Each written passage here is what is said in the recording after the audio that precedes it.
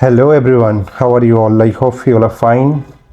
Today we are going to see one e-commerce application that I have built with the help of MERN technology. MERN stands for MongoDB, Express.js, React and Node.js. So now let's have a look at the web application and then we will talk about technology.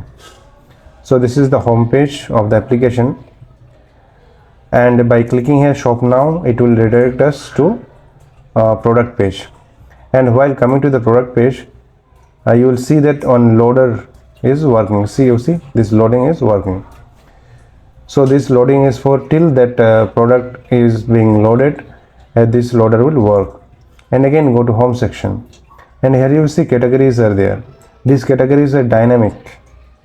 These categories are created while creating the products. I will show that section later on. And this is one about us. And brands is also like these categories. These are created while creating product. And this is one footer, and these links are dynamic. These are working. If you click here, it will redirect us to product page. So this was the home page. Now let's go to the product page. This is our product page, and here you see the products. These are all completely dynamic. And here you see login to order. For order we have to log in, and from here we can go to the details page, product details page. Image is there, name, title, category, brand, price, color and description we can see here. And these products are not these are dynamic, and also these are filterable. Like if we click in this bag, you will see only the bag, and if you click in men, you will see the category for men, and for mobile you will see the mobile too. And if you click here the brand, you will see this for a particular brand, and like this the brand also works like this category.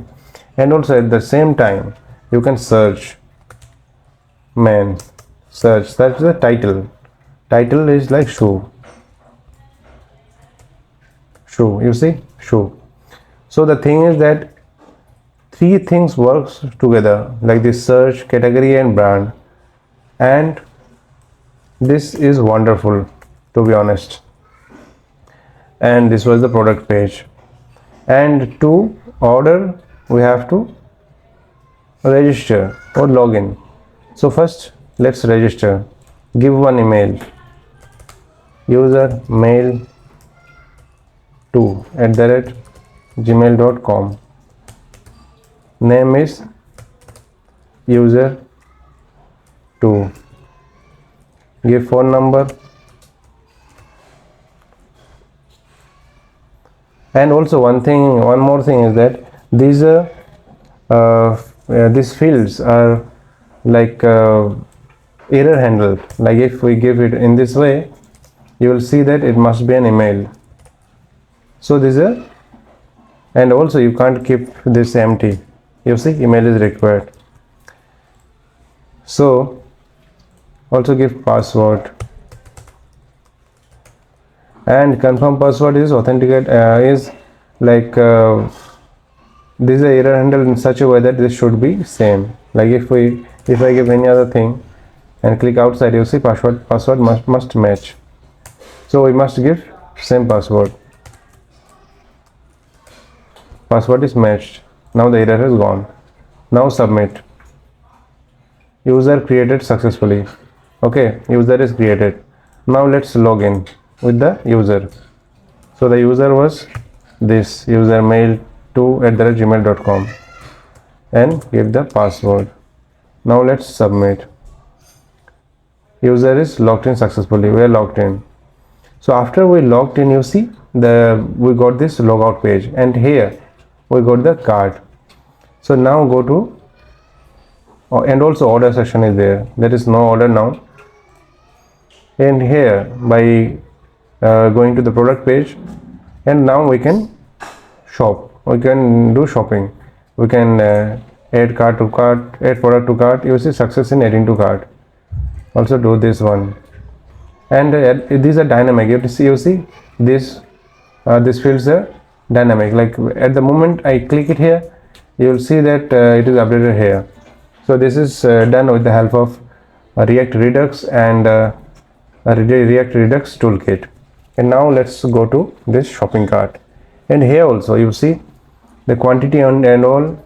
You can increase the quantity, you see automatically it is increasing immediately, and this cart is completely managed in server.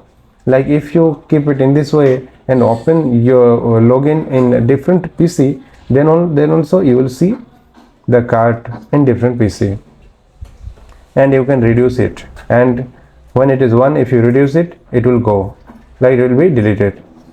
And also you can delete it from here. Delete, it is deleted. Grand total, you see grand total 120, you see 240. Now let's proceed to order, and here it will ask for the address, shipping address.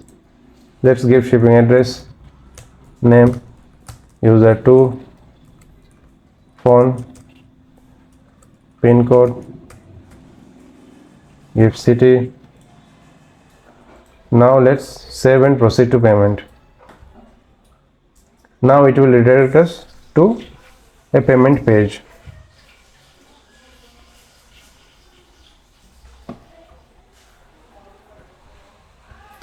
And this payment page is the Stripe payment gateway, and here you see that the name of the item that I have ordered and quantity is 3, and each product is this, and here we can order.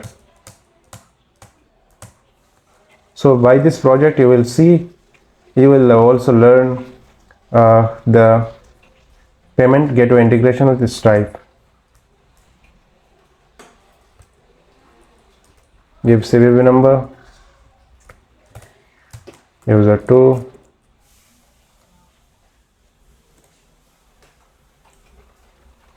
let's pay. Processing. After it is successful, it will redirect us to a different page. You see, it has redirected us to a different page. And here you see, we appreciate your business, a confirm email will be sent. So our order is successful. Now let's go to order. After creating that order, you see that we will get the order details. Here is the date of order. Here is the transaction ID. This transaction ID we get from that Stripe. This one is payment status is paid, order status is pending. Let's view. This is the details of the products. This t-shirt, price, rate, quantity, total price. Fine. Now we can see the order details here. So this is the view section. So this was the view section. Now log out, and now let's log in as admin.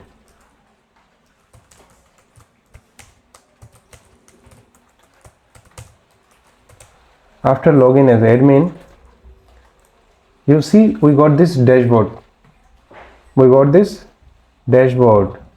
Now go to dashboard. This dashboard section is only available for admin, and this one is the dashboard page. Here is the categories, total the categories available will be listed here. These are the brands, these are the pending orders. You see, payment status is paid. Here we will show only the pending orders. Now from here we can see the order details, right? And now let's go back, and here you see the home is there. Home is like with, if we click it here, it will redirect us to this home. And again go to dashboard, and here product admin is there, and here we can add new product. Add a new product. Name is ball. Title, ball for children play. Maximum 20 characters. Okay. Ball children. It is a joyful product for children. Okay, let's give one image.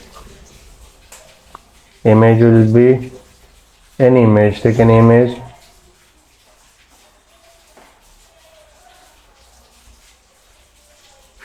Take this one. Take this one. Okay. Take an image. Give price 234. Color pink. Category will be category. What is the category? Toy. Brand childy. Size is small. Quantity 1233. Now submit. You see product saved successfully, and you see the product, this ball for children. We got it here, and now we can see the details of this product. Now let's back, and also we can edit this product. Any product we can edit. Like if you want to edit the shoe, you will see the description and all. And now let's change it to shoe edit, and here also change the title to edit. Now let's save, submit. Product updated successfully, and you see shoe edit is there. If you go to details, shoe edit and shoe for men edit. Okay, so this edit is also working fine. So this product is also working fine, and with this delete, you can very well delete this. I don't want to delete any product, so now let's keep it. It will definitely delete. And these are the users, list of users, and here order is there, order for admin. And here the wonderful thing is that here as admin you can see the orders of every user, and also you can see the details of user. Here you see user name and role is user, and this one is admin. Okay, and from here you can change the status. Like if you go and change it to order placed, and you see this color is changed, background color to green, right? Change it to delivered, background color is changed. Again change to complete, again background color is changed. So right, so this is also applied. You can change the order status from here, and also you can view the details from here. This is the whole of this application. So it took a lot of time, and everything is explained throughout this whole video. So please, if you like it, please don't forget to like and share with your nearest and dearest one, and also comment and also let me know for the videos that you want, the project that you want later on. So for now, thank you so much. Have a nice day. Today we are going to learn MERN stack technology by building a fully functional e-commerce application. MERN stands for MongoDB, Express.js, React and Node.js. Out of these four technologies, MongoDB is used for storing the data. So it is the database here. Express.js is the framework of Node.js that will help you build Node.js application with writing less code and a good efficient API. React is used for front-end part. It is the library of JavaScript. And Node.js is the environment provider for JavaScript in the server. So without doing any delay, let's get started. So first of all, the whole part of making the full stack application, we will divide the part into two parts. One is front-end development and another is back-end development. First of all, we will set our front-end part, that is the React part. So let's get started to build the React part. To start building this application, the basic things that you are required is you need to install Node.js in your application. So go to the Google, search Node.js, and you will get this link. Go there and download Node.js. After you download Node.js, go to your command prompt and type node-v. So it will give you the version of Node.js. The version that I am using is 20.11.1. The next required thing is VS Code. So in VS Code you will write the code. So go to VS Code and download VS Code from here, from this website code.visualstudio.com. So after you install VS Code, now you are ready to go to build the React application. First of all, we will go with the frontend part. After we set up our frontend part, we will set up our backend part. So let's create a React application. To create React application, you need to go with a tool builder. And here we are going to create our React application with the help of Vite tool builder. So search for Vite React. Go inside this website and read the documentation so that you can get started with Vite. So let's explore the application that Vite has given to us. So our packages are installed. All the packages that are installed is there inside this node_module folder. Public folder is there. Here we can keep our images and the assets. Source folder is there. Inside this folder we are going to do all our tasks. Inside this assets folder is there. app.css is there. Here we can do the styling part. app.jsx is there. So we will take app.js is the root file for us. Index.css file is there. Main.jsx file is there. Most of the tasks we will start from app.jsx. Outside of source folder there are some files. Index.html. So basically index.html is the main part, and here you see that id root is there and script module is there, and this HTML file is calling this main.jsx file. So inside this source folder the main.jsx file is there, and it is running this root id.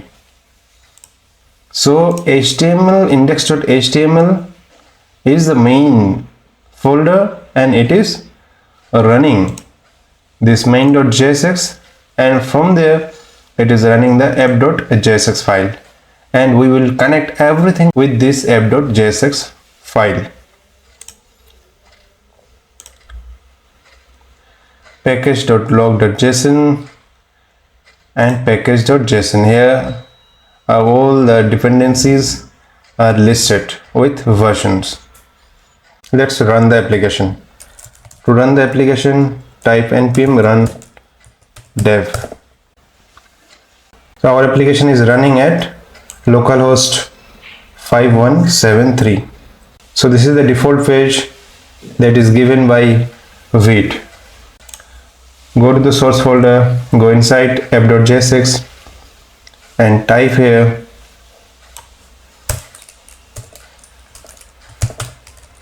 hello world. Hello world is running.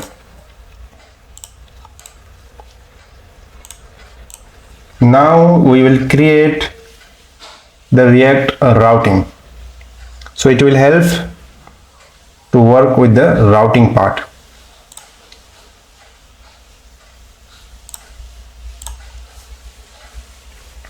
For routing we need to use React router DOM. So go to Google, search React routing. So it is going to give us the React router. So copy this one, go here and paste it.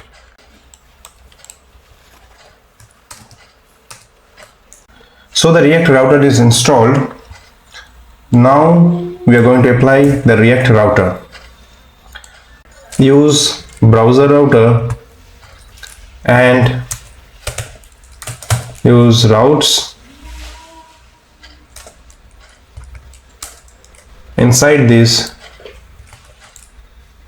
use route.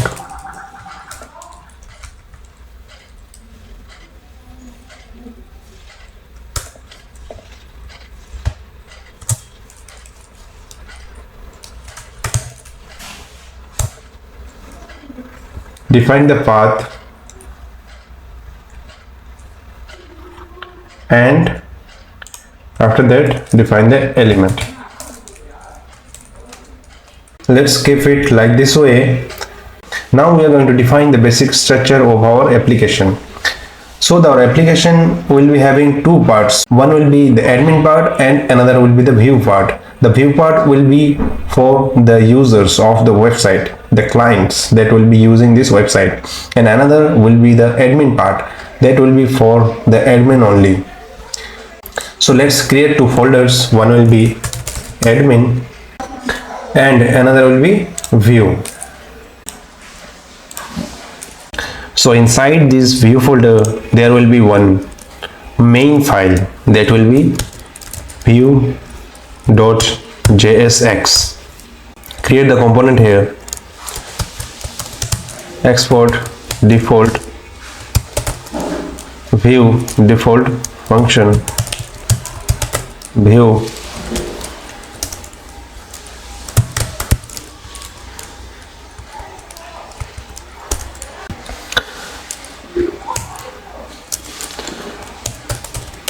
hello, I am view.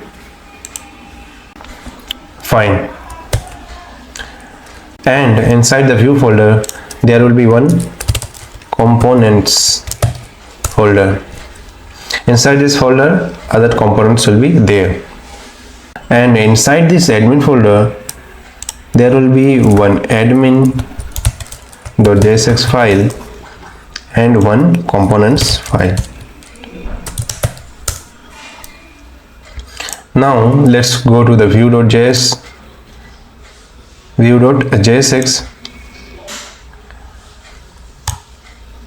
and let's call the view component.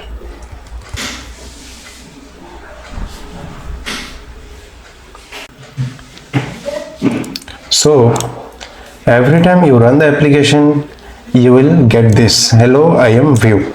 So our view.jsx component is working. So now one thing we will do is one function is there of React router DOM, and that is outlet.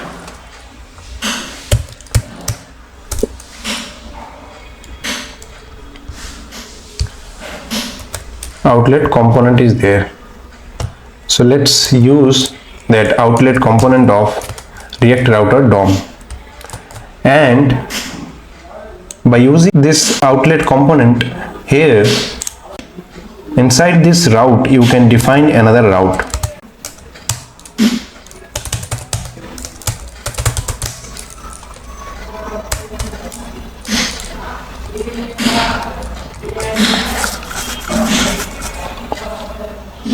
Okay, fine. Now go to the view folder, go inside the components and create one component that is home.jsx. Also create before creating home.jsx, create a folder with the name home. Inside home create home.jsx file. Why I am keeping this home component inside home folder is because we are also going to create one home.css file. So for particular component we will keep particular CSS file, so that it will be very easier for you. If you get any error or if you want to change later on, then you can definitely directly go to that folder and you can modify it. Also inside the components folder, create another folder, and that will be product. Inside the product, create product.jsx. Also create product.css. Home is there, product is there. We need card. Inside the card folder, create card.jsx.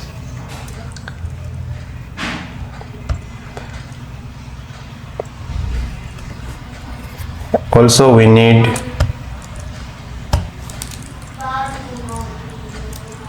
user register.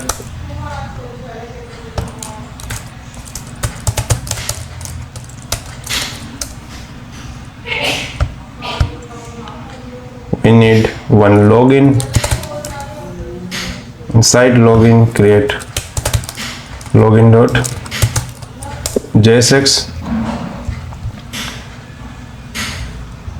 And for all these files, define the component.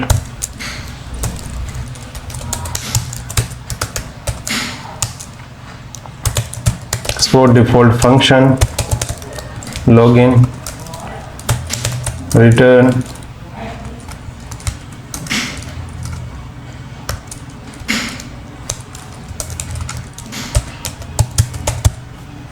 login.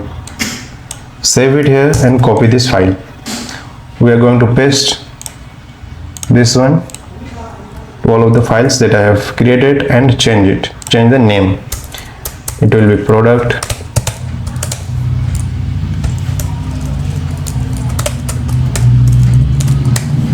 Save it, go to register, change the name to register.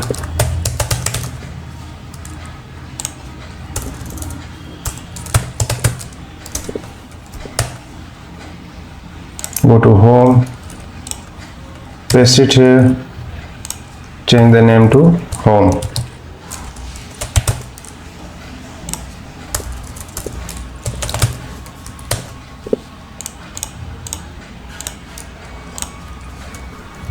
Paste it here to change the name to cart.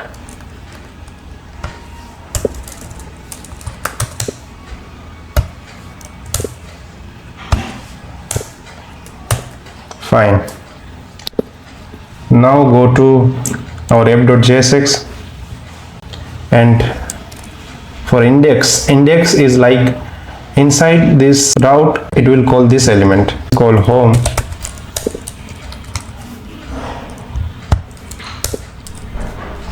Copy this one, paste it here,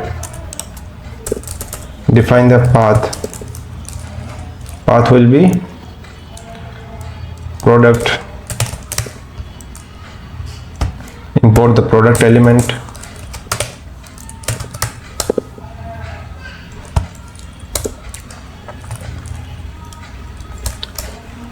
again paste, create the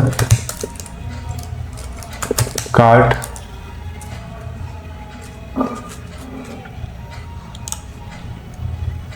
don't use this slash.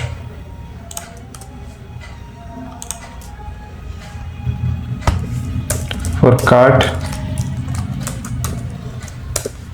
import cart component,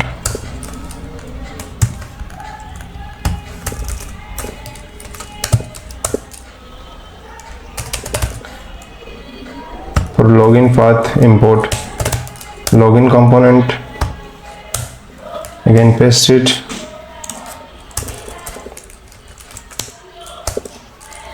for register, import register component. That's it for now for this view part.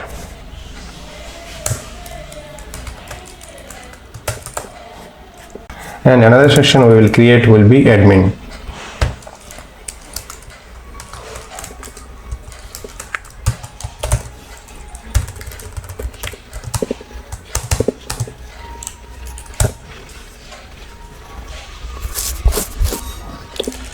Define the route.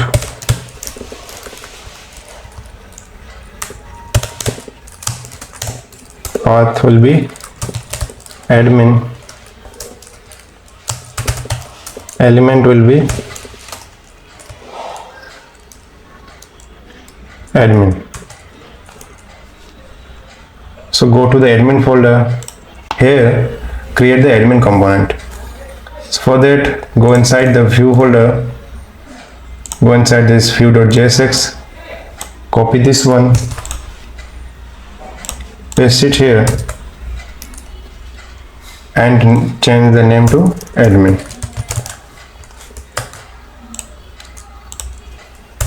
Hello, I am admin.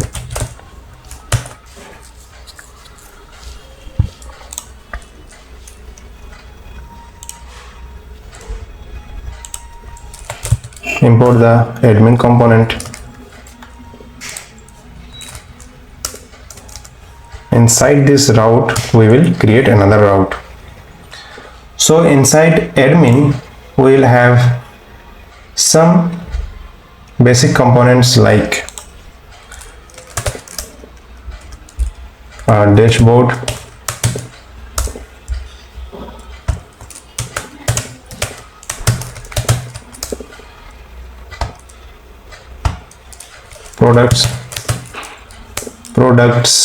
a product,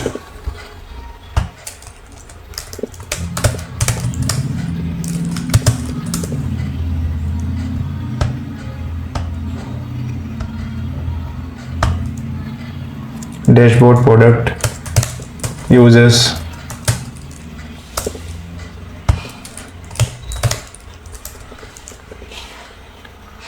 that user folder will be inside component,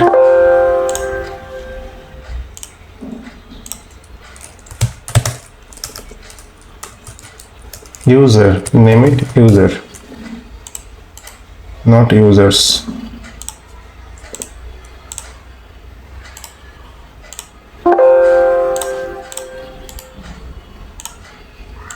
You can name it anything that you want, but I think user will be good instead of users. Dashboard, product, user. Okay, fine. Later on, if we feel any component is required, then we will create that time. Copy any component from view section.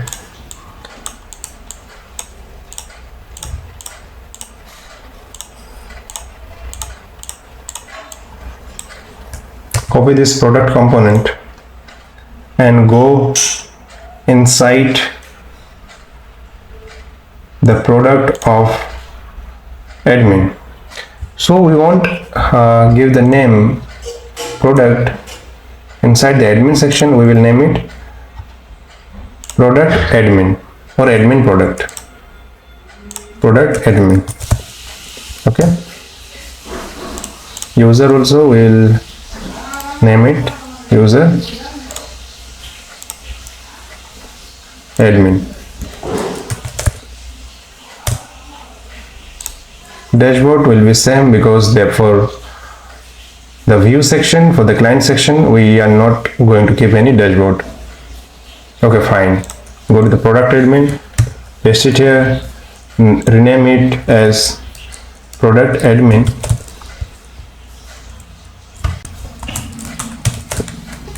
Okay, go to the user admin, paste it here and name it as user admin.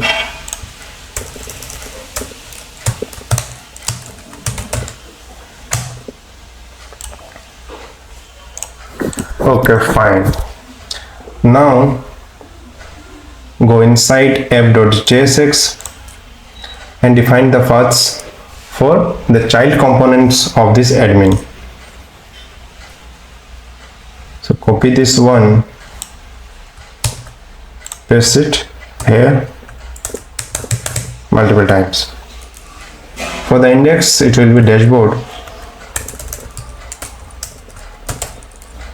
So dashboard component, we didn't define it, so go here and create the component, copy any component, go to dashboard, paste it here, rename it as dashboard,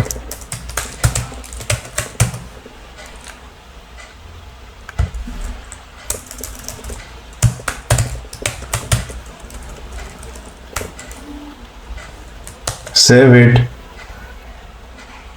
come here to app.jsx and import the component.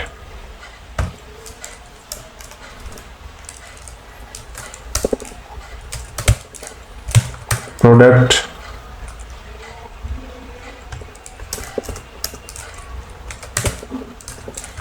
admin.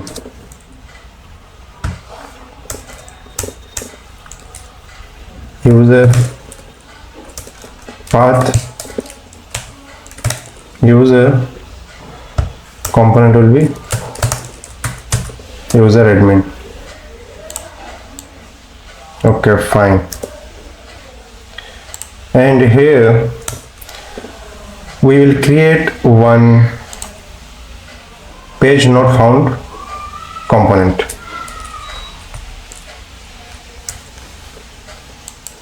Copy this one, paste it here, and this will be star. Star means for any route that is not found till now, it will give this component. So create one not found component inside this view.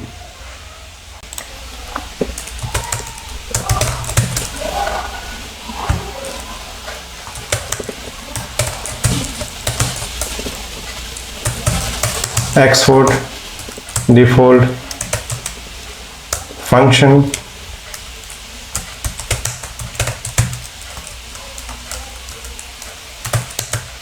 return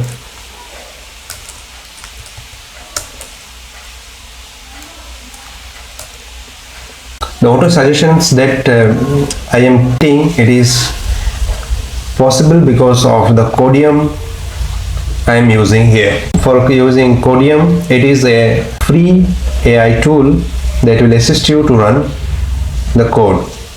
So for that you can go here, extensions, and you can install the Codium. You see, it's Codium AI coding autocomplete and chart tool. It is helpful, especially helpful for the beginners. So go to not found page,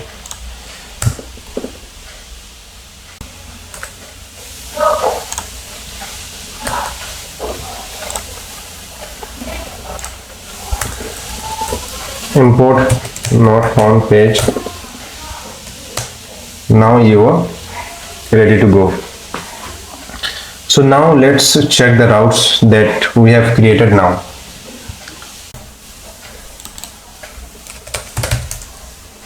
Yeah, it is working fine. If we go to admin, hello, I am admin, and this dashboard is being called. Okay, so congratulations, we have successfully applied the routing system. That is one of the important part of this React application. So we set up the routing. Now we will work on the styling part, and we are ready to go to build this big application. So for the styling and the components, we are going to use Material UI because it will help us to create the application very fast. So instead of writing the basic HTML code that is going to take some more time, we are going to use Material UI. So go to Material UI,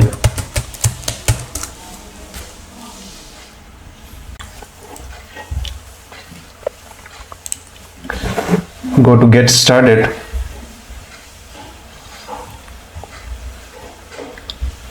Start Now installation.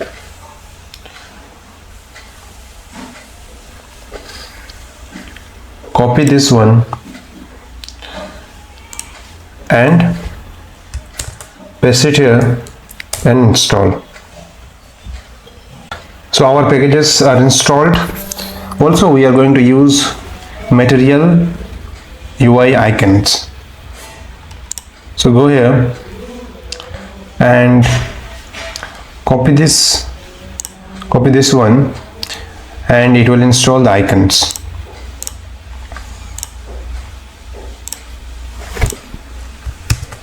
Paste it and install it. From the Material UI, most of the things that we are going to use are the components. Material UI has the auto-built components that we can directly use in our application and modify it. See, there are some components like buttons, button group, checkbox, and one important thing here is the layout. In the layout section there is grid. We are going to use that grid extensively because it will help us to make our website responsive.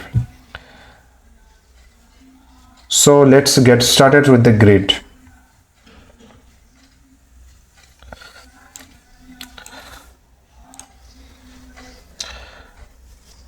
Copy this one, copy it from here, go to our application, and here inside home we are going to create many sections. For all sections, let's create some components. For the first section, let's name it Hero section. Hero. Name the component hero.jsx. Paste it here. Change the name to Hero. And we are going to use two grids, item sx8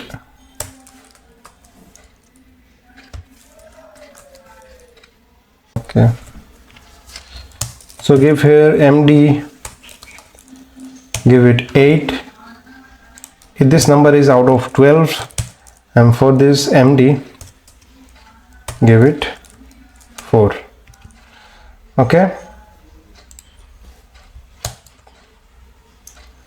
and import this hero section inside home.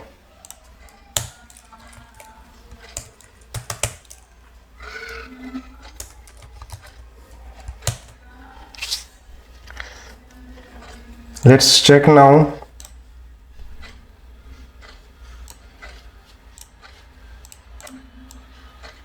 Go to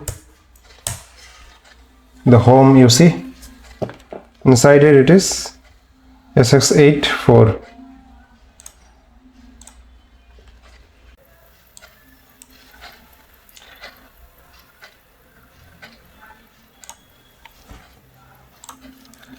Go here and we will use the media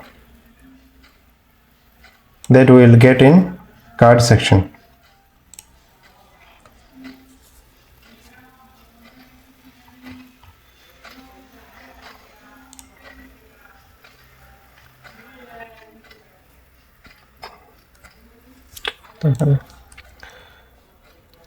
Now let's modify the hero section and style it. First of all, take one image,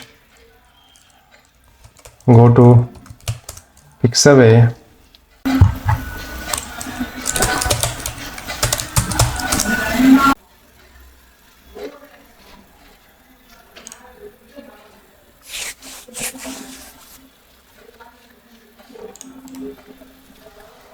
copy this image address, go here, go to the hero section, and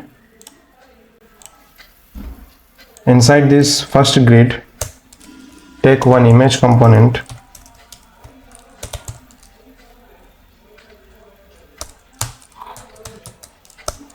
inside source paste the image source that we have copied,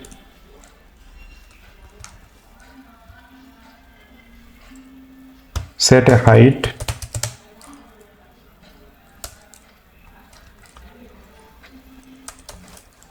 for 50 pixel. Let's check it.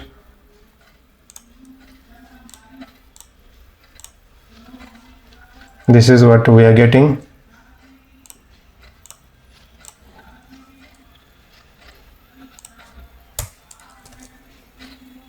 Change it to 9 and change it to 3. Okay, inside this we are going to use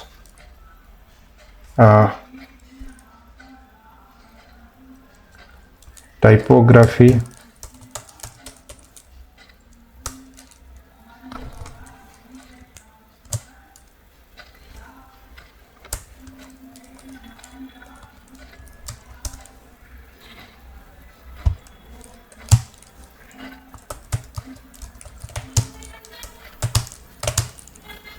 welcome to MERN base.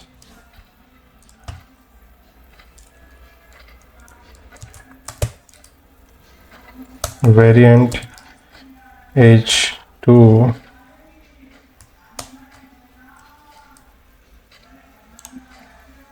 okay. One thing we will do, we are going to use Bootstrap in our application so that we won't feel any need to code the CSS part. We can directly use the React, we can directly use the Bootstrap class so that it will change the styling part. Go to Bootstrap, get started with Bootstrap,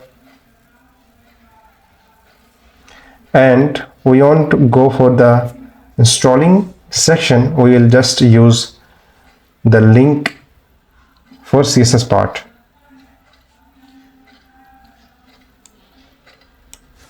We will copy this link, go to our application and go to index.html and paste the link here. Here the title, change it to MERN Beach. You see MERN Beach came here.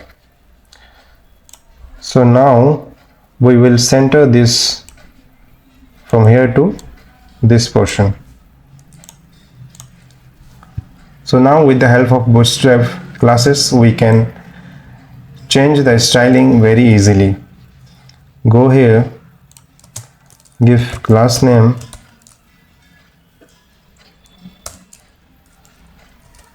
display flex, justify content, center, align items, center. So if you are not aware of Bootstrap, you can very well check the Bootstrap and you will understand it very easily. It is not that tough. See, it came here in center. We wanted this in center from both sides, but we get it from one side. Let's check it. Give a background, BG dark. Okay, so it is covering this much of portion, and the image section, it is not covering whole section. If you give background here, class name, bg info.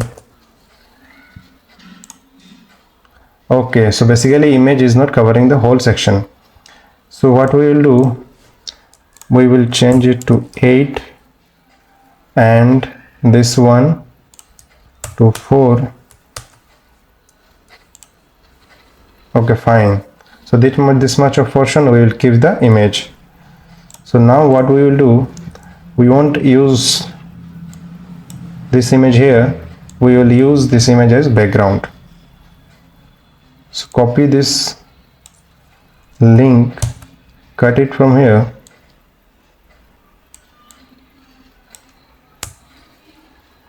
give a class name hero image,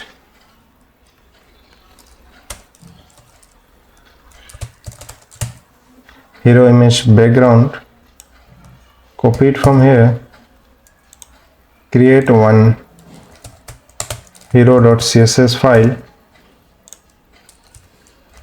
paste the component class name, and here give background URL, paste it here, paste. Okay, we need to paste the image link, copy this image link,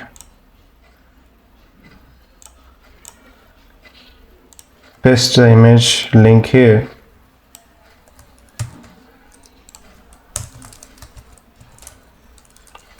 background position, center, background repeat, no repeat, background size, cover, and import this hero.css inside this component. For that, type import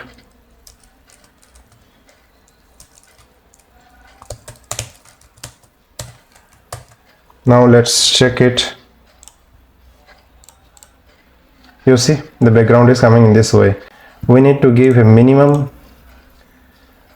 height for this box.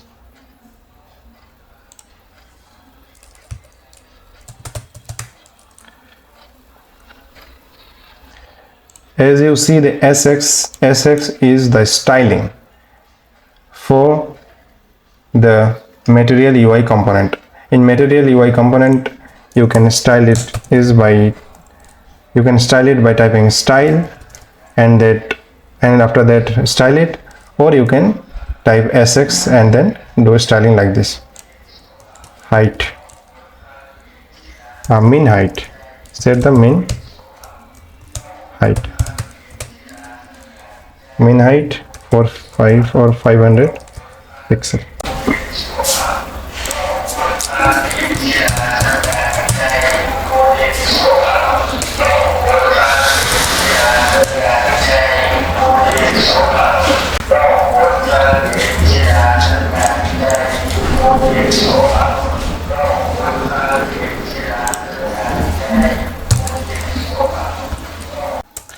Give the height 100%.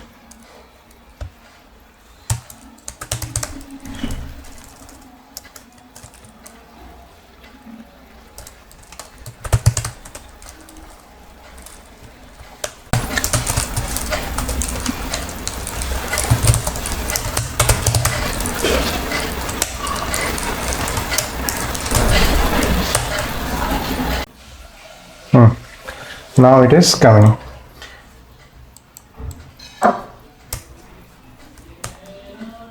Okay, so this is our hero section, and for the right section, remove the BG dark. Nice. Welcome to CodeBridge. Also remove this background. Remove all unnecessary backgrounds that I have given for testing purpose. Remove this one also. Welcome to CodeBridge. Change the styling, change the color little bit.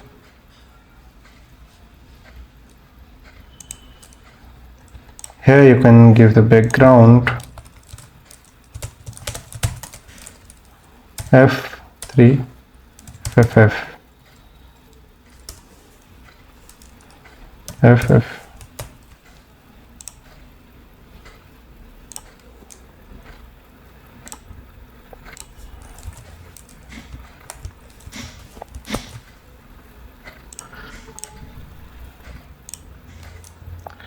Give hash.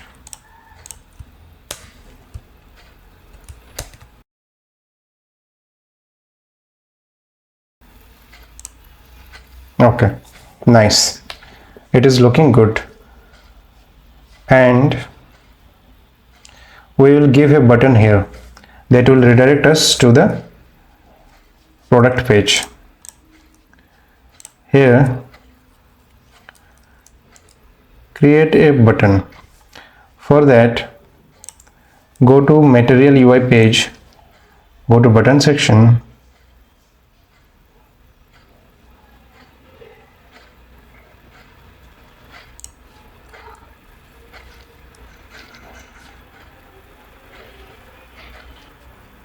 expand the code, copy this one, go here, paste it below, and let's check what is required. Cut this one, paste it here, copy this one, paste it here, and remove this unnecessary things that are already important.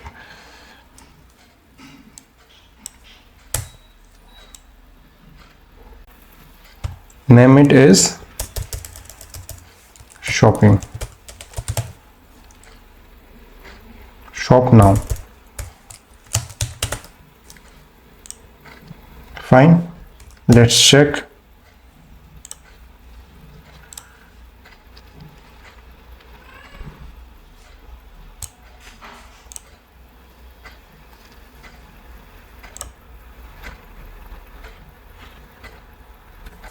We don't see any shop now button. Yeah, it is here. Okay, fine, it is here. We have to take it to center. So just like this one, give the bootstrap class name like this, copy this one only, the class, and paste it inside this class name. Let's format the code. Nice. It came here. We need to bring it here in center.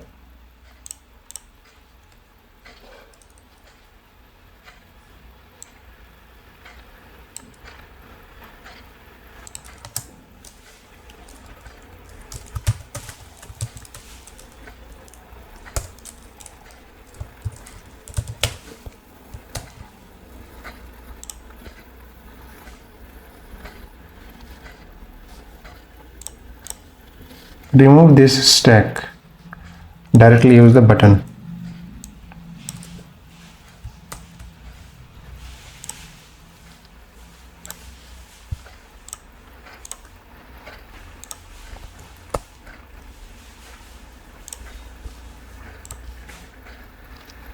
It is supposed to come here. Let's check. Justify. It will be 5. And also here it will be justify. Now it will come to center. Yeah, it came to center. Fine. Good. And here in the top section we need one never.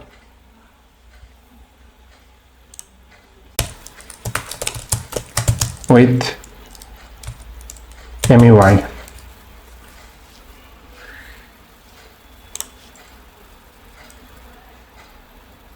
Oh, fine.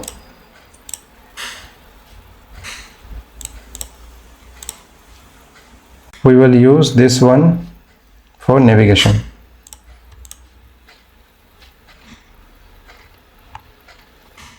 Okay. show code, copy this section.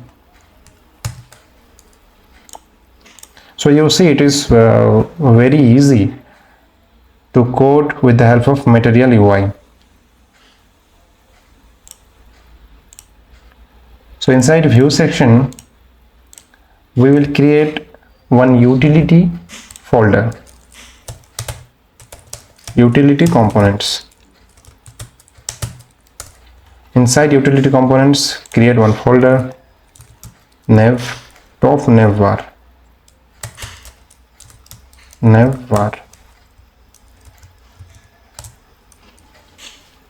Inside this top navbar, create a file called topnavbar.jsx and paste it here. Responsive web bar, change the name to top navbar. Top navbar, go to bottom and export it.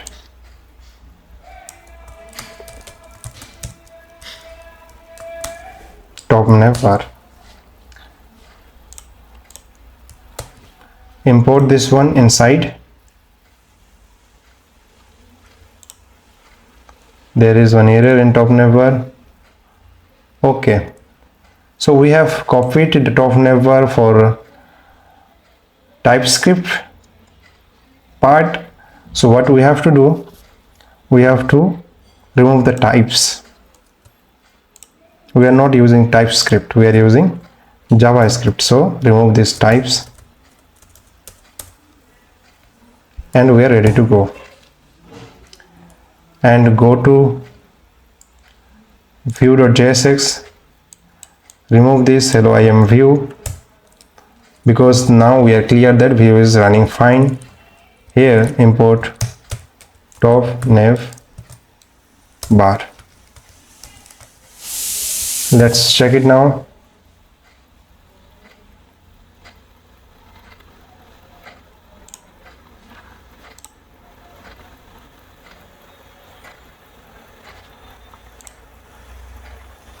Maybe some error is coming.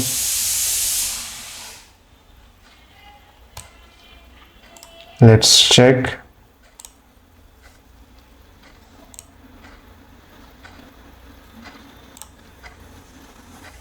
Number result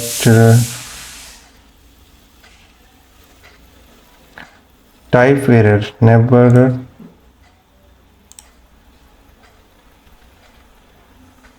Okay, so some more types we have to remove. This one also, remove the types, because we have mistakenly copied the TypeScript code, because we are not using TypeScript here.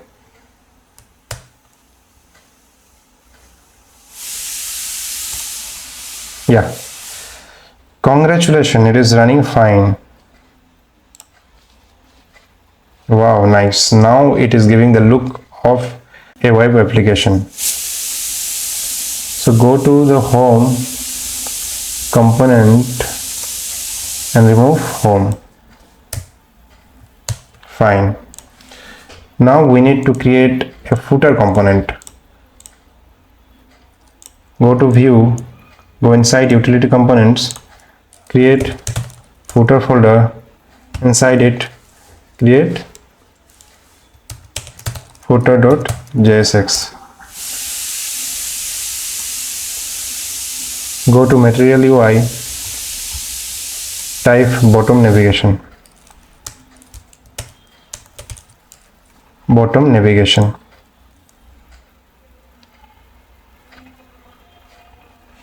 Okay, fine. We are going to use this bottom navigation, or we will use grid. Okay, and inside this grid we will use this bottom navigations.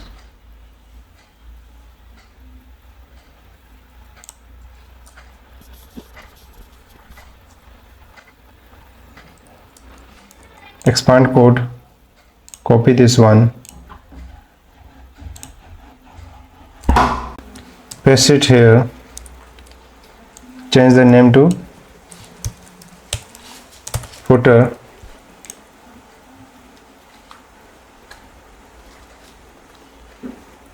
we will take 3 sections. In the middle section we will name it copyright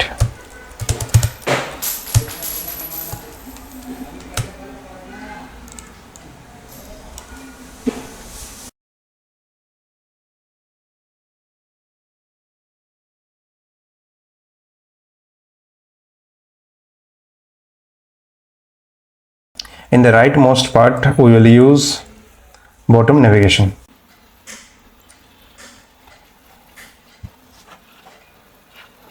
Expand code,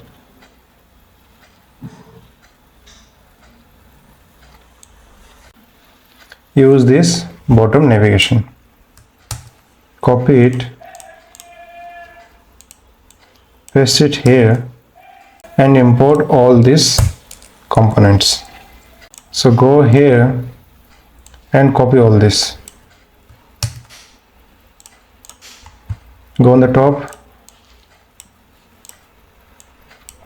paste it here, fine,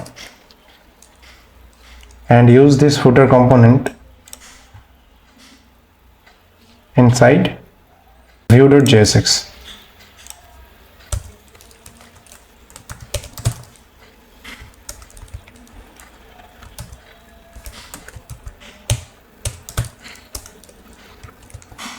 Footer is imported.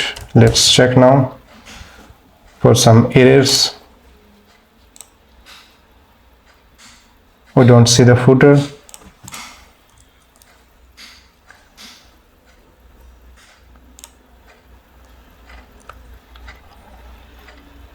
Some error is there. Let's check the error.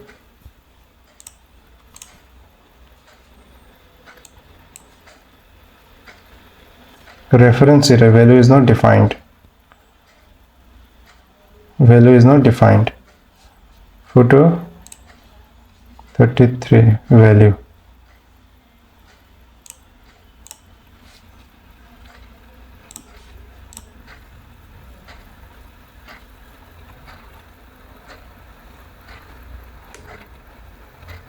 Value, okay.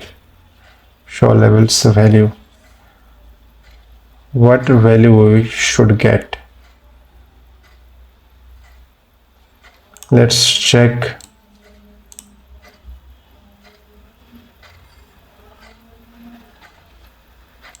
Okay, use this one.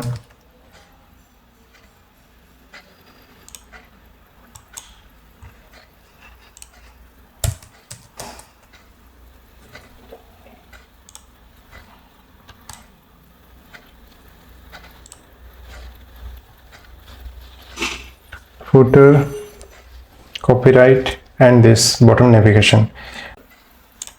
This should come, this one should come towards right. So go here and let's check for this one, the width 844. Okay, 844. No, we should give it 444. Okay, now check it. Yeah, now it is looking not looking good, but it is working fine. The footer, name it to me code widge.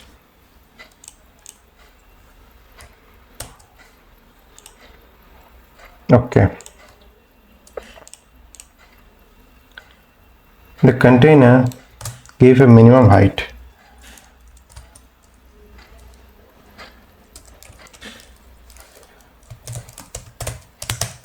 Min height to 300 pixel.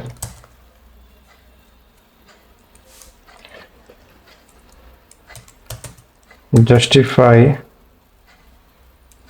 content center. Also align items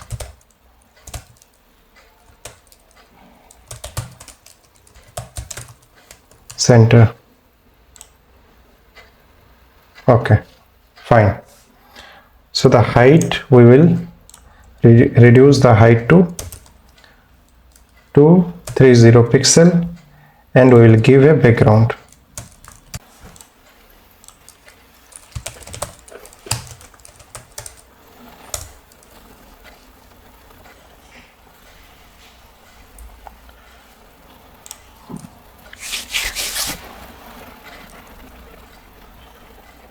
Let's choose one color.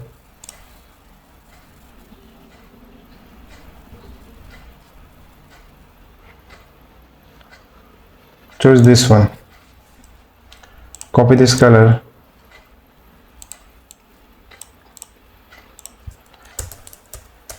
Paste it here.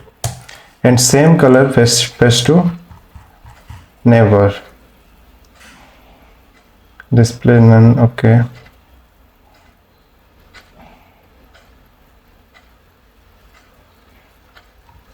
Position.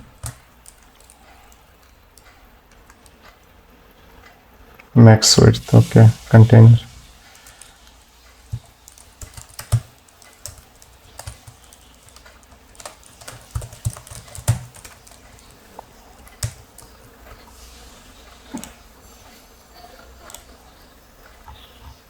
Okay. We set same color for both of this and change this color of the text for footer. Copyright, use typography. Let's keep it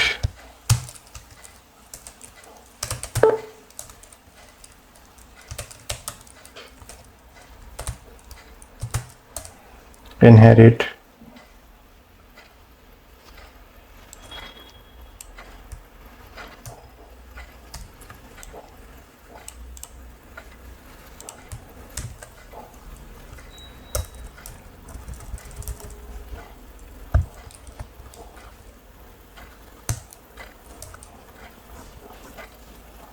And for this one, bottom navigation,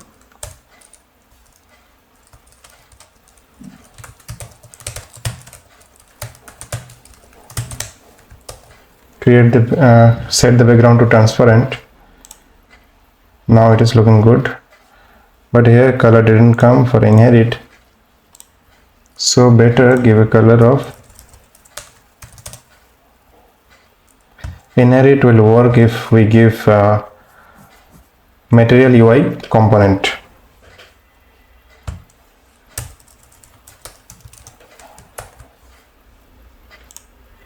Now it is looking good. Copyright font size is more, so give it to H3, give it to H2, and for this one give to H3. Okay, good, it's looking good. And why is it coming out of the box? Let's check it out. The section footer is there. Go inside footer, flex scroll 1, spacing, give spacing to 0. Yeah, fine. Now our application is looking good. So this is our home page, and now we will create our product page. Go to the product page.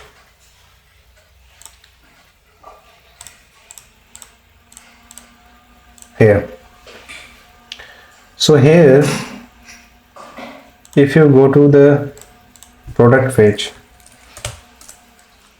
it will give it like this. The footer will be there, the navigation will be there, and the product component will come in between. So let's create the product page.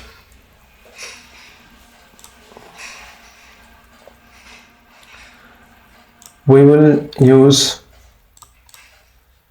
breadcrumb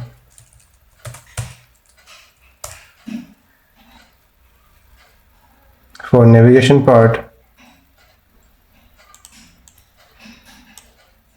Expand the code, copy it, and create one utility component as breadcrumb.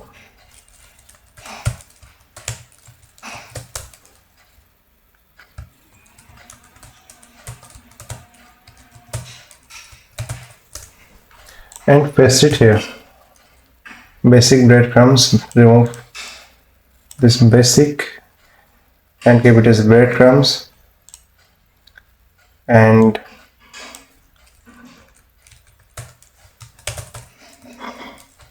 design it as per your requirement. And here take one props,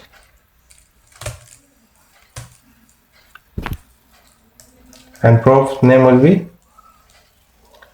text, and set the text here. Okay, text here, and we will import this breadcrumbs into our components. Here also we have imported the TypeScript. So go to product page, import breadcrumbs at the top,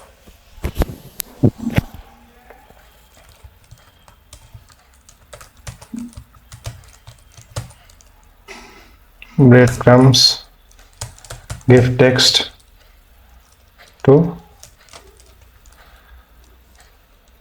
product and close it. Let's check it now. Some error is coming.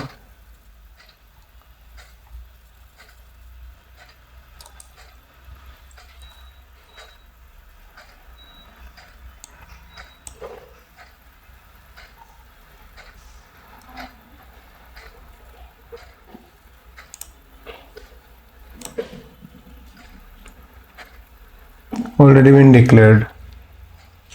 Okay, so basically in the name of breadcrumbs there is already one component, that is default component. If you go to breadcrumbs here, we named it as breadcrumbs, but breadcrumbs is already imported from material UI. So name it as breadcrumbs basic, as it was basic breadcrumbs, and here also change the name to basic.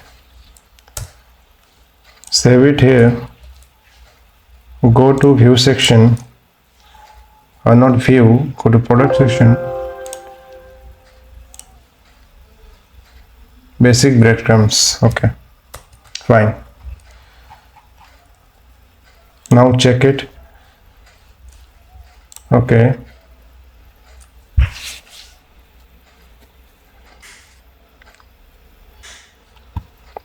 you see the breadcrumb is working fine.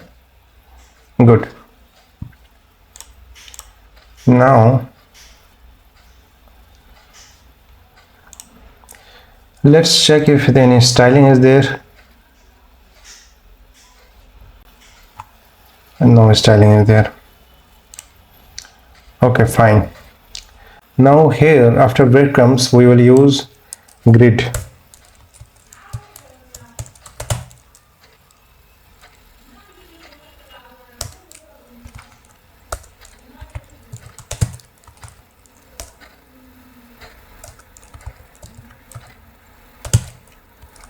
And we will create two sections. These two sections will be for one will be for filtering part of the products, and another will be for showing the products. So here it will be a container, and this one will be item. So in a grid component, one is the parent one will be the container, and the child one will be item. you have to define it as item or container, and you have to give the width XS12 MD, keep it as MD, keep it as 2.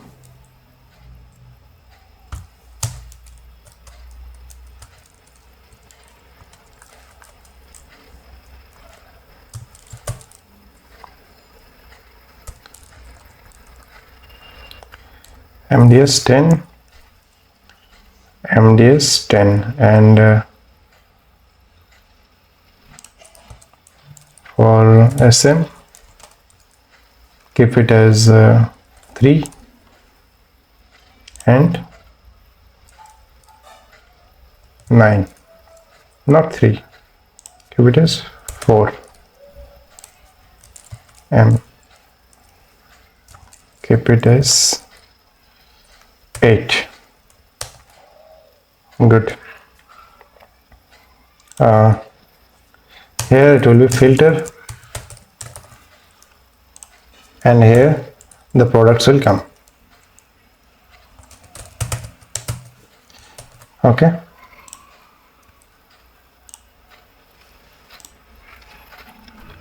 So on the left side there will be a filter will be there, and the right at the right side.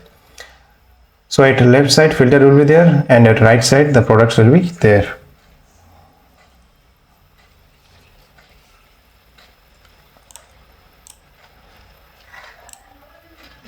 So for the product section we will show the cards. So set a minimum height for the grid.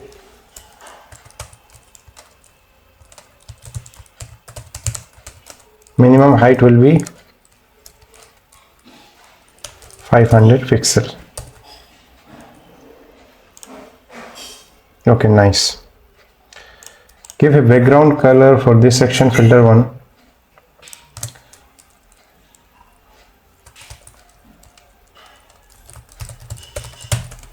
Background 2.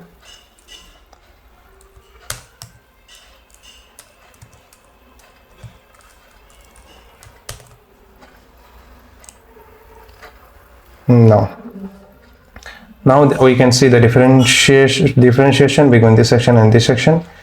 So their filter will be there, and on the right section the products will be there. So for the products, showing of the products, we will take the cart from React component. Here go to cart section.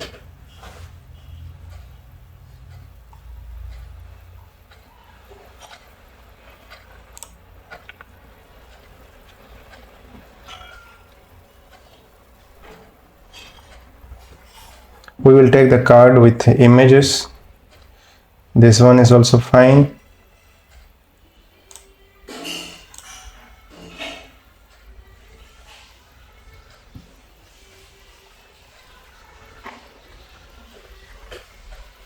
We will take this card.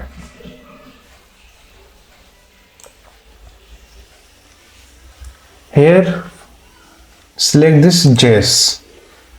Okay, JavaScript. Till now we were selecting this auto default selected TypeScript first. That's why we were having that TypeScript error. Select it to JS and copy it inside this product.js. Create one folder, card, name it as product card.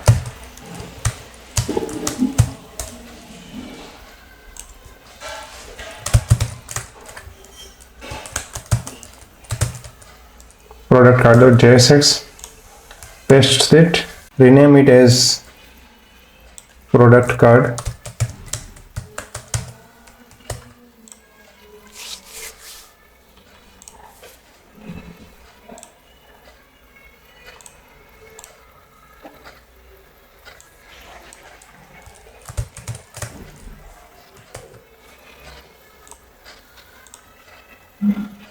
Go to JSX, and here we will show the cards.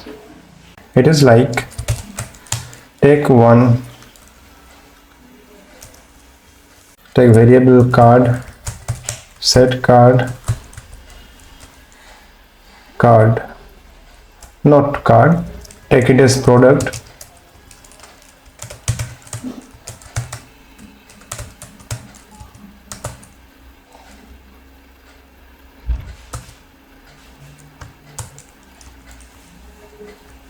use state, call the use state hooks.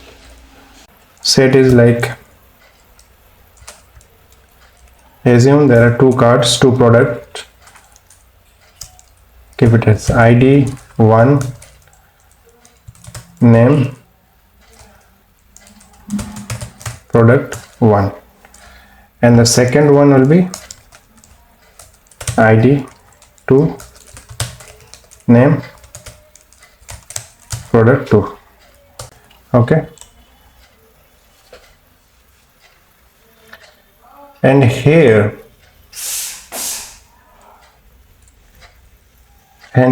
we can show the products. For that we have to map the array, like products dot map. If product is there,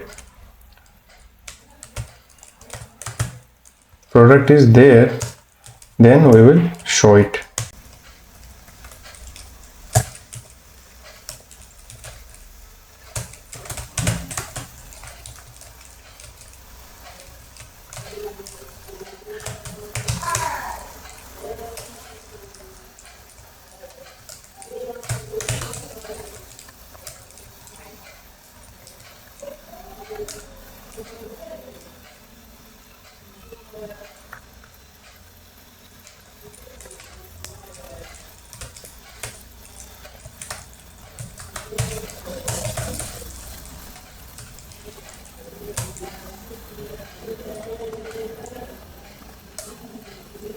So now it is working fine.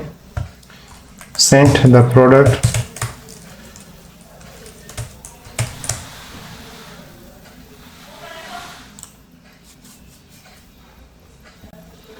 Okay, fine. Go to the product card. We are getting a prop, and that is product.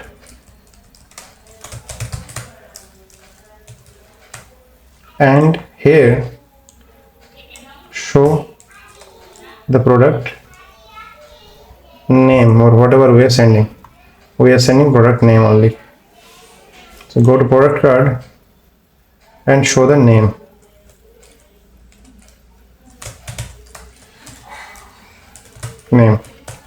Okay, so go to our application. There is some error. Product, it will be product. Yeah, it is working fine. So here the products will be coming like this. We will put one image, working image. Go here, copy this image URL, paste it here, image URL, and copy another image URL, this one. Go here, paste.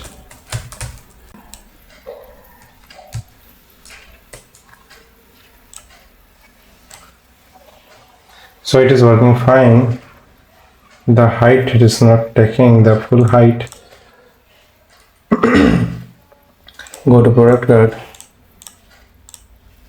Height will be 240. Set it to 340. Now it is taking the height. Okay, and we will keep the product horizontal, not vertical. So go here,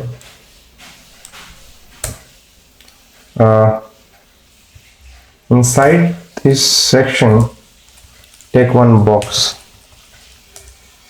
and inside this box put this and here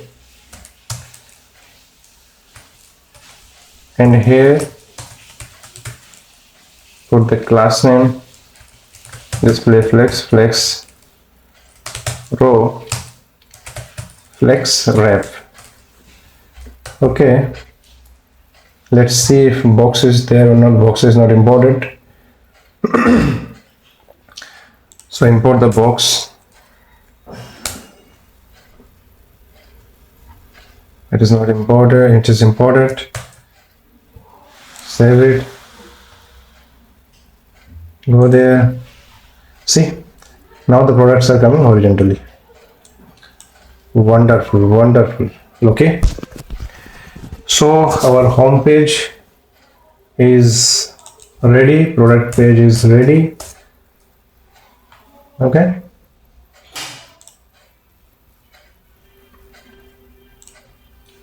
Now we will create the login page, and after the login page we will go for sign up page. Now let's work for the filter section of product component. For filter, let's create one JavaScript file, and here define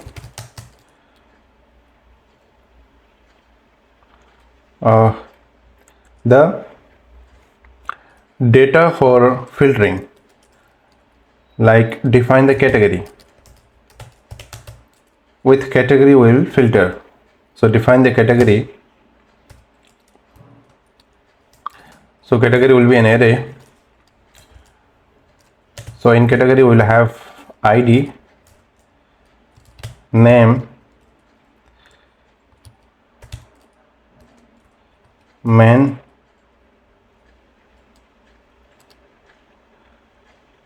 value.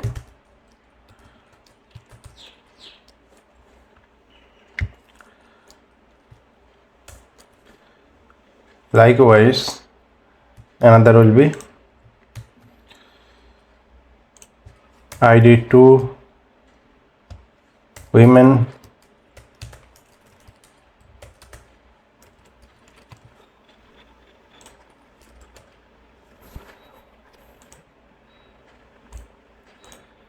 and next will be category, then another will be brand,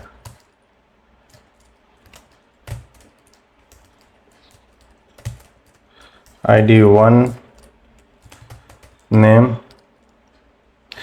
take any brand like LV or Sparky,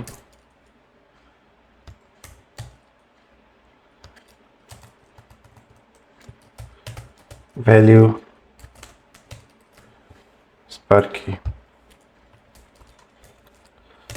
ID 2, name being human.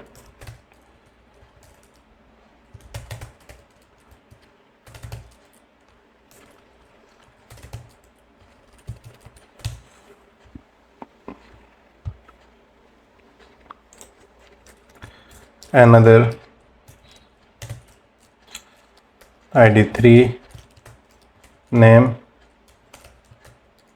Raymond.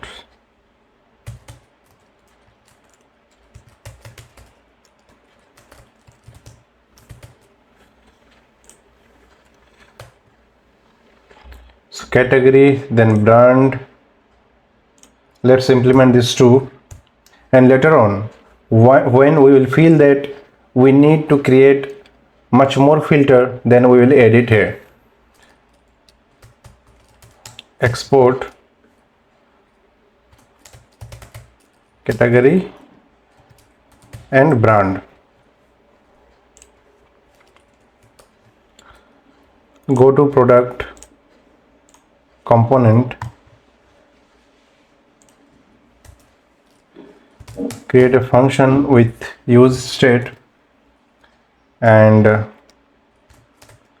name it category,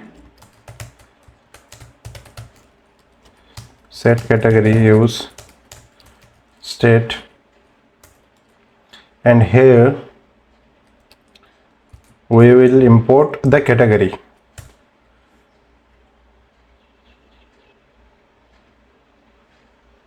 From there. So we are naming this function as category, so it will be good to give a different name for this. So name is at category data, and for this one brand data. Category data and brand data.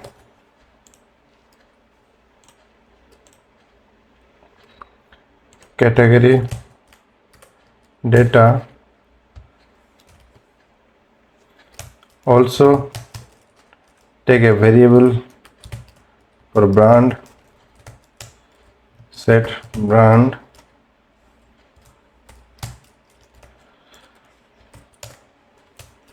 we are taking the variable with the help of use state function, use state hook, because later on while we will change it dynamically, maybe later on we fetch the brand and category data and we store it here dynamically.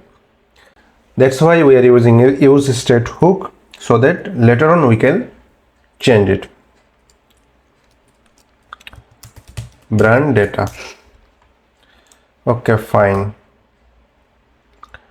Brand data. In filter we will use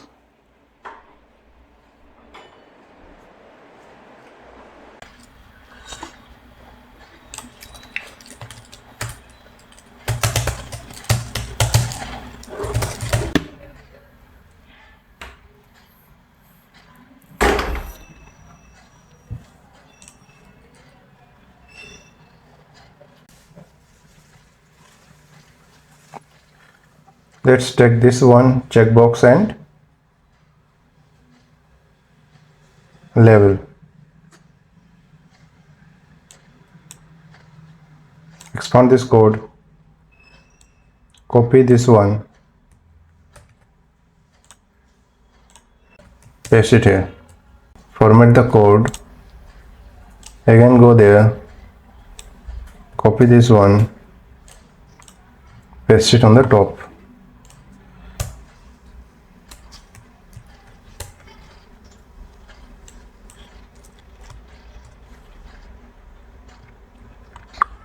Fine.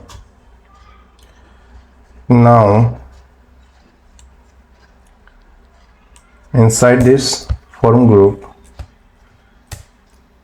we need to run the map for category and brand.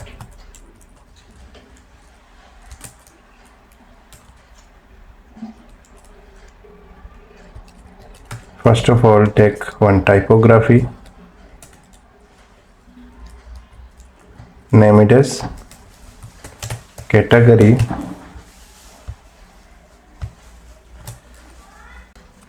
give variant h2, and then run the category. First check if category is there.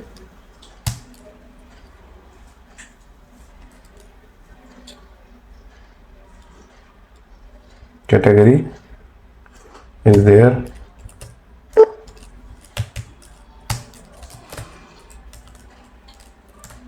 Category.map.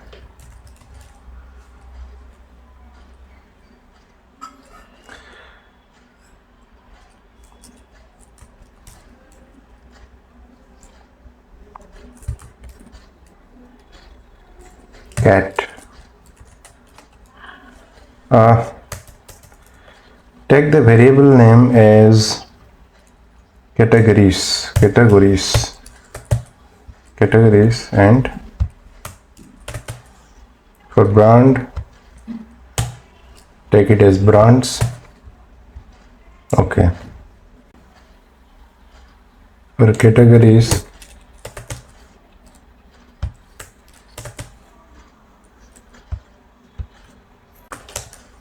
category index return in return pass this form control label.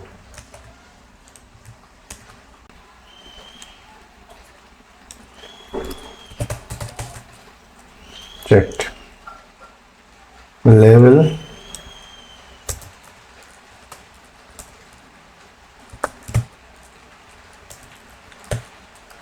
category dot name.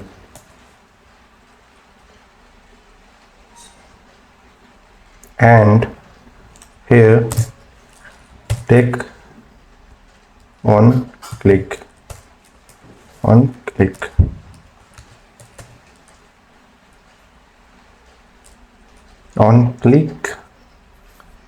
or on change. We will run it on change.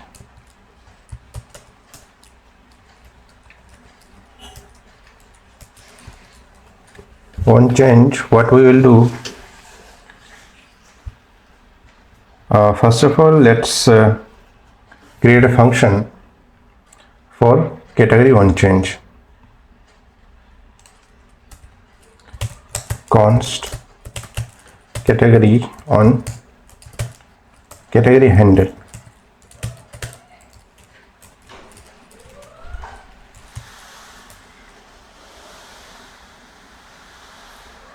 And here we will take some data regarding this clicked one.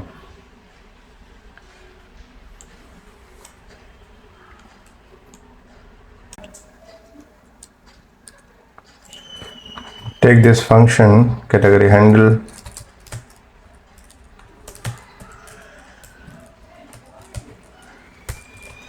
pass event, console log,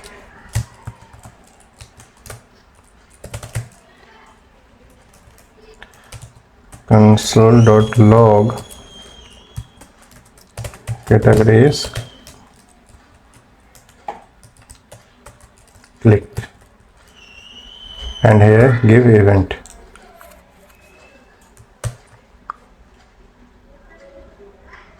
Now go to the website.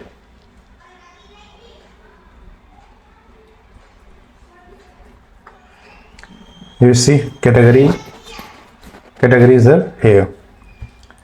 So give some padding and change it from H2 to H4 and give some padding for this one, for this grid. Padding 5 pixel. Fine. Okay. Now let's check the console log.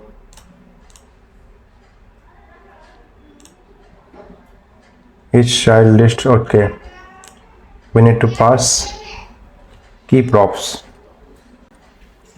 For this one, whenever you run map inside JSX, you need to give the key props, give it as index, and it should be different. Every key should be different.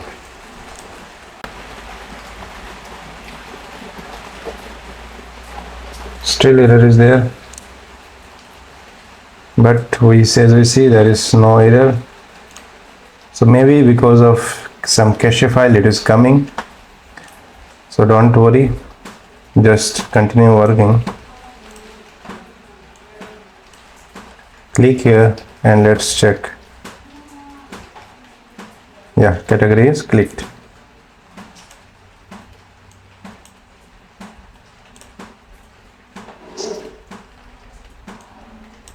And here we are getting the events.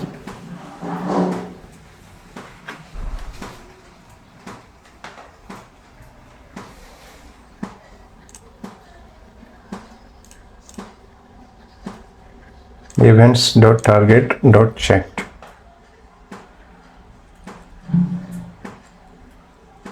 Events dot target dot checked.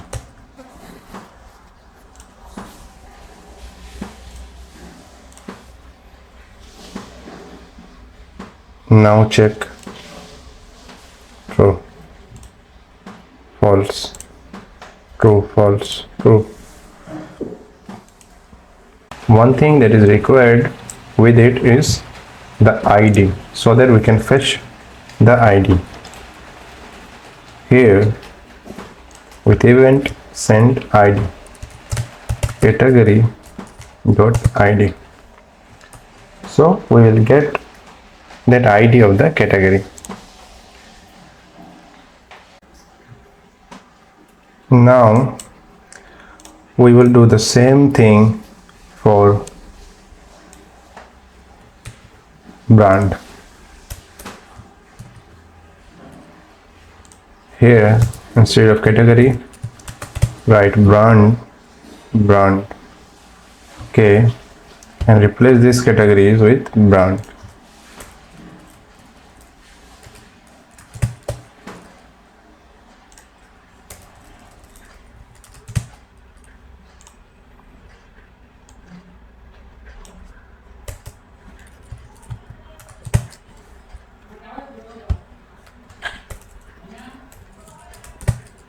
Brand handle,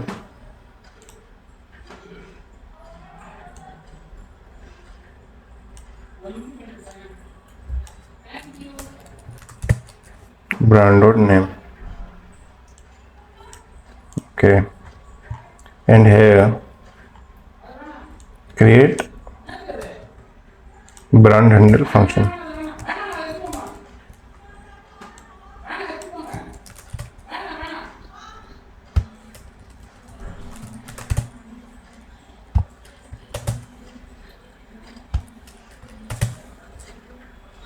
Brand is clicked, and if brand is checked or not, and then ID. Now let's check the brand has come. Click it here. Brand is clicked for ID 1. Brand is clicked for ID 2. ID 2. Okay.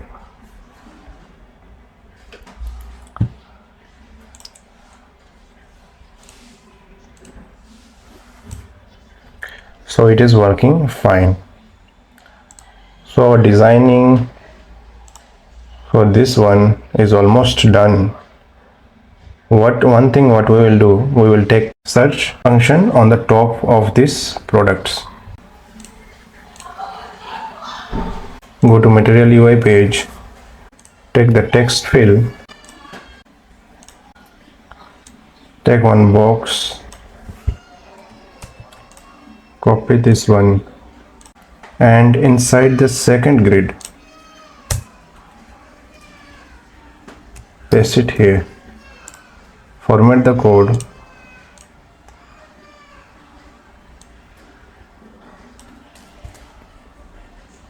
and remove these two. We need just one.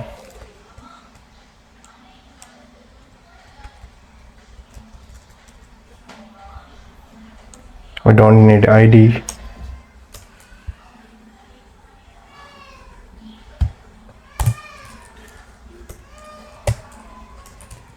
On.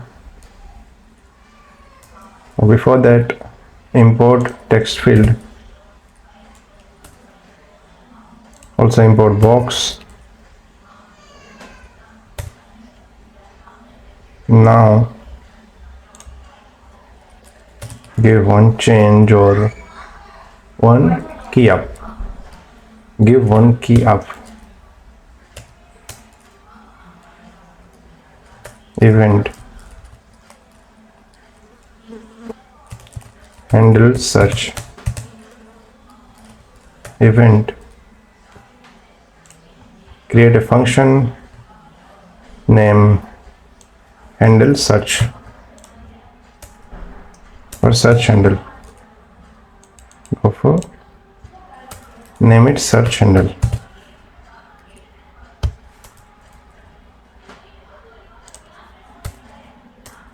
Event.target.value.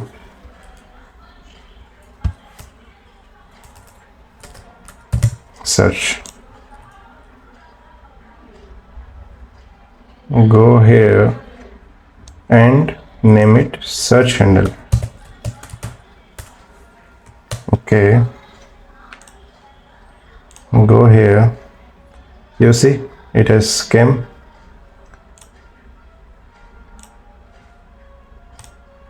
Here label, change it to search.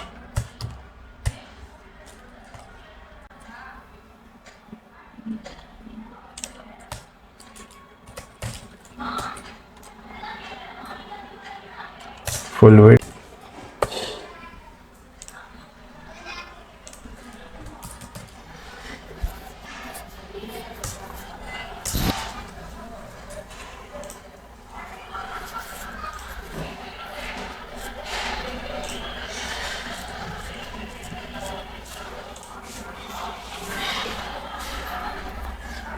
Okay. Now our product page is almost ready, so we will keep it in this way. Later on, while implementing with the backend, we will work on it and we will change the little things that are required. Now we will go to create different element. Now we will create login page. Go to components, inside view, go to components, create a login folder. Login folder is already there. Okay, so go inside login. Here, first of all, import breadcrumbs.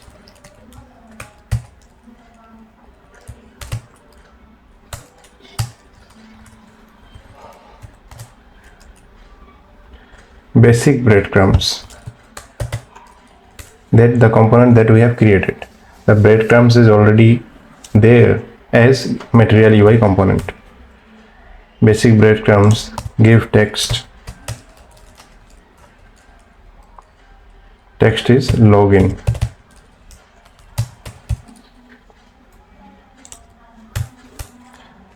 Now here we will create a form.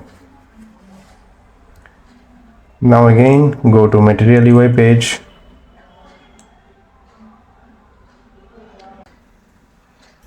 Take this one.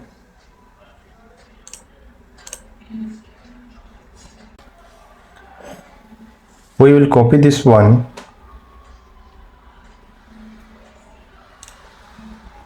and paste the code below, and cut this one and copy there inside login component, and cut this one and put it here, and remove these unnecessary things that are not required for this component. Fine. And for label, name it as email, and another will be password.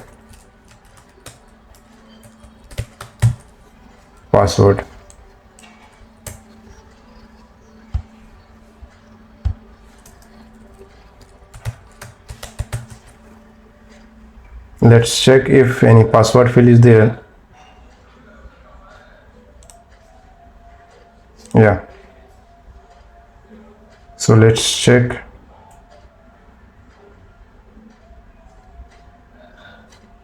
type password, copy this one, go here, and for this paste it here, type password. Fine.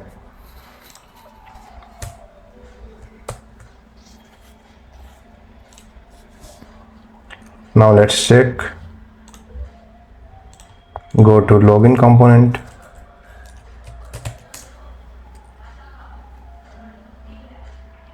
login component is not there. Let's check the error, if an error is there. Basic breadcrumbs, okay.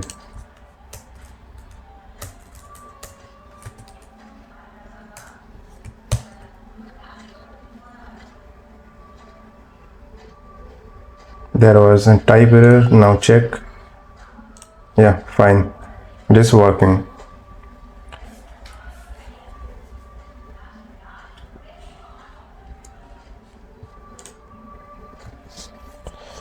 One thing we will do, we will style this one little bit.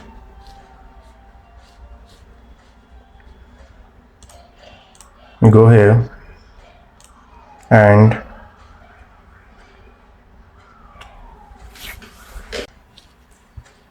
remove this one. Now check. Okay.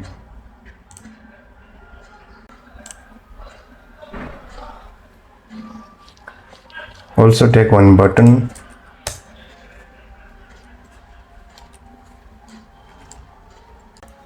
Go here in material UI and copy one button.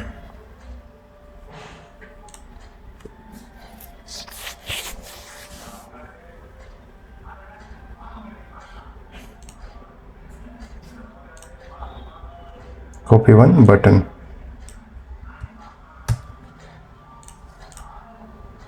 Put the button here and copy this one and paste it here on top.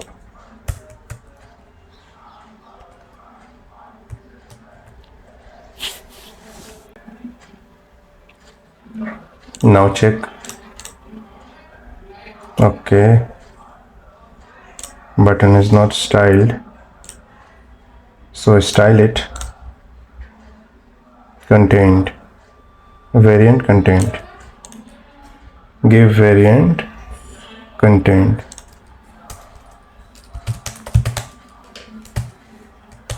Fine. Now submit.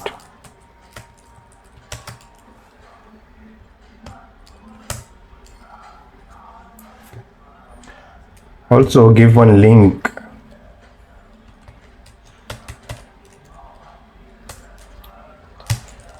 for sign up page, register page.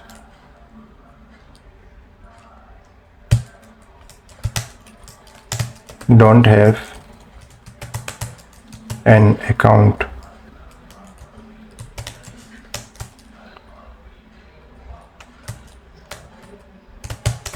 Register.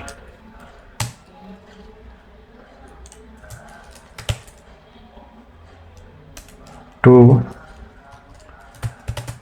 register. Fine. Now check.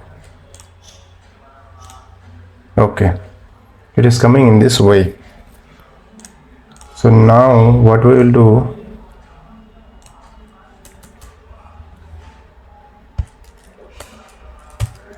give the class name flex, or directly you can style it without using bootstrap class. Type sx flex direction column. Now check.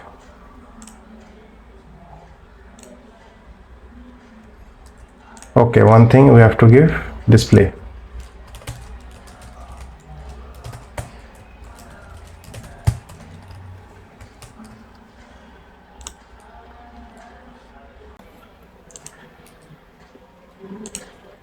set the width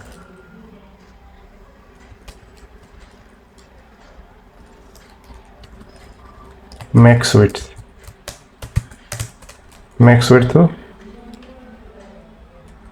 to 500 pixel and margin auto. Now check.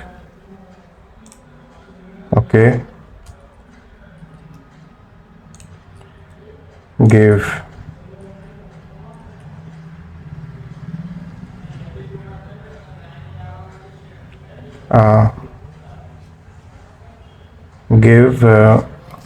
margin for each field. For that,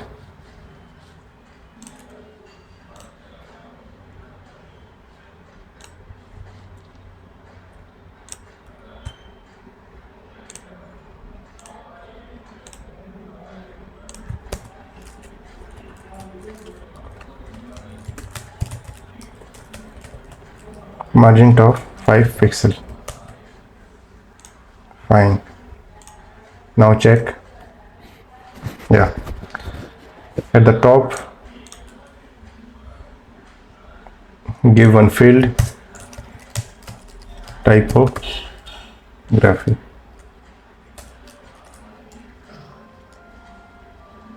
And name it login. Here set the variant to H4. Fine. One thing we will do, we will set the minimum height, like max width, set the minimum height.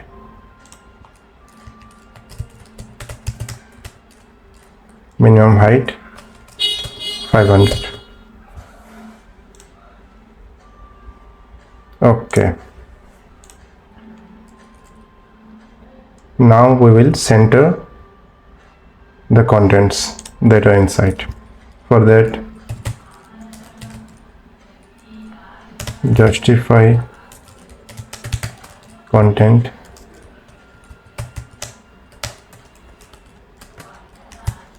and align items center. Now check.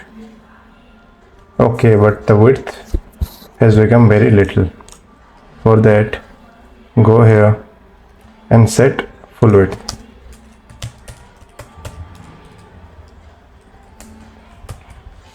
Now check. Now it is looking good. Give a background for this box.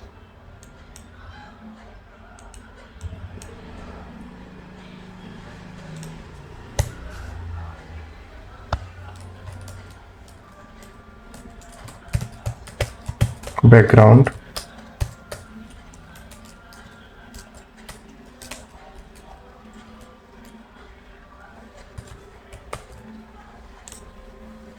okay, it is not looking good.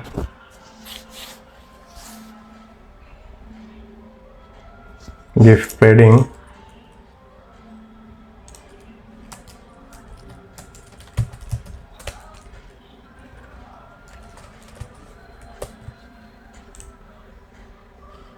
okay, give more margin.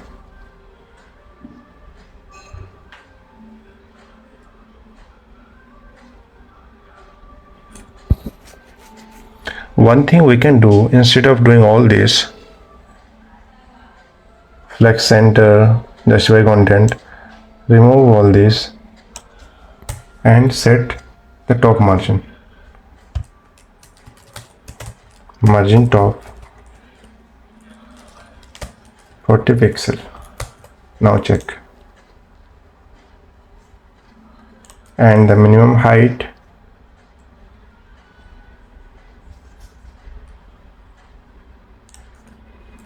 300.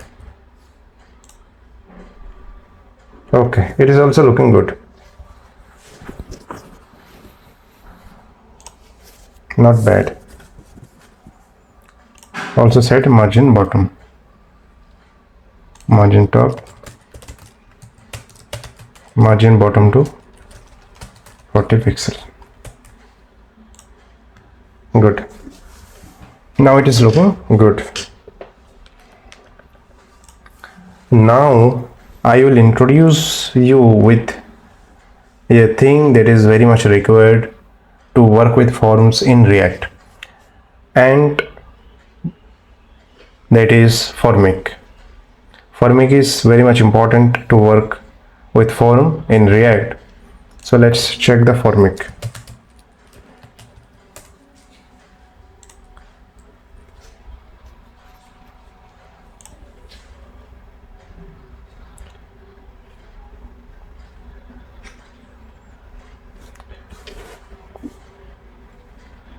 So this is the formic website.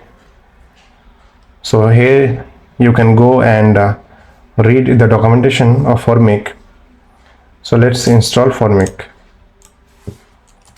npm install formic.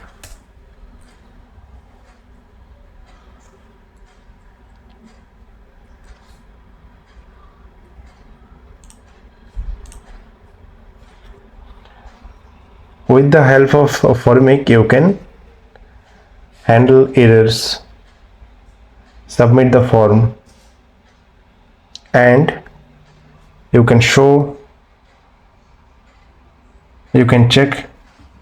the validity. One thing that is required with formic is yup. Yup is used to build the schema. Schema is like model for defining the form. Here you can check. So let's work practically. By seeing it practically, you will understand what is the requirement of these two things, formic and yup. These two things work together. So go here, formic is installed. Now install yup. And now go to the website. Go here, out of view folder, here create one folder, name it yup schema, and here define the schema, login schema.js, and here import yup and work with yup. Go here and see the documentation. Okay, so let's start it. At the top, import yup from yup.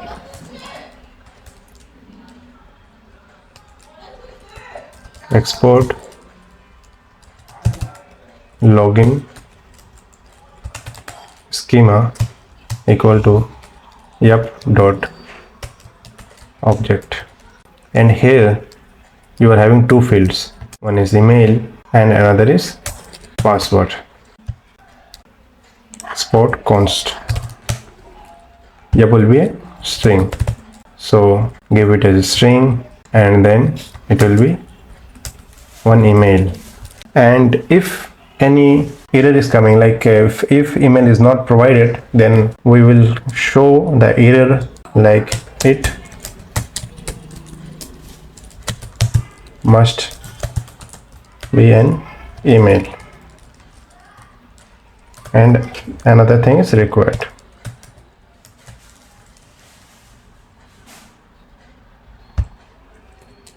Dot email is required. The same way, set the schema for password yup dot, it will be a string to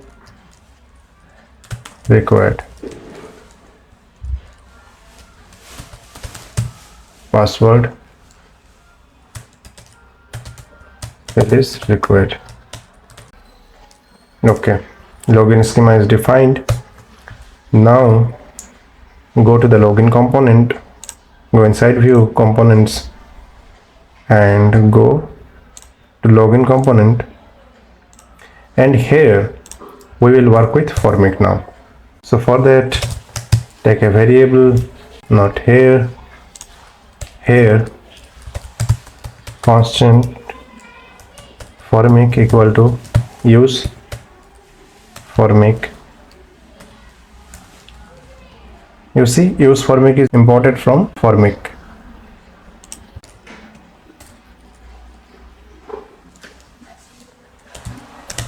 Initial values for the fields that we have defined in the schema. So here take a const variable initial values equal to login, nothing, not login, email and password. Okay, initial values,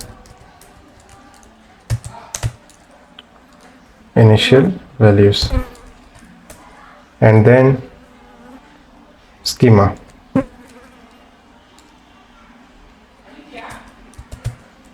Validation schema. For that, import login schema. And now submit. On submit.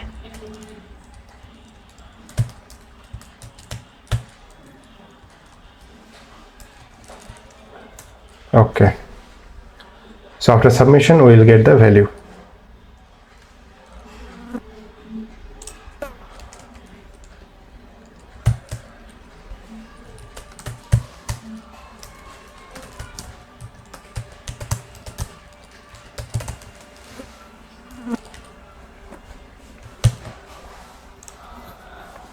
Now here in the text field, define the name. Name will be email, and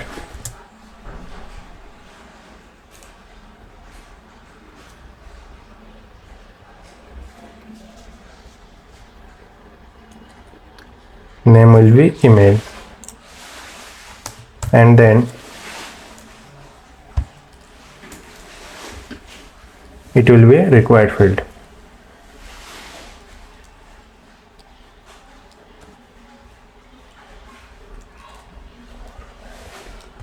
And a value will be formic.values.email, and then on change. After changing the value, we will update it. Okay, so it will be formic dot handle change. So handle change is the default function of formic, and another will be on blur. On blur is like whenever you are taking your cursor out of this field, then what you want to do.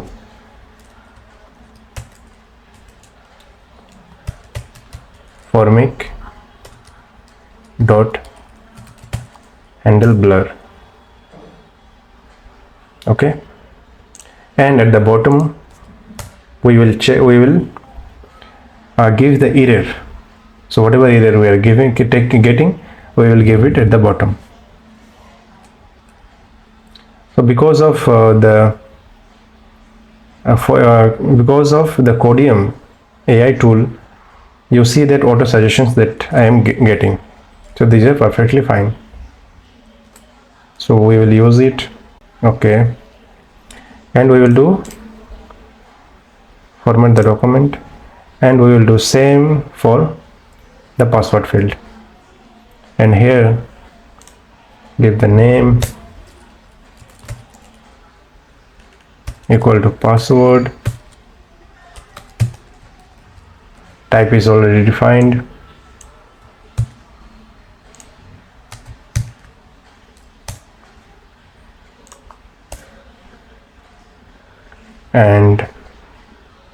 copy this to 3,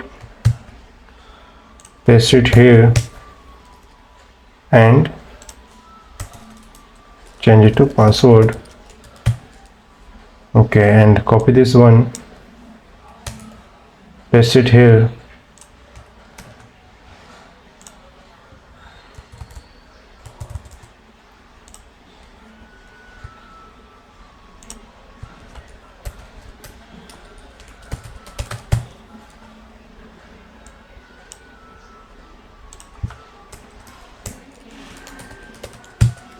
password.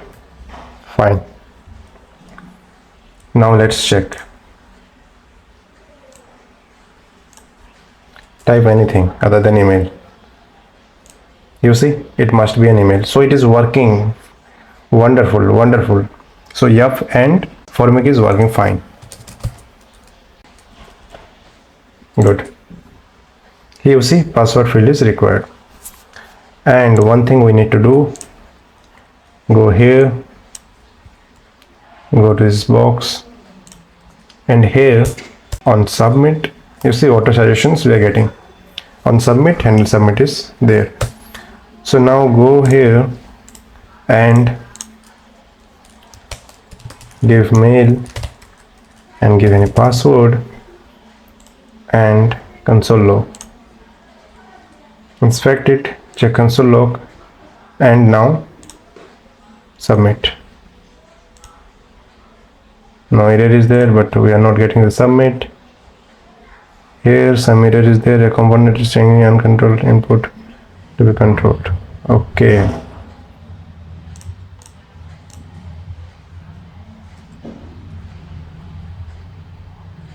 Type to be submit, and here at button give type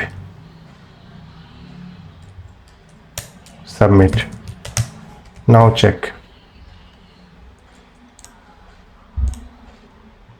Yeah, submitted value for login. We are getting the value. Wonderful. So we have applied Formic and YUF schema. We will do same for register function.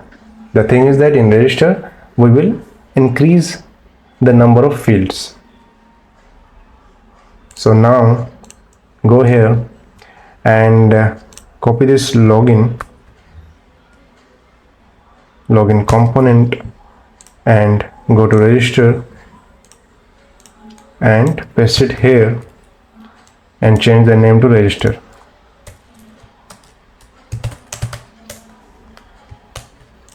Okay, and for register, other than email and password, we need username,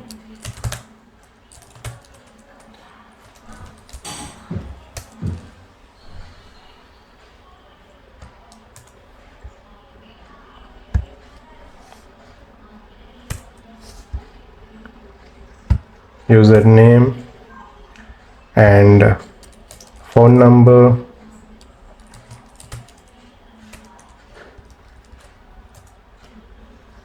email, username, phone number, address we want to take now, email, username, phone number. Okay, that's it.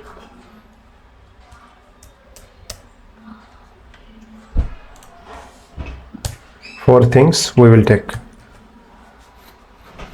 Now go to the schema, like login schema, create or register schema. Yes, copy the login schema and paste it in register schema.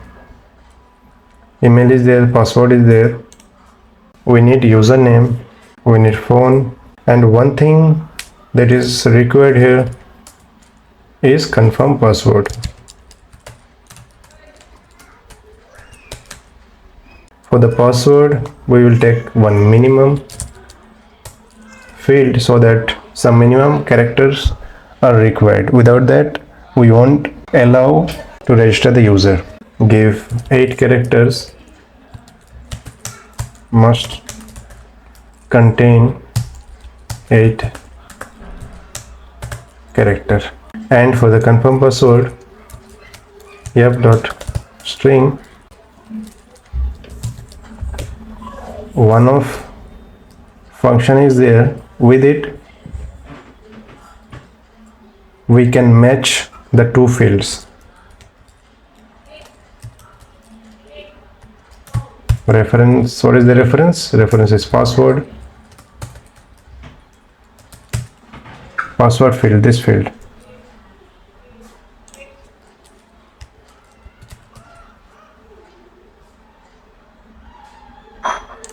And the error will be password must match. And the last field is as usual, required confirm password required. Okay, fine. Now go to the register, and here include confirm password, and for login schema we need to change it to register schema. Go here, import register schema, and email, and then username and phone. Copy it and paste twice.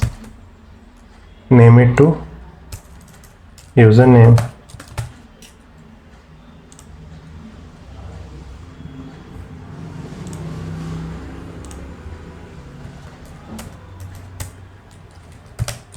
username,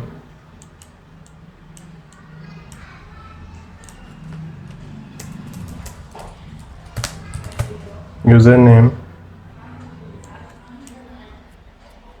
and for the next field it will be phone.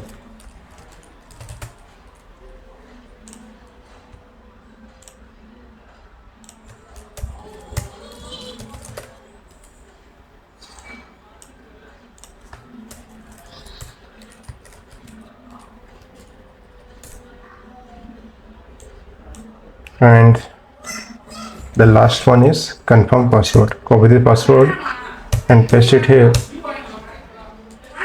Name it confirm password. Confirm password.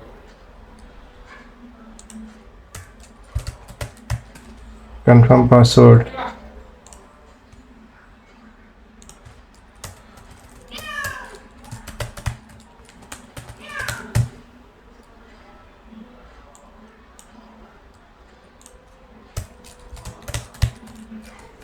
Confirm password. Okay, fine. Now let's check. Go to register. Some image is there.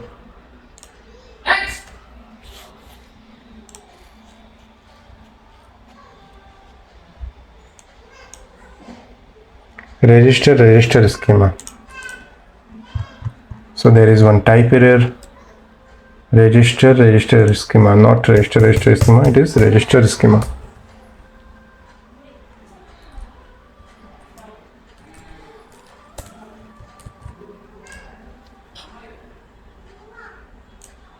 Okay, must be email, and change the name of level, email, username,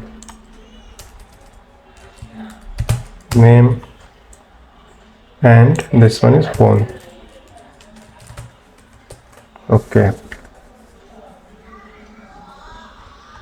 and here submitted value for register.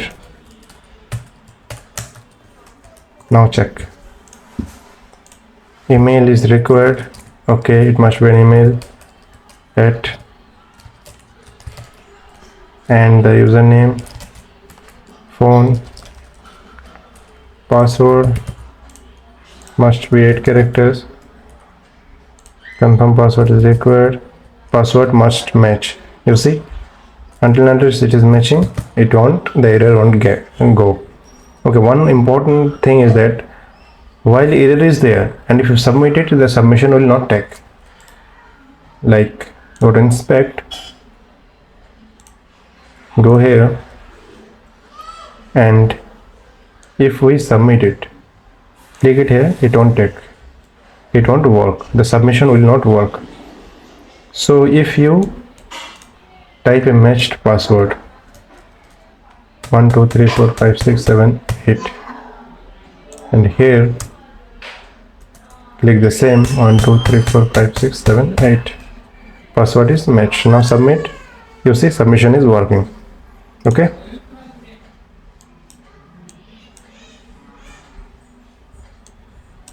submitted value for register,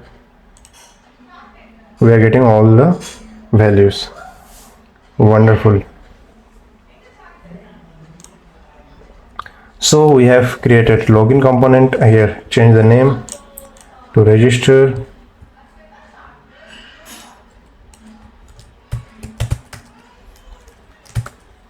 Register.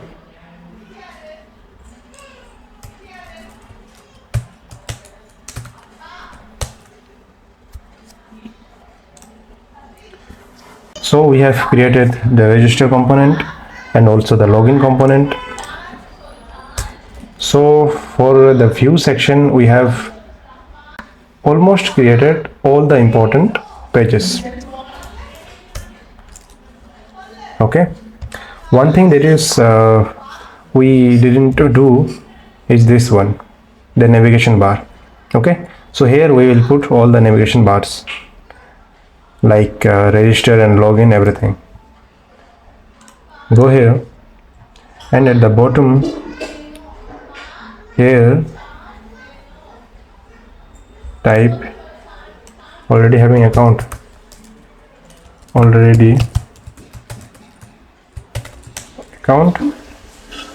login,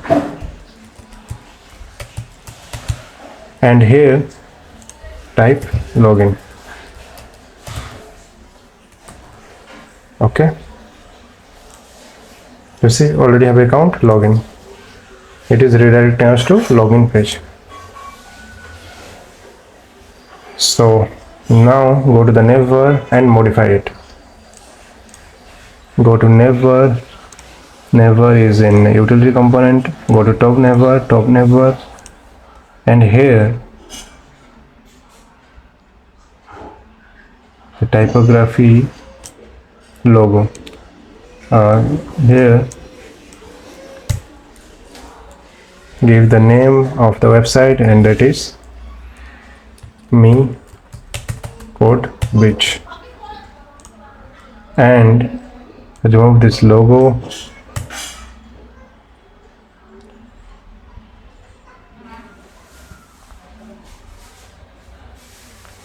Menu item page. Okay, so here it is working as map. It has taken an array. So here also we will do in pages, we will take it as product, and then login, and then register. Fine, now check. Go here, product, login, register has come. Now take the link component of React Router DOM. Go here and take the link component.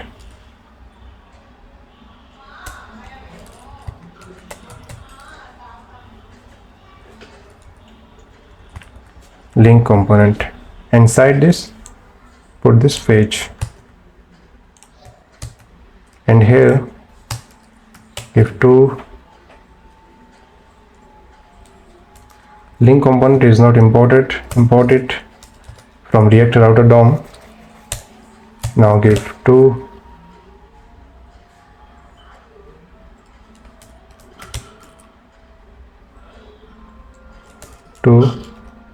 it will be page. Basically there are two maps are there. Okay, one is button and another is this one, menu item. Menu item is for responsiveness. So while the website will work in mobile, it will work. Like if you go here and reduce the size to mobile, now if you click, you see product. Now it will work, right? See. So go here and give link inside typography. It is working. Okay, and go below, and here also you see that same pages.map is there. So paste it here and take this one, put it in between. Now check. You see it is working, right? Fine, but the styling got disturbed. For that, do little styling here at link style,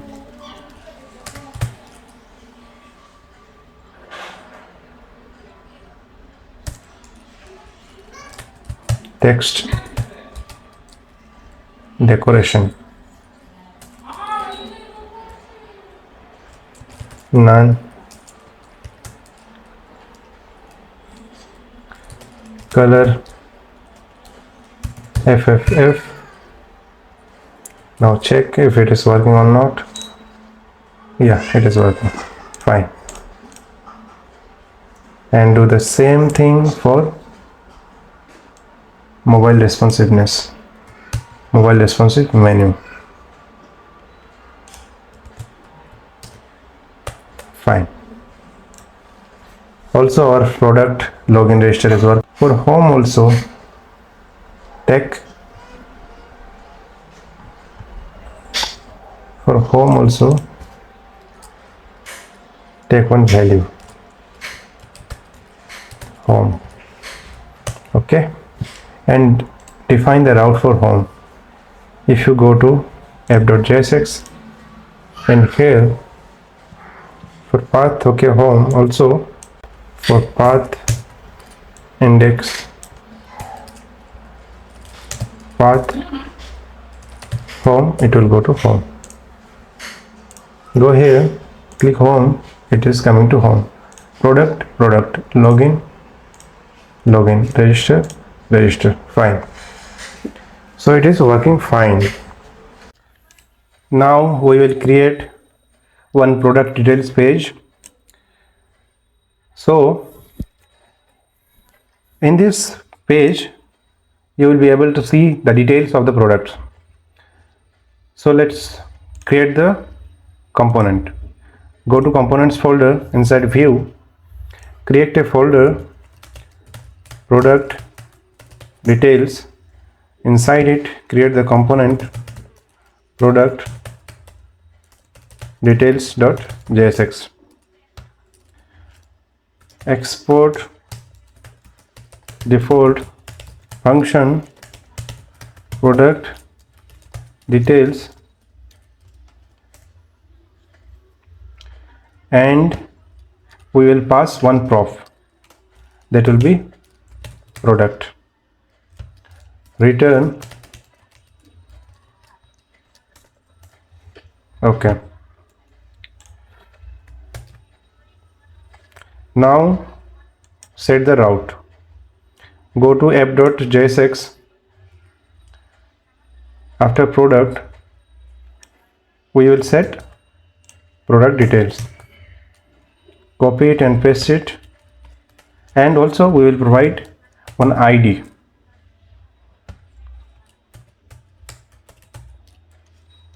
Import the product details. Now again go to product details, and we will fetch the ID from the route. So here use effect hook of React.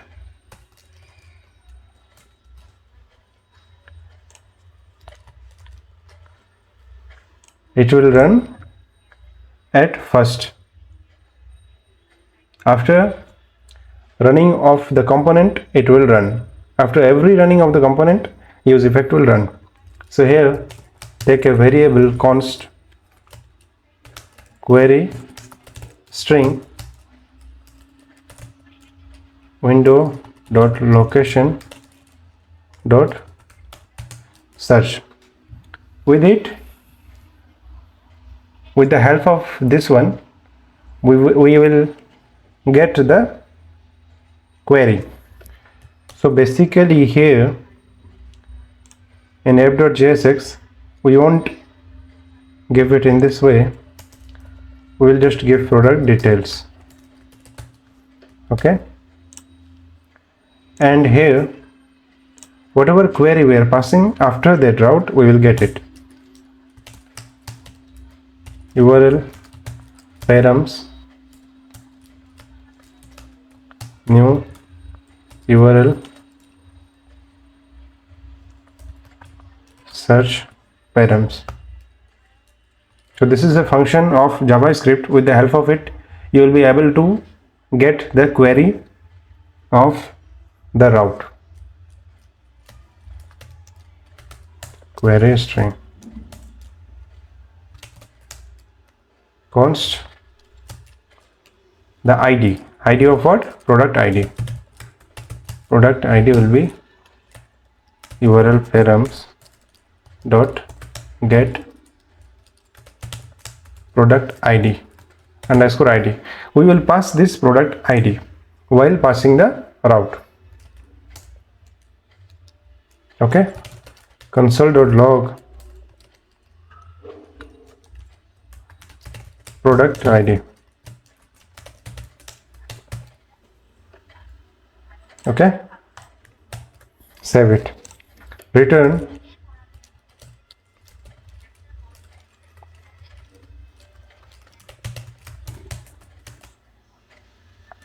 details. Now call product details, product details query product ID will be 1 2 3. So it is this route and this component is working. Now console log and see if we are getting the product ID. Wow, wonderful, we are getting the product ID here. You see 1 2 3. Wonderful.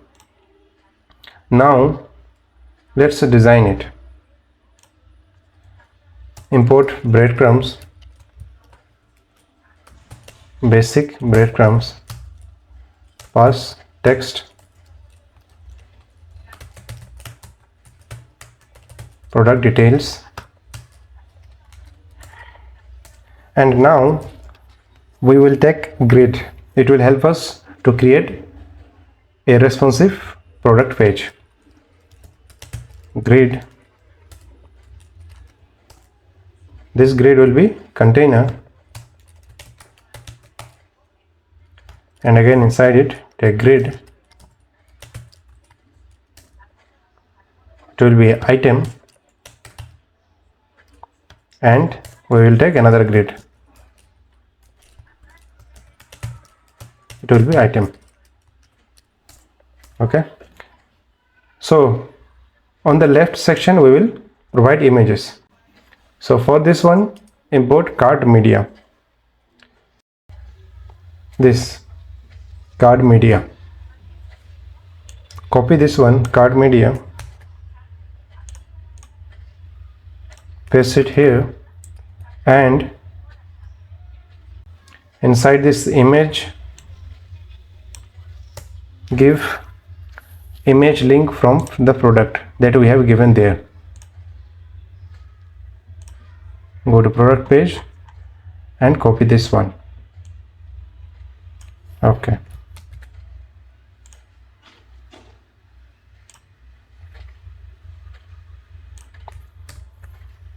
and on the right section there will be product details like name, title, description, etc.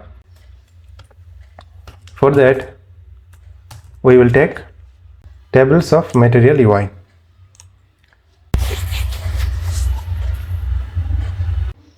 Show code, copy the whole table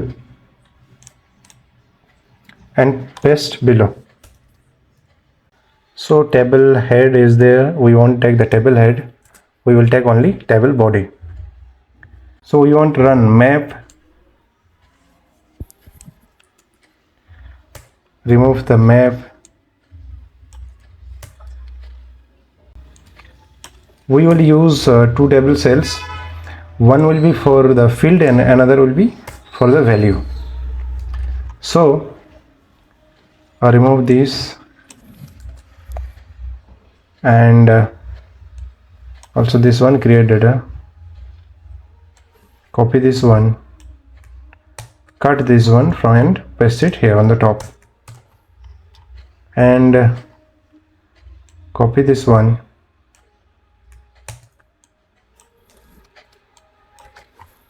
and paste it inside the right grid. Format the code. Now let's take a variable const product, set product, use state null.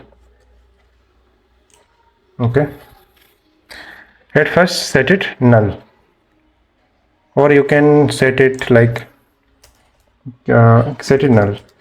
Okay, and here after use effect product ID we will set it, set product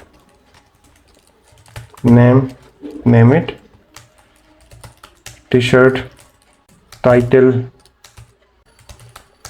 t-shirt for gents, description this is very fashionable t-shirt. Okay, so we have taken three fields. So this one will be name and it will be product dot name, product dot name, product, this one is the product. Okay, like this way. First of all check it, and before that if product is there, then only we will show this table container. Okay,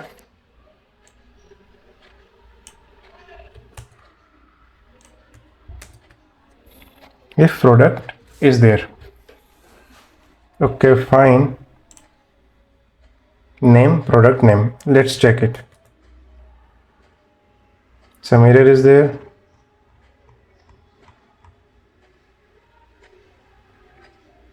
Product details, product details, product. Okay, here we are passing product, and here also we have take a variable with the name of product. So what we will do, we will take this one, change the name to be single product, or here you can set it as product data. Okay,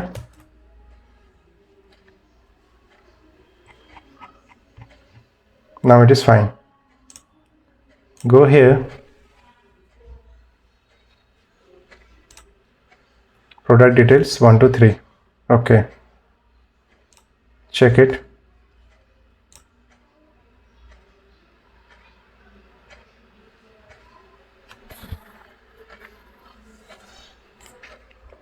maybe some error has come. Let's check console. Card media is not defined. Import the card media. We failed to import the card media. Import it, save it, check if it is imported. It is imported.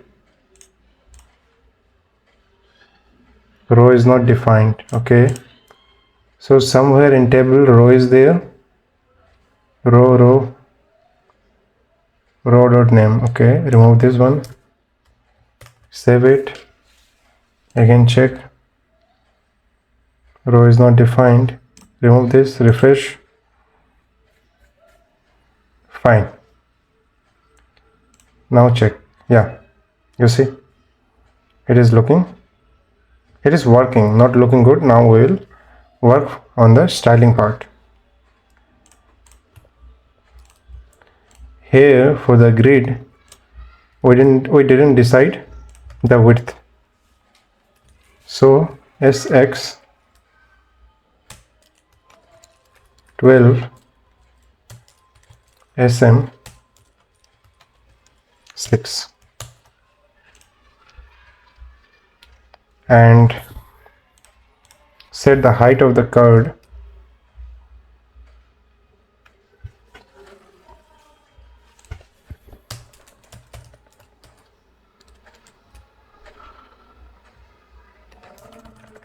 height 240.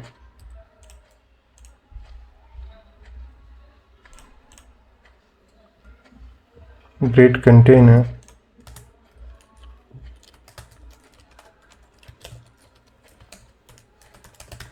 minimum height 500 pixel. Also set the minimum height for this one. Minimum height. Let's check this component.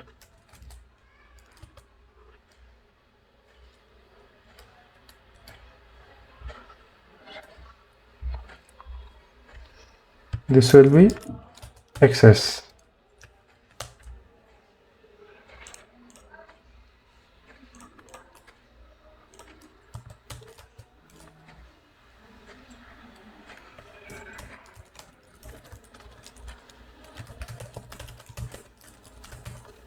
Let's check the component, the grid.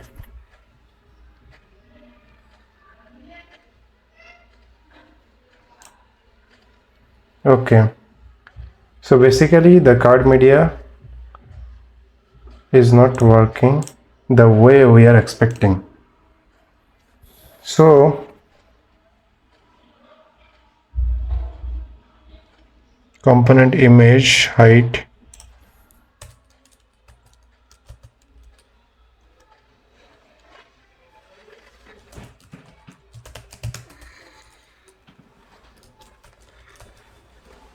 set the height with styling and now check. Yeah, now it is working. Set the height to 330. Now check. Okay,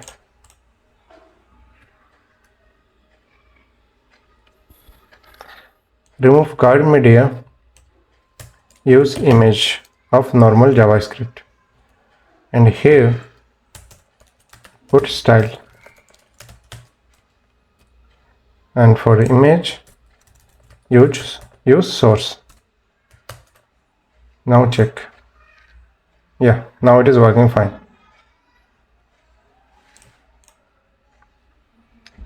And remove this background.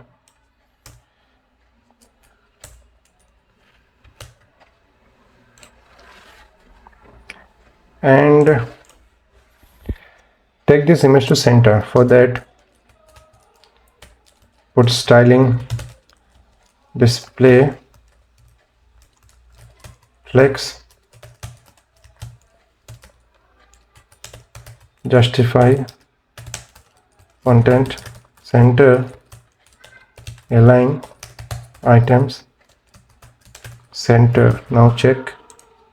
Yeah, it is coming to center. give a background with light color F2, F2, F2. Okay, it is looking good.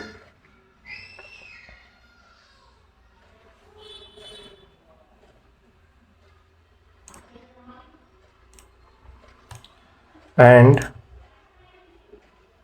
for table row, remove this one, and for this one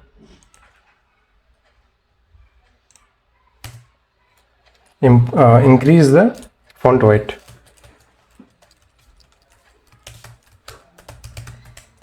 Font weight to 700. Now it is coming as bold. Okay, so here we will put all the details. So we will put all the details after we decide the schema for this one from backend. So keep this in this way. Now we will create cart component.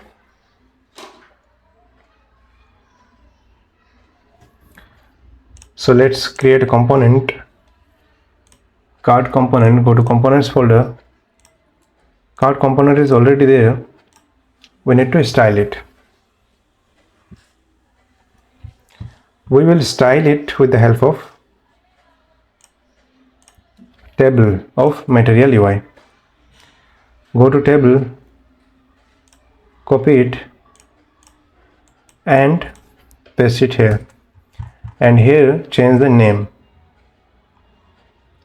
from basic table to cart. Okay, and here return it as like this, and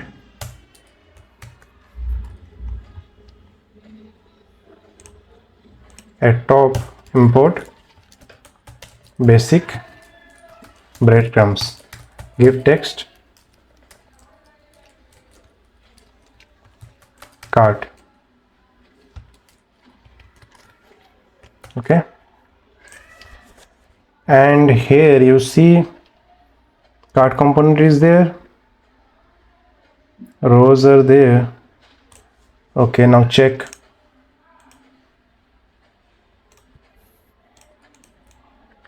Go to cart. You see cart component is here. So now modify the table. The first one will be date, the second one will be product image, and third one will be, second one will be name.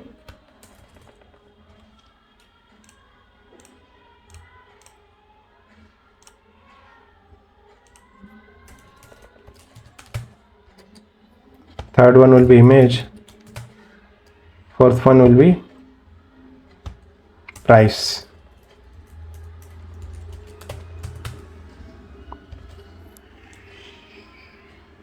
Fifth one will be quantity.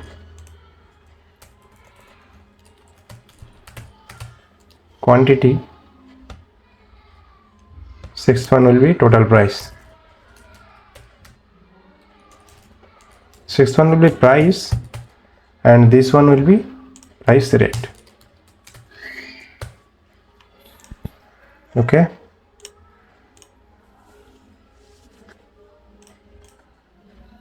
and here create data, increase one field,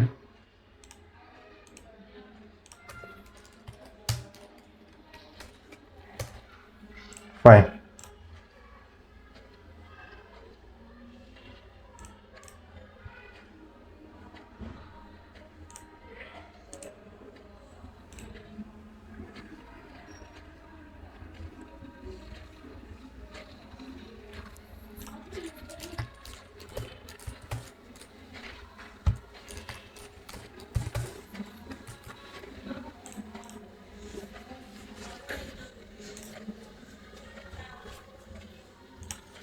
still it is not coming.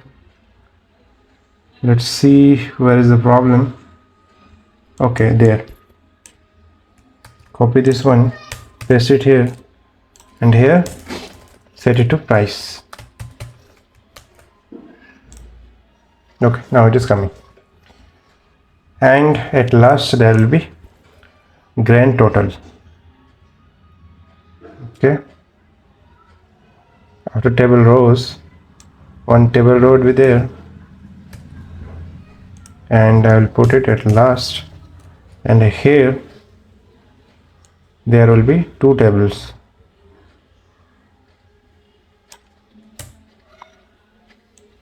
One will be empty and the last one will be total, grand total.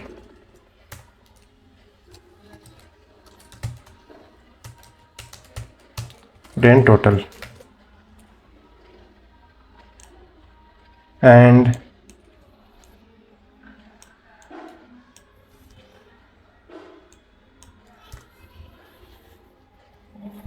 here give call span.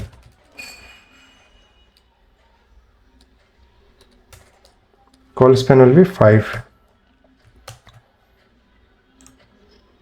You see grand total. Okay, so cart page is also created. Okay, fine. Now we will create one order page. Go to components. So order page will be for showing the orders that you have placed, and create one order folder, and here create order.jsx, and here also we will use table. So for that, go to cart page and copy the cart, and go to order and paste it. Change the name to order, and modify this breadcrumbs to order, and date will be there, name will be there, image will be there. Image won't be there because at once you can order 2 or 3 items. So name will be there, image will be there, price, image won't be there, price won't be there, date will be there, name won't be there. So here transaction ID will be there,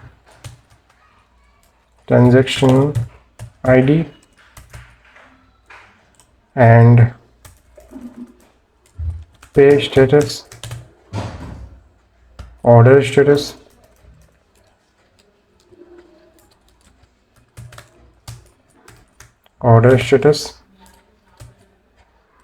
and the last one will be order details. It will redirect us to an order details page that we will create now. Order details.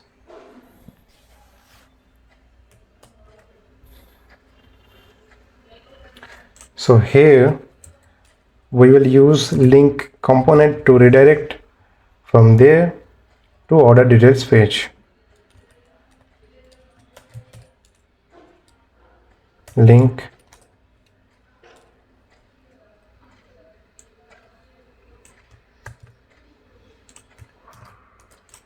to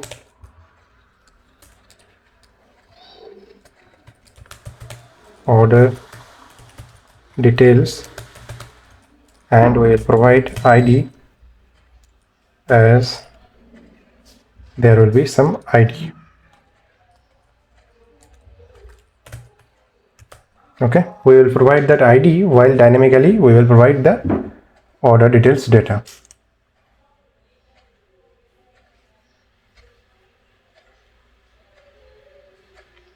So here we will use table head. Okay, fine. Okay, fine. How many fields are there? 1, 2, 3, 4, 5. So here we will remove one field, and from here also we will remove one field.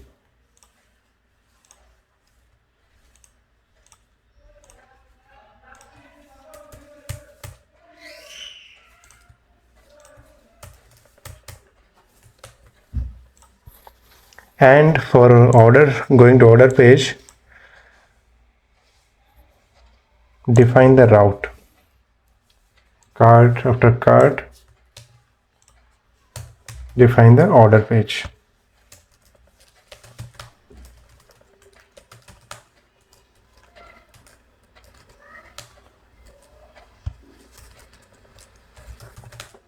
Order. Import the order component. Okay. Now let's check. Go to order. Okay, it is going to order page. Order details, order status, or pay status, transaction ID. Fine. Grand total. We will remove this grand total.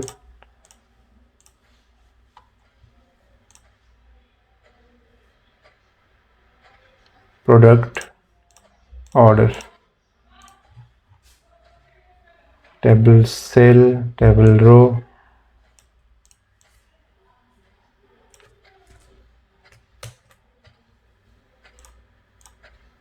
Okay, fine.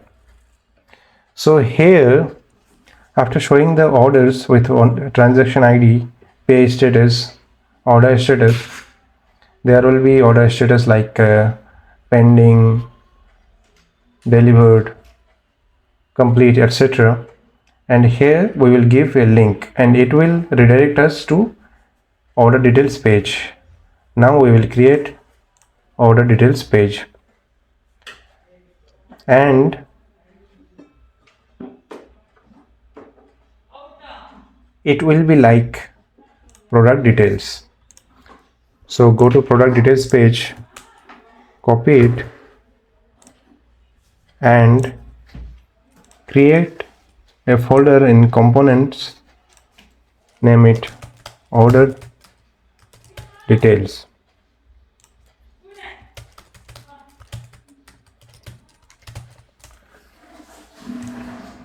Paste it here and change the required things like the name it like order details,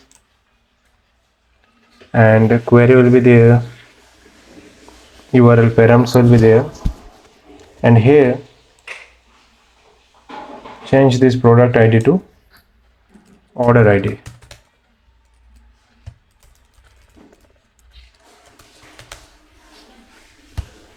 Also change this variable name from product ID to order ID. Here in breadcrumbs, change it to order details. Set product, from set product to set order, set order, and it will be order.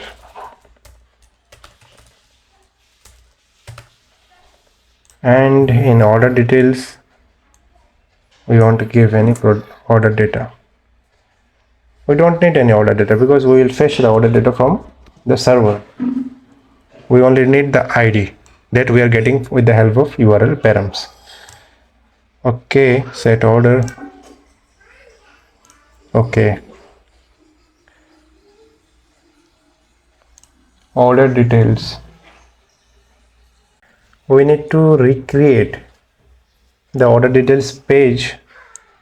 It will be different than the product details page. So here at first we want to take the grid, remove grid, instead of product take it as order. If order is there, then table container, table body, table row. Okay, So table row first one will be date, order date, and take another table here, order dot date.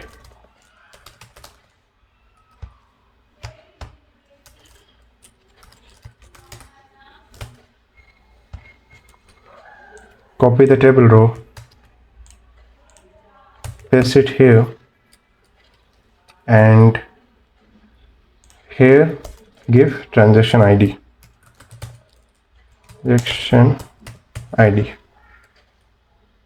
order dot transaction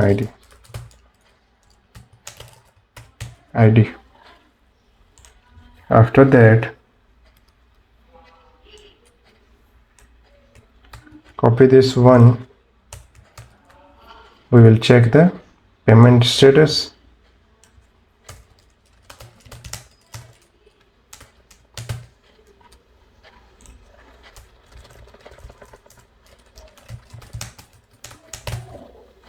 Order the payment status, and then we will check the order status.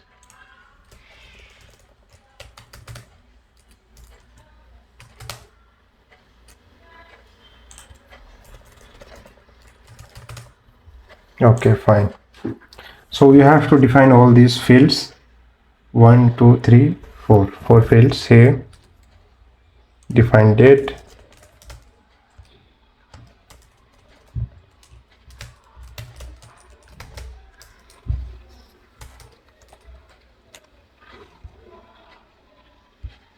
define transaction ID,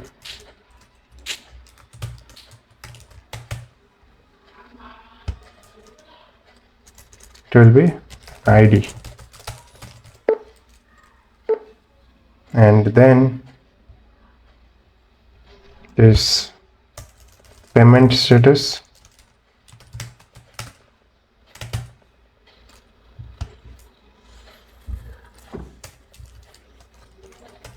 paid, order status,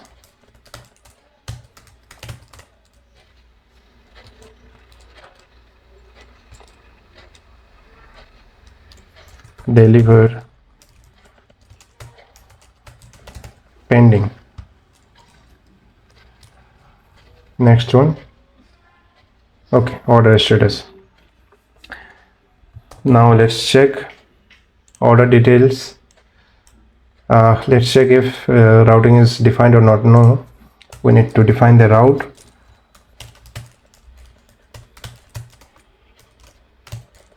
Path will be order details,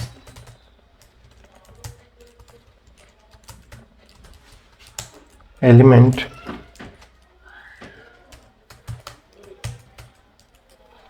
import order details, and then close it. Now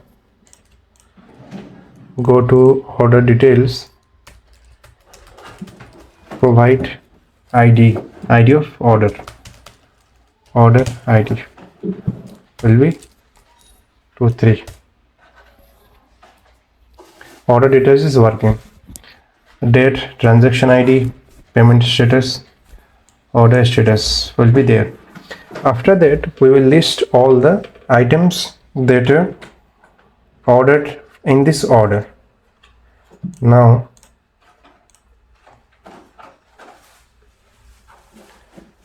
go to order details,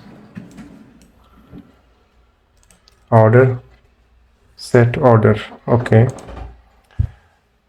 and inside order status there will be items or products. It will be an array. Inside array, give ID, name, t-shirt, and quantity. quantity 2, id 2, name paint,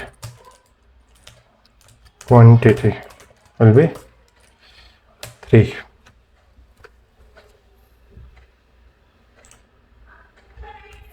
Okay, also set the price. Fine, individual price.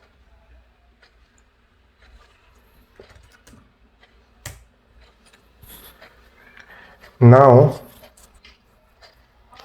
if products is there, then we will run the map and we will list the products. Order is there, then we are running this table.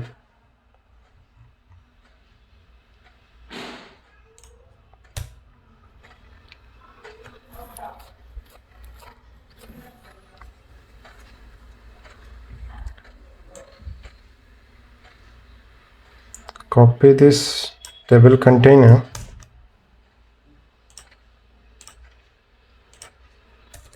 go below,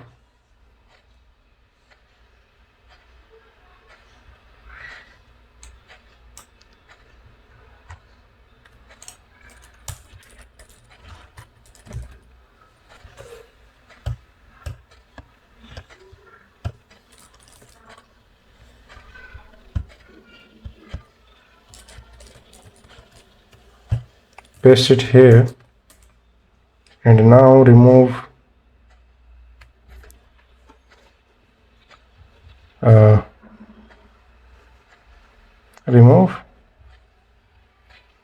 many fields, remove these fields. Okay, and here we will take table head.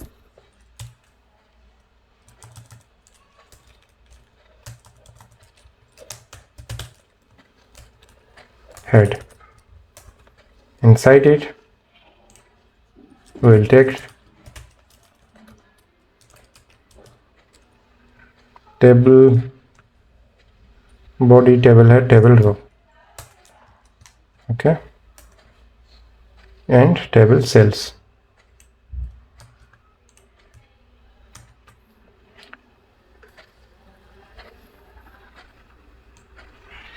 So one will be name,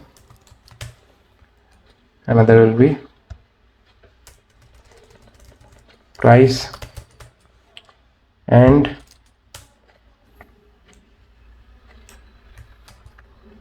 the next one will be quantity, and the last one will be price, and the second one will be price rate. It will be price. Okay, 4 fields are there. So now inside table body we will run map for if order is there, then order dot products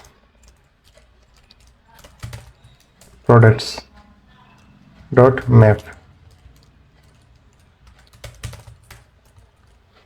product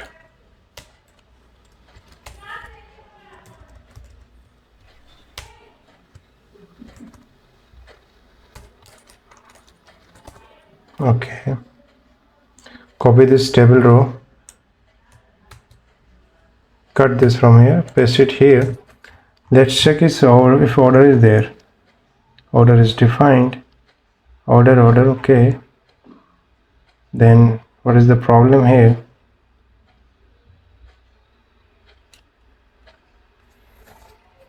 Okay, we are not returning, we need to return. Cut it from here, place it here.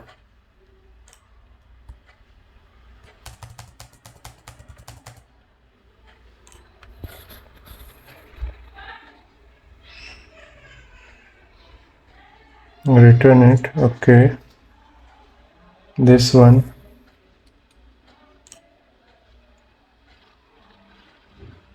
Okay,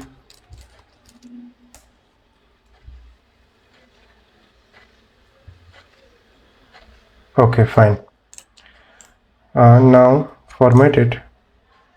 Product is there, and here we will give 4 fields.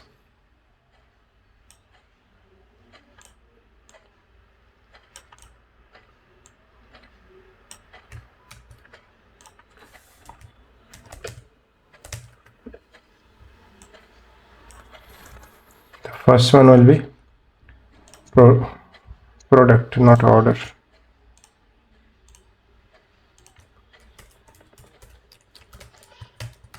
Product dot date. The second one will be product dot name. The first one will be product dot name, not date.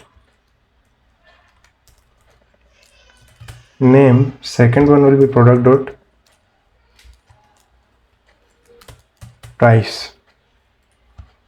Third one will be product dot quantity, and this one will be product dot price into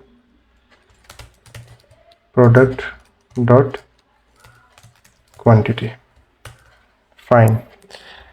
Now go to order details page. Order details page. Okay, it is working fine. Now go to the order page.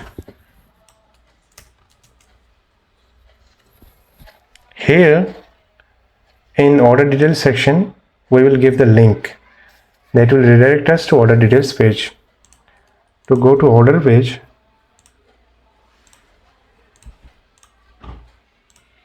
and here at last give link.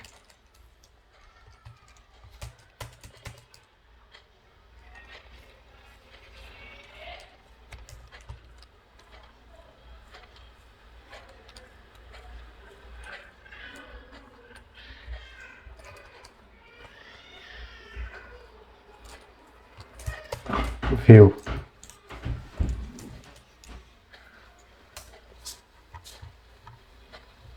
Link. Okay, link is imported to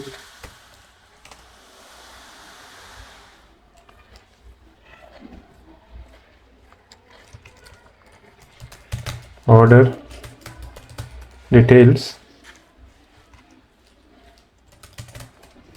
order ID, give order ID 234. Okay, now go to order page. Now you see view is there. Click it here. It will redirect us to product details page. Fine. Here go to order details page, and here give one text so that it will put a separation between these two tables. Here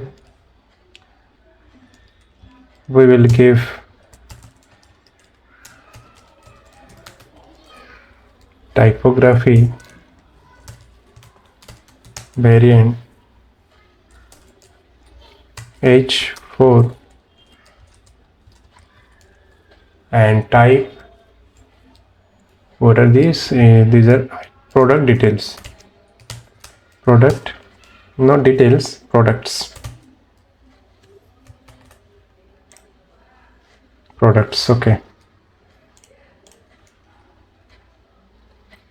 Bring it to center.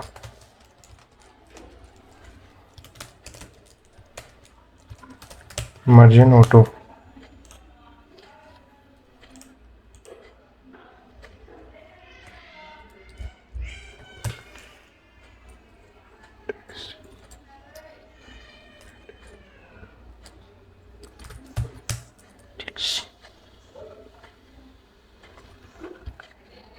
text align center. So it came to center. Give margin top.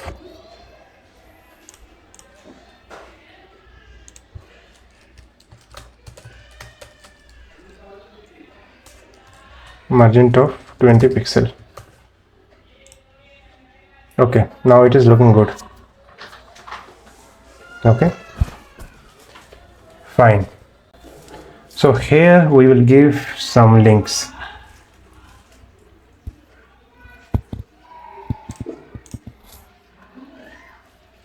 Go to components, utility component, top navbar, and here give the register. Before register, here give order, and then order is there, cart. We won't give cart here. We have to give the cart in the right side here. Here we will give the cart near this button. Go to material UI, go to material icons, type cart, take this one, copy this one, paste it here, add shopping cart icon, and go below and check where to put that cart icon.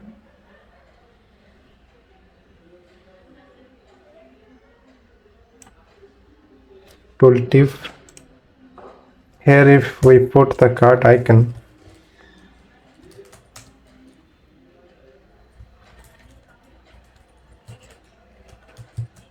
shopping icon, add shopping icon, check it,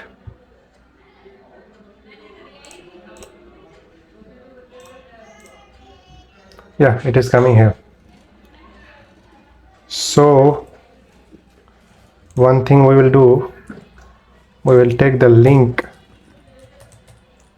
component of React Router DOM. Inside it we will put add shopping cart icon. Cut this one and put it inside link, and here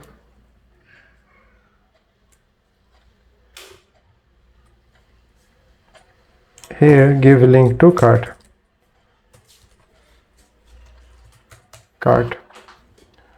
Style it little bit.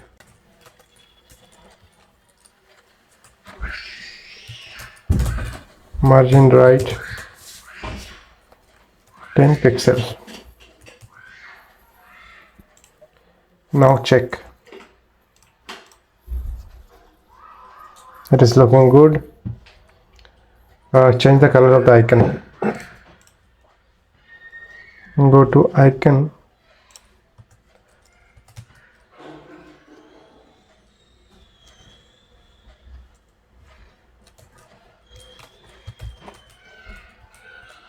Change the color to white. Fine.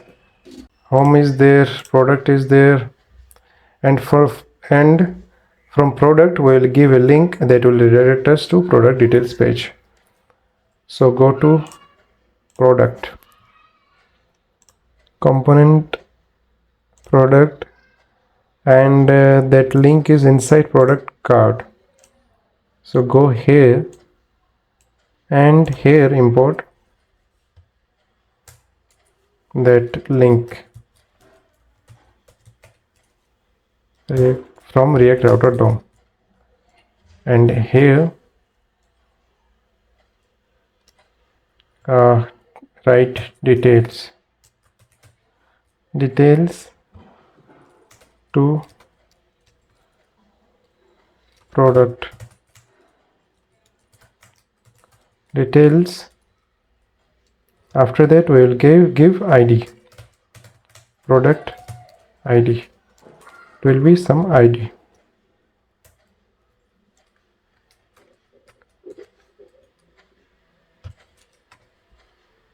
Remove this share. Now check. Here details is there. Click here. It is redirecting us to this product details page. So home is there, product is there. From here we are going to product details page. Order page is there. Login is there. Register is there. Okay. Cart is there. Profile section. Later on, if we feel that there is a need to create a profile for the user, we will create that, but there is no plan for now to create a profile page. Account page not required. Dashboard and logout is required. Dashboard will be visible only when the user is logged in as admin. And for the normal login, normal user, only logout will be there. So remove this profile and account. Go to navbar.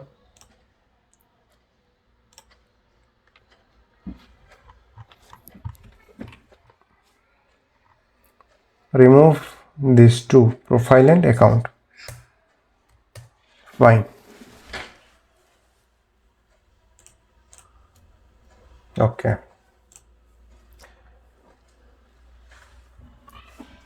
So our view section is created. Now we will work for the admin section. Hello everyone. Today we are going to create the admin section. The admin section is for the admin of the website who will edit the data, who can add products, edit products, delete products.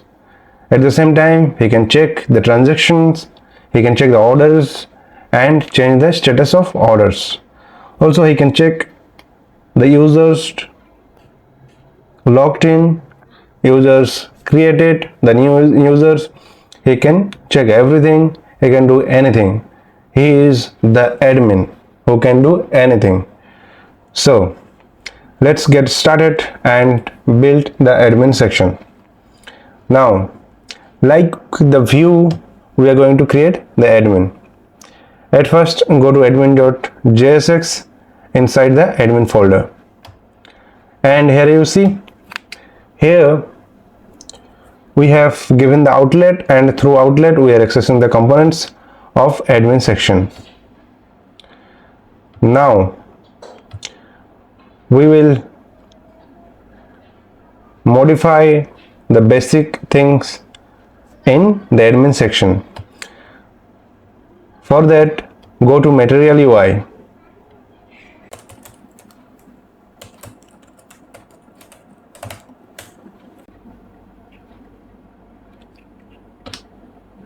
We are going to use this drawer.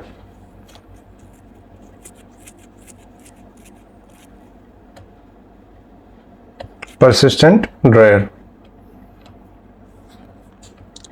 Go here, copy this one and paste it here.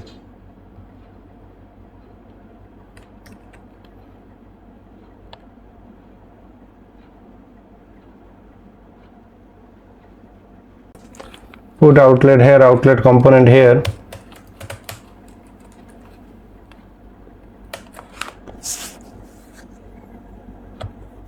Check, okay, product admin has come. So with this drawer, it will help us to design the admin section and we can navigate easily. So now let's design the pages. First, let's put the pages here. Go there and put the pages.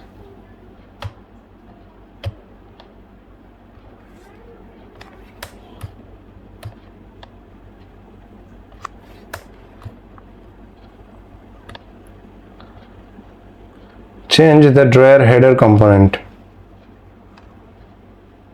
Change this one, this title, admin, me code bridge admin. Okay, and for the navigation part,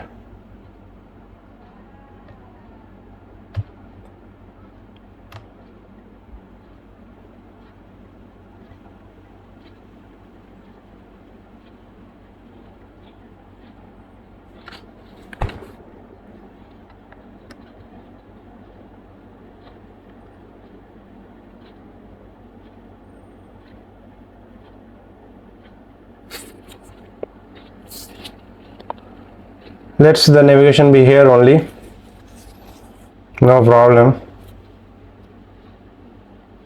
All email trash spam, let's check. All email trash spam. Icon is like changed icon, alternate icon we can see. For the icon, what they have done, icon button, chevron right icon, chevron left icon, LTR, theme to direction, drawer header.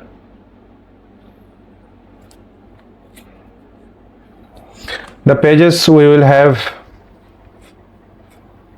will be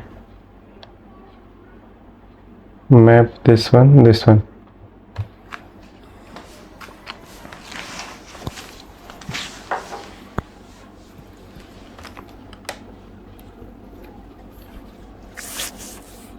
They have imported two icons, inbox icon, mail icon. So let's create the pages and redirect. Let's redirect the pages to that particular page. So the pages that we will have will be product, users. Let's create it. First of all, inside this,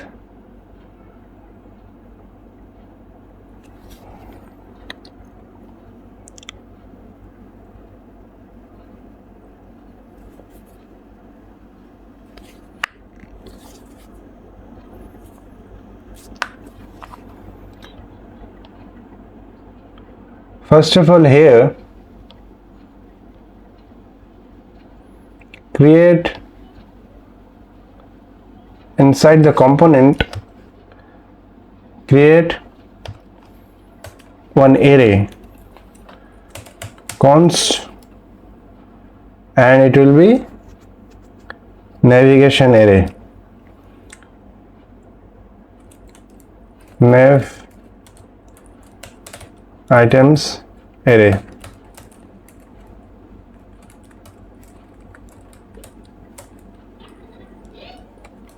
It will be an array of object, name, product, page. Page will be product. Name will be product admin.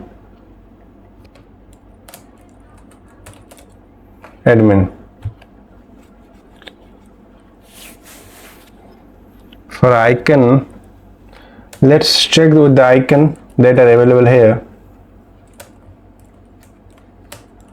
Here we are having two icons, mail icon and another is mail icon and something, one different item is there. Let's check.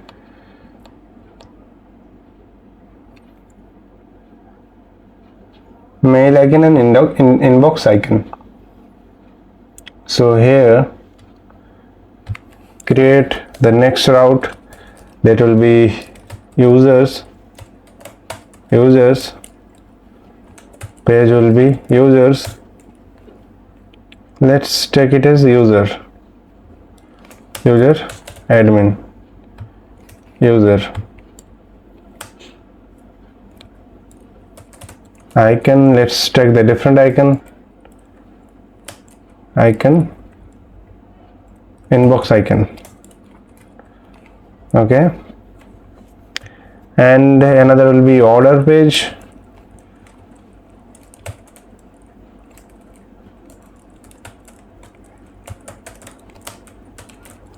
Order admin page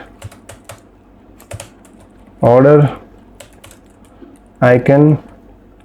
Let's take mail icon for now, we will change it later.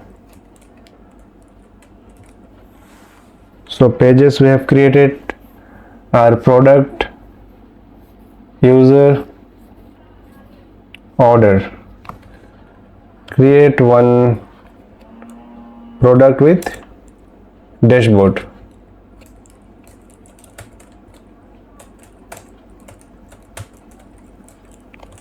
Page dashboard icon. Let's check inbox.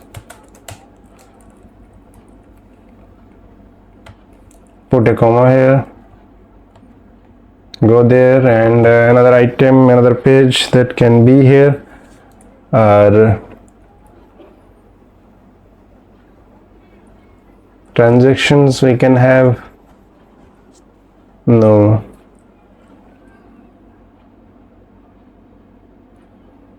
yeah, I think pages are done. So in future, if we find any changes are required, we will do that. As of now, work with this one. Copy this array, nav item array, go below,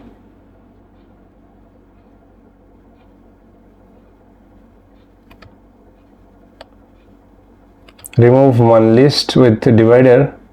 Let's keep the divider, remove the list, and here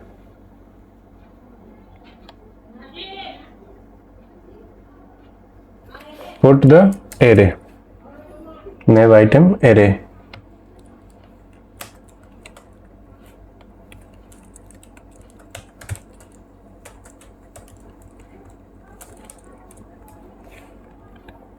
Nav item array, and close the bracket here.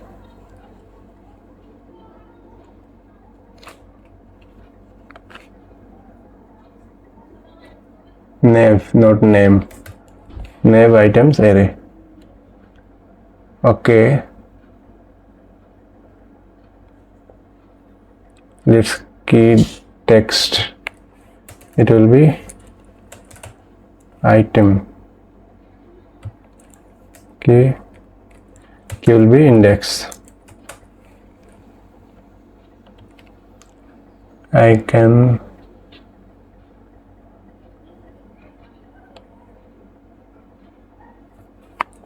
for the icon put item dot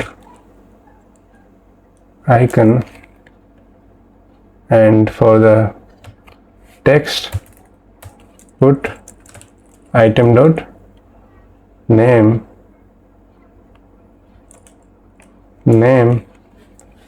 and for the page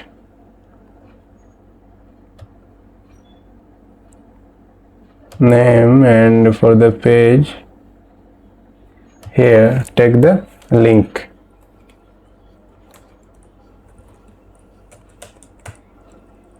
Link component from React Router DOM.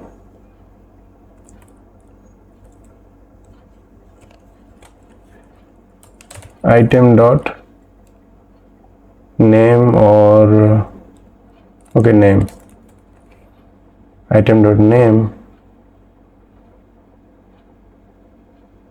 No, it is not required. Inside item dot name we will keep everyone. So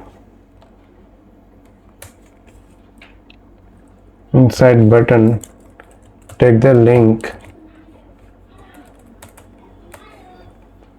close the link here,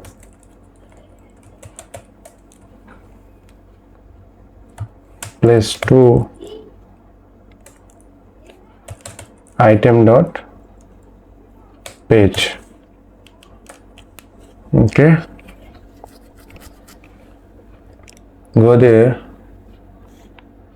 and here if we give user admin, okay, it is going to user and user component is working fine. If we go to order page is not there, don't worry. And icons are also working, so basically we can put icons in that way.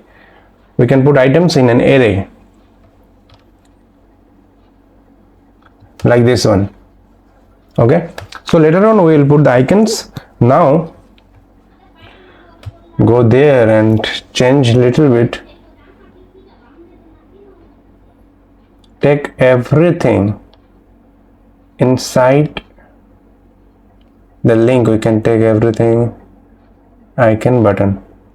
If we take the button inside, will that look good?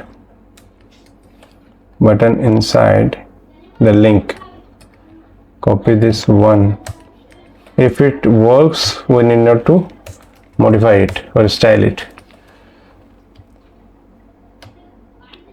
Okay, it is working fine now. So if you click it here, it will go to dashboard. Though dashboard section is not there, for this route there is no component defined, so it is not working. For the product and user, it is working fine.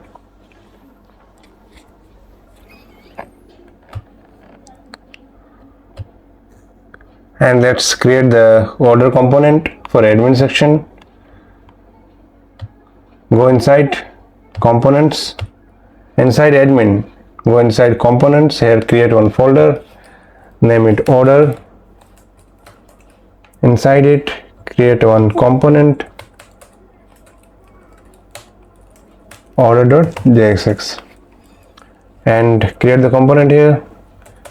Export default function, name it order admin, return something, admin, order admin, and also change the name here from order to order admin, so that it will be clear to us every time that it is an order admin page.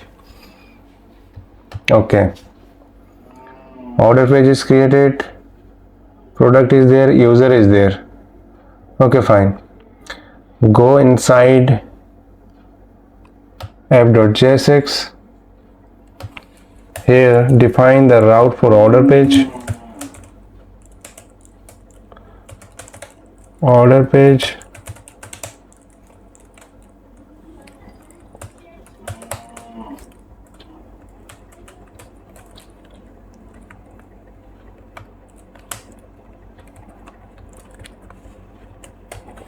okay.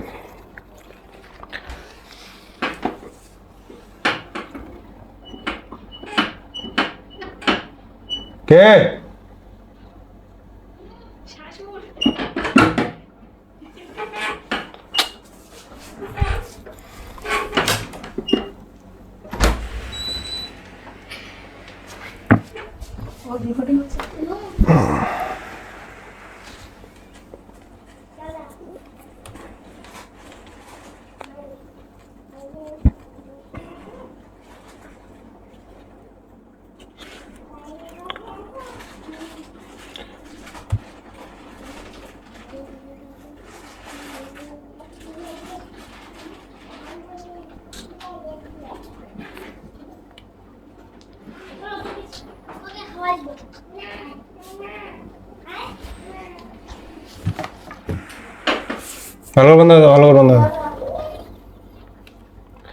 Now let's check if this order page is working or not.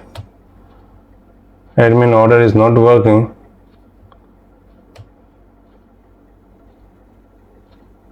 Order admin, it should work.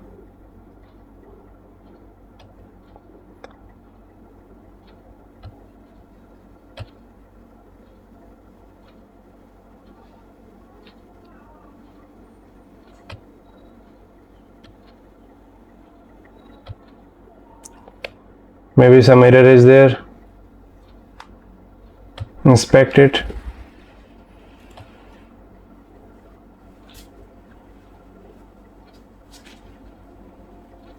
Okay.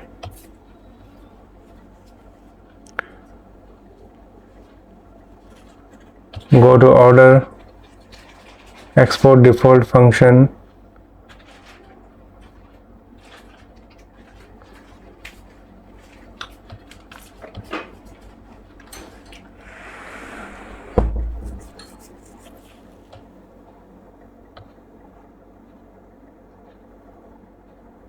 Okay, we didn't save it.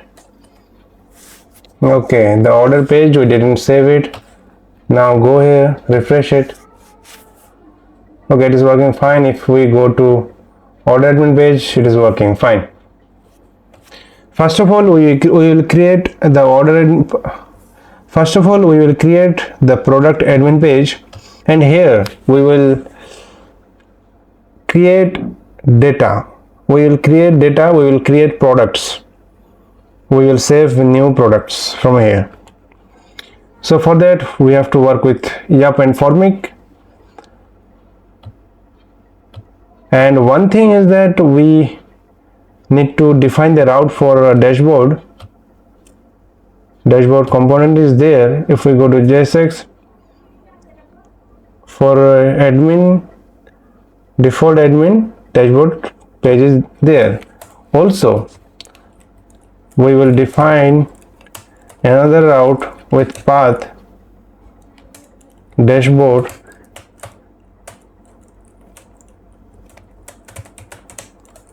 element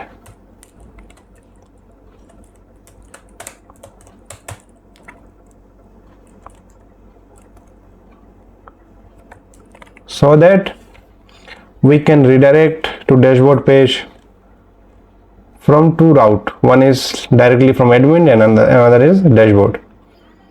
Okay, go to admin.jsx for dashboard. For dashboard page is there. Okay, go there. If we go to dashboard, it is going to dashboard section. Fine.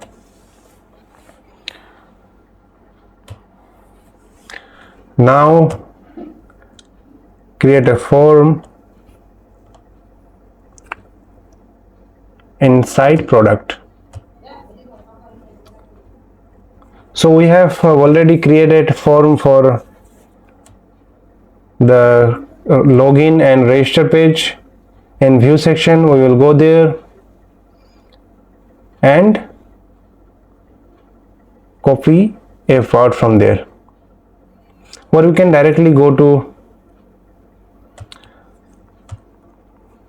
UI material UI, and here go to components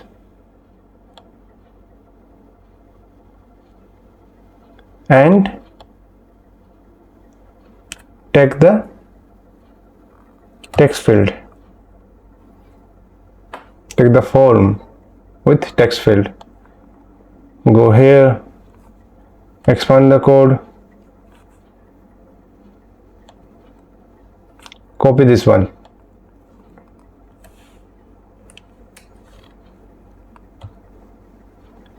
and paste it here. Again go there and copy this three things, put it on the top. Fine. And now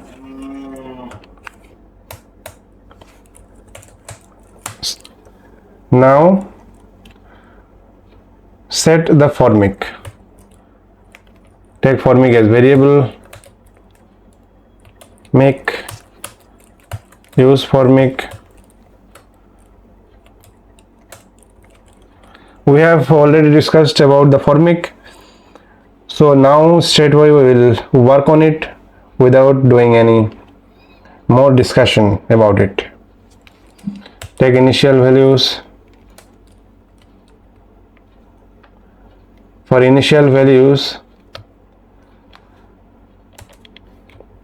let take one variable, initial values,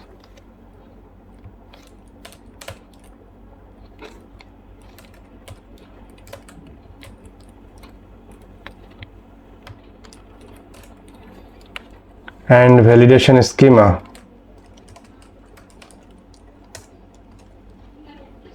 Validation schema is not defined. We have to create the schema. So first of all, we will create the schema so that we will set the things that are required there in a product. Go to Yap schema, create product schema.js, go into login schema, copy this one, paste it here. Now modify it. Email is not required here.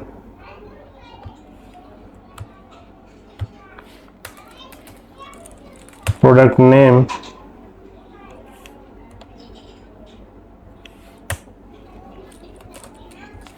minimum strength will be 4, minimum 4 characters are required.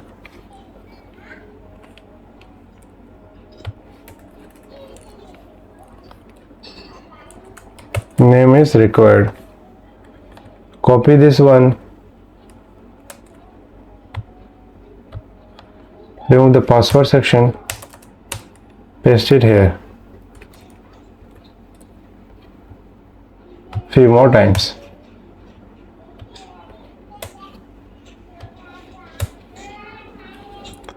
Name and title,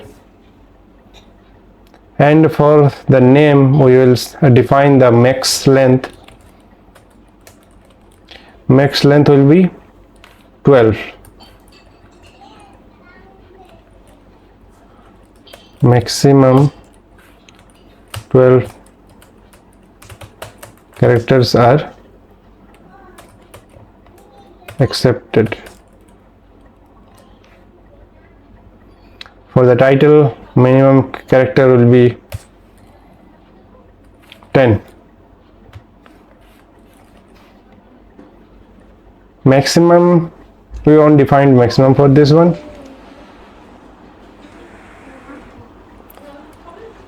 Let's define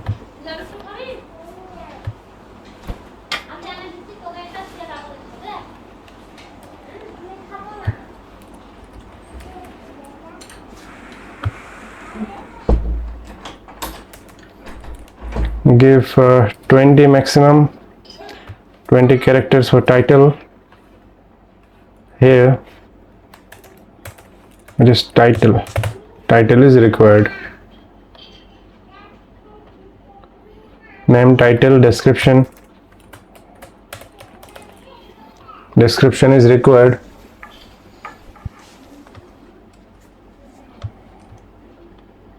For description, minimum 24 letters characters are required, and there is no maximum characters, so we will define here. You can definitely define whatever you want while creating the project, so I won't interfere in your project. Description is required. Name, title, description, then price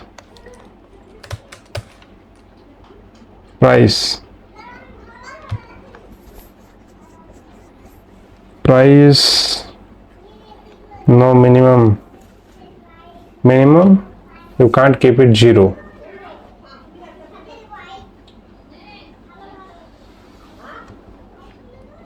It is a number. we will keep it as string. Minimum, we don't define minimum or maximum.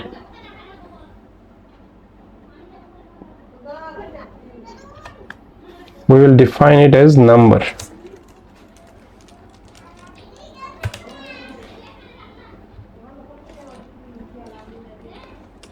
Number. Then name, title, description, and then image.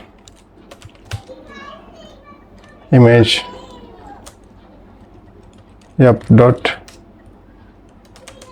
string.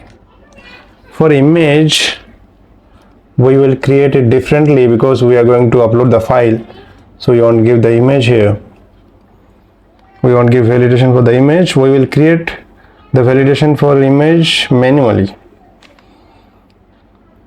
So with other than image, color, we will give color, and color will be dot string dot minimum red, blue, black. Minimum 2 characters are required. Minimum 2.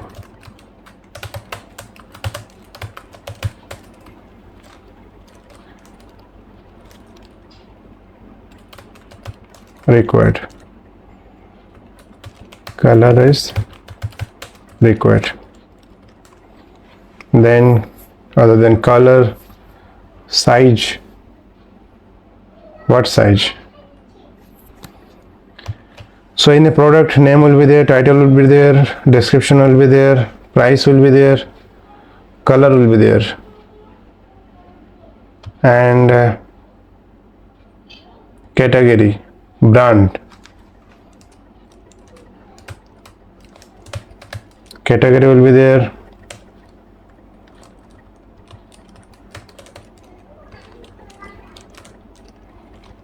Category like men, women. Minimum character will be 2.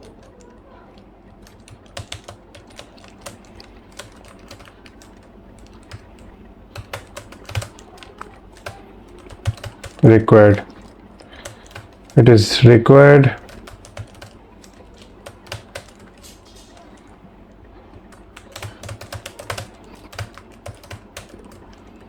Category is required. Brand.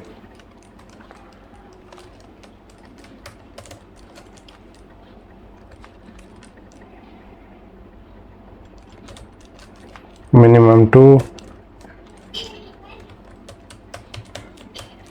Minimum 2 required. Brand is there. Size, okay, short or XL, whatever size is there.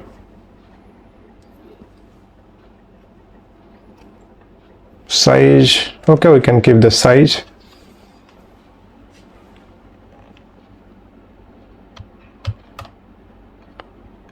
Other than size, what is required? Name, title, description, size, color, category, brand, quantity. Yeah, quantity is required.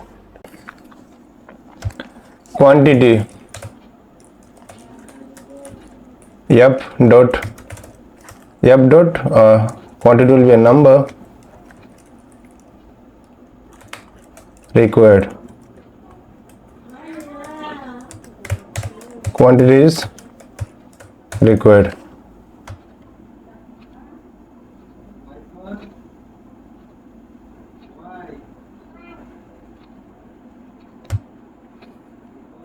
Here and here we should give required field. Required. Brand is required.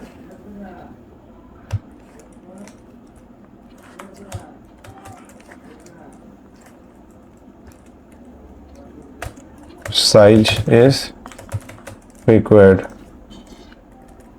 Fine, save it here and go to product, and here at initial values give the initial values for all. So one is name, then title, empty string, description, empty string, name, title, description, then do one thing, copy it here, copy all the fields, go here, paste it here for reference. So title, name, title, description, price, keep it 0 at first, price is a number, color, empty string, category, brand,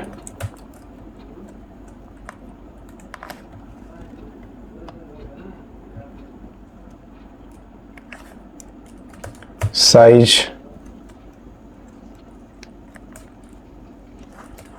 quantity, 0 at first, or we can set it an keep it 0, it is fine. Now delete all the fields.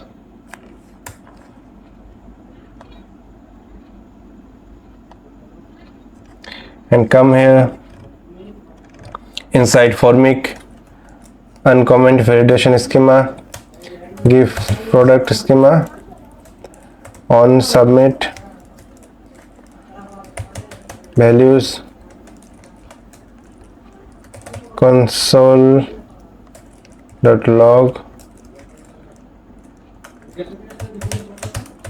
product admin, values,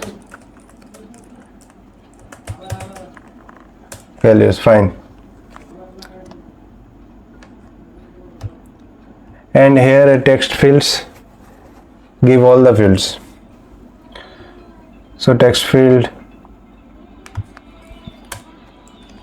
give name will be name, the first field.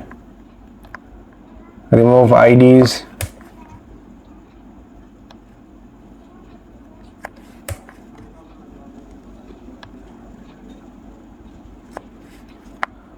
do one thing, remove other two, just work on the first one, and then we will copy this one, name, label outlined, not outlined, we will type name,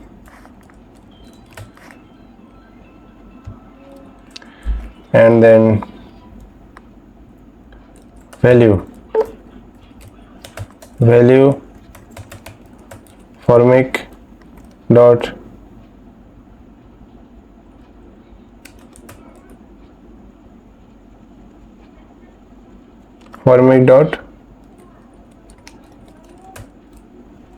value formic dot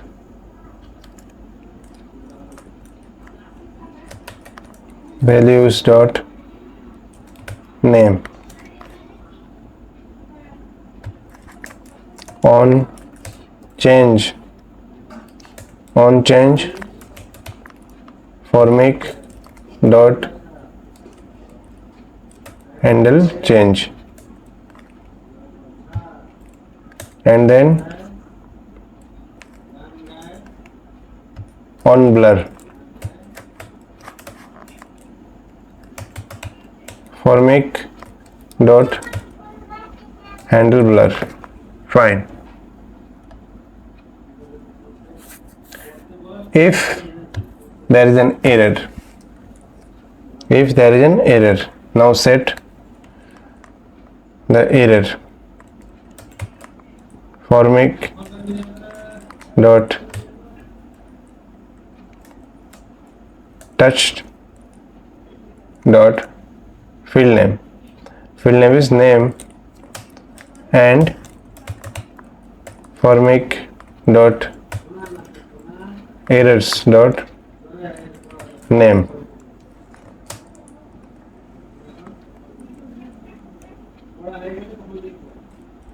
Then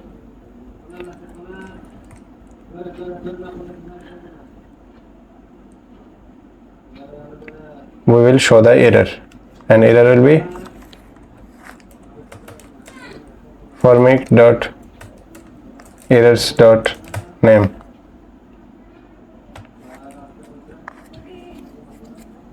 Okay, and here on submit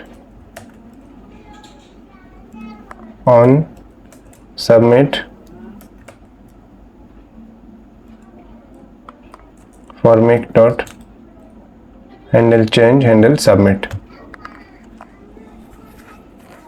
Fine, let's check once. Go there,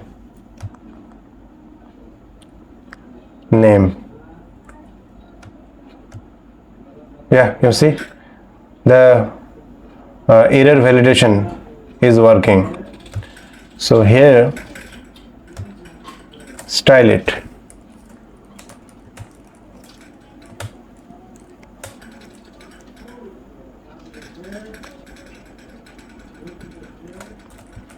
Color tomato. See, minimum 4 characters are required. Name is required. Fine. Now copy this one and paste it.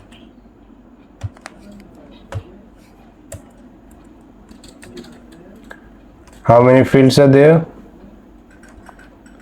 1 2 3 4 5 6 7 8 9. So 8 times I have to paste. 1 2 3 4 5 6 7 8. So here remove the name.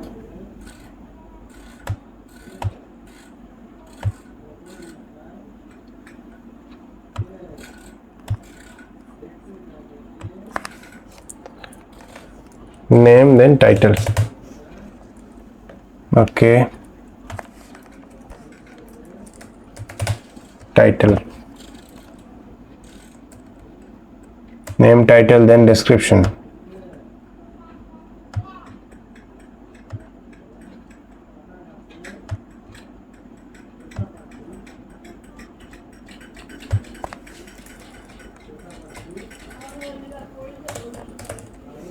Description.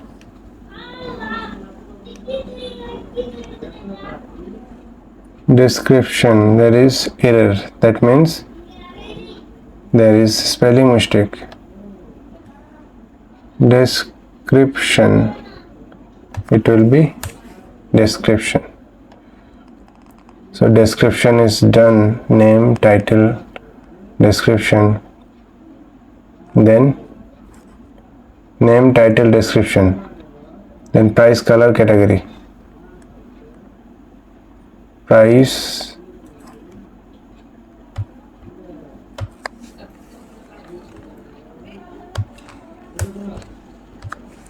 then price, color, category, brand.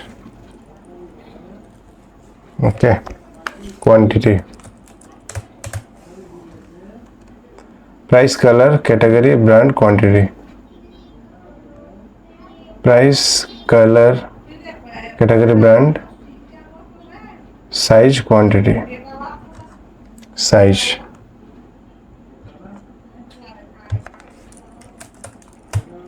Okay, here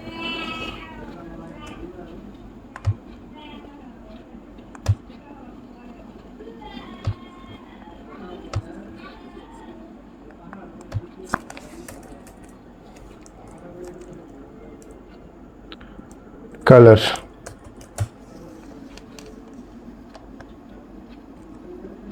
then category.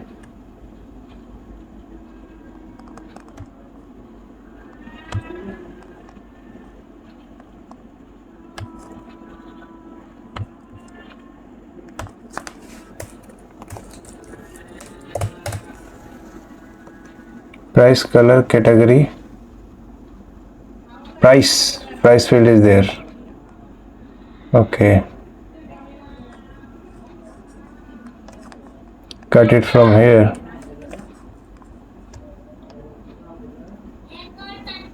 Paste it here. We want to keep it serially.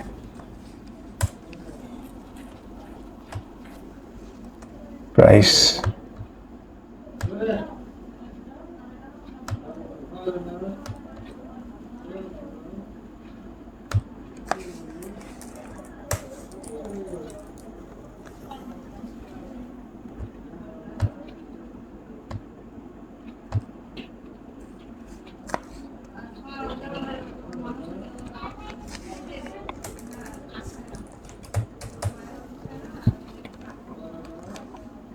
Price, color, category is done.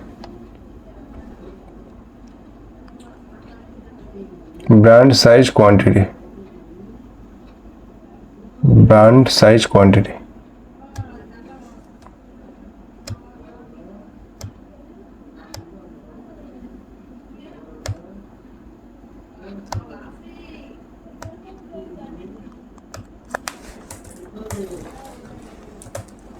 Brand, then size,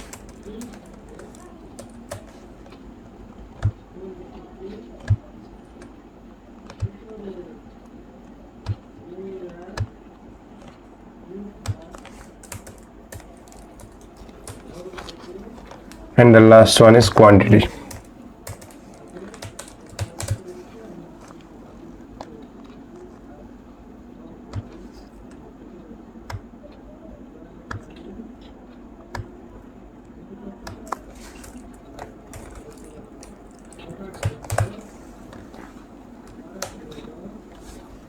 Now check.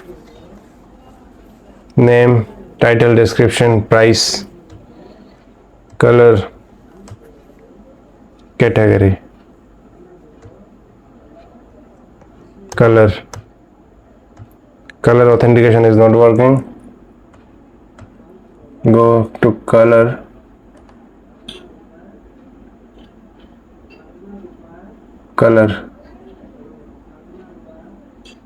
name, color,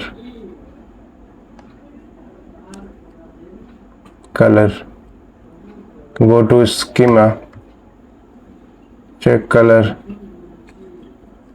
is required. Fine. So the color should work. Go to the component, check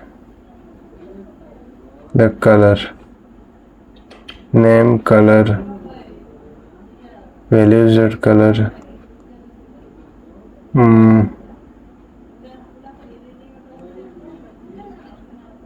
category,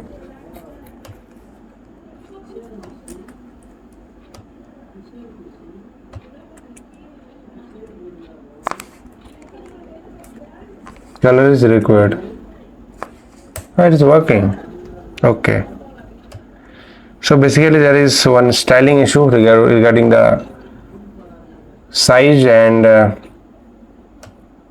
we will change it. We will give the full width of all the components of text field.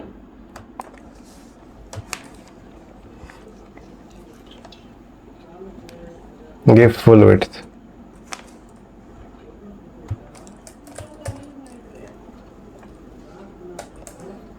Check now.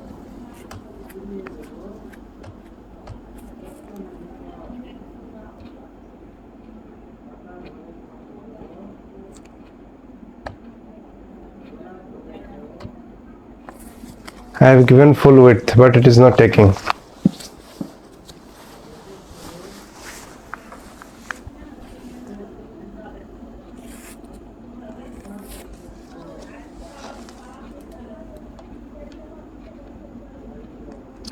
Here do one little styling. Width, no, we have kept width to 25 ch, so remove this one, save it. Now check, see, full width is working, so we will give full width to all.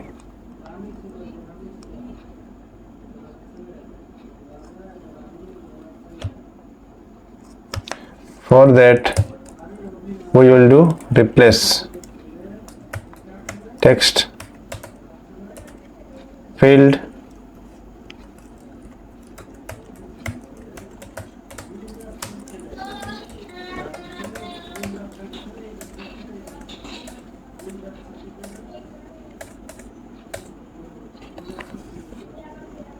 okay. Now check, full width is given to all the fields, and we will reduce the size of the form of the box. So here width, give width, give maximum width, max width to 500 pixel, fine.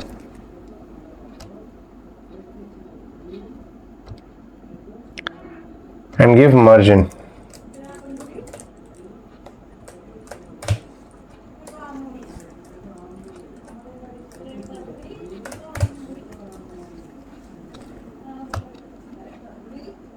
It came to middle.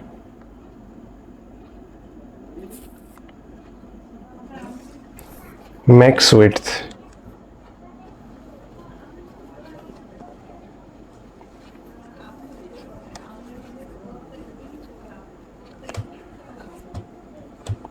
Name is required, title is required, fine.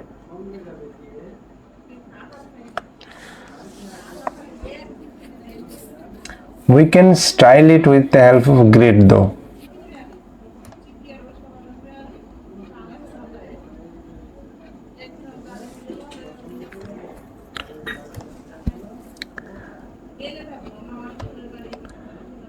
Keep the style the way it is now.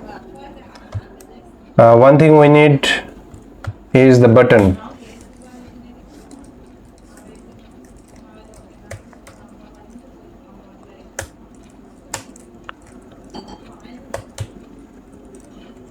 Submit, and don't forget to give type of the button. It will be submit.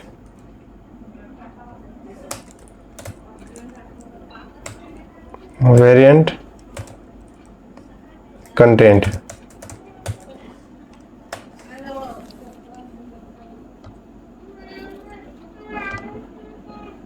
Okay, fine. Give background to the form.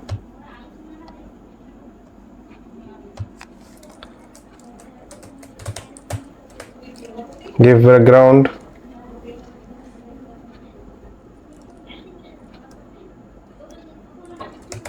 light blue. Also give padding 10 pixel.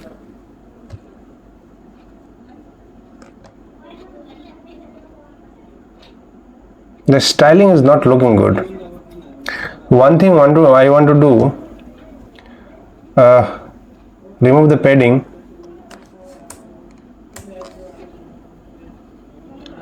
One thing I want to do is I want to use the grid. So take grid from material UI, and it will be a container.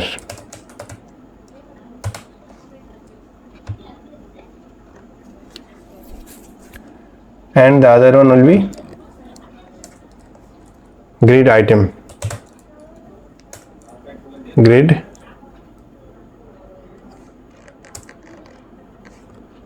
it will be item.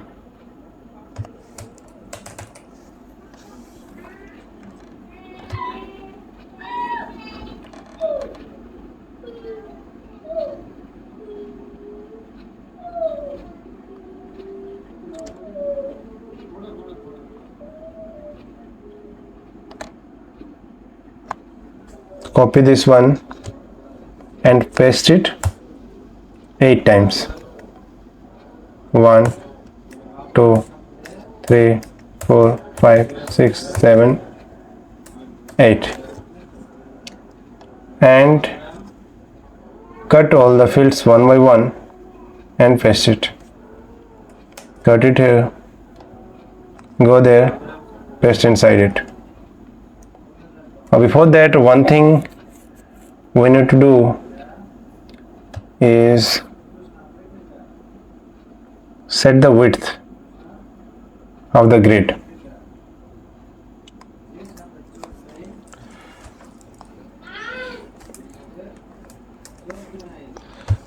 Paste it here. Later on we will set the width of the grid. Now cut this one, the second one, paste it inside. Again go there,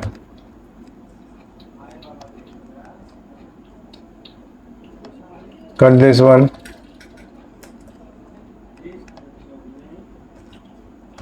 paste it one.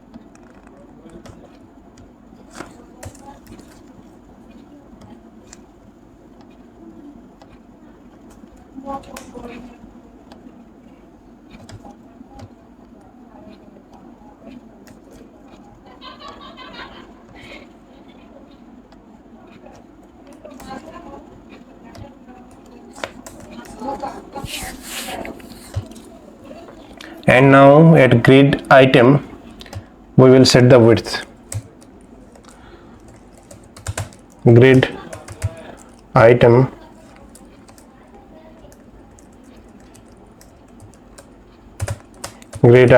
sx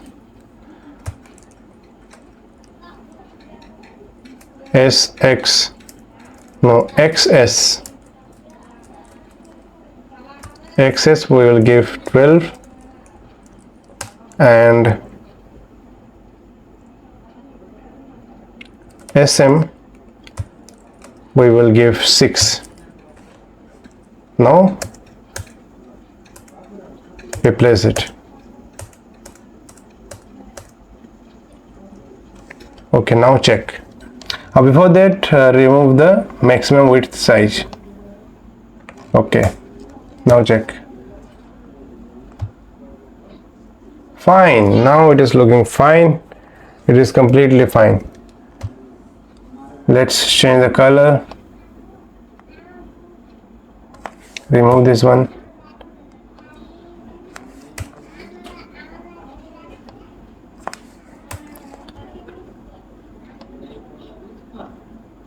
Container all,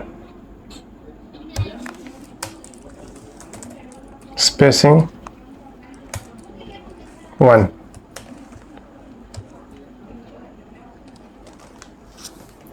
The button is not there, button is missing. Let's check.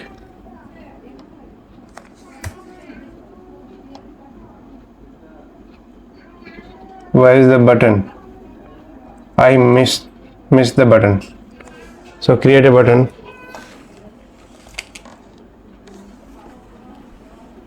Take one grid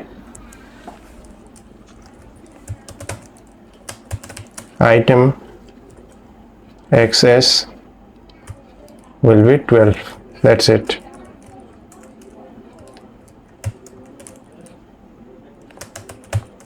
Type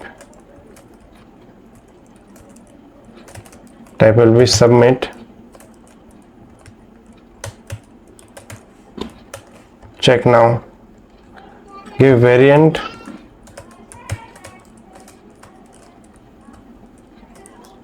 Content. You see, submit. Now it is looking good, and also it is responsive. If you change the width, now you can see that it has changed. So you see it is very much responsive. Fine. The grid is working fine. We will give little dark color background, gray color background.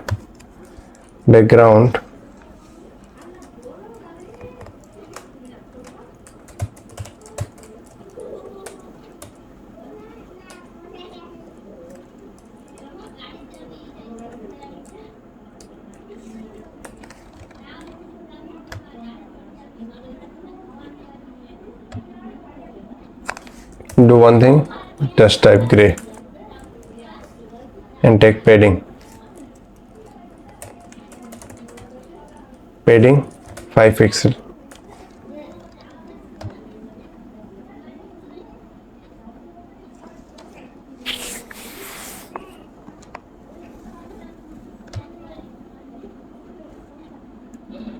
Take padding 15 pixel.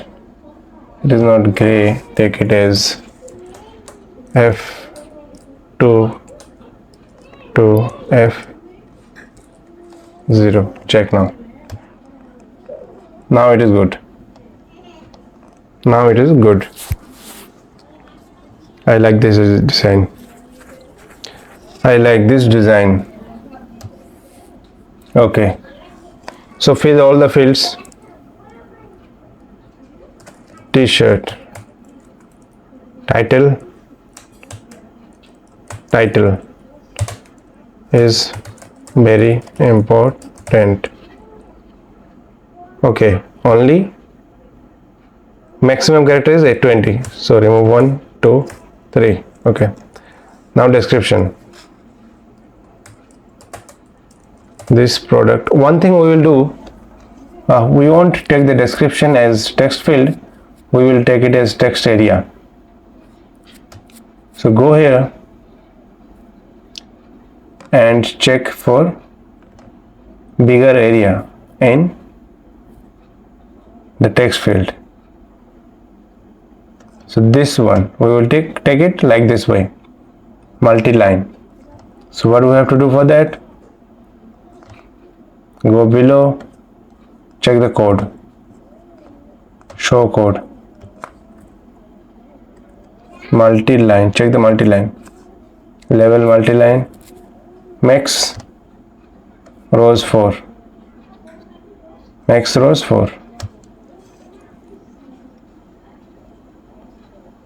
go to description one,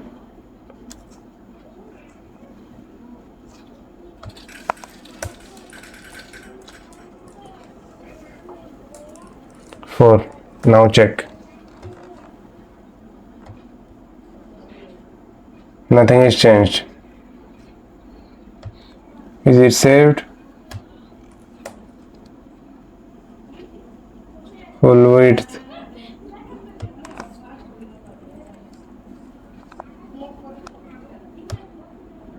It is not changed. So go there, again check, multi-line. One thing we will do, multi-line. Okay, not max rows, set rows. And do one thing, we have to write multi-line, this one. Actually we are copying this field, this one. So go here, type multi-line.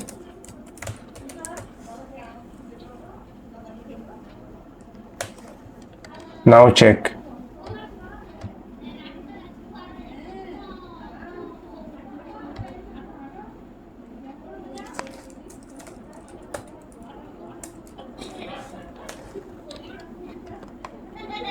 It is working now. Remove the max rows.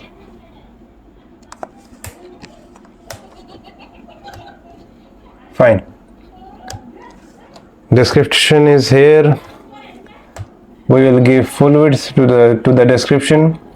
So remove the SM part. Now check. Okay, fine.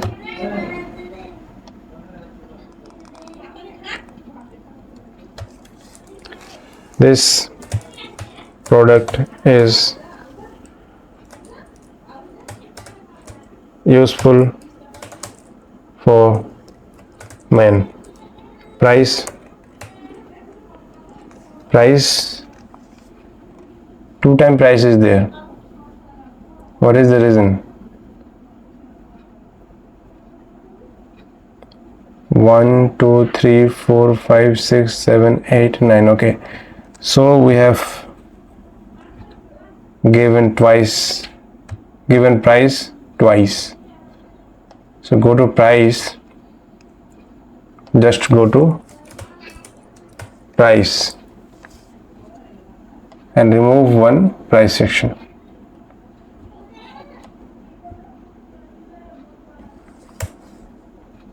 Like that way we have created 2 quantity. Also remove this one. Now check. Price category will be men, brand,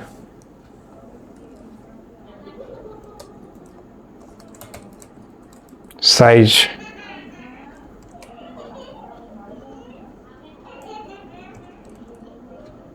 two characters are required. No, we can give M also. So go there and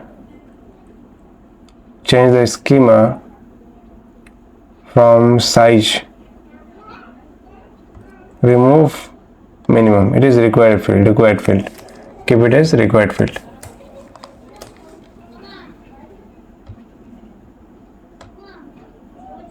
M quantity. Okay.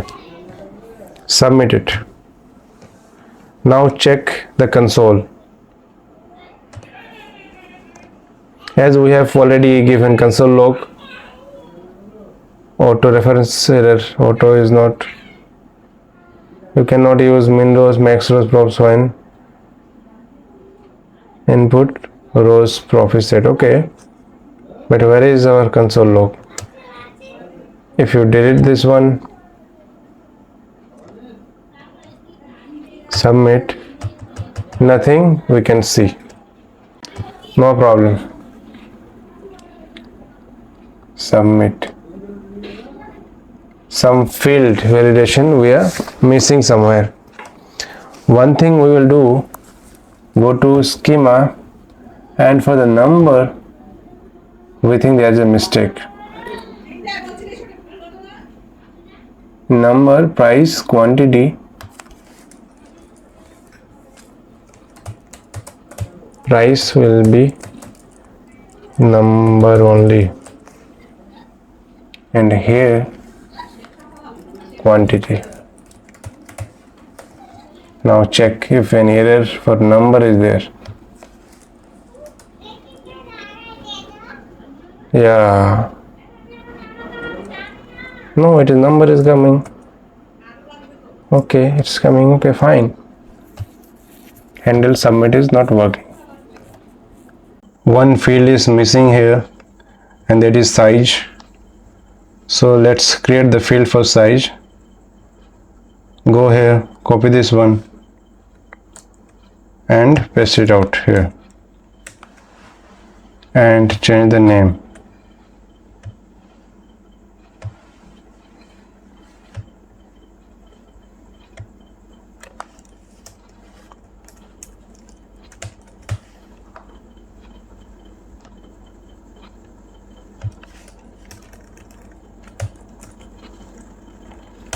Save it. Now check. Size is there already. Okay, size is there. One field is missing. Quantity, size. 1 2 3 4 5 6 7 8 9. One field is missing. Brand is there, price is there.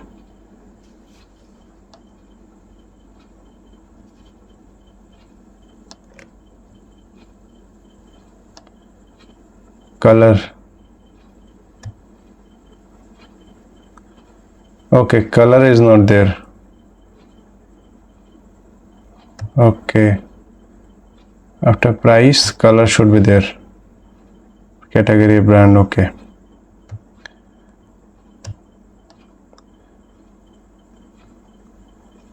Copy this one.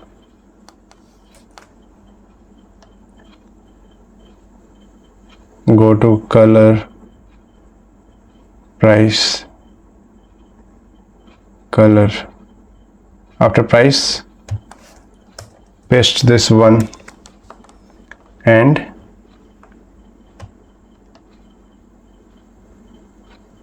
change this size to color.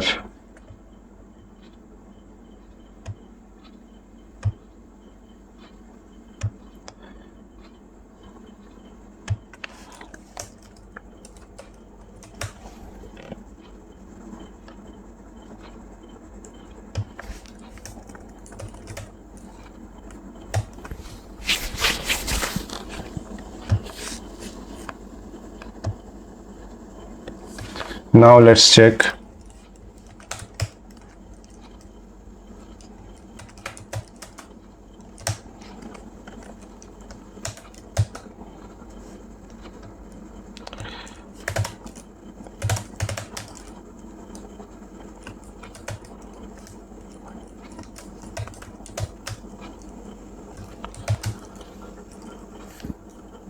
Price,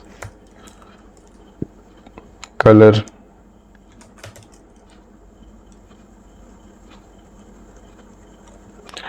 color, red, category, men, brand, size, medium, quantity. How many products are there? 123. Submit. And now check for console log. One thing, why is it going in this way?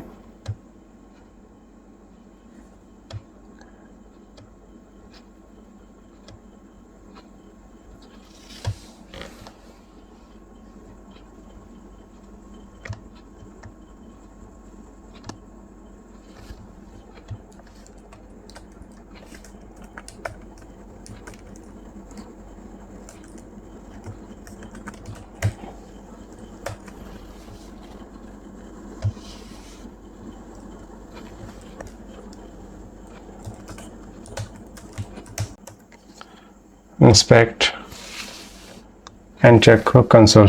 Yeah, product admin values, everything is coming fine.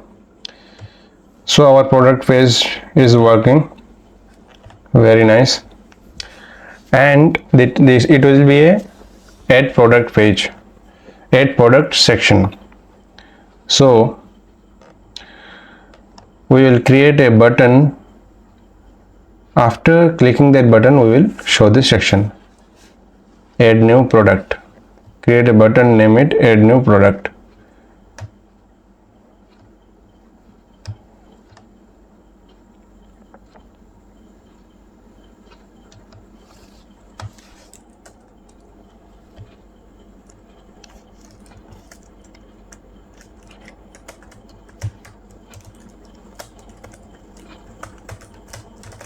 Add new.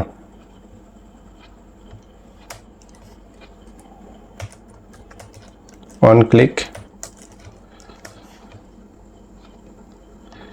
First of all, go to top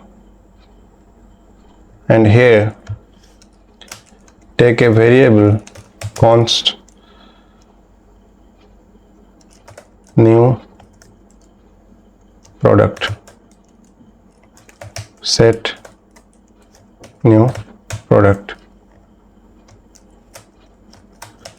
use state false,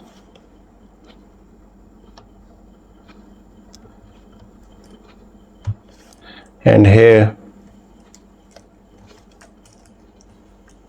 set new product true.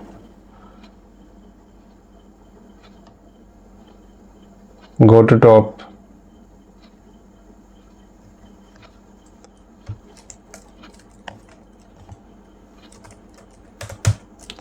new product.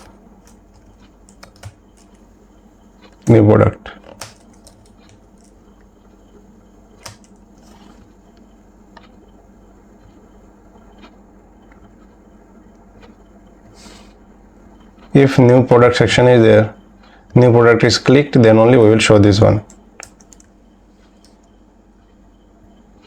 Fine. Inside that form, we will take one button for close, or here also below submit button we can take one cancellation button.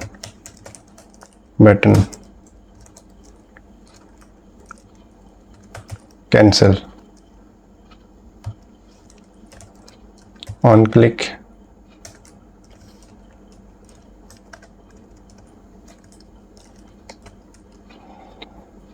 set new prod false.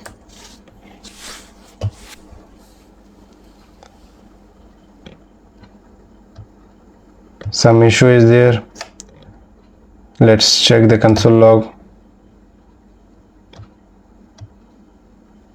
Okay, use state is not defined, so it is not imported. So import it. It is not importing, so import it here. Use state from React. Save it. Now check. Fine. Add new. Now it is coming after clicking add new. Cancel. Okay. Add new button is to be hidden after add new section is popped up. So here,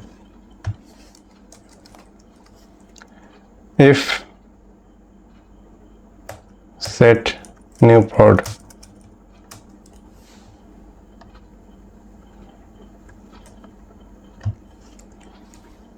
add new section is false, if add new section is not there,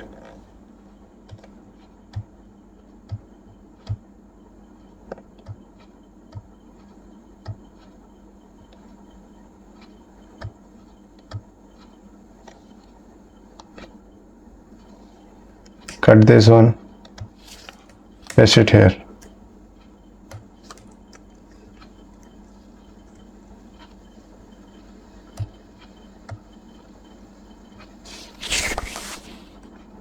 Now check.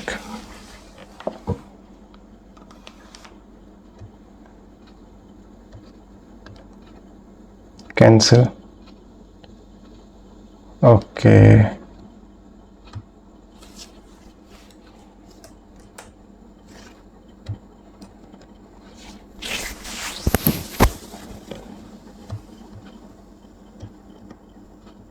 Add new.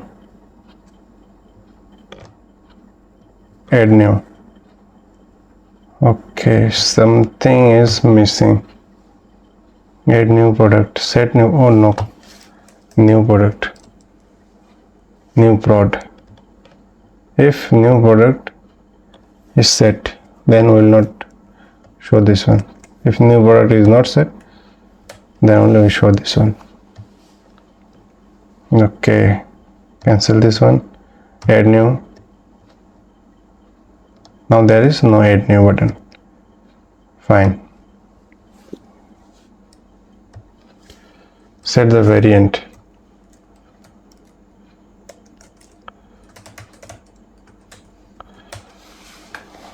Okay.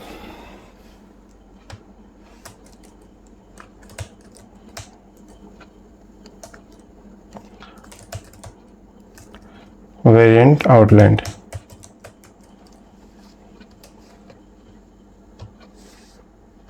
Fine.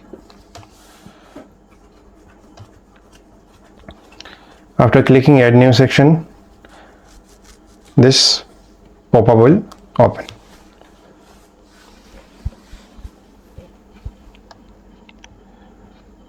And at the bottom we will show cards that will show the product details. So here create a folder product card.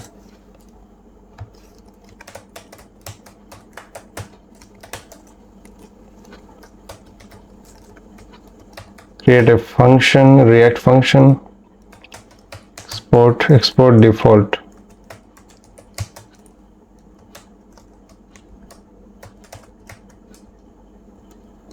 Product card is already there. So create a function product card admin.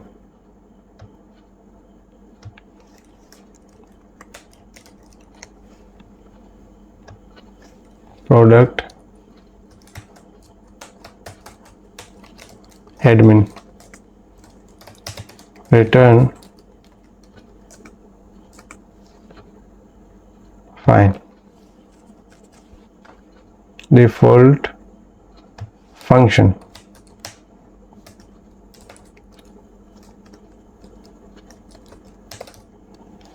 Default function. Okay, fine. Product card admin. Now go to material UI and go to card section.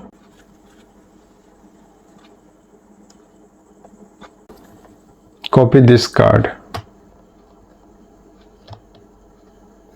the simple card with image. Copy this one and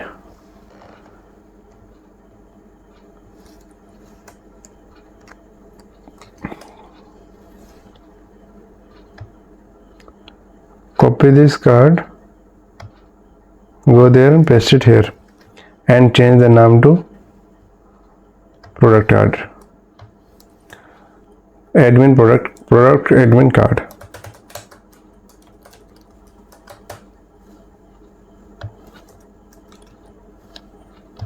Fine.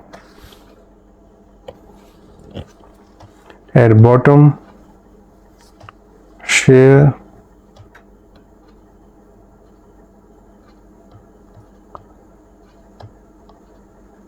one button will be there as edit and another will be delete.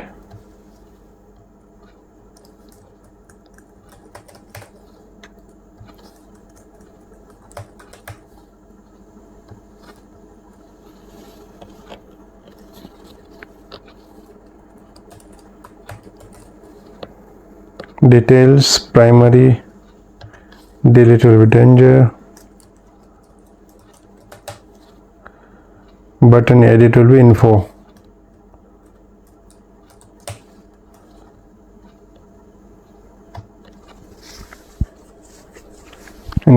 So here let's call the product card admin component and let's check. Take one dummy array with number, put map on it,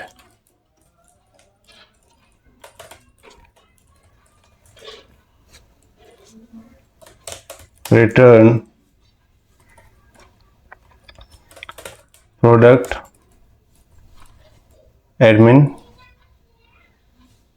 card, product admin card. It is product admin card. Here also change the name Product admin card.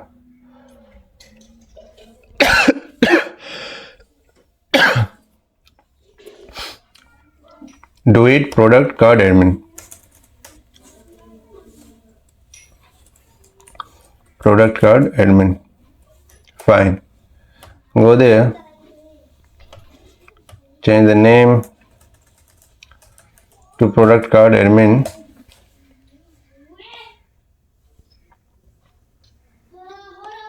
Remove this one. Product card admin. Fine. Let's check. We see some errors.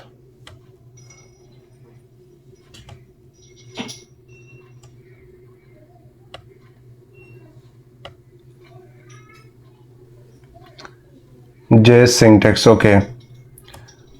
Here we must give JSX syntax. We have given JSX. Now check. Yeah, it is working fine now. So it is working fine now. As we see details, and we don't see the other buttons. Let's check it out. Go to product card admin, go to button, edit text info. If we remove this one,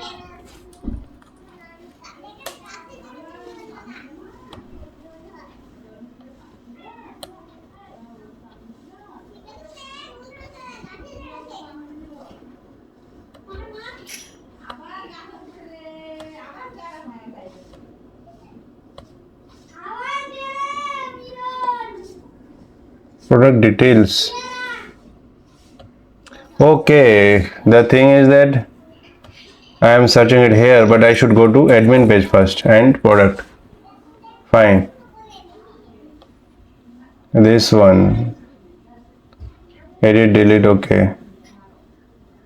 Okay, this card.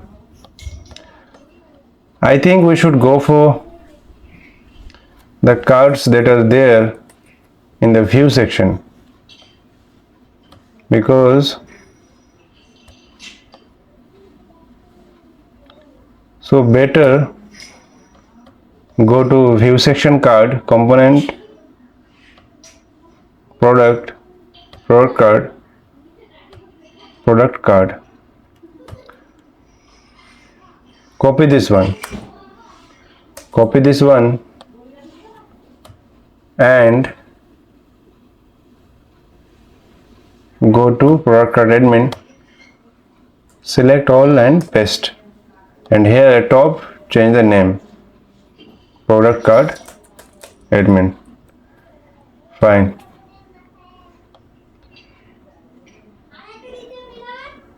Product.image. We won't give any image now.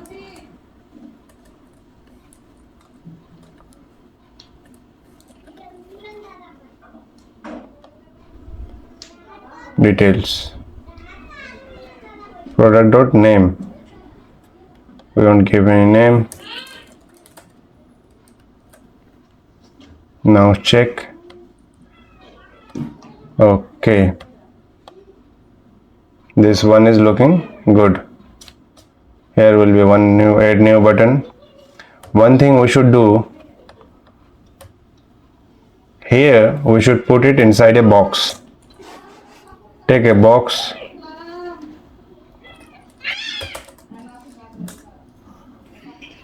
and cut this one, put it inside the box, and here style it. Display, flex,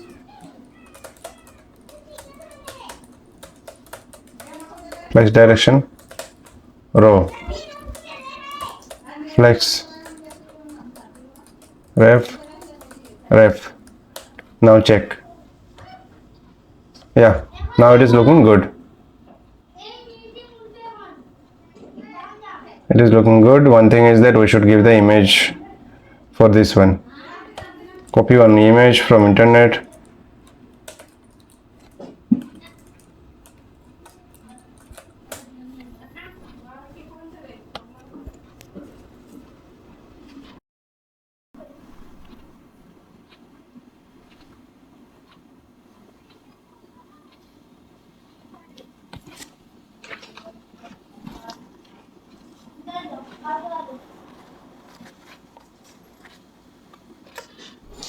Copy the image address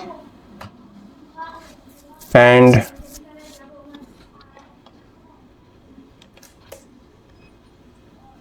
paste it here.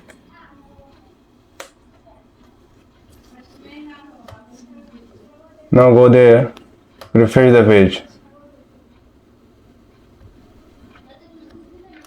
Yeah, so images are coming and it is looking good. One thing is that we should give the other buttons like edit and delete. Go to bottom, copy this one and paste it here.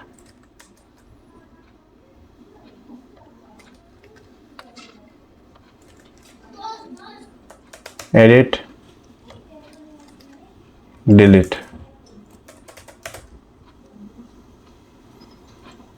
Color red, primary color secondary.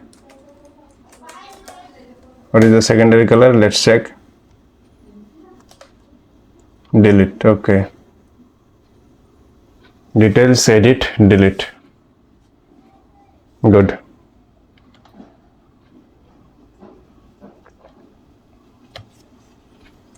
If we give red,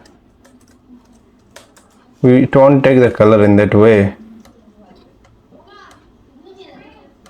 Better, what can we do is like style it. Variant contained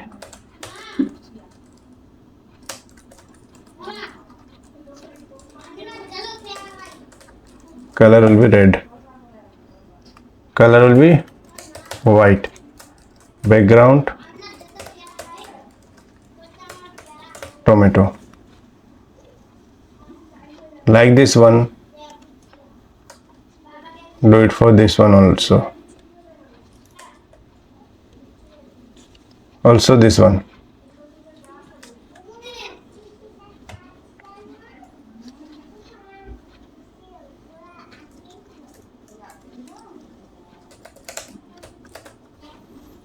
Here give sky blue. Check now.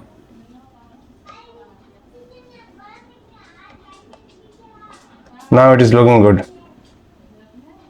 Delete, edit, details. For the details one, something is different. Details one, link is there. Okay, inside it link is there, no problem. For the styling part, we will change it later on. Fine. If we go to add new, it will open this pop-up and here we can add new products. Fine. And with it we can delete, with this one we can edit. Now let's add one field for inserting image. So go there, product admin, and copy one field and put it after description, title, description here. And for this one, remove the SM section so that we can take it as a full width, and here we are going to give one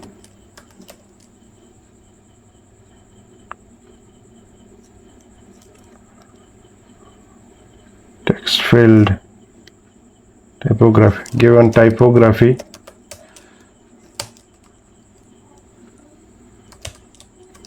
variant will be h4 and name will be add image. And here we will give type equal to file, and on blur we will remove one blur, value we will remove, and on change we will call one function and pass the event.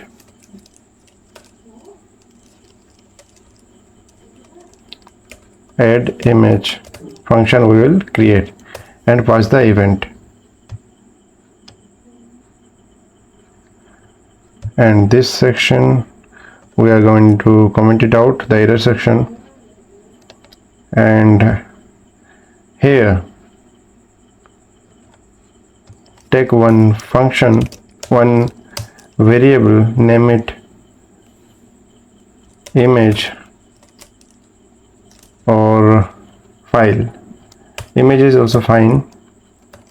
Set image react.use state, it will be null, and create the function add image.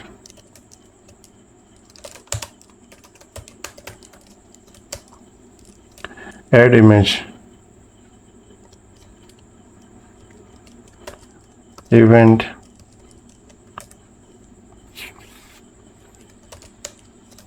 or it is giving the correct suggestion, so we are going to take this suggestion.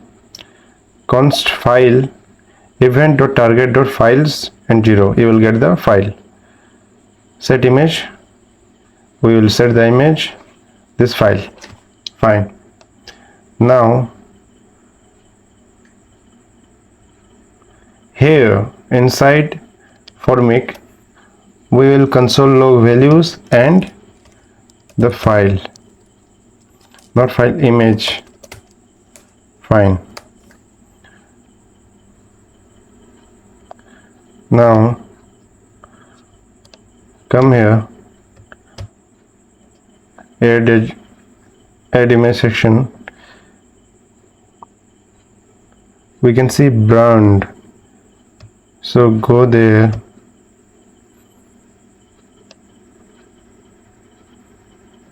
name.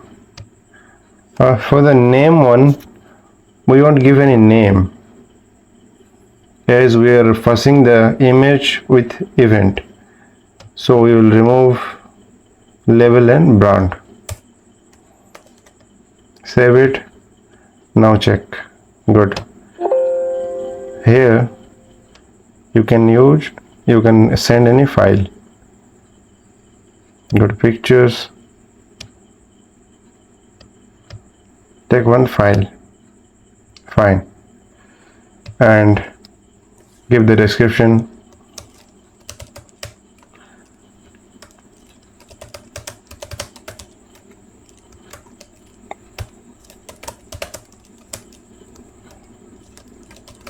This is a t-shirt for men. Price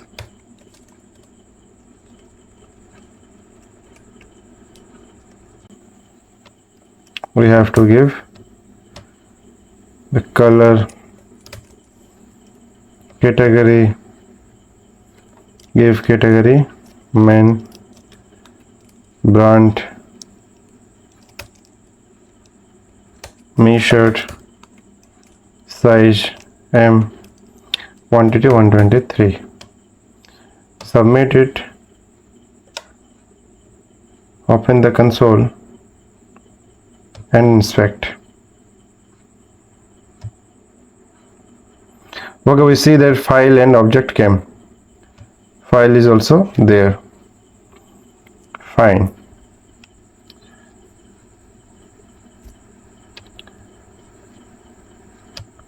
So we see that file has come. Fine, and now let's change the styling part for this one. We will give some margin, and we will bring it to center so that it will look aligned. Go there, and here below give some margin. Before that, center the whole contents, or we can do is like with the help of flex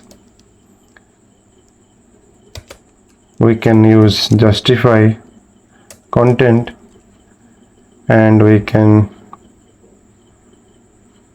do space between. Now check. Okay, it is good. Space between is looking good. Fine. Now we will create the details page, so that by clicking here the admin can check the details. So it should be the same for the view section. If you go to view section, like go to the view section and go to products, and here if you go to the details, we will see the details here. We will keep the details for admin the same way we kept it here. So we will just go to we will create one product details page, and we will copy it from the view section. So inside components, inside admin and inside components, create one folder, name it product details. Create one function,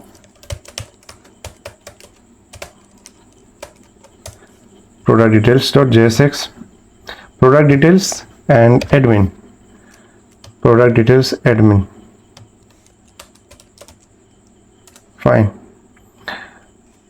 And now go to the view section, inside component go to product details page, product details. Here copy the whole section and paste it in admin section, and we can change a little bit. Let's check first. Query and all, product ID. Okay, fine.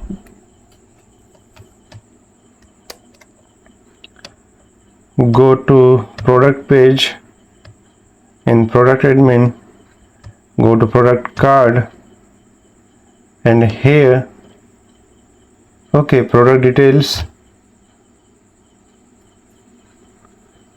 here give it admin, then product details, then product ID. Fine. Now go to the app.jsx and define the route for product details for admin section.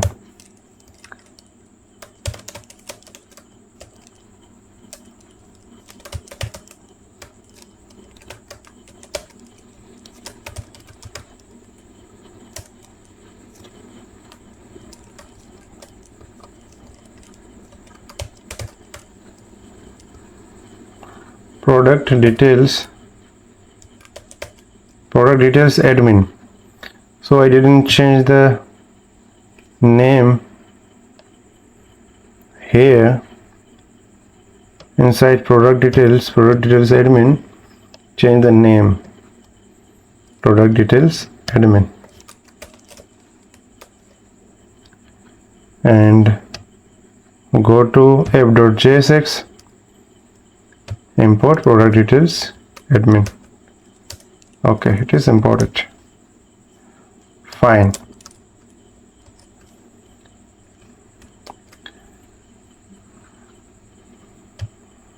Some errors are coming.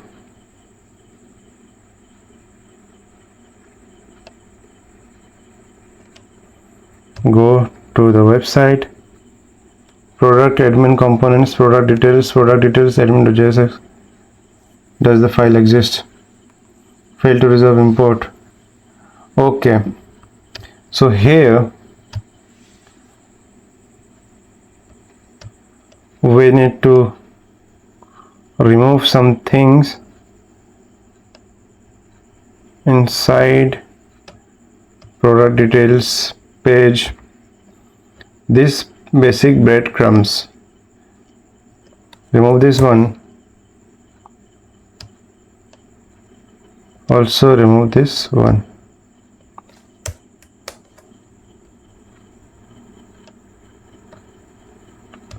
Now check. Now error has gone. Now go to admin, product details, go here. Yeah, it is working fine. So our product details page is also working for admin. So our product admin page is created, and inside it our product details page is also created. Now we will create the user page where the admin can see all the users that are registered. So for that,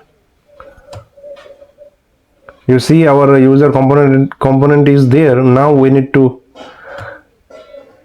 implement the design that we want for the user section. For that we are going to use the material UI table.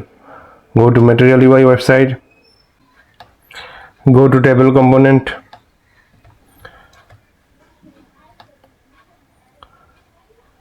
copy this table, the basic table,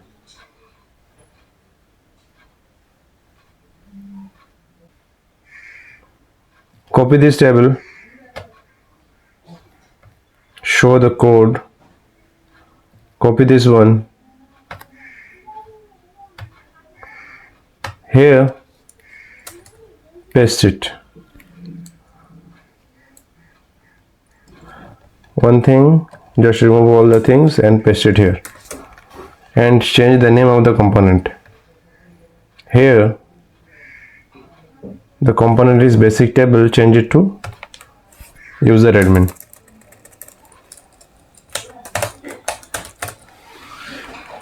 Fine. Now go to the website. You see, we can see the details here. So now we will modify it.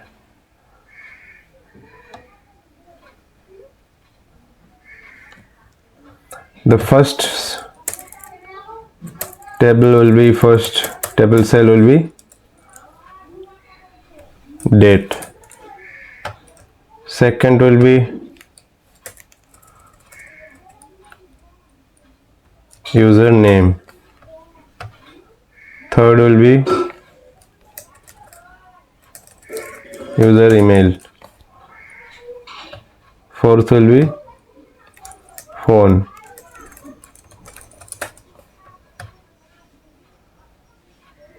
Fifth will be phone, name, email, phone, date.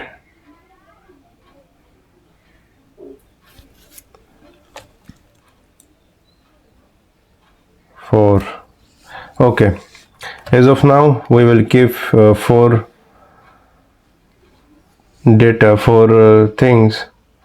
One thing, if we want to add name, email, phone, and we will keep it 4. Comment it out, and here also comment one section. Save it. Now check. Date, name, email, phone. Fine. Now we will create the order page. It will be almost same like this one, but it will have another functionality. I will show that. As of now, copy the user page, user admin page, go to the order page, paste it here, change the name of the function, user admin to order admin,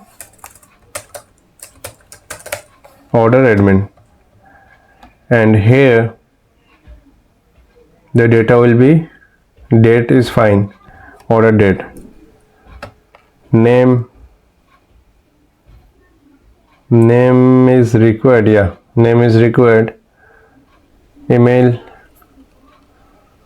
we will keep it as user details,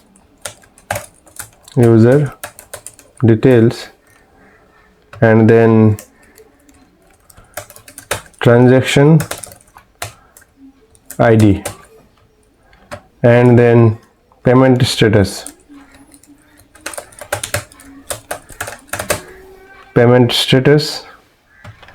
and then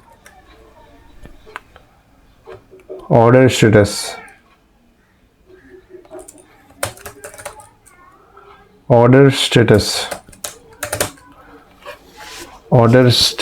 okay. And here at order status we will change the order status. So here at order status we will put select component of React, so that we can change the status of the order. At first, after the user orders, the order will be in pending condition. Later on, the admin can change that status to complete or delivered or whatever.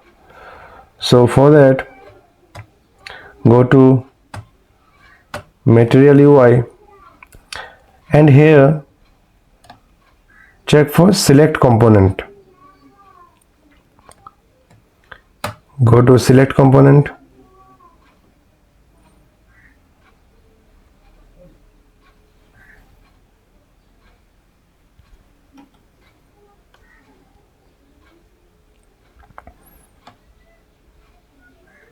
and copy this one,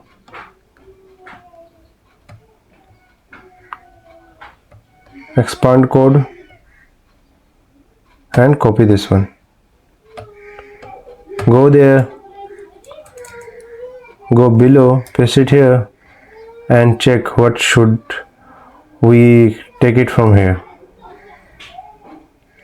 Box and all, form control, take this one, form control, leave the box for now, cut it from here, go inside the table cell, paste it here, format the document so that it will look good.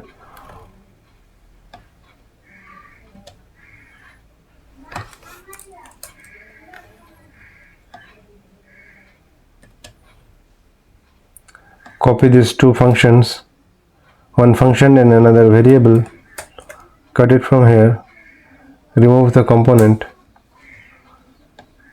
go above, paste it here, fine. And also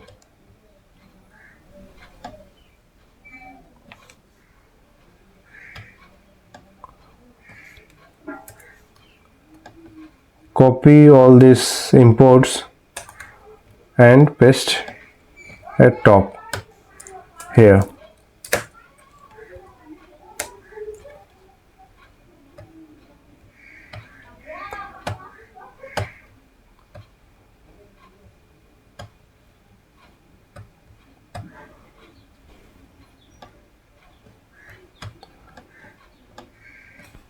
Copy or cut cut and paste.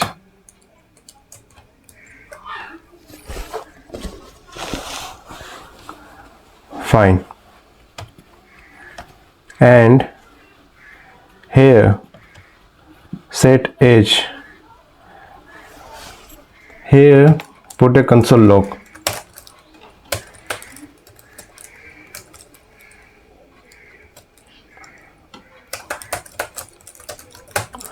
Handle change event.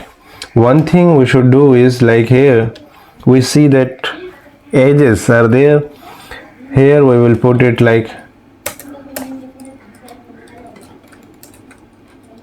pending.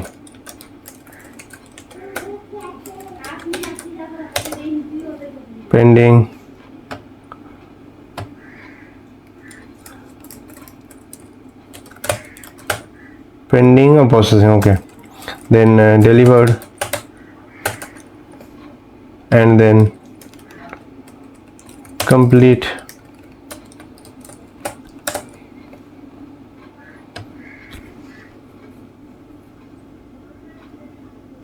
One we can say order placed.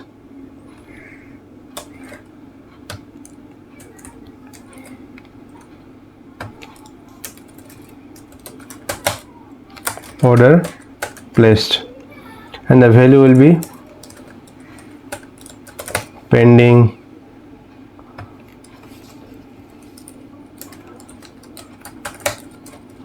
Order underscore placed.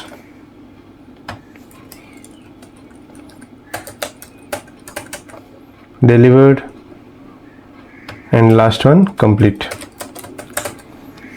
Fine. Save this one and go there, go to order admin page.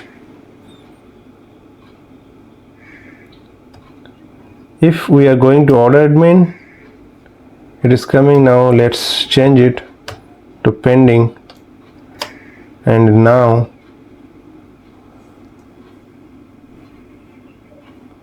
one thing is that one thing it is doing is like it is changing for whole function. We shouldn't do that.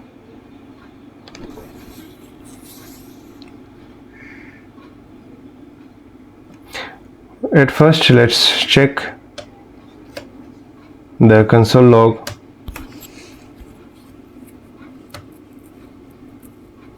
Yeah, handle change, pointer event. So here what we should do is, like, while we are clicking this one, we should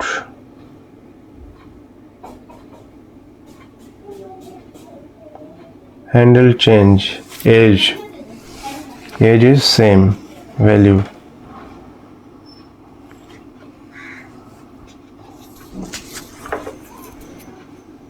Okay, table row, one function, change, handle change,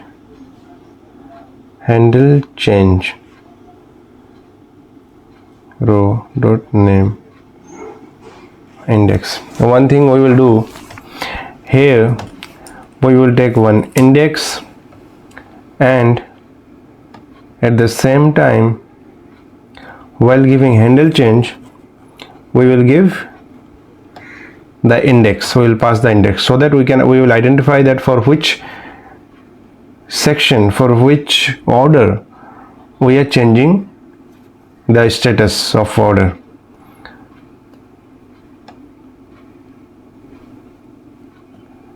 And for setting the value, we are taking directly from there. Value we won't update.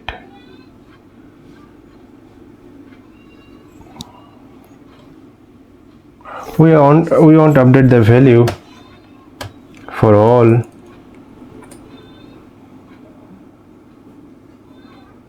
The value we will give what the row gives us. Like here, while when we will work with the live data, that time we will set the data for status. So here like protein and all, take one data as status.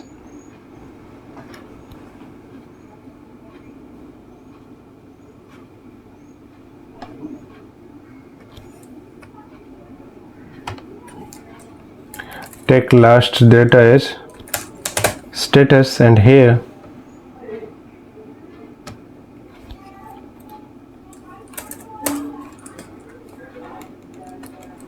set the data pending, and this one will should take complete, and this one order placed, delivered, and last one pending, so that here we will take the data from there, and this age value we won't take the value as age, we will take the value as row dot status. Fine. Now go there, and you see, now we see that we are having different data, like for pending, for this one, for everyone we are having different data. And one thing we will do here, at handle change we want to set an age. At handle change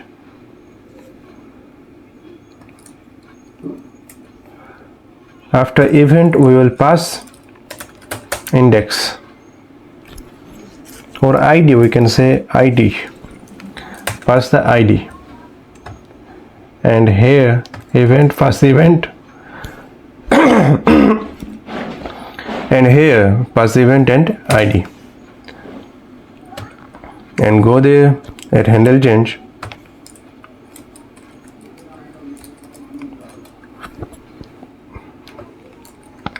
take the event from here, pass the event, and take one ID. ID will be index here.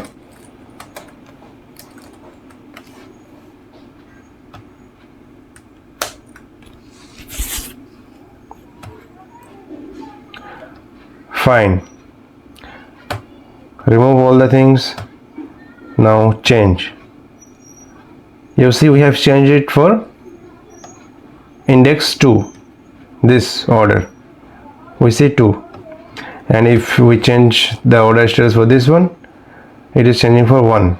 Okay, index 1, and for the first one it should show 0. You see it is showing 0. So our order status changing option is working fine. One thing we should do is, like, from here remove the edge. Here write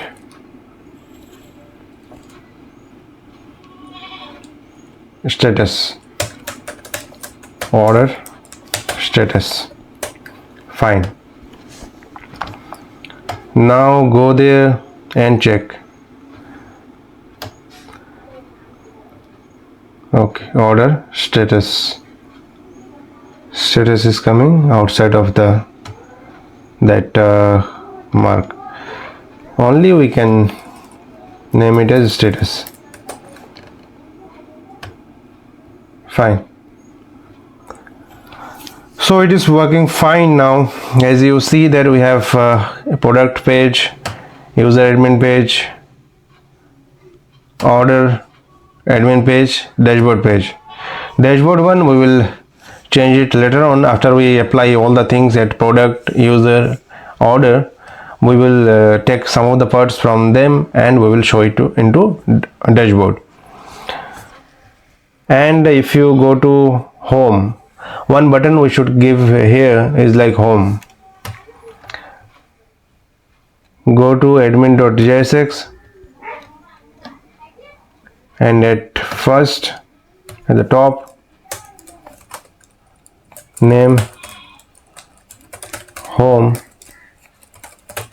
page and icon inbox icon for now, and there now check home is there, it is taking us to home.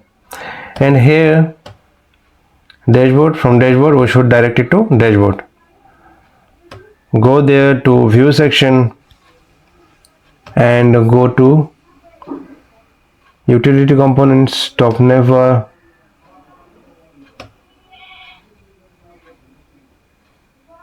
and here from dashboard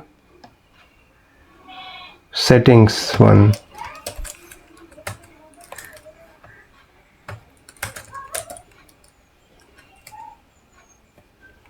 settings.map. Here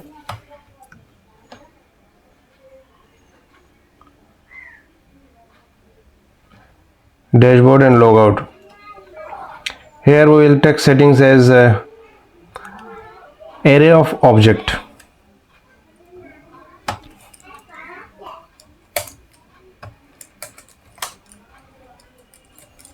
Name will be dashboard, page will be admin. Fine. Name will be logout, page will be logout.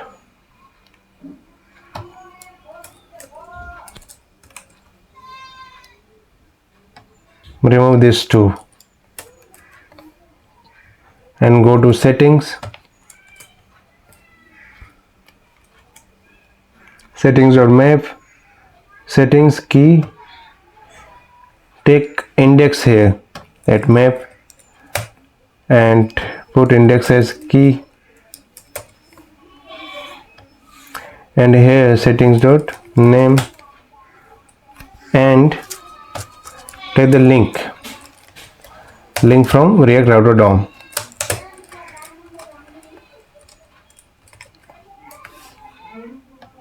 Cut this typography from here, paste it here, add 2 plus setting.page. Typography. Okay, do one thing, create one logout page.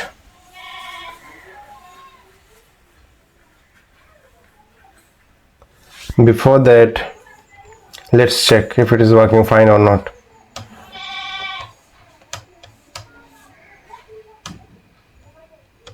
Go to dashboard, it is taking to admin. Fine. And from here we can directly go to home. And for the logout page, there is no page as logout. So if we click to logout, it will take us to not found page. So let's create the logout page,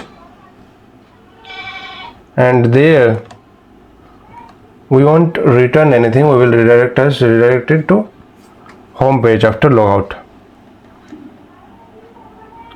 User components,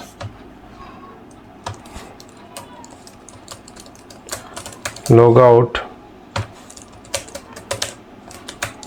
.jsx, export default function,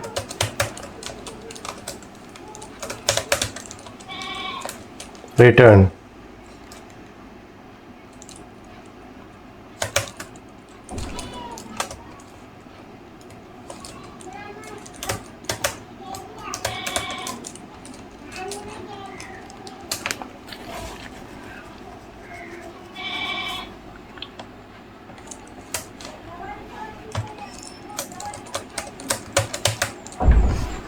logout, and here go to app.jsx,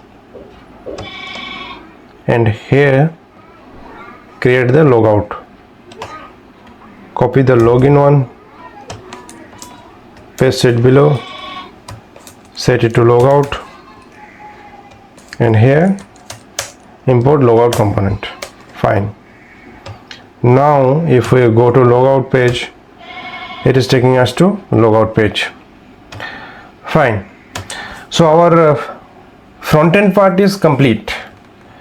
As you see that the view section, home, product, order, login, register, everything is there. And also if we go to the dashboard, you see that home is there, dashboard is there, product admin is there, user admin is there, order admin is there. One thing we should do, we should take proper icon for these things and place it here.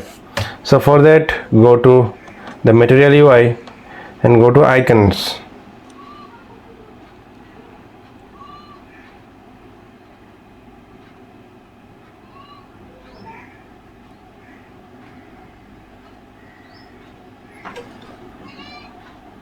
Material icons, icons.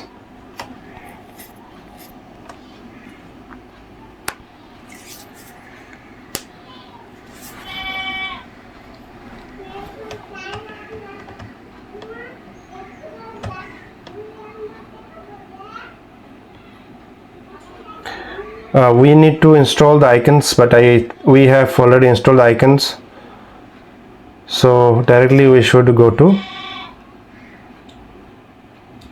and search for icons. Go to material icons.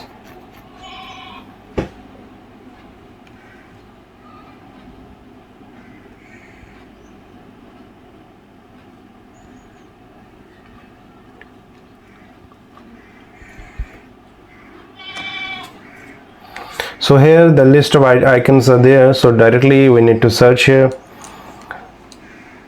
the icons that are required. Search for home,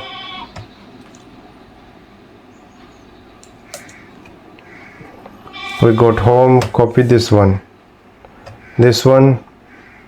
go there, go to admin.jsx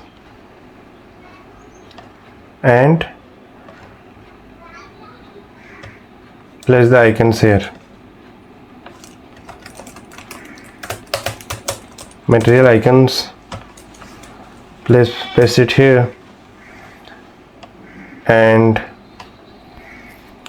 the other one will be dashboard. Search for dashboard,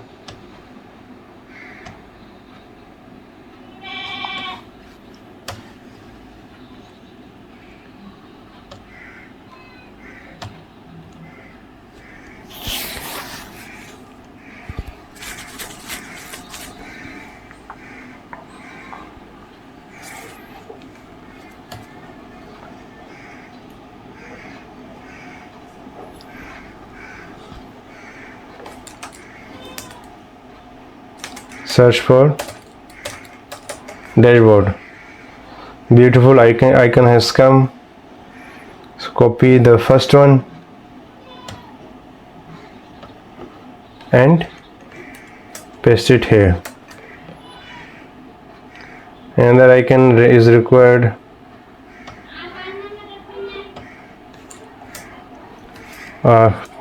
Dashboard users.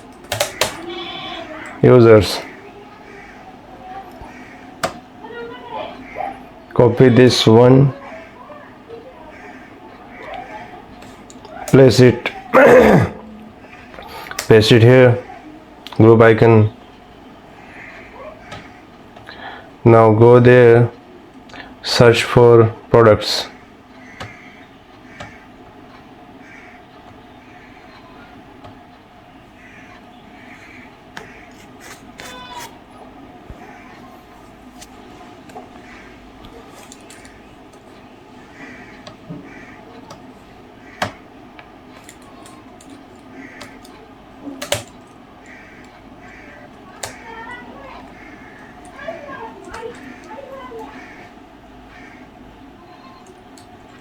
products inventory one. Copy this inventory, go there, paste below, and go for order.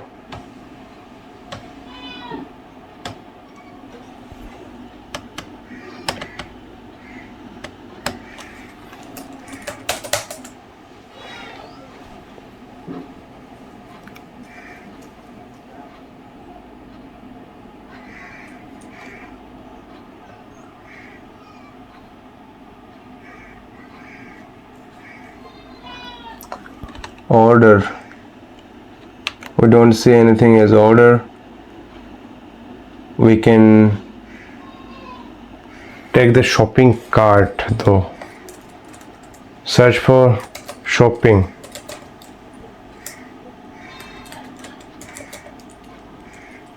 Shopping bag.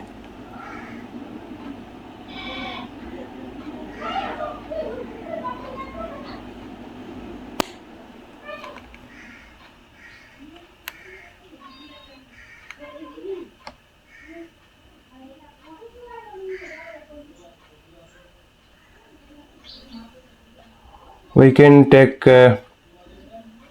shipping, order for order.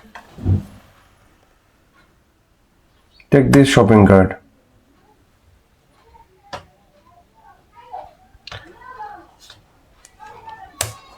Paste it here. So now place the icons.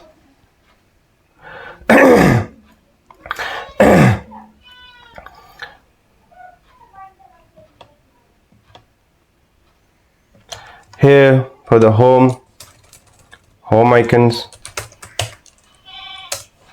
for the dashboard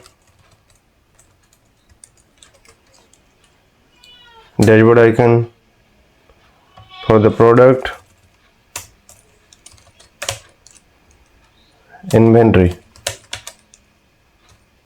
icon, for the user admin people icon, and for the order shopping cart checkout icon. Save it and let's check now. You see all the icons are working fine. Now it is looking good. So our front end part, the whole front end part is almost complete, and we have defined the structure very beautifully. Now we will work for the API part. We will create the API from scratch, and we will connect the API with the application. Now we are going to create the API part for our MERN e-commerce application. So let's get started. We are here inside the folder of ecom_2024 Vite. Here let's create a folder, name it API. Go inside the folder,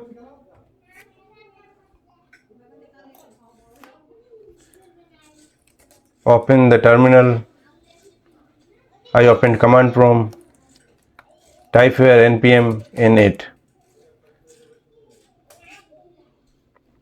As you have already created your front end part in React, so I assume that you are having npm and node installed. Package name API e-commerce, version, description, entry point server.js,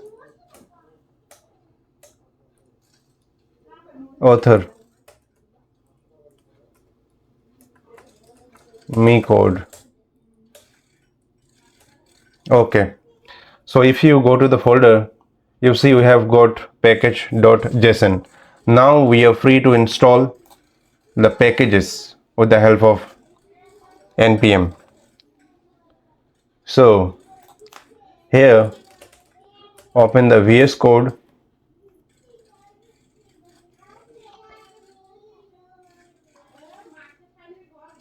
Open terminal here inside VS Code.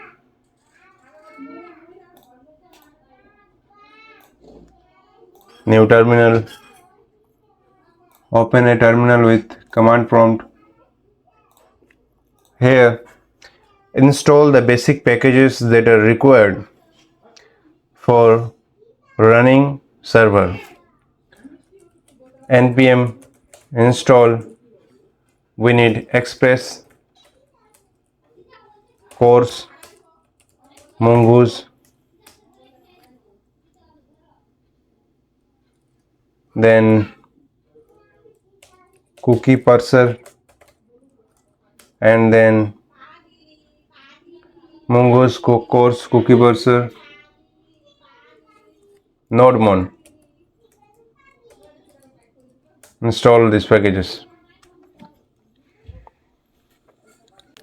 Before that, ensure that you are having internet connection, because it is going to download the packages from internet. So all the packages are installed. As you can see that node underscore modules folder is there. Here all the packages are there. And if you go to the package.json, you see that the dependencies cookie parser, course, express, mongoose, nodemon. And here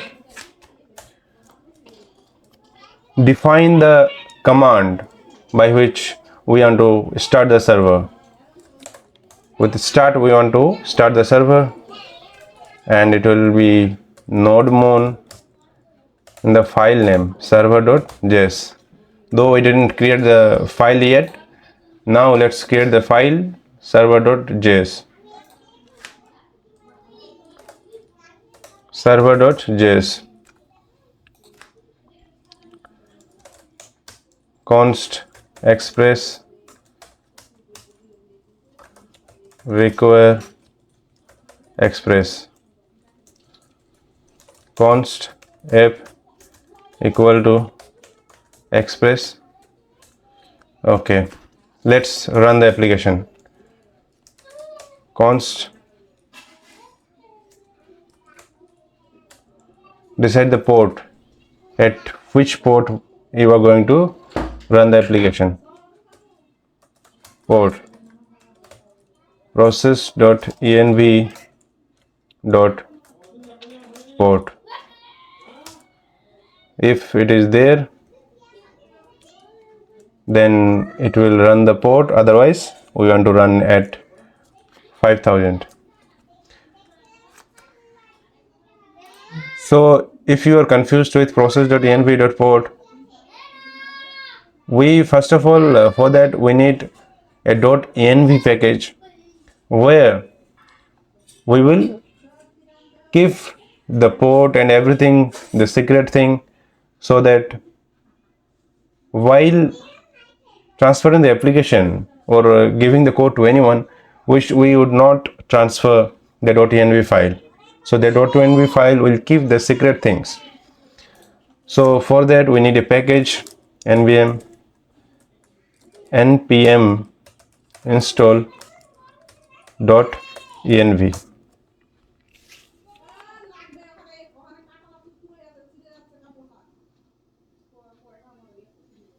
So our .env package is installed. Here create one file, name it .env,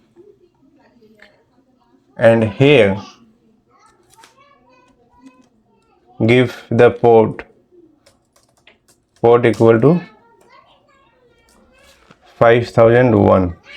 Give it 5001 so we can check if the .env is working or not. Save it here, go to server, and at the top we need to import the .env. Require .env.config. Okay, keep it in this way, and now run the application.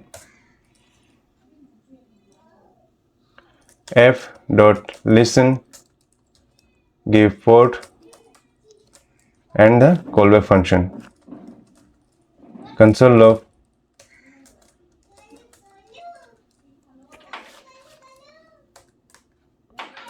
server is running at port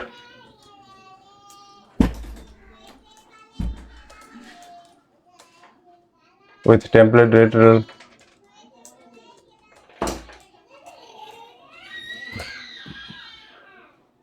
define the port.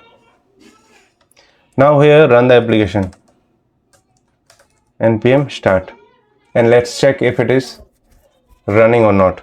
Nodemon server.js, some error has come. Config, not config, config here. Now let's check.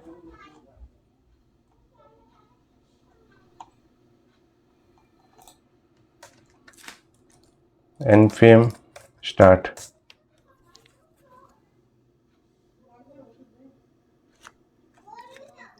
Config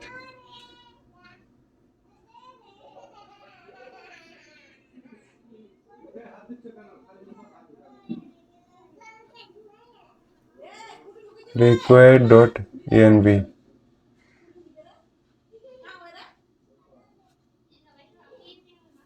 Let's check the .env.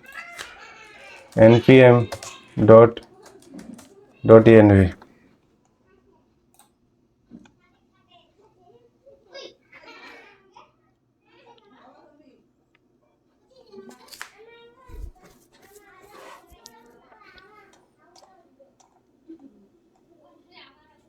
Okay, so basically I have done one mistake. I have installed wrong package.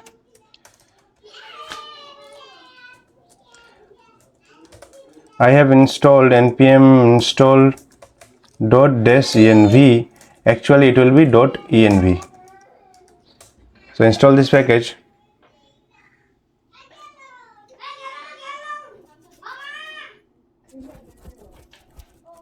Package is installed, and here import it like this way, and also uninstall .env .env that we have wrongly installed. Npm uninstall .env.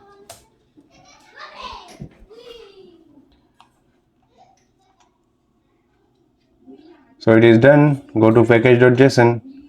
You see .env package is there, .env package has gone.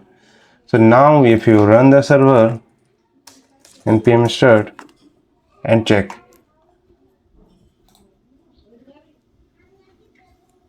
Okay, you see server is running at port 5001. Here you see 5000 is there, so our .env is working fine.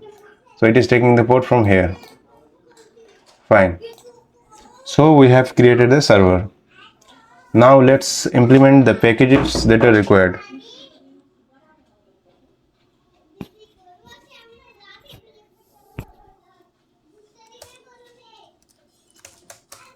Const mongoose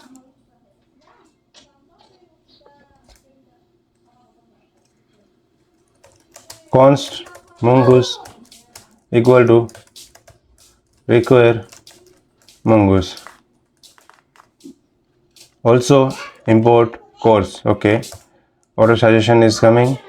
Cookie parser fine. Path, we don't need path now.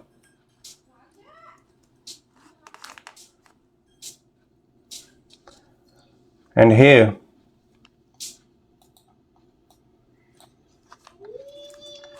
now use the things that are required as middleware. So f.use express.json. So we are allowing our application to work with JSON file. F.use. So with the help of f.use function, whenever any call comes, HTTP call comes to the server, every time f.use function runs. app.use express dot URL encoded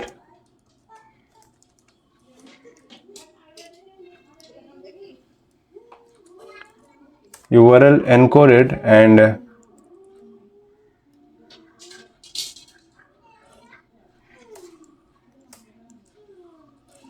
extended should be true. Okay, now use course, app.use course. So course is for allowing the application that runs in different port to access whatever is there in the server. So if we don't use course, it won't allow our React application to access this server file.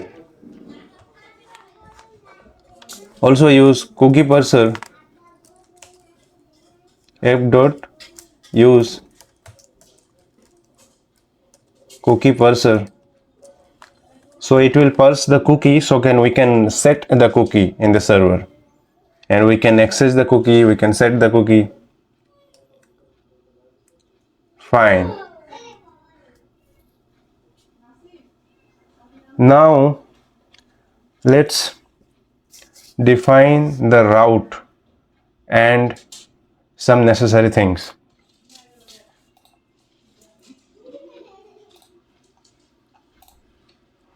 So if you want to test, or if you want to work with less data, then we work in server.js only. But when we will create a big application, that time we keep everything separated, so that it becomes easier for us to check the file.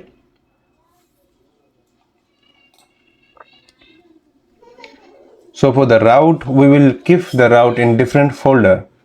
Create a folder, name it route. Also the defining also we will keep the model file, the schema file, in different folder. So we will name it model, and we need controller folder is there. Here we will create all the functions that will work finally. We will keep all the files inside controller. You will understand everything while I will create the things. Also we need one folder, auth is for authentication. So first of all, let's define the route. So the route we need is like, we need a route for user. So create the user route, user.router.js, const express equal to require express, const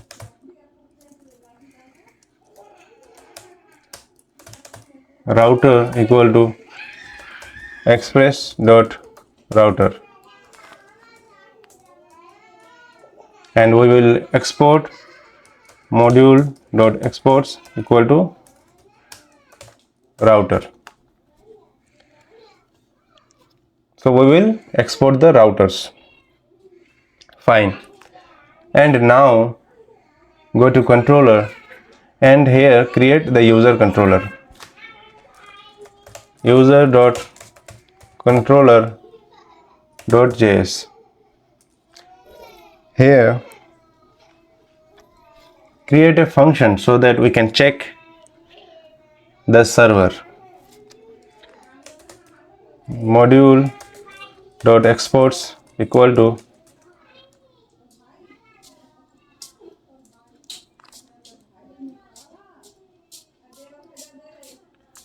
let's create a function, name it create user.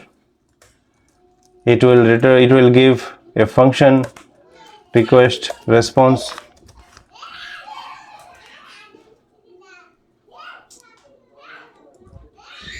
response.send create user. Okay, fine.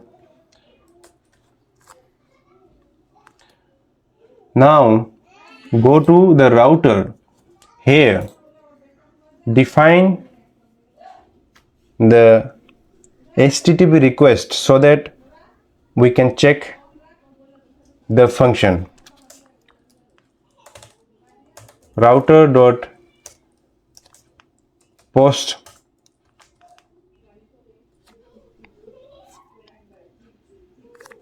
and it will be create. Okay, dot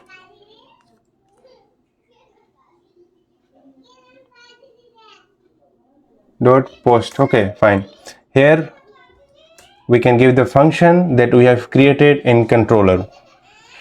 So the function was create user. So our function is imported. You see, create user from user controller. Fine. Now import this router inside server.js. So here name the router as user router equal to require inside route folder user router. Okay. Now here use app dot use and the call will be API and then user.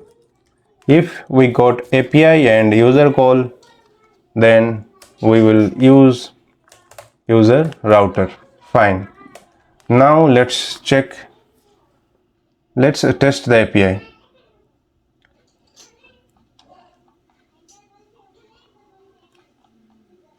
We have one application name. The name of the application is Postman. So with the help of Postman, we will check routes. We will check the server APIs. We will check the APIs.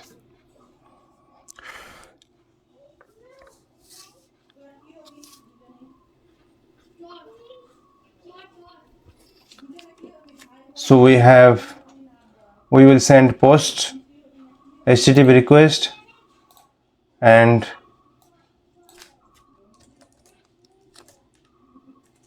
the route will be localhost 5001 and then API, then user, then create. Fine. We want to send any body. Send it.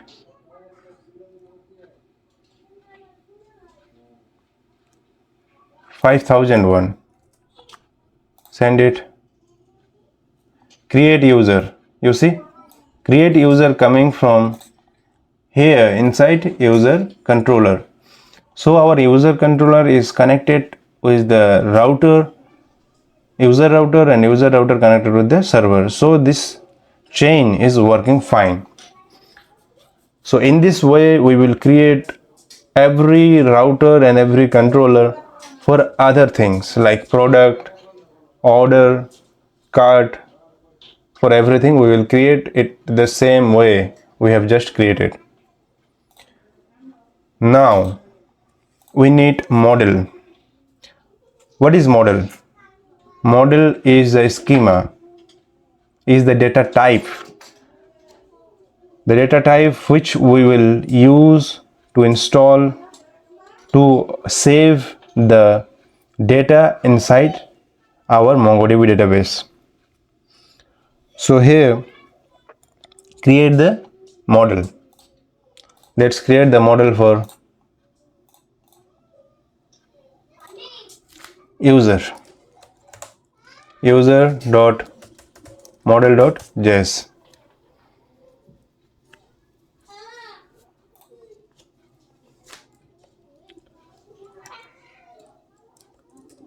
Const mongoose equal to require mongoose const schema equal to mongoose dot schema. Fine.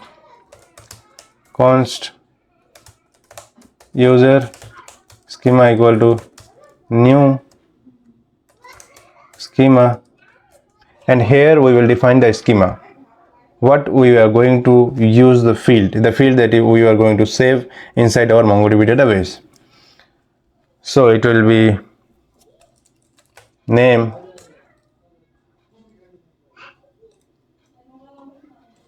take it as username,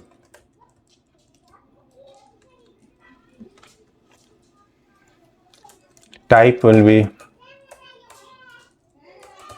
string, is it required,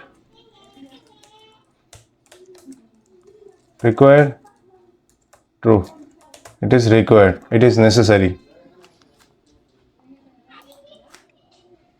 Username will be there, email will be there, type string, required, true. Username, email, password, type string, password, true. Created at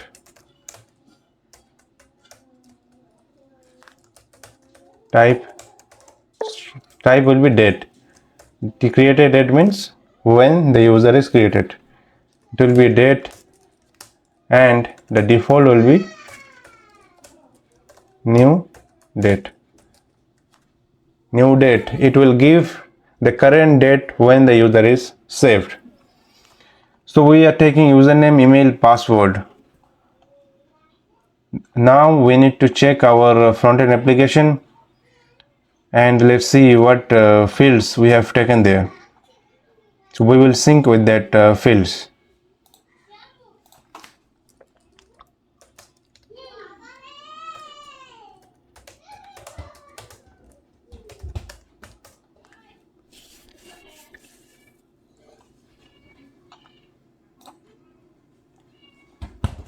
Run the front-end application, npm run dev,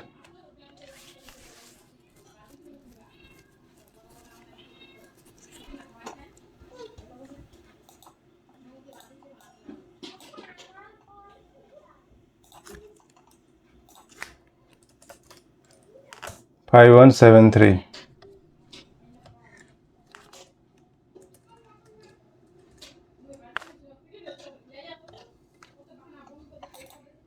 Go to home, go to register. We have taken email, name, phone. Phone is required, so go there and create a field, name it phone.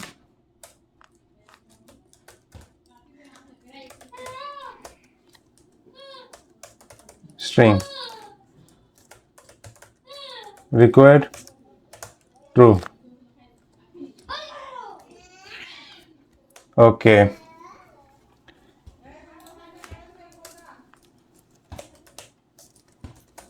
Module.exports equal to mongoose.model. Model will be user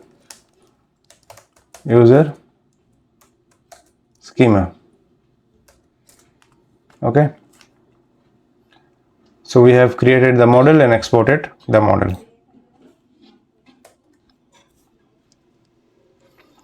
Now let's go to the user controller, and now let's create the user for real. Go to the top of the file, import the user model, name it user equal to require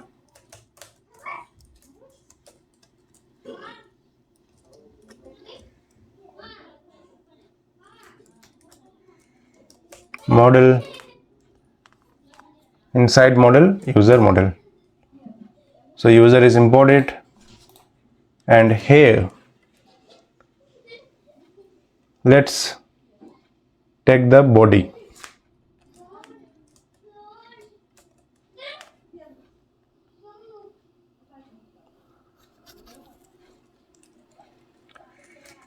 Const new user equal to new user. So with the help of new user, by writing new and giving the schema, we can create the user. And here give the fields. Fields are username. Username will be request.body.username.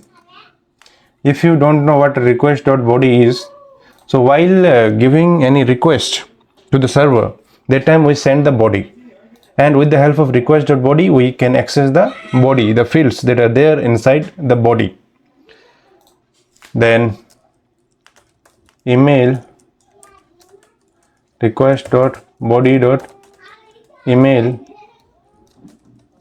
phone request.body.phone, and password. Password is the thing that we want to save it in this way. We will encrypt the password, but before encrypting, let's save it in this way and test the server if it is saving to the database or not. Password request.body.password. Now save. New user.save. One thing we can do is we can use the async await function so that it will allow us to create a clean server. So here take async and const user saved data, saved user.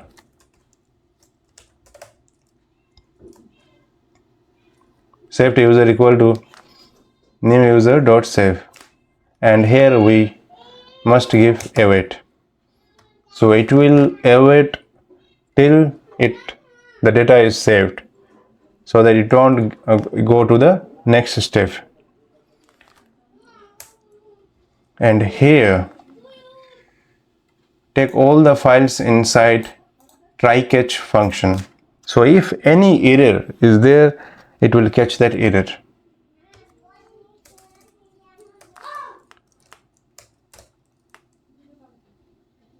Try catch. Take all the functions, all the things inside try, and at catch, obviously if any error is there, we will send the error. Response dot status, we will send the status as 401 or 500. 500 is for internal server error. Dot send. Success, false, message, internal server error. Try sometime. Okay. So here it will save our data into database. If it is saved, then we will send a success request.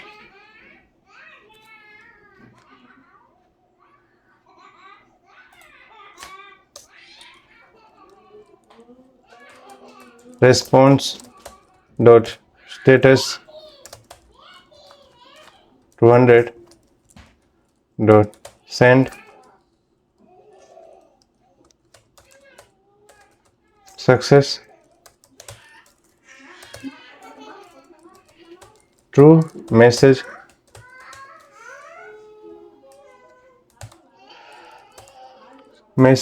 user is created. User is created successfully.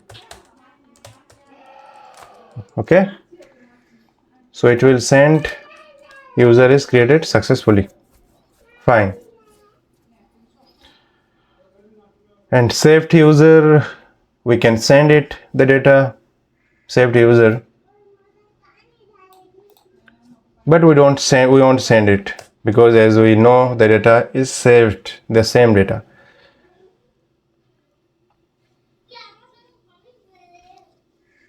So now go to Postman, and here at body, at row, we need to give the data, give the body as username, me code, username, email,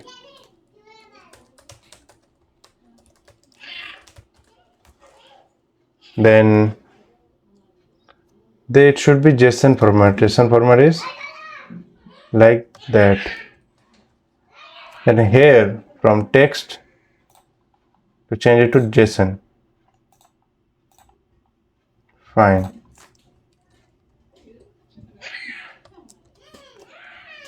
Email is there, username, email, phone is there.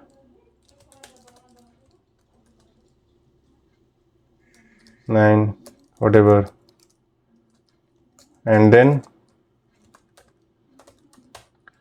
password, give password something.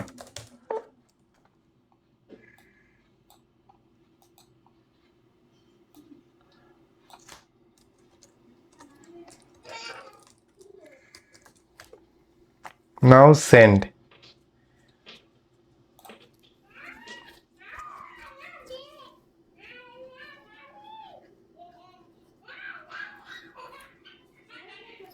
So it won't save the data. Success, false, internal server error. It won't send the data because we didn't define our database. We didn't connect our application with the database. So for that, go to server and define our database and connect our application with the database.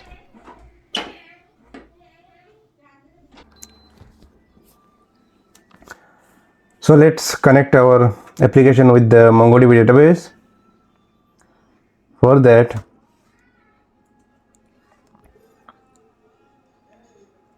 you can see automatically we got suggestion from the Codium. It will be mongoose.connect process.env.mongodb URL. Go here at .env and set the MongoDB URL.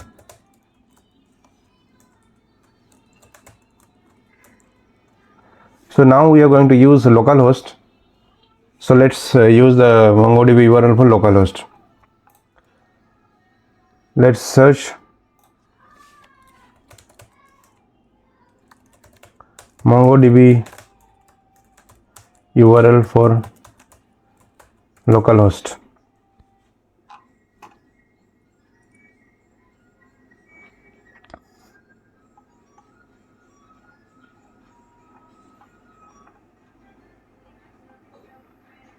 Go here inside mongoose.js.com website.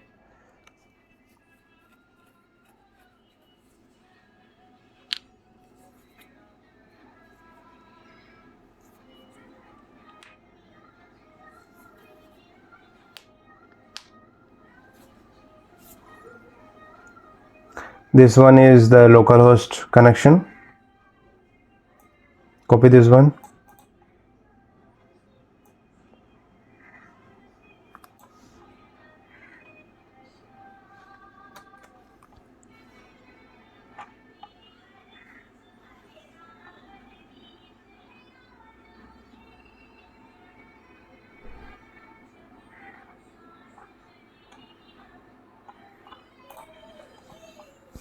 paste it here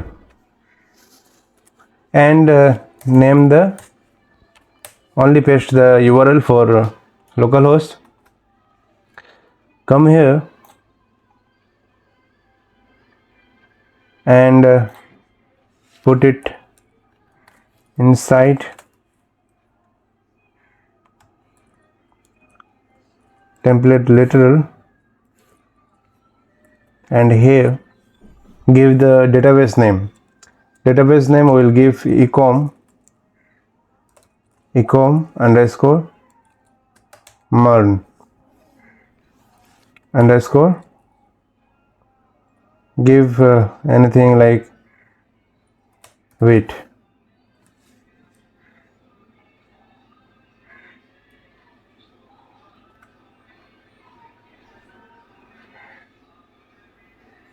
and here remove this.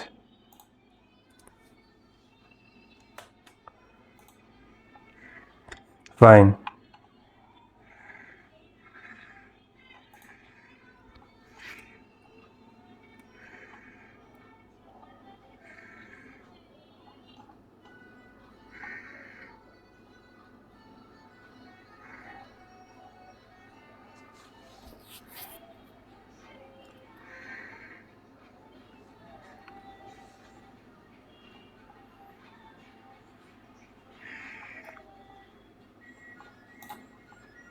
And give error handling. Catch, we can give catch.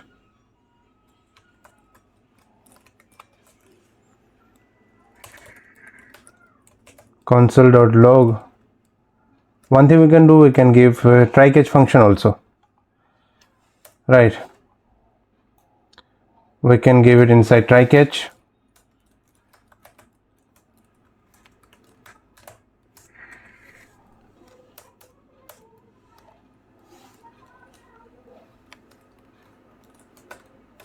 Error, put it inside here, cut this one, paste it inside,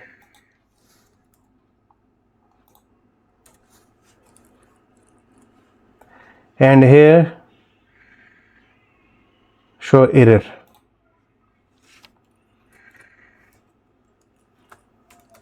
Console.log error in MongoDB connection, and error will be error. Fine. Here we can give console log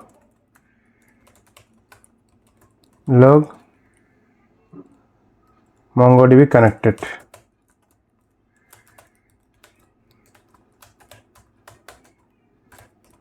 Successfully.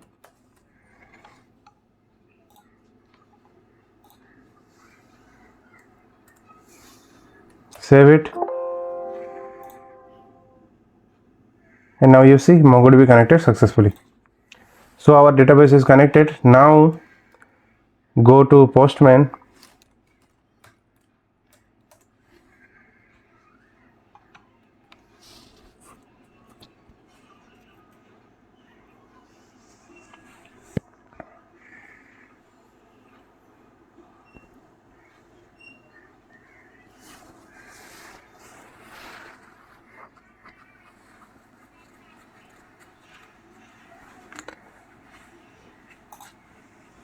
As the data we are sending will be same, everything is fine. Now let's check. You see success, true, user is created successfully. So our user is created, congratulations. Now let's check our database if our data is stored or not. Go to MongoDB Compass.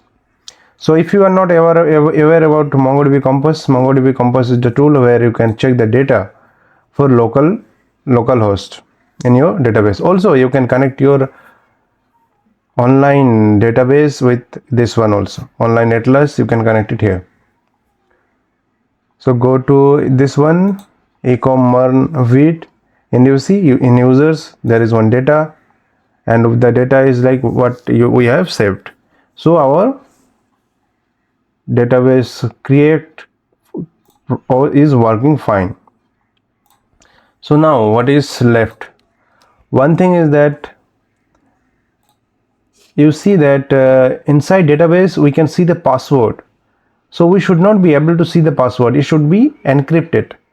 So for that we are going to use bcrypt.js. Search npm bcrypt.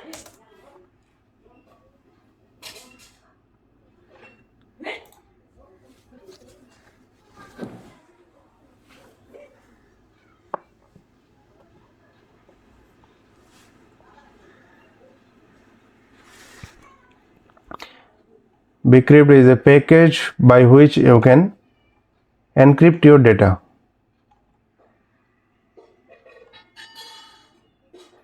You see. So let's install the bcrypt. Go here and copy the bcrypt. Take one split terminal command prompt and paste it here.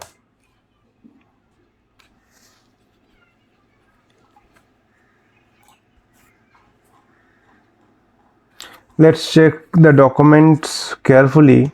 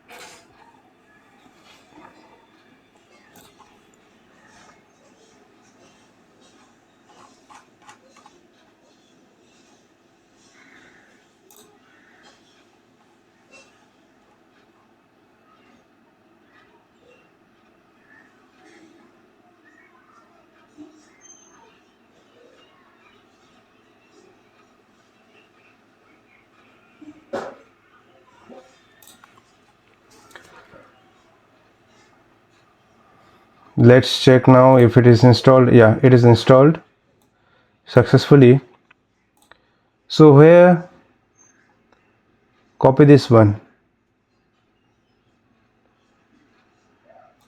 import bcrypt,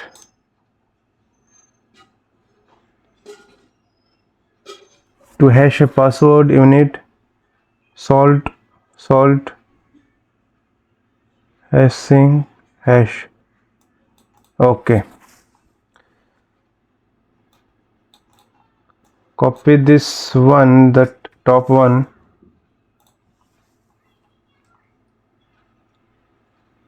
go to the top of your page, user controller, paste it here, and here before saving the data, do one thing, take one salt round 10, whatever you want to take, paste it here. Then it is saying plain text password. Okay, some other plain text password, my plain text password.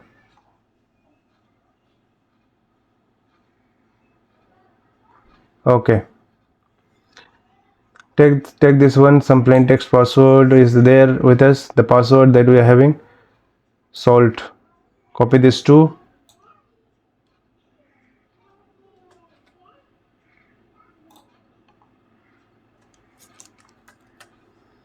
salt.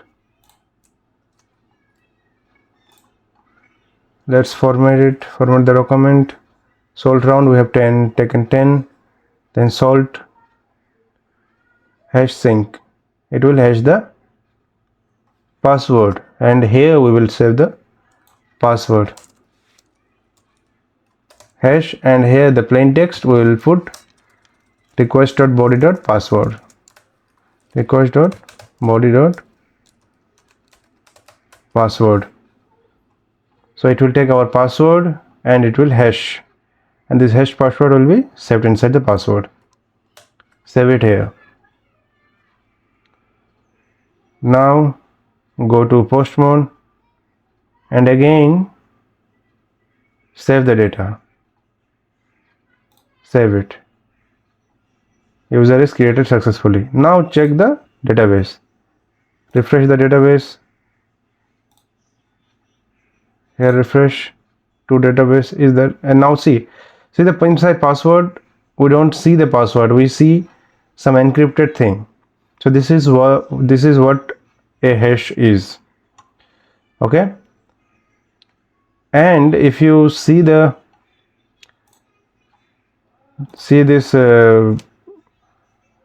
this one, the documentation, you see that there is also you can decrypt the data. The procedure is there. Decrypt compare sync hash true. Okay. Now we are able to save the data. One thing we need to do with the email, you see that here we are having same email, but we are having two different user. So we won't be able to save the data if we are already registered. So for that, what we will do, we will check if user is there or not. Const user equal to user dot find. We will find one. Find one is one function by which you can find the data into your Mongoose database. Find one, and here in bracket we can give the field. The field we will check is email request.body.email.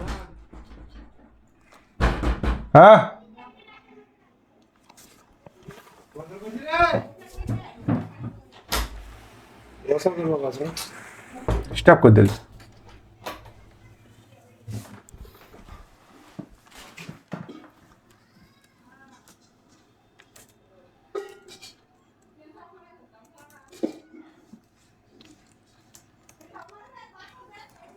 Const user dot find one. Find one is a function of Mongoose by which you can find data find one data by giving some query. So here we will search by email, and email will be request.body.email that we are sending, and here we will give await. One thing we should do, take all the fields from here and put it inside try catch. Format the document. Okay. User. If we find the user, if user is there, let's check what it is returning. Put console.log user.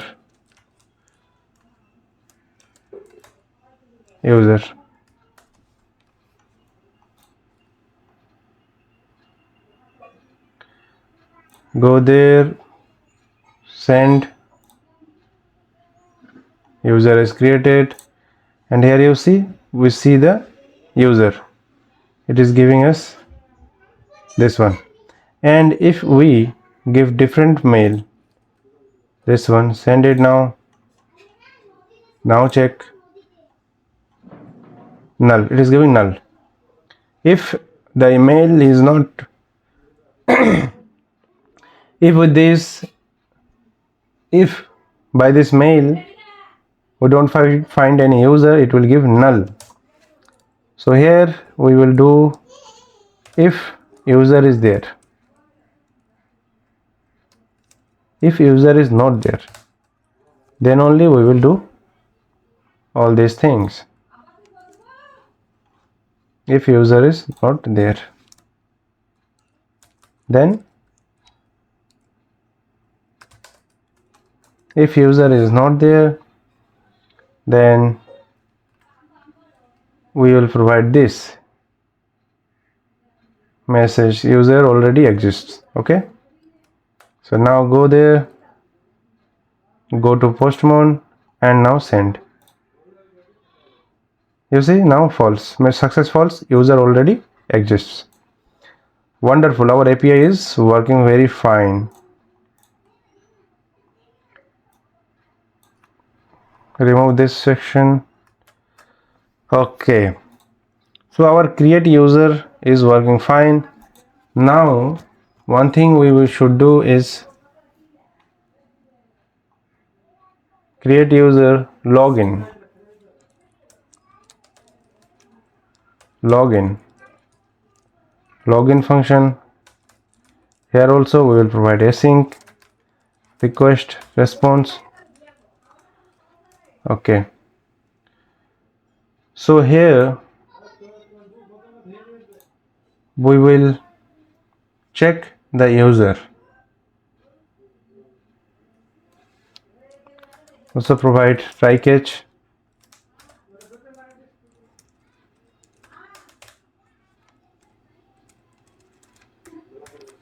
And inside try,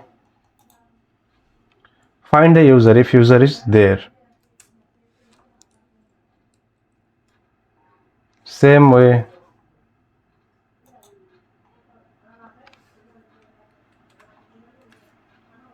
user find one with the email. We will search for user if user is there or not. If user is there, then we will proceed further. If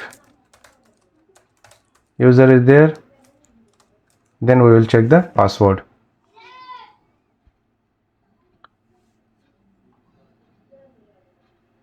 Now go to the documentation of Bcrypt.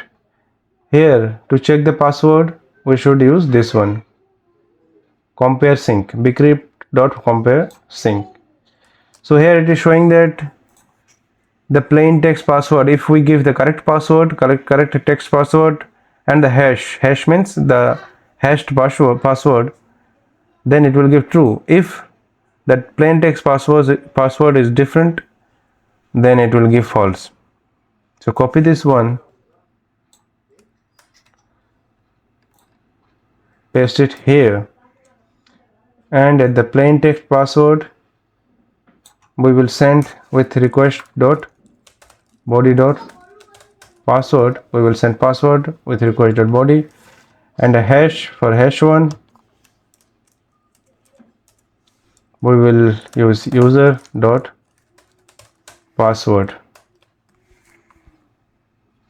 So here give const is login is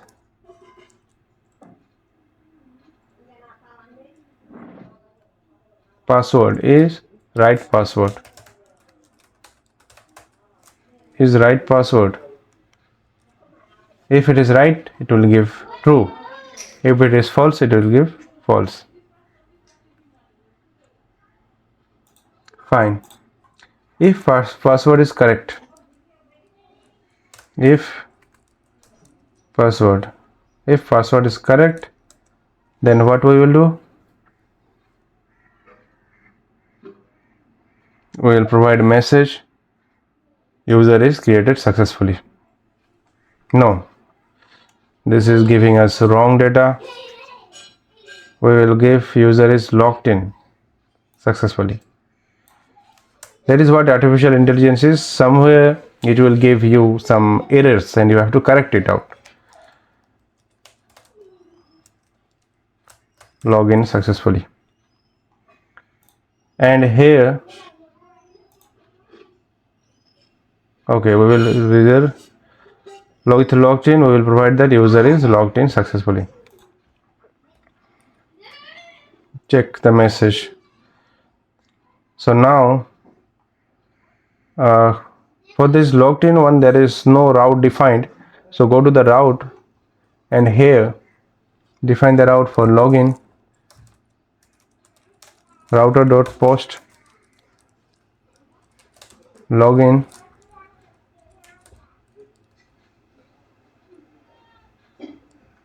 login. So we have imported login function. If you see there at top. Now go to postmon and here at user create API user create login, and we will provide password and email only. No phone or username is required, password, email. Now let's check. User is logged in successfully. So our bcrypt is working fine. Our this one bcrypt and compare sync is working fine. As we are working with login, one thing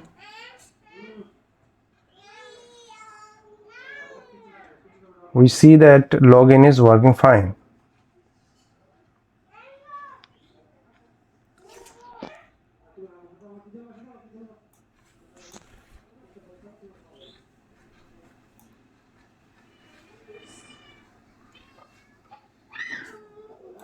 Good, our login is working fine. Now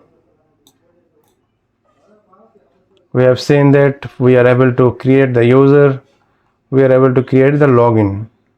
One thing I want to clear right now is that this is not the complete function of login. Later on we will work on the login part. It is incomplete now, and I will keep it incomplete now. I will work on this later on at last, and there is reason for it.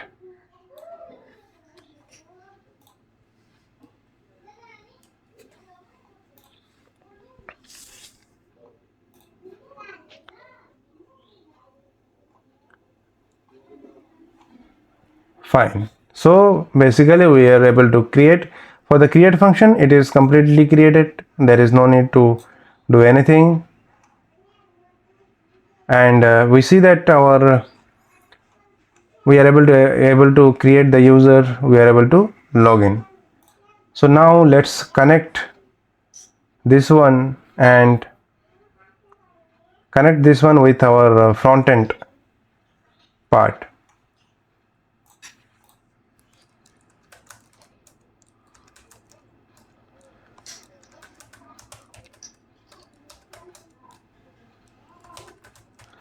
Open the front end part inside VS Code. Go to the view section. Inside view section, go to register, and here we will work.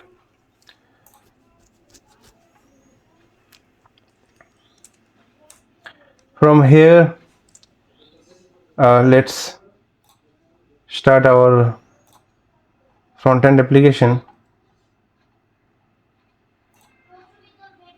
Open command prompt, start npm run dev,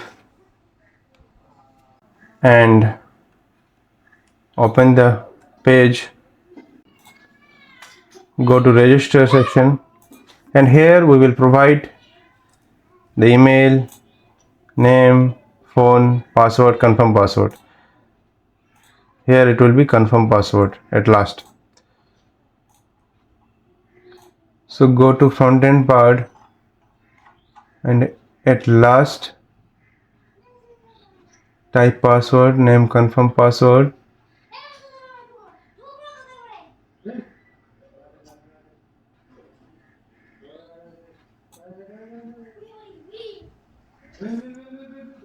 Label, here we will provide confirm password.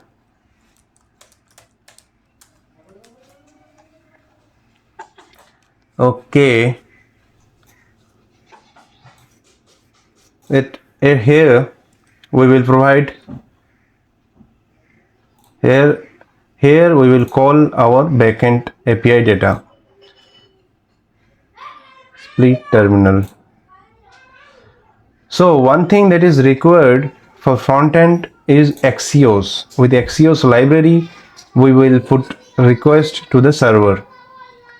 So install Axios library, npm install Axios. Go to the browser and search for npm Axios.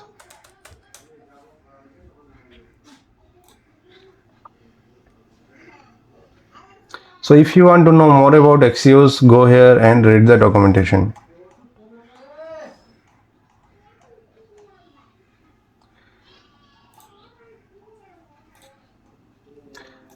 So our Axios package is installed. Here call Axios. Axios will be imported here. You see Axios is imported. Axios dot, it will be a post data, post request, not a get request. And the URL will be localhost. Our server URL is 5001. And then API, then user, then create. And then here we will provide our body. Provide the body as value is giving, put, you can provide it, let's put it in simple way so that you can understand. Here we will provide email. As you see data here, email will be value dot email, and then username value dot username, and then password will be value dot password.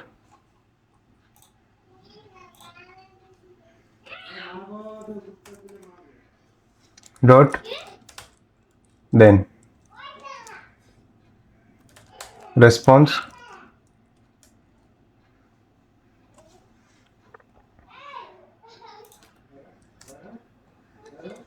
will be, we will check the response, console dot log response.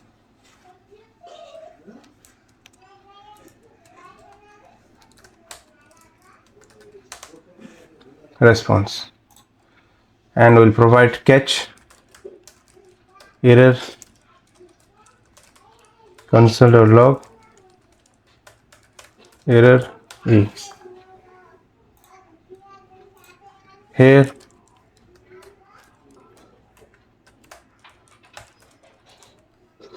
save. Now go to your application and give email.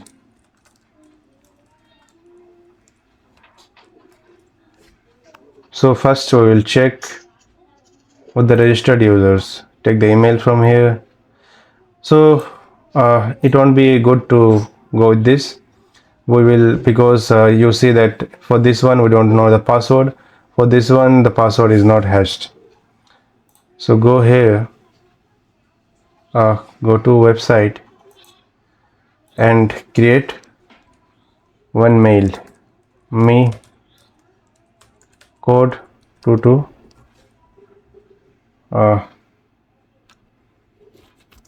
me code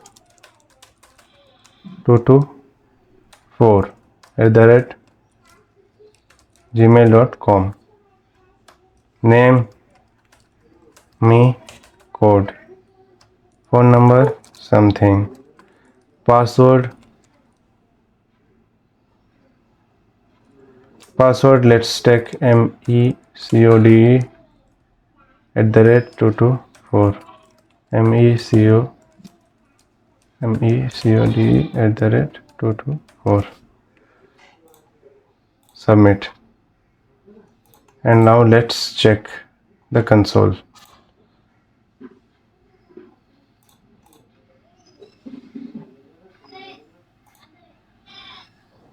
Axios error. Some error is there. Unsupported protocol localhost. Okay. One thing that we did one mistake is like directly we can't put localhost. We should give HTTP. Okay, then colon, then this one. Now it will work, I hope. Delete all the things. Submit.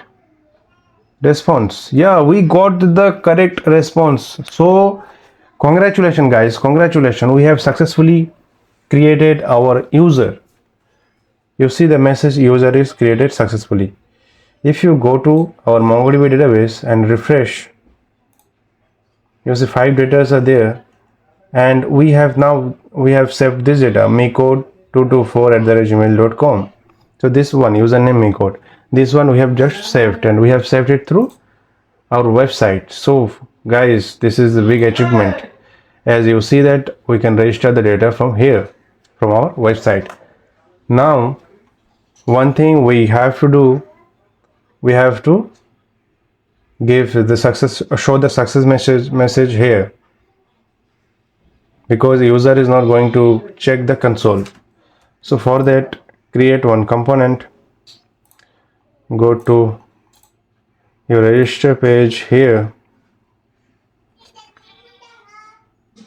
One thing guys, one thing is that here we are providing HTTP localhost 5.1 and API. Up to this section we are going to use the same thing for our whole application. So this will be the base API. So let's create one file, and there we will provide our base API. Inside source folder, create one file, name it environment.js, and here provide the base API. Const base API equal to HTTP localhost 5001 API. This section will be same for everything, and we are going to export it. Export base API.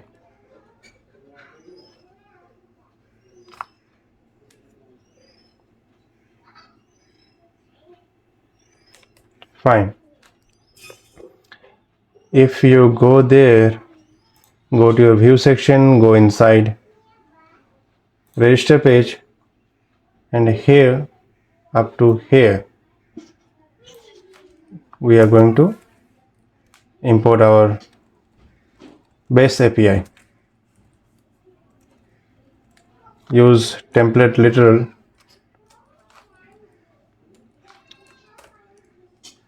base API. Base API is imported from environment. So now let's check. Let's create our user.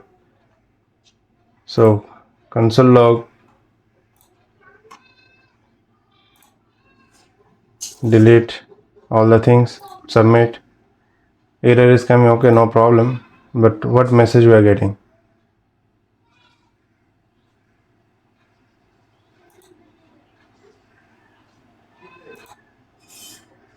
Submitted value.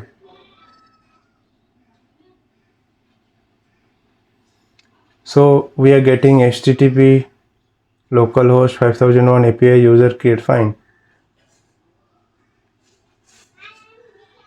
No problem, guys, no problem. Change the mail to 243 or delete all the things from here. Submit now. You see we are getting correct response. So this thing is working fine. Base API is imported successfully. Now inside view section we are going to create one utility component, name it message pop-up. We can create it here or we can create it outside. Create it outside of folder because we are going to use that pop-up, same pop-up for admin section and for view section. Name it create a folder, name it common utility component. Fine. Inside it create message pop-up, or you can take it as alert, message alert, message alert. Okay, inside message alert create component message alert.jsx.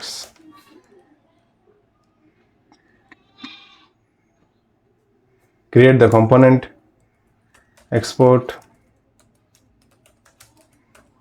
default function message alert, return. We will return the message, and for that we are going to take box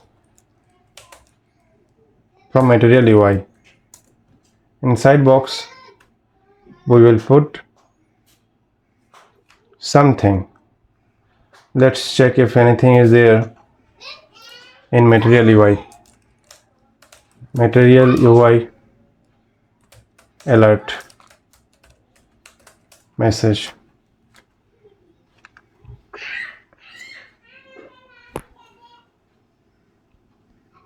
Alert component is there inside material UI. Let's check if it is feasible for us or not. Yeah, it is good. It is good. Copy,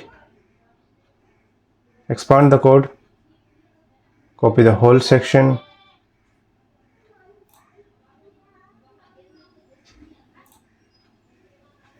go inside here, paste it here below, copy this whole thing, cut this whole thing and paste it inside box, and this one cut it from here, place it here, and this section remove completely. And now we need two things. One is this success message and another will be error.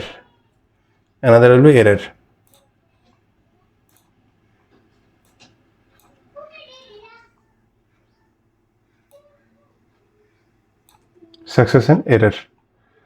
Okay, fine. So here we will pass two props. One will be message and another will be type. Type is like if it is success or if it is error. If type is success. If success. Okay, it is not like that. We can't put if in this way. In JSX, this is what if is. If success is there, then we will send this one, this alert.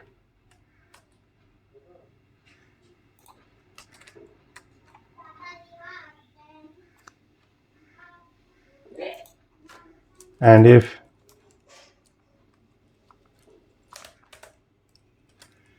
it is error, type is error, then it will be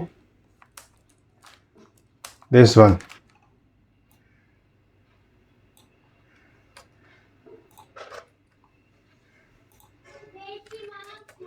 Now style the box component. SX display flex justify content will be center, align items will be center, min height will be 100 ph. Now let's check. Message alert, import this, and message, we will pass the message here. This is a success message or whatever. Pass the message here. Message.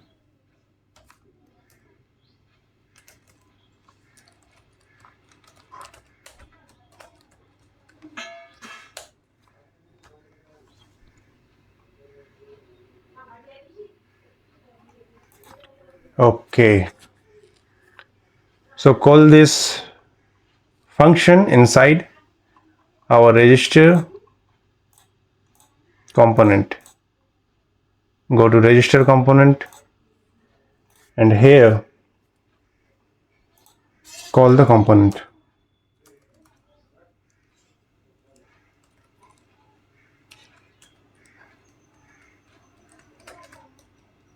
Message alert, message will be success message, and type will be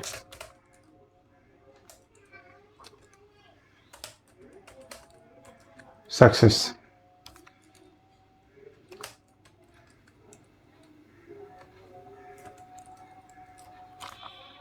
Let's check.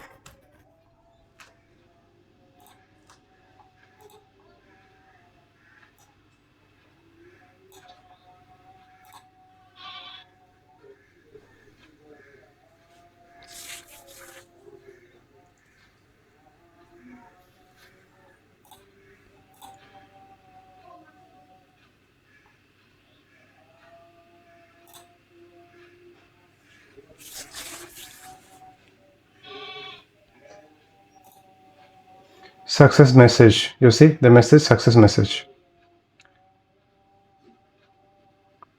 One thing is that it is taking the whole part.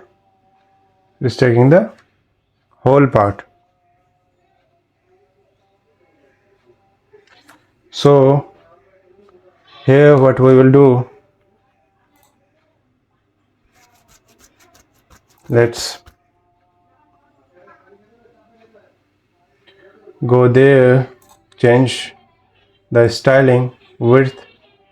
We have given width 100%. Don't give width 100%. Better do like display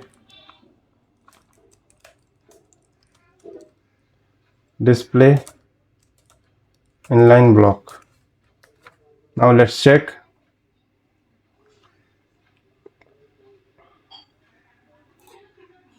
You see, success message has come at the middle. One thing is required with it is like close button should be there.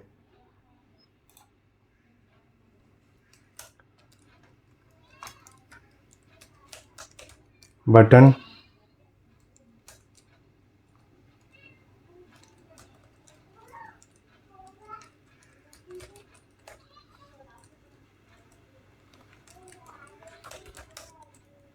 variant should be variant. I don't. SX it will be color white, background will be red.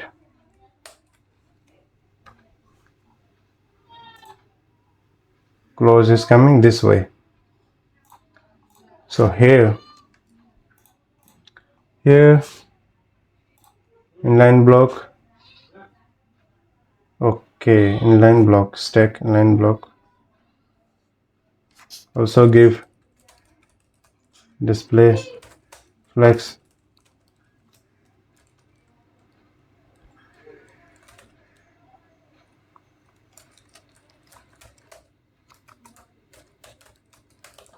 Direction row. After that, give this display.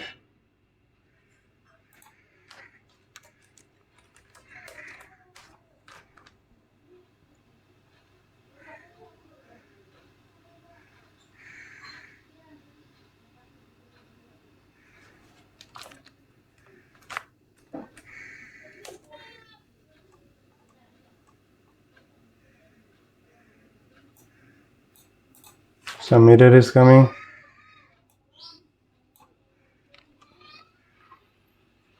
Okay,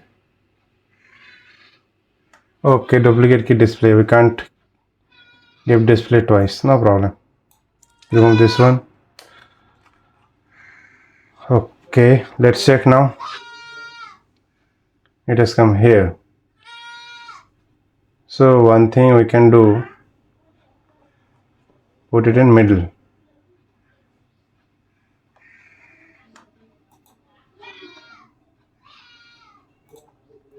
We can put it inside our button, inside our alert component here, and let's check. Yeah, now it is good. It is fantastic now. And one thing we will do, for background we won't give red, for color we will give red.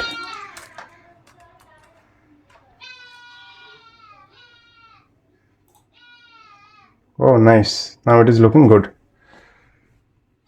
Same thing we will give inside this error alert. Copy this one, put it inside error alert, and here we will provide a function. So one thing we will do is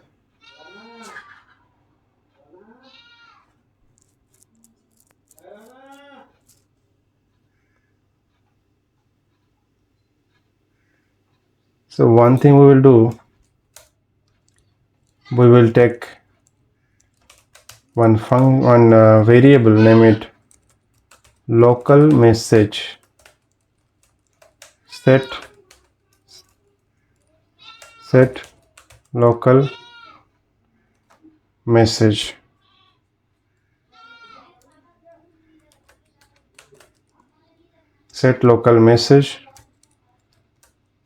use state, import use state hook, and here give the message. Fine. Type will be type. Okay. Also take the type local type, set local type. After that, React dot use state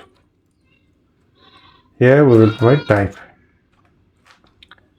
and here instead of type take as local type. কি হয়েছে কি হয়েছে খাও দাঁড়া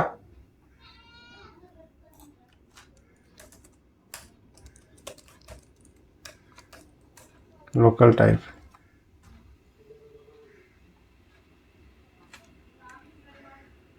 Local type, fine.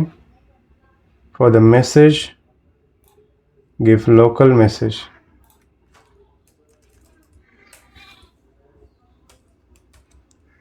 Local message. And here in button we will set the message and type on click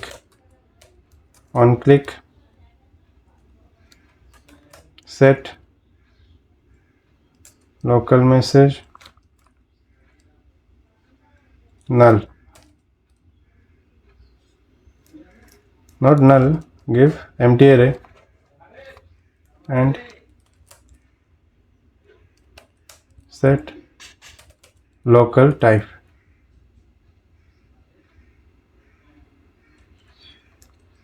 It won't work in that way. Go here,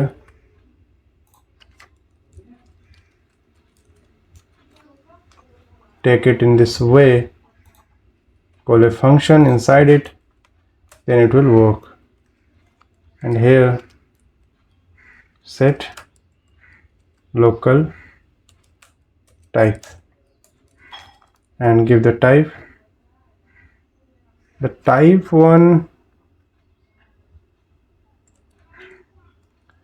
give nothing. If we give nothing, then it won't show anything.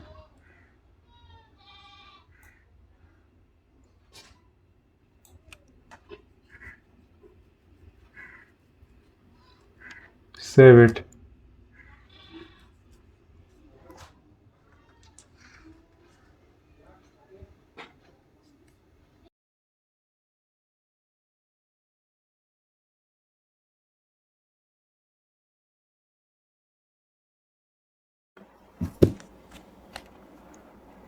Here the bracket is missing, so close the bracket and check now. It seems good. Wait a little, go there. Yeah, fine.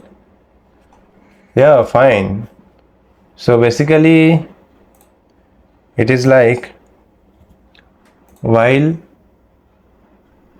we are setting the message, local message to empty and set local type is equal to empty string, then it is not showing anything. But the thing is that it is giving that minimum height 100 VH. That will create a problem. So for that, what we can do, we can, our component should be there, component is there, always there. Pass anything to the component.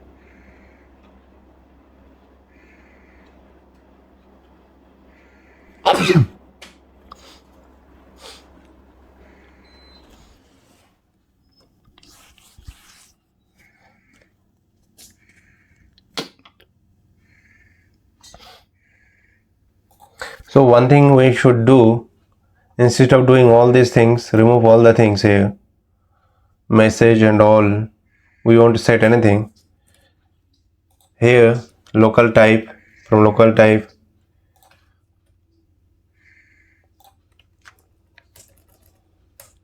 keep it as type, and for local message keep it as usual, is like message.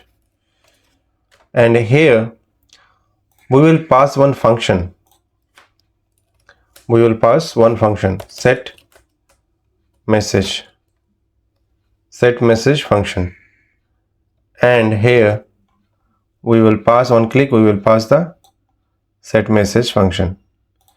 so that we will defaultly set it to no message. Set message.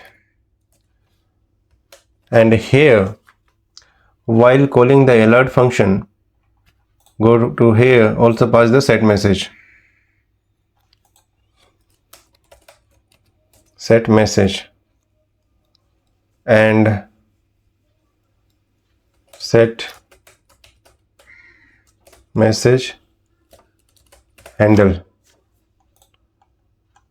Here take one function as set message handle. Let's format the code first so that it will look good. Here pass create the function set message handle equal to is a function, and for the message one, if message is there, here take one variable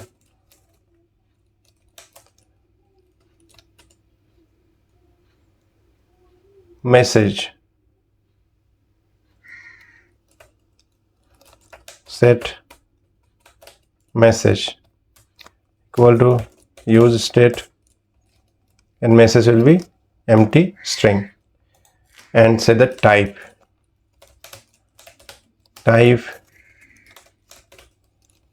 set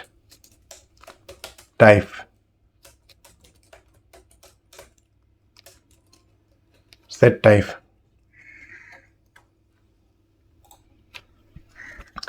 and here while we got the message, set message will be response dot data. Let's check the response first, what it is giving. Response dot data, then response dot data. If we go here, register, go to inspect,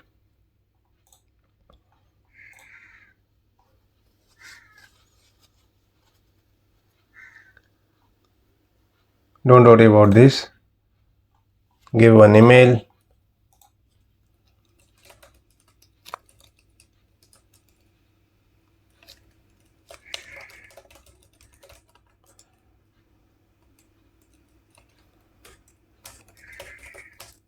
make code new,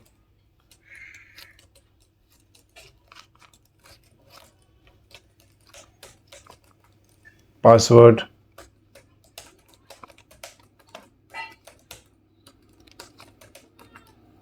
submit. We are getting the response, data response dot data dot message, response dot data dot message, and the type will be, set type will be success.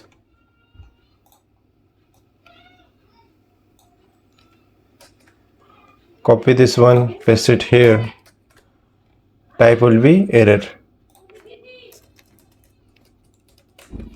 and here there is no response, so it will be error.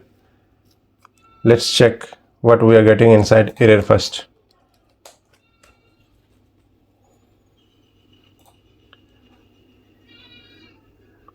Again create it, you will get error.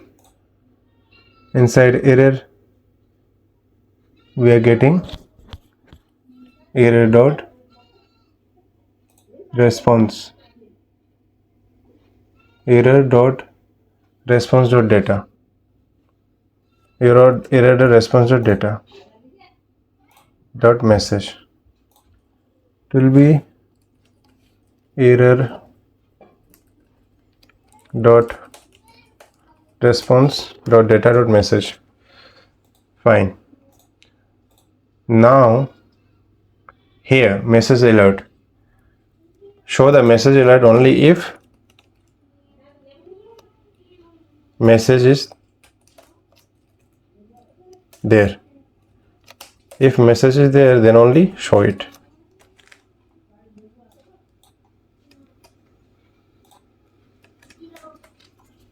If message is there, message alert will be shown. Message will be success message type. Message will be message. Message will be message. Type will be type. Type the variable that we have set. And set message will be message. Set message handle. And here set message handle, with the help of set message handle, set message to nothing and set type will be nothing, empty string. Format document. Now go here, there is no message. Now if you create one user @gmail.com, user name something, phone number, password,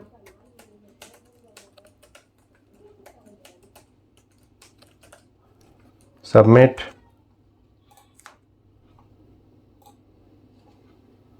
You see, user is created successfully. Fine, it is wonderful. If we close, it should go, but it is not gone. If we close, it is not going. Why? So do one thing here, give console log. Console log set message is called.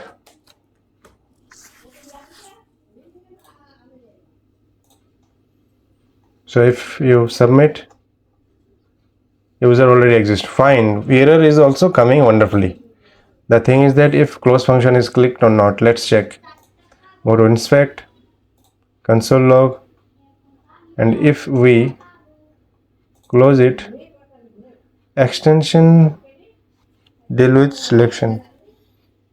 Something is wrong with this thing. So go here. Now let's check what we are sending. Set message handle. Set message handle. Set message. Go here and see set message. On click set message. We should put it directly.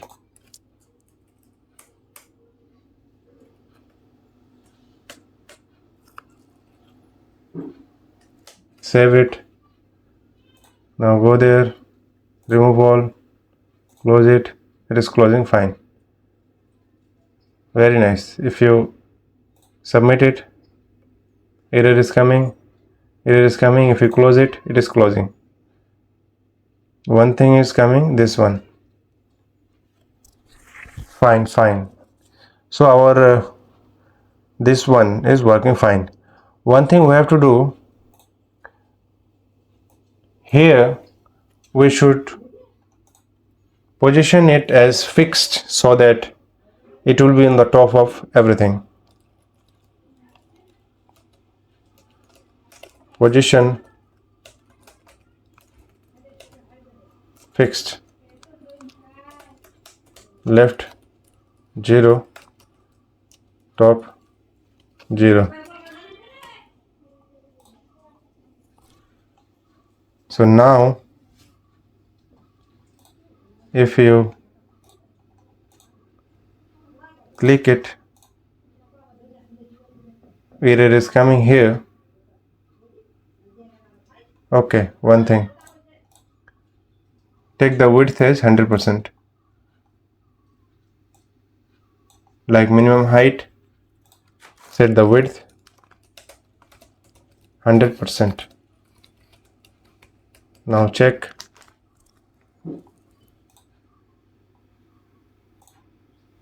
User already exists. One thing we should do, take the background for this one, for the box.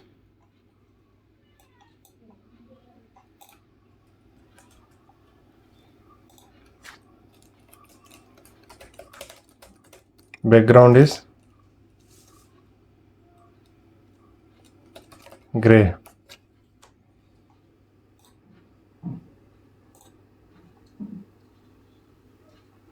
Still it is going inside this one. That means our jet index should be at top. Provide jet index 999. Fine.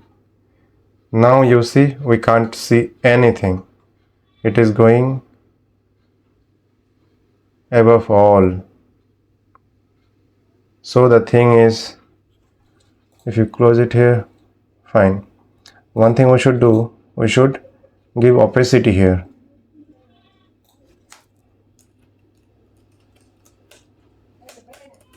Opacity 0.8. Submit. Now you see it is fine. Now you can close it here and it is working fine. Good. So our register is working fine. One thing we should do is, like, after submission, that this field should reset. So go here inside register page. After submission, on submit, Axios post, okay, after all the thing, reset the form. For make dot reset form. Fine. After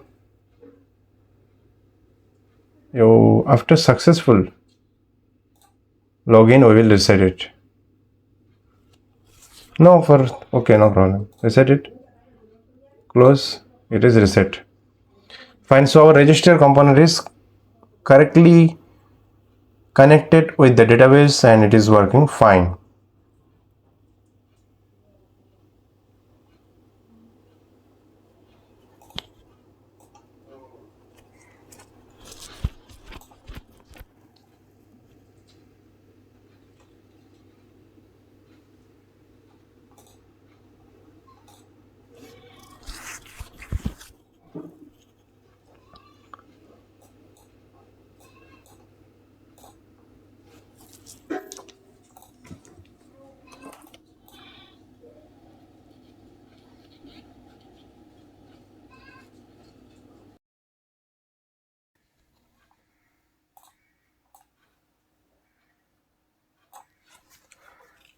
Now let's work with login. So go to the login component and here after submission call Axios dot post template literal base URL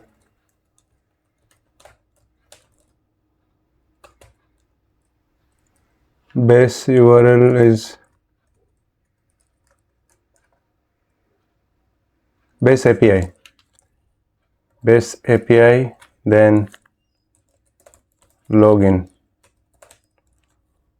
then provide the body, and body is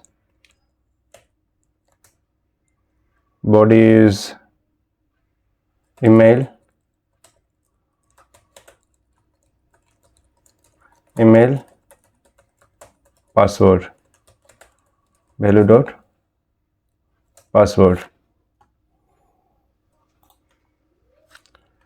dot then response, and like this register function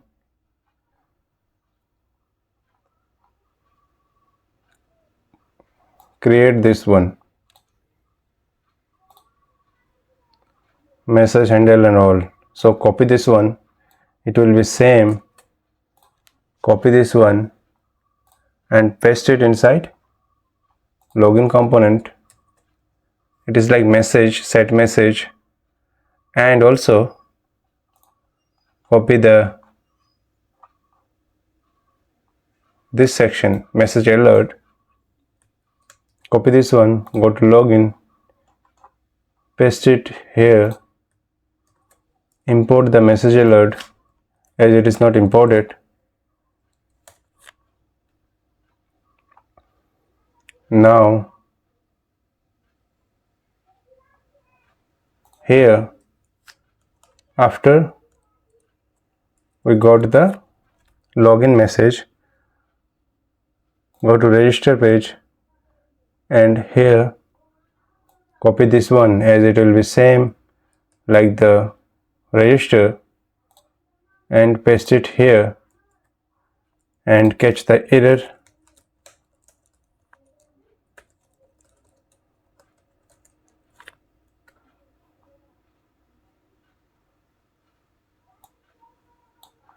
And go to register, copy this one,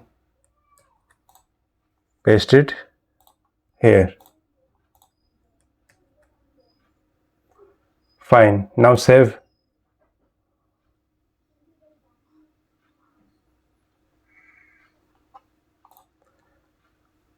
Go to login.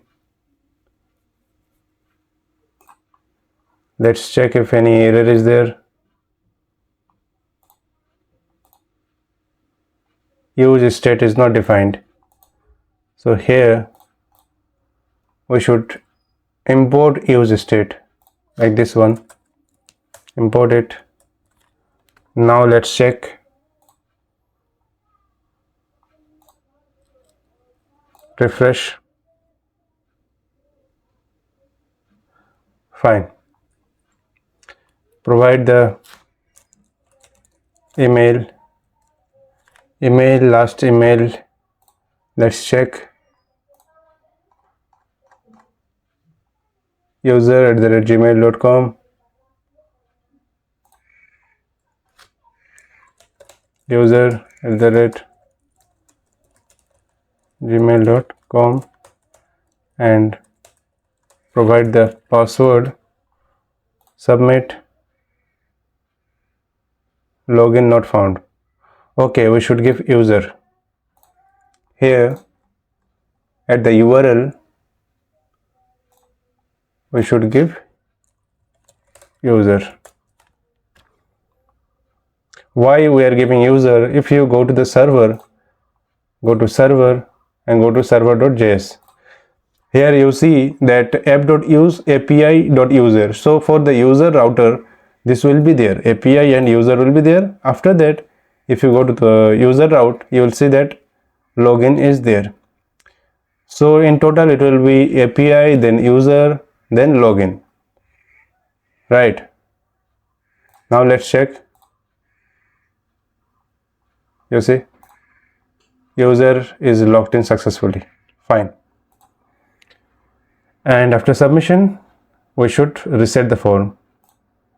So go here, inside this, reset the form. For that, format dot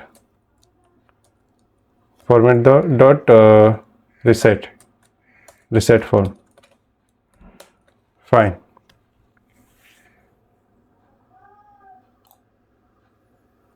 Submit now. User is logged in successfully. Now form is reset. Fine. So our register is working fine. Login is working fine. Now we should go to the product. We should go and set the product at admin. Go to the product admin. Here at add new it should work. After add new, the product should save. So this will be one of the big tasks for this project. So let's get started and work with admin.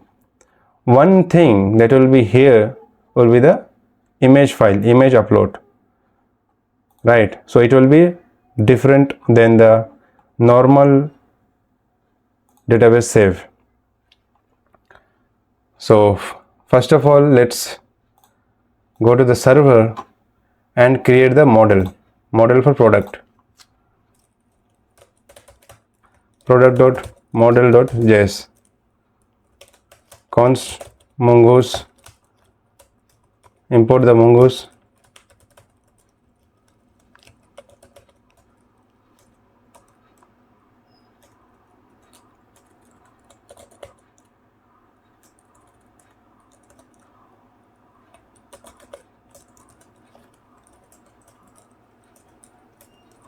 const schema equal to mongoose dot schema const product schema equal to new schema.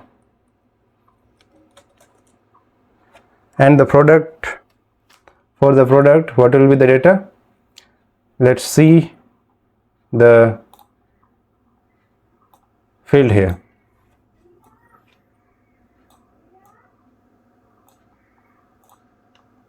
This is a name, so name will be string. Provide the type,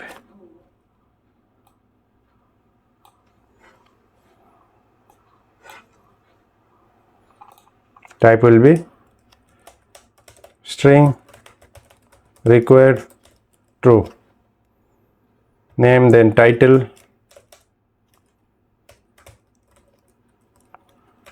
type will be string, required true, and next description, type will be string, required will be true, and then image URL, image URL will be, type will be string, required will be true, then price will be number, required will be true. After price, what is there? Color,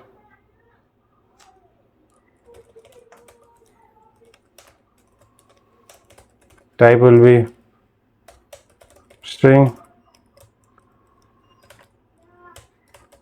required will be true, and then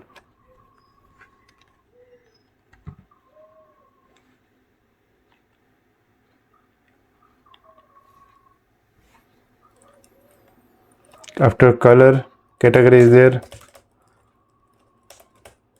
type will be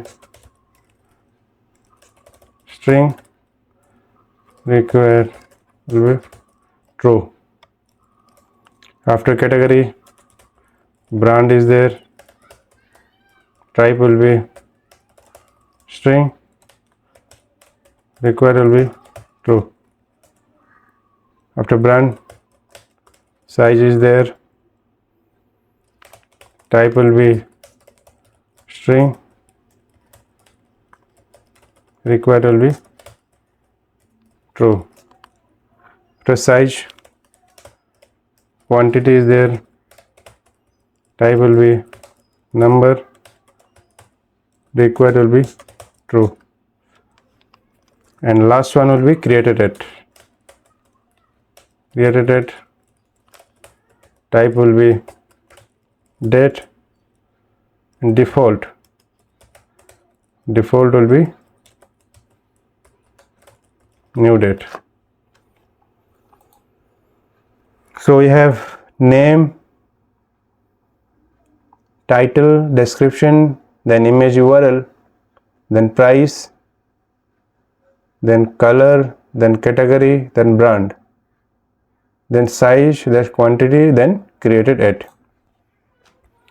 Okay, fine. Now module dot exports equal to mongoose dot model. The model will be product schema. Fine. So our product schema is defined. Very nice.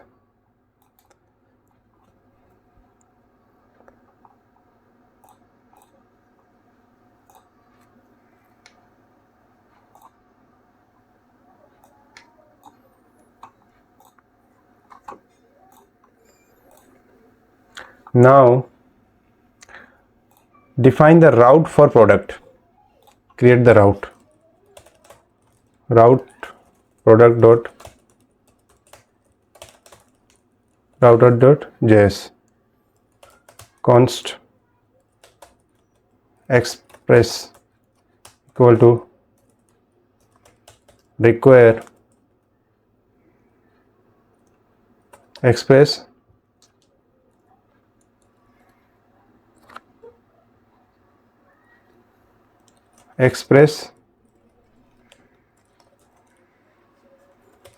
const router equal to express dot router module dot exports equal to router. Now for the create of product,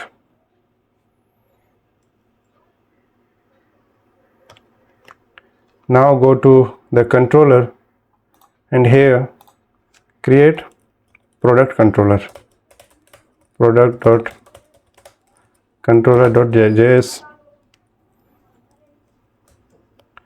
import the product's model const product equal to require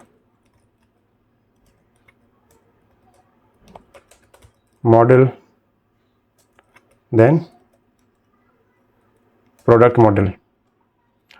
After that module dot exports equal to here let's create the product, create product request response. Fine. Take try catch. So here for creating the product, first of all we will upload the image and then we will save the data. We will save the rest of the data and the image URL. For saving the data in Node.js server, we need library. There are many libraries available for saving the file, but we are going to use one library that is Formidable. So let's search Formidable for Node.js file save. So here you see some of the links are available for Formidable. So go to the npm Formidable and here you see some documentations are available.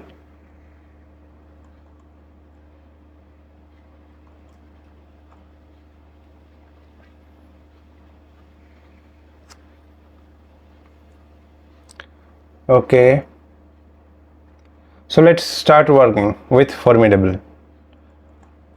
So install the Formidable, copy it, go to the server, paste it here,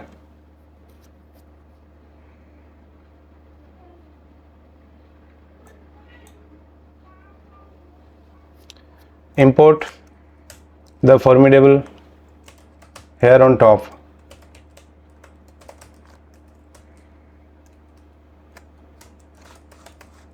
require Formidable. Okay, now let's check the documents. This is the official documentation.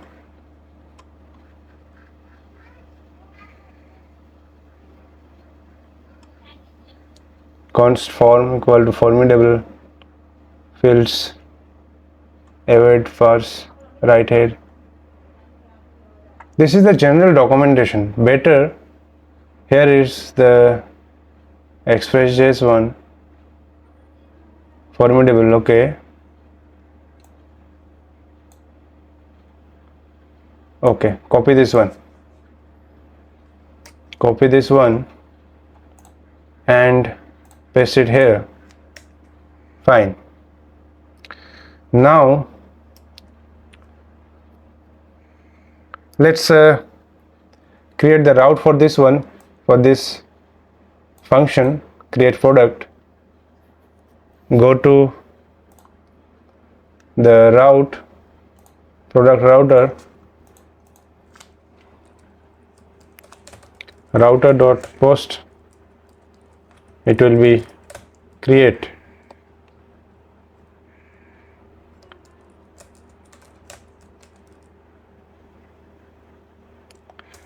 product, okay, and go to server.js and here import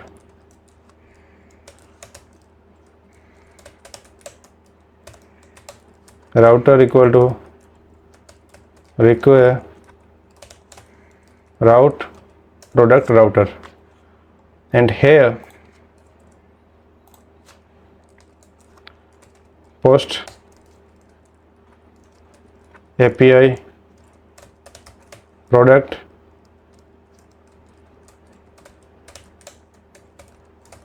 router. Fine. Product router, it is here. If any spelling mistake is there, let's check this one. Fine. Some error is there.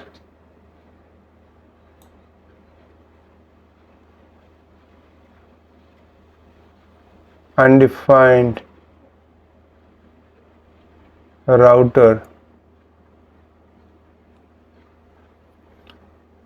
API product user router product router const user router, okay, product router require. If you go to the product router and user router, okay, here we should call it as function. Fine. Now check it is working fine. So let's check this route, if this route is connected. Go to admin section, components, product admin. Here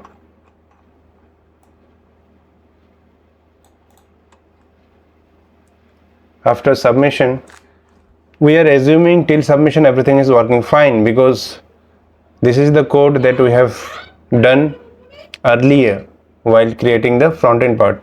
So it is the same code here. So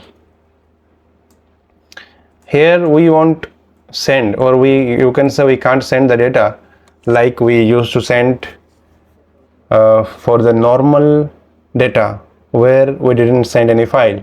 For sending the file, we need to take help from form data. So we will send the file only when there will be image file. So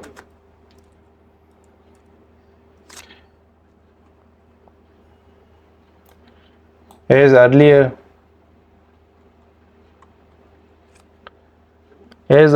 while adding the image, we were using the add image function. Add image function is there, and the file we are setting it this image here, set image, and we are setting the file at this image variable. So now const form data equal to new form data. Fine. Now we will append the data. So we are getting suggestion. So we take whole suggestion here. So form data dot append image, and after image, as image is the file, we should take it. We should give the image name. So we will give image dot name. Fine. Values dot name, title, description, price, color, category, brand, size, quantity. Okay. Axios dot post, call base URL or base API, and then call product, and then create form data dot then response console dot log response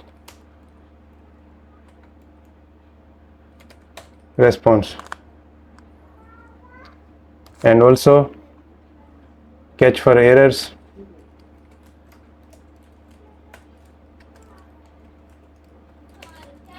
Console.log error.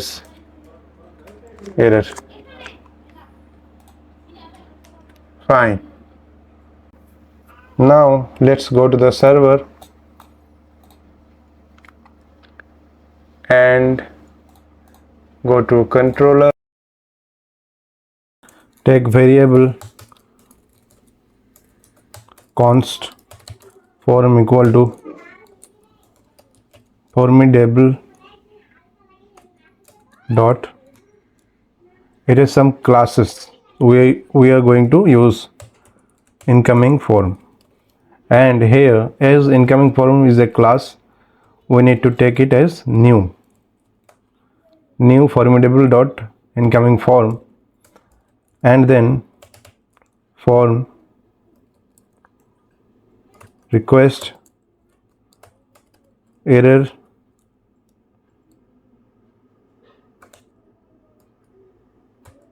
fields files. This is one callback that we will get with the use of form. Okay, now here if error is there, we will show console.log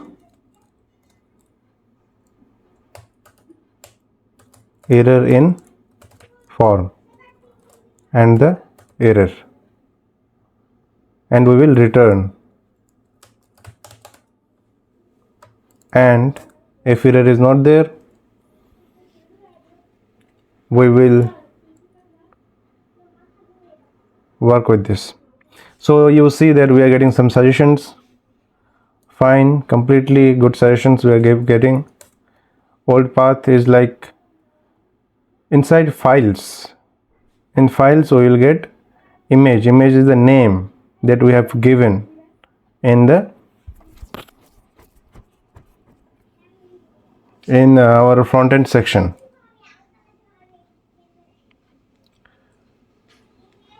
the suggestion we are getting are correct, go with this. So this is the new path that we will set, this is the old path. And see, I will show you first with console.log. Remove this section, console.log, and I will show you fields and files. Fields, no, not fields, files first. Let's console log file.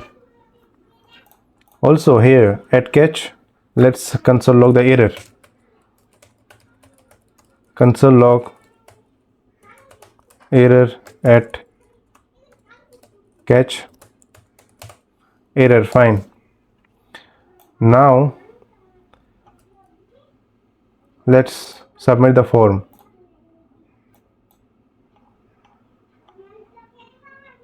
We have already filled up the form. Let's submit it and let's check. You see we are getting some error. Form is not a function. Form is not a function. Form, new formidable dot. Okay, form, we should use form dot parse. Now let's check. Here, submit it again, and now let's check. Yeah, it is working fine, and you see we got the files here, this one, and you see that inside files there is image. What is that image? Image is the name that we have given. If you go to front-end section, here you see that image that we have given. This is the image, this is the name, right? This is the name, image dot name. With this name we are getting the file. As you see that here we see image, and image, inside image there is an array. In array there is one file, one object. So what we should do here, files, console log files, then put image, right? Inside file image is there, and then take the index 1, index 0, the first object of the array, and there is one object, it is inside an array. So call this files.image and the first object of that array. Now let's submit the form, submit it. Now let's check. You see we are getting the file, we are getting the image file here wonderfully. So now we can access whatever fields are here. You see the fields that we will work on are old path. So let's check the old path.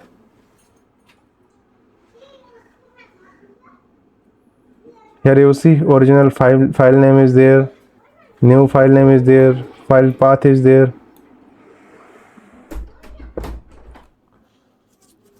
File path, okay, new file name, original file name.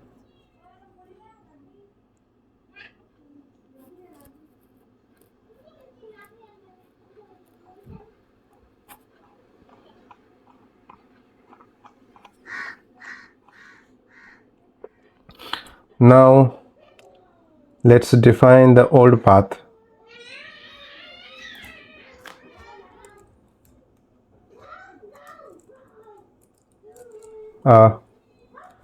Don't remove the console log, we need this one. Just format the document so that it will look good.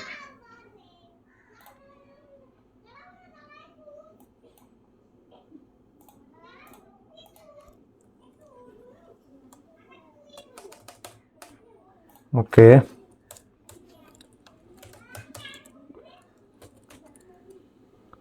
old path equal to files dot image 0. and here you see that file path is there, this one, file path. Take the file path and it will be the old path, file path. Fine. Now the also we need to define the new path. Before defining the new path, let's read the file. So in Node.js there is a function, there is a default, you can say, library, that is file system. With this we can read the file and we can create a file. So go here, import the file system fs require fs. So here now we can read the file fs dot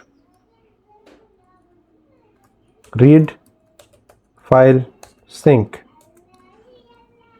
and here we need to give old path and take it as variable const file image data. It will be image data. So file system will read the image and it will give the data of the image. Now we got the data, we got the image data. Now we will write this image, write one image and put it in a place wherever we want in our server. So here now defined the new path. New path will be the path where we want to create the file. New path. For new path we need to check our directory first. For that we need the default library path, const path equal to require path. Okay, and here new path will be path dot join, and we will take directory name. So it will give that present directory, that is controller. Inside controller we will get the directory, and we are joining the directory with the help of path.join. Directory name, then we will go outside, and then here we will create one folder, name it uploads, not inside controller, delete it from here. It will be here at the base. Again it is going inside controller.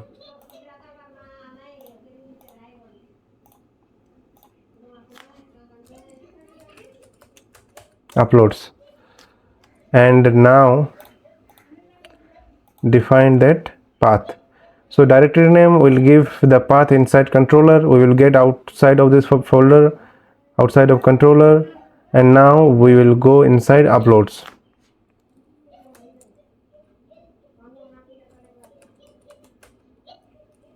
Uploads, inside uploads we will provide our file name.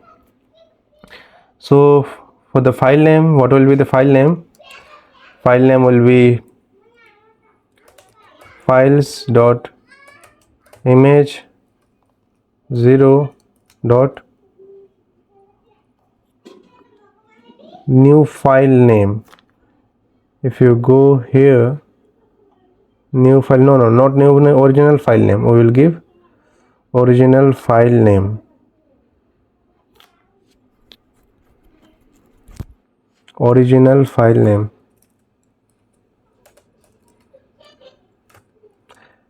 And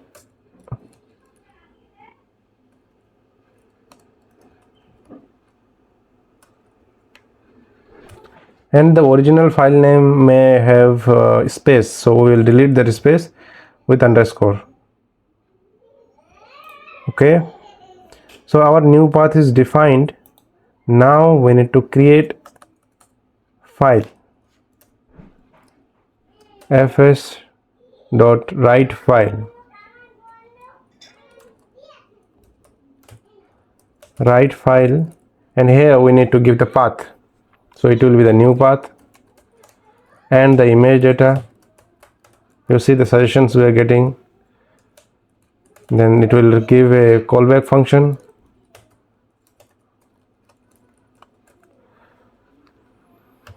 Okay, so if error is there, console log error.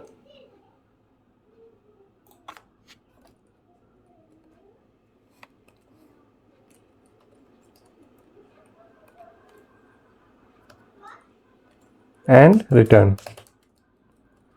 If error is not there, then we will send successful data. The data is successful. First of all, we will console log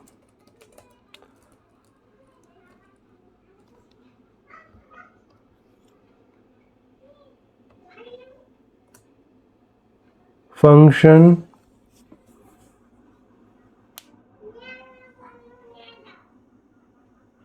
we should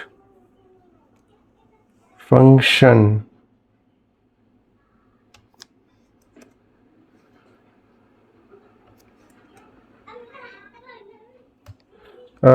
we got some error. 1 second. File here.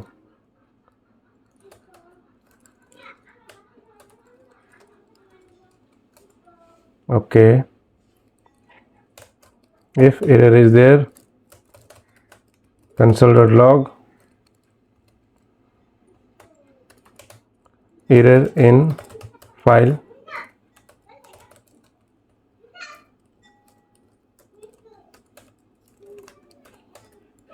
Error. Also return. So for that, return. Okay, fine. Now here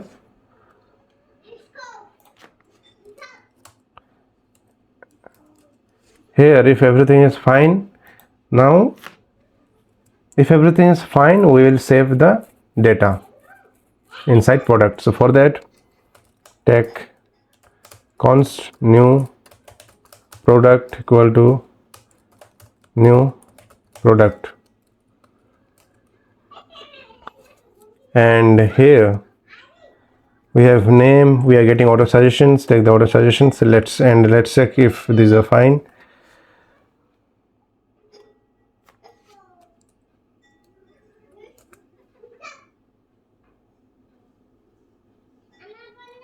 Description fine.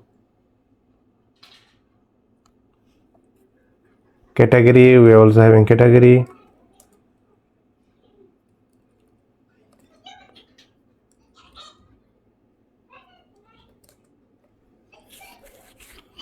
Do one thing, go to model, product model, and copy all the fields and paste it here and comment it out for now. So we have name, title, description, name, then title,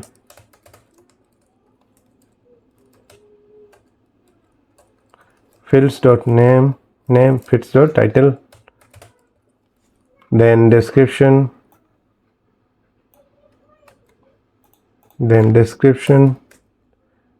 and then image URL, then price, then image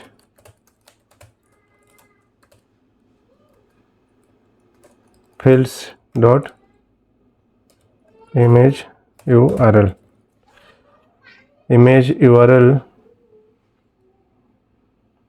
let's check if we are giving image URL, the name is image URL, price, color, image. Okay, image URL. Okay, fine, no problem. So image URL, field, it won't be fields.image URL, it will be new path, new path.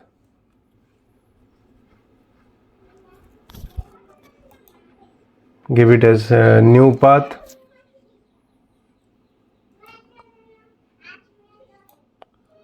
new path. New path will be inside the server and all. We won't give as a new path, we will give this one, files, image, this one. We won't give the whole path, so we will give this one, files, image, the original name, that's it. Then price, image, then price, then color, then category. Price, then color,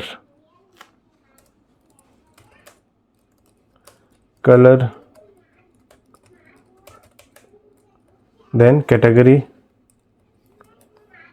and then brand, brand,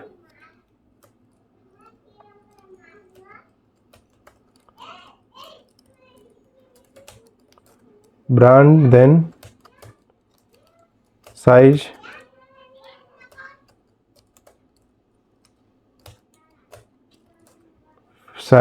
quantity, and created date is default date. Default date, we are giving the new date, like the present date, while this data will be saved, that date. Remove all these models. Now new product. Okay, fine. Now save it. Const saved data equal to await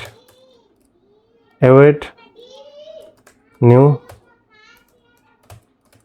product dot save. Fine. I think we have taken async. Yeah, we have taken async. Await is there. Await expressions are only allowed within async function, so it is not giving us async inside this one. So here also we need to take async. So here take async. Now this should go. Let's check if we have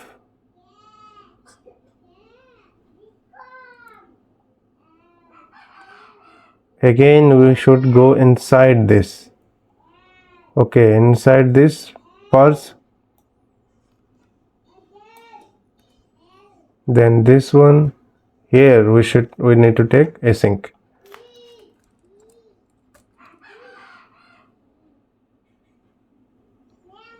Now it is gone. Okay, fine. Now send the response dot status 200 dot JSON. Success, true, message, product saved successfully.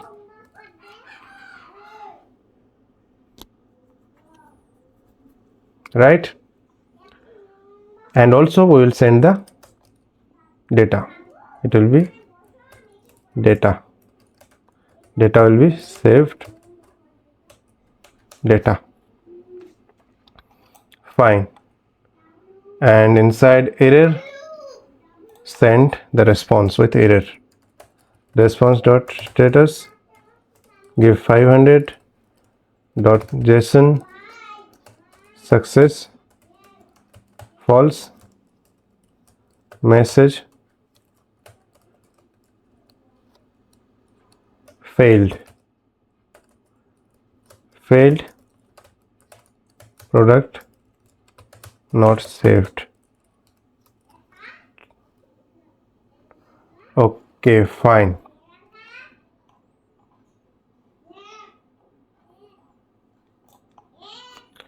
So now let's give the call and check. Go here, submit, and now go check. Some error, we got some error. But you see that in uploads, the image is uploaded. You see in uploads folder, image is uploaded. So the error is later. Let's check the error, the expression.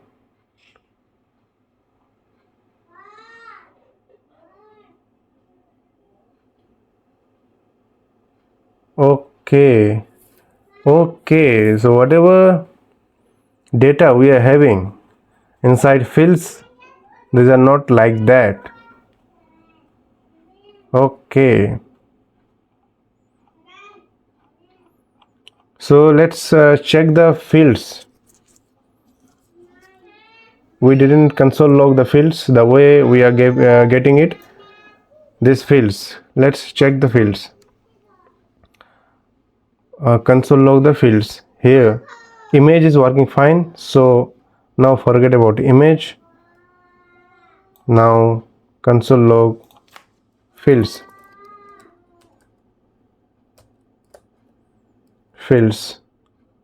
and console log fields.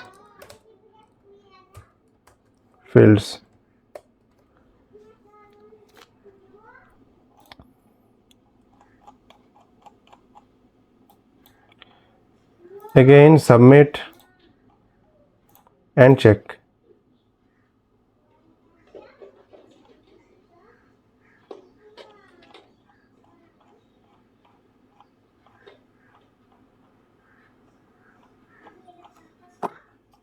You see, we got these.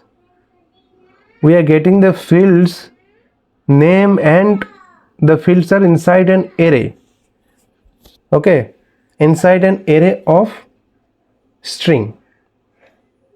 So here what we should do, fields.name, then we should give bracket and 0, then only it will return this because it is providing an array. So do the same for every field. Description, then price, then color, then category, then brand, then size, then quantity. 0. And one more thing, price is an array and number. Price is a number and quantity is a number. So here what you have to do, you have to give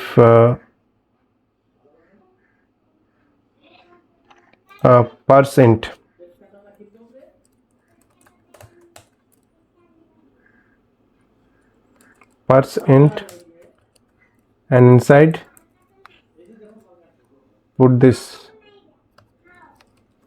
and also do the same for quantity.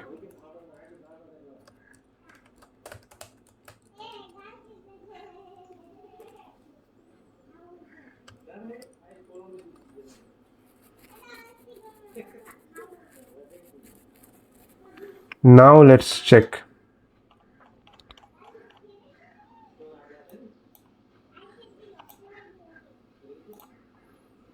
Submit. Okay, there is no error. Now let's check here what we are getting.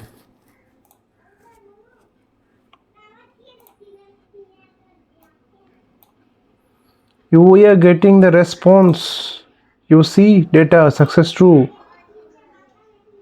Data success true. Response, data message, the product accepts successfully, and we got the data. You see the saved data we are getting here. So now let's check the database. Go here, MongoDB Compose,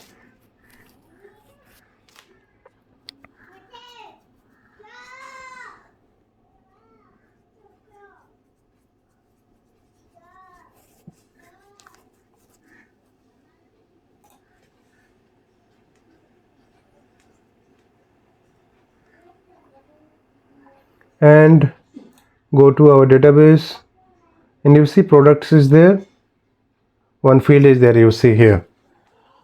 So congratulations, we saved the data with saving the image URL is this one. So it is giving the image name, we are taking the image name as image URL, no problem. The rest of the URL we can set. What we need is the name. Fine, wonderful. Now one thing we will do, after submitting we will reset this form. Let's go to the front end section, and here we will reset it like formic dot reset form. Fine. And one thing we will do, we will show success or error message. So for that we will follow the same that we have done for a register page. So go to front end section, view section here, and go to register page here, and follow the same thing, set message type. Okay, so copy these two things, message and type, and go here, admin product, paste it here at top of the component, and again go here at register and copy this one, set message handle, and paste it here, and again go copy this one, message alert component,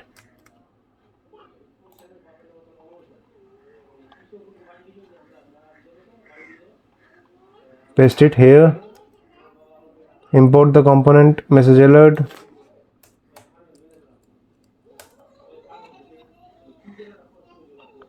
also import React is imported. Okay, also after form submission set the messages, this one, go here, go to formic,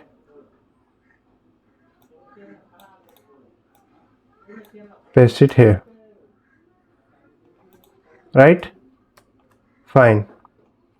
Now add new image, pant jeans,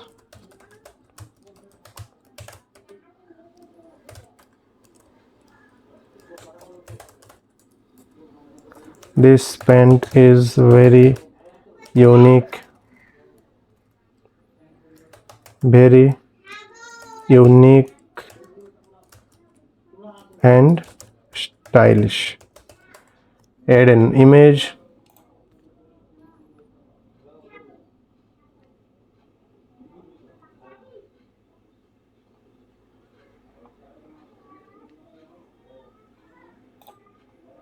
add one image,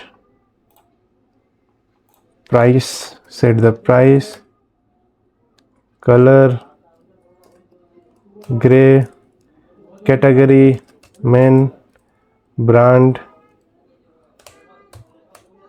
cookie, size short, quantity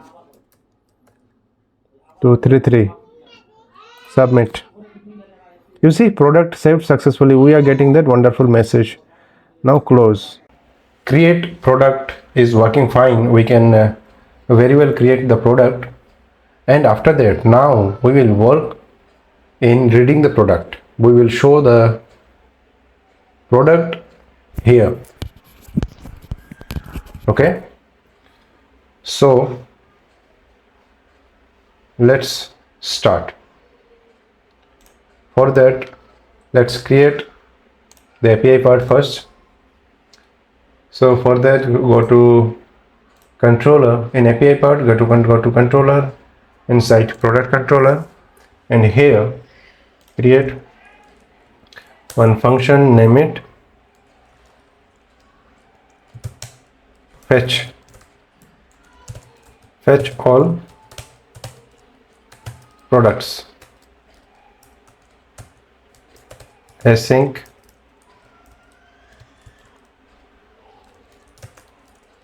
request response,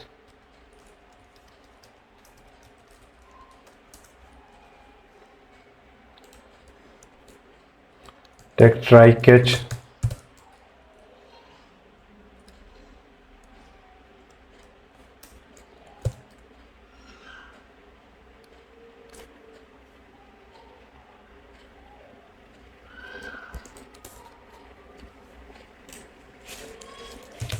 const all products equal to await product dot find it will return all the products. And let's send the response dot status success to data all products. Okay, fine. Here give the error, copy this one, paste it here, and let's change the message. Failed, product not fetched.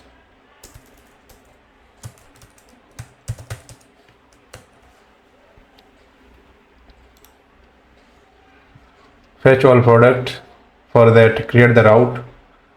Go to route section, product router, and here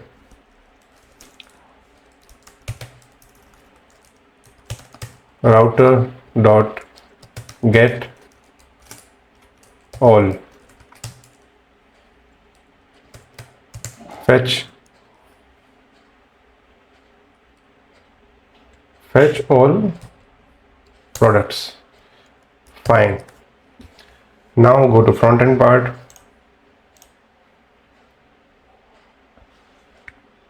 Go to the admin, product admin, and here we are showing the product cart. You see, with the dummy data 1 2 3 4. Take use effect hook. Before that, let's take a function const fetch all products equal to, it will be a function axios dot get, it will be a get call, base API, then product, then all. It will return the data. Then response. For the response one, let's console log the response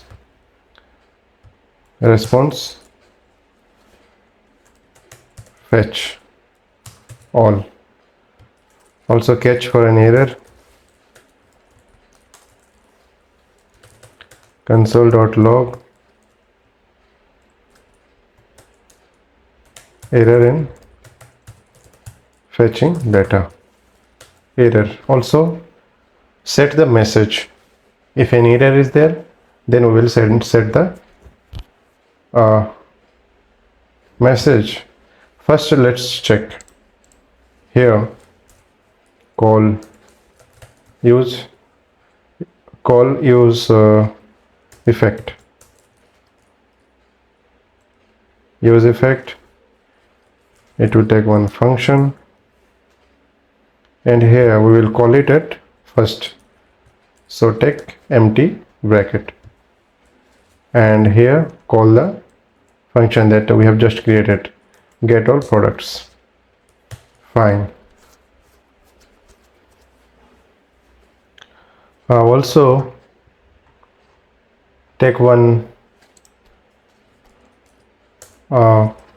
variable with use state, name it const products, set products equal to use state. First it will be one empty array. First it will be one empty array, and then we will set it after fetching the data. So here set the array, set products response dot data. Okay. Also, if the data is populated here, the products is populated, then we will map the product. So here, instead of dummy data, send the products.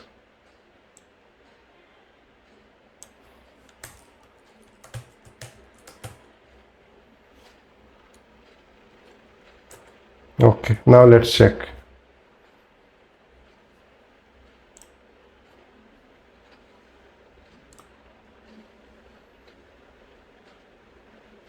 We are getting 4 data. Okay, console log, let's check.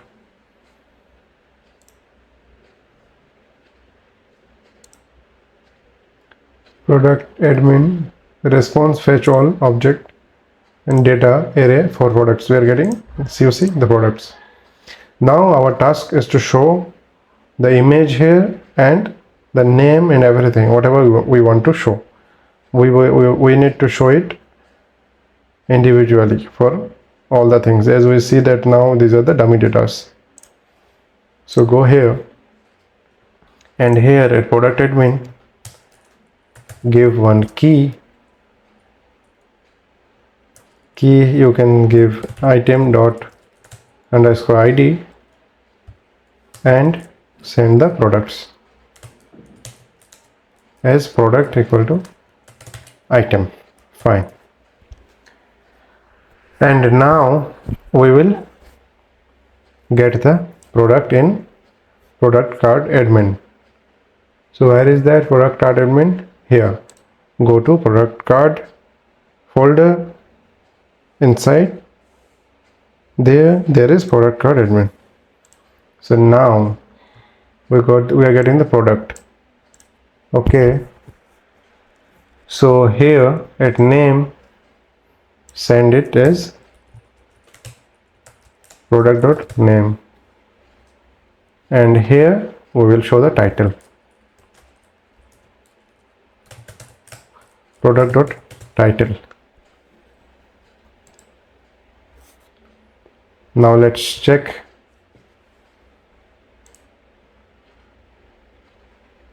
You see name is coming. There is an issue with the title. Title is not coming. Let's check. Title, okay, spelling mistake is there. Title.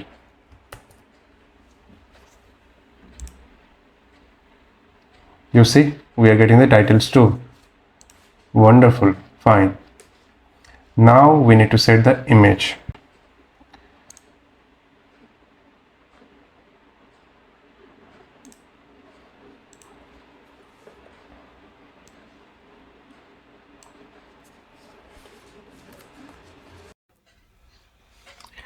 Regarding the showing of image, here in front end, I was facing issue.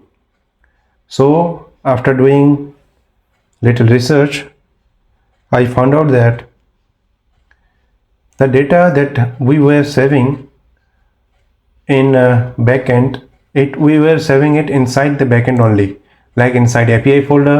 We were saving it inside uploads folder.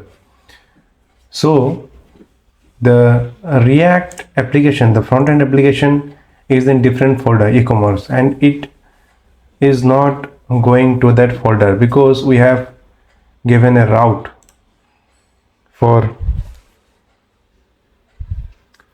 you see, for any other route other than these, it will redirect us to not found page.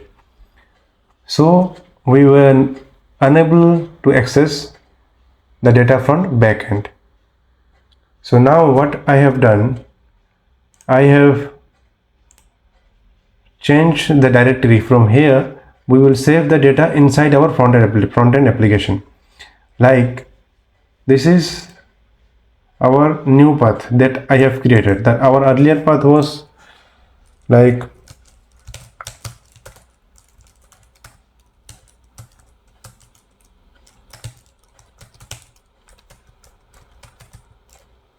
path.join __ directory name, and then it was uploads, and then this.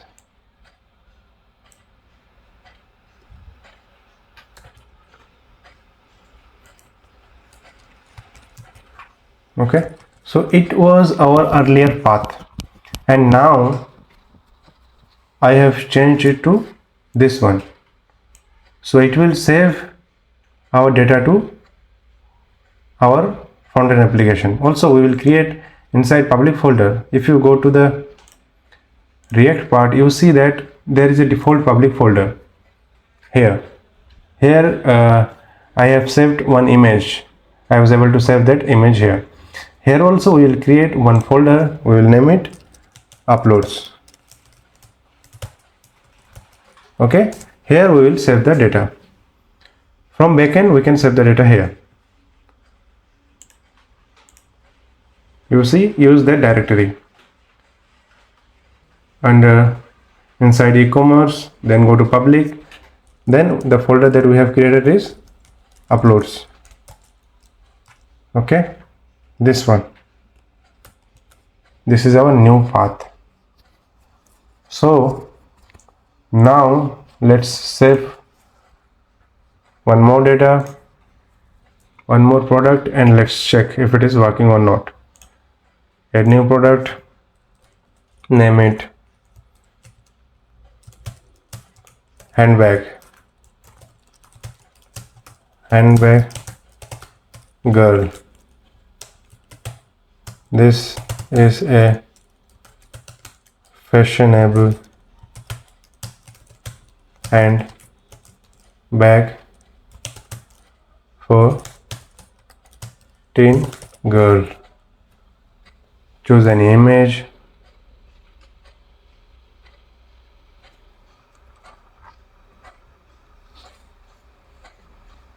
Choose this image. Price, set the price to 450. Color, take it red. Category, women, brand, handloom. Size medium. Quantity 122. Now submit. Product saved successfully.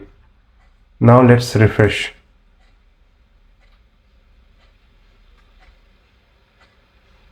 Handbag we're not getting here. Let's check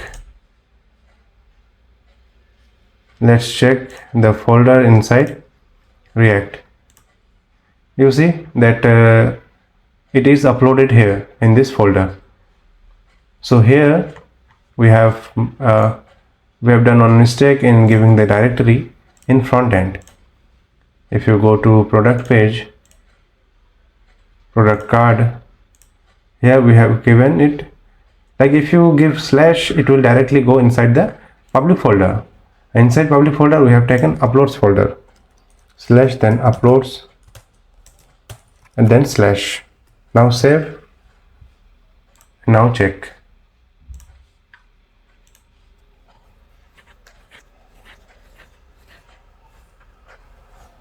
You see, it is working fine. Wonderful. It is working fine. As you may wonder that why we are getting this image here, because we have used the same image for this t-shirt. Okay, and that image we have just uploaded in front end part. So this is this product showing is working fine. Now we need to work in details page.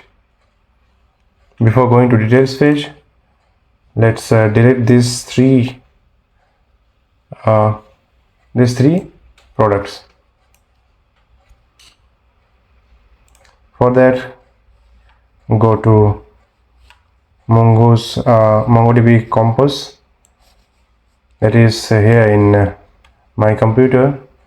Go to products and delete three sections, three product.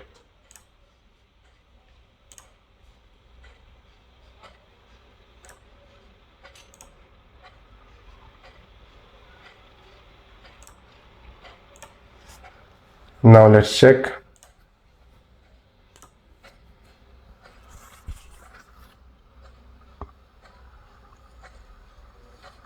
Okay, fine. All the products are deleted. Here we are seeing that these products are like too far from each other, so we should keep it nearby. So for that, go to here inside product admin, and here we have given display flex, select direction row, justify content space between. We should give it like space around. Now check. Now it is better. Okay.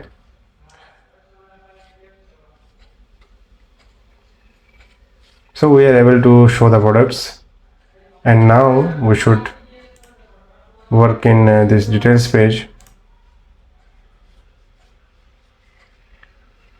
So inside, if you go to details page,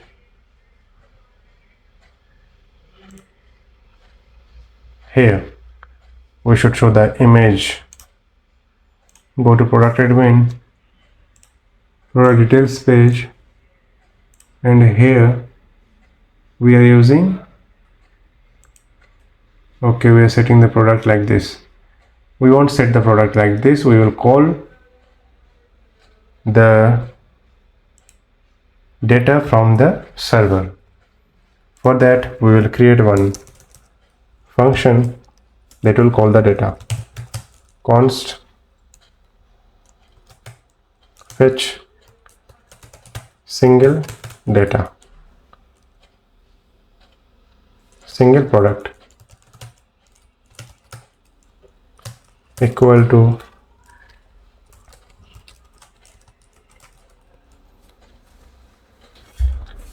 here we will provide the ID, product ID, product ID, and we will call the axios dot get template literal, call base API, and then slash product, and then product, then 1, and then give the product ID, slash give the ID here.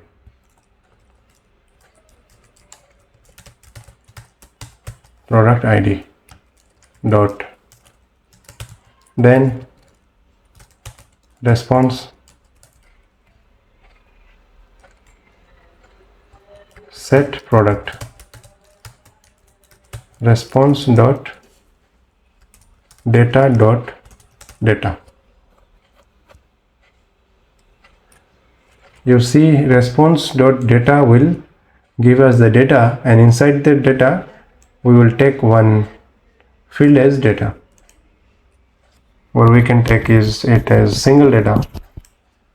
Okay, take it as single data.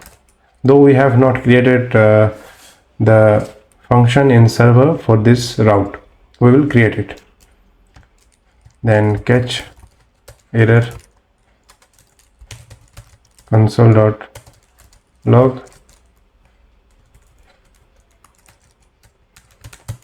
error in fetching single data error. Okay, set product. Fine. So if the product is saved, we can check it after the data. Here the data will be different. Okay, so call this here fetch single product with product ID. Product ID will be this ID. Okay, fine. Set products. Comment this out. Now go to the server section and create the function for this one. Go inside product controller, and here take one function as get or fetch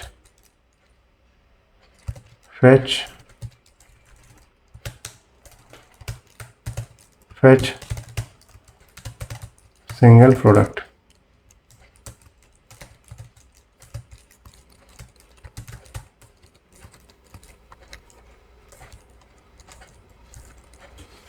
Fetch single product.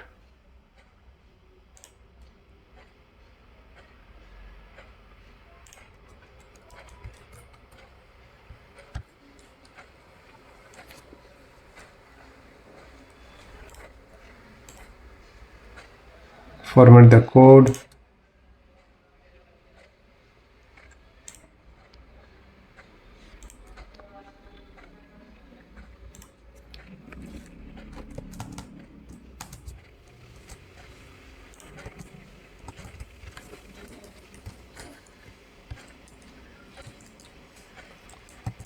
And for this one we will send the param, send the ID as param. So here go to the route section, product router, and create the router. Router dot get, it will be 1, and then we will provide the ID. Fetch single product. 1, then ID, then fetch single product. Go here, and the ID we are sending as param, so let's fetch the ID. Const product ID equal to request dot params dot ID. Okay, and let's give try catch.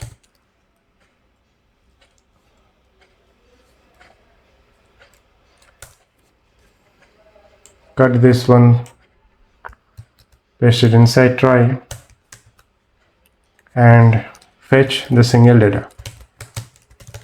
Single data or product. Single product equal to product dot find one. we will find with ID.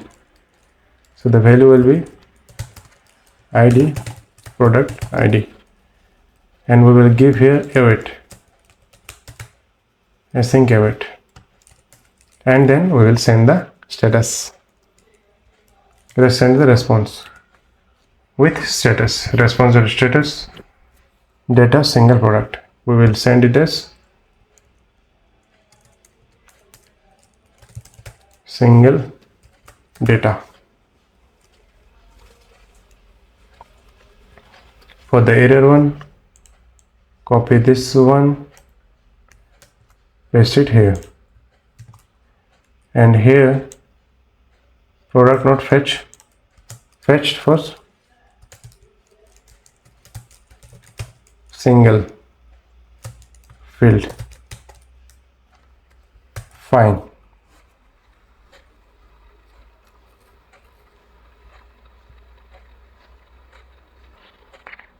Now refresh this one. Console log.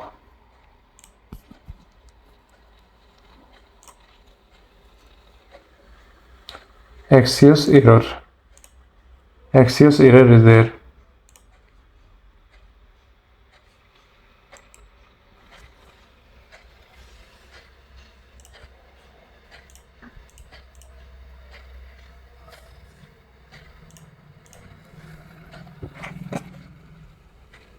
Product not fetched for single field. Okay, that's why. That's mean it is going inside this, and we are not able to field.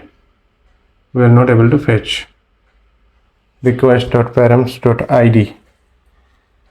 If you go here, one ID. Okay, why is it not working? ID, product ID. Find one.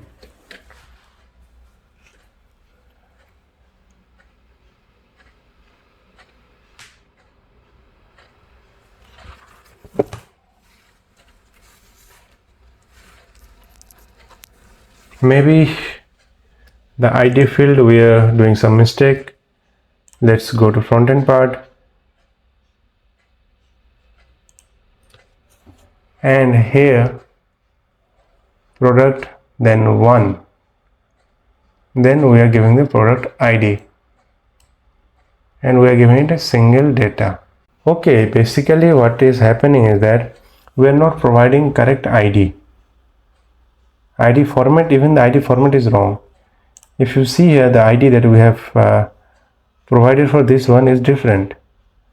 Like if you go to the URL, you see ID is 3434. It is not ID for MongoDB.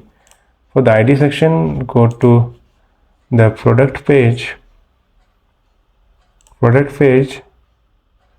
product card, and here while going to details page, product details page, here ID, we shouldn't give this. Instead use template literal and remove this one and provide product._ID. Now let's check. Here go to details. You see, this is the ID. And now as far as I can see, it is working. As we see that it is t-shirt. If you go to this section, it should show this one, handbag. Oh, wonderful. Now it is working fine. Now let's give this image link.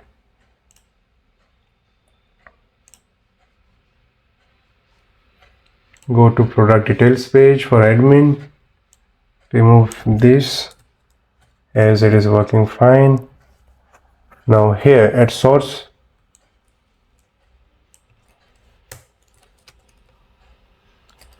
give it as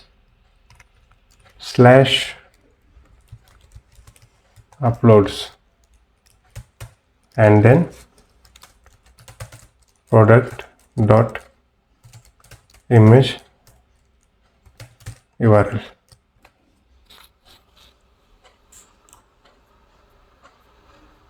Wow, wonderful.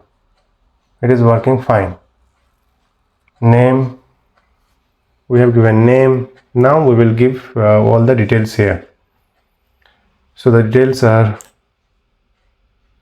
for that go to the product details page, and here a table row, copy this section and paste it multiple times.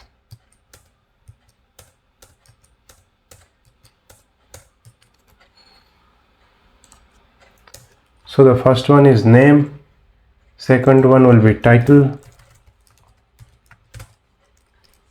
and here also change it to title, and for this one give name, title, then category,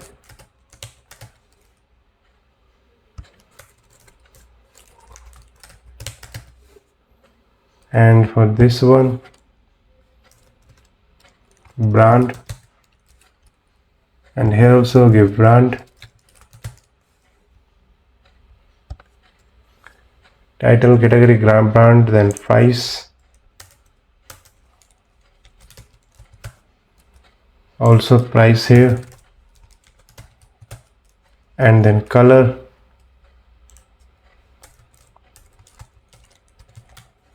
and here also color. Okay, fine, let's check. Okay, so we see name, title, category, brand, price, color, and price give the unit.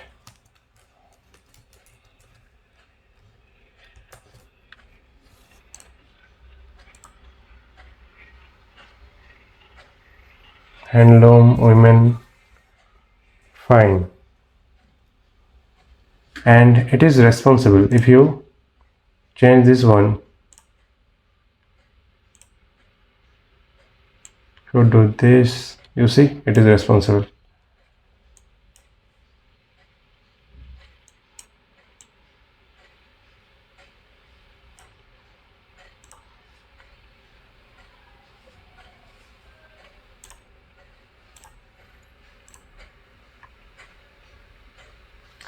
For the table one, minimum width, we will not give minimum width to 650, we will give it to 250.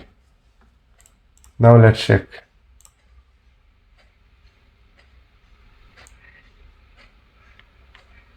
Now it is looking good.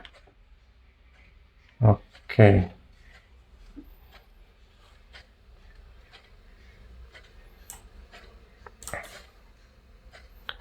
So the product details page is looking good. The description is there. I am planning to keep the description here at bottom. One button we will give here is add to cart.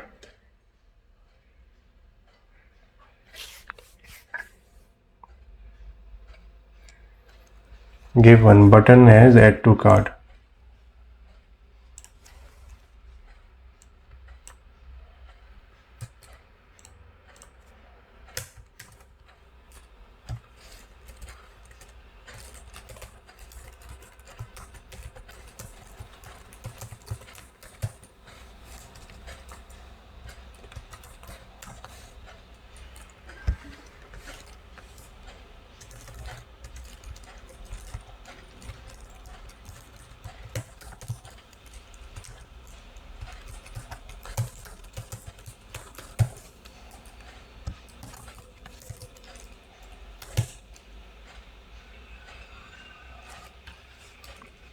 Import button from material UI.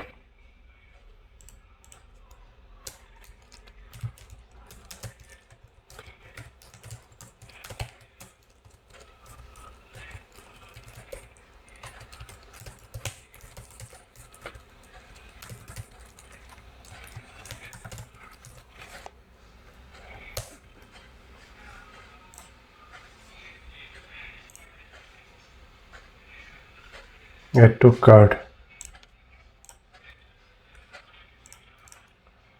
Give variant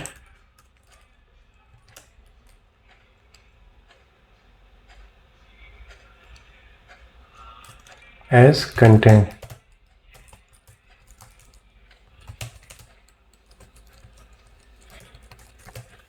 Color will be primary. Okay. Add to cart. Fine.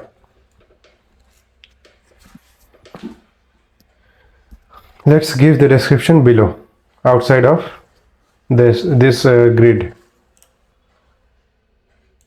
For that, go outside of the grid, take one box, and here give the details. Take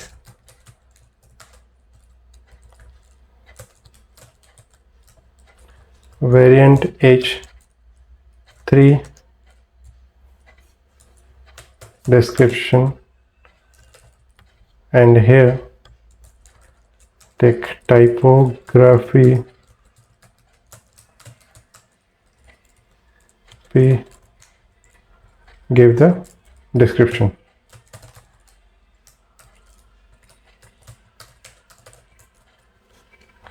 Import typography and box.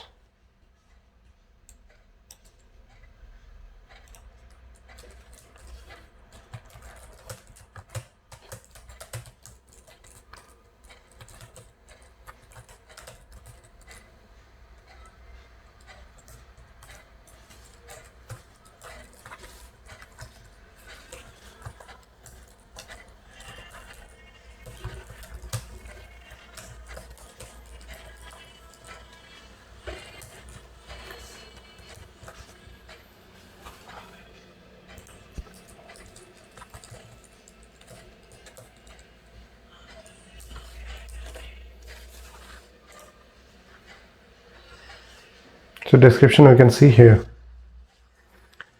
This size we should give lesser. We should reduce the size.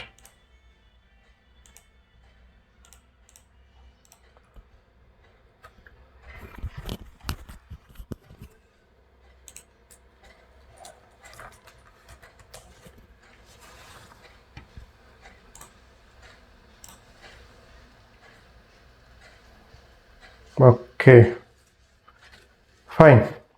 For any styling thing, we will do it later on. Okay. Now go to product, so we can see the details of the products.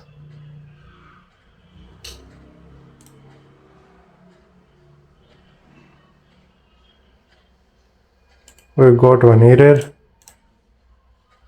Let's check again. Go to this one. We're getting some error.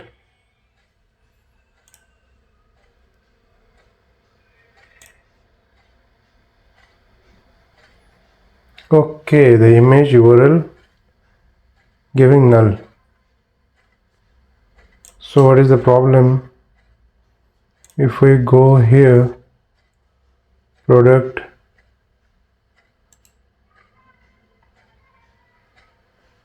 here, okay, here we should call this image if there is product. So the condition of product, this one, we should remove it from here, and also remove this. We should take it for whole section. For the whole section, starting from box to everything.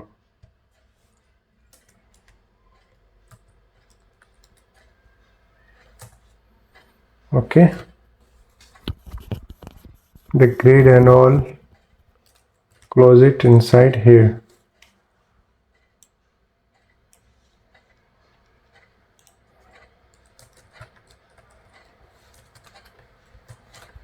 Now let's check. Now it is working fine. If you go back and go to this one, also it is working fine. Wonderful.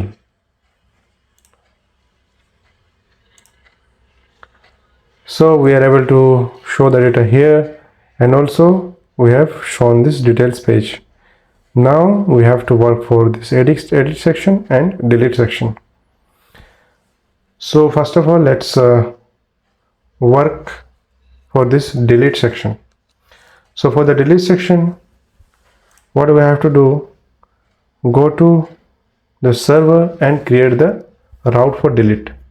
Go inside the controller, product controller, and here take one function, name it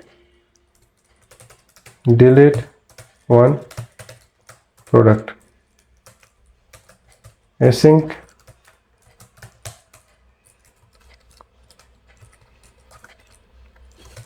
const deleted product equal to await product dot find and delete. Find one and delete. This is the default function of Mongoose. So product dot find one and delete, and we will give the field with ID. ID will be request dot params dot ID. Likewise, we have taken this one. We are directly giving this to here, and status 200 dot JSON success to message product deleted successfully.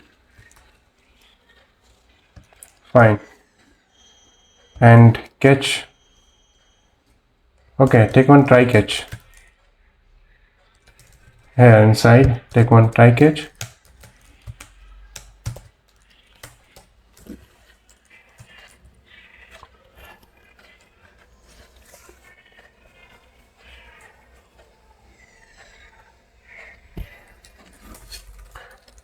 Computer is working slow.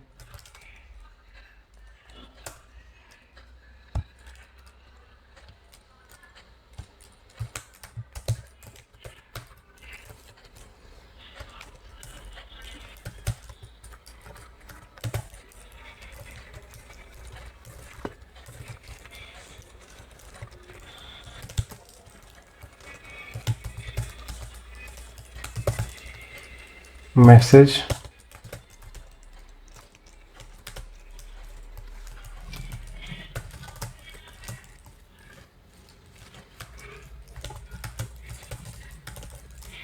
deletion failed, and cut this one, paste it inside, try, and create the route for this delete one product. So for that, go to route, inside product, create the route, router.get, router.delete one ID dot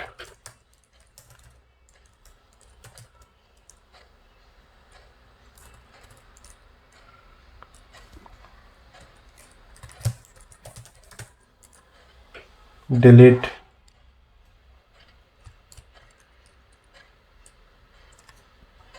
what was the name of the function? Delete one product.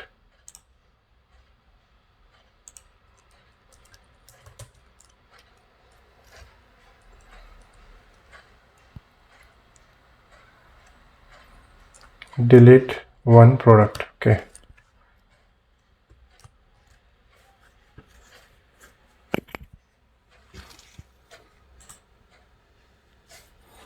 So why is this color different? Is there any error? Let's check.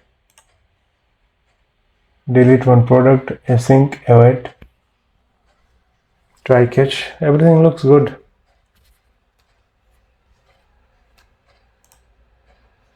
Okay. Okay. Now go to the product details page and go to this product admin and go to product admin card. So at delete, at this delete, we should delete this product. So for that, we need to create one function inside our product admin page. Okay.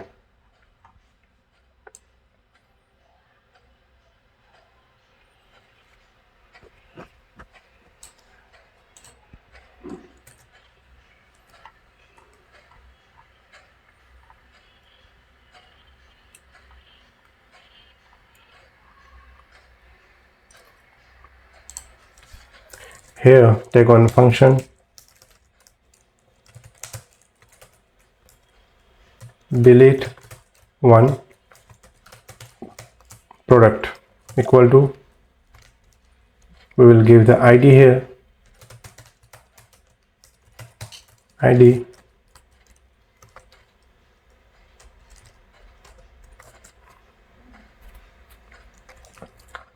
axios.delete dot delete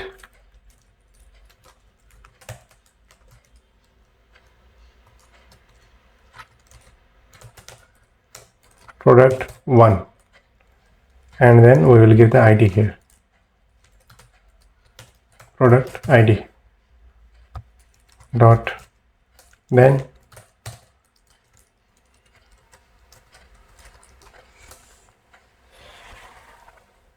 dot then, and we will set the message.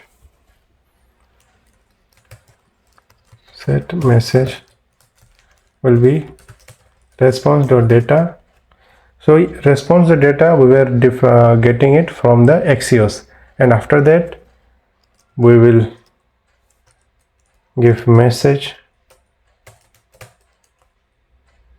and for the type one we will set type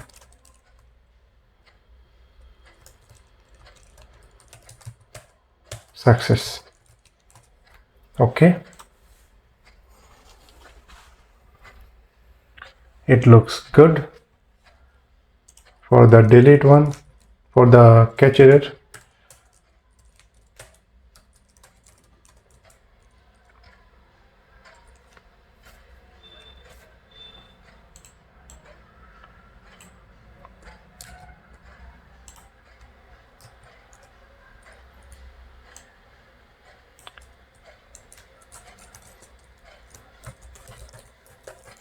failed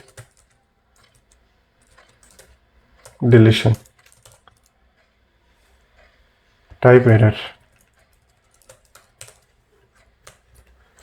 Okay, and this delete one product and ID, this one will pass this function to our product card. Copy this one, go to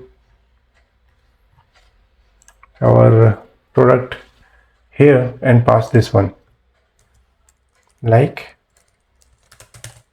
product handle equal to, paste it here. Okay, and here go to product card and product import handle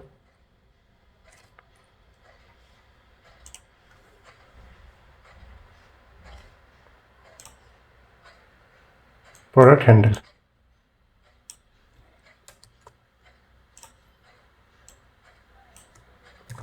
Product handle, and here a delete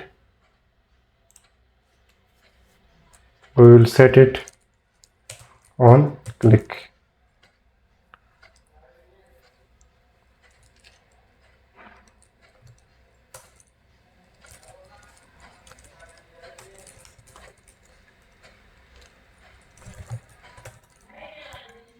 Handle, product handle.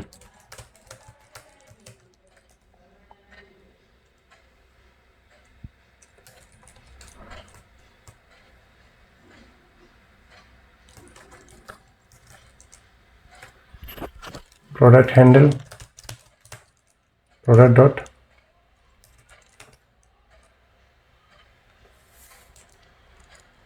dot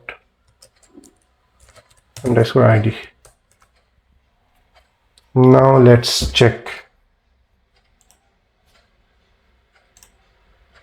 Product deleted successfully. Refresh. Wow, wonderful, it is deleted. So guys, congratulations, now we are able to see the details from here and also able to delete. Okay, now our task will be to show to edit the data. Now let's work in the edit section. After clicking here, we should be able to edit this data. So what will happen while when we will click here, then this pop-up will open and there these fields will be filled up with the data that will come from database of this data, which one we have clicked, and at the top we will show that is it edit or is it a new form. Okay, so for that let's go to the product admin page and here go to the top and here we are showing that new product. Like this one, we will create we will take one variable with the name of edit product. Copy this one.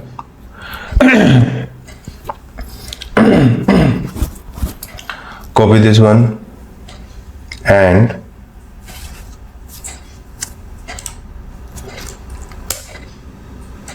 paste it below and name it edit prod.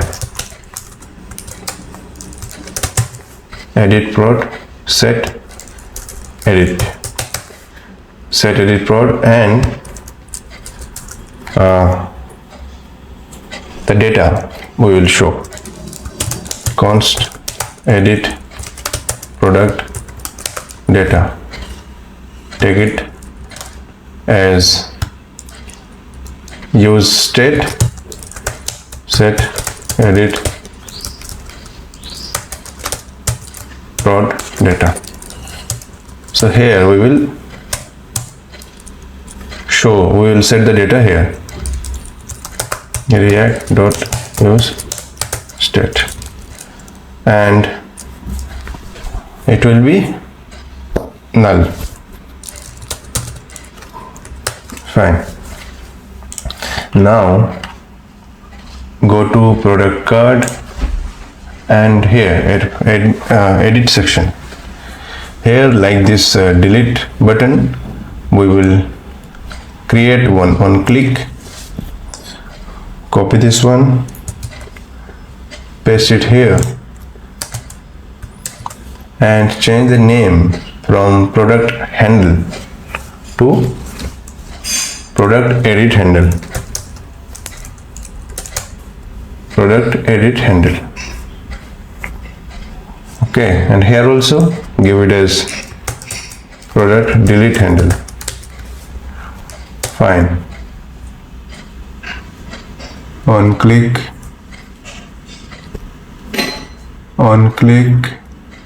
product edit handle, this one. Okay. Why the error? Okay, here two brackets will be there.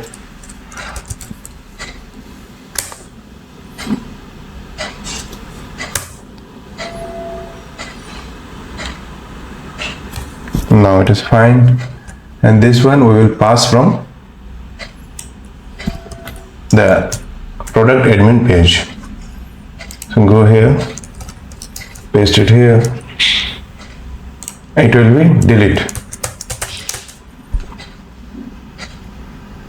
product delete handle, this one. Okay, fine.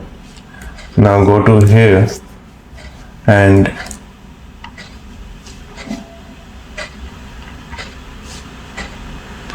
this one, product admin, and at pressing the props we will pass it as product delete handle, and also we will pass edit handle, product edit handle, and here we will create one function, name it set edit product, name it handle edit product, handle product. Create this function, copy this one, go to top, here edit. Okay, here we will create the function, paste it here, and here we will take ID, product ID,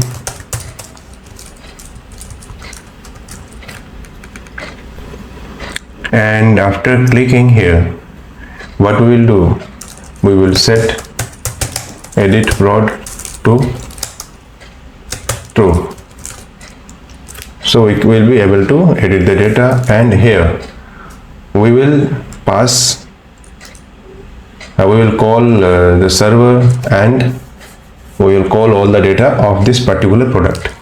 So we will call axios dot, we'll take it as get, we will pass base API, and then product, and then 1, and then pass the ID.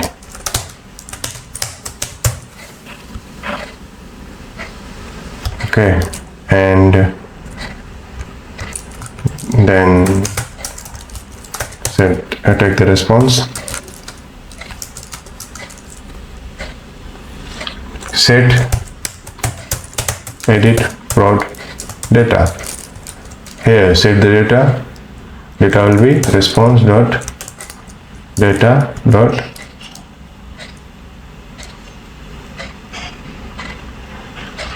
for single data.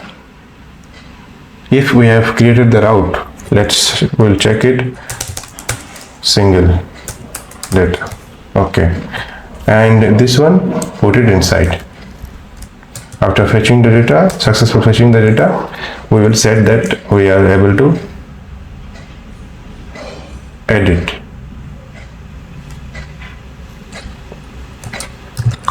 And here put catch error console.log error in fetching single data, show the error. Now let's go to the server and let's check delete one product, fetching single product. Okay, fetching single product is there, right? Single product fetching is there.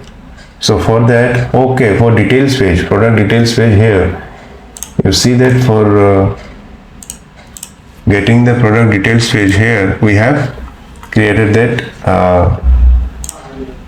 route.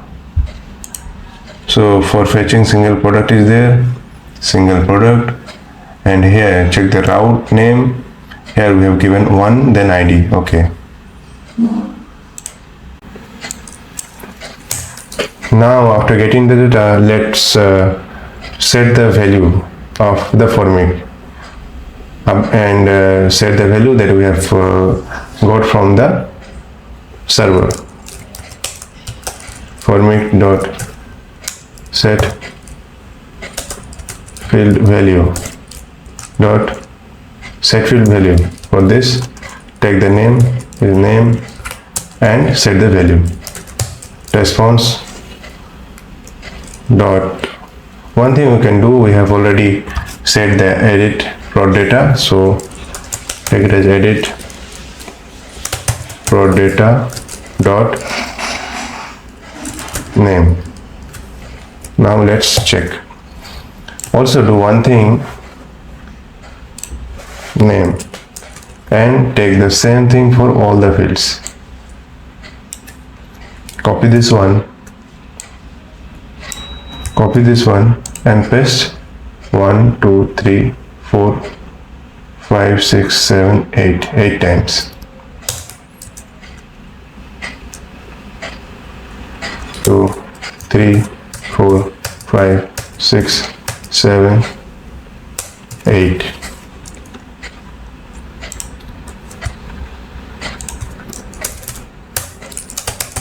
Title,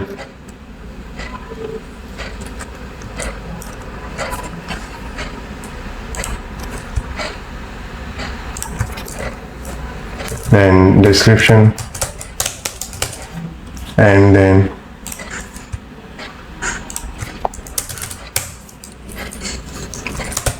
price, and then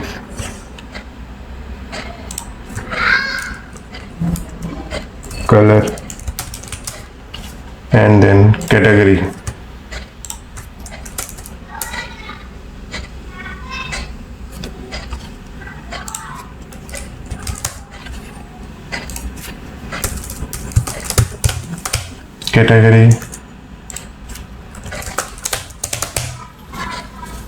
And then brand and size and quantity.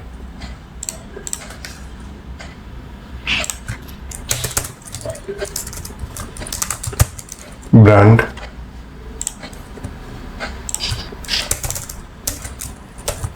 size,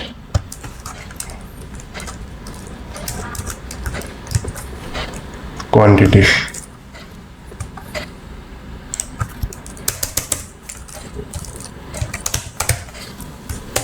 Okay, we have set the value, and now let's modify a little bit here.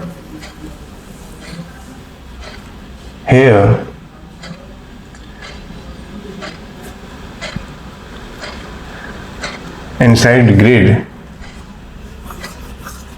let's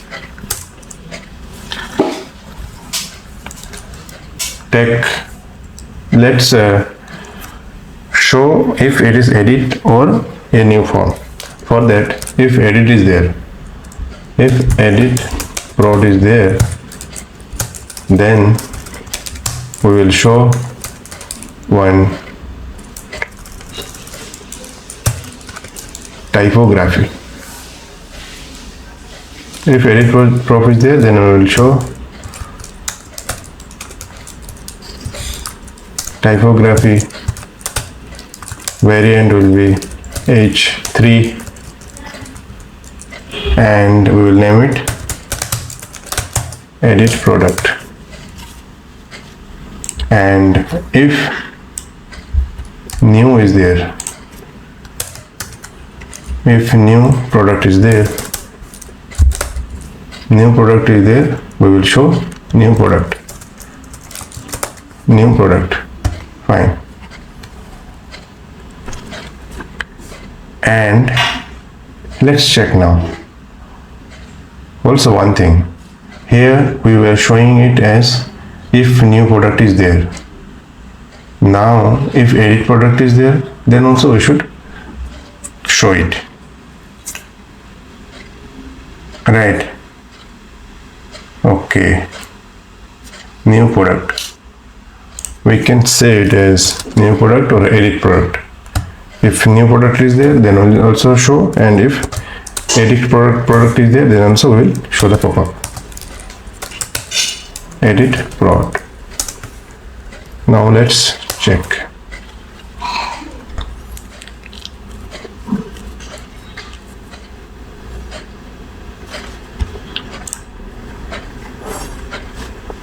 Set edit.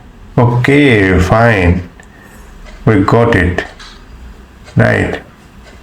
These are working fine. One thing that is not working is these fields are not updating. This one we should not set it here. We should set it out of this box. Go here and copy these two. Put it outside of the grid.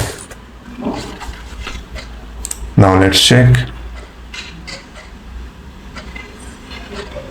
Yeah, this is outside of this grid. So why these fields are not updating?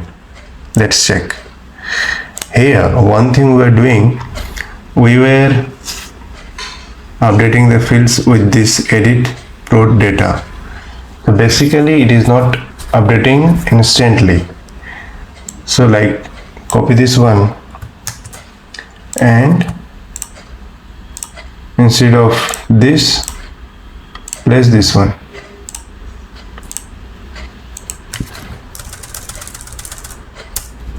Now directly we will set the data like with response. With response we are getting the data and then we will set all the fields. Now let's check.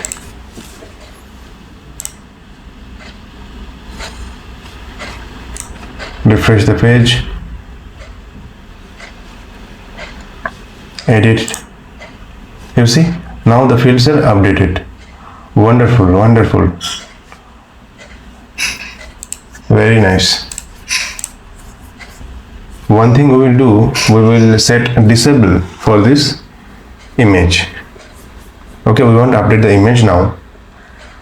So we will update the fields. So for that, if edit is there, then we will update, we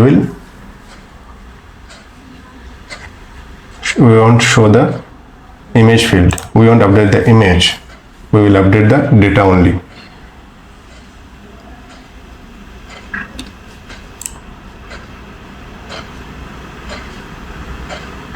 Where is that image section? Image.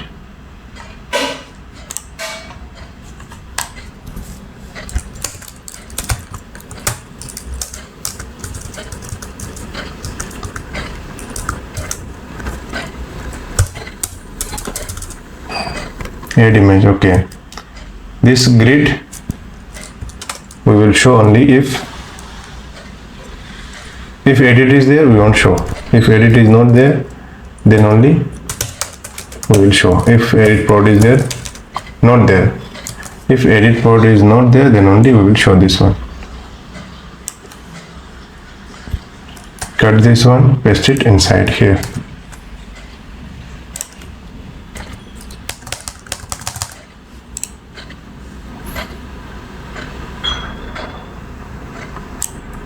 Edit prod, grid and all. Okay, now let's check. You see the image section has gone and all the fields we can update. Right, now we need to create the update route, we need to create the function for update in the server. Okay, one thing here,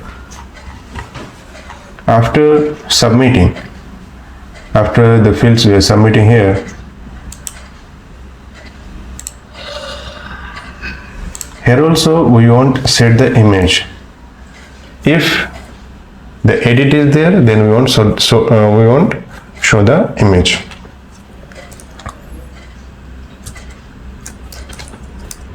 If image, for one thing we will do here, if image is there and if edit prod is not there.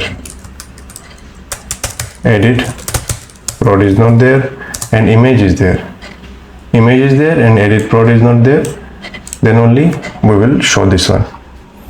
And for the edit one,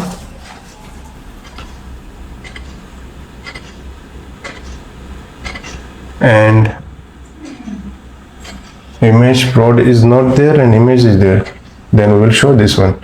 Or one thing we will do, we want to like this inside if image is there. Okay, no, it was fine. Okay, and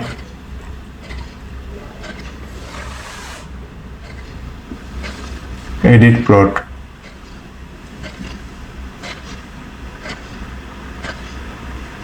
Here we can't show it in this way because we are what we should do, instead of doing it in this way, copy this, cut this one, take another if condition. If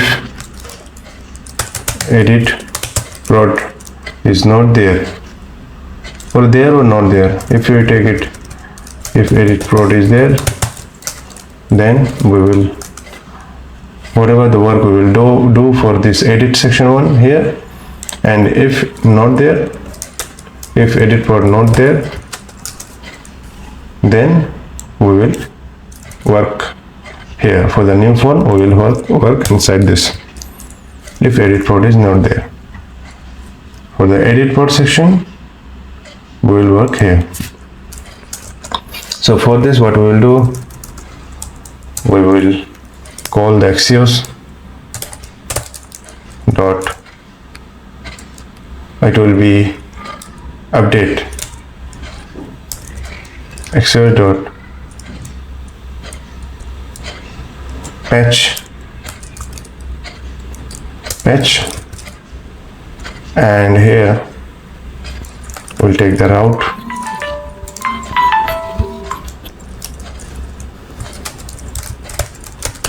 base URL, then product, and then update, and here we will give the ID, product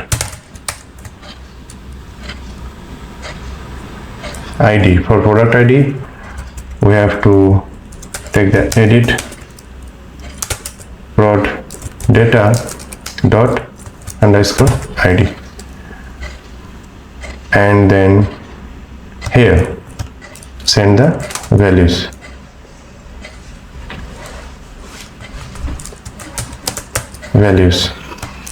Dot, then response console.log will show the response first. Patch data response,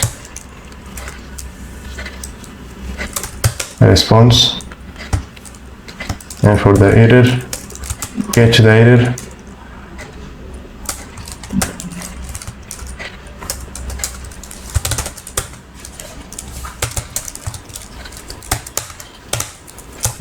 for patch.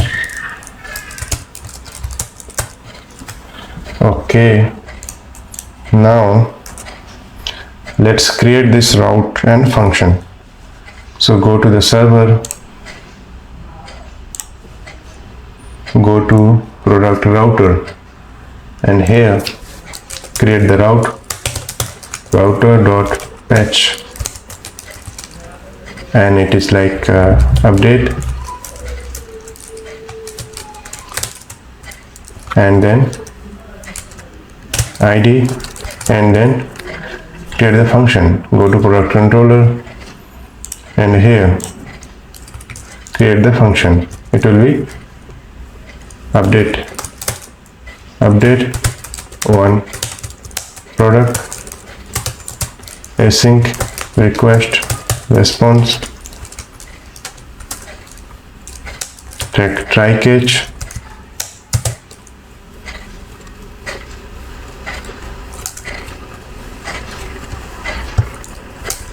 for any error, copy this one, paste it here. Failed product update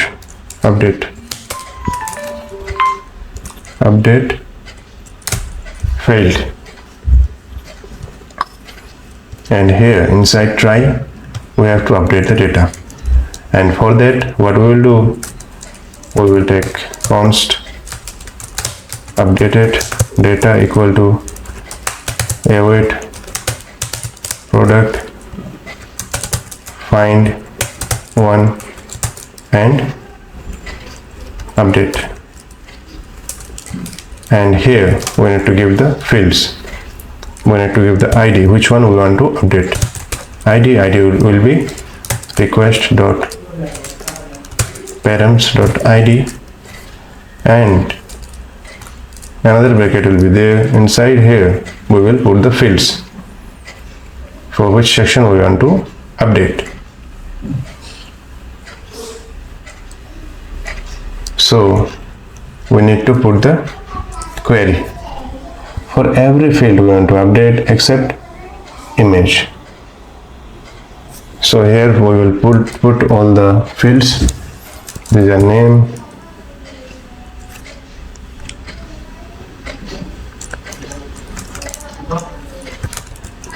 will be request dot body dot name,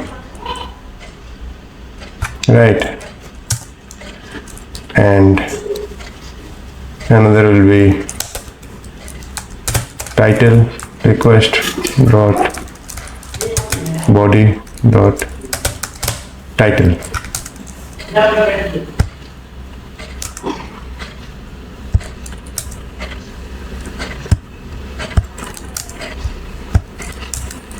Name, title, then description request dot body dot description, and then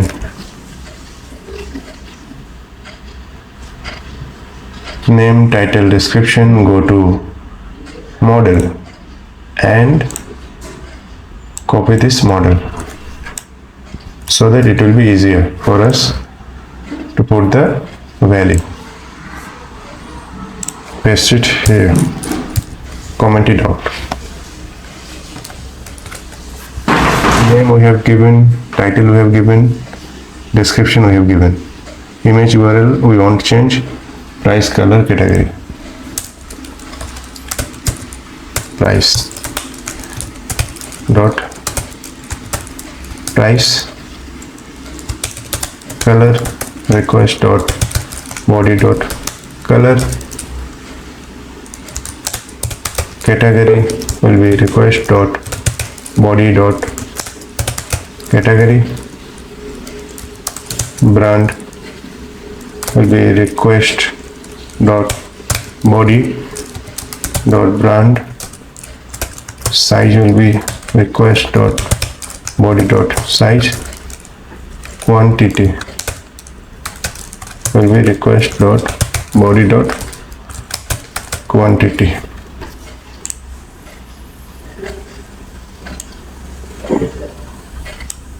One thing we need to do for the price and quantity, we need to transfer it into an integer. Yeah.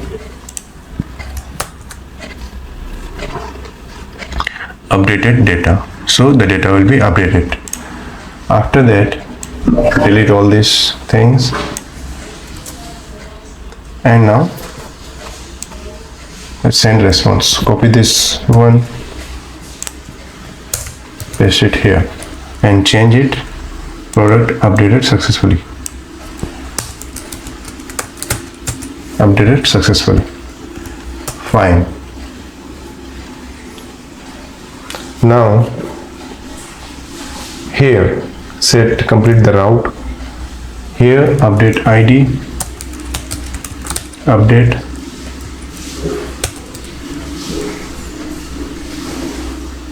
one product, import this one. Fine. Now let's check.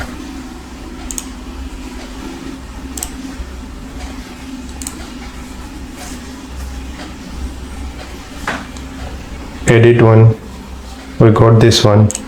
Change the name to t-shirt. Edit, here also change it to edit, here also edit.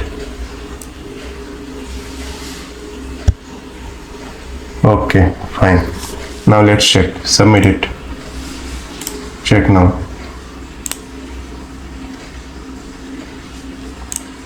Check for any errors.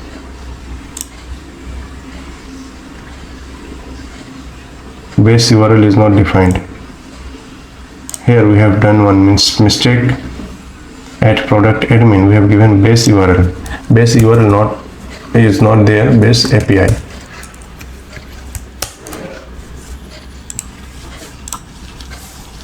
Now response fetch all. Okay. Now submit. Fetch data response. We got the response. That means product updated successfully. Now if we go inside this page, details page, you see t-shirt name edit, t-shirt for men edit, and t-shirt for men is the best t-shirt. And now at last you see edit is there. That means the edit function is working fine. Again, congratulations. And one thing, after edit, if we cancel it, this pop-up is not going. So for that, for the cancel section, what we will do, go here and let's check the cancel function. Cancel function is there inside product card. No, it is inside product admin only. Here at last cancel is there. Set product cancel, we are setting the set new prod false. And also we need to set the value of all the fields to initial values.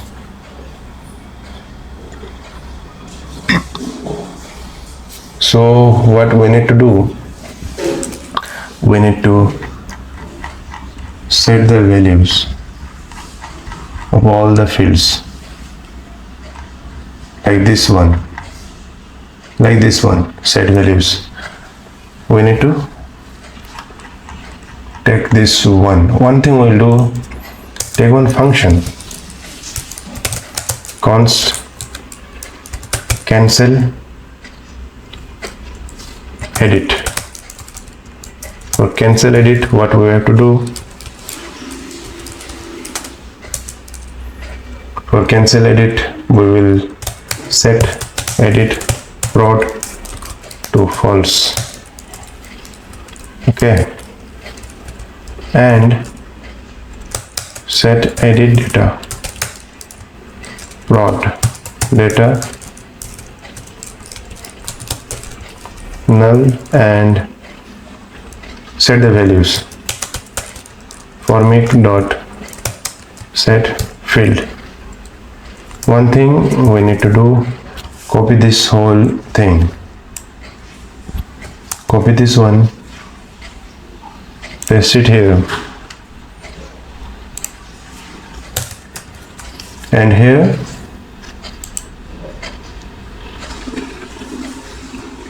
remove all the things.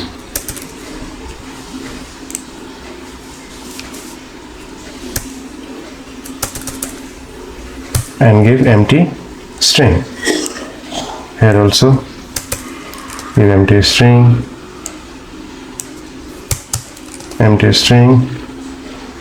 price, give price to 0, and for this one color give empty string, for this category, empty string, brand also empty string, size empty string,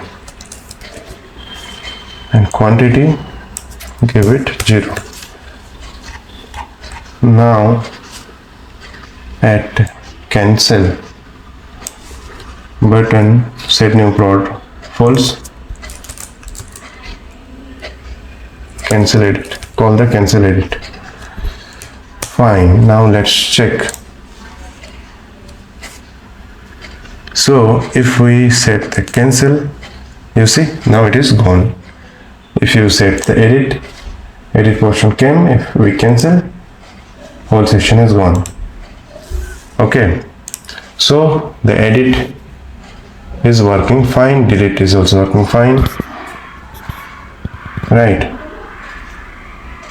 One thing, if we edit here, edit twice and submit, okay, maximum 12, okay, we can't maximize it.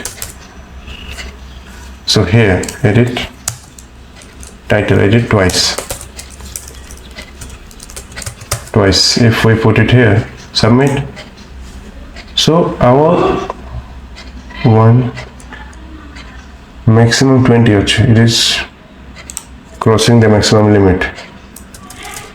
Let's give 2. Okay, remove this one, edit second, fine, now submit. So it is submitted and it is edited successfully, but we are not getting it immediately here. So for that, what we have to do, we have to set it here. After we submit, or anything, any change is happening inside the edit, or one thing we have to do, we need to show the message first that edit is successfully, edit happened. So for that, at message, you see message alert, message type.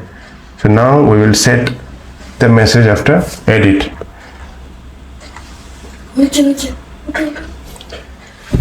After we got the response of edit, set the message, this one, copy this one,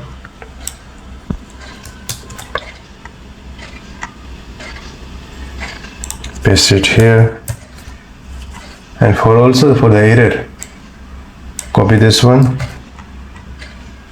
paste it here, response.data dot message,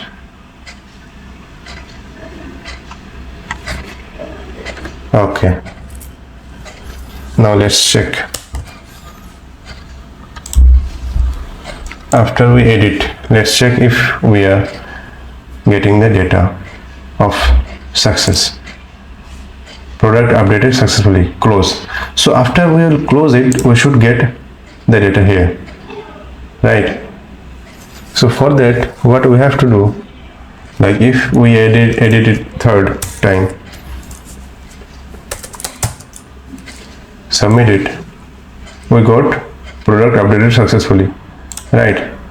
Third, but we didn't get it here. So for that, for every message change, we need to call the use effect. So here, give the message.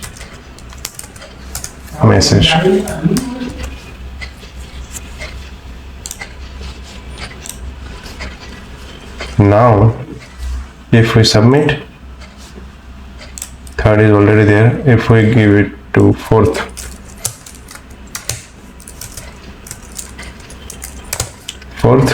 submit, you see we have already got the fourth. And now also if we delete, immediately this data will be vanished. If we delete, delete successfully, it has gone. Okay, so after every message reset, it is vanishing it.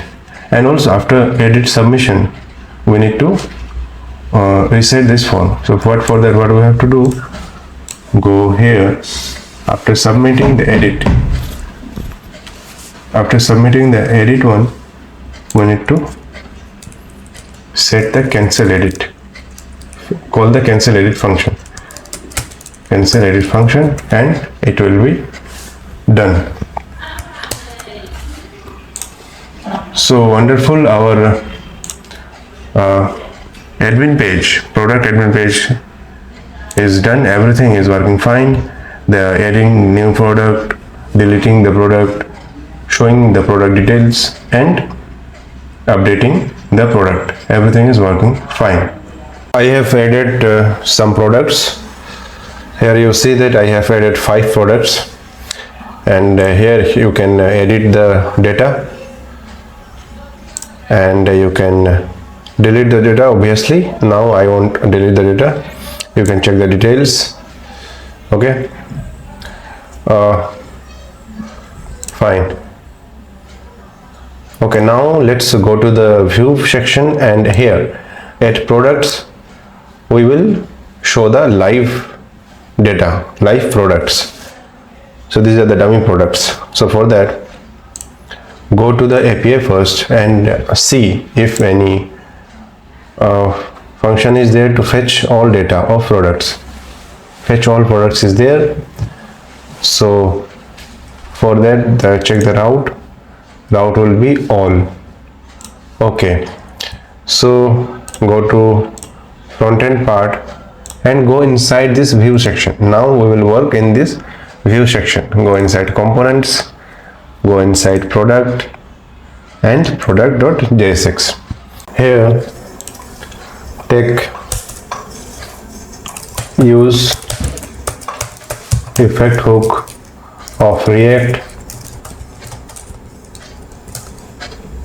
Inside it there will be one function, and here we will provide one empty bracket so that it will run at least once. And here take one function, name it fetch all products equal to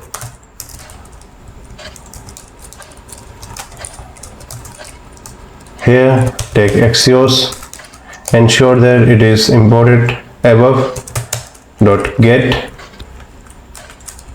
and take base API and then product and then all. It will give us all the products. Dot then response.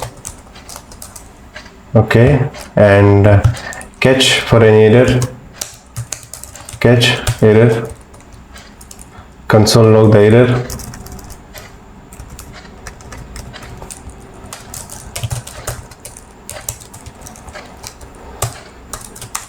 error in fetching all products.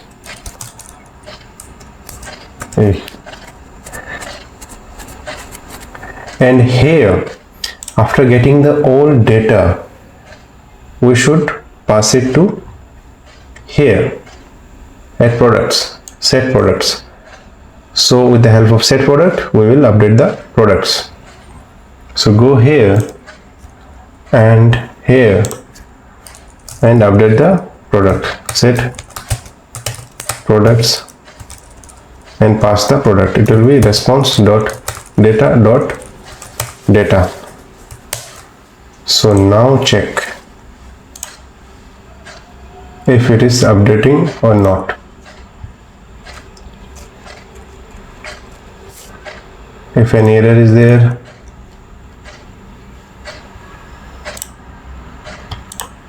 okay, we are not calling it inside use effect. Let's format the code. It will look nicer. Call the function inside use effect hook so that it will at least run once. Fetch all products.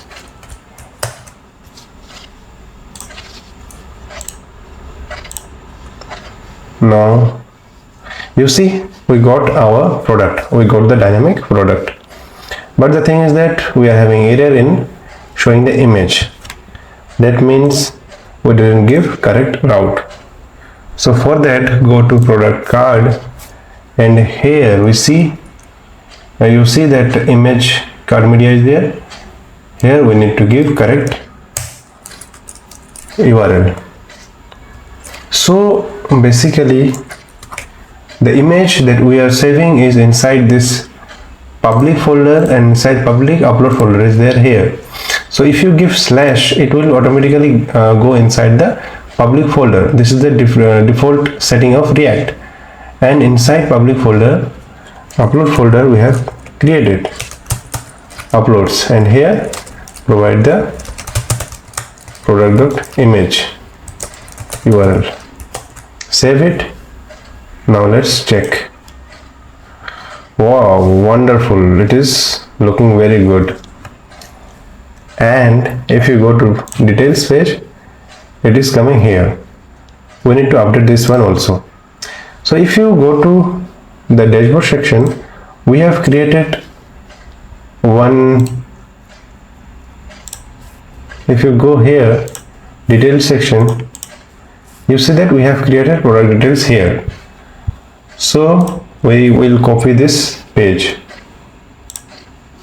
go to admin section, components, product details, and copy this whole section, whole component, and come here, product details, paste it here, and for the base API, import the API for this route here. API.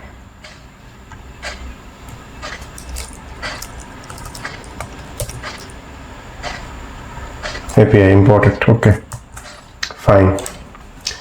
So now if you go here, if you go to home, to product, and if you go to product details page, it is not updated.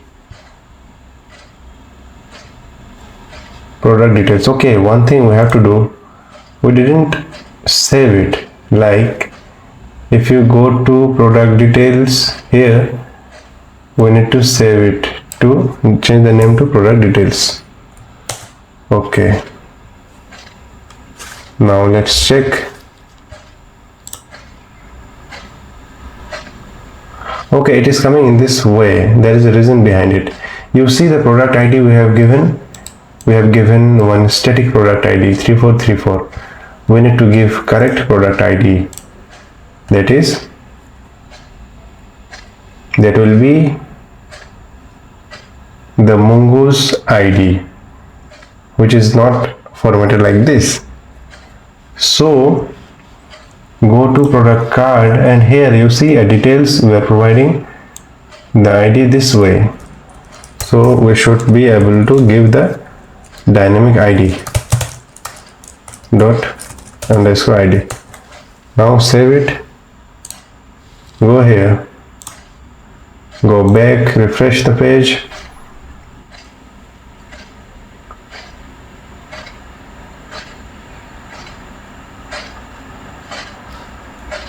click here. You see it is working fine. It is working fine. And if you go for this one also, it is working fine. Wonderful, really wonderful. And go back. Okay, so we are able to show the product, and here we need to show one button, that will be add to cart. So here copy this one details link and paste it here, and remove this link section and directly give the name add to card, and here color secondary and variant will be variant contained, and remove the comma from here. Also give variant contained here, variant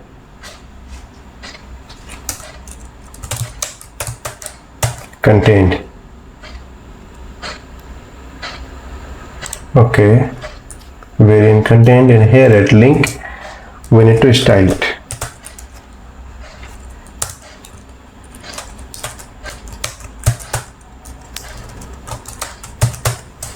Text decoration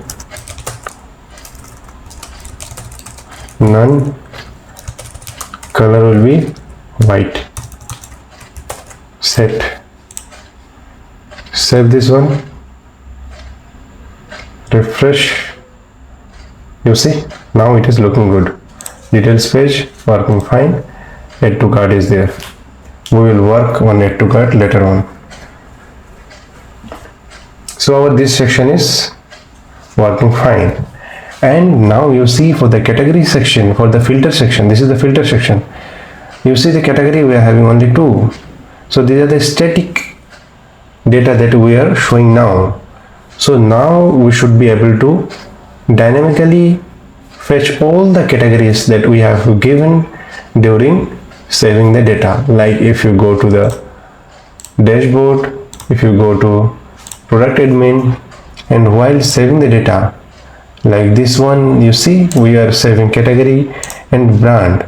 So whatever category we will save here, we should be able to see it inside this category, and same goes to brand. So now let's create function in server. Go to product controller, and here create a function, name it get category and brand. Async request response,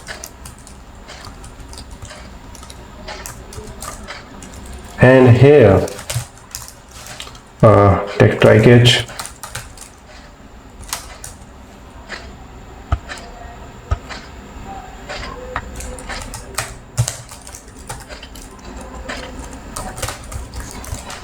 try catch response status 500 JSON,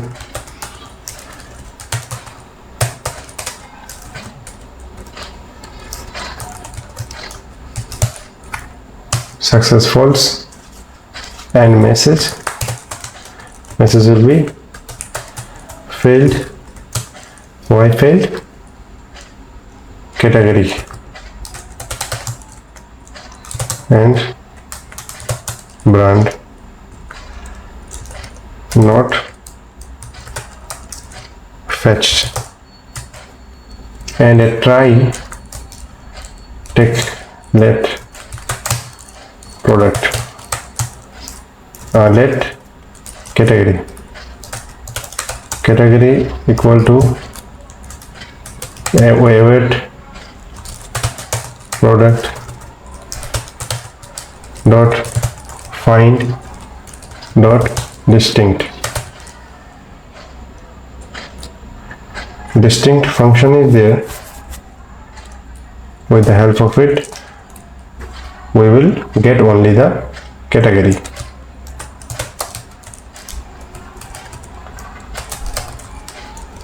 So what distinct function will do?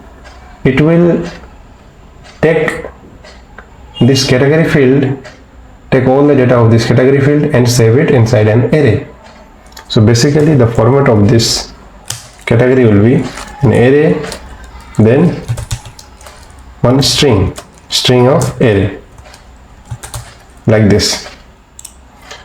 But the data format that we need is like this. If you go to this product data.js, the format should be like this: id, an object of id, name and value.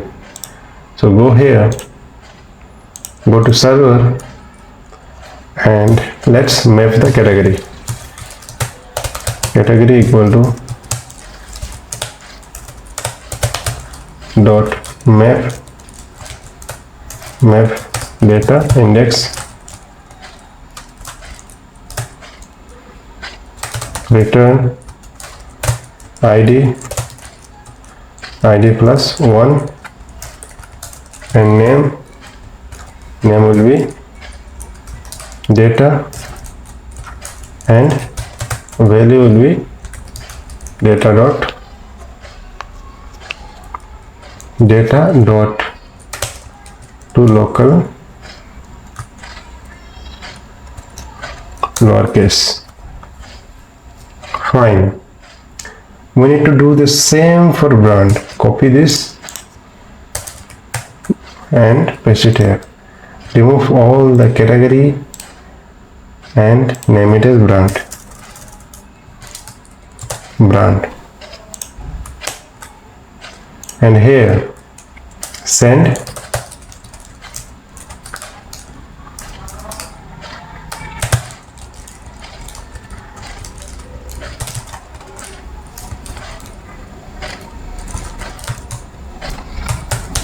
success true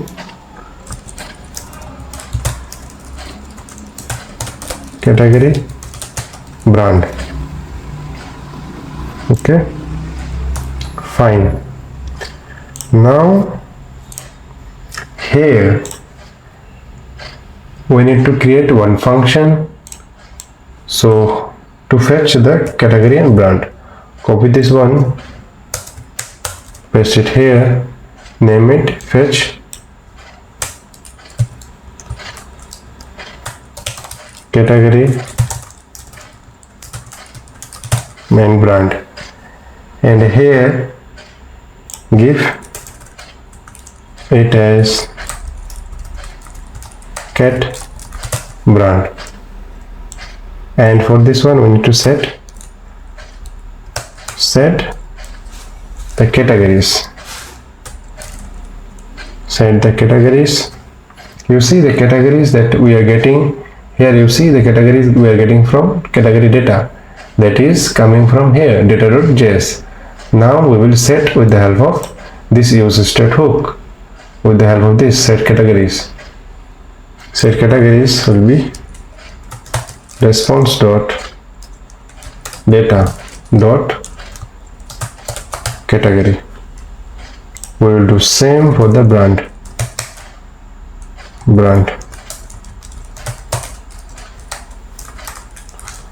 dot brand, and call this function inside use effect hook, fetch category brand. Now let's check.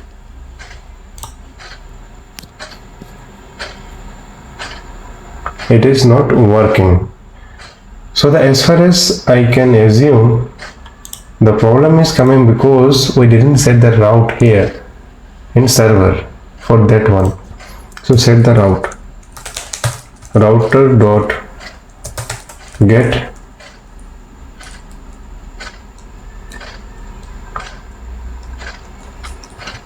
it will be cat brand, and then get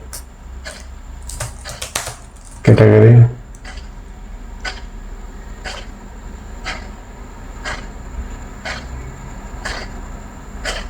and brand. Now let's check. Save it.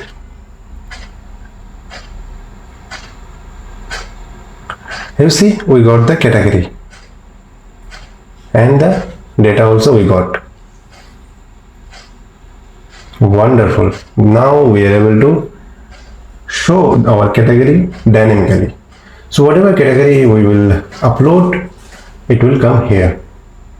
Right. Now with the help of this, we will filter this data. Now let's work in this filter section, and let's make this category and brand filter work, and also the search one. So as of now, the data that we are showing here, it is directly fetching all the data. Here we are not passing any query. Now what we will do, we will pass query for category, for brand, and for search. 3 queries we will pass together. For that, go to the React part, and here take one variable, name it const params, set params, use state, take one object, and here pass category. It will be an array, it will be an empty array, and brand, it will be an empty array too, and search, it will be one empty string. Okay, so now what we have to do, see, earlier we have coded this one like category handle, brand handle, search handle. So what does it do? If you go to here, you see that this one, while showing the categories, we are passing one function here. We are calling the function with one click. So here, if you go here, if you click it here, we are activating one function. So here you see that we are calling the category handle function, and we are passing here the event and category ID, event and category ID, and you see, and here we should be able to see this one, category is clicked and event.target checked. This one will provide that if that particular category is checked or not, and it will pass the ID. Here, instead of ID, we need the value. So pass the value here, value, and here also at the category handle pass the value, not ID, value. So now let's go here and check after clicking. Check the console. Now click here. You see, category is clicked true. If it is checked or not, yes, it is checked, and we are getting the value. So now here we are getting the value here inside this category handle function. Now we need to pass this value inside this category section of params. Now set this. Now, and also if it is checked, first we will check if it is checked or not. If event.target checked, if it is true, then we will call this, and here we will set the params.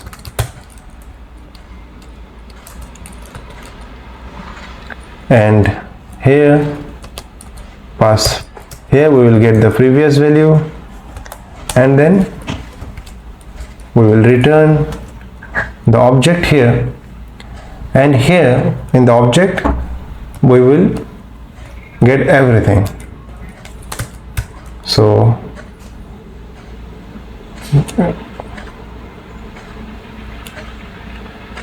here pass everything, and then change the category,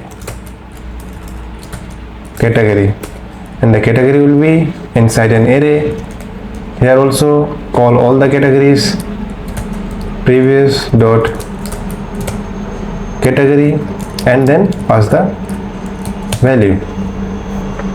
So what it will do, so inside set params we are taking the previous value, and here we are passing all the values, and then we are passing the category, and inside category we are taking all the category values what will be stored here, and then we will pass the value, the recent value. And if it is not checked,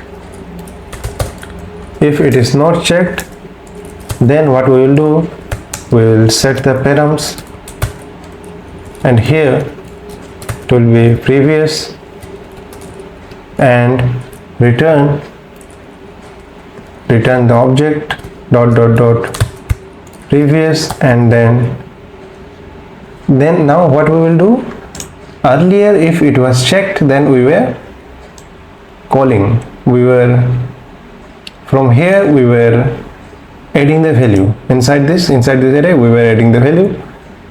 Now if it is not checked, then category will be previous dot category dot filter. We will filter, and here we will get like a filter. We will return item not equal to value.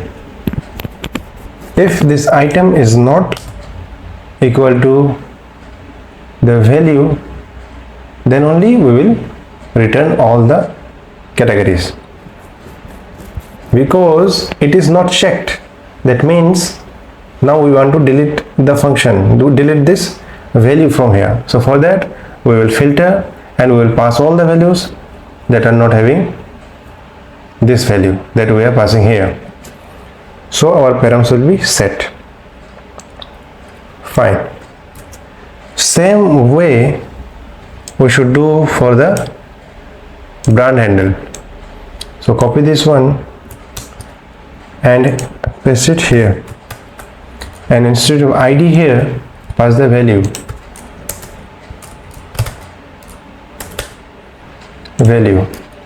and instead of category here, pass the brand. It will be same as category. Fine. And here at brand handle, pass brand dot value. Fine. So at every click we are calling the function, and we are updating the params, and after each update of params we need to pass a call to the server and call the fetch product data. So now, as of now, we are fetching all the datas. Now what we will do, while fetching we will pass a query. So for that, let's go to server and create a function for fetching the product with query. So go to server, and here fetch all product, copy this one, paste below, and name this function fetch products with query. Okay, and here we will check the query. So for that, let's create the route for this fetch product with query.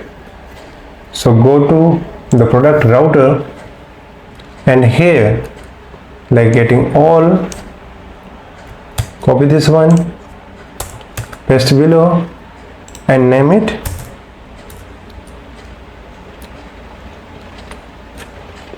product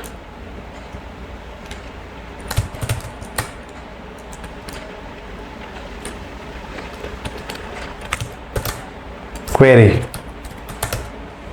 products query dash query. Okay, and here call the function fetch products with query. Call this one. Instead of products query, name it prod then query. Now go to our front-end section, and here change the function name to fetch products with query, and call the function inside use effect.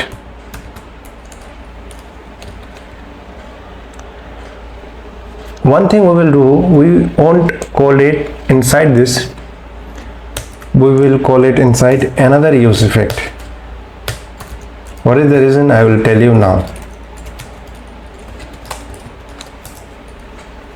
Paste it here and call it at beginning, and also we will call it while updating the params.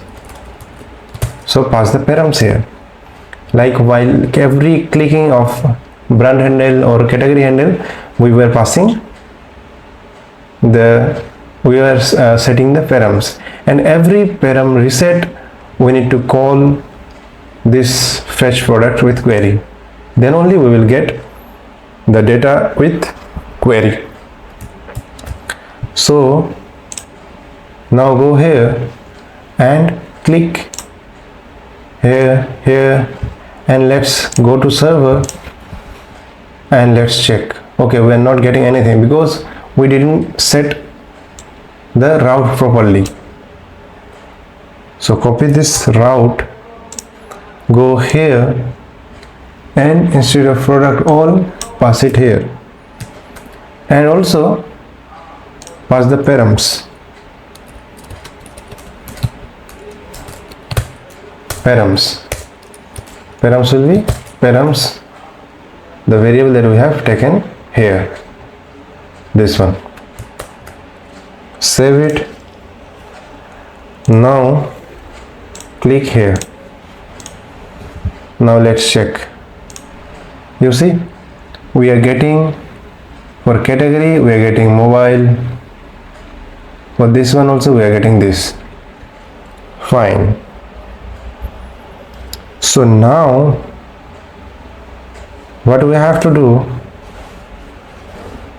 here go to the function fetch product with query. Now let's work on this, and if query is there, then we should filter the product here as per the query. Query dot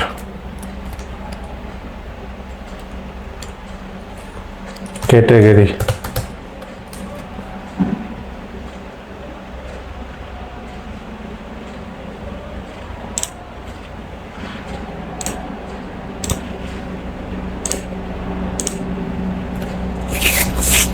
Query dot category, we are getting this. Now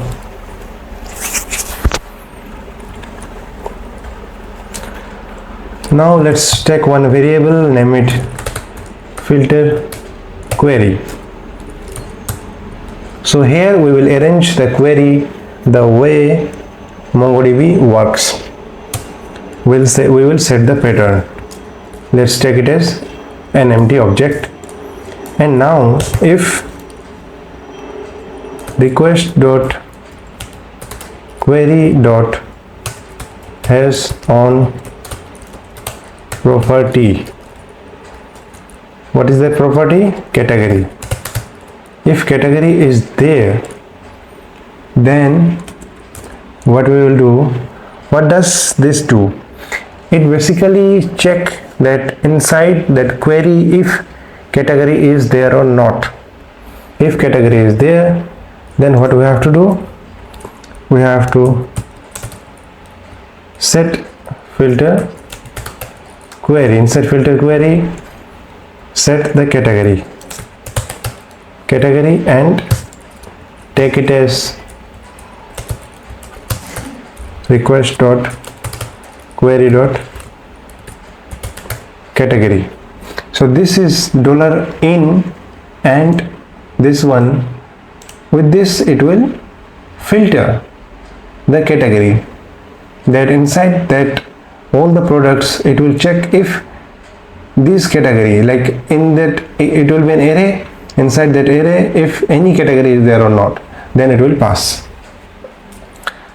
The same way we will do for brand. If inside request dot query dot has on property, if brand is there, brand property is there, then filter query. Inside filter query set brand and take it as in request dot query dot brand. This pattern, like $in, inside this array we will check everything. Okay, this is the pattern of mongoose.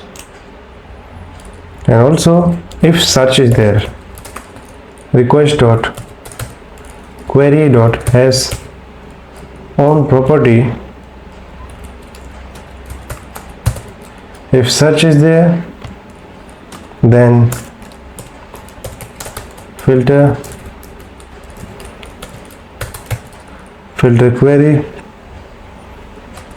and here we will set the title, because ultimately we are going to search inside title for the search function will be, and here as it is a string, it will go for the any data that is there with the name of this.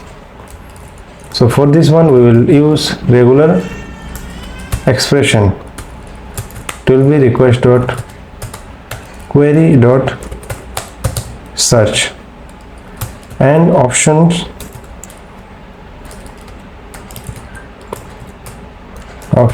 will be I, like for every case letters, small letter, every letter. Okay, fine. Now here instead of all products, name the variable as filtered products, and product.find here pass the filter query, and here at all dot data pass filtered products. Fine, it looks good. Save it. Now go here, refresh it,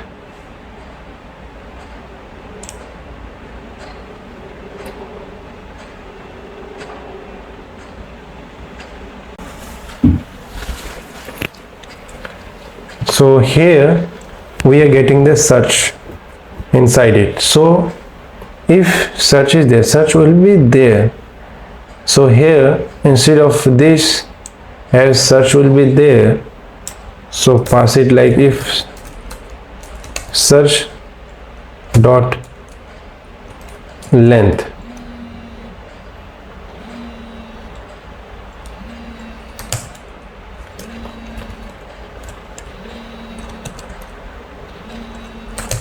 If length greater than 0, if length greater than 0, then only we will pass this.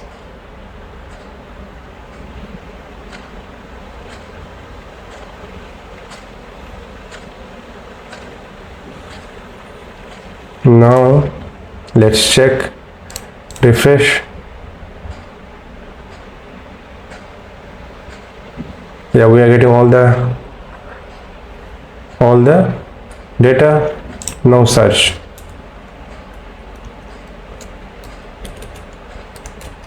Girl. we are not getting anything. If we click it here, remove the girl, click here, yeah, we are getting the bags. Remove it. If we are setting the men, it is working fine. And for the mobile, it is showing the mobile. For women, it is showing the women. And for the Cosmo brand, nothing as Cosmo brand. Samsung, we are getting Samsung. Okay.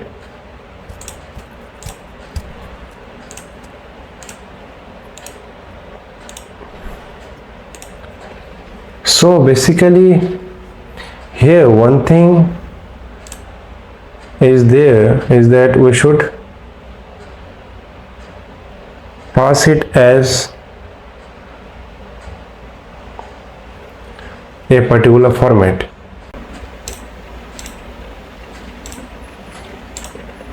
This one is not working because here we are passing it as small case letters, lowercase letters, but it is saved as like as per the requirement. It is sometimes small, sometimes capital, sometimes uppercase, somewhere lowercase, but here we are searching it as lowercase. So here go to the front end part, and here instead of value pass the name. Like if you go to name are with all case letters, uppercase, lowercase, and whatever is there inside our database. So at brand handle, instead of value, give the name.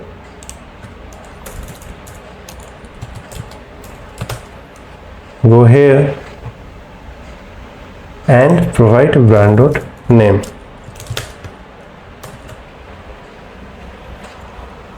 Now let's check. Cosmo,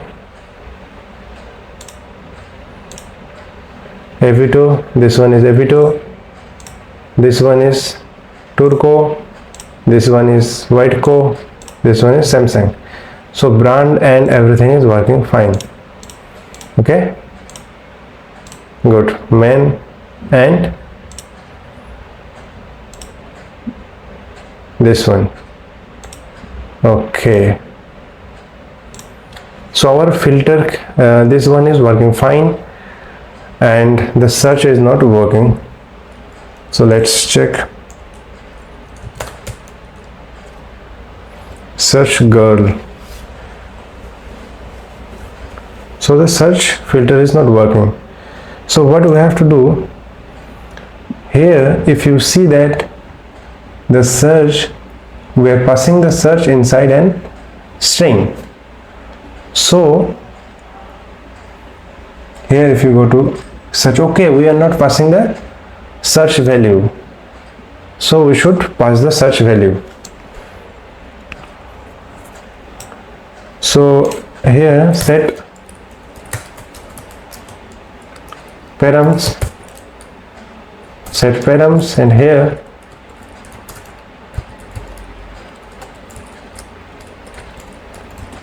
pass the object, pass all previous values, and for the search give event dot target dot value. Now let's check.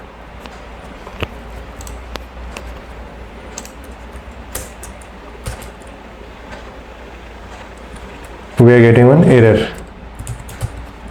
Why we are getting an error?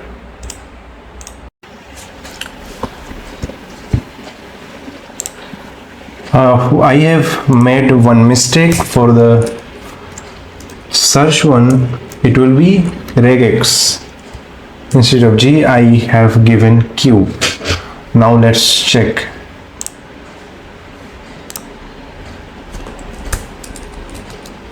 You see, the search is also working. Wonderful. T-shirt. Okay. So for T-shirt also, it is working for, like, at the same time it will taking the search, and also it is taking the brand, like White Coat brand. Okay. And you see everything, it is taking everything. So together everything is working, like search, category and brand. Like if I remove that brand and click here men, then it is taking only the men. So you see that that search is working fine. So now instead of T-shirt, remove it. If I type shoe, you see now shoe is coming. So guys, again congratulations. We have successfully applied the search function and filter function.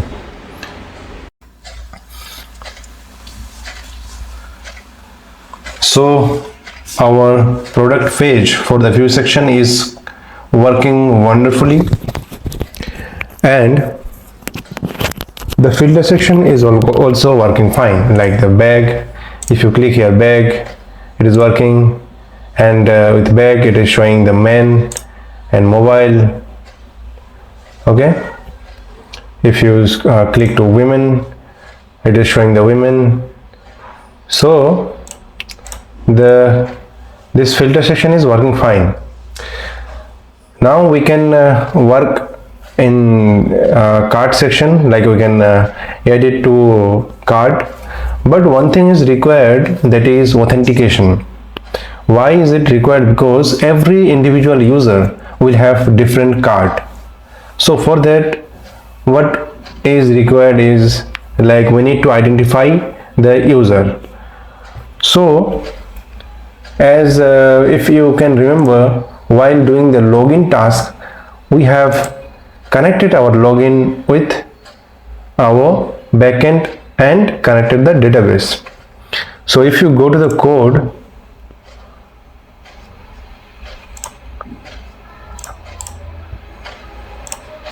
here go to controller, user controller, and you see that login is there, and here we were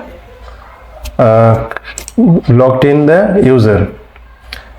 So what we have done, we used the library, that is bcrypt. With the help of bcrypt library, we have checked if it is the right password or not.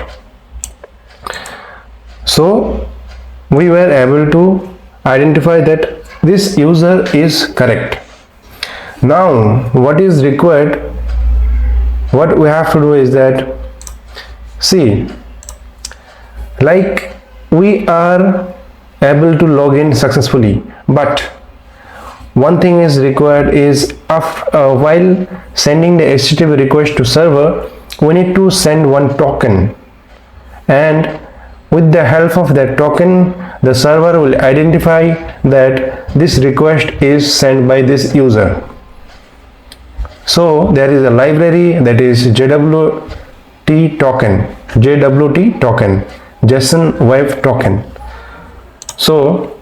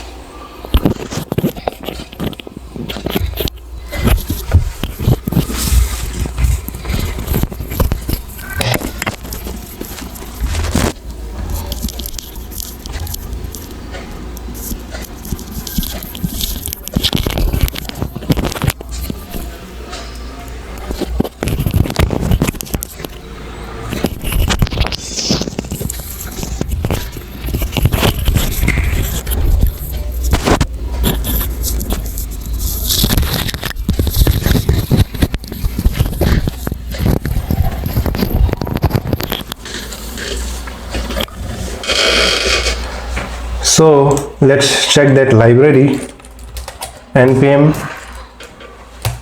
jwt.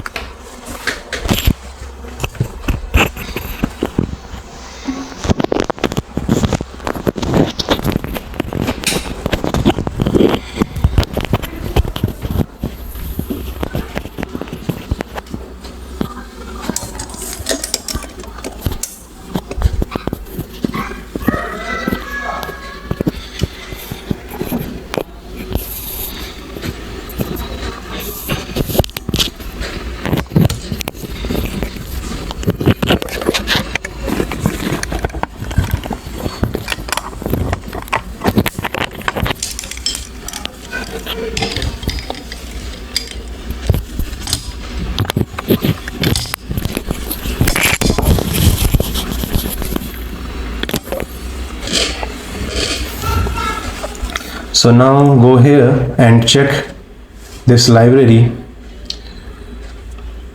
So see the documentation. First of all, let's install the library. Copy it.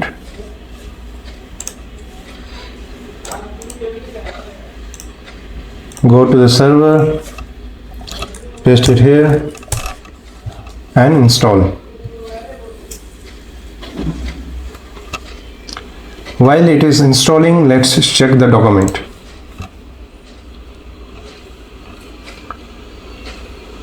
So what does it do? It gives us a token, and this token, in this token you can give some info like the user details, username, and also user role. So what is role, I will tell you in just few minutes. So what we do is like we, with the help of this library, we create a token, we pass the token to the front end, and we keep the token in our front end app. We pass the token from our server and we keep the token with this application, and at every HTTP request we will pass that token, and the server will validate if this token is correct or not. If it is correct, then only it will give access. That is what is an authentication. So now let's check if the library is installed. This is installed. Now what we have to do, let's from here copy this one,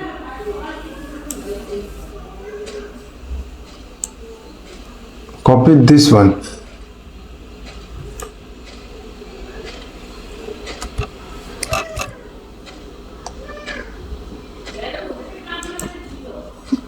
so this will create one token. Here create the token,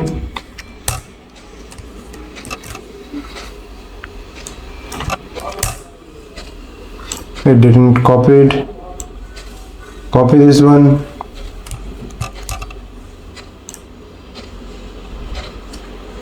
paste it here, and here you see private key is there. We have to create that variable, or what we have to do, we can take this variable here inside .env file, because we want to keep it secret. So jwt secret equal to give any secret key, keep it like this, copy this one, save it,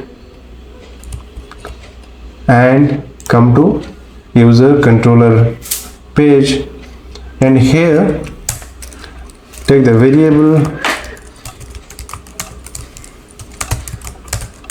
private key equal to with the help of process.env we can access our .env file and here paste the JWT secret, and it will there take the private key and it will give us token.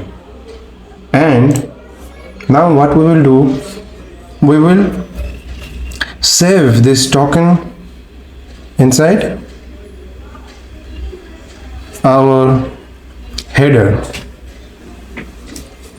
So we will set the header response dot header. We will set the header and name it authorization, and here pass the token.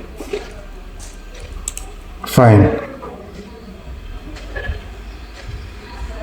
And do one thing here, while passing the message here, pass the user details too.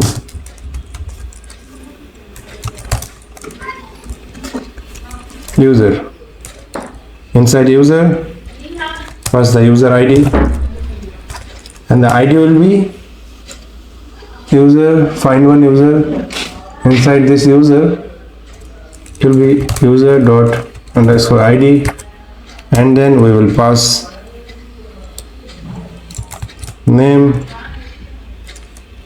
Name will be, let's check the model, user model, username. Okay, we will pass the username. It will be user dot username, and we will pass the role. What is role? Role will be like, if you go here inside our application, if you log in here, then we will create a role. Role is like, if you are a normal user, you will be here in this view section only. But if you are admin, then you will be allowed to go inside this dashboard page. But if you are not admin, then you won't be allowed to access this page. So that's why we need the role system. If the user is admin, then only we will allow to access this admin page. So here, go inside user model and create one field, name it role. Type, set the type will be string, and we will give default. Default will be user.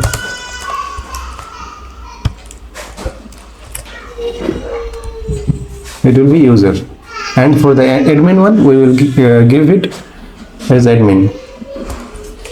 So set it as user. Now go to user controller, and here for the role it will be user. User is like this, user, and then role. Fine. So what we are doing, we are setting the header and we are passing the user details to our response. So one thing that we have to do, we can pass the header only if we set it inside our server. Go to server, and here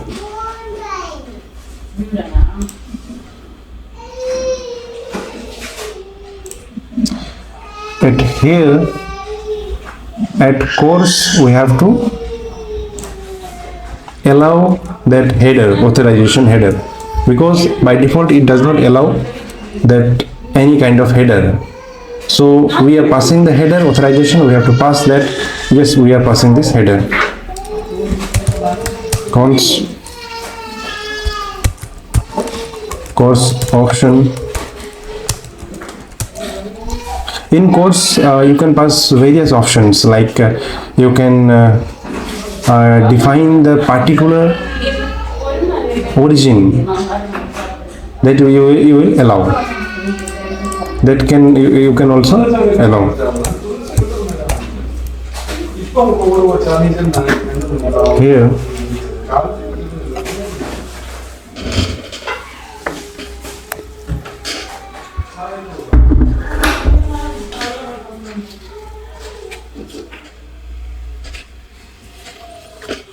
Here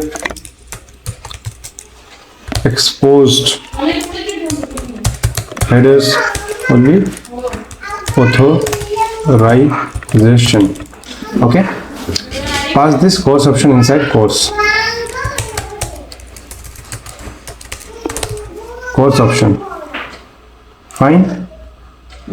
So here we are defining that we are allowing this header authorization, exposed headers, and this. Okay, fine.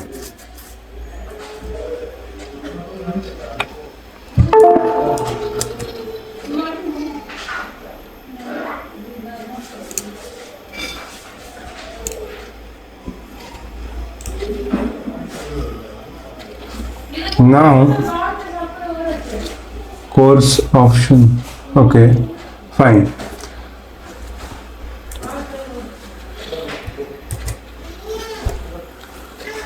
So while login go to user controller. While logging we are setting the authorization, we are creating the token, and here this one, here we can pass any number of any data, like we will pass the user details. Like this one we will pass this to here inside JWT token. So for that, create one variable, user name it user details. For one thing we can do, we can directly pass the user.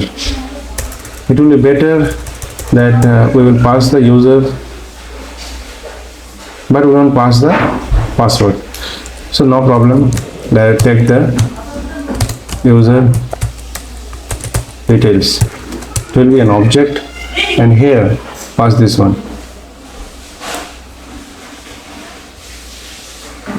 Cut this, paste it here, user details, and pass this one. Copy this, pass it here, and also pass it here. Okay, JWT token. Fine. Now save it and check if token is generated or not. Console.log token and pass the token here. Save it.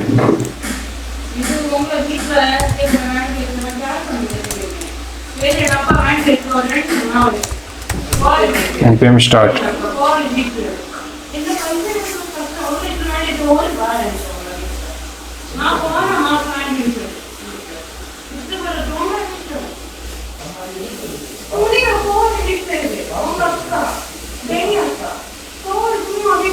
Now go to login and login.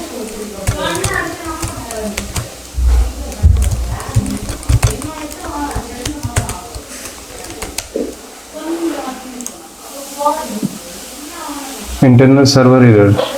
Try after some time. Let's check here. Internal server error. This one is coming. So let's check the error here. Put one console log. It is giving some error.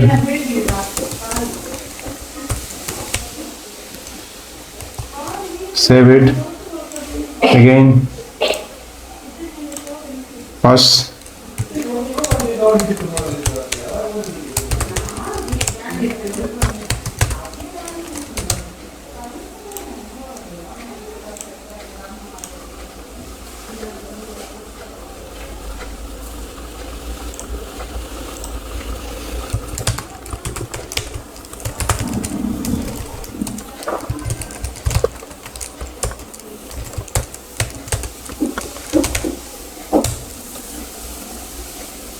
go here and let's check the error. JWT is not defined. Okay, so here we have to import the JWT. Once JWT equal to require JSON wife token. Fine. Now let's check.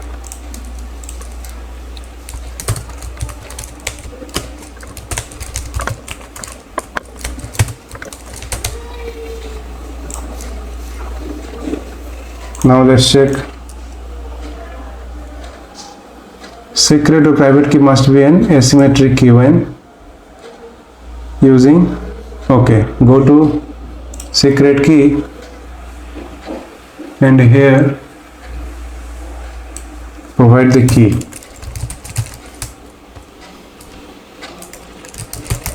Let's check if this key is taken or not.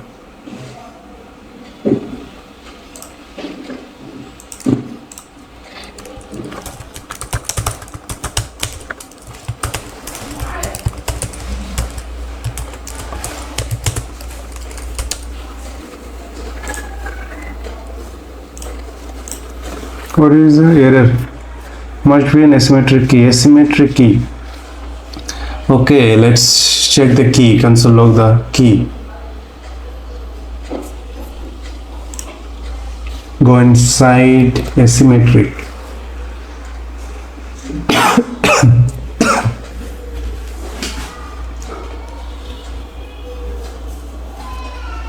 Go here inside user and here it login. Console log this private key process.env.jwt secret. Let's check. Private key. Okay, should be an asymmetric. It is asymmetric. Let's check. Console log error. Instead of error, show the key. Process.env.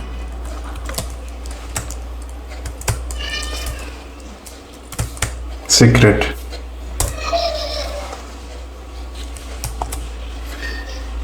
Okay, one thing we have to do, we have to put this one also, require.env.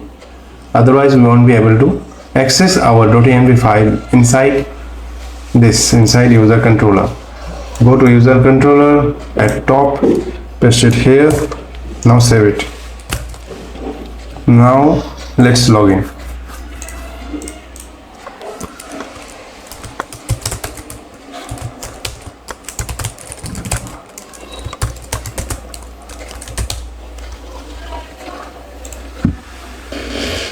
Still we are getting errors. Error and token we are getting. So now console log the error. That means we are getting the secret. Now let's check the error.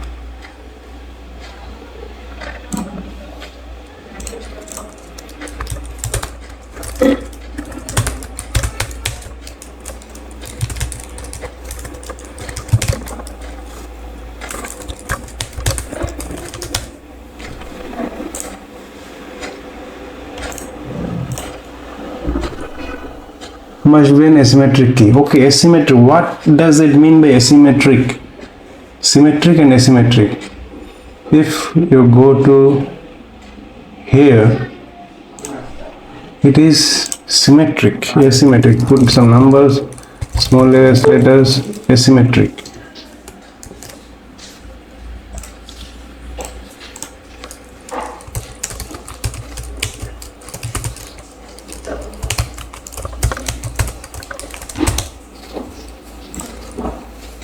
Now let's check. It is okay. Symmetric key.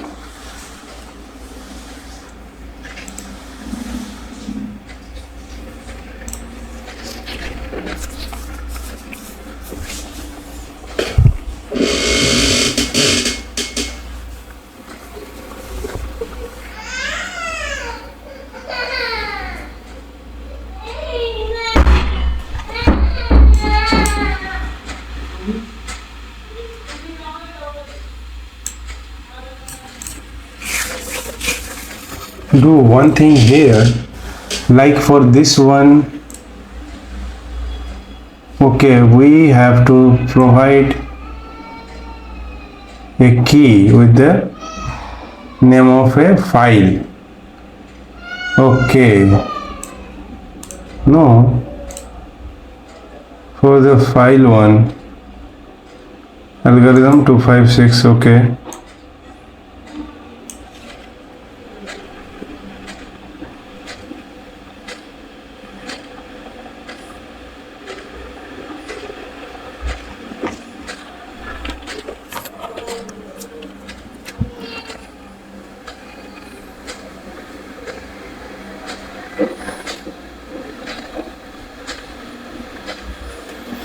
So for this one algorithm RS256, we need to provide a private key with a file. But if we don't use that key, like that method, so go here and go to user and remove this algorithm. Now we will be able to log in. Now let's check.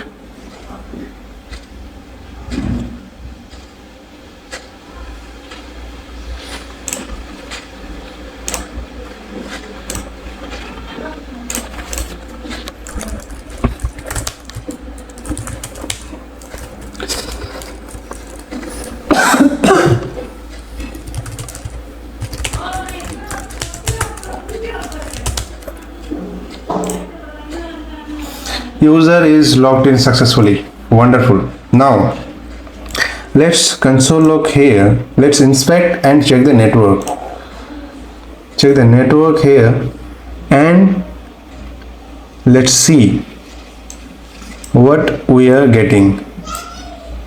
Do one thing, do login.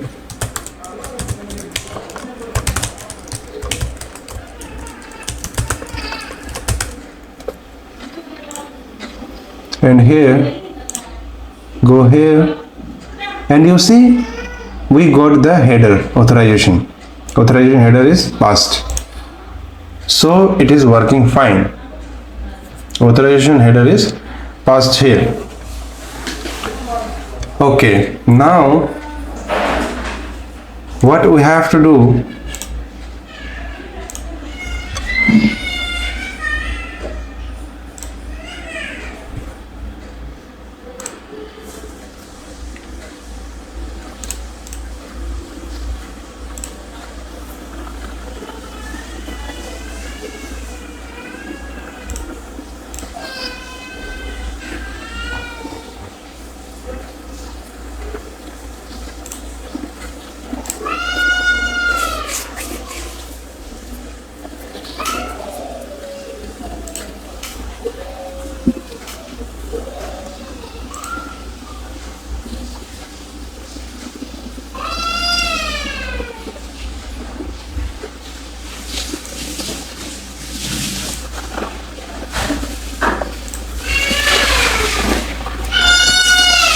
now we have to catch that token and save it inside our local storage. So go to Frontend and here go inside login, and after login we will get the header.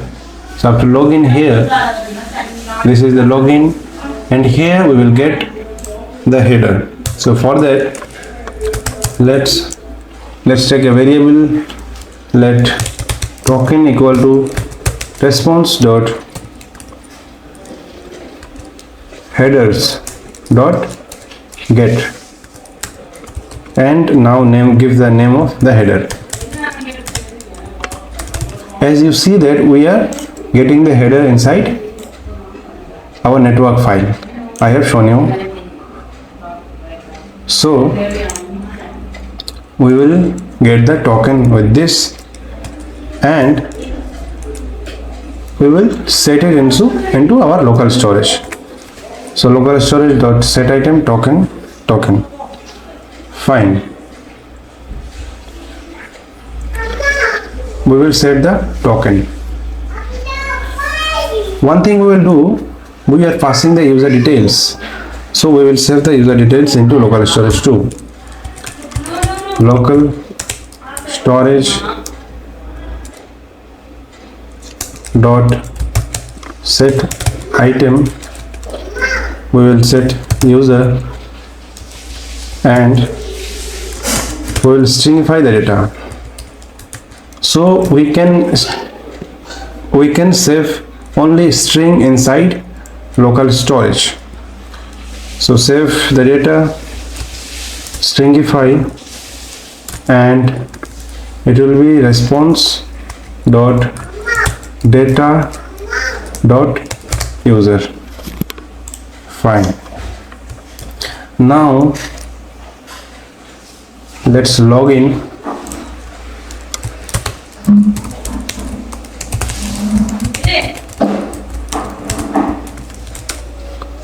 Login.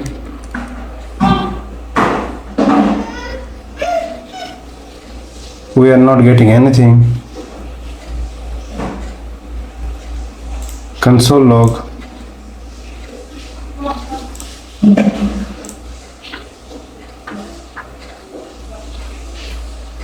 Refresh.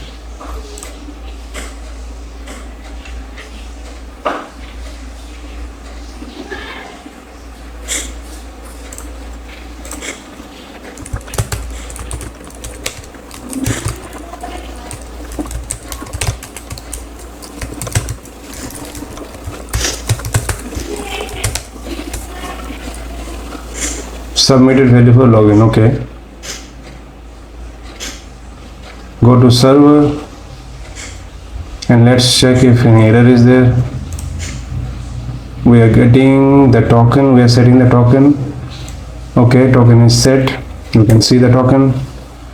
We are setting the authorization header, but what is the problem? Why we are unable to see inside our front-end part? So let's console log. We are not getting success or error, so just don't set it now. Do one thing, console log console.log log the response. Login response, it will be response.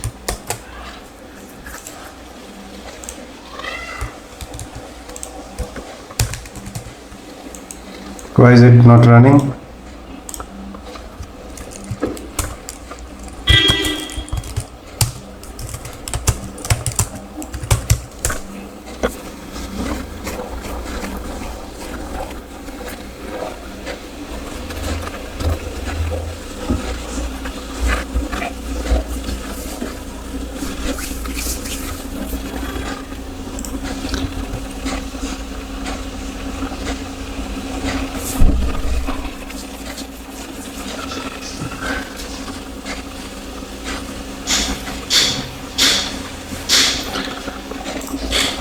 Now log in here.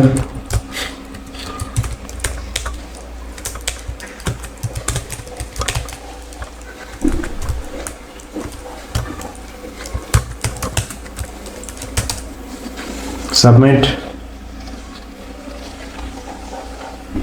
Submitted value for login. Why I am not getting anything?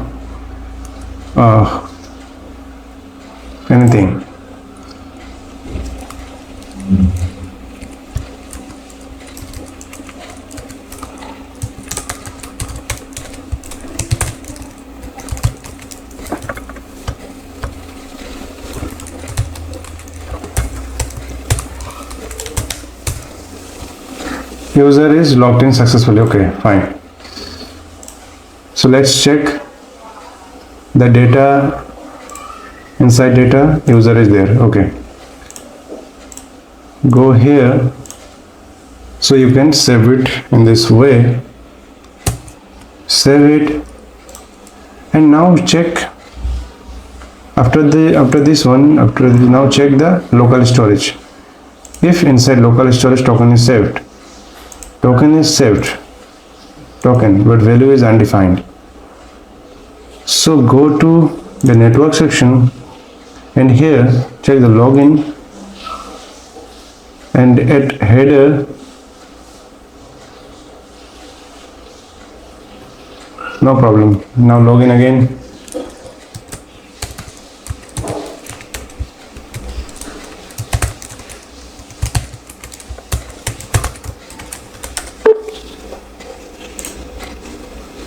Login successfully.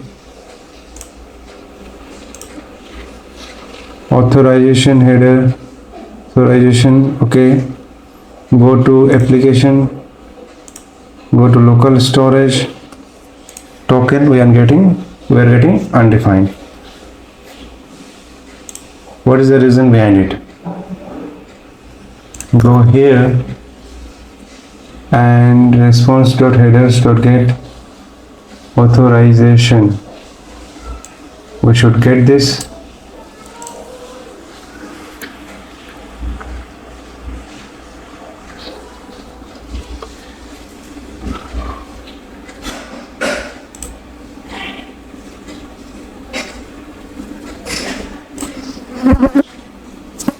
Get this one, authorization token,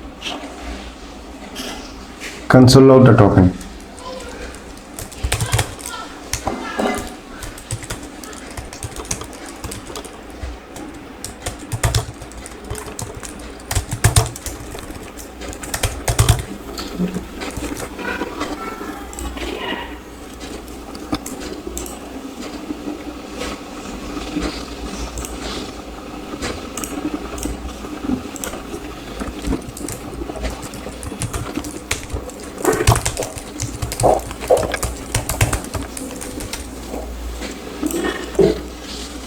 We are getting token undefined. So for that, do one thing.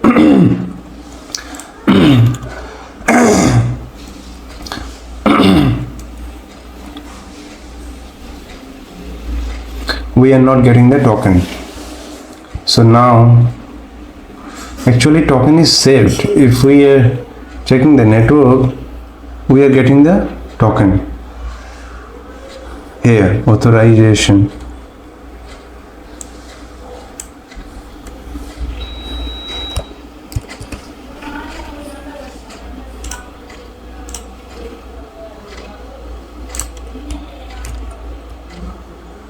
Authorization, it is small. The spelling mistake is there. Okay, spelling mistake is there. Here it is authorization, AU is not there. So here go to serve, go here, remove this one and go to server, and here we should give AU, and also for this one exposed headers we have given authorization. Okay, fine, no problem. So basically spelling mistake is one of the big mistake in the tech field, because one small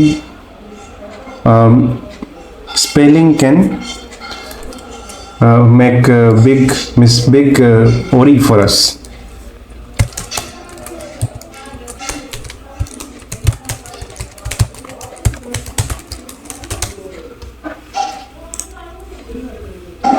Login successful. Go to application.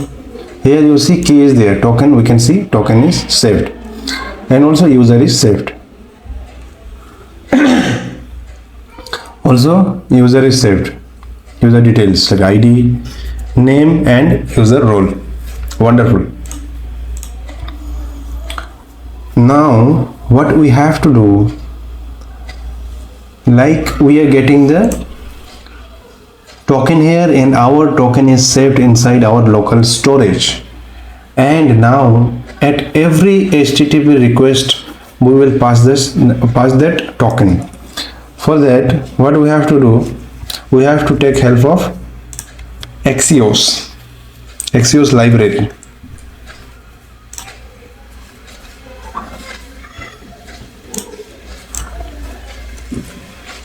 So go here, the front end part, and go inside that main.jsx.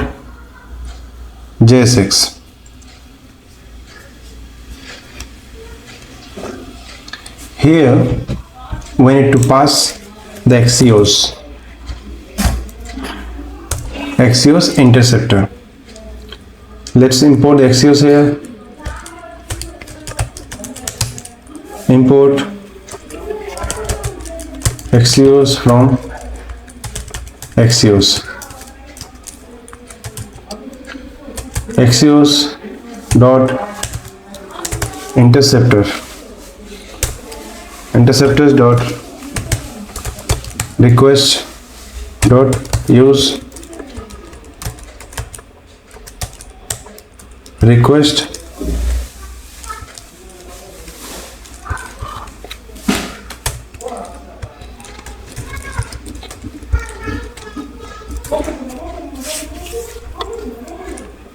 and here we will take the token from the local storage.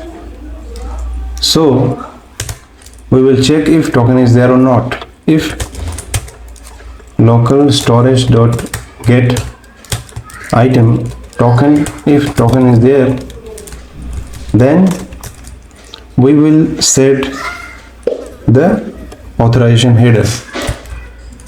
So it will be request dot headers dot authorization equal to,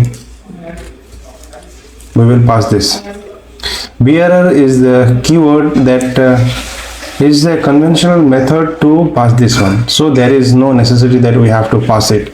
We can pass it or not, but it is passed like bearer. This authorization is bearing that token. And now pass the request, return the request.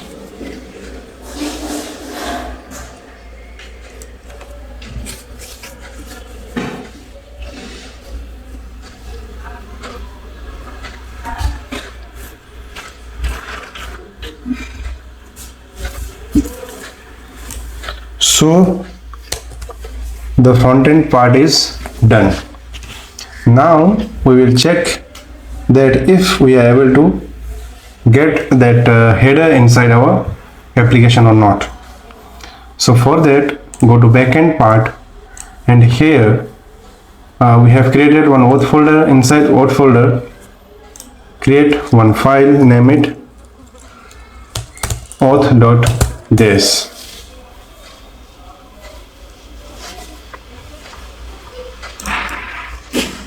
And here export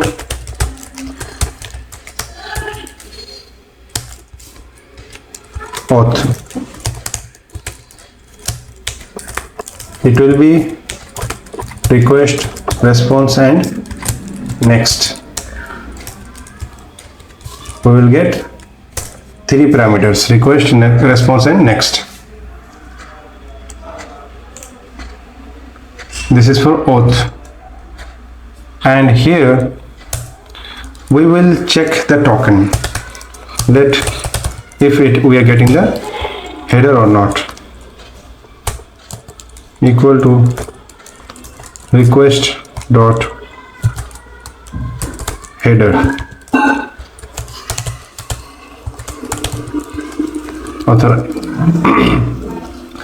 authorization console.log token. We will check in server if we are getting the token or not, and we will pass the next.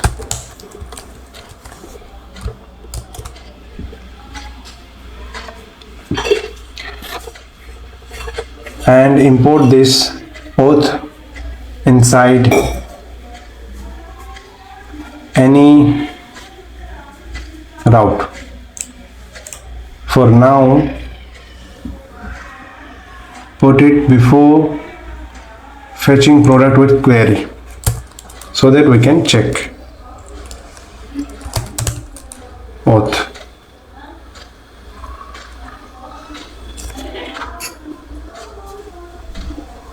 Import it. You see it is imported. Save it. Now let's go to front end. Let's go to product. Now let's check the server. You see we got some error, and the error is call by function but got an object. Auth fetch, okay, require auth. It will be this. Okay,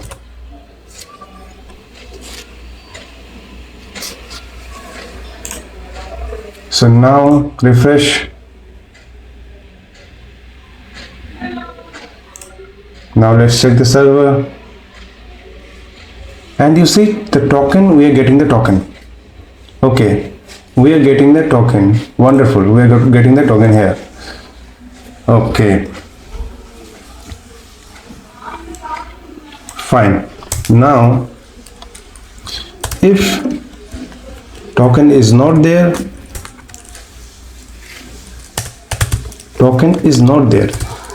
then we won't allow. Further. We will return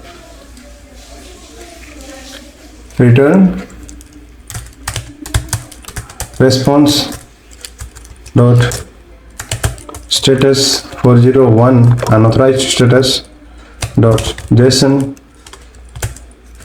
message success false message you are not authorized. And if token is there, else then we will verify with the help of, for the token we need JSON web token. So here import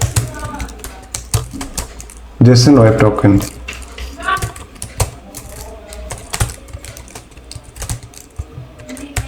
Web token.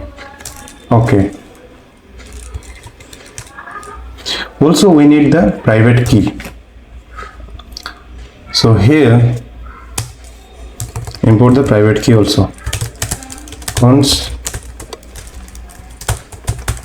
private key equal to process.env.secret key. Let's check if it is this one. Is there? No, JWT secret. Copy this one and go here and paste it here. JWT secret. Okay, now let's see the documentation of JWT. For the signing the token, we have this one, we used this documentation, and for checking, for the checking one we need to use the verify, JSON verify. So we will use this.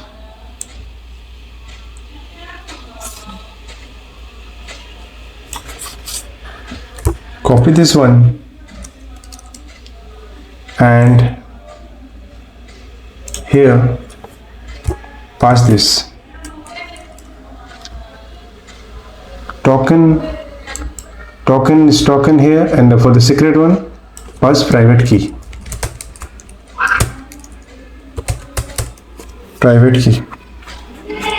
And now let's check what we are getting at decoded. Console.log decoded. Decoded.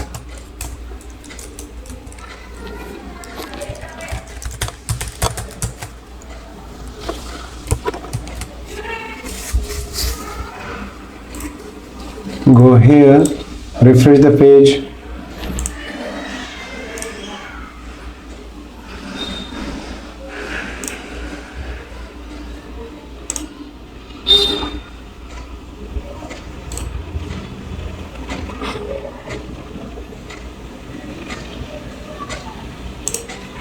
Okay, we got error. Invalid token. Invalid token. Invalid token.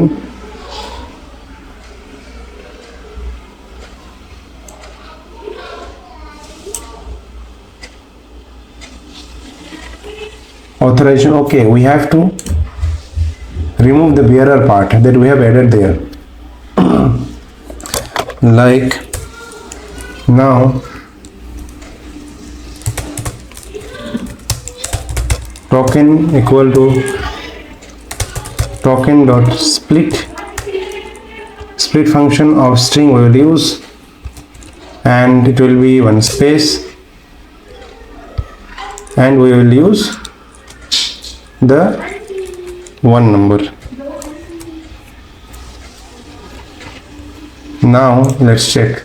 Refresh the page. Wait.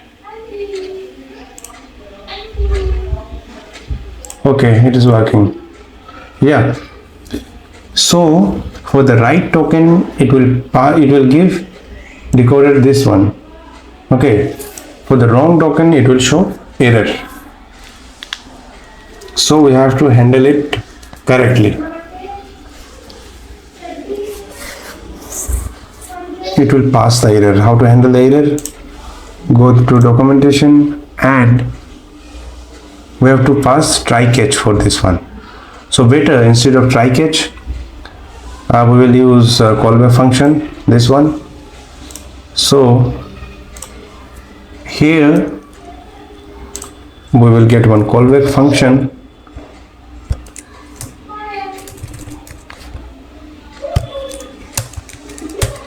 Error and decoded. Let's check. Error and decoded. Fine.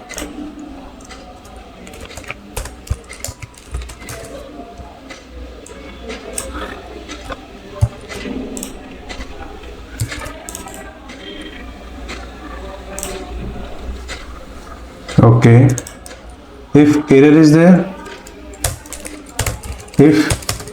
there, then we will return this one. If error is there, we will return this one.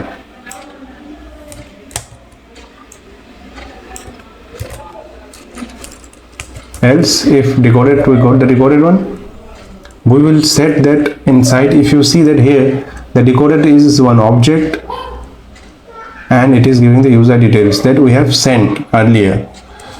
So we will set the user equal to decoded. Now we have set the user here, requested user. Now we can access this request in that function. Okay, in the function where we are using auth. Like if you go to the router, here we have used it, and inside this function we can use that request.user. This one we can access with the help of request.user. And next one, we won't pass the next one, we pass the next one inside here only if there is no error. Fine. This is the auth. And also we will set up the user admin. If admin is the user, if the user is admin or not, is admin request response next. If request dot user dot role equal to admin, then only we will pass the next. Otherwise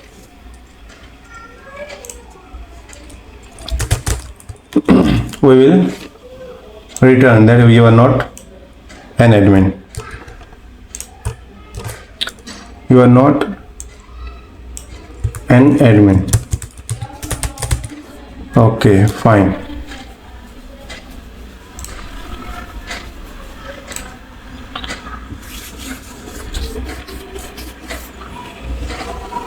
Now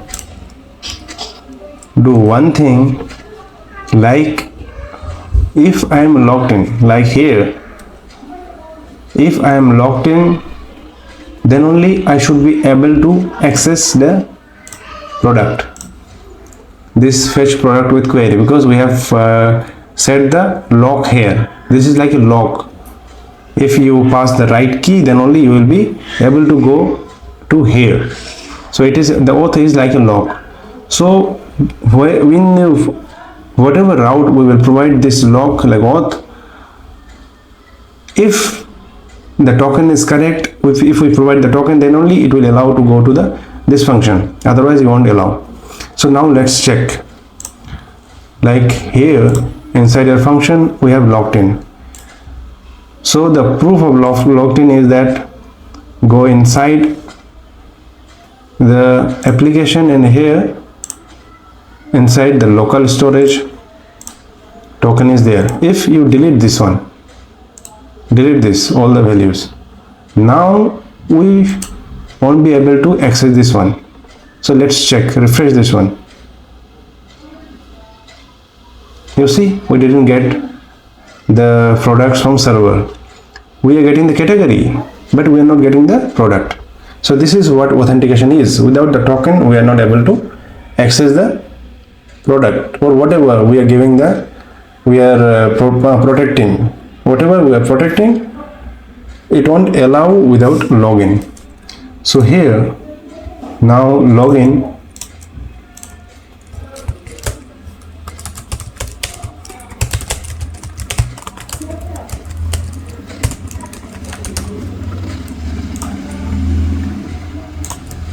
Now go to products, and you see now we are able to fetch the products when we are logged in.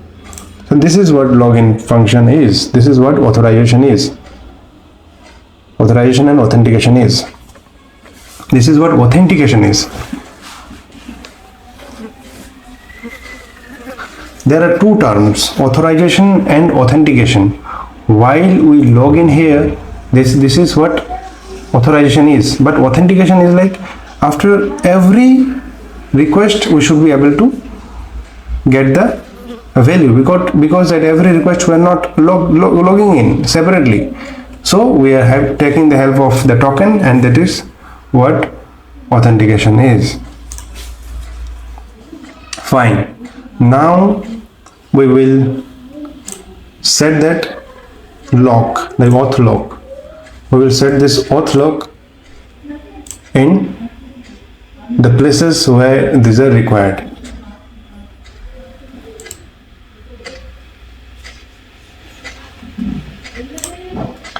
So the auth lock is mainly required at the dashboard section. Like we won't allow everyone or anyone to add the product. We won't allow.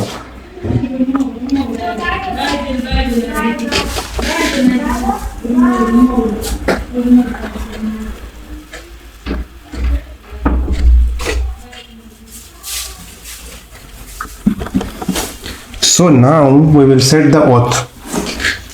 One more thing is that we will allow this access of this page only to admin, not every logged in user. So for that, here go to the server, and here if you go to the product page, we are able to see the products, right? But if we place the is admin lock, like this is also a lock, is admin, it will check if the user is admin or not.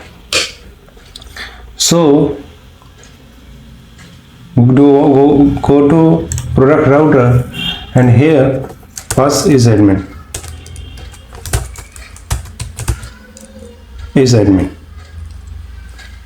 and import it.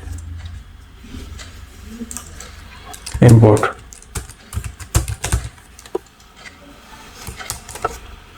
Now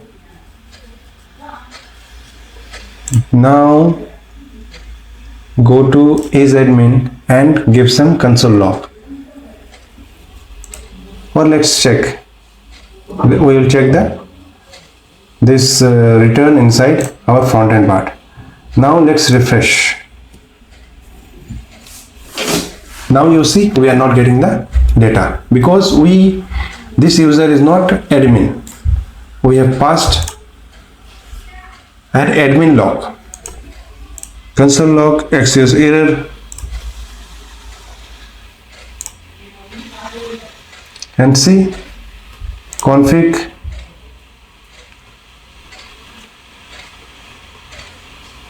request query, response, go to data, and you see you are not an admin.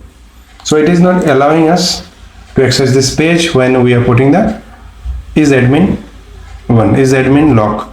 But if you go to the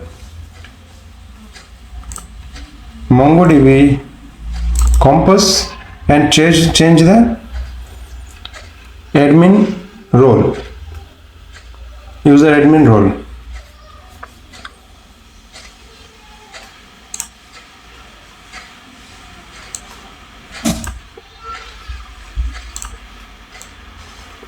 if we change the role,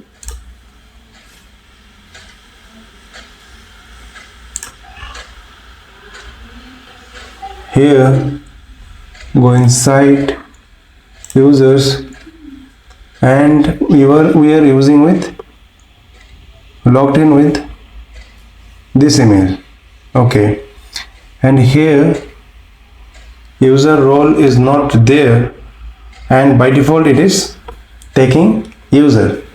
So here create one role, edit,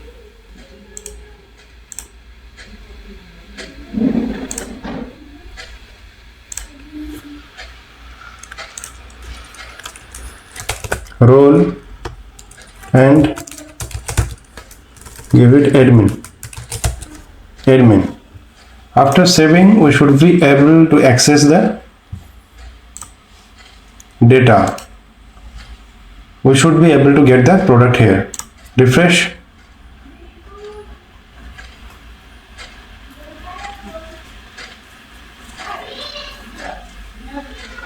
Do one thing, first log out, then log in, or log in again.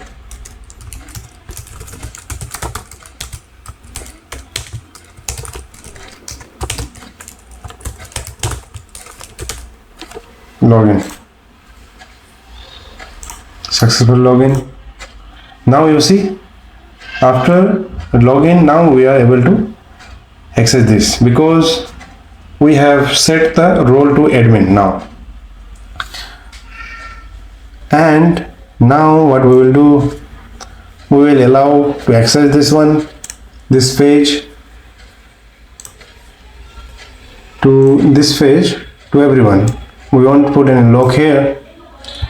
We will put the log inside creating product. This is the genuine log we are putting here. Create product, fine. Fetch all products, no problem. Fetch products with query, no problem. Fetch single products. For fetching single products, no problem. Delete one product, we won't allow delete without authentication, and also without admin authentication. Update also we will provide admin authentication. Get category and brand, no problem, we will allow this one. Okay. Do one thing, keep the authenticator route little below so that it will be easier for us to check later on.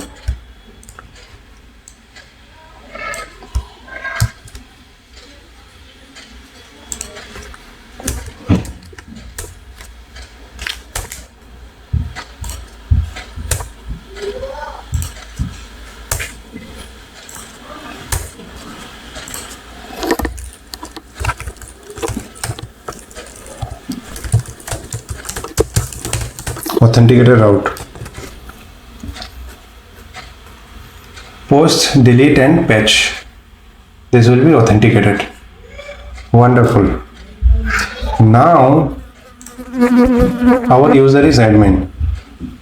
So if we log out, we won't be able to access this page. Like go here now, go inside product admin, we won't be able to access this one. We won't be able to set new data. Okay, so our authentication is working fine. Now we will set the authentication for every page.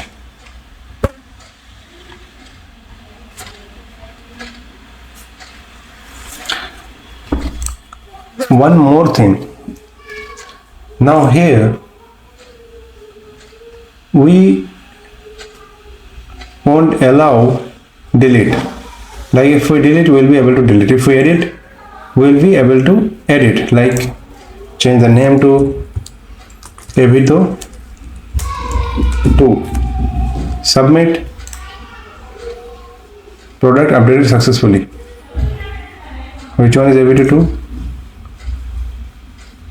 Is this one. Okay, you see, it is working fine.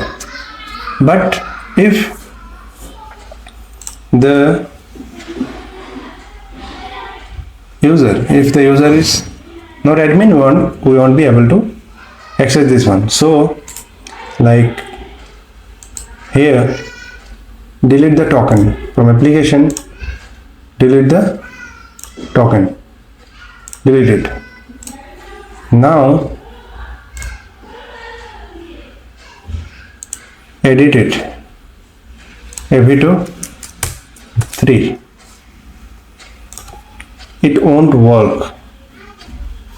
It won't work because we set the authentication to is admin. Now the user is not logged in. Now one thing we will do, we will provide a guard inside our front-end application, and it will be like if the user is not admin, we won't allow to come to this page, and it can be done with the help of React guard. So we will create a guard and we will provide a guard inside our front-end section, and we won't allow to go here and there and check if the user is not admin.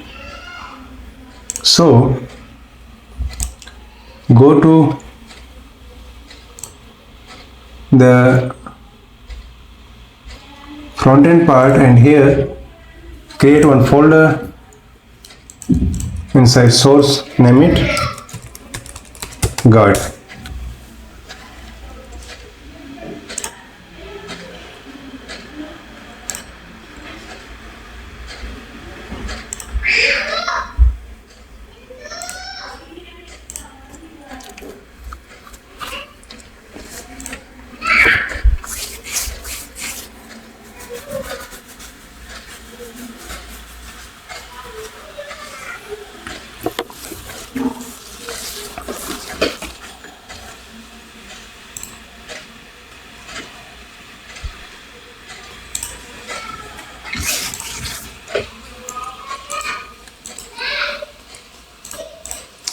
And here we will create the guard, protected admin route.js, const create the function, or directly export const function protected admin route, pass the prop children,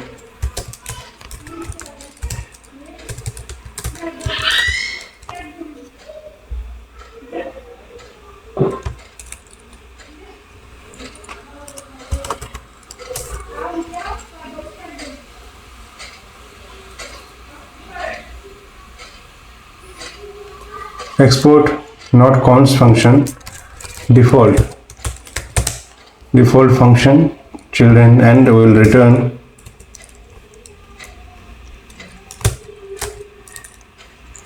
return the children, and children will be one component,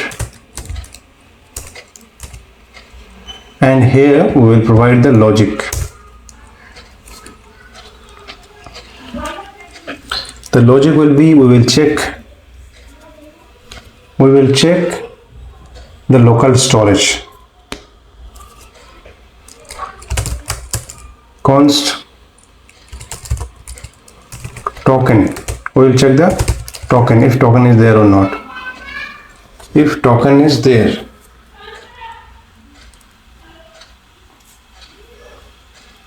but one thing we can do, we can check it from the server, that if we will allow this one or not.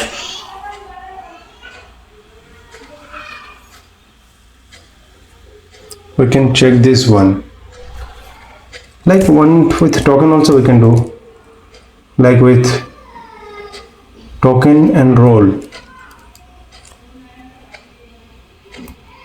Now one thing we will do, we will inside our server, go to server, inside our server, inside user controller, here we will create one function, we will name it is admin is user authenticated, user admin is user admin. Okay, request response.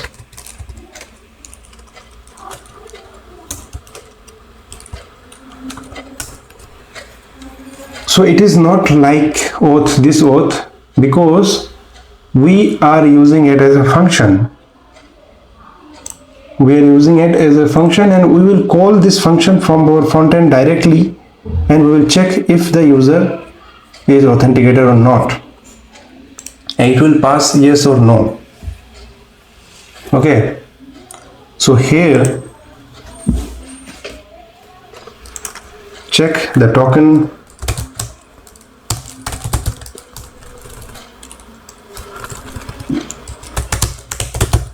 Token equal to request dot, copy the same thing for this one, copy this one token thing up to this one, copy this one,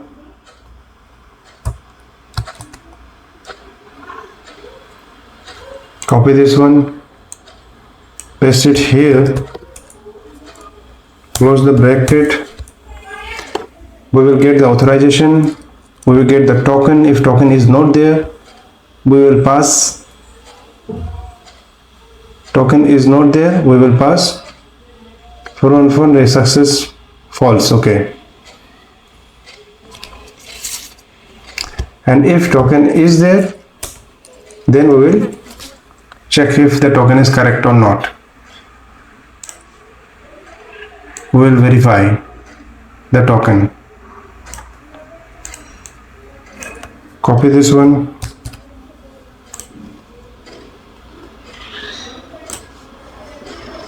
paste it inside.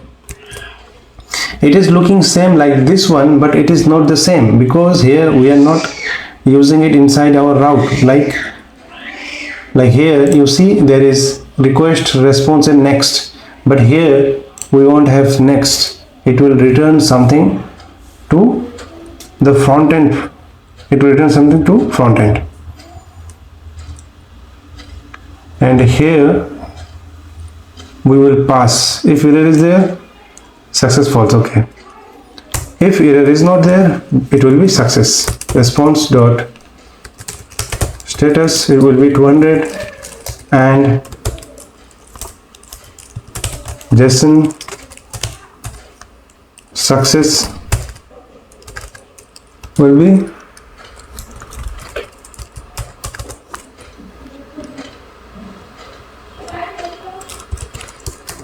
true, and we will pass the user. User will be decoded. Success will be true. Okay, one thing we will do, we will check if the user is admin or not, then only we will pass yes. Okay, also we will check if decoded dot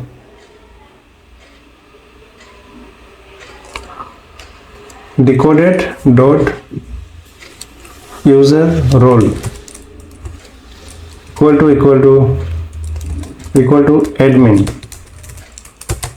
then only we will pass this success, you are authorized. Okay, you are logged in, your success true, you will be logged in.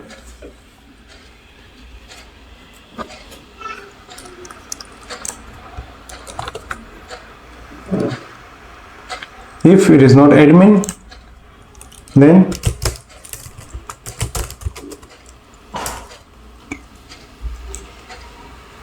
we will pass this one, the same thing, you are not authorized. Set the route for this one, go to user model, router, login, router dot get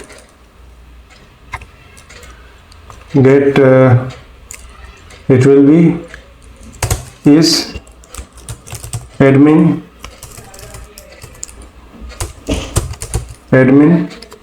auth, name it is admin auth.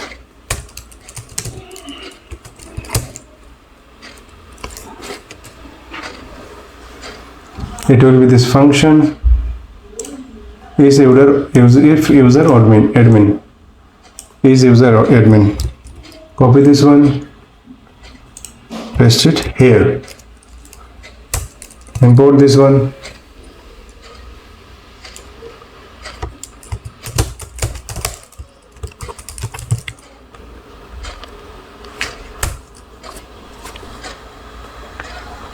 is admin auth, is user or admin,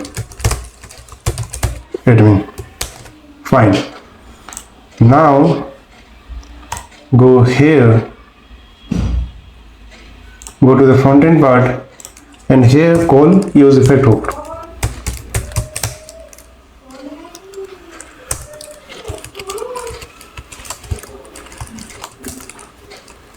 And here we will call the server excuse.get. It will be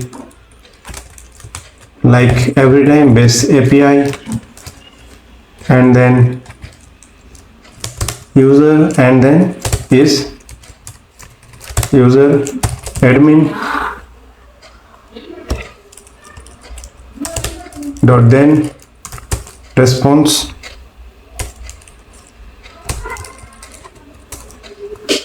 and if we will check if response dot data dot success equal to true. If it is true, then we will allow these children, otherwise we will navigate to a particular page to login or something. So if it is response to data to success is true, here take a variable, name it allow is login is auth is user admin set user admin equal to use state, it will be false, and if it is success then it will be true. Set user admin, it will be true. One more thing, So if we keep it in this way, it will call this one, return first, then only it will call this one. So we will prevent this one. We will allow this to run this one, run the children only if it is called this one, called this Axios. So here we will check if it is checked or not. Const is checked, set is checked,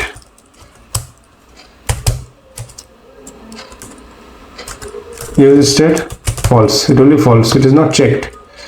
So after user setting the user admin, we will set the checked.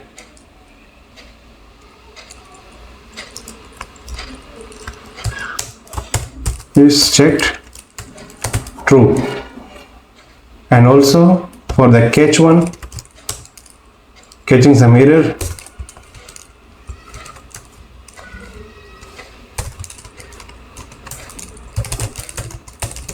console.log error in user admin, pass E. And here also we will set the check is checked auth true. If we got the user, then only true. If we didn't, then also it will be true.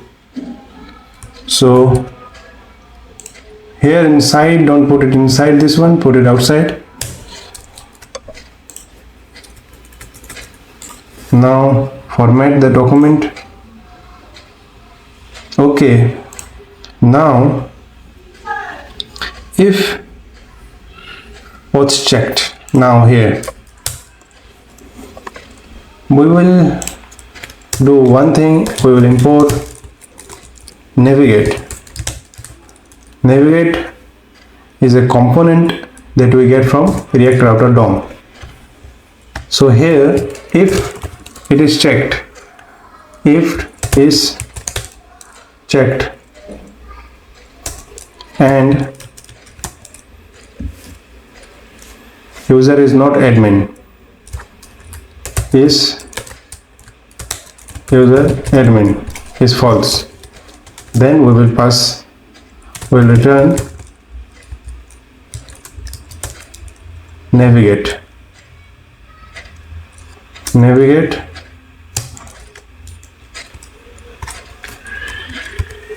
Navigate is a component of React Router DOM. So where we want to navigate, to a particular route. It will be login, and at last we will pass replace.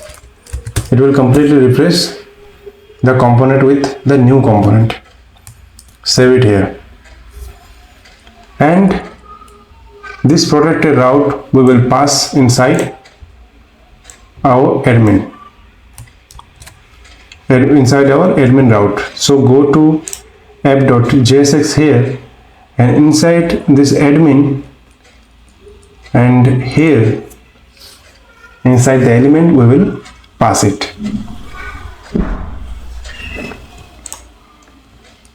Let's format the document correctly.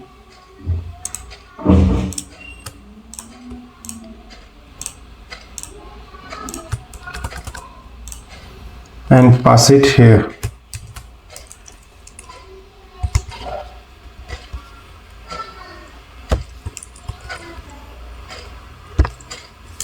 Also close it.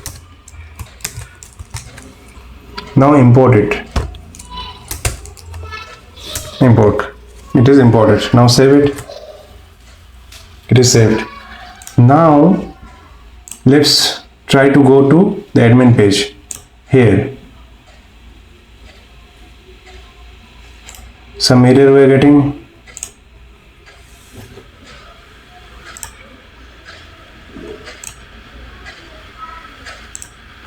Unexpected token. I am getting this error, unexpected token. because here I have mistakenly named it as JS, but I should give it JSX. And the same way here, change the name to JSX inside app.js, app.jsx. Now let's refresh. Now that error is gone, but it is redirecting us to the login page. The navigate is working fine. If you go here, go to inside protected admin route, and if the user is not logged in, then it is redirecting us to login page. One more mistake we have done is here inside is user admin, we have misspelled the success. You see, so here we have given double E, we should give double C. Change it to success and go to frontend part, and here we were calling success and we are setting the set user admin true. Now let's refresh. Let's go to admin page and now navigate around in admin page. Yeah, see, everything is working fine. Even now we will be able to edit.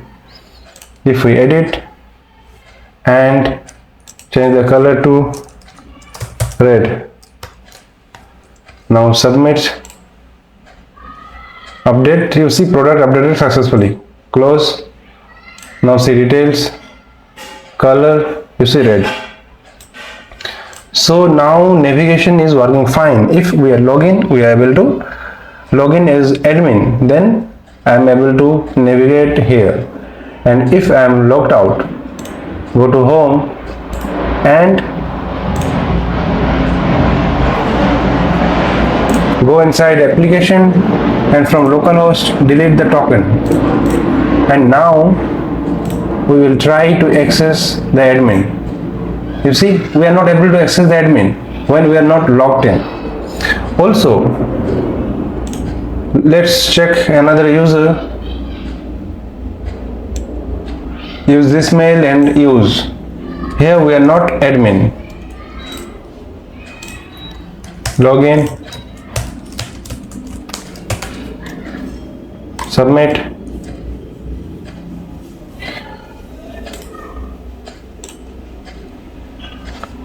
Maybe user credential is wrong. Copy this one, this mail, and log in with this.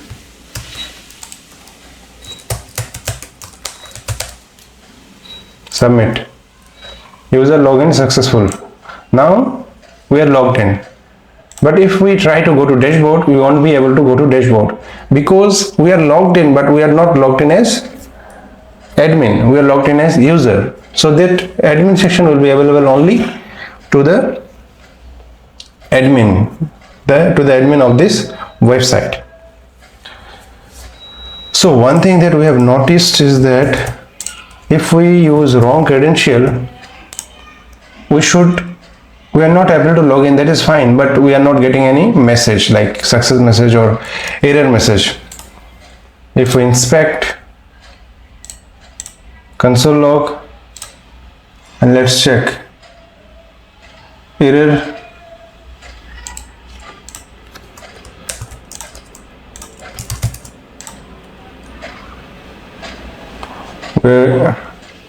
go to login page,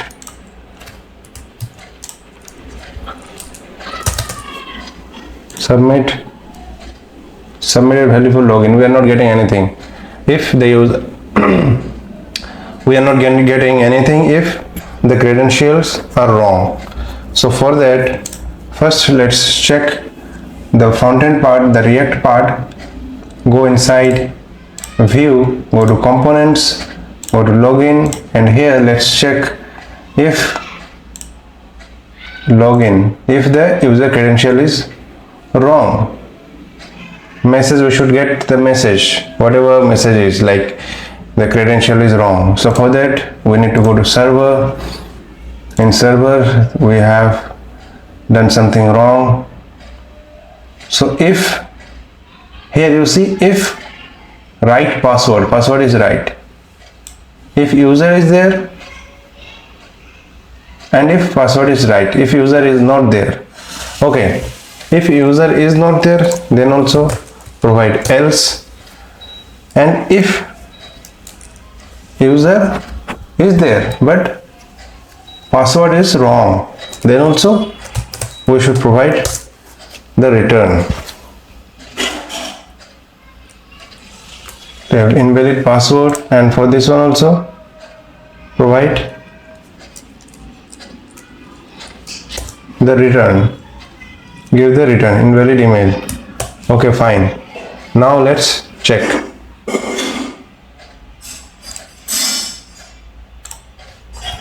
Now provide correct email but wrong password. Now let's check. Invalid password, we are getting invalid password message, you see. So now our login system is working fine. And one more thing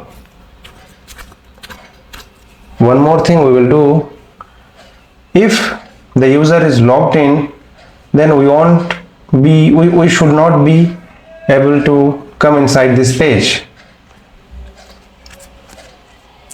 No, we should be able to, because we can also log in as admin, no problem, it is fine. If we are logged in, we will allow the login if also the user is logged in, because we will allow the user to log in for admin also. Okay.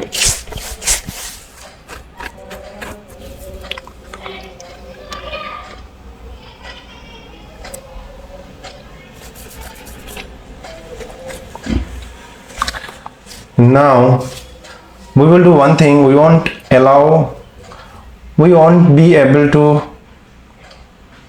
come here if the user is logged in. Like if the user is logged in, go to login page and we will check if the user is logged in. So take one use effect hook,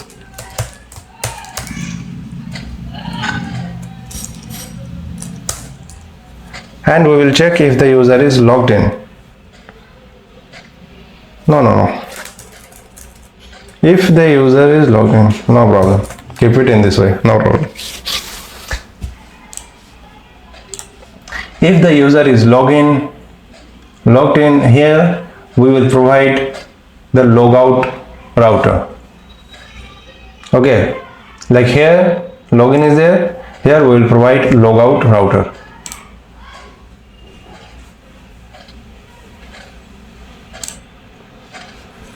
So for that, go to inside view, go to utility component, go to top navbar, inside navbar, check if the user is logged in. So for that, what we will do,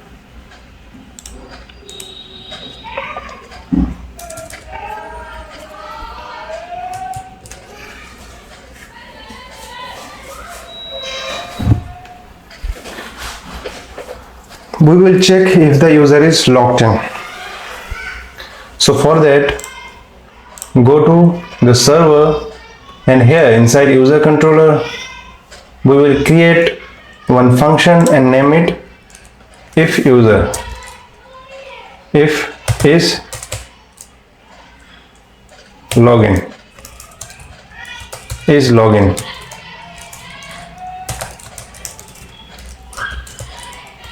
Is login, and we will copy this function, is user admin. Copy this one and paste it here, and we will delete the admin part, and the rest we will keep as it is.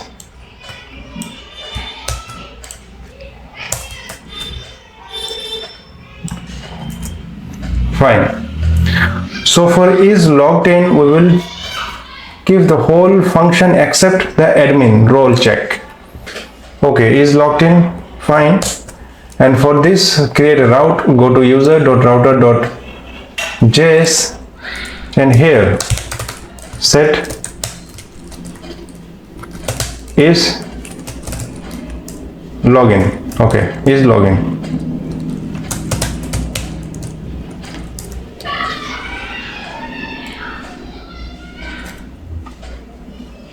Is login, fine. Now check if the user is logged in. For that, inside top neighbor, call use effect hook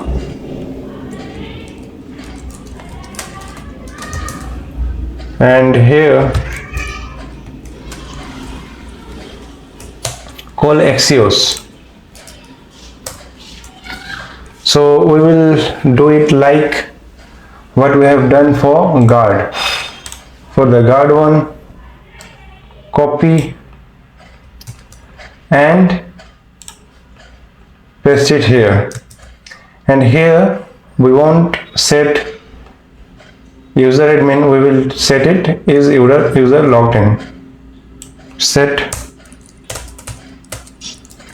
is login. Set login. Okay, checked, not required. Checked, not required. Response not required. Use is login. Response to data to success true. Set login.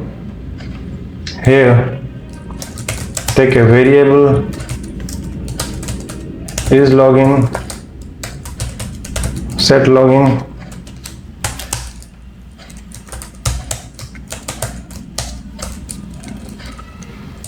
Set login false, it is not logged in for default.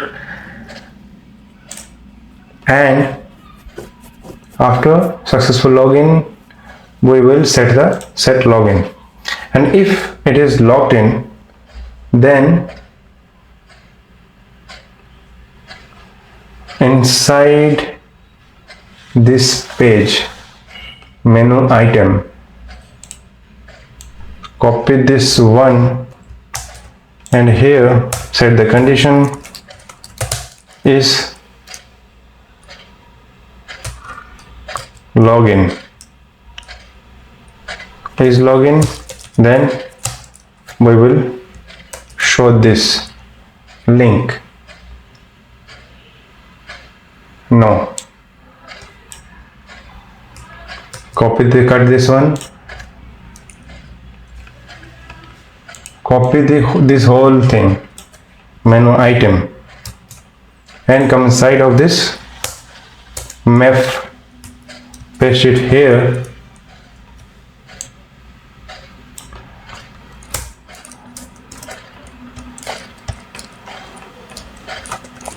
First let's check is login. If it is login, paste it here and remove the key. On click OK. Link, for the link one we will link it to, we will redirect to logout. And if user is login, then we will redirect it to logout. Log out. If user is not logged in, or check it in this way, if user is logged in, then this one, otherwise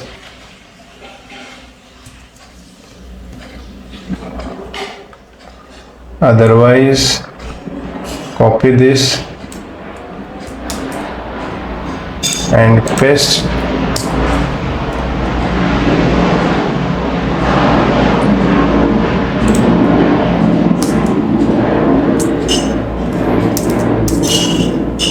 And here if it is logged in, then we will show this logout. If not logged in. Then we will show the login page. Login, everything is fine, but here, from here, remove the login. Now let's check. Some error we have got. We got some error. Let's console. Use effect is not defined. Very simple error. Let's import the use effect. React is imported, so place it like this way. Axios is not defined. Import the Axios.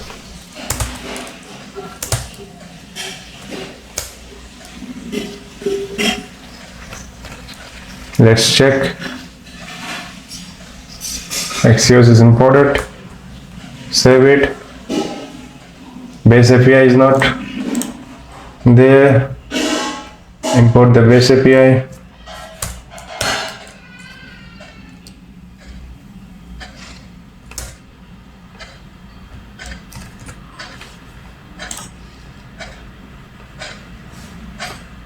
Again, base API is not defined. Base API is here. Okay. Set login is not defined. Set login. Set login. Here it is. Set login. Set login. Okay. Here it will be small.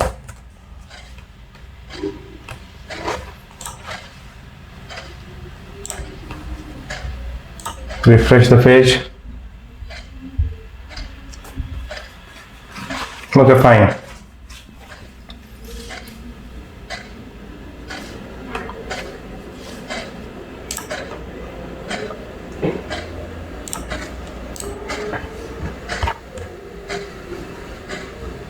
Menu item.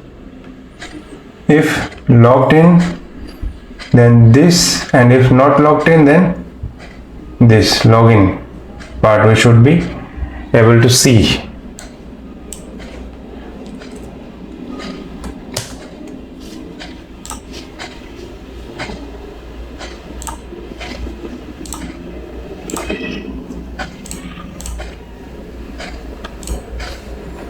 If we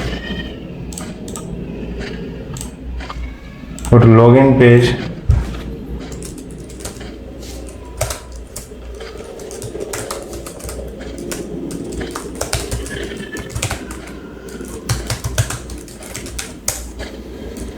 user login successful, refresh, we are not getting anything here. We should get login or logout. Menu item, page map, on click, menu item. If we remove this, comment it out, then let's check.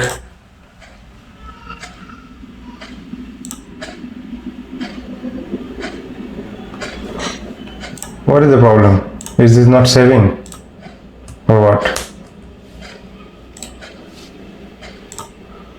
Okay, so the problem is,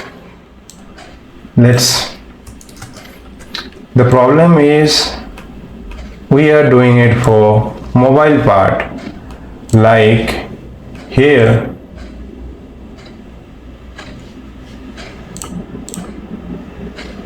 due to the color option it is not coming the correct way. I will show here. For this one, okay, save it, and below there is same thing for the computer part, that was for mobile part. So copy this one and paste below. and here remove the key, and here give the condition is login, then something or something. Okay, so cut this button, place here and also place here, and here to page give if login, then logout, give the logout page logout, and if log out, then give the link of login, and here for the link page give login, and the format the document. Okay, save it. You see, logout, it is showing logout, means we are logged in, right? Logout function is not working, though it is not working, but we will be able to see logout if the user is logged in. Now we are able to see logged out, means user is logged in. So now, and also here we should be able to see this dashboard if the user is admin. The like way this one, like this one, we will set the admin part. Const is admin, set admin equal to react.use state false. Is admin, set admin, react.use state false. Okay, and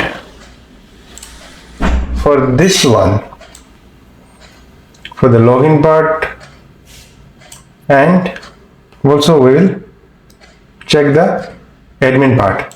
For that, go to protected admin, and here copy this one and paste it here. Do one thing, create one function and call that function, so that it will be, the code will be cleaner. Handle admin login equal to this one, handle admin login, set admin true.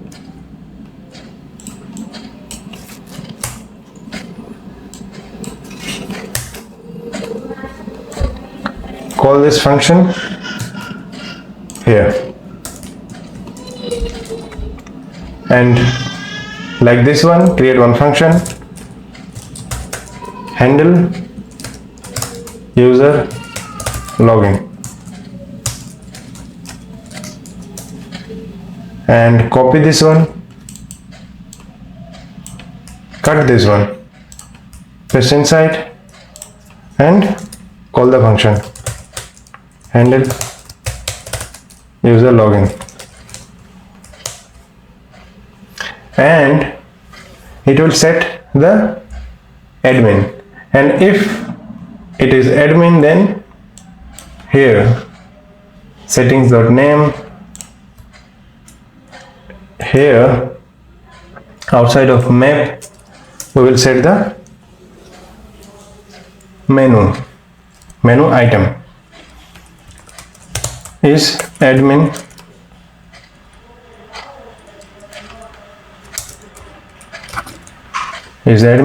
then, and if not admin, then we won't show anything. We will show this one if it is admin.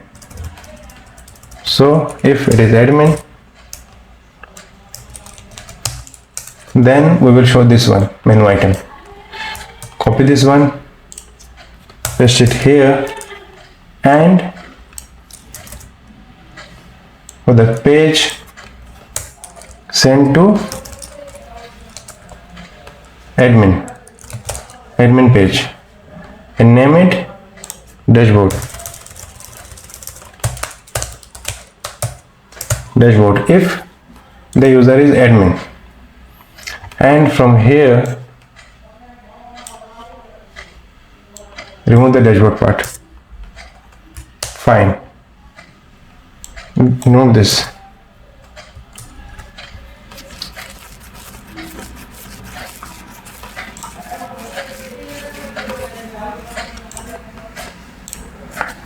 Again, some error. Do one thing. From here, remove this part, like remove the whole part. Remove this one. No, we don't need this.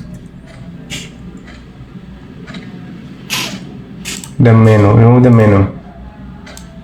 Remove the menu. Okay.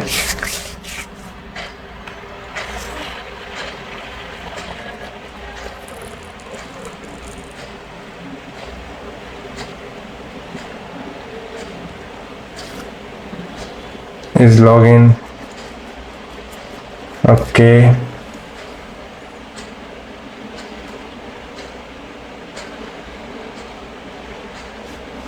Save it and let's check.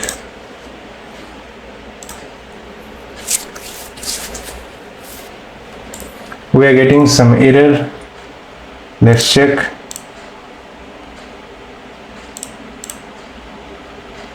Handle user login is not defined. Why you are getting this type of error? I have already created the function handle admin login. Okay, create the function, name it const. Okay.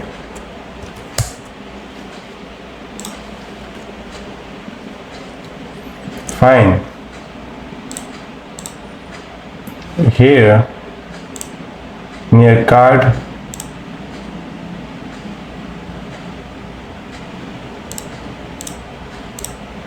near card,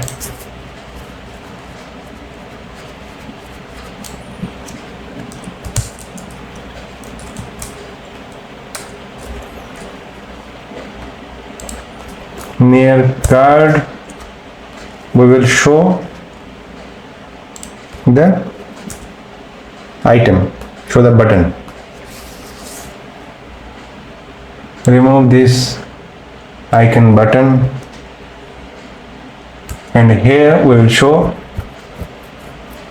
the if dashboard part. If user is admin, then I will show the dashboard.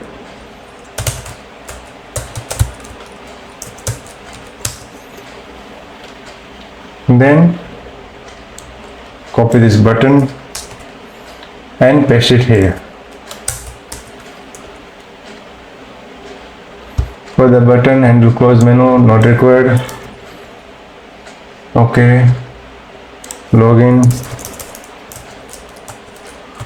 admin, name it dashboard.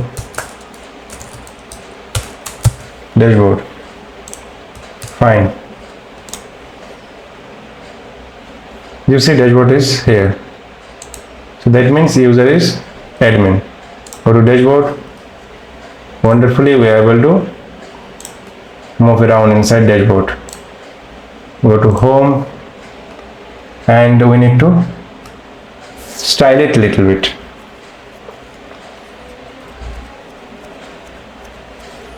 So go here, remove the tooltip. We don't need the tooltip. Inside flex, display, flex direction row. That's it.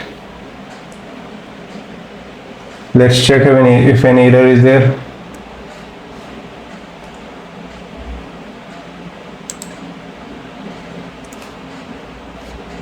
Okay, error has gone. Refresh. Okay, we need to justify content to center. Align items, center, justify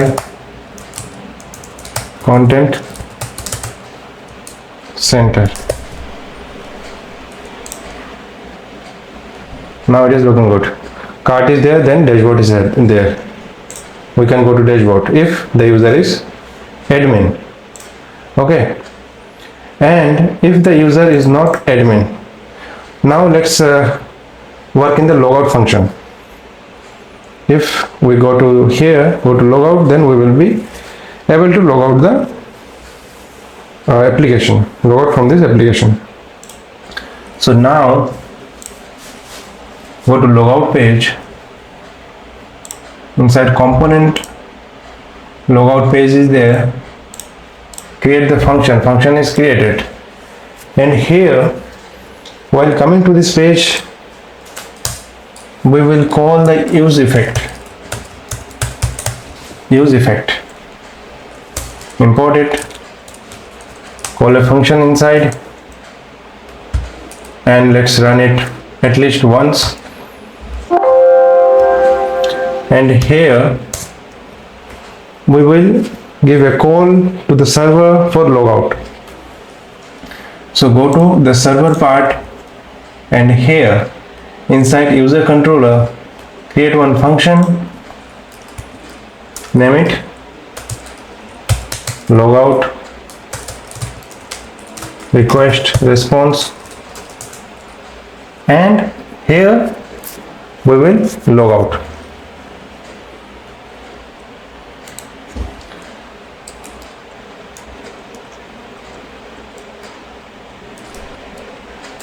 And here we will set the header,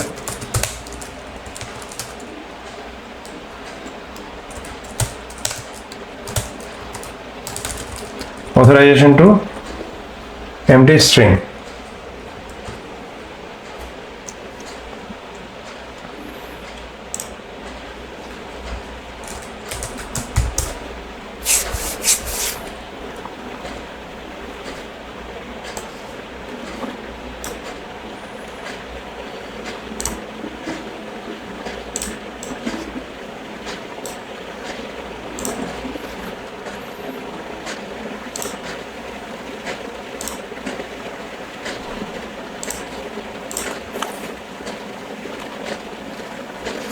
And we will send status 200 JSON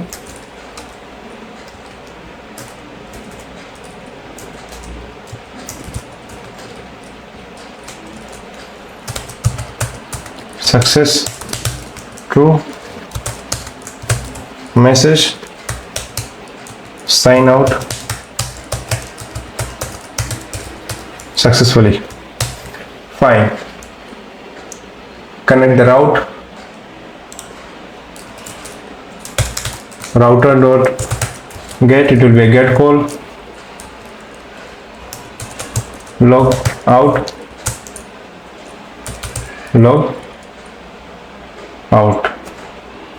What was the name of the function? It was logout. Copy this one, go inside user router, paste it here and also here. It will import. Now call this logout. Axios dot get, call base API, and then user, it will be small letter user, then log out dot then response console.log response to data, and if response dot data dot response dot data dot success, if successfully logged in, then remove the token. Okay, remove item token. We will remove the token, and what we will do, after successfully removing the token, we will redirect it to a different page.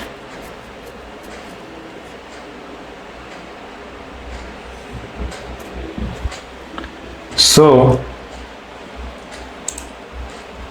local storage dot remove item token will be removed.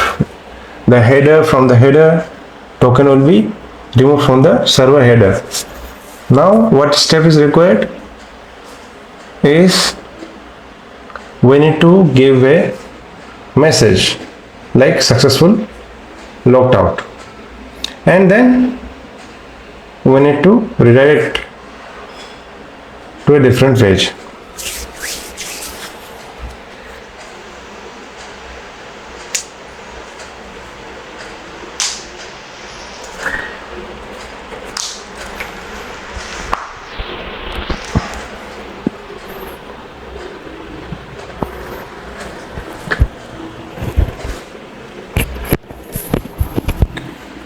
If logged out, it will be logged out, and take one variable const is checked, set checked equal to is use state first check false, and after successful also remove user after checking this one. Okay, we can directly, no problem. Okay, set checked,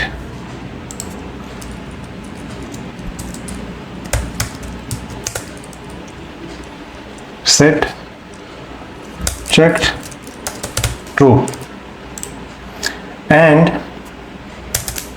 if set checked, if it is checked means it will remove the, okay, if it may be successful or it may be not successful. So here instead of set checked, name it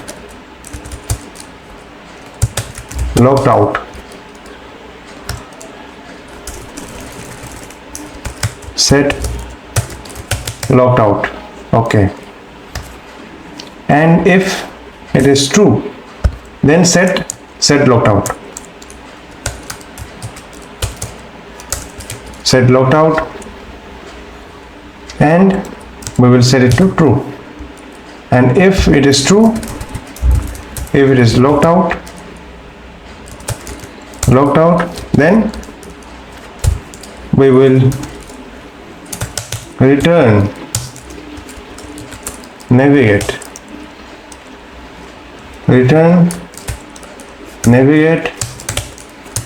to where we will navigate to, after logged out we will navigate to any page, navigate to product or home, no problem.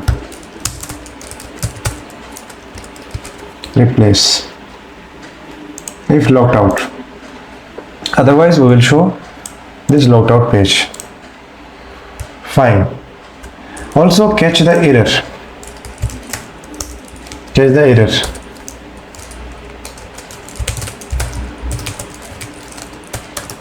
error in logout. Save it.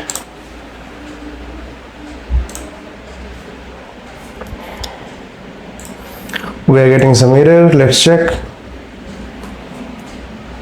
Console, use state or is not defined. Why I'm forgetting to import something.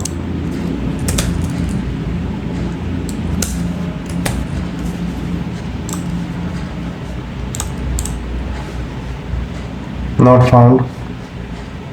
What not found? Okay, home, maybe home not found. Home is there or not? Go to app.jsx. Home is there. So go here. We should be able to redirect to home.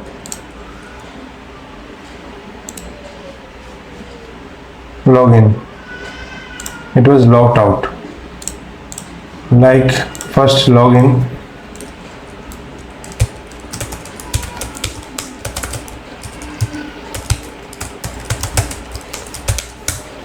Login, refresh,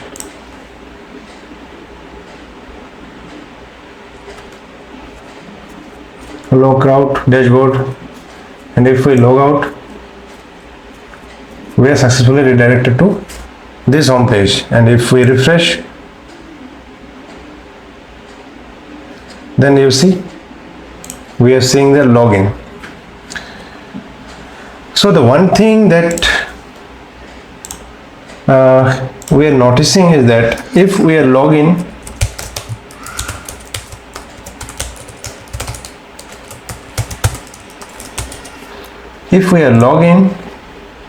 immediately we are not able to see the change here. Now we are login, but here we should be able to see the logout, and here we should be able to see the dashboard, but it is visible only after refreshing the page.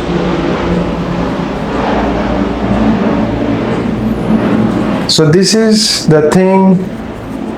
For that we need to use Redux Toolkit.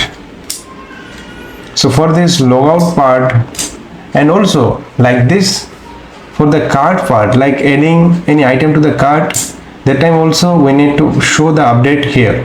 So for this one we can use React Redux, or we can use Context API.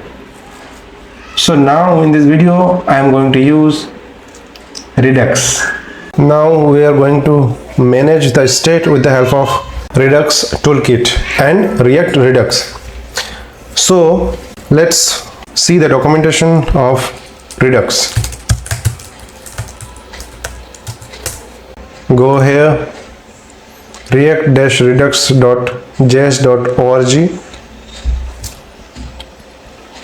Get started, and here we see the documentation, and let's go to the quick start.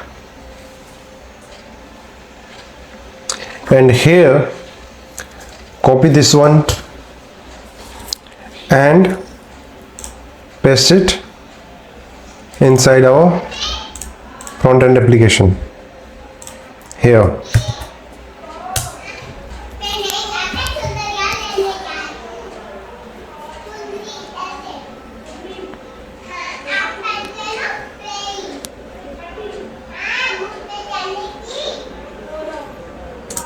So let's see the documentation.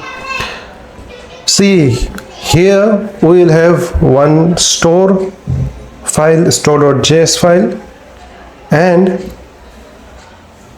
we will pass that inside provider that we will get here from React Redux, and we will create one slice. So let's do it, and you will understand it automatically.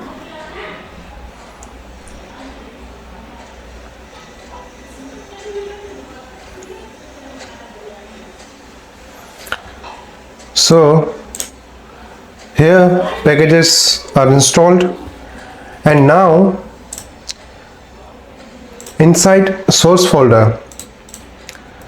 create one folder, name it state. Inside, create one file, name it store.js. Also create one file, name it fslice.js, and go here, go to the documentation, and from here copy from the slice part, copy the slice and paste it inside slice. We will change it in few minutes. And also do the same for store. Copy the store part and paste it inside this store.js. Fine. Now one thing we have to do, go here and you see one thing we have to do, we have to go to our index.js file and we have to pass provider. Inside provider we have to pass store, but in our application there is no index.js file, but here is main.jsx file. So this is what index.js file is, because if you create the application with Vite, then you will get this main.jsx, but if you create the application with create React app, then you will get index.js. So here import the provider,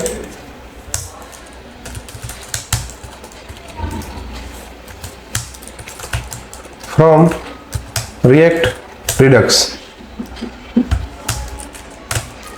import provider and remove this one strict mode, pass here provider.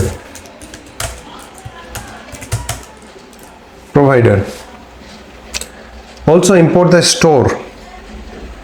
Here we have to pass store will be store, import it, and it is imported from here state.store.js. Fine, save it.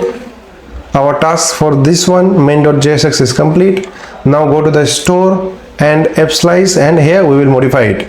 Go to fslice first, and here our state will be different. Here at the initial value, start from the beginning. Here change the name from counter slice to fslice. Fine, change the name to f, and at value we will set it login. Is login or login false, and then admin false. Fine, and here we will change the name from increment to set login, and the value will be true or false. Set login,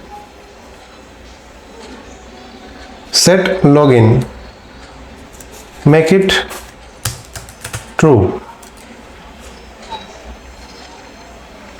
and another will be set logout, and here the value will be false, and create, and another will be state.admin equal to true, and here also do set admin, and at logout what we will do state.admin equal to false, and for the login part we will do this one. Okay, set login. Or one thing we can do, we will pass payload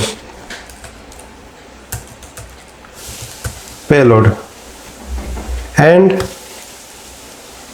if payload is like if in payload the user is admin, then only we will set the set.admin true. Let's see the documents here. How does payload works? Action, we provide action and action.payload. Okay, fine.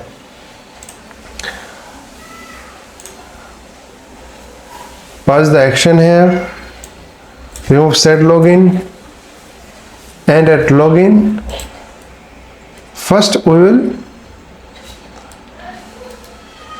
here it will be action.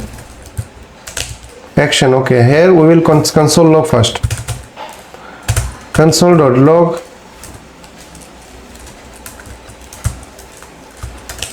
action,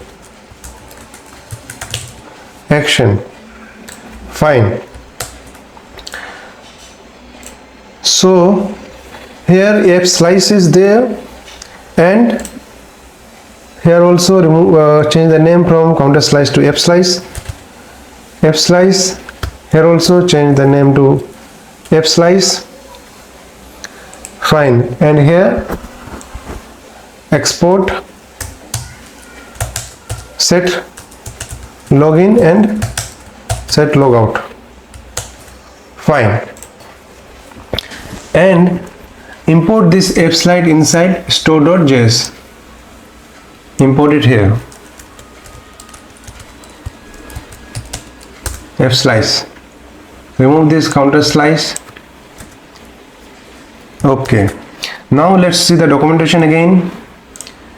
And here, now what we have to do, we have to go to our component, and from there we can select the value and we can dispatch the value.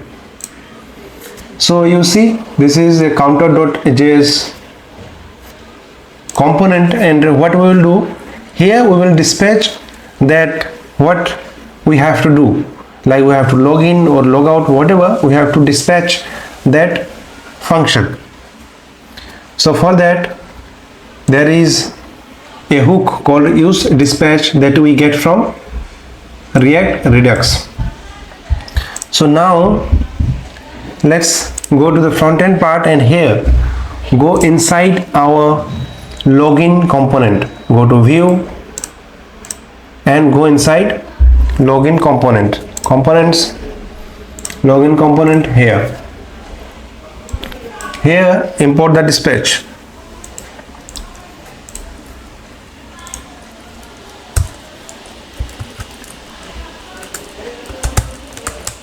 Dispatch const dispatch equal to use dispatch. Also check use dispatch is imported from React Redux. Import it. We will call the function login after we get the successful login result. Like here you see token authorization, okay, fine. Here if the result is successful, the login is successful, then what we will do, remove the console log, also remove this console log, okay. And here we are setting the token, no problem, comment it out.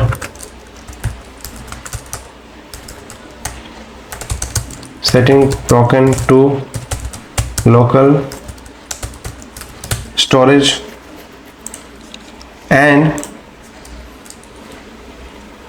remove this console log.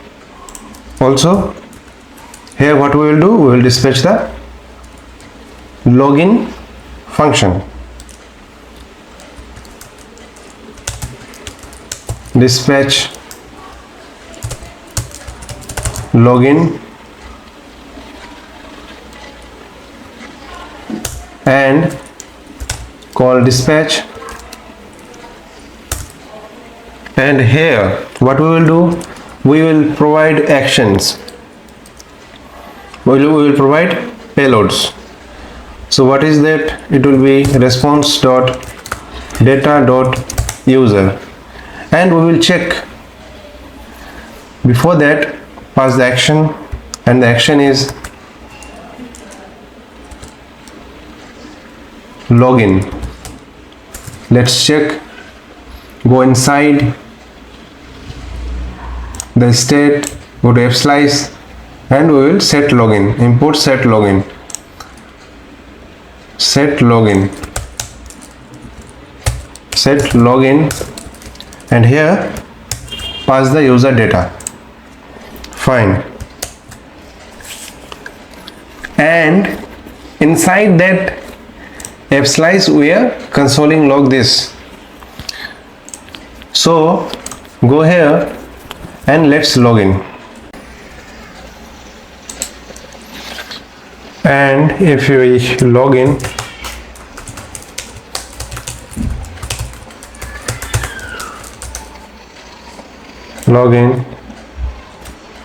set login is not defined. Okay, so we have to import the set login. It is not imported. Like this one, we have to import it, and check it if it is imported or not. It is imported. Now let's log in. Remove.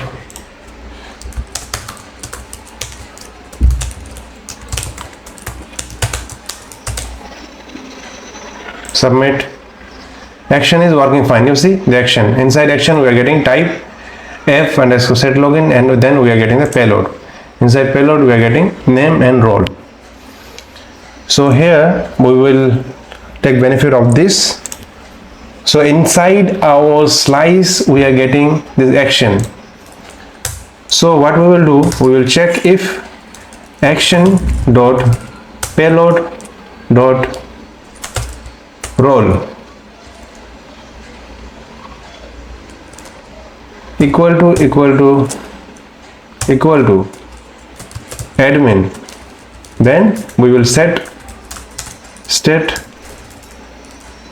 dot admin equal to true, otherwise it will be false, and state dot login will be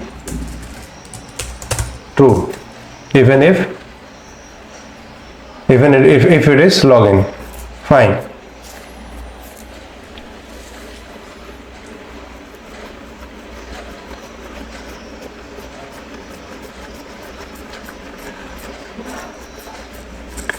And for logout we will log out the both state dot login and state dot admin. Fine. Save it. Set login, set logout. So now we are setting the initial state. In this state we are setting the state. Now what we have to do, if you go here to the documentation, you see like for dispatch, like this dispatch, another function is there, that is use selector. So with the help of this use selector we will fetch the data, like data of that login, if it is login or not. So for that, go to the navbar. Where we need the net data? We need the net data in navbar, because that this navbar is here. We need the data here. So go to this component, go to view, go components, no, utility components, and here top navbar is there. Go inside this, and here import use selector.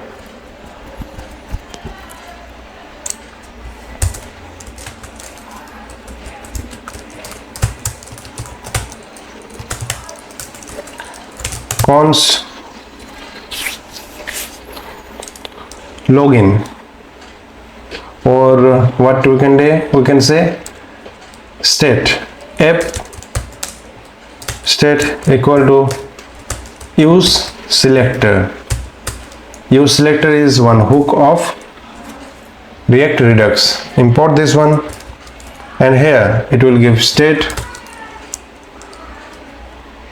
and state will be state dot, the name of app is app, name of this state is app, because if you go here inside state, here we should name it as app instead of counter. Name it as app, and come here and const app state equal to use selector. What is the problem? Const use selector. Fine, it is fine. So app state we are getting, and here inside the login one, here we are getting is login. Instead of this one, we will check, like, let's show you, like here is login is there, is admin is there. So for this one what we will do, the handle admin login is there, and handle user admin is okay. So we will remove all this handle user login and all, we don't need them, because now we are having that state, app state. So here is login, go to is login, let's check where is this login, is there is login, and here type app state dot login. If app state dot login is true, then we will show this.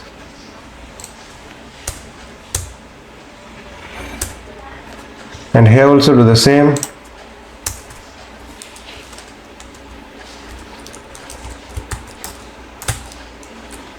App state dot login, and for is admin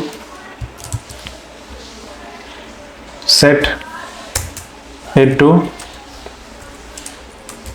app state dot admin. Okay, we don't need them, remove all this. With this one, this code only, everything will work.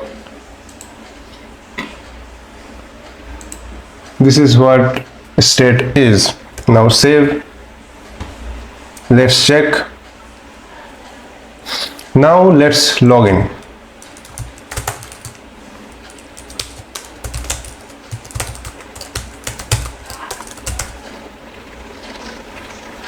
Submit. Okay, it is already login. Now log out. For the logout also, like for the logout, we need to dispatch the logout function inside our logout component. Like you go to components, go to logout, and here inside logout, what we have to do, like we were setting the set logged out, set logged out. After that, what we will do, we will call, first let's call dispatch equal to use dispatch, and inside it let's call the dispatch.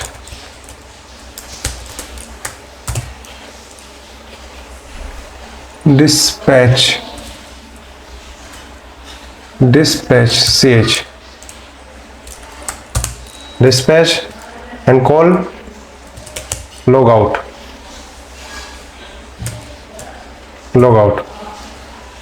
Also ensure it is imported. Logout, which logout it is calling?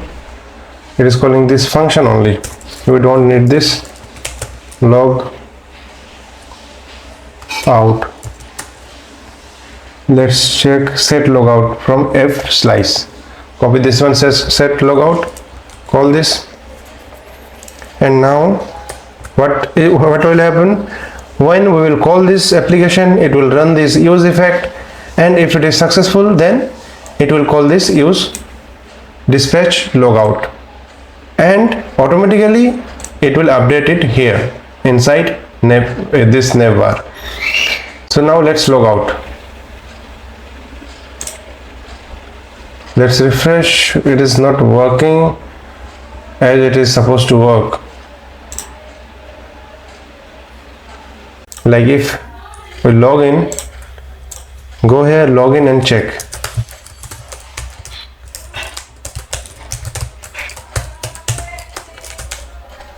Login. You see, login is working fine. After just login, we got the logout update here automatically. Immediately we got that update. But while logging out, we are not getting. No, we are not getting this. Wow, wonderful. The logout is also working fine.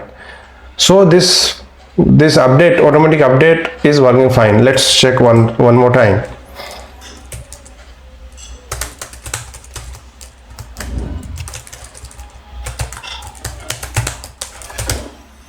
Let's submit, go, and you see automatically it is updated to logout, and here we got the dashboard. If we log out, it has redirected us, and also this is updated, and here dashboard is gone. So this is what the state management is. It is automatically updating the status of that state. Fine. So our full authentication working is done completely. Now what we have to do, now we have to work for this add to card. So we should be able to add our data to card. Now we will work in this add to card section. Now after clicking here, we should be able to add the item to cart in server. So this cart will be maintained in server. It is not like we will maintain in local storage, and for every user cart will be different. So even if you add the cart now and see the cart after 2 or 3 days, or whenever you want to see, you can see this. So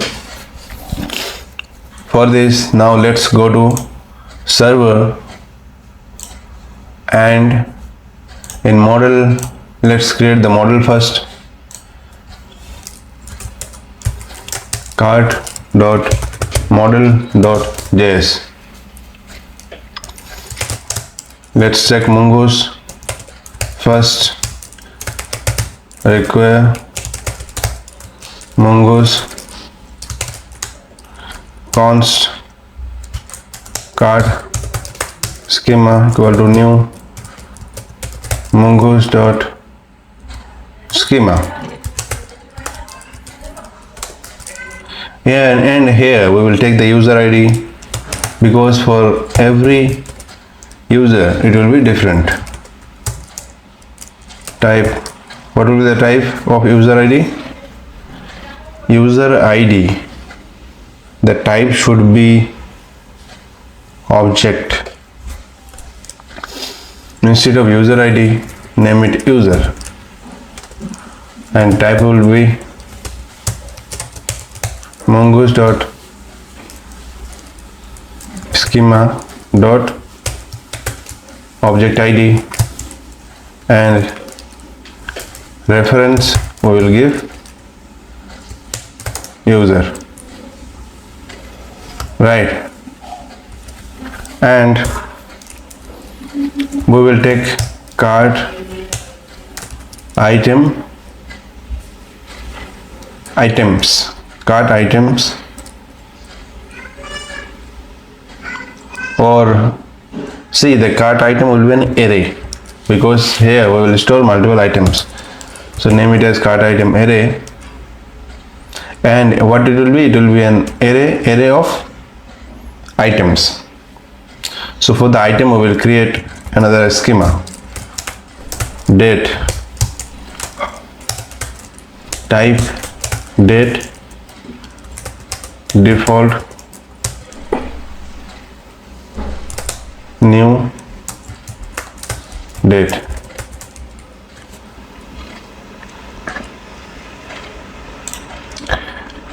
And here create one more schema, and that will be item schema equal to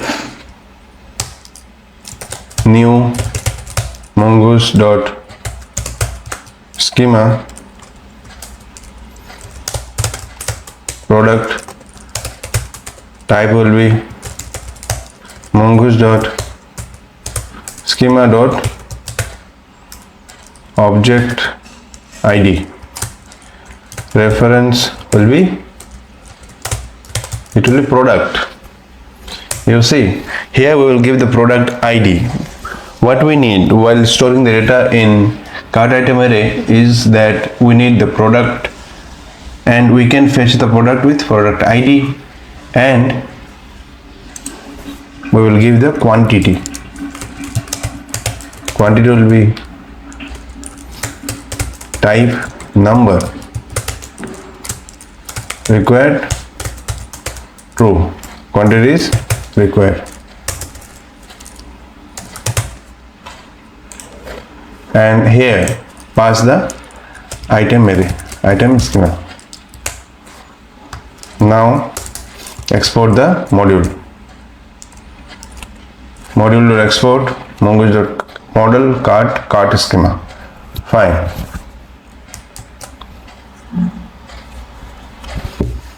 So our schema for cart is created. Now let's create the function inside controller. cart.controller.js module.exports equal to, take the function create cart,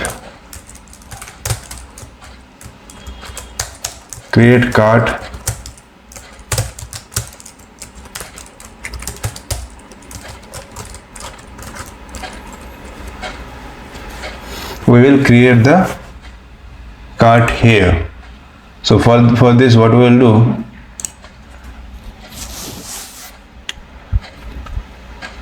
we will fetch the data from request body and we will save it here. Okay, so leave it in this way, and let's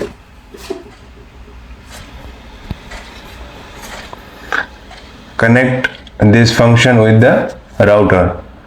So go to route folder, create the router for cart.router.js, and here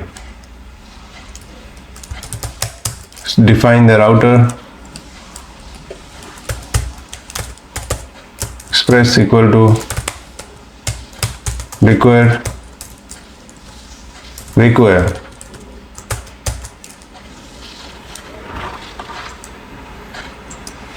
express const router equal to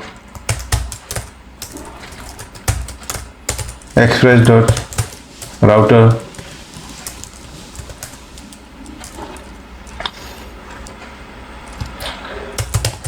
module dot exports equal to router, and here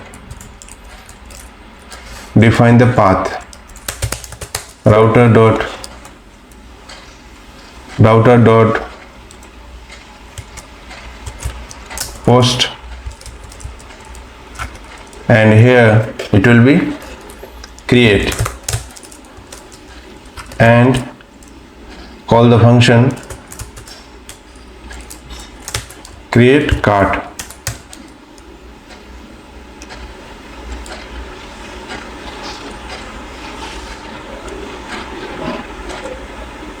Create cart, import it. It is imported, create cart. Now connect it in server like this router. Copy this one, paste below, name it cart router, and here it will be cart.router. Copy this cart router, come here, app.use API cart, and here we will pass the cart router. So our router is connected. Now go to the front end part, and here go to add to cart. Add to cart is there inside product. Inside product we have product card, and here we will create a function to call the add to cart, to call the create cart function of server. So here create one function, name it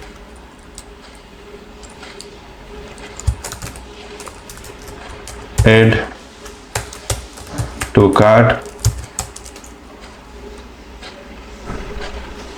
and here what we will do, we need the we need the product ID. Okay, product ID, we will pass the product ID. So let's check the model. Let's check the cart model. Go here inside cart model. So what we need, the user we will get after every HTTP request, because it will be authenticated. Cart item array, date, we just need the product. We just need the product, means product ID. We need the product ID only. So here do one thing, here we will pass the product ID, and we will call Axios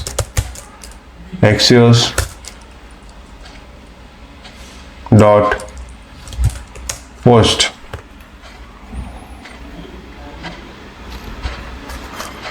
Axios dot post base API, and then API is there, and then cart create, and here we will pass the product ID.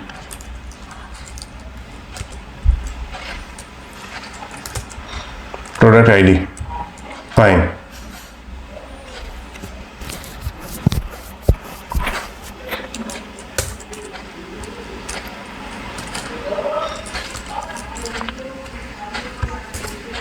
Catch for an error.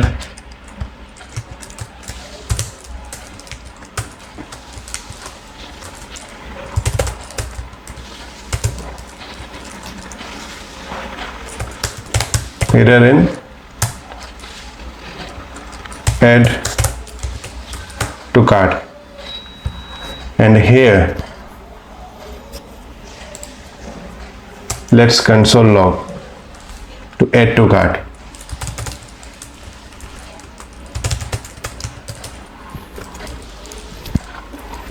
So log add to cart.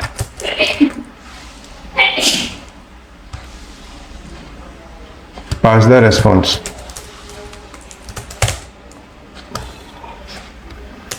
Fine. Here we will pass the product ID.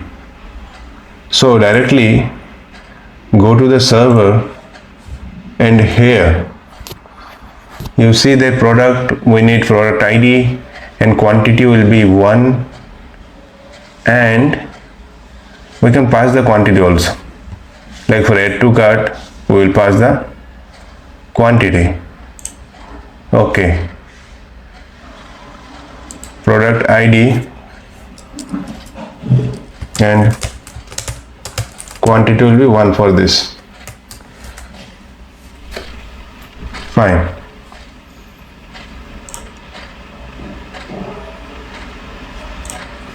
Go here, cart controller, create cart, we will get the product ID and quantity. So no problem. At the top, import the product, import the cart, const cart equal to cart model,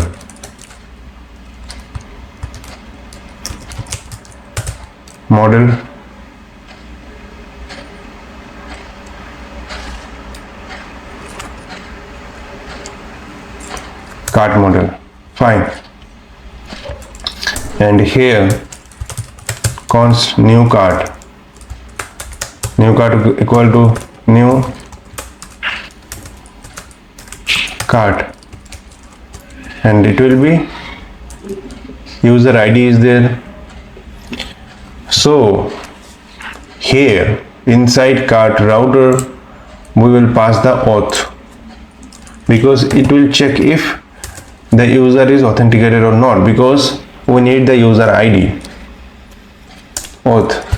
And you see, if we use auth, and here at auth we were using request.user, so with the help of this, if you write request.user, you will get the user details. So for that, go to cart controller, and here what we need, let's check the model, cart model, we need user. Okay,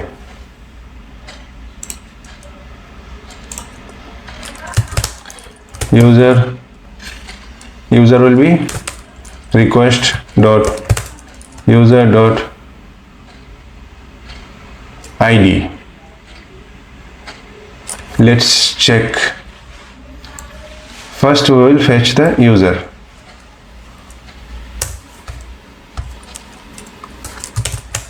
Const user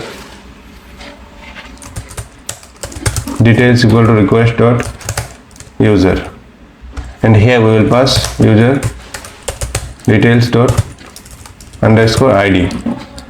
Fine. And we need cart item array, cart item array. Let's check. We need cart item array and then item schema. Okay, so go here, pass the array, and here we will pass cart item array, cart item.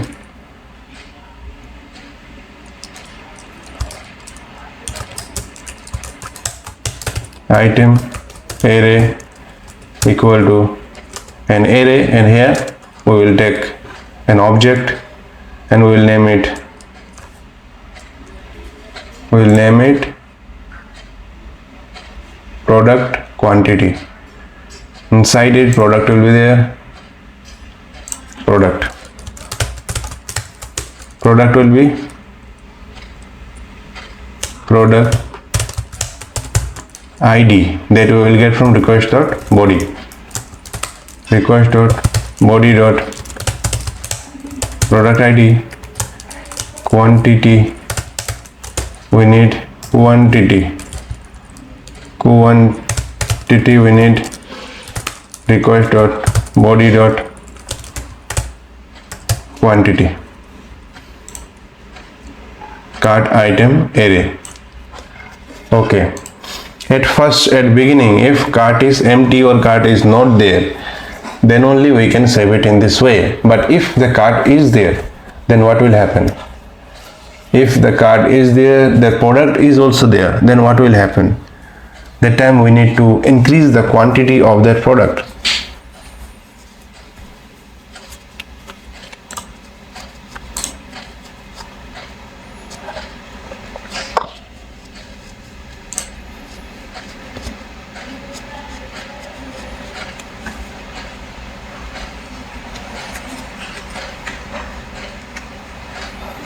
So let's create the first cart items with this. No problem. Copy this one, paste it here, and next thing will be date. Default date is set. Like cart model, 3 fields are there. Last one is date. Date is set to default. So we won't pass in date as of now. So now let's save the cart. Const async is there, saved cart equal to await new cart dot save. We will get the saved cart.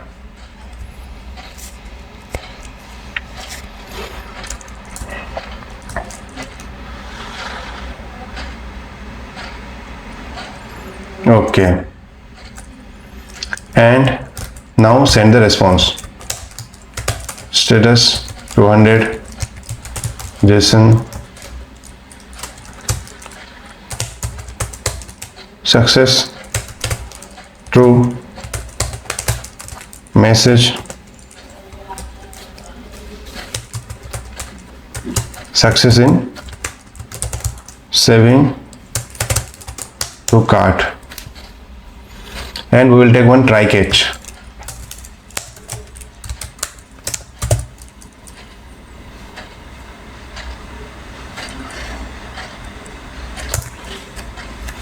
For catching the error, we need to use try catch, especially while using async await.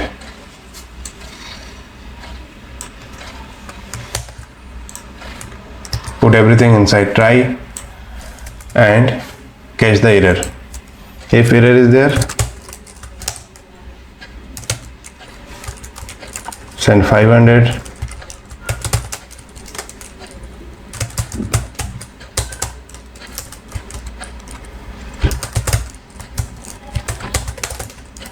Message error in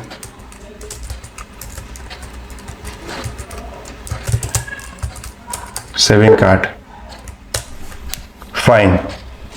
By this one we will be able to save our cart.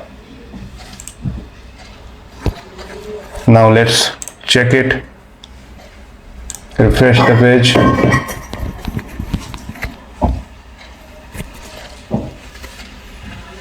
Now click add to cart. Now let's check.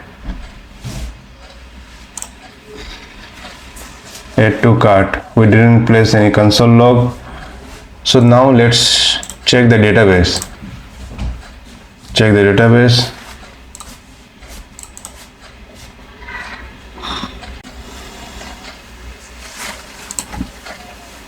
Cart is not clear. Cart is created, you see. Cart is created. Wonderful. But data is not saved. No data is there. So console log the error. Log error.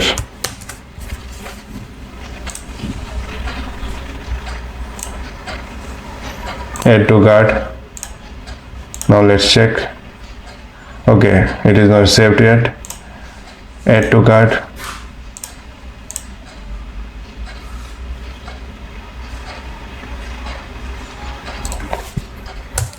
Here console.log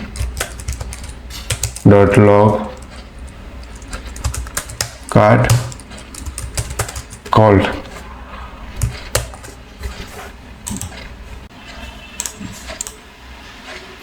So the request is not coming up to this point. So what we have to do, check the route, cart router create, and if we go here, cart and then create, it is post. Add to cart is not called. Okay, we didn't call the add to cart. So here we should call the add to cart on click.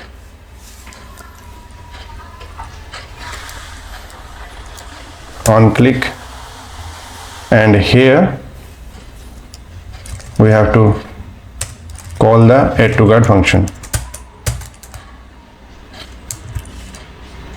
Add to cart and pass the ID, product._ID.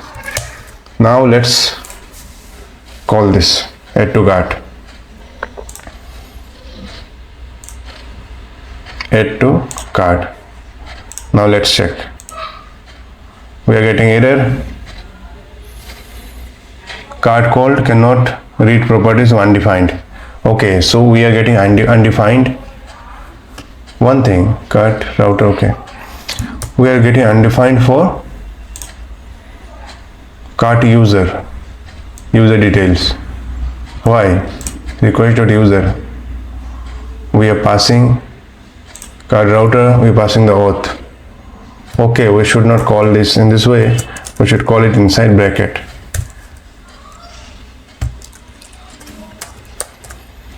Now let's rerun the server. Now let's add. Still error is there. Cannot read properties of undefined. Reading split. Inside auth. Okay, so basically we are not logged in. So let's log in. If we are not logged in, then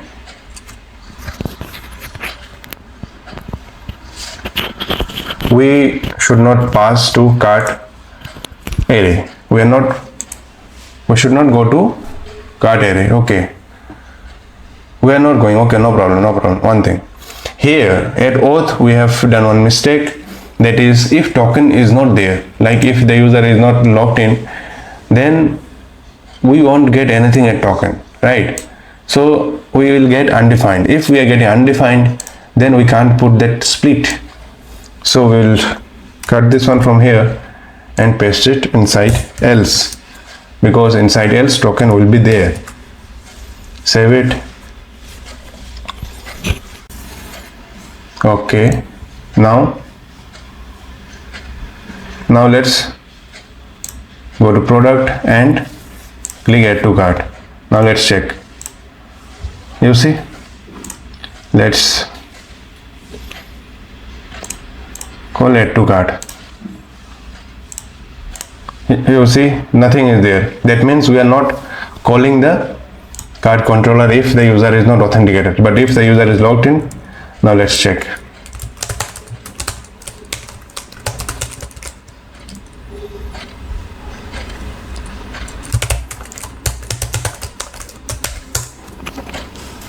User logged in, you see logged out and dashboard section here.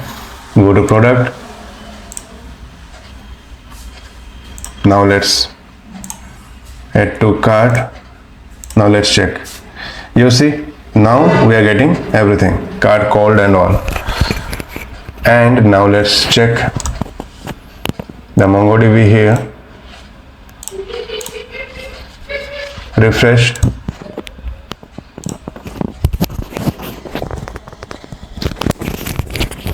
Refresh this database. Yeah, we are able to successfully add the item to cart. So again, congratulations. So we are able to create the new cart, and also if you go inside that cart item array, you will see that the product is here. Product ID is there and quantity is there. And again, if you add to cart, this one, and now let's refresh, and see that again we are able to create a new cart. But there is a problem. The problem is that for one user we need not to create two different cart. Here we see that ID is there, date is there, okay fine, but here user ID is not there. Here we will put one user ID. So go to here, user ID, we have given user ID, but here we don't see the ID. We don't see the user ID. So there is some problem. Let's check. Go to the model, cart model, and here reference user. Go to user model, and here we named it user. Okay. So we should be able to save the user inside this user details. Let's give it user details.id. Now let's add new card. Add to cart. Go here. Let's refresh. You see user is there. So, and again if we add some item to cart and let's refresh here and check, you see that we are generating, every time we are adding something to cart, we are generating a new cart, and the user is same. You see the user ID and this user ID, this user ID, user is same. So we won't create new cart for the same user. If the user has one cart, we won't create the cart. So for that, what we will do, first of all we will check if the user has any cart. So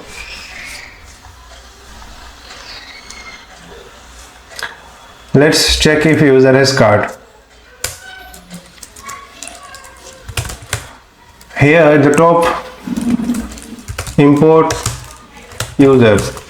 User will be require model user, and user, take one variable user card equal to user dot find one user ID. Here and here, if you go to the user model, you see user model. No, we are searching the car. So here we should provide user. Go to the card model and find card, and the value will be user, and here we will pass the ID. ID will be user details.id, and here put await, as we are using async await, and we will get the user card if user card is there, and if no card is there, then we will get null. So first of all we will check if user card is there or not. If user card is there, then our function will be different, and if user card is not there, else what we will do, we will take this one, put it inside here. If user card is not there, then directly we will create the new cart. User cart is not there with this user ID, then we will create a new cart. But if user cart is there, then what we will do, we will check the cart item array, and inside cart item array, let's do it one by one. Let's take the cart item, cart item array equal to user cart dot cart item array. So we got the cart item array, and inside this array we will find if that particular product is there. So let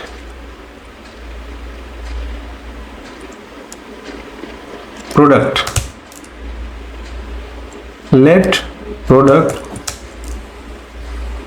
equal to, if the product is there, if product is product, take the name of the variable is product, equal to await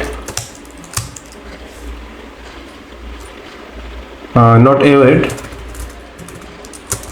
cart item array dot filter. We will filter the array, and x dot product equal to we will filter it with product ID, and when we were calling this create product, we were sending the ID. Let's check if we are sending the ID or not. Let's check the body that we are sending from the front end. Add to cart, and add to cart we were sending product ID and quantity. So go here, go to the server, and here we were sending product ID. So it is like request dot body dot product ID. Okay, so we will filter the cart item array, and we will get if filtered product is there or not, and we will get the array, and we will take the first element, and we will get the product. So here we will name it as filtered product. Filtered product will be cart item array dot filter, and this filter. Okay, no problem. Fine. Now if this filtered product is there, like, one thing we should do, don't take 0, put condition if filtered product dot length greater than 0, because after filtering of an array in JavaScript we will get an array, and inside that array here, as there is supposed to be nil item or one item, so we will check if the array length is 0 or the array length is greater than 0 or 1. If greater than 0 is 0 means product is there. So if product is there, then what we will do, we will take that product and update the product quantity. So what we will do, we will set the cart item array equal to cart item array dot, we will provide map, because inside this product is there. When product is there, then we will change the quantity of the product.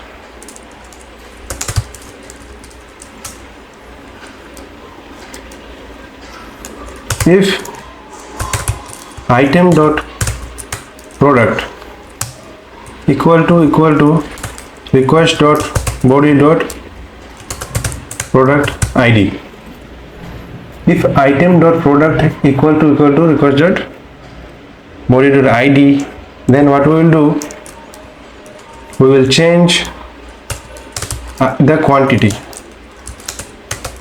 will be item dot quantity plus 1, and after changing this item we will return the item. So it is little confusing, but I will clear the confusion after a while. So if filtered product is there, then we will return the item and we will get this cart item array, updated cart item array. Fine. And if the length we don't get that item inside that cart, if we get no item inside that cart, that means that product is not there.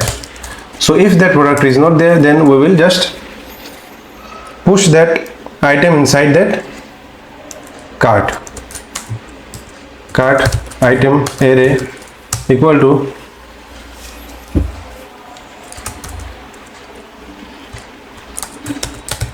cart item array dot push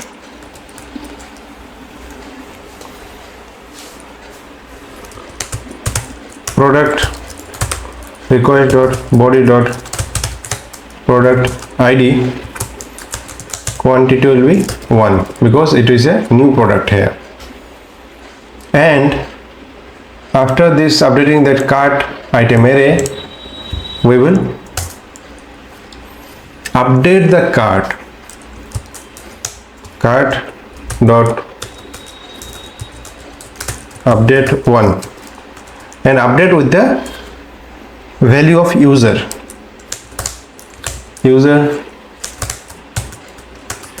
details dot id, and then we will provide the fields will be cart item array will be cart item array, that field. Okay, no problem, cart item array. And then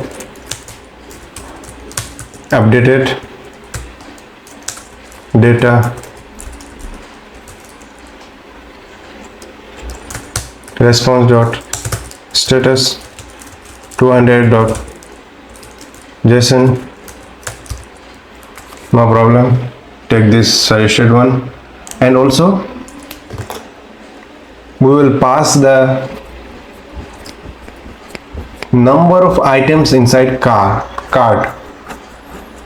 We will pass number of items inside cart because we will show that number of items here. We will show the items, that how many items are there inside this cart. So for that, let's pass the quantity too.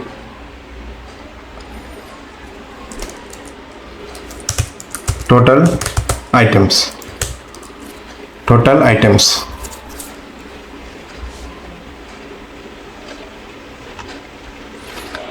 And let's count the total items. So let total items equal to 0, or don't take anything, just let total items. And now cart item array dot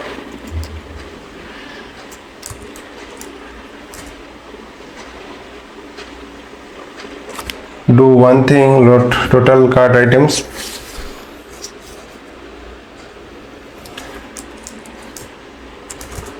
Cart item array dot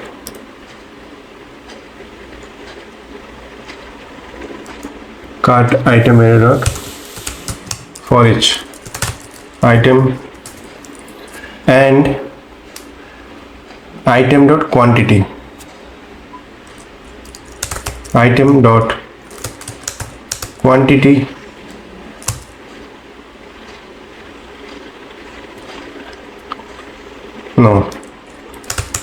total items equal to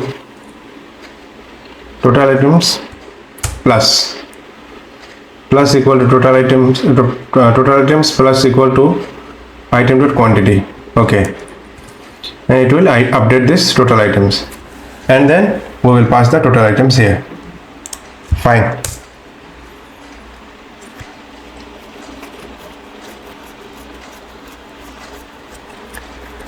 And for updated, okay, and if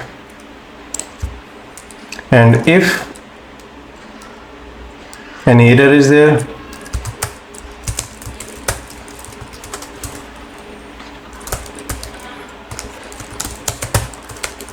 pass error 500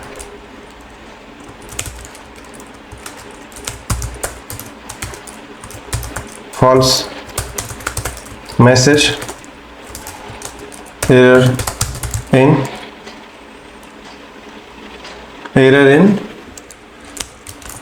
updating cart. Okay, error in not updating, error in adding to cart,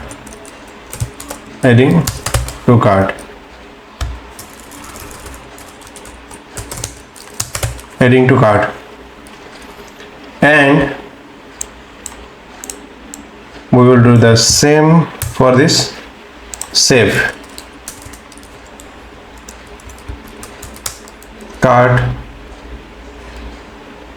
new cart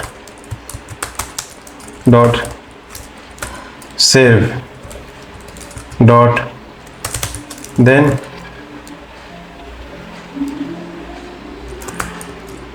saved data response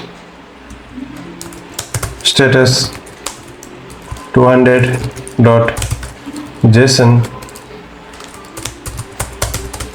success true message success in adding to cart, and also we will pass the total items. Do the same like this one, copy this one, paste it here and pass the total items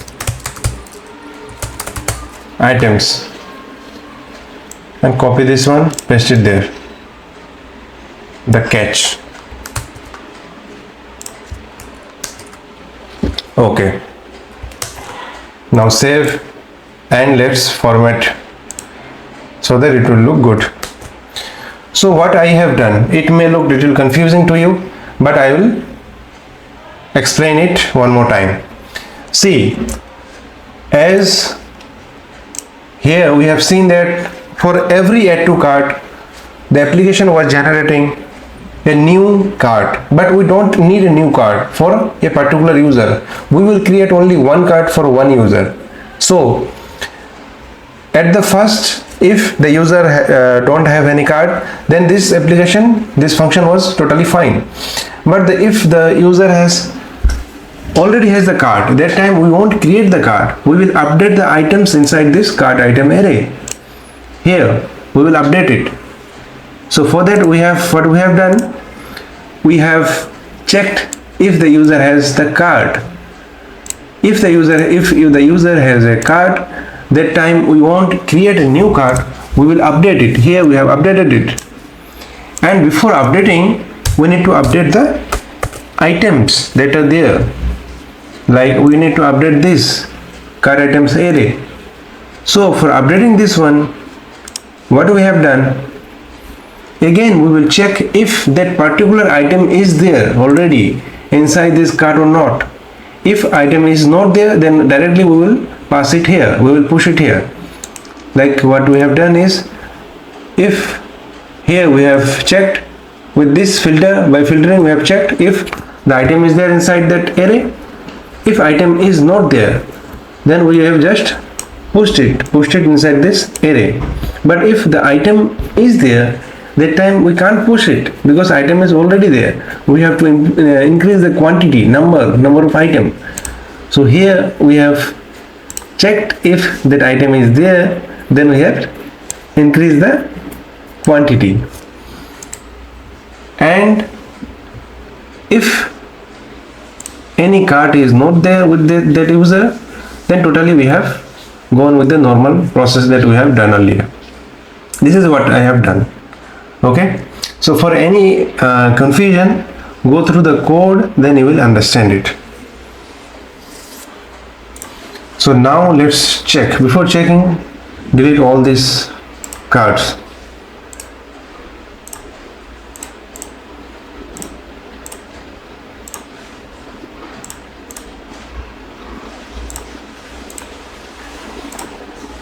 So now there is no card. Now let's check. Add to cart, refresh. Some error we are getting somewhere. Let's check. Cart items array.forEach is not a function. Okay, type error. For each, where we have given for each, we have given for each here. For each.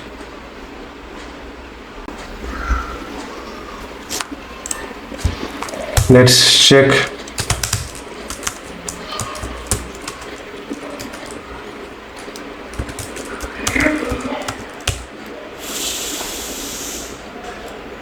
For each, E will be capital. Okay. E will be capital, and here also E will be capital.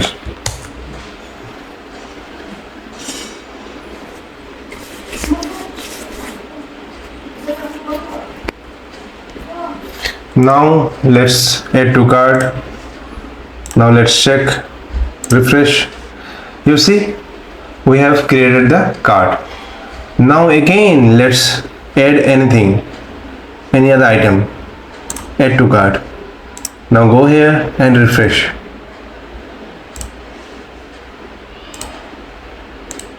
We failed to push inside that cart. So there may be some error. You see, there is error. New cart is not defined. New cart is not defined. New cart. Where is new cart? Here. New cart, new cart, new cart.save. New cart is not defined. Let's check. New cart, 3 times are there. Here, here, and here. Why 3 times?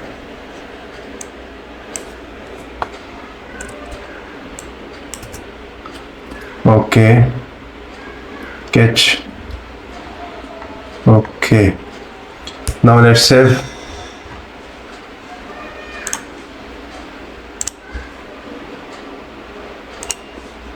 Refresh. Not working again.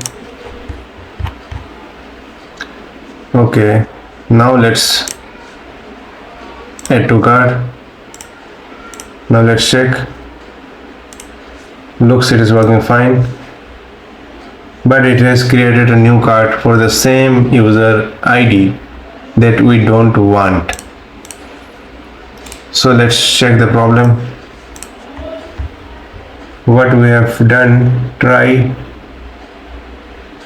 user new cart. Okay, if user cart is there, user ID.id, maybe that user cart, this function is not returning proper thing. So what you have to do, just console log the user cart.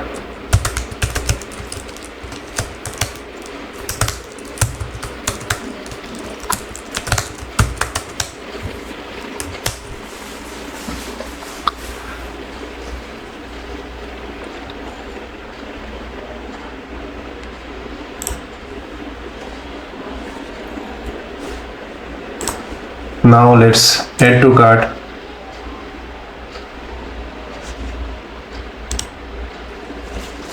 Let's refresh.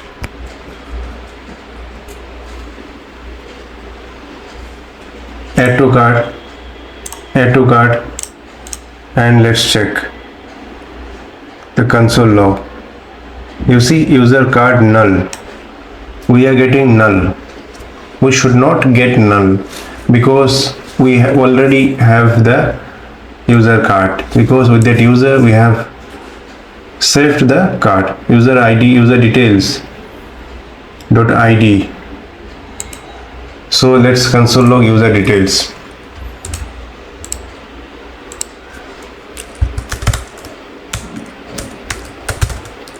User details.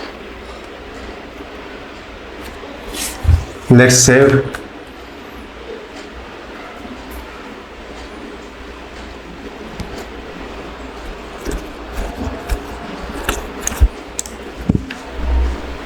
Add to cart. User details. ID is there. With user details dot id we should get that user. Okay, here we should not find the user. We should give here card. Here we have done a mistake. Here we should give card, not user. We don't need user.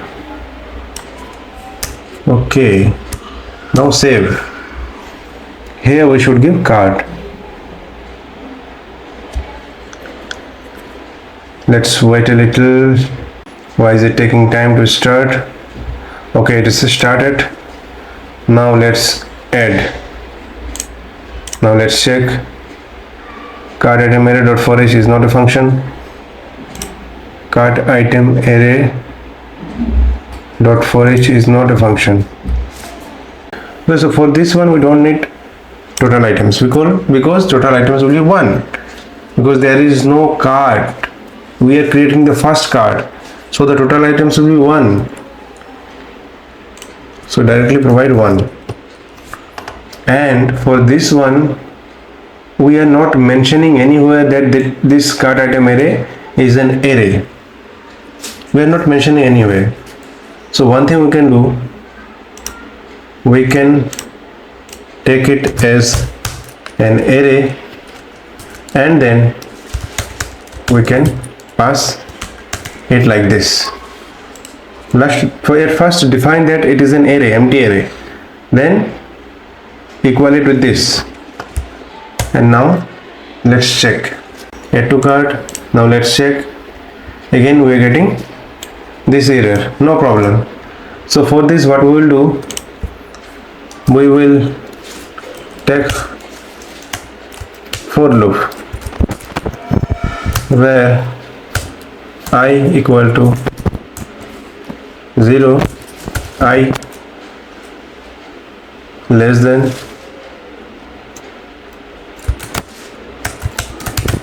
cart item array I plus plus. For that let's take total items as 0 and we will increase the value. We will increase the value with total items plus equal to cart item array I, then we will get 1 TT. Fine. Now let's check. Now add to cart. Undefined cannot read properties of undefined reading quantity. Here it is giving undefined. Console log the cart item array. Console log cart item array. Save it. Add to cart. Fine, it is working fine. Then why that issue is coming? Like if you are giving this and if inside it pass console.log cart item array I. Then let's check. Go here, undefined. We are getting undefined. Why? If where I equal to 0, I less than, okay, here we have done one mistake. We should give dot length. Fine. Now it should work fine. Just comment it out, save it. Now let's check if this create cart is working fine or not. So for that, let's delete everything whatever is there inside database. Refresh, add to cart. Now let's check. We are able to create the cart, and here one item is there and quantity is 1. Now let's add one more item, and now let's refresh, and now let's check. Quantity 1. Maybe we have added this one, add this one. Now let's check. See, quantity is 2. So what is happening is, like, while we are adding the same product, that time it is increasing. That means here what we have seen, if the cart was not there, it created this cart successfully, and if after creating the cart, if it is the same cart, then it is increasing the quantity. But if the cart is not same, that time what is happening is, like, it is not adding more item inside this cart item array. So for that, go to the code. Here you see this one is working fine, like if filter product is there, and if the item is same, if the product is same with the product that is we are sending to save, that time it is increasing the quantity. But if it is a different product but cart is there, that time it is not working. So here what we are doing, we are pushing the item inside that cart item array. It is not working. So what we will do now, take one array and here pass cart item array, and then pass the object. Object will be product, and product will be request.body.product id, and quantity will be 1. Save it, and now let's check. Add to cart this one, add to cart this one. Okay, now it is working fine. You see, now it is adding 3 items are there now, and if you add this bag, add this bag twice. Now let's see, refresh. Now 4 items are there, and you see this is the bag and quantity is 2. Okay, so now the function is working fine. This function is working fine. We are able to send items and save items inside cart. Now what we will do, we will update our cart here. So now go to the React part, and here inside cart, go here, and here we will call the cart. First let's check if in the server any function is there to give the cart. No, there is no function. So let's create the function. Get cart, async get cart by user, because every user will be having different cards and we will be fetching the card with the user ID. Request response const user card equal to await card dot find one user request dot user dot ID. Okay, so we will get the user card. It will be user card, and we will send that card. Okay, fine. Take try catch.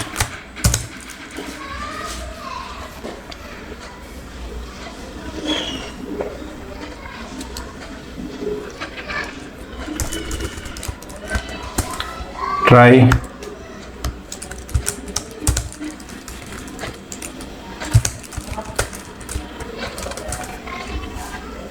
copy this one, paste inside catch, error in fetching card, and inside try put this one. Fine. Catch error. Okay. Error, and this one like that. Error and all. Okay. So let's create the route for this one. Go to cart route, here set router dot get cart get user cart. We will pass both because anyone should not be able to fetch the cart other than the user. And the function name was get cart by user. Copy this one, go here, paste it here, and also import it. So for this, paste it here, and it will take this from inside this controller, cart controller. So fine. Now go inside the React part, create a function, name it fetch cart by user equal to one function call axios dot, it is a get function, get call, provide base API, import the base API, and then pass cart user cart,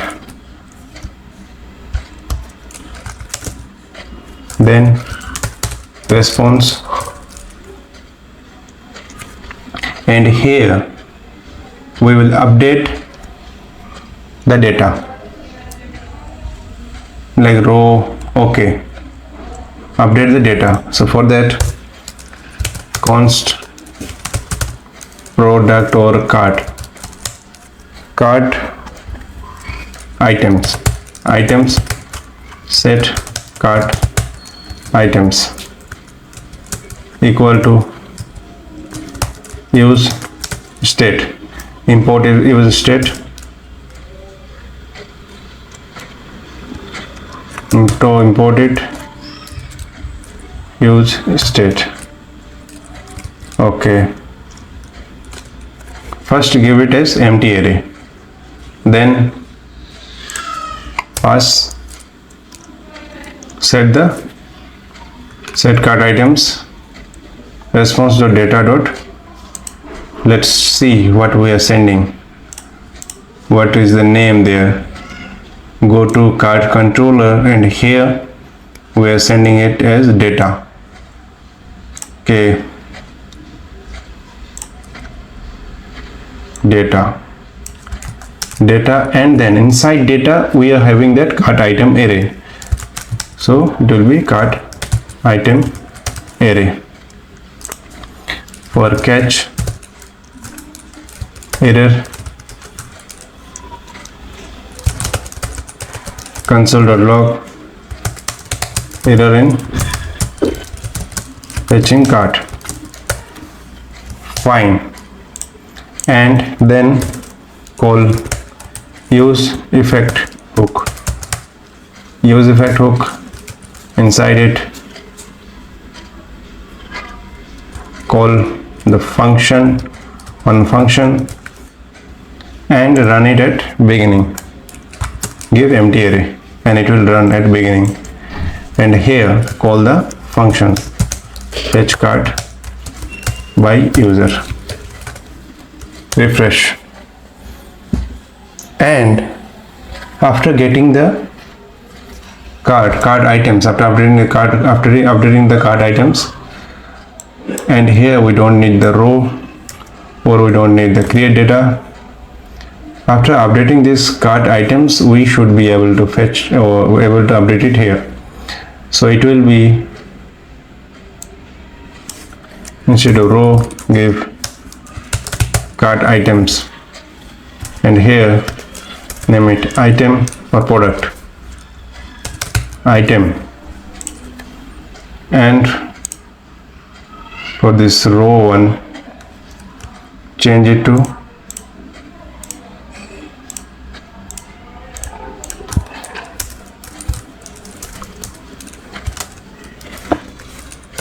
item. The first one will be item dot name. Okay, second one will be image. Item dot name or item dot image. Okay, one more thing, here after finding the data, our cart won't be updated. Like we need to populate. We need to populate cart item array dot product, right? Because otherwise we will get the ID of the product only. So one thing we should do before going so further, just console log, just comment this out. We won't show anything, and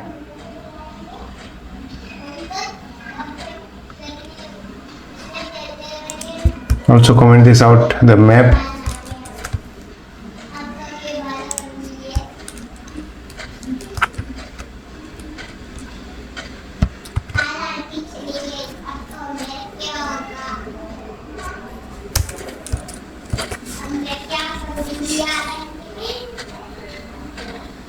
Table body, table row, comment this out too.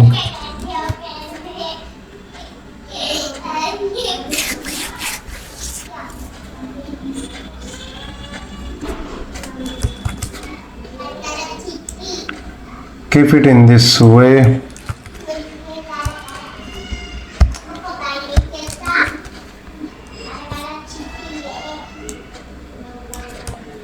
Uncomment this, and table row, table cell, remove these table cells.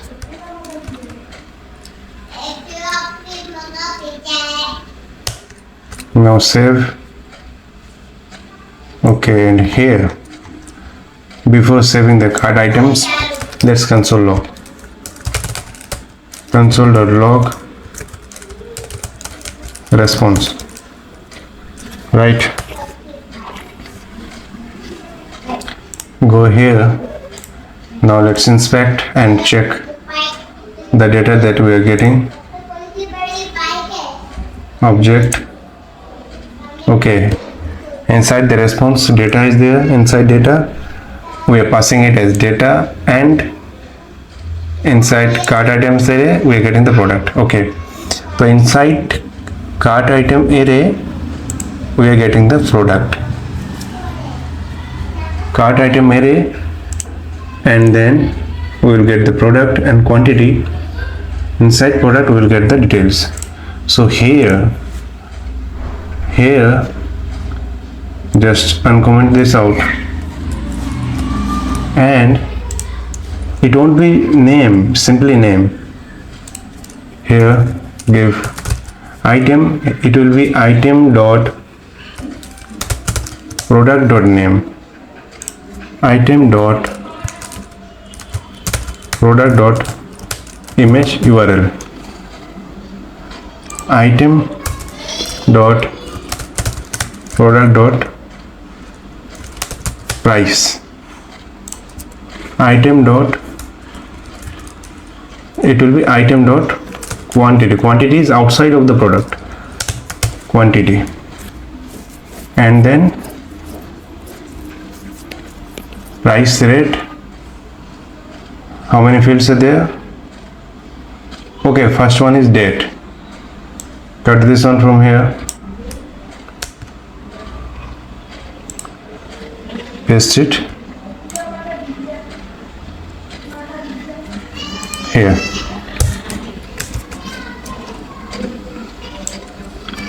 Cut this thing, paste it here. And for the price, keep it empty.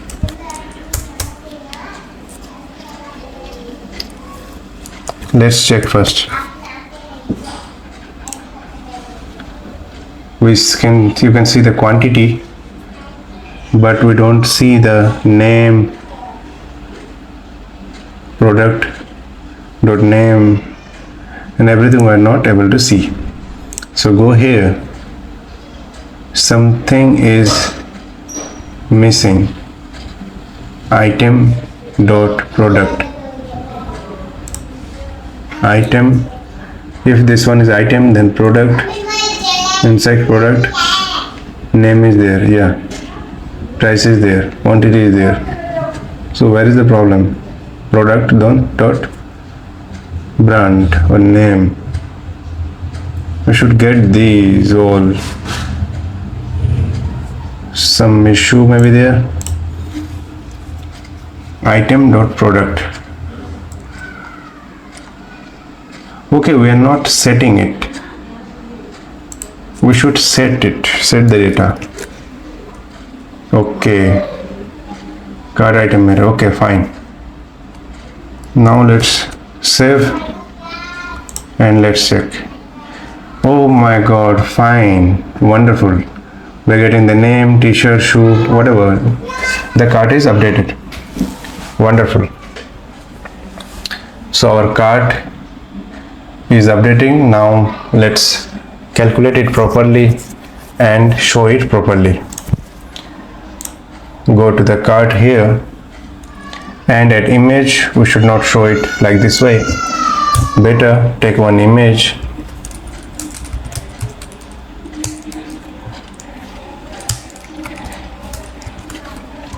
put source,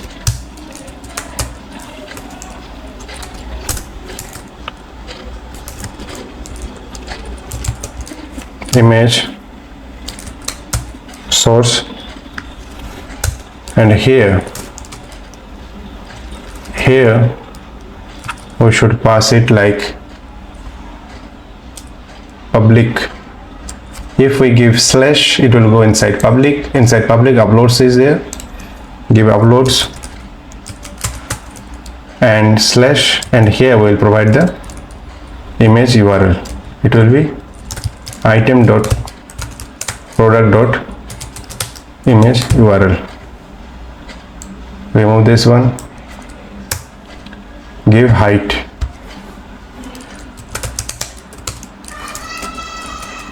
height 120 pixel, fine. And with the price, okay, price is there, and for the quantity is there, fine. And here a total price, we will set it like item dot quantity, give plus first because it is a string. If you give plus, it will convert into one integer, into plus item dot price, fine. And at the date, here at date, give it item dot date. For the cart, date is there, date is there.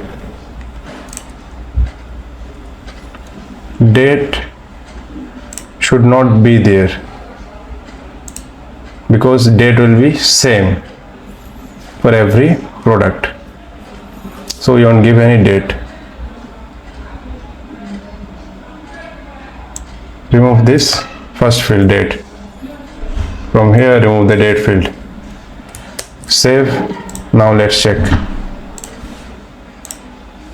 Refresh. Wow, wonderful, wonderful. Just wait, you see, we are getting the name, we are getting the image, price rate, quantity, but price we are not getting. It is not calculating properly. So for that,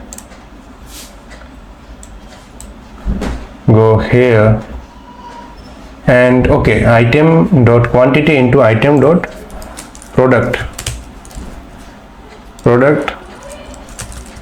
dot price, because quantity is outside of the product but the price is inside of the product.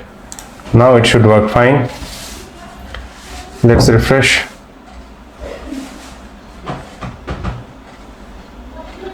You see, now it is working fine.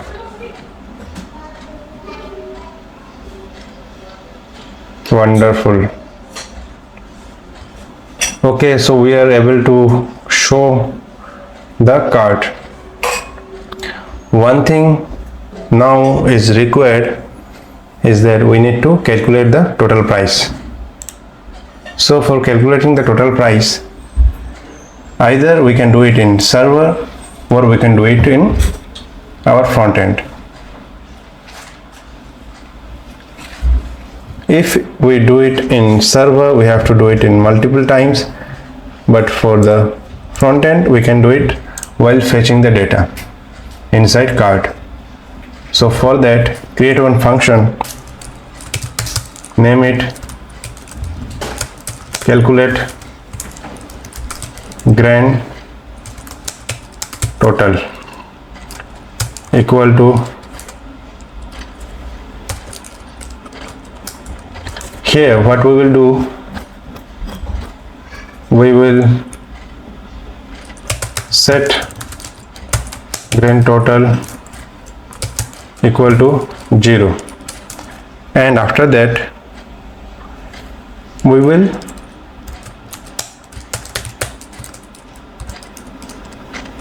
do for each for the items, for the cart items, and we will do grand total like this.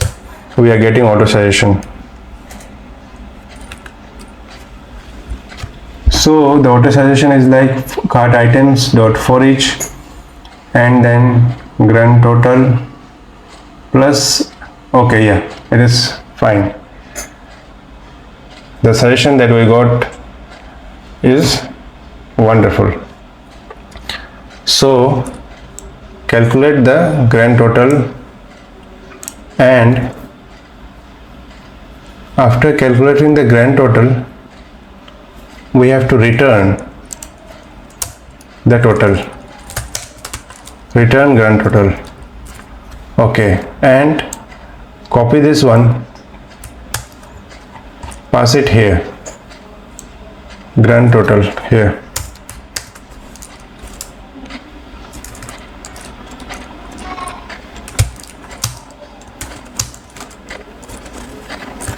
Pass it here.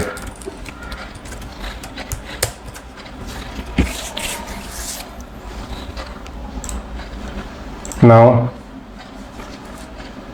let's refresh. You see we are getting this grand total and it is live. If we add more data, then it will be changed. Let's center this table. The table is not centered. Table container, component paper, main width, okay, margin, auto.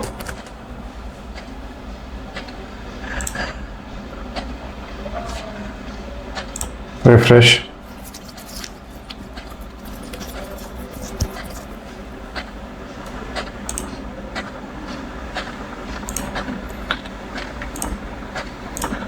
One thing we have to do here, we have given call span 5, we should give 4 because we have reduced one table from here.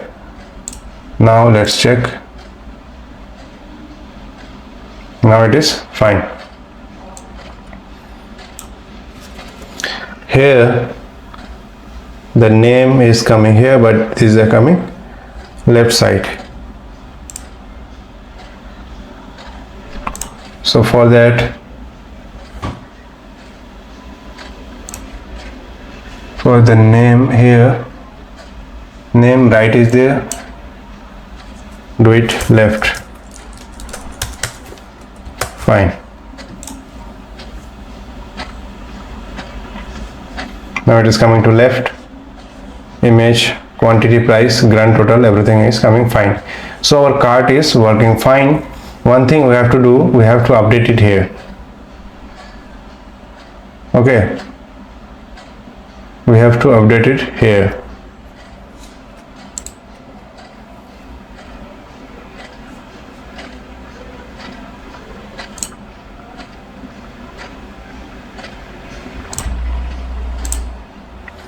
One issue that we can see if we are not logged in.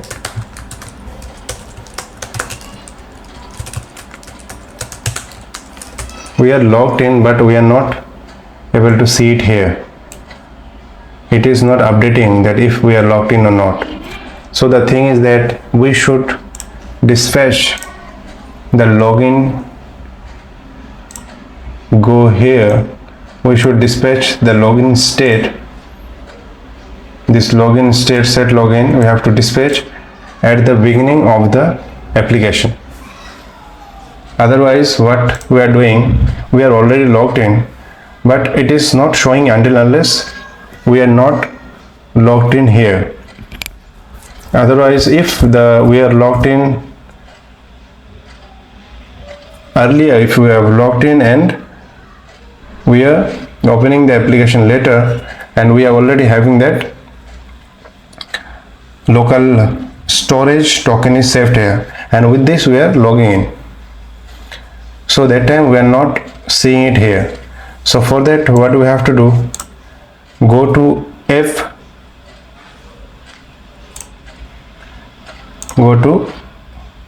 f.jsx, and here we will pass the dispatch that we are logged in or not.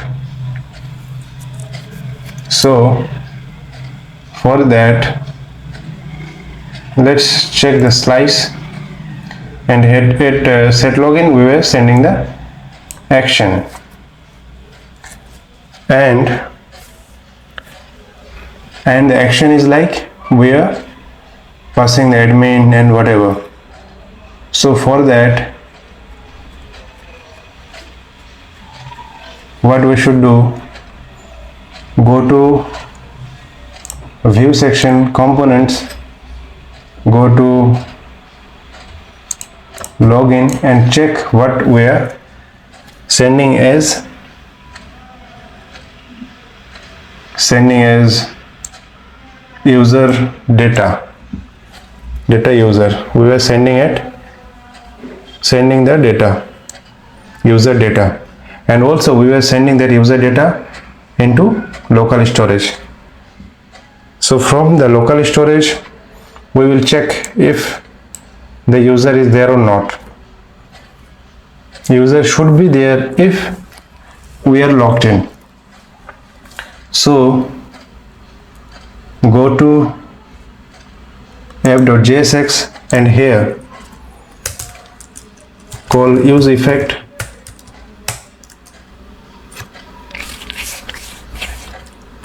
and here call the function, pass an empty array so that it will call this use effect once, and here const token equal to local storage get item const user. If user is there, then what we will do, we will name it const user object equal to json.parse user. Okay, and we will pass that user inside that slice, inside that login slice. So for that here const dispatch, call use dispatch and here call the dispatch and inside it call set login.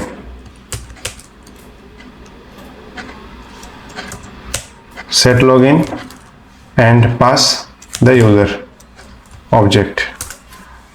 Fine. If user is there, then we are passing this. If user is there and also token is there. Fine. Now let's check if we are getting the logout or not. You see, now without login we are getting this, because if you are opening the application, it will check this browser if the user is saved here or not inside local storage. If the user is saved, then it will call the dispatch function of set login and it will automatically set the login here and it will show the logout. By clicking it here we can log out. So go to cart and you see the cart is working fine. Now we need to update this cart. Here we should see the number of items we are having inside this cart. So while adding the product to cart, that time at response from the server we should get the number of items inside carts. So for that go to the server and here we sent the total items, and for that let's console log the total items that we are getting. Go to cart, or not cart, go to product card, and here we are calling the add to cart function. And now let's response. You see the response is here. Now let's check the response. Inspect, remove everything from here, add to cart. This is the response that we are getting data, and you see total items is 7. And here if you go to cart, count the total items here, 2, 3, 4, 5, 6 and 7. So the item number that we are getting here is totally true. So now what we have to do, we have to update it just like the login function. So for that we will go to app slice and here login and admin, with login and admin we will set cart items. First take it as 0 and create one action, name it set cart items, and here it will be state.action, and we will pass it like this. State.cart items will be action.payload, action.payload. Okay, fine.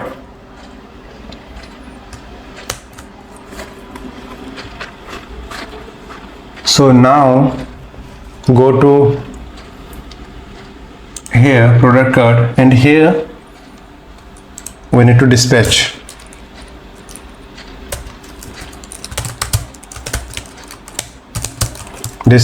Call use dispatch,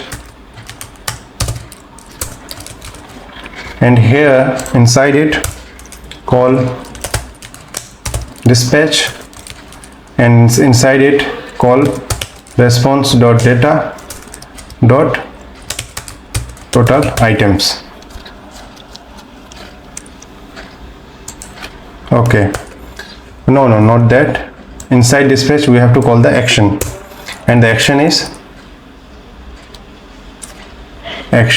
let's check the action name. Action is set cart items. Action is set. We need to export this action set cart items.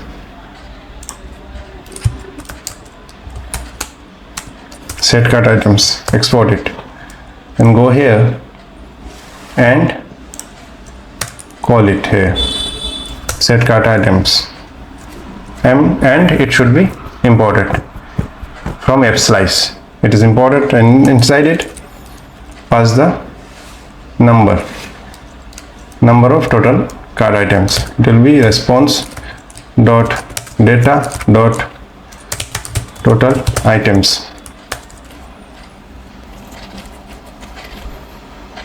and that if everything is fine, then this cart items, this one will be updated. But we need to fetch it. Inside that navbar. Go to top navbar here. Go to the icon. Cart icon is here. Shopping icon is here, and in like near this one,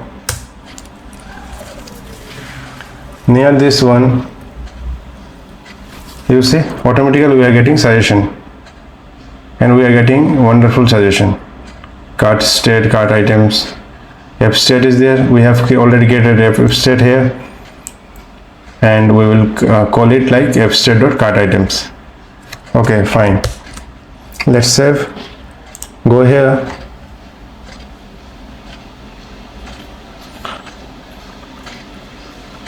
You see cart item, it is showing 0, but it is showing 0. Go to product, and if you add item, now it is increasing, but at the beginning it was not increasing this one. So again, for this one we need to give a call inside our app.jsx, so that it will automatically update the cart at the beginning. So for that we need to create a function inside cart controller, inside server, and there we need to show the total number of items there. Here we'll create a function, name it get cart items number,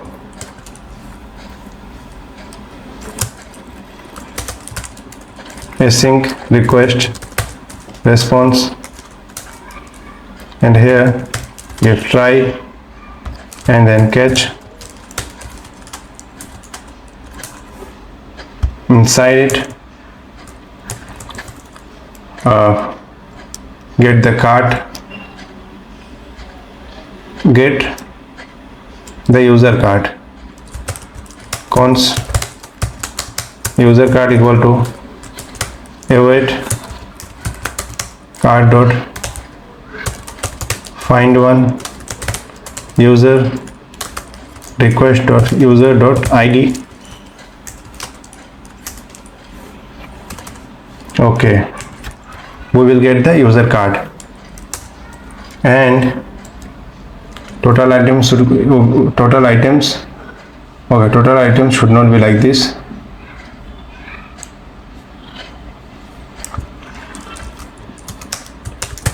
Item array equal to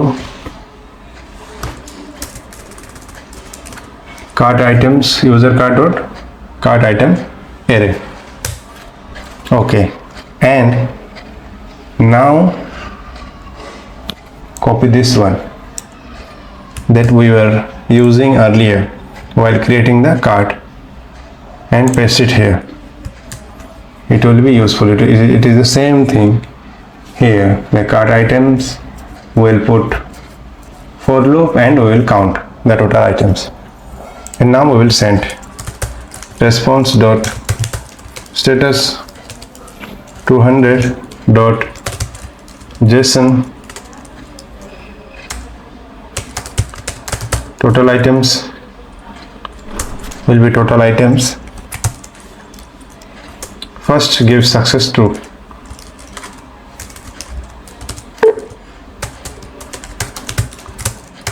Total items message got success, got total cart items. Response status 500 send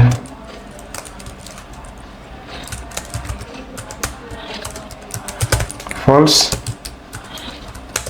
message error in fetching total cart number. Fine. Now create the route for this one. Go to cart router and here router dot get total just total, and here from here copy this,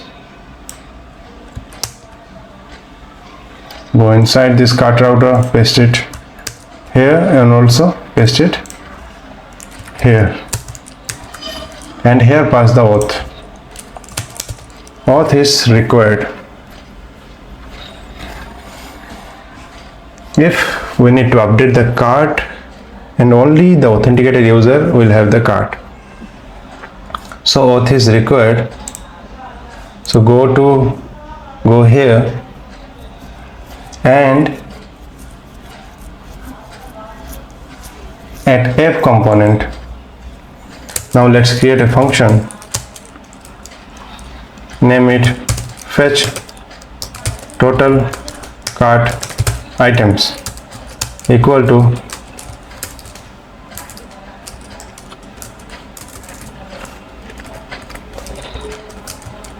call axios dot get, call the base API, and then call cart and then total, and we will get the result. dot then response. One thing, if the user is not authenticated, so here we will do one thing, that if the user is there, then only we will do it. So fine, now catch the error, console log the error in fetching total cart item number, and here we will call the dispatch, and here we will pass set total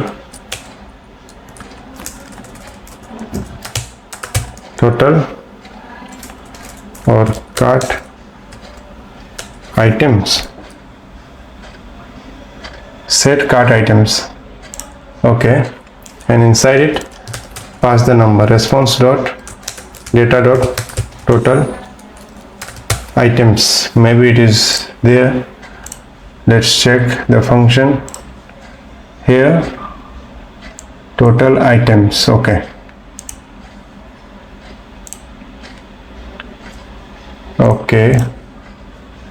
total items, fine, and call this function inside this user and token. If user, we got the user and we got the token, then only we will call this fetch total cart items, because we want to fetch the cart only when the user is logged in. So now let's refresh, and automatically after refreshing we should get the card item number here. You see, it is updated automatically even without adding any item to cart. So go here and you see the cart. Now our task will be to facilitate here some actions like deleting and adding some more products, or removing or reducing the product here. One thing that you can notice, that inside cart we can add item to cart, but we can't delete item to cart from cart, and also we can't increase or decrease the quantity.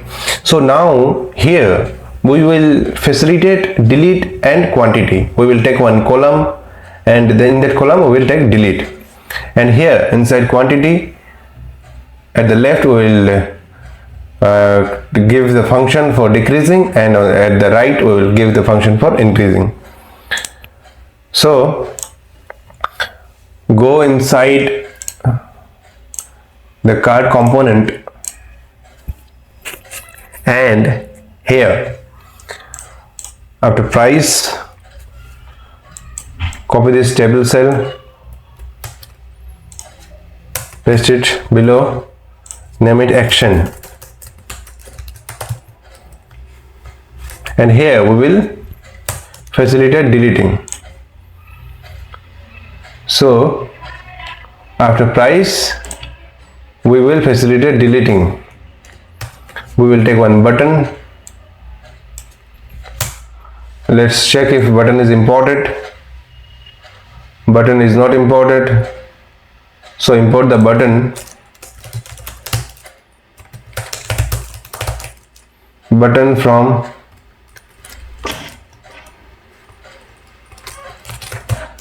MEY material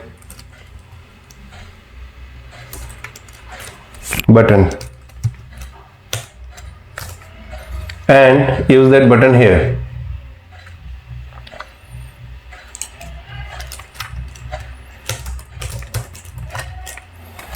Name it delete, and variant will be contained.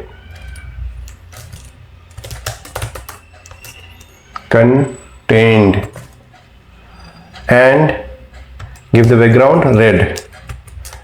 SX is for styling of material UI component.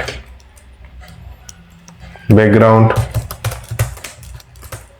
red, color will be white, and take one function at on click.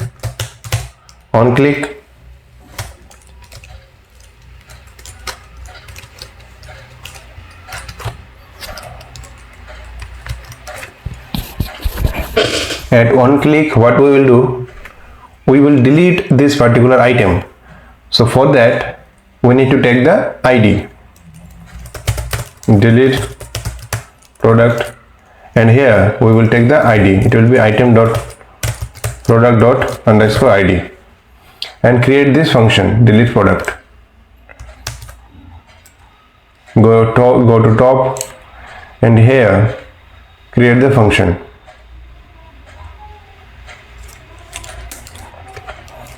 Const,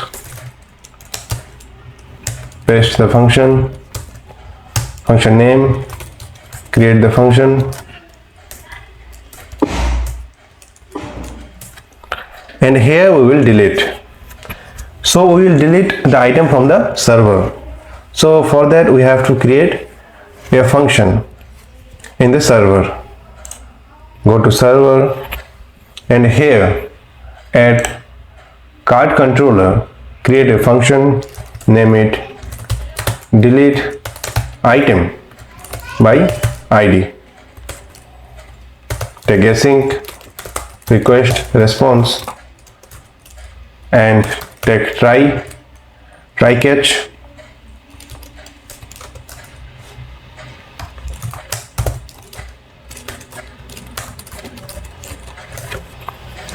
and inside try, what we will do, we will provide the ID. How we will provide the ID? We will provide the ID with params.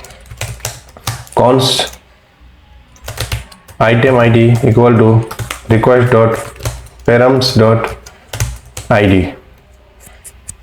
And what we will do, first we will fetch the card of that particular user. Const user card will be await card, user card equal to await card dot find one user request dot user dot ID. It is the same way like this one.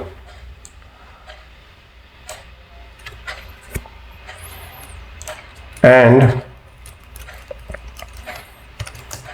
after getting the card, we will check that particular product, if that particular product is available inside that cart. Now first of all, take if condition, if user cart is there, though cart will be there, again for any kind of error, to prevent any kind of error, we are double checking it. If user card is there, then only we'll go further. Then we will take cart item array. Okay, no problem, it is fine. Cart item array equal to user card dot cart item array, and here we will find, we will check if that particular product is there inside cart item array. Const, we will filter it. Filter item for product, no problem. Filter item is okay. Cart item array dot filter x, or name it item, and we will return item dot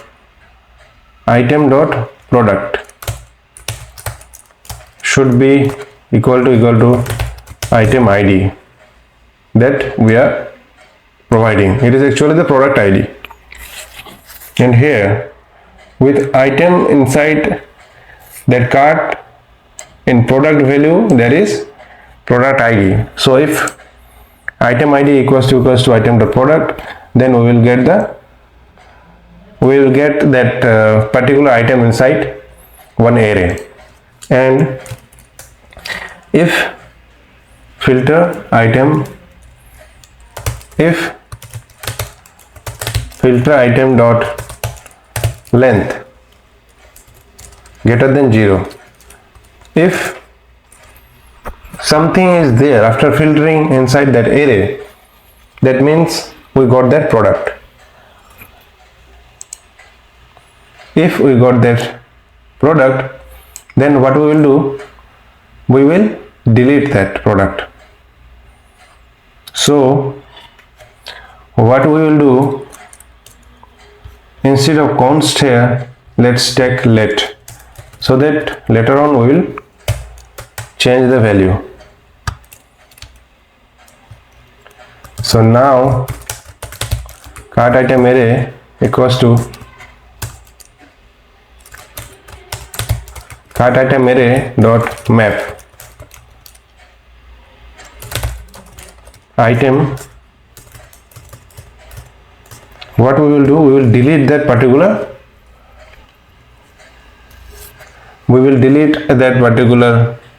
product. So what we can do is like cart item.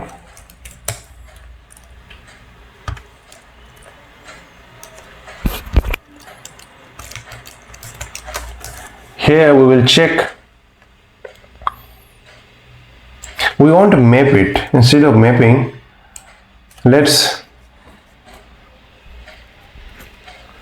we are providing that ID, that means item is there inside that. Okay, no problem. Item is there, yeah, item is there. Again, we can filter check it, or we can't check it. Or directly, one thing we can do, after getting that user card, let's take that cart item array equal to user cart dot cart item array.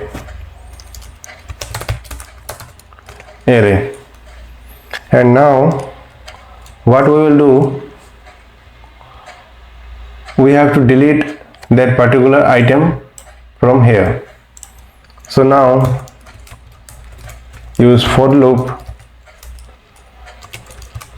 where I equal to 0 cart item array dot length I less than cart item array dot length I plus plus. And now what we will do, we will go through the cart item array and we will check if that particular product is there.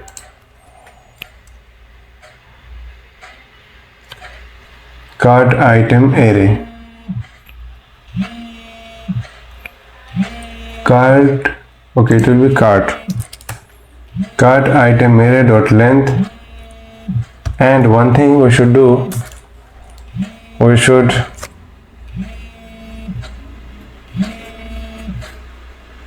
cart item array dot length take one update it.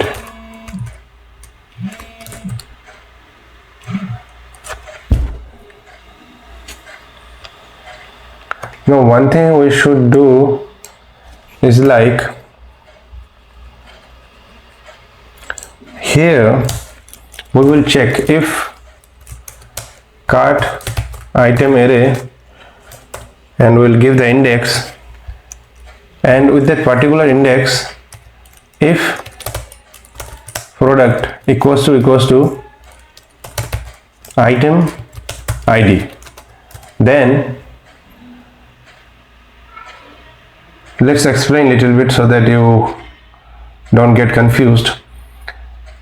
With the for loop, if we give I, that means in that particular array we are finding that particular product with the value I means sometimes it is 0 or 1 or 2. We will check at every index, like 0 at 0, at 1, at every index.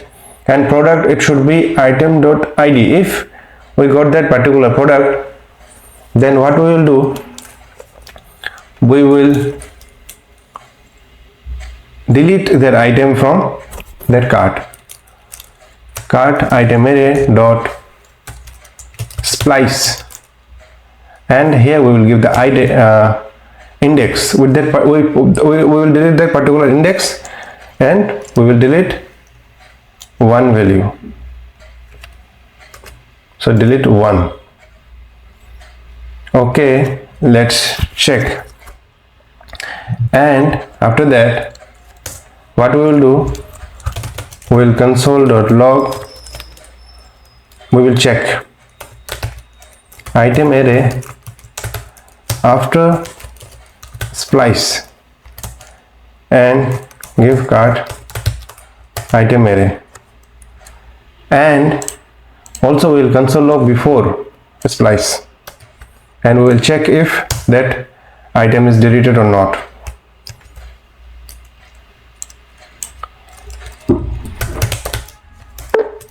Before, and we will provide response dot status 200 dot json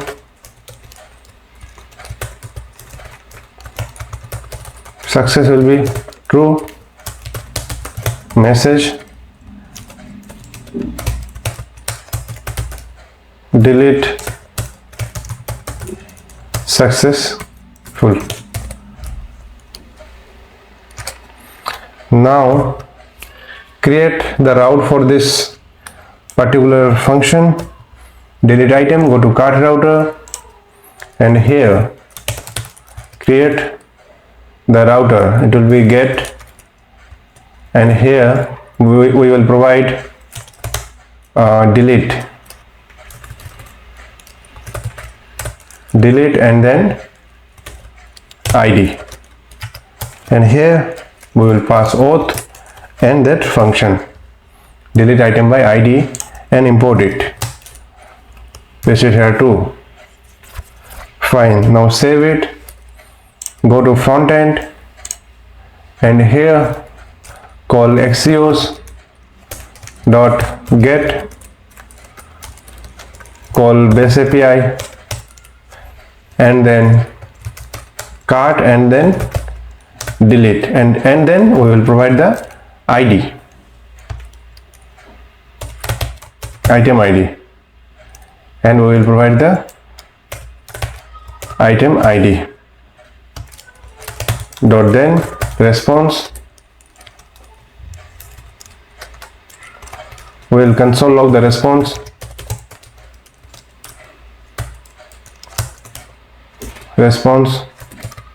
delete response, and also we will catch the error. Console log delete error. Fine. Now let's go here, and here you see delete function is there. Now let's click here, and now let's check the server.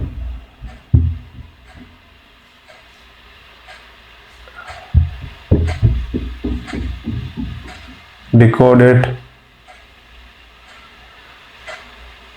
Okay. For card controller, if we save it,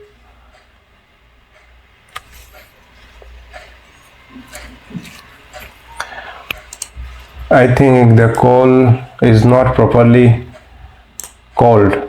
So let's inspect here, check the console, delete error, network error. Where is the problem?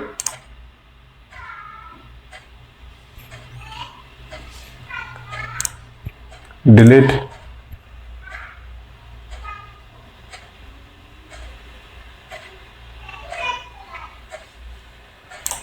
Let's check.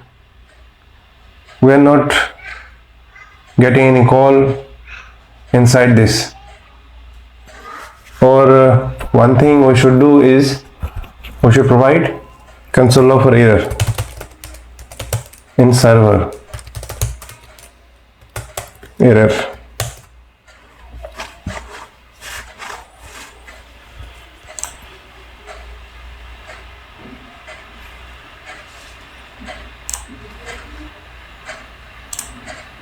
Delete. Check the server.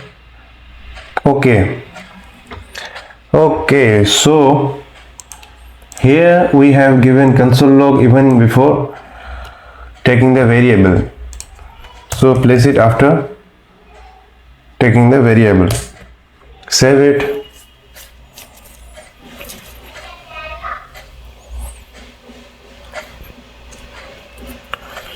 and now delete.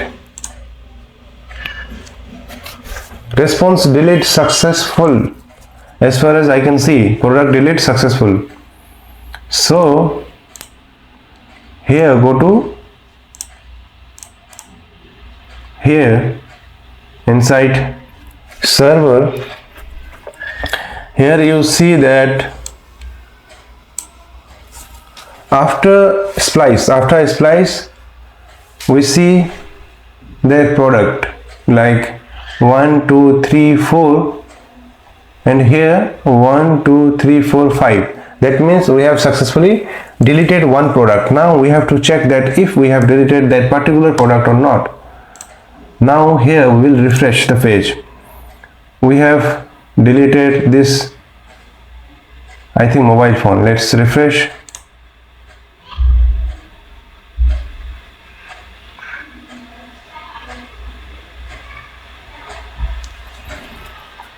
One, two, three, four, five. No, we have deleted there, but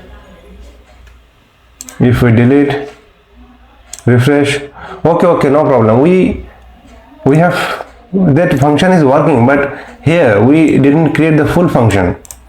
You see, cart item array is updated. Now we have to save that. We have to update that particular cart. We didn't update, so now we will update that cart, and then we will send the response.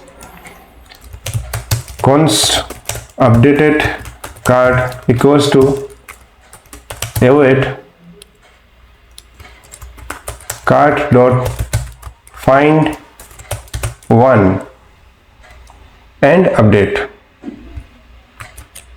and here it will be, we will find it with user request dot user dot id, and after that we will provide the fields. The fields will be cart item array, right, and our cart will be updated. And after that, what we will do, we can send the updated cart. Send the updated cart. Data or updates directly sent updated cart. Fine. And after getting that cart, we should update the cart items here. So what we will do, we will update the value. Add cart inside frontend. Cart items, it will be response.data dot updated cart.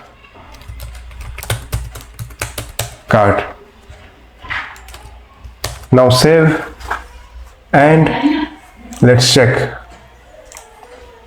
Here we will delete this bag. We got some error. Check the console. Cart items.map is not function. Inside that front end, here we are getting some error. So let's comment it out, this set cart item array. so that we can check the response, what we are getting. So now refresh the card. Here let's delete this. We got the response, we got data, we got updated card. Inside updated card 4 items are there, 1 2 3 4. Now let's refresh and check if 4 items are there. Okay, so 3 items are there. Now we have deleted and now 3 items are left. If we delete this one more thing, let's console log and see. Console log and see the data. Before that we have to delete this one and check. We will get data. Inside data we will get updated cart and updated. Okay. So the problem is that here inside updated cart we have that array for product.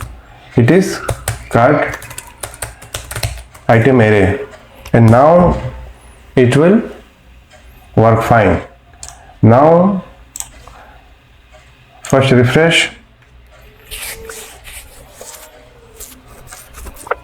Now there will be 2 products, and now if you delete any product like this one, delete. So basically what we are doing from the server, when we are sending this, we are not populating it. So what we have to do, we have to populate it, and it will be cart and cart item array, then product. We have to populate this one, and now let's refresh. I think now cart will be empty. Cart is empty. Go to product and now add item to cart. Now go to cart, delete this one, and now go inside here. We have set the items, but it is not deleting. Where is the problem? Let's console log.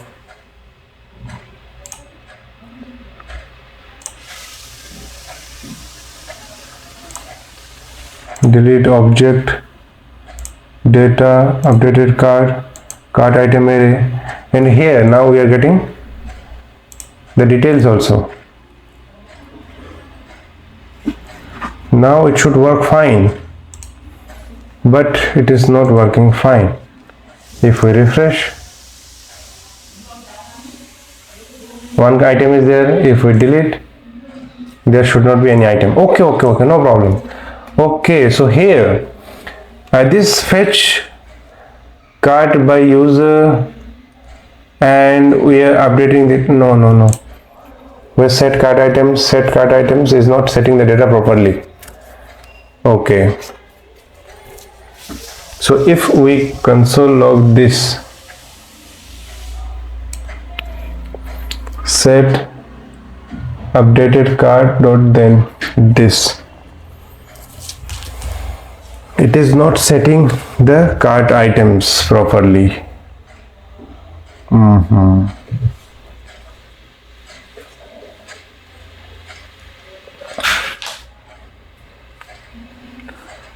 Copy this one and paste it here. Now let's check.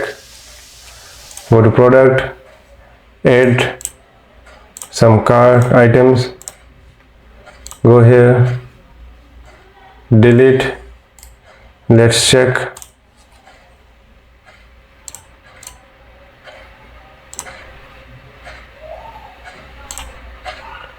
Yeah, we are getting array, updated array.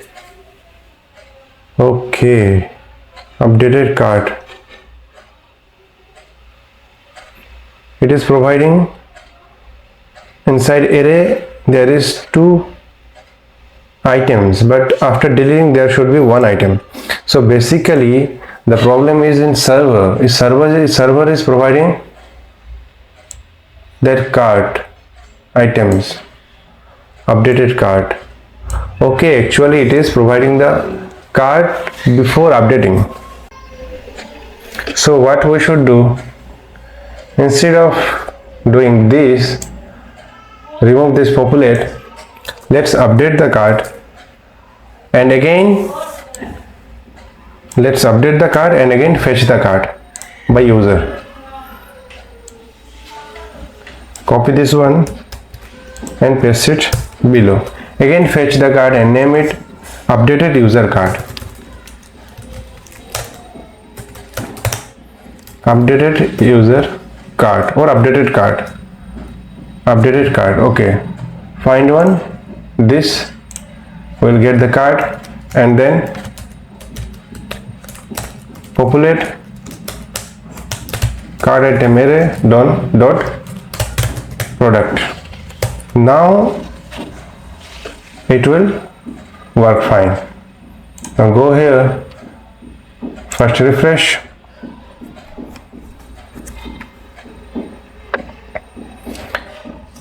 Now delete this one. You see, now it is deleting directly. Fine.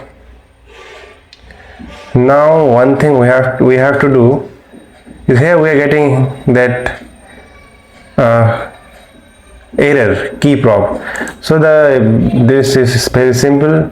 Just go to cart, and here while giving that map we should give a key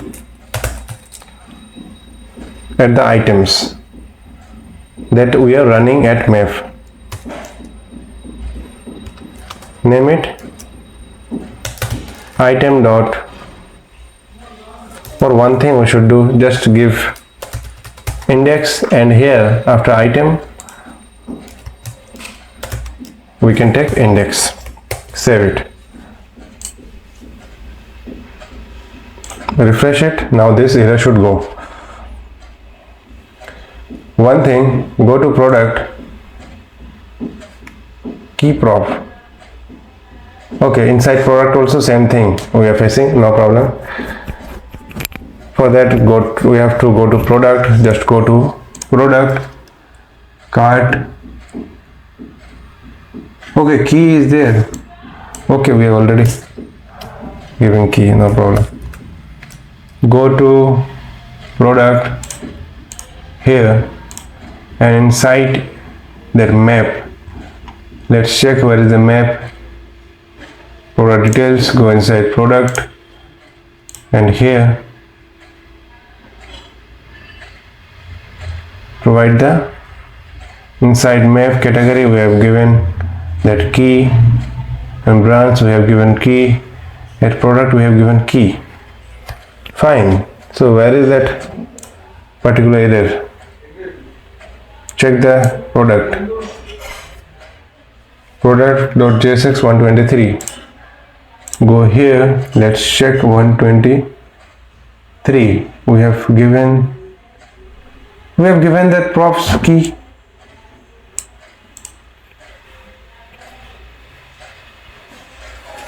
I think it is a cache error. We have to rerun the application to check it out. So now we won't waste our time here. We will do rest of the work, and for these small things we will look after later. Now add item to cart, go to cart. There are 2 items, and if we delete, we are deleting that particular item. Okay, and again if we delete, we are deleting that item. But you see there we are not updating it here. This item, this one should be updated, right? So go to product, add some item to cart. This value is changing, but after deleting these are not changing. So for that go to cart, and here after deleting we should update the cart. Deleting the product. Okay, cart items. Here inside server, let's send one more value, name it total items. Okay, and let's copy the total items, this one, paste it here, and we will get the total items. Cart item array, length, total items. Save it, go to the cart here, and here we have to pass that dispatch.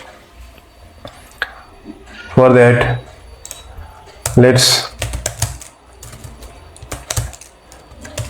call dispatch,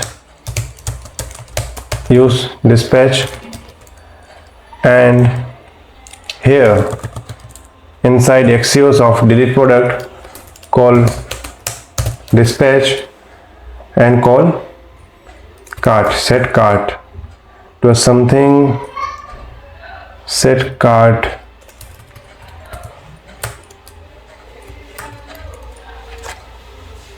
set total or something, it was there. Go to state, let's check the, okay, cart items,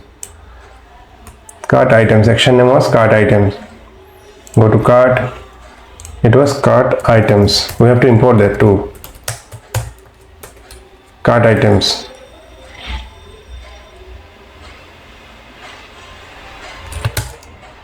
Cart items.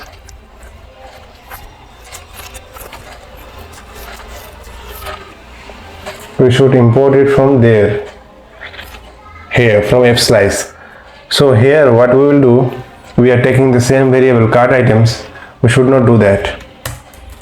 What we have to do, just change the name from cart items to cart items. Change the name to cart product items.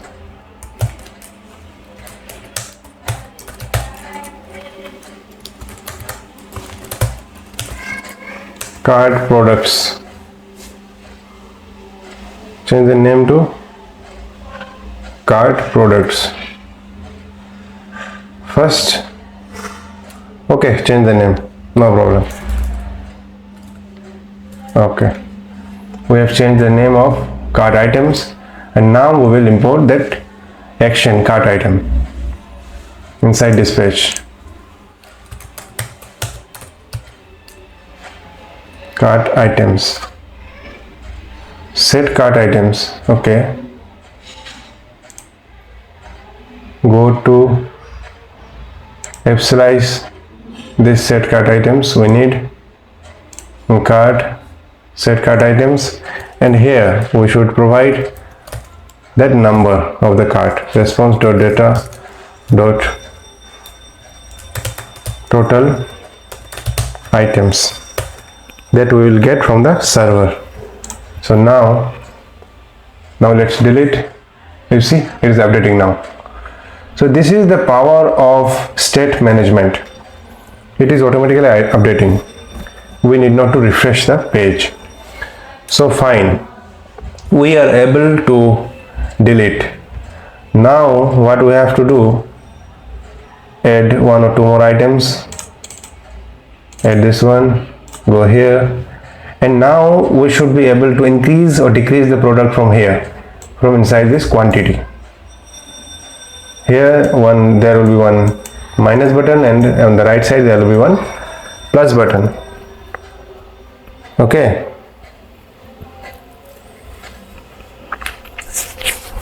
so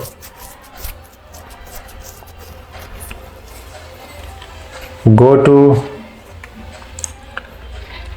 the cart component, and here what we will do, inside that quantity column, item.quantity here, let's take button. Let's take two buttons, button, and one will be minus and another will be plus.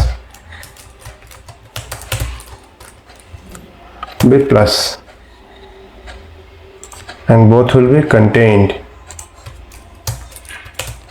Variant will be contained, and we will give one click.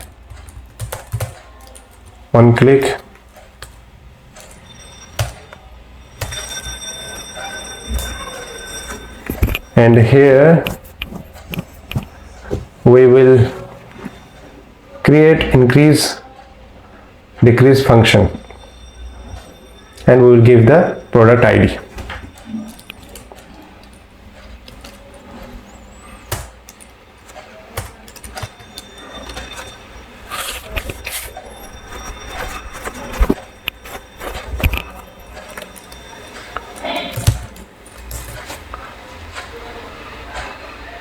The first one will be decrease.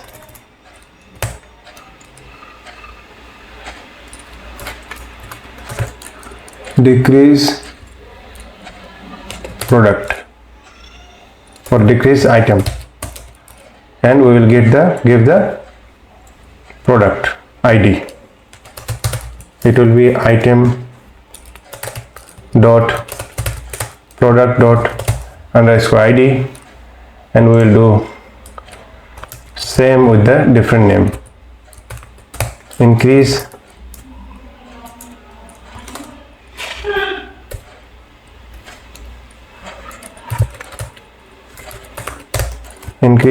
item and delete one. Increase item, and here pass item dot product dot underscore ID, and create these two functions at the top. To delete, before delete, create const increase item,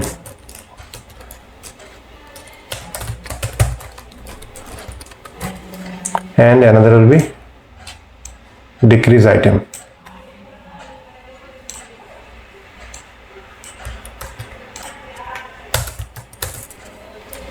Decrease item.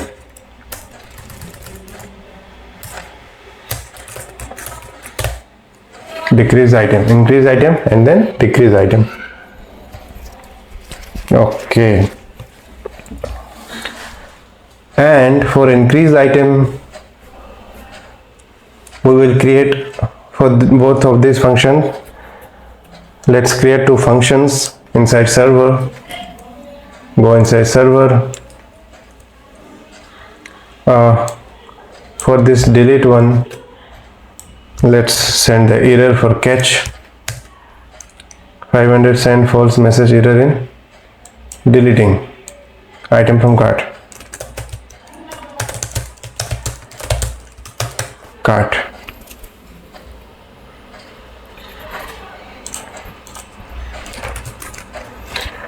Increase, let's increase item.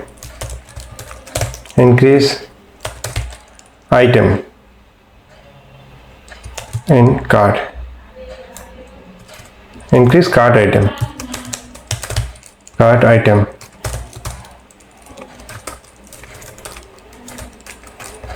Request response.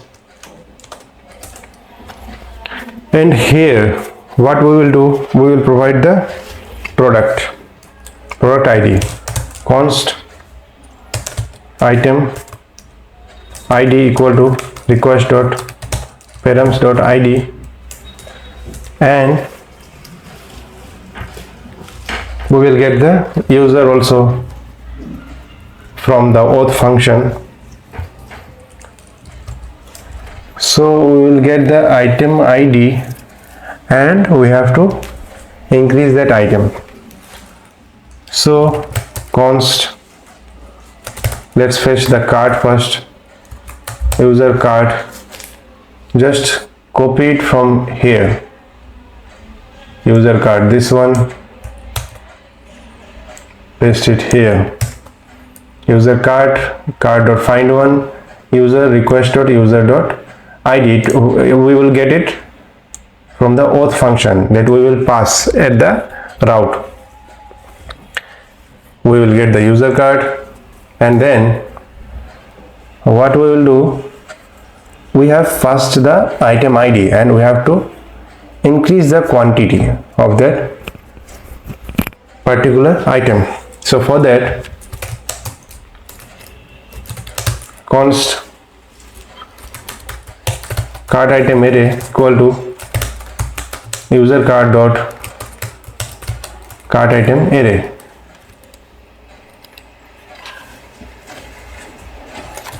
Okay, and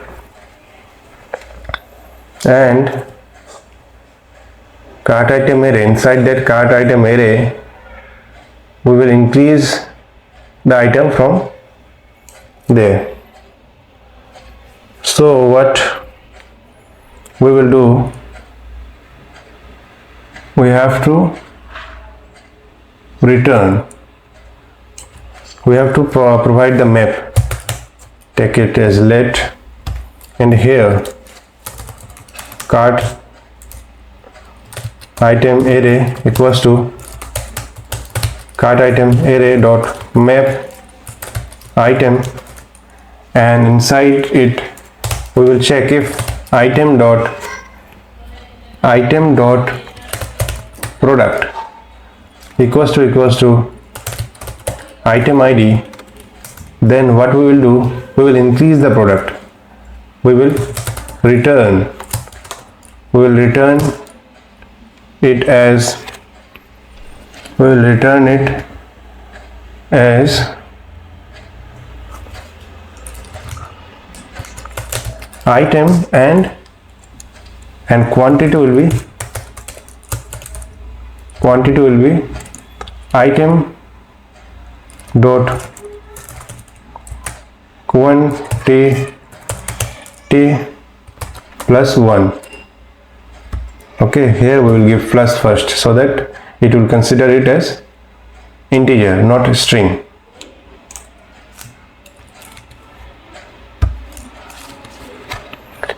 So we will return it as item, we will return the item and we will change the quantity. Okay, fine.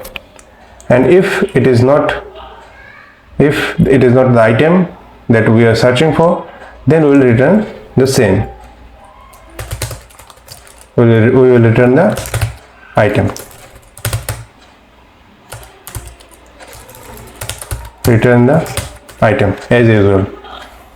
So we will get a new card item array, and again we will update it. Copy this one from the previous function and paste it here. It is like card and find one and update. We will provide the user ID and card item array, this one. So it will update and it will be deleted like this. And again let's copy this one, and paste it here. An updated card, it is updated card. Okay, it will be updated card, obviously it is updated card. And also copy this total items, because here also we will provide total items. After increasing one item we will provide total items. And product delete, not product delete, here it will be product increase. Successful. Increase is successful. Updated cart, total items. Okay, and we will pass it inside try, and also we will take the catch from here copy it, paste it here, and we will send the error in increasing item at cart.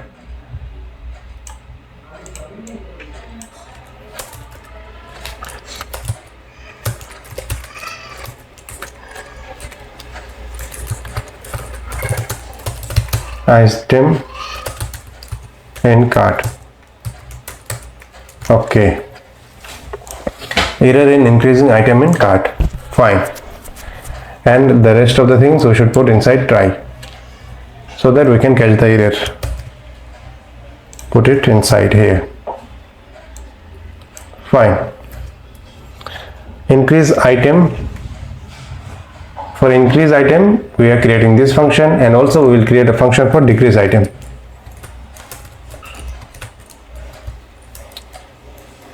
Copy the whole thing and paste below. Change the name, increase to decrease cart item.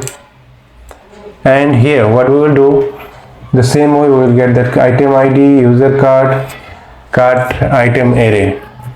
And now you see we have to decrease the quantity, and here you see we will map the item. Okay, so here we will provide condition if item.product equals to item ID. That means if we find the item ID, then what we will do, we will change the quantity. But if the quantity is 1, if inside that particular product the product is only 1, that time if we decrease the product, then it will be 0. So what we will do, we will again put a check. If item dot product, if item dot product, item dot quantity, if item dot quantity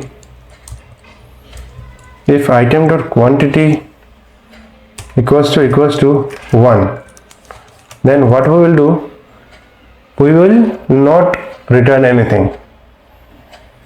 We want to return for this. Okay, if item dot quantity is not equals to 1, that time we will return.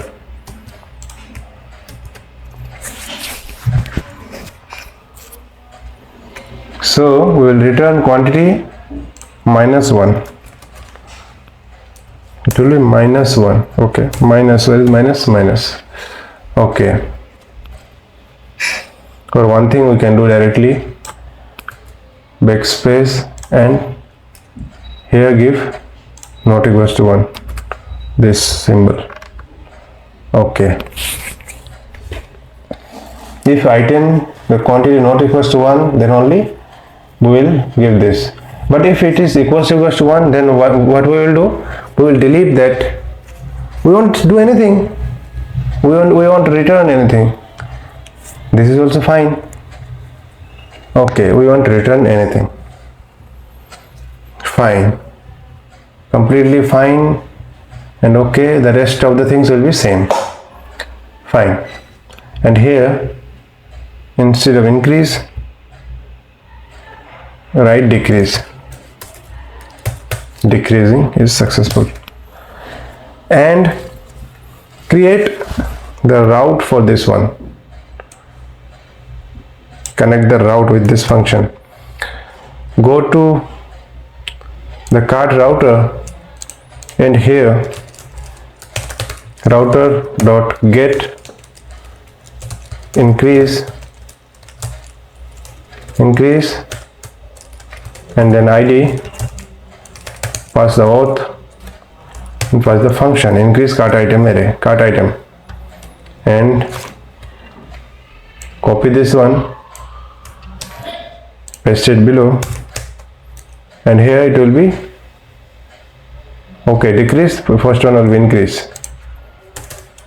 increase, and the second one will be decrease, and pass this inside here so that it will import. Okay,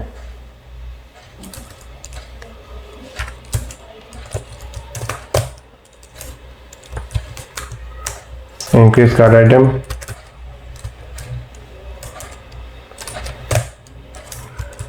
decrease cart item, save it.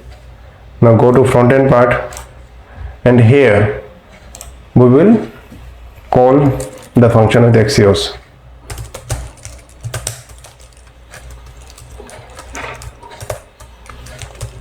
Base API, and then cart, it is increase, it will be increase, and then pass the ID, item ID, dot then response, and here what we will do, after increasing the item we have to update set cart, this one. So this one will be same as this one. So copy this one, the delete product.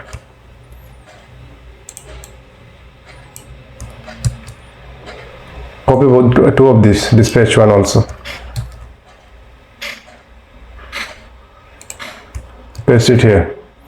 So we will get response and then data, then we will get updated cart. Inside updated cart we will have that cart item array, and we will pass that cart item array inside this set cart product. Okay, so after increasing it will change, and also we will do the same for decreasing. Copy this one, paste it here, just change the route from increase to decrease.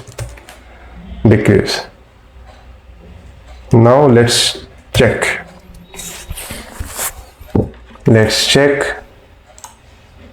Go here, you see plus minus is there, button is looking pathetic, we have to change the styling here. Keep aside the styling, let's focus at the function. Increase, it is not increasing, decrease. Go to server. So after some research I found that for returning the product here, what we should do what we have done earlier here. You see, while creating a cart, while this create function, we were adding the item to the cart with this item.quantity. Just copy it from here. I'll tell everything about it. I'll explain it more. So here you see item.quantity, we have to update this item. Item.quantity equal to item.quantity plus 1. So we are updating that item. So earlier what we were doing, let's see the decrease, we were taking the item and then quantity. Here while taking the item in this way, it is returning so many things with it. That's why it was creating the error. So now it will work fine. Just if item.product, okay, just return the item. Return item. Now this increase cart item will work fine. Again, what we have done, we have checked the item.product with the item ID. Item ID, it is actually the product ID, and if it is same, then we are increasing the quantity and we are returning the same item. Okay, if it is not that particular product, then we are returning the other items, other products as usual. Now let's go, let's refresh. Now let's increase the product. Smartphone, let's increase. You see, it is increasing now. Now it is 4, right? And also see the price. The price is also calculated, increasing. So this one is working fine. And one more thing that I have I have got that while working with map we must return something.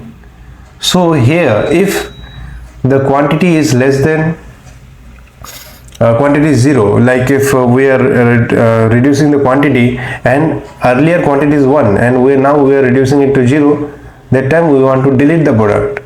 So for that we won't use map. What we will do, we will just from here, instead of map, what we will do, we will take another variable. It will be let updated item array equals to empty array. In here I will push all the items. So now here cart item array, instead of map take for each and we will get item and item.product.item item.product equals to item id. Then what we will do, we will instead of return we will push it inside updated cart item array. Updated item array dot push it here, and also if the product is not there, then also we'll push the items. Here also updated item array dot push item, we will push that item as usual. And here what we will do,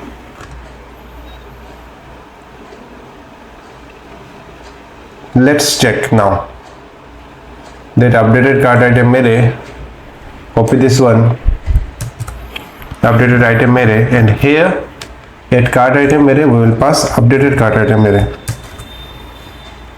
and here also at cart item array dot length we will take the updated cart item array, this one. Save. Now let's check. It is not working. Go to the server and here do the same thing. Here do one thing is that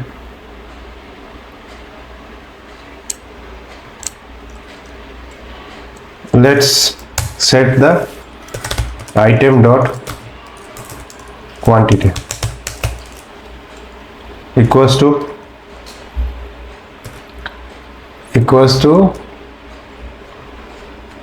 this one.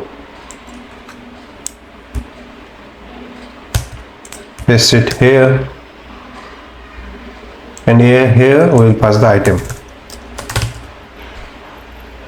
So here what we are doing, we are passing the item but we are modifying the item here.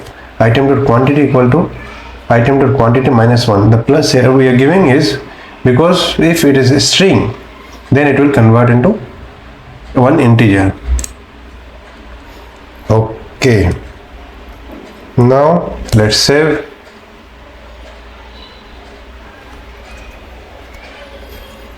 And let's check.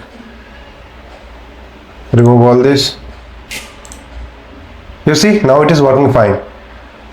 If we have you seen, if it is 1 and if now we decrease, and then it will be deleted. Like if you decrease now, that is gone. Wonderful. So now our cart functionality is working fine.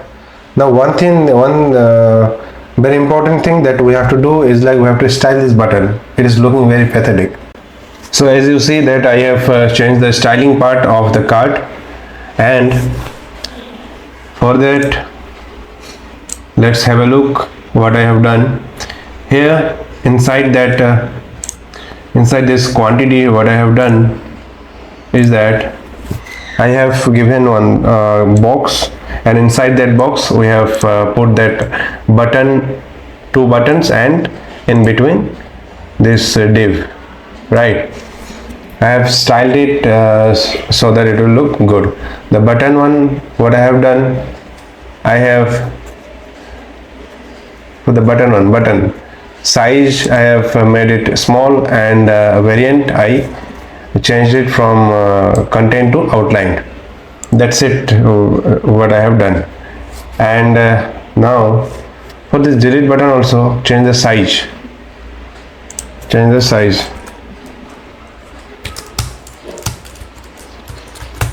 Make it small. It will look good. Okay, now it is looking little better. Now what I have to do is that we will put here one button, and from there we will redirect it to address page. We need the address, or we need the shipping address. So for that, what we have to do, let's create one component. Go inside components and create one folder, name it address. Inside it, let's create the component address.jsx. Create the component, export default function address, return, we need to return the address here. So now create a route for this address component. Go to app.jsx, and here inside this view, let's put the address component. Route path will be address, element will be address. Import it, close the route. Now save and go to address now, and let's check address. Oh, is working. Here check the route of address. Address is working fine. So inside address, what we have to do, we have to save address. That means we need a form, and we need a form. So what we will do, we will go to register, and we will copy this register component, and we will change the fields there, right?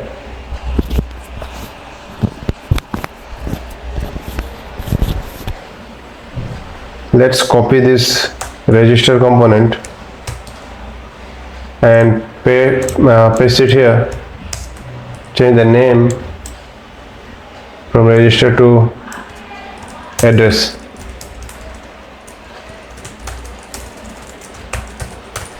Address and message, set message, keep it like this way. Set message handle, okay, keep it like this way. Initial values will be different. So the initial values will be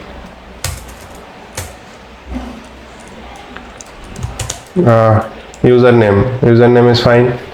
Username will be there inside address. Phone will be there, and then pin will be there, and then landmark will be there. Landmark will be there, and then city and state. City, state, and country. City, city.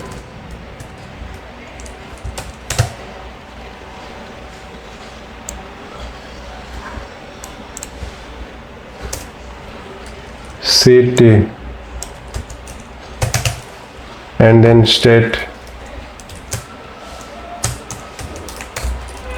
and then country. Why? Create the schema for this. So copy this one,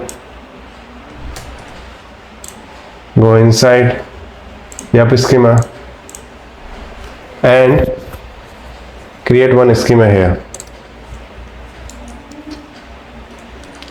Name it address schema.js. Paste that fields that we have copied and comment it out. And from here, from the login schema, copy all this and paste it here below. Object, remove these fields, username, password, okay. Change the name of the fields. It will be username, string, it won't be like this, required, username is required, the name is required, username, and minimum value will be 4. Contain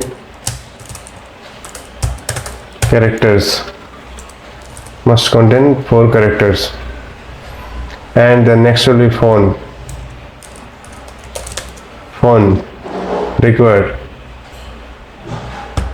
phone field is required, phone number is required, minimum value will be 10,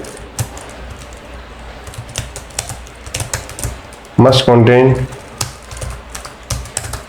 10 characters, phone, and then pin,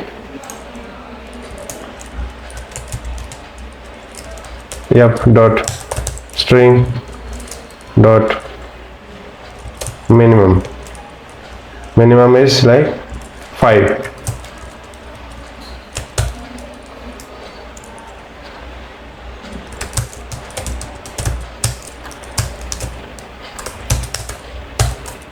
Must contain 5 characters, dot required is true, so pin is required, and then state will be, copy this one, paste it, minimum 5 characters, 5 is not required, minimum 3 characters are required, and it is state is required, and then country, paste that thing, 5 must contain 5 characters, country is required, 5 characters, give 3,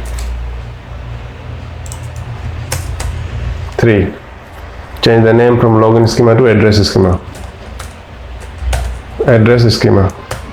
fine, remove these sections. Now go to address.jsx, and here instead of register schema, import address schema, fine, and from here remove this login schema and register schema, base API, okay, address schema, message alert required, submit, user create, we want use that router, we have to create the router, so it will be like address will be inside cart,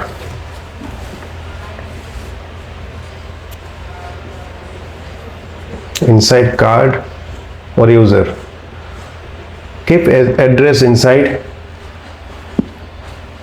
user. Okay, inside user we can keep this address.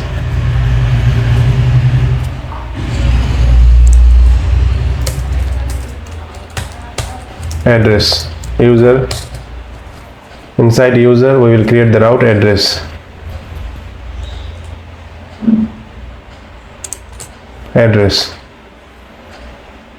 And we will provide the values.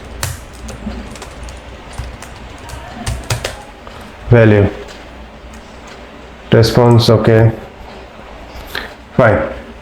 And here form is okay, handle submit is okay, and here change the register name to add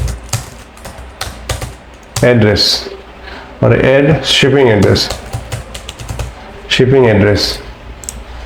and the first one will be username. Username field is there below, so just cut it out from here. Username is there, phone is there. We are having the field username, phone, then pin. Okay, username, phone, password, confirm password. Remove these two fields, password and confirm password. Copy this phone, paste below, and change this name phone to pin. Phone, and then here phone, this phone, change it to pin, and then paste one more time, and here the field is after phone city, after phone pin, then phone. Why the error is coming here? This should go automatically. Pin and phone. Change it to city. And this one, remove this.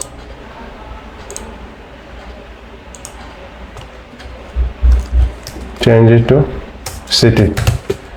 And here the label, change it to city. And here also change it to pin or pin code.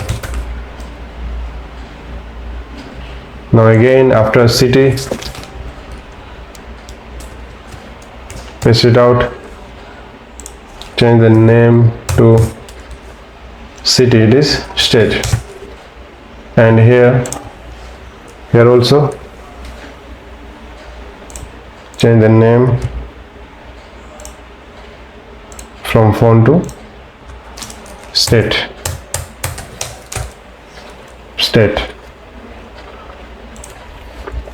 and here change the label from phone to state, and paste the last one, that is country. Change this phone to country, phone,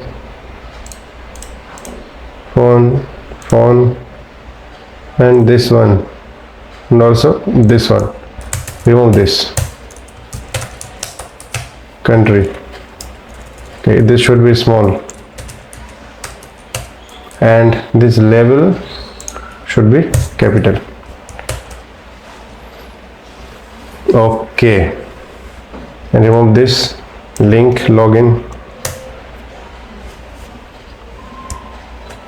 Here we will change the name from submit to save address, and save and proceed address, save and proceed to payment. So actually what we will do, after saving this address, we will automatically proceed the user to the payment page if the save is successful. So user address. Now go to the server, and here inside user, inside user. Let's check the user route, user model first. User, okay. Inside user, what we should do? We should take that address. No, we should not create it inside user. We can create it inside cart, the address, shipping address, or inside cart, or inside order. Inside order, inside cart controller, we will provide the thing, shipping address and all. Shipping address के लिए पूरा copy.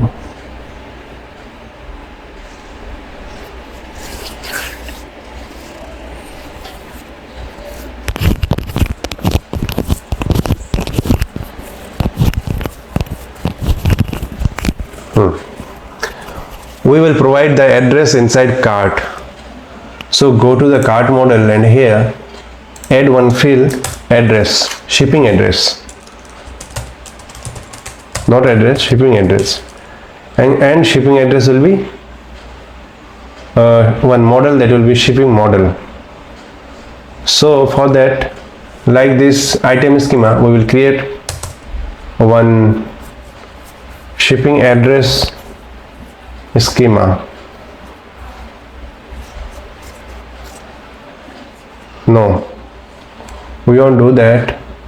What we will do, in shipping address we will give the object of address.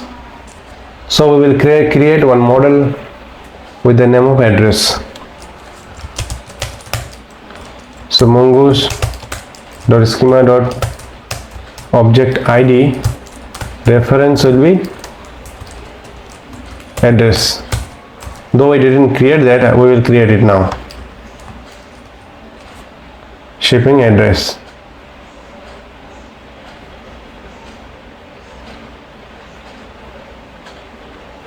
Shipping address.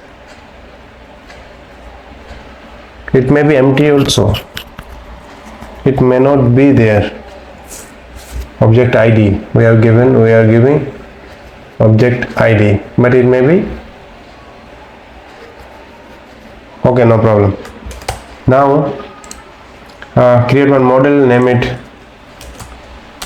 address dot model dot js, const mongoose equal to require mongoose, and const address schema equal to new mongoose dot schema, and the fields will be, go to the front end part, here copy this one, and this will be the fields, paste it here. The username will be, do one thing here. We will replace this string with type string required true. Remove. So we have replaced all these strings with this type string required true.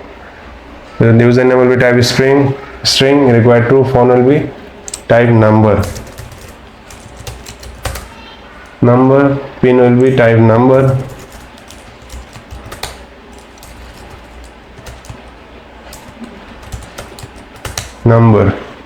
city, state, country. Okay, fine. Now let's export it. It will be model dot exports equal to, not model, module will be module dot exports equal to mongoose dot model will be address and address schema. Fine. So now what we will do, we will go to cart, and here while here we will create one function, name it add shipping address, async request response,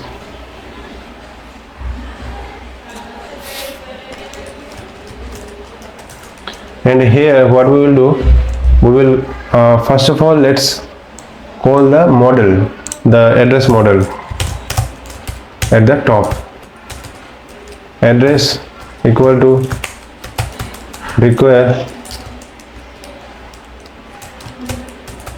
model address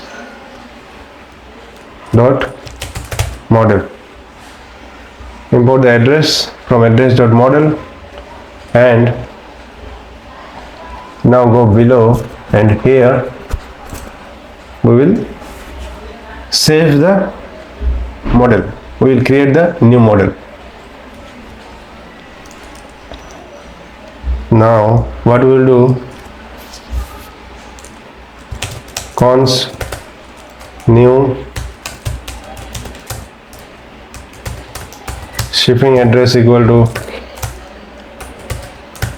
new address, and here we will provide the value that we are sending with request dot body. Fine. Now what we will do, we will save async await, we are taking async, so const saved address equal to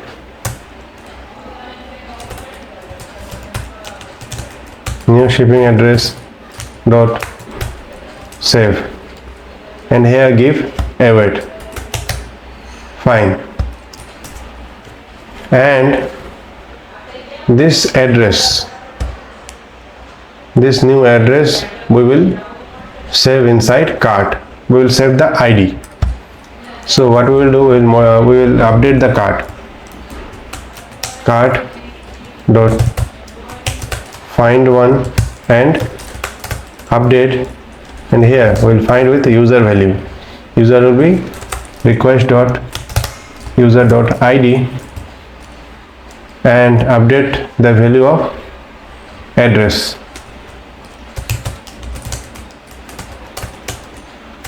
Shipping address will be saved address dot underscore ID, and we will provide await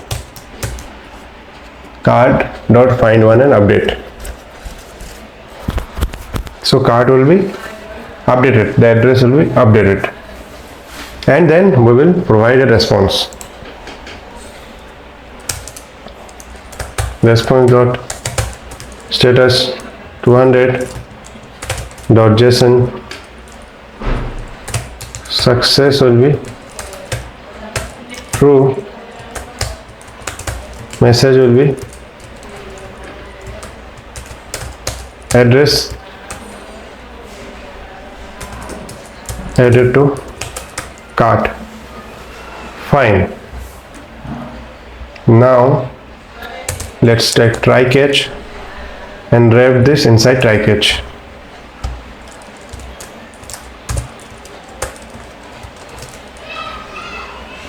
And for the catch one, send the response HTTP 500 false message, error in saving address.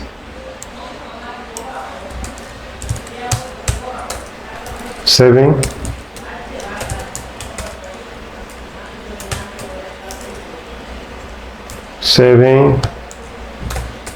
address, shipping address to cart. Fine. And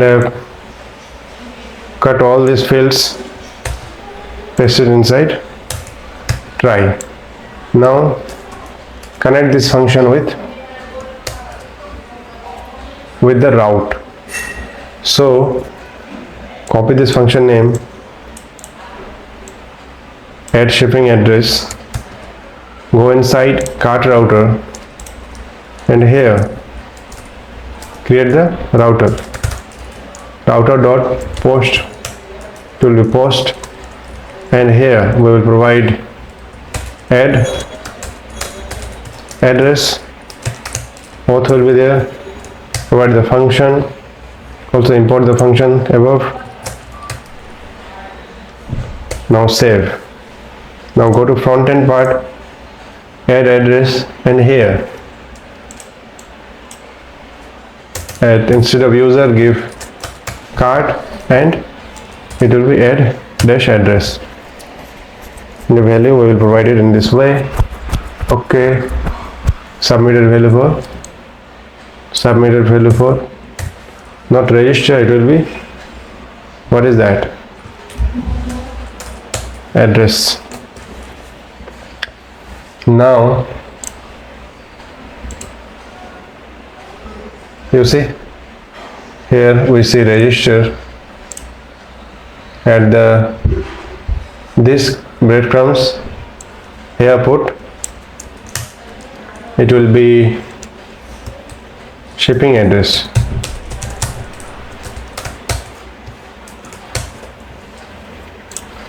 Now here you see shipping address.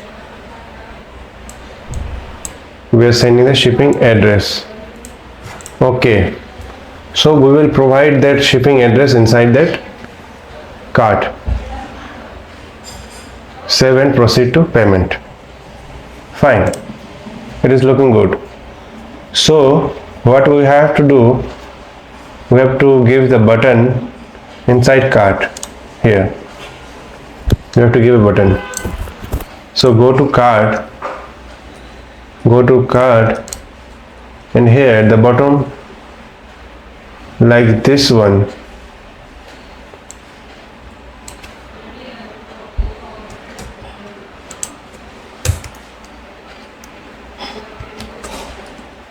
here table cell call span. Okay, no, not like that. Copy the whole thing, table row. We will create another table row, and it will have call span. The first one will have call span for the first table cell, and second one we will provide a button.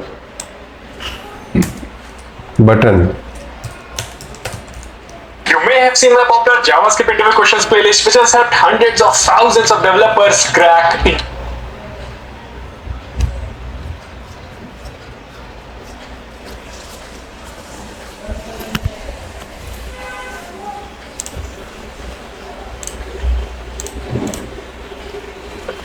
So I put the inside button, we should put link of React router DOM.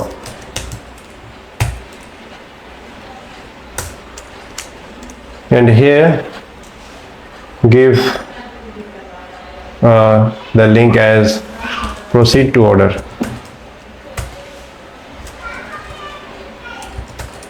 Proceed to order.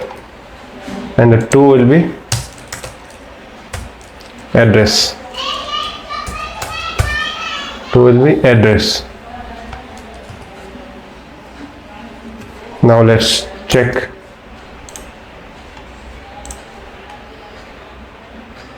Proceed to order. There are 4.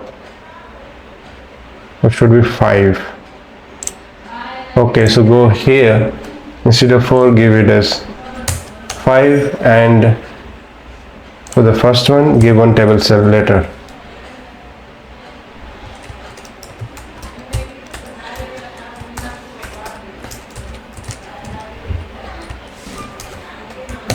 Fine, now it will look good.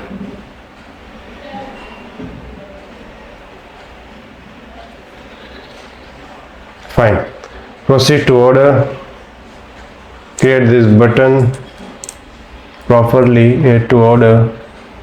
Give the variant. Variant will be contained. Contained or outlined. Let's check.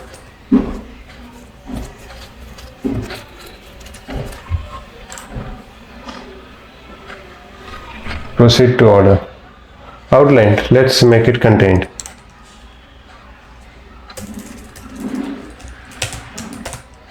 Contained.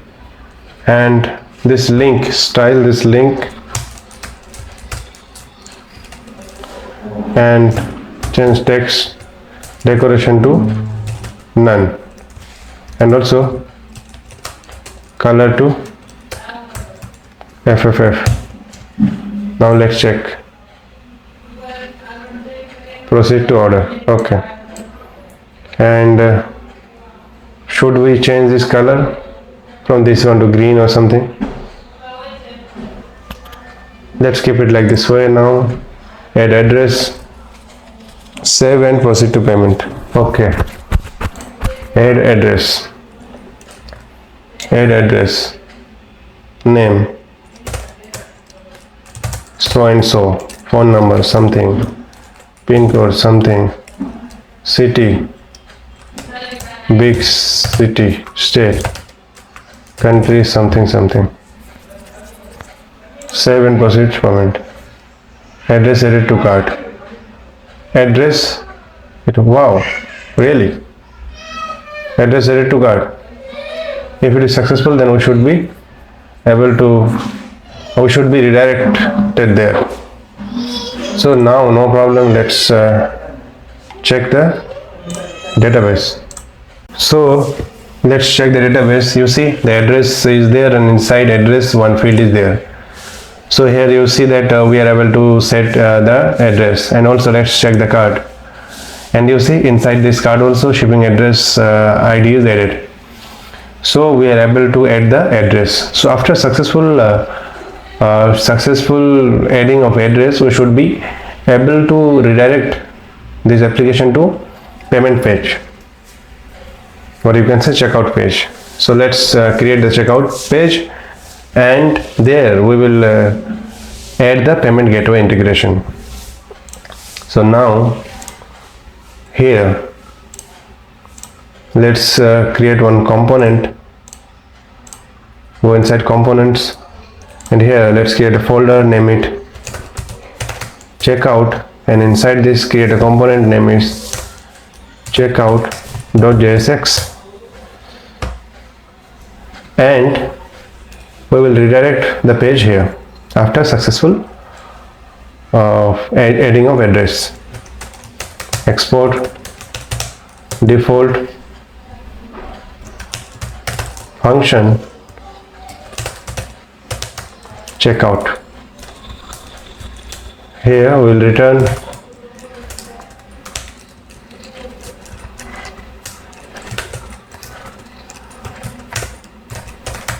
checkout.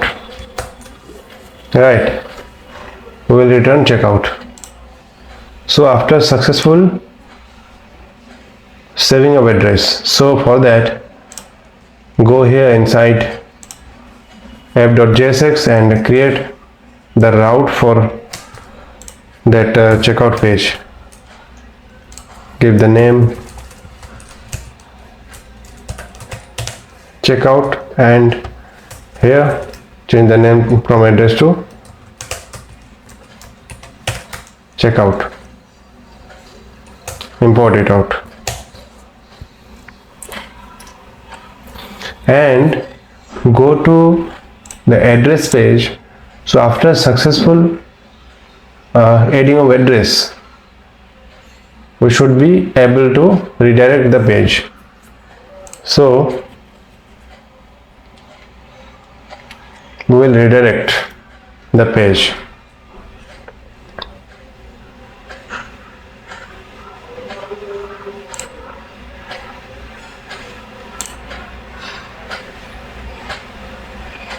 So here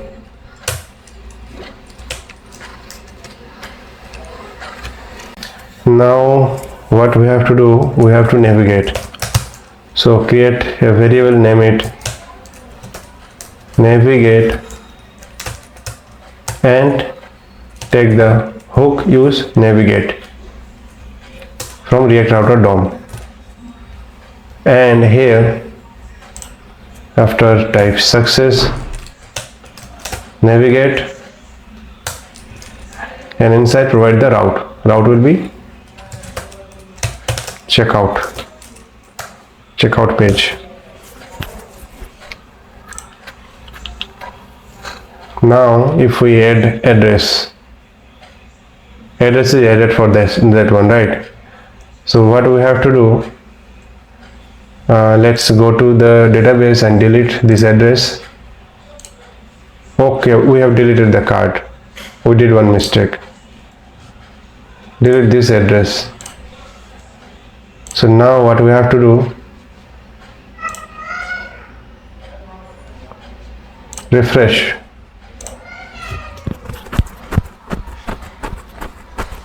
And now go to product, add some item to cart. Now go to cart, and here proceed to order. Let's give one address, name,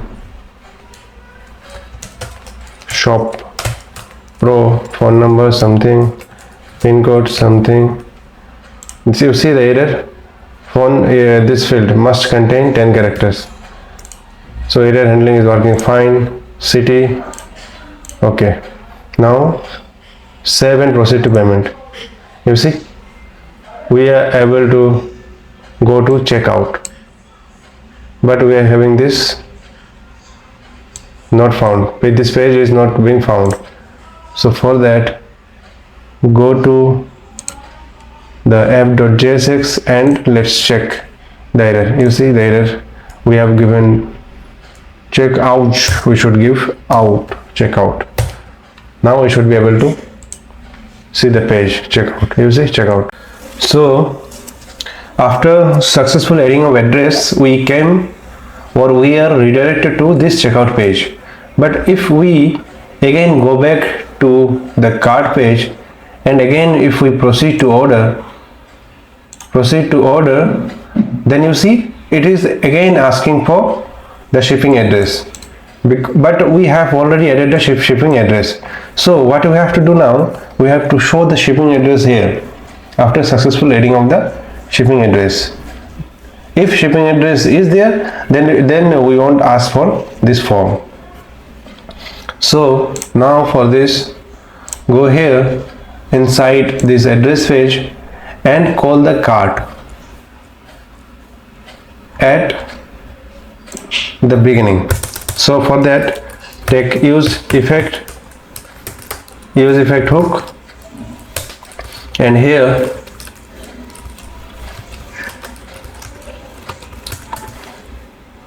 call one function, call it at the beginning, and now create one function, name it const fetch cart equal to axios dot get. Do one thing, go to the cart component. Where is the cart component? Cart, and copy this one, because at cart at the beginning we were fetching the cart details. So we will fetch the cart details and paste it here. Fetch cart by user, and call this component inside fetch cart by.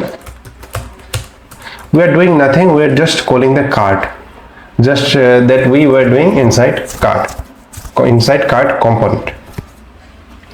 And here after fetching the cart, we won't save the cart items, we will set the address. We will first check the response that we got.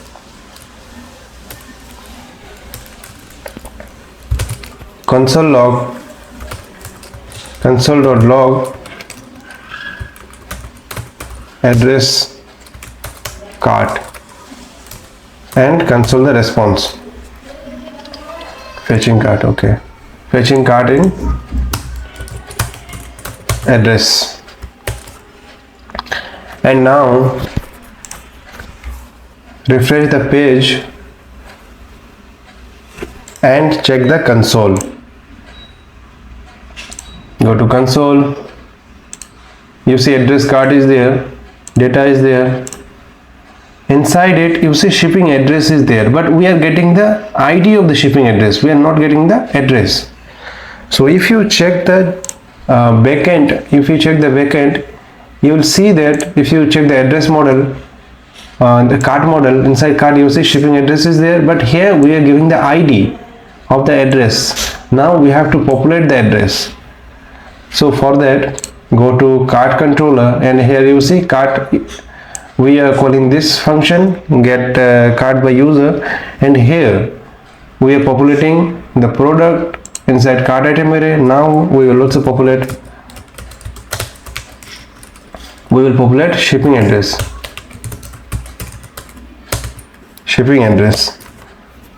Now we will check the response. Let's rerun the server.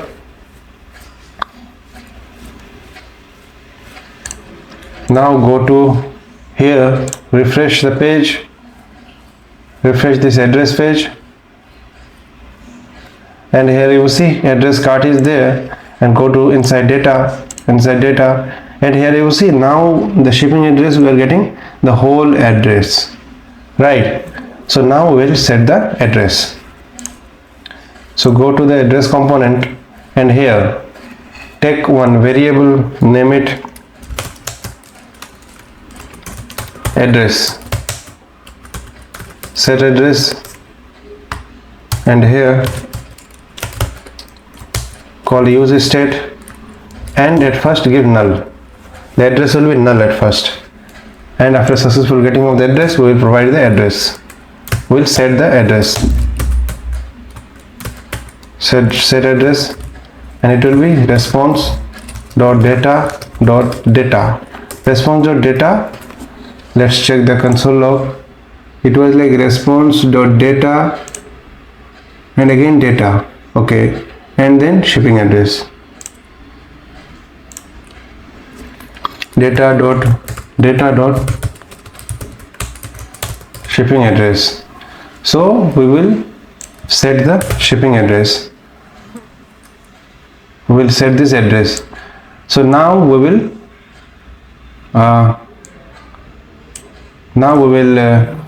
call this address below.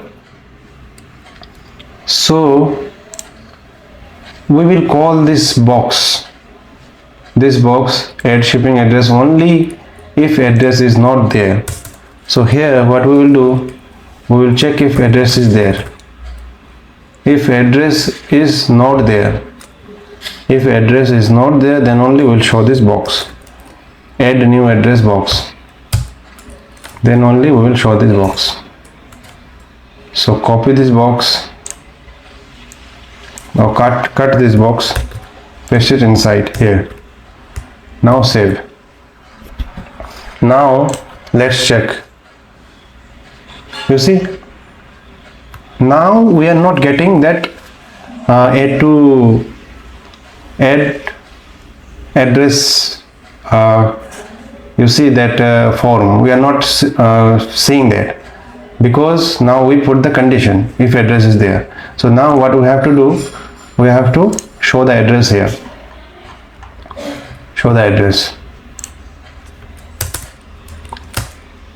Give one good title. Give one typography.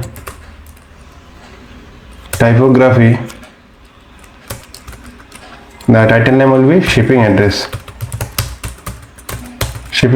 and here give variant. Variant will be h3. Let's check. Shipping address, okay. Style it a little bit.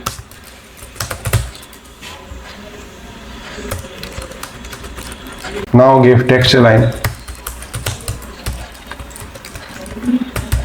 text line center.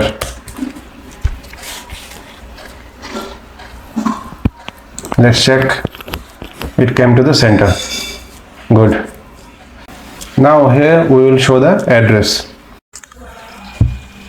Now if the address is saved, then we will show the saved address here. So for that we will take table. For table we have added table inside product details, so go there and copy the tables from there. This one, table container, copy this one and paste it here. If message is there, if address is not there, then we will show this box, but if message is there, then we will show that box or that table that we will place now.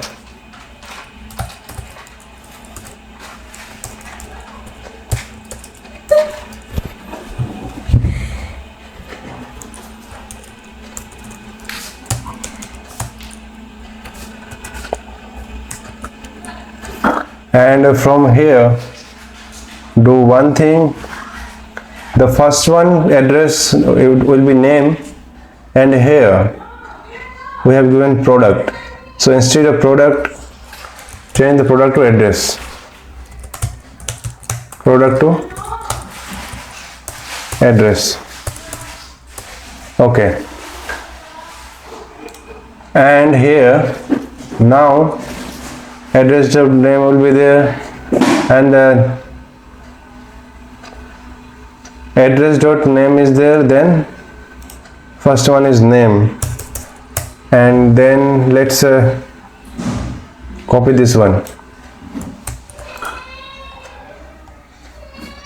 and paste it here so that we can check it and work accordingly. Username is the name, it will be username, and then it will be phone, and it will be title.phone, and next thing will be after phone is city, and here it will be city, and the next thing is state and country. State, this one will be state, and then it will be country. Remove one and it will be country.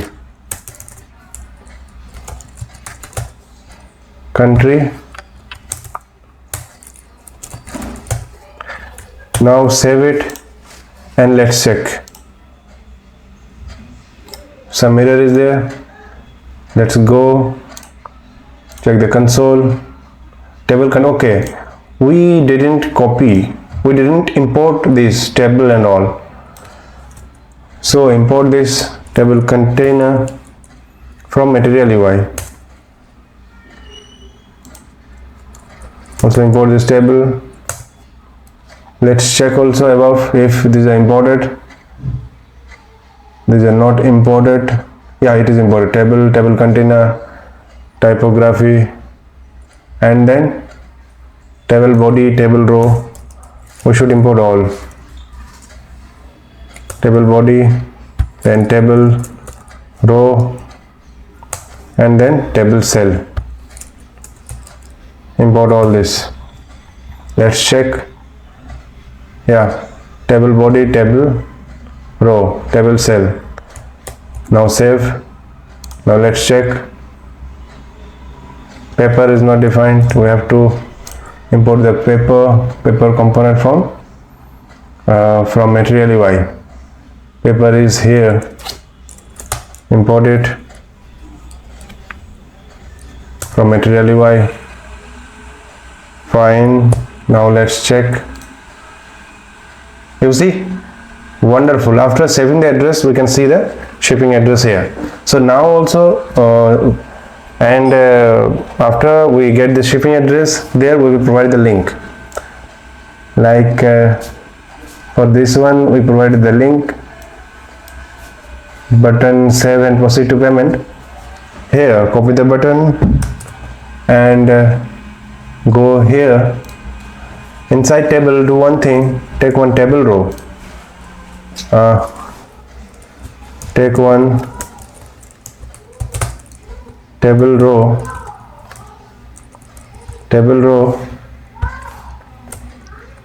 and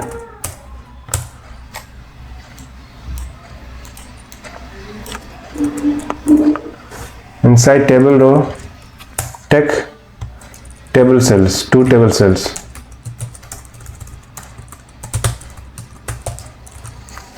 One will be empty and in another table cell we will provide the button.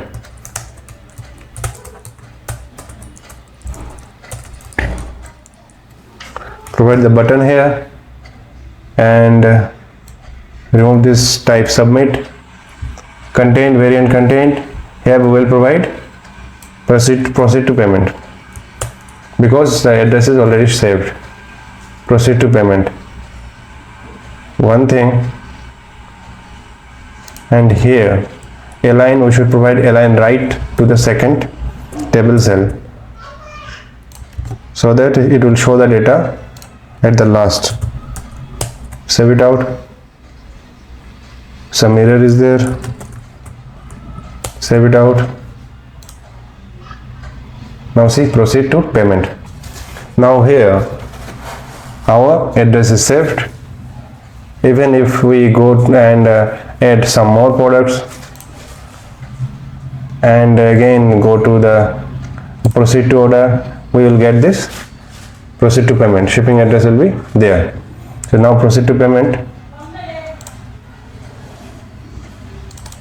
Proceed to payment. Here we have to give the link. We have to give the link of the checkout page. And here we will take link component of React Router DOM. Do one thing, take the link component of React Router DOM, link component of React Router DOM, cut it from here, place it here to here we will give checkout.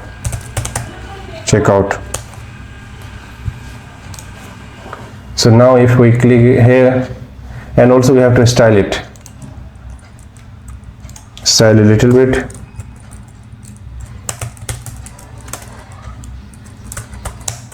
Text decoration will be none and color will be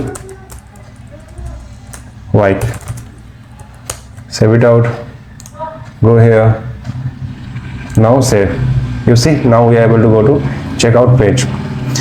So now we are at final stage.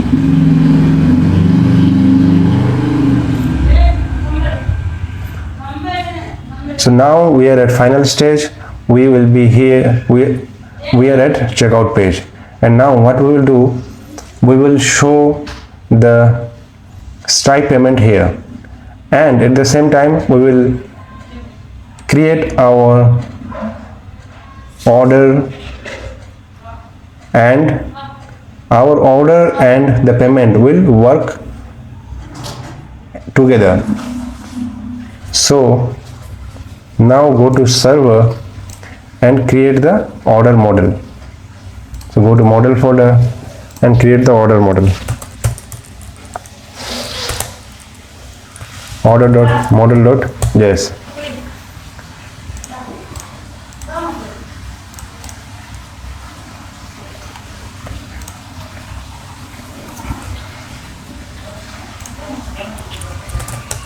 Const mongoose will be require mongoose const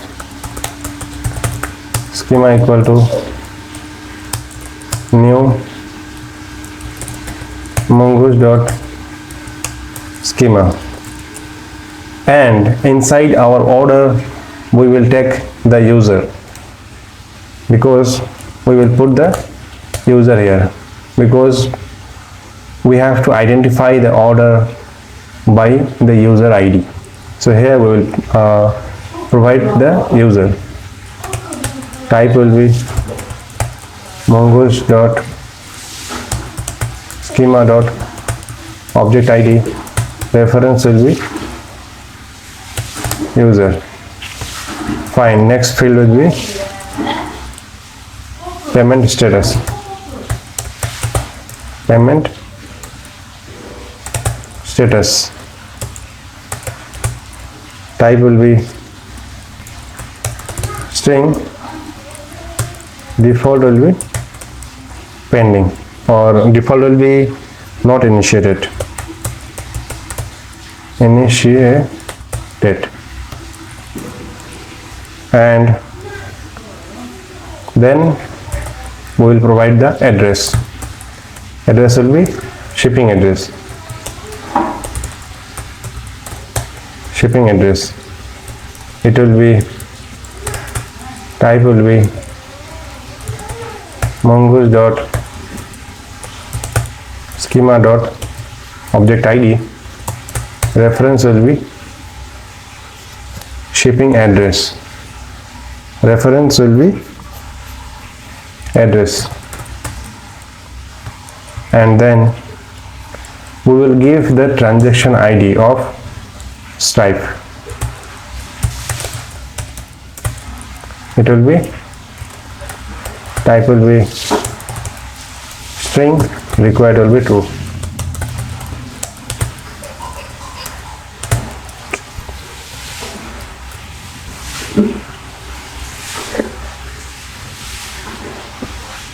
তো ঘাপুচ ঘুপুচ করছে এরা খালি এরা।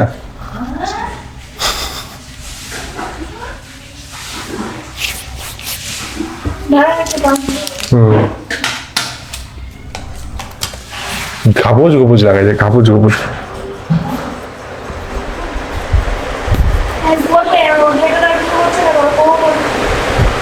হ্যাঁ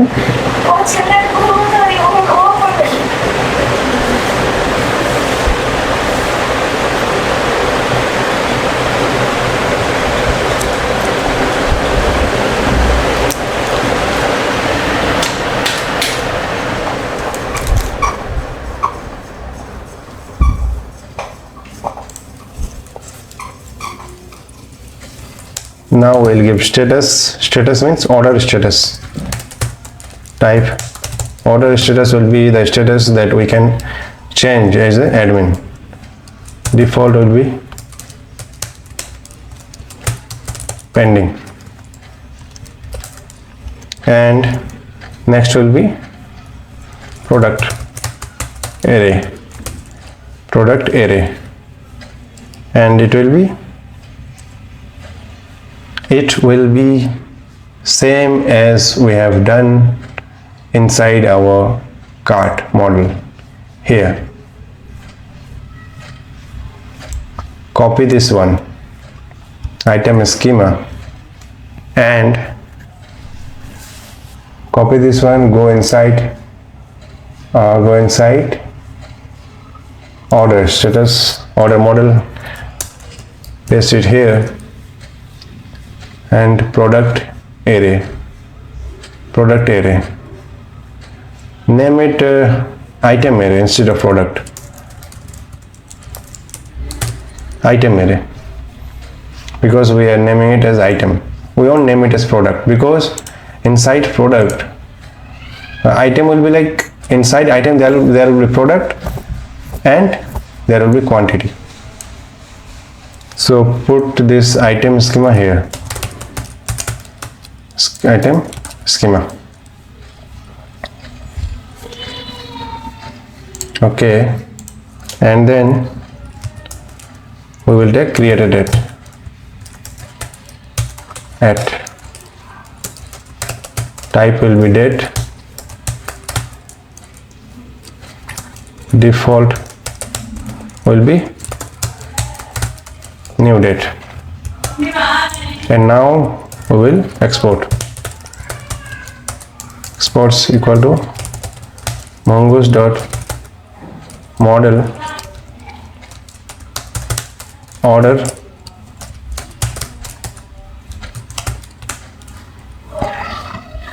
schema. So our model is created for order schema. So now let's go to controller and create a controller for order. Order.controller.js. Here let's import the order model.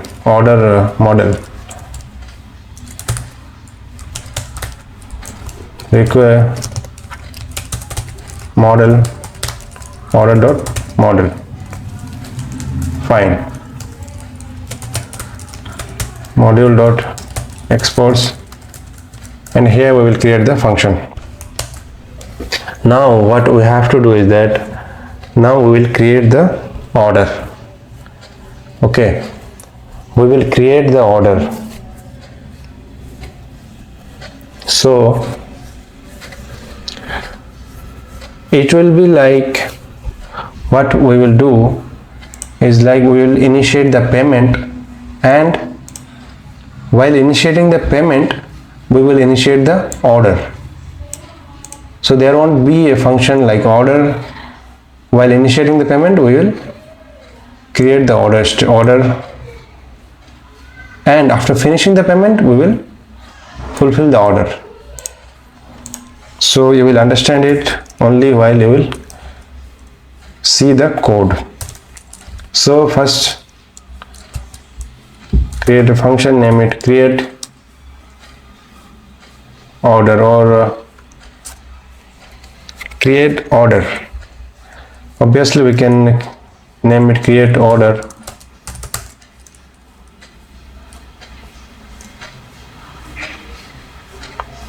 Okay, create order. Take async, request, response, and here what we will do, we will work with Stripe. So now let's implement the payment gateway integration into our application. So for that we have created the order model. Here this is the order model. This will be the final order, and also we have created the order controller. Here we will give the payment call. So now we are going to integrate Stripe payment gateway. So let's check the documentation of Stripe payment gateway. This is the documentation of Stripe payment gateway. So Stripe gives three types of payment gateway integration. One is Stripe hosted page, and you see the documentation here, and this will be the UI for this one, and another is embedded form for this. This is the preview. This is the preview, and we are going to integrate this form, embedded form, and another is custom payment flow. It is taking time, so leave it. We are going to apply this embedded form, and for this one preview will be this. So now let's check the documentation. You see it is saying set up the server. So for that we have to install the Stripe. Copy Stripe, go to our server, and here let's install the Stripe. Install it, and now let's see the documentation. Now go here, and you see this is the setup, and we need this one. After we set up the Stripe, we will get the option of creating Stripe session. So you see at the top there is the variable Stripe, and here we have to require a Stripe and provide a secret key. This secret key we will get from our account of Stripe that we will create. I am already having an account, and from there I will show you how to get the secret key. Now let's check if it is installed or not. It is not installed yet. So let's import Stripe at the top, and before that go to here at .env. I will save here at .env. I will save my secret of Stripe.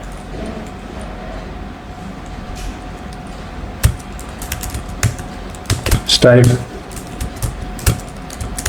secret key. Here I will provide my key. Copy this one and go to order, and here we will import the key const Stripe secret key equal to process dot env dot, what was the name here? It was this. Copy this one and we'll paste it here, and don't assume that here it will be empty. I'll put my secret key here. I am not going to show you the secret key. So copy this key, copy this this key, and go to order, and here paste it, and we will get the secret key. And let's take the variable Stripe and require Stripe, and inside bracket we will provide this secret key. Copy this one, paste it here. Fine. So we got our Stripe variable.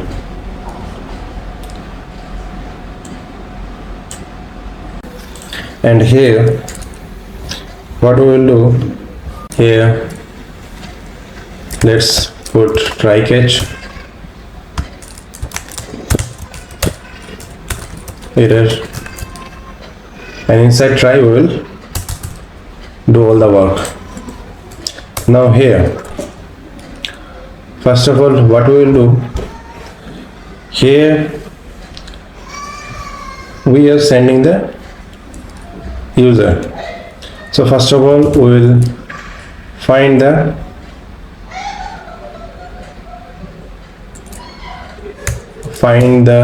user card at the top. Import the user model, not user model, import the at the top import cart model. Cart will be require cart model, and we will find the user card of that particular user. Await card dot find, we will provide the user will be request dot user dot id. We will provide the user id and we will find the user. After we will get the user, we will get the address, and we will get the cart item array. Right, inside user card we have address and cart items. So now what we will do, we will create an order. If we get user card, find one, let's find one.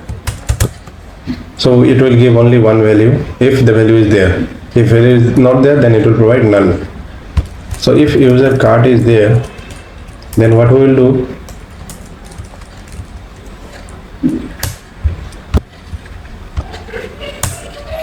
user card is there, then if the card is there, then only we will proceed further. So we will create a new order.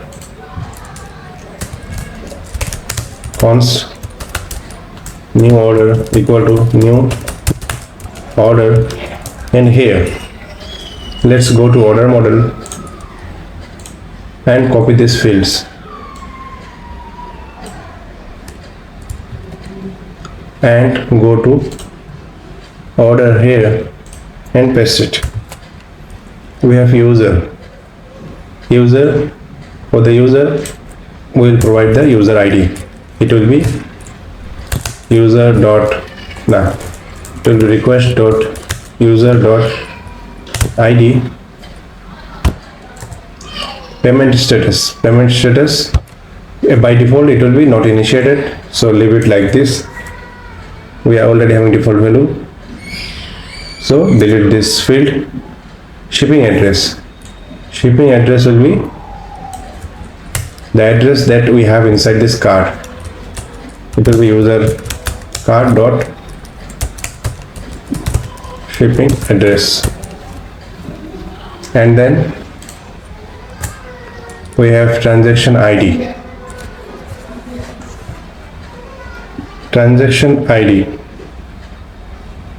Required true. We won't have transaction ID at first, so what we will do, we will provide at order, and at first we will provide default transaction ID. That will be nothing. Default transaction ID will be empty string. And now go to order here, and here transaction ID is not required. By default it will be empty string, and the status is pending. Item array will be user card dot, let's check the name of the field inside user card. If you go to cart model, here it is cart item array. So copy this field and go here and paste it. User card dot cart item array, created a default. Okay, so this is the new order. Now we will save the order. Const order equal to new order dot save, and here we will put await. Okay,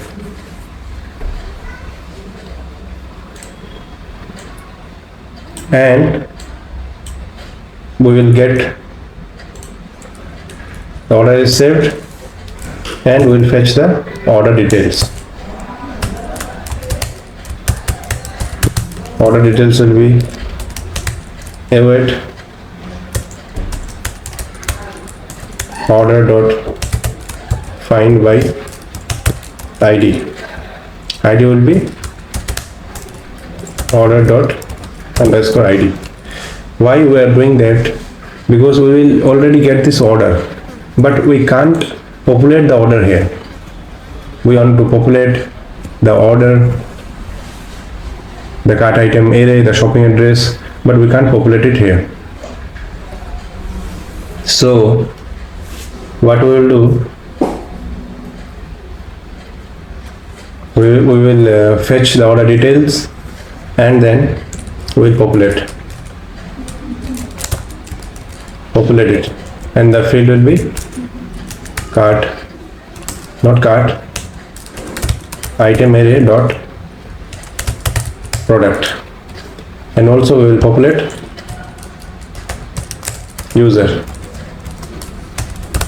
We will take the products. We will take the item array inside a variable. Let's take one variable, name it item array equal to order details dot item array. Fine. Now what we have to do, we will map our product, these items, so that we will map it as per the requirement of Stripe. So if you go to the documentation of Stripe, here you see inside this session, let's copy this one and paste it here,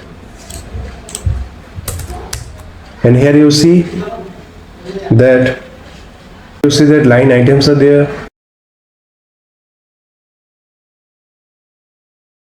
Line items is there. Here we have to provide as per this requirement, and here you see price ID is there. This price ID is not that we will provide. Price ID is like in Stripe, we can create a price for a particular product, then only we can provide that ID here. So we won't go in this, we won't create any price, so directly we will provide our data here. So name it line items only. Here we will create one variable, name it line items, and it will be the mapped value of item array dot map, it will be item.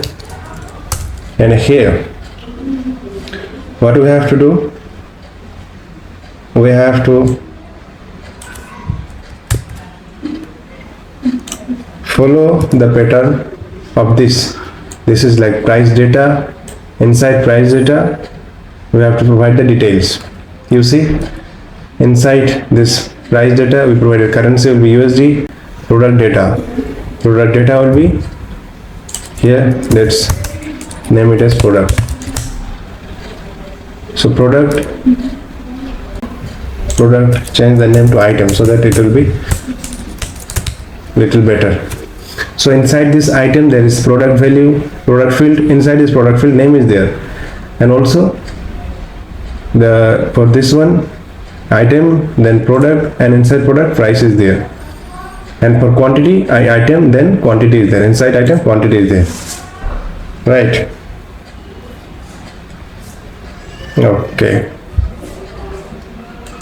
Okay, we can keep the UI mode.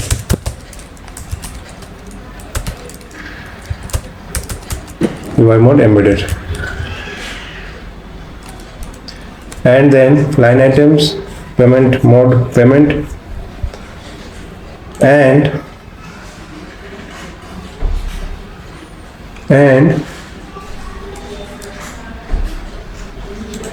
we will provide the email. Here we can provide the email. Customer email will be details dot user dot mail, though it is not necessary. If you don't provide the email here, it will ask there while creating the payment.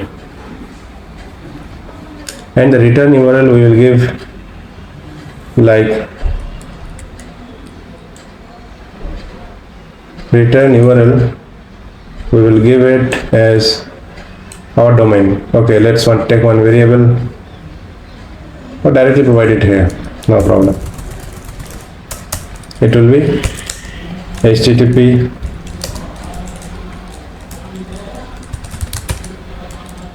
localhost 51. What was the root for app? 5173. And then instead of return, name it payment return, then session ID, then this one. Okay, fine. And also we will provide the order ID and order underscore ID, because later on we will update this order with the help of that ID.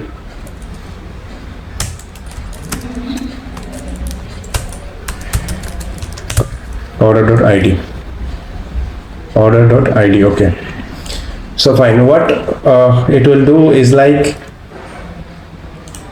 I will understand after a while.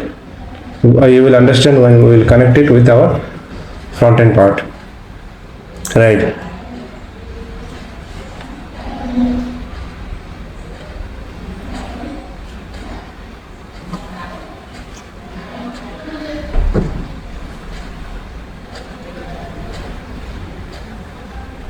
Now what we have to do now, you see we have created the order, and with from there we have taken the order details, and from order details we have taken the user mail, right? We have updated the customer mails here. Now what we will do, we will again update the order, and we will update the value of payment status. From this session we will get the payment status, and also we will get the transaction ID from this session. So what we will do, we will update the transaction ID with this session. So now what we will do, we will update the order dot find one and update.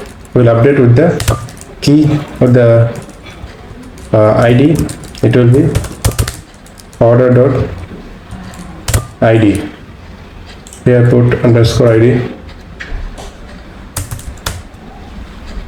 order dot ID, and the field that we want to update is payment status. Will be session dot status, transaction ID will be session dot ID,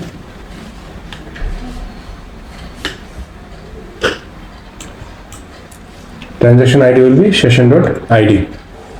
Okay, this session's ID will be this ID, session ID. With the help of this session ID, we can check, or we can give a call to our Stripe payment gateway, and we will get that particular payment session, right? Now we will send the client secret, response dot status 200 dot JSON. Will give client secret. It will be session dot client secret. Fine.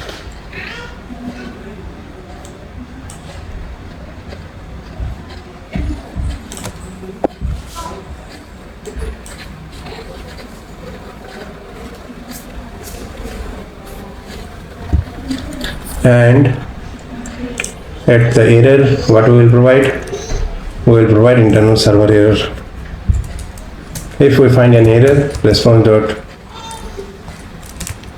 status, we will provide 500 JSON success false, and then message internal or error in creating new order. Fine.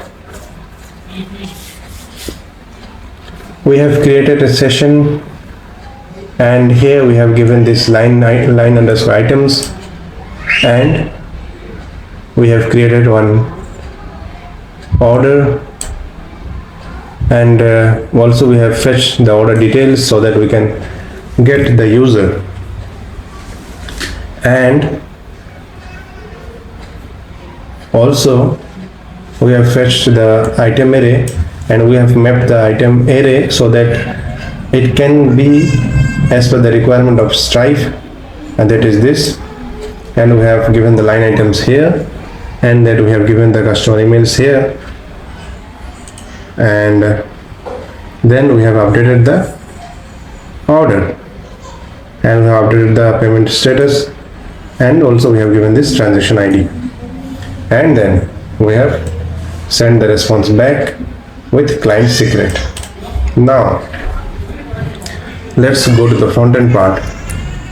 Before that, let's check the documentation. This was the call to the server, right? And now for the front end, what we have to do, here you see, this is what we have to do. So go to here. For front end part, we have to install this. So copy this one, and let's go to our React part and install it. Install the Stripe, and let's check the documentation. You see, we have load Stripe at top, and then also we have to provide key here. This is the public key. In Stripe dashboard, you will get two type of keys. One will be secret, one will be public. This is the public key. It will be inside our front end documentation, front end application.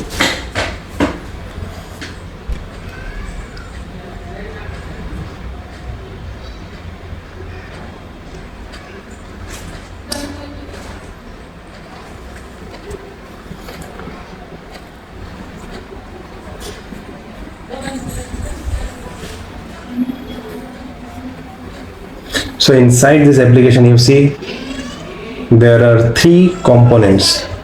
One is this checkout form, it is one component. One is this return, and one is this app. App is for nothing, for only for redirection. Actually, it is giving the whole component or whole application of React. And what we have to do, let's check if the installation is done. So installation is done of the Stripe, and then let's create one component, name it checkout. We go inside component, with checkout address is created already. So here what we have to do, just go here, and you see we have load Stripe and embedded checkout provider, embedded checkout. We need to copy this one from here. Also we need use effect, use state. So copy all this and come here, paste it at the top.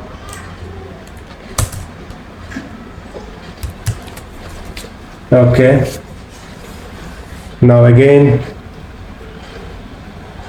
come here and copy this one, copy this checkout form, copy this one till return, copy this one, come here, paste it here.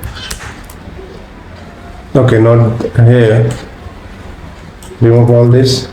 Here return is already provided, and here you see fetch is there. We won't give fetch. Instead what we will do, we will give Axios call. So here give a call to server. So before that we have to set the server. Go to server. We have created the function create order, but we didn't connect it. So go to route here. Let's create a route for order. Order.route.js, and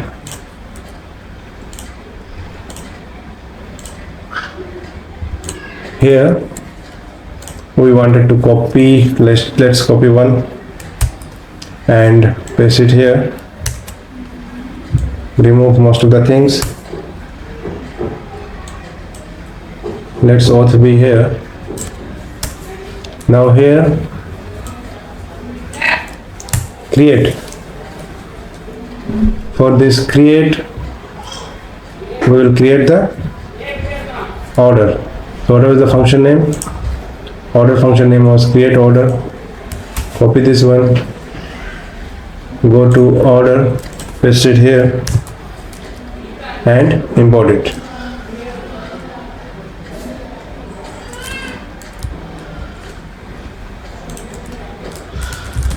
Const create order equal to require controller, then order controller. Fine. So with this, order will be created. And also go to server and let's connect it like this one. Cart router, let's create a router for this order, name it order, and here it is order router, order.router, and here let's name it app.use API, then order, and then order router. Fine. So now go to the front end part, and here let's create the Axios now. It will be Axios dot get. It will be a get or post call.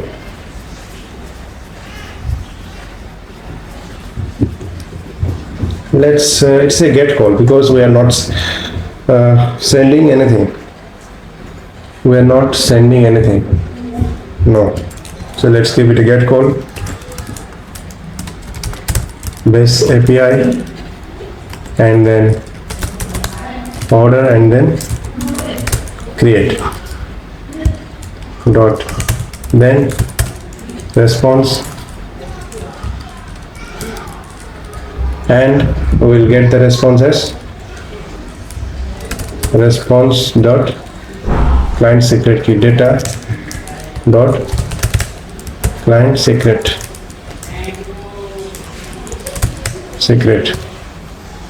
and we will return this, and also catch the error. If an error is there, we will console log the error. Console.log show the error in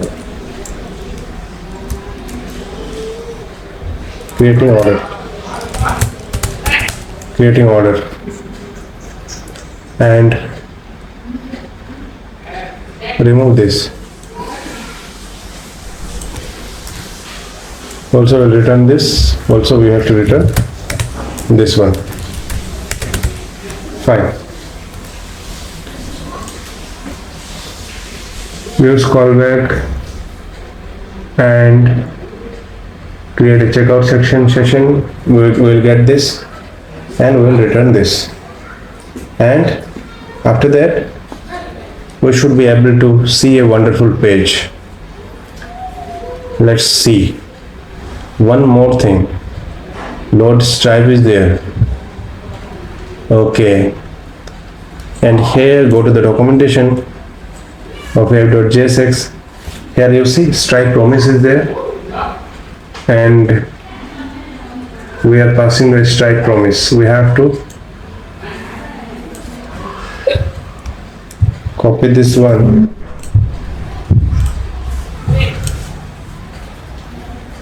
and here we have to paste it, Stripe promise, and here we have to give our key, our public API key, public Stripe key.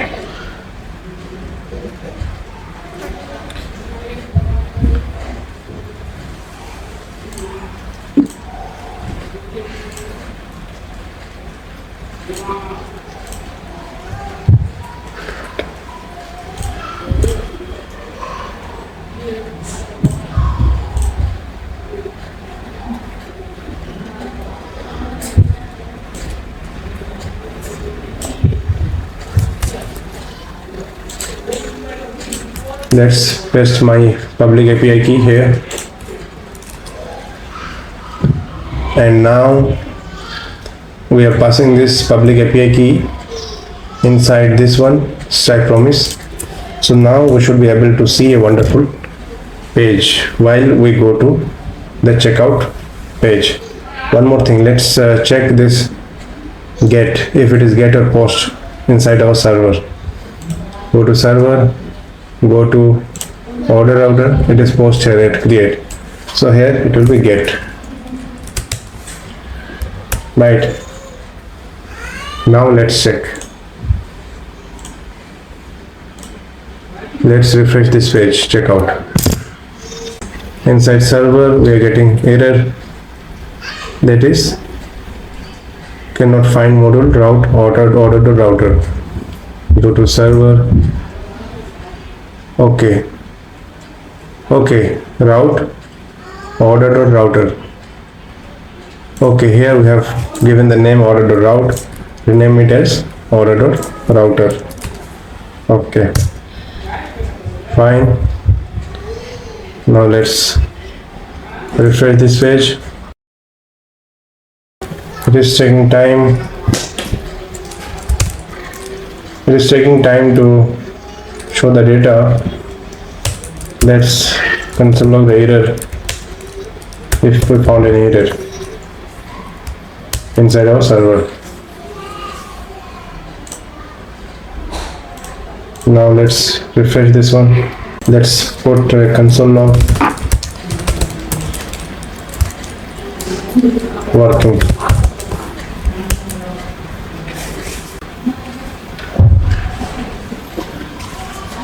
Something went wrong.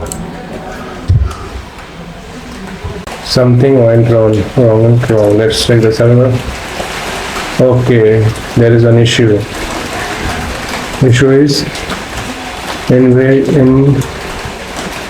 hosted or embedded. Yeah. Okay, here one spelling mistake is there. It will be embedded. Okay, let's refresh. Again, something went wrong. No error in server. Let's check the console. Fetch client secret failed with always resolve with the client secret as a string. Okay, so basically it is giving undefined. So there is no error in server, but here the client session is client secret is giving undefined. Why? So let's check client secret. Here I have done spelling mistake. It will be client. The spelling is wrong. CLIENT. So spelling mistake is one of the big issue inside software. Client secret. Fine. Now let's check. Now let's refresh.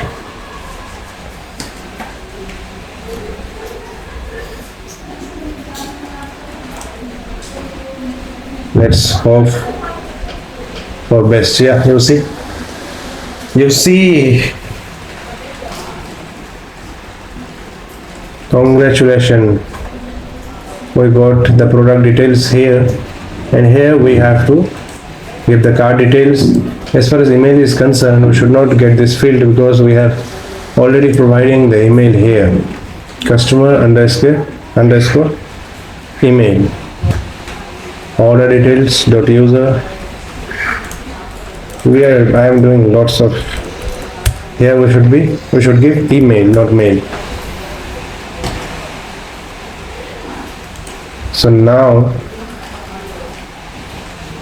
let's run the server. Now let's refresh the page, and that email should be automatically updated. You see, the email is updated here. And now for testing purpose we should give 424242 424242. So the thing is that if we make a payment and if the payment is successful or not successful, what will happen if you go to server? Here we have given this return URL, and there you see we have given localhost, then 5173, then payment underscore return, and inside that we are providing this. So the purpose of showing this URL to you is that we have to create one component with this and connect the component with this URL, payment dash return. So we have to create a return payment component inside our frontend. So go to the frontend part here, and inside view, inside components, create one folder, name it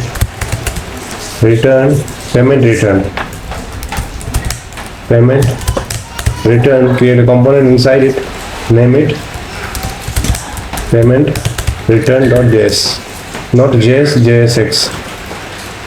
JSX, and here create the React component, export default function payment return. And now let's go to the documentation, and here you see one return component is there. You see this return component is there. Let's copy this one. Copy this one and paste it here. Let's apply it later on as per our requirements. We will change it. Fine. Let's keep it in this way. Only the thing that is required to change is this fetch one. And you see what it is doing. It is giving a call to the server after the payment is done. So the purpose of giving this call is like changing the status.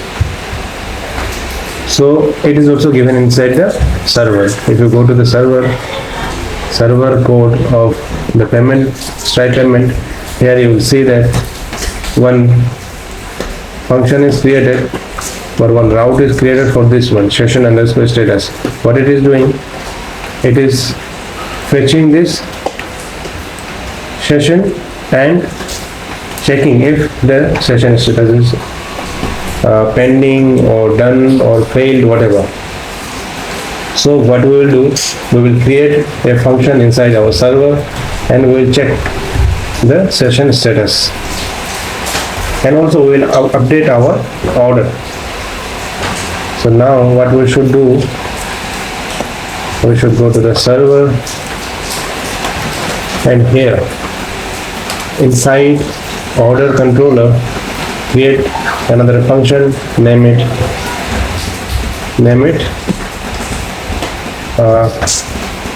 change status, name it change status or payment session, name it payment return is fine, payment return, async request response, fine. Now it is raining here and I am continuing my video, so please tolerate a little bit as it is raining.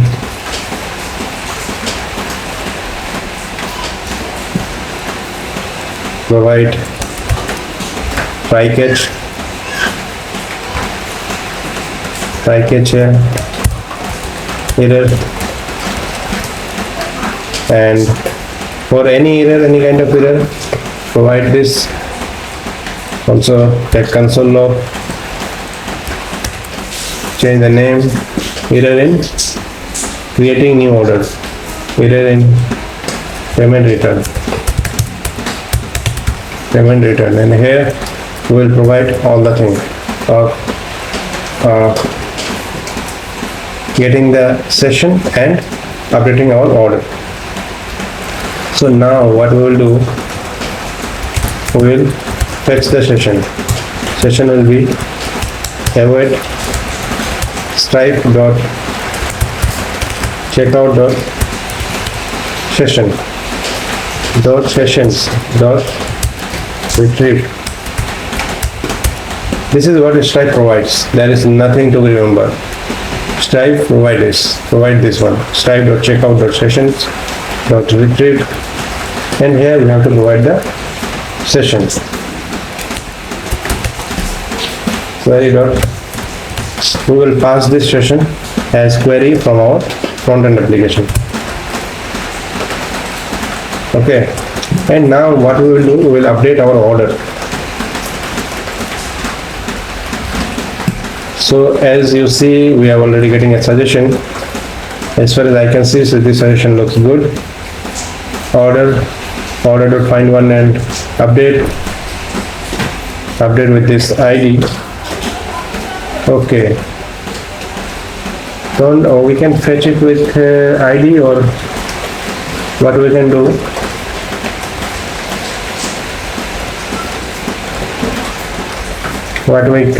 We can also fetch it with session ID or transaction ID, because we were already providing the transaction ID here.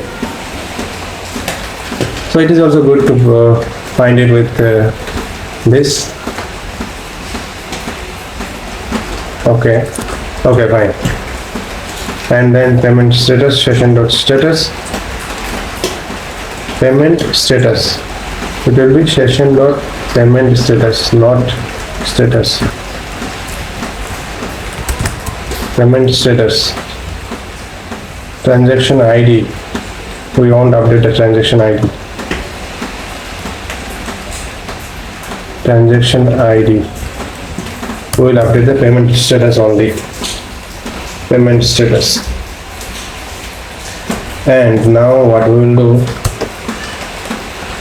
if we will provide a condition, if session dot payment status equal to paid. If session is paid, then what we will do, we will delete the cart items, because when we have already ordered that items that are into cart, we will delete that cart. So we will delete, avoid cart dot delete one. If you go to cart, here cart model, here user is there. With this user, we will provide the user ID and we will delete this cart. Go to here, user will be request.user.id. Okay, we will delete that, and then we will send some values that are required. Dot status will be 200. JSON success will be true, and we will provide the status. Status will be session dot status. We will pass, and also we will pass payment status. Payment status will be session dot payment underscore status, and then we will pass customer underscore email. It will be session dot customer details dot email. Okay, also create this route. So go to order. Also it will be a get request. Router.get payment return auth, and it will be payment return.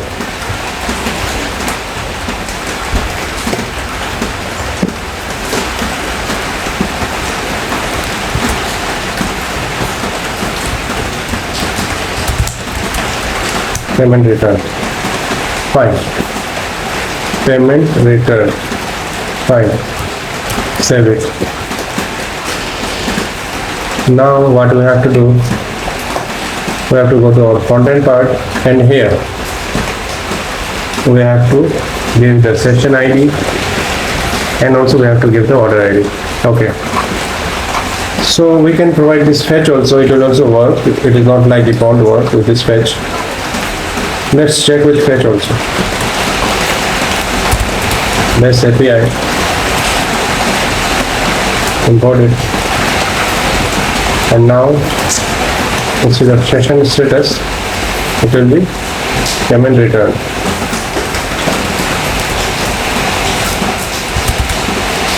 Payment dash return, and provide end. It will be order. We are also providing order ID. Order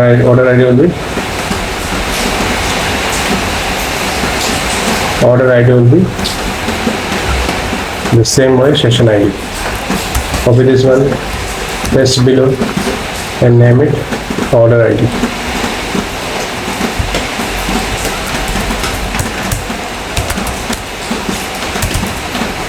Order ID. It will be order ID will be order ID.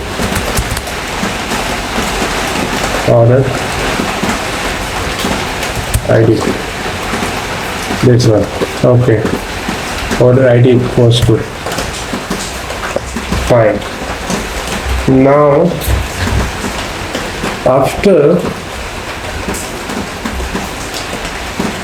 Now if we do the payment, let's check and see the wonder.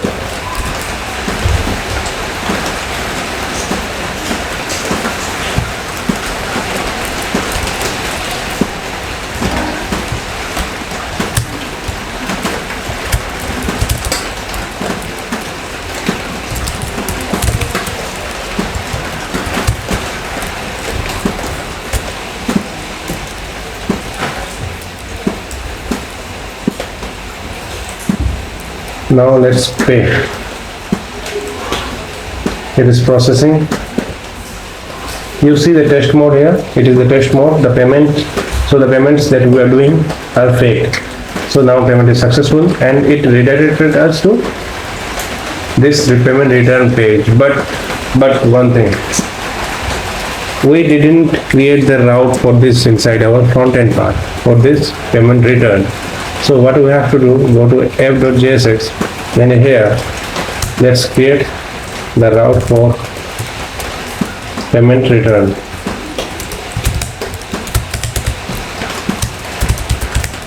Element will be payment return, and now close it out. Now let's refresh the page.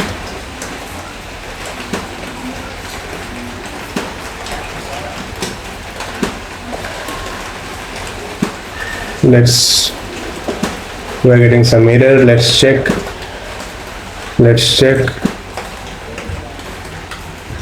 Let's console log. Use state is not defined. Very small mistake. We didn't import the use state. We have not imported it. Import it, and any more thing to import, use effect also. We didn't import it out. I think everything is imported. Only the thing navigate, fine. Now let's see.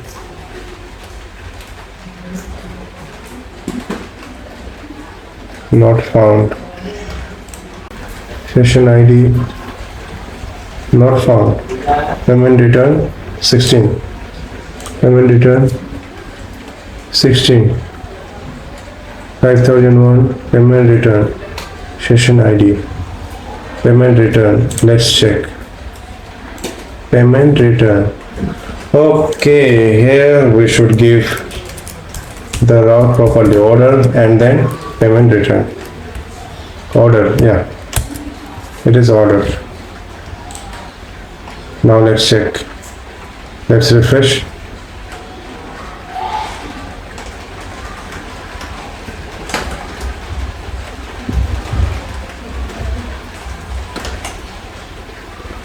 Hope we won't get any error. It is taking some time. Okay, we didn't get the expected result. Let's check the server. Let's go to server. Payment return is there. If we go to here server, we are sending API, then order. Okay, if we go here at order controller and at payment return, we are not getting error. So here let's console log.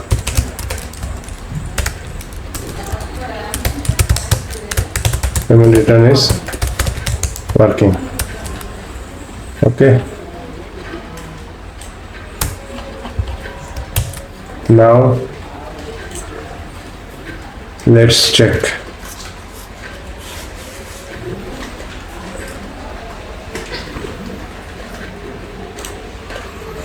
Let's check. One thing, as it is taking time to refresh.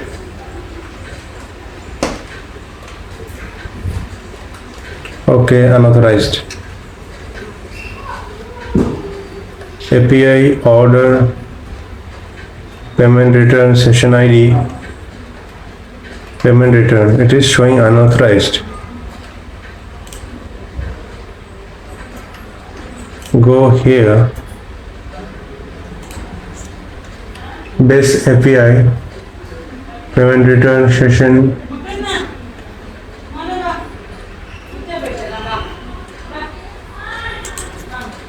Why are we getting unauthorized? Let's do one thing. Let's do it with Axios. Dot get, give a proper get call and copy this one,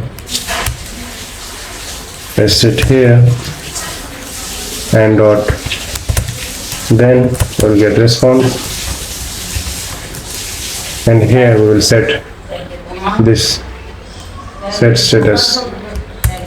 So here it will be payment, the response.data dot customer email and data.status dot catch error console.log error. Also console log the error. Save.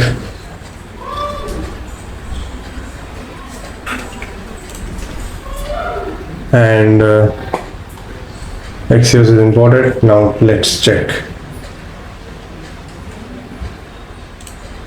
Now let's refresh.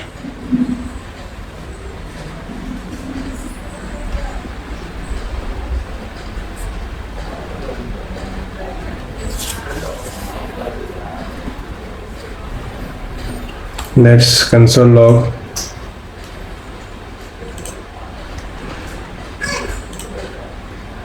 We are getting Axios error 23 message response data error in payment return. So there is a error in server. You see, session is not defined.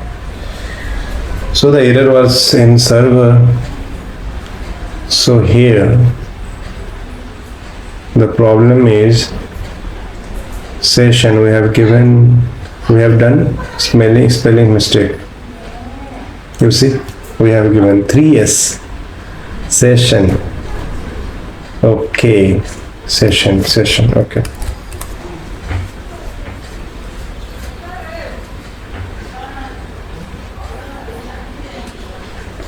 Now let's check. Let's refresh the page now.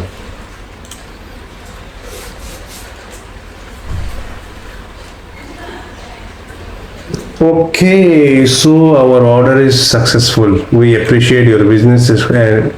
Confirmation mail will be sent to so and so. If you have any question and all, that means payment is successful. And you see the card is empty. After successful order, our card is empty. So now if you go to here inside our database, let's refresh, and there is lots of things. So now let's delete all these things and let's create a fresh order. Let's create a fresh order. Delete all these things. Delete. Let's refresh. There is nothing inside order. Now let's go to product. Let's do add something to cart. Go to cart.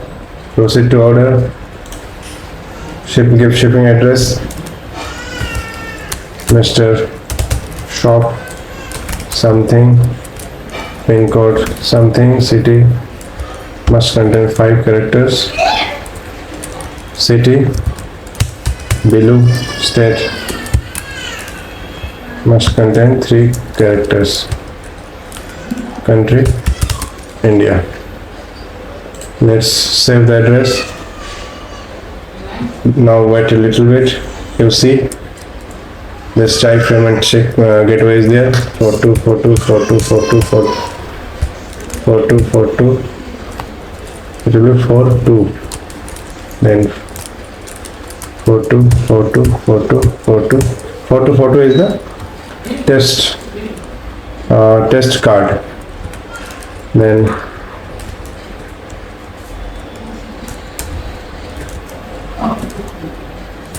give serial number and give the full name. Now let's pay.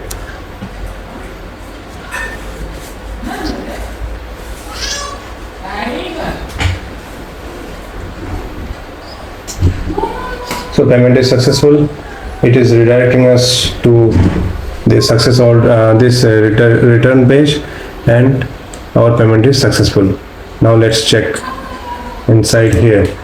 You see there is only one order, and there is supposed to be only one order, and you see item details are here, right?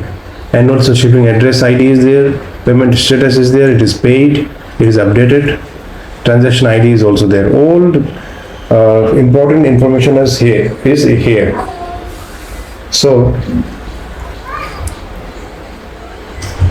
So we have successfully done the payment. Now what we have to do, we have to redesign this page so that it will look good, and we have to show the order here inside order page. So let's show the order here.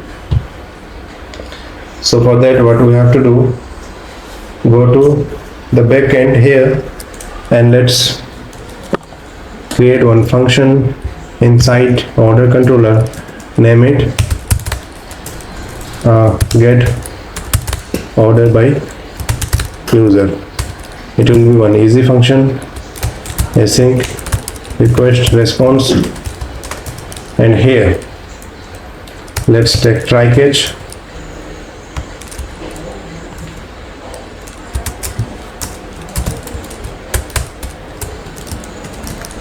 For any error, console log the error, and also send a status.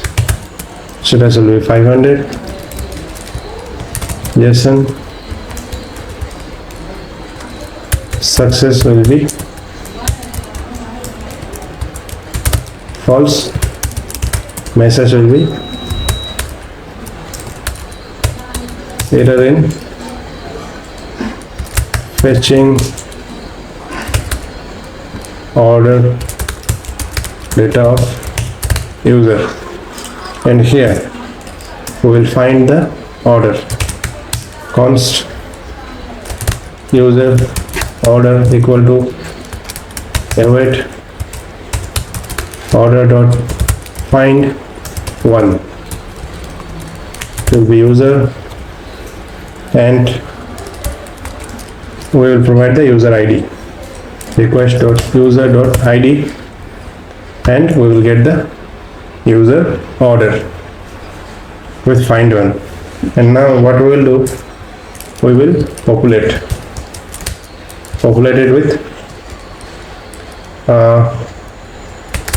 item array dot product. If you see the order model, you see item array is there, item schema is there. So we will populate this item array, and then this product. We will populate this product also. So go here, it will be populated, and we will send this. Simply send the success true. User order will be this user order, we will be sending.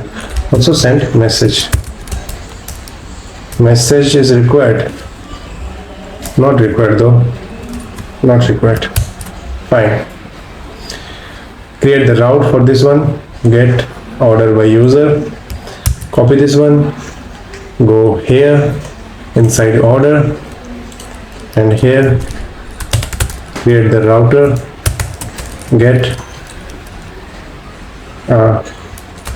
user order, and here pass the auth and pass the function. Also import the function at the top. Save it. Remember this user order, or copy this one. Now go to front-end part. Here go inside order details, not order details. Go inside order page here, and here remove all these rows and create data, and here take use state, use effect,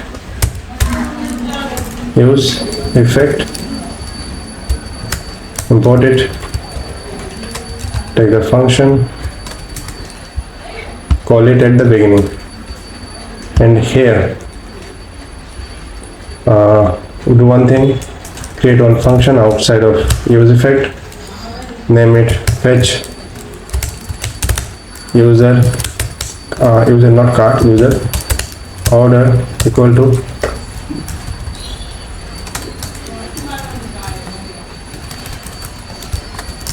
to axios dot get base API, import the base API, and then pass order, then user dash order dot, then you will get response.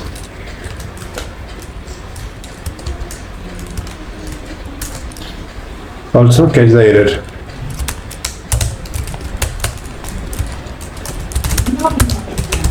Console log error in fetching user order, and here take one variable const, you can name it rows, set rows, but it does not look good. Instead we will name it orders and set orders, and here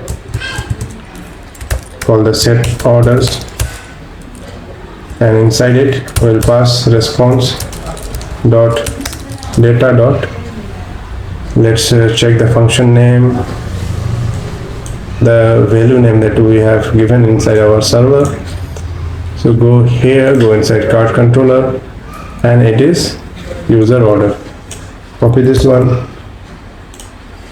go here, pass this user order, and inside user order the items are there inside item array. Pass it out and call this orders. Copy this orders and inside map, go ahead and map rows.map, pass this orders.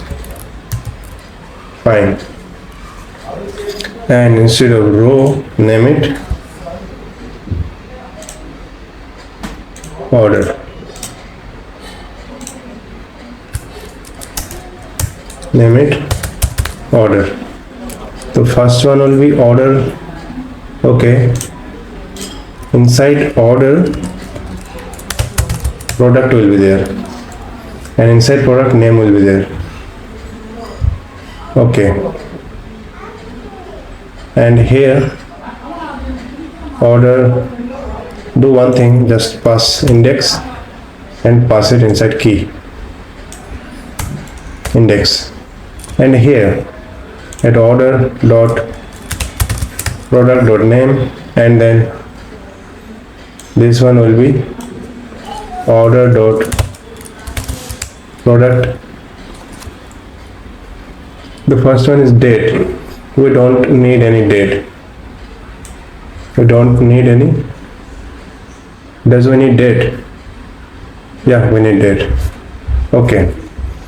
The first one is date. So it will be product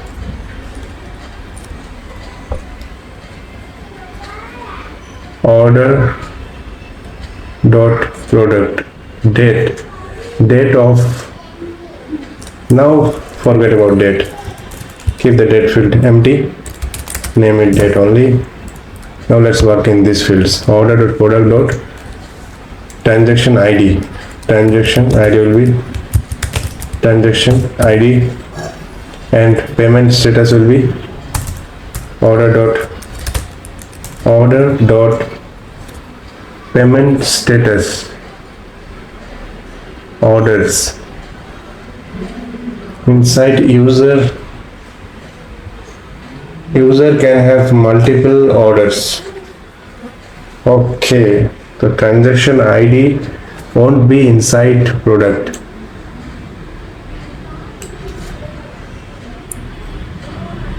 Transaction ID is there, status is there, order details page will be there.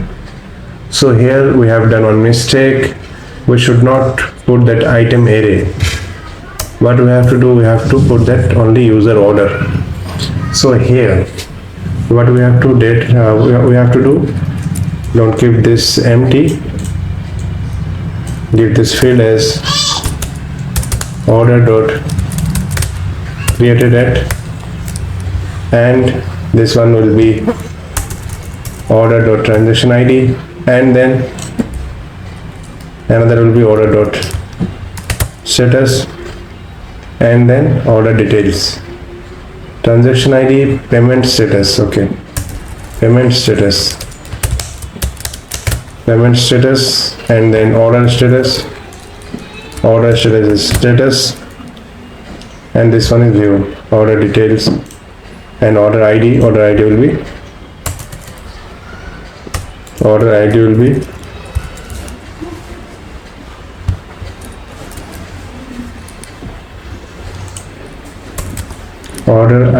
be order dot underscore ID and view. Okay, order status. Now let's check. Also call this fetch user order. Inside this use effect, call this one, save it now. Now go here, and some error is there. Let's check.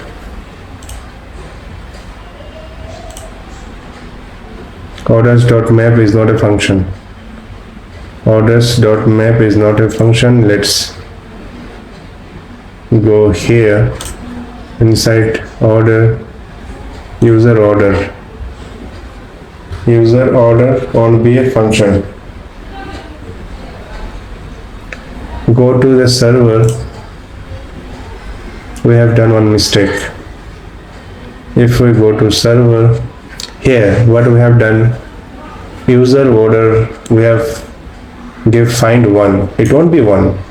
Is a user may create loads of orders. So this is the mistake that I did. User orders here, name it, change the name to user orders. Here also orders. Save it out.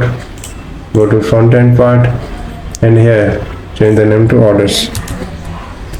Save it out. Now let's check. Refresh it. You see, now it is working fine. We got this date, we got transaction ID, we got payment status paid, and we got order status pending. Now we can view this one. Go to view, and here we have to update the order. Update this one also. We have to update, right? So let's. This is what we are getting, and now if we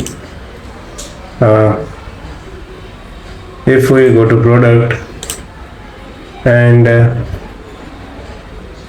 if we go to product here, now let's again order, again put another order, add to cart, go here, proceed to order. Let's give the address,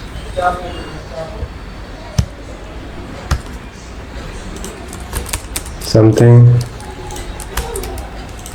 name, Mr. Me code. Wait a little. Now let's do the payment. 424242 424242.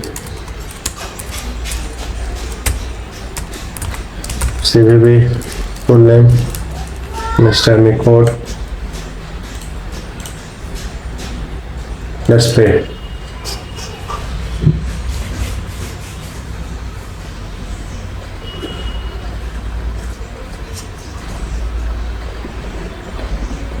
Payment is successful. We are redirected to this page. Now go to order. You see, we are having 2 orders, and here the cart is not updated. The cart should be 0. If we refresh, you will see that the cart will be 0. So this is not updating. We will work on that, no problem. So now let's solve this one, like now let's go to this product details page, and here the details will be updated. The order section, these are the live orders, and by going here we can see more about the orders, like what is the product, what are the products and all.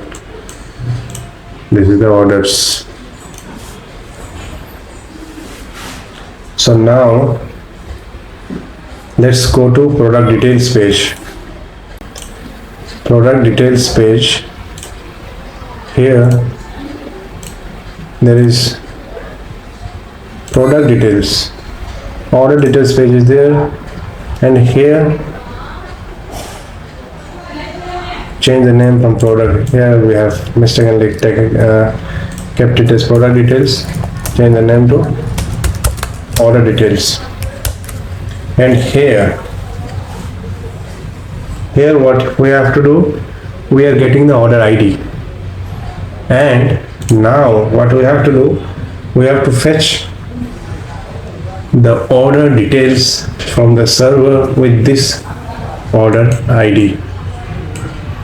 So now what we have to do, go to the server, and here inside order controller, let's create a function, name it get order by order ID.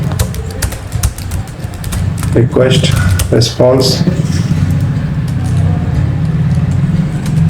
It will be same like this one, user ID, get order by user. It will be same. Only the thing will be different is here, instead of user we will give order ID, that will be underscore ID, and here we will pass the order ID. It will be request dot query dot order underscore id. Okay, and we will get the order by id. Copy this one and create the complete route here. Go to order and here create the router dot get. It will be order user order by id, order, or name it single order,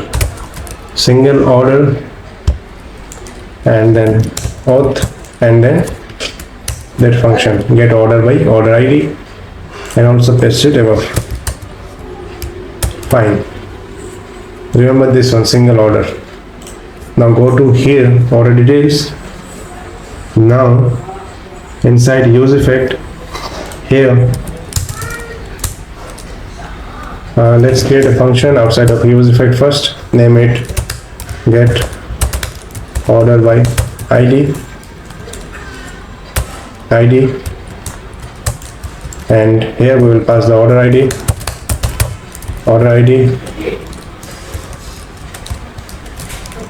and here we will call the Axios, import the Axios.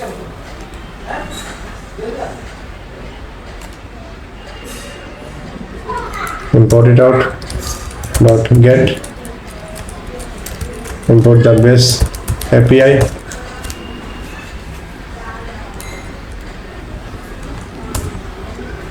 and then order, then single order, and then we will pass the order id. Order underscore id will be this, order id, and then response will be console.log. Instead of console.log, we'll get the orders. So let's console.log, no problem. Console.log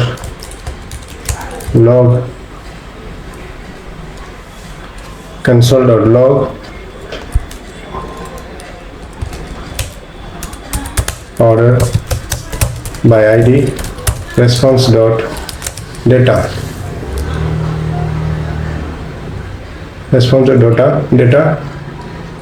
okay, response.data, keep it like this.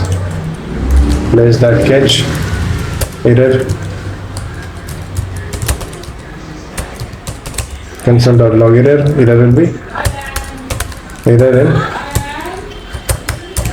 fetching order by id, and copy this one, paste it inside here, and pass the order id.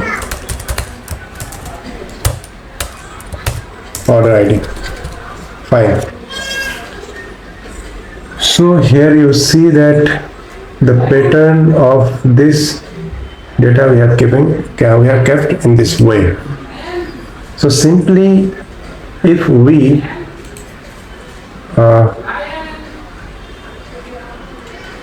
give the order here, then we will get this one. Just go to server and here let's go to order controller, and here we have given the name user orders. We shouldn't give it user orders, we should give the name as order, just order, and also change the name to order. Fine. And here come to frontend now, and let's set order, name it response.data.order, and here at the table of products that we are showing, we are mapping it as order.products. That is fine, but here instead of products we should give item array, because the array name in server is item array. Now let's check item array, and inside item it will be change the name here to item, and here we should add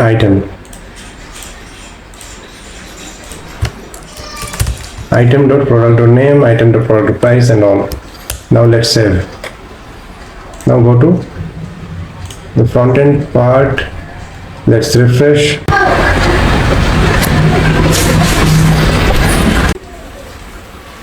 Maybe we are not getting any call. Request.query.order ID.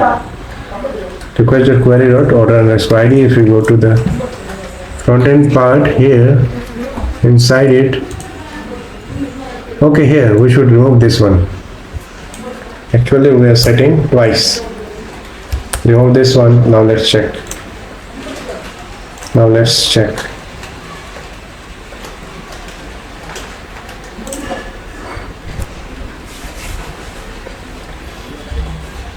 Single order. Okay, we did one spelling mistake again.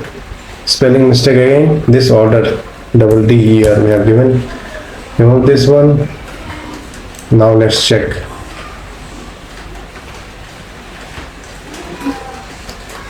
Order details, transaction ID,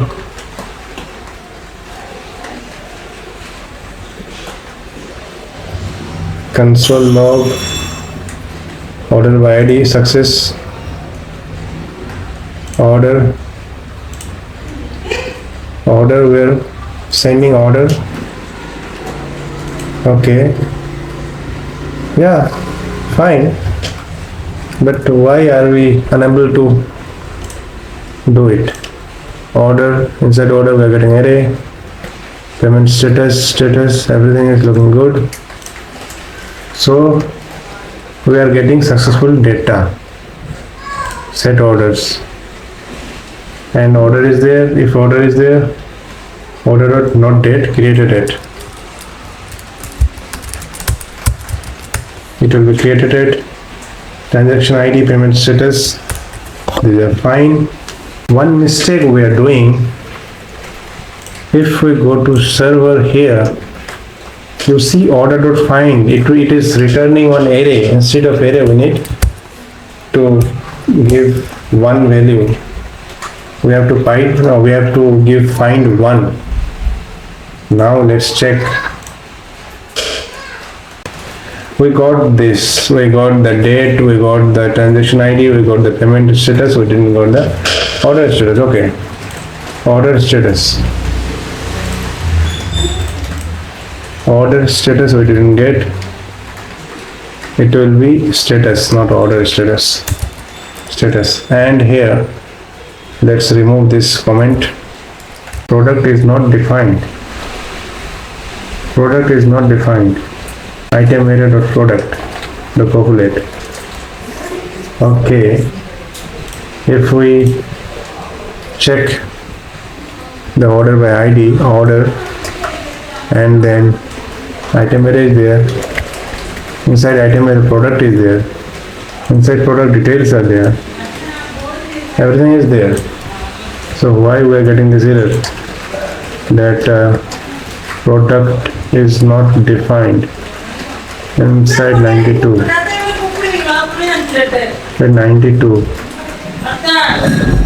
product item.item array, item.product. Yeah, product is there. We're getting it 92. We're not getting it this. Item order.item array.map. Okay, if we remove this one, let's check. Okay, the problem was with some specific value, like quantity or price or whatever. Now let's refresh the page.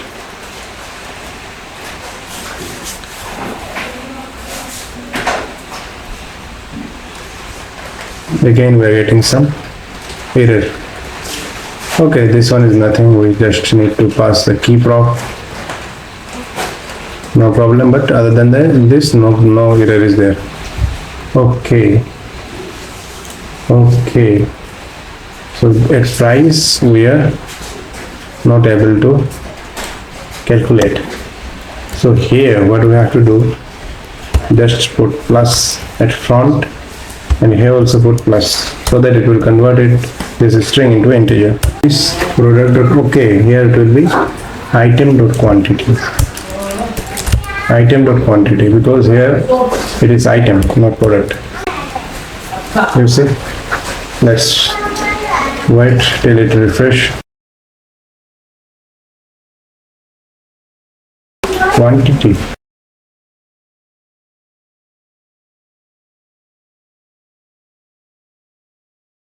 When we are giving item.product.quantity, it is showing the number of products that are available inside that, number of products that is available, and here the quantity is like the orders, the number of quantity that we have orders. Now refresh.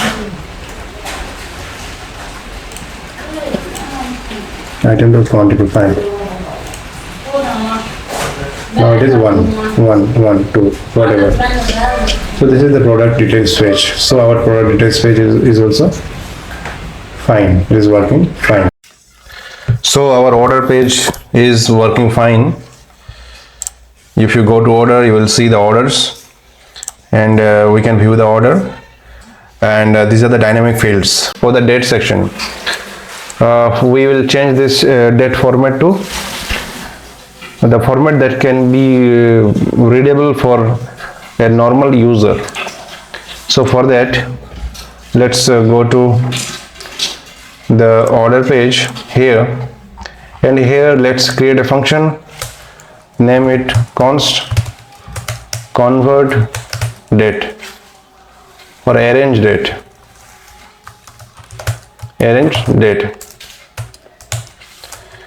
Equal to, here we will pass the date,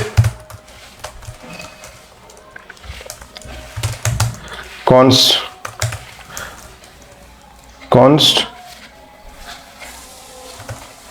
new date equal to new date, and here we will pass the date, and we will take the day, month, year one by one. Const day equal to new date dot get day.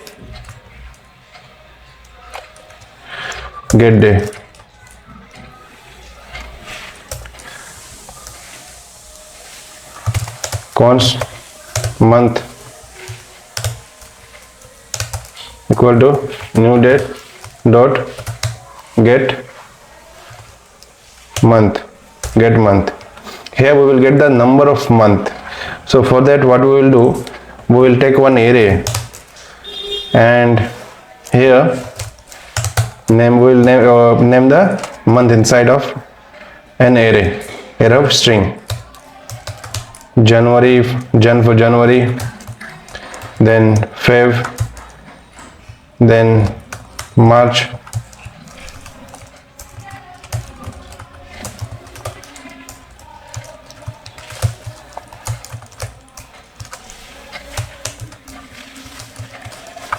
June, July, August,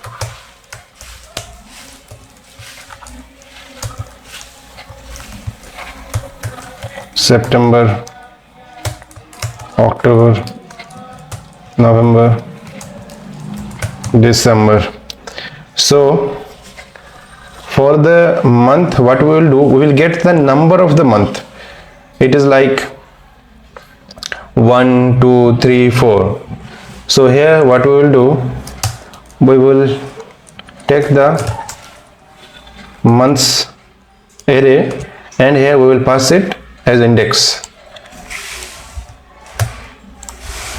If we got 1, that means this is the month of January. But the thing is that here index starts with 0. So here we will minus 1.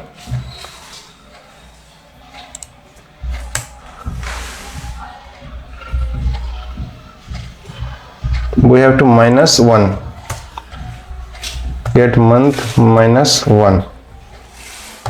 Okay, because already our month starts from 0, but here we won't get 0. We will get at least 1. So now we got day, month, and we will get the year equal to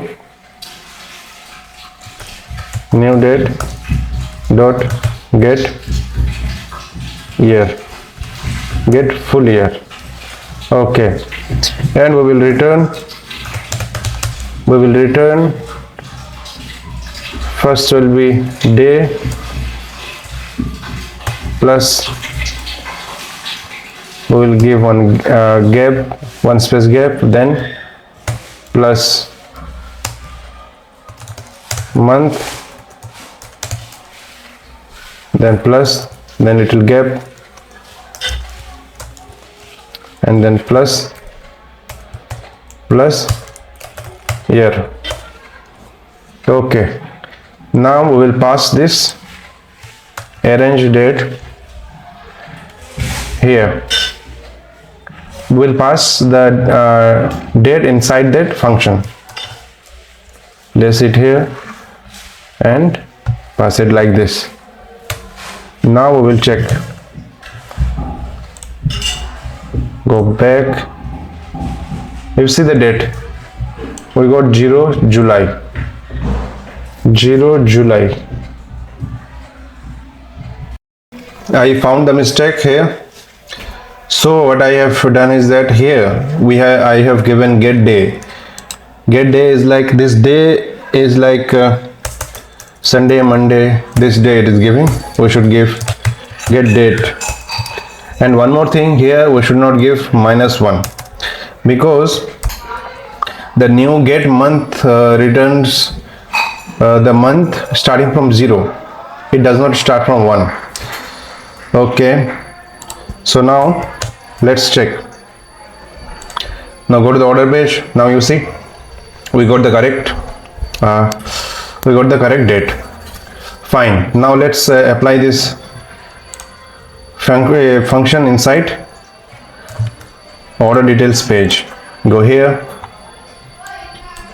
and let's paste this function here and place it here. Copy the function name, arrange date, copy this one and paste it here. Created it.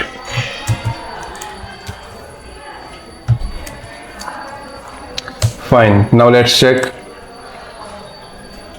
Now let's go inside any order. Now you see the date is looking good. So our order details page is also working fine. So now we should work for the order page of dashboard section.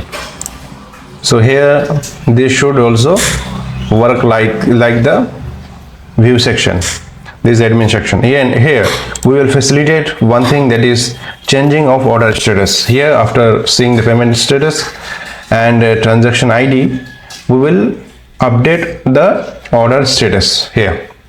Now let's create the same for admin page. Now let's create the order page for admin and let's do one thing. Let's copy this one, copy the whole page of order. Or one thing we can do, copy one by one, like copy this function and use effect one, copy this one, go to the admin page, order admin page, and here remove all these create data and rows, and here let's paste fetch user enroll, and also again go to the order page and copy this one, and also check what we should do here, transaction ID, order status. Okay, now go to the order admin page and paste that above, copy this orders, or remember that orders instead of rows we should give orders.map, instead of row we should give order.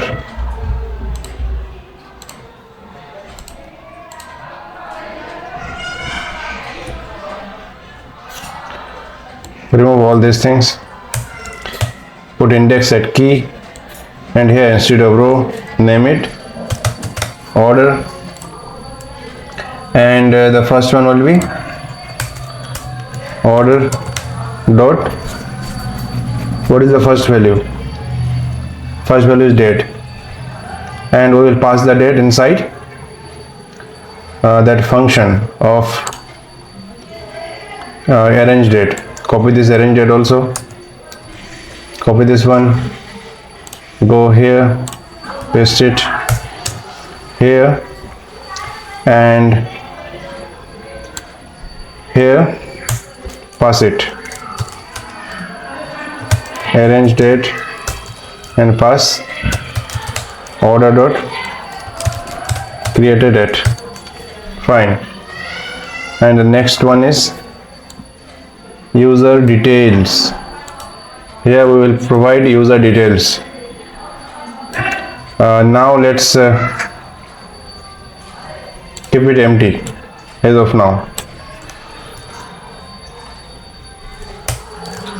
Just write user details, we will put it later on. Let's check the order page and see the data pattern. So order dot created date, order dot transaction ID, order dot whatever. So now let's go here, order admin page, and after order details there is transaction ID, payment status, order status. Okay, transaction ID, it will be order dot transaction ID, and the next one will be order dot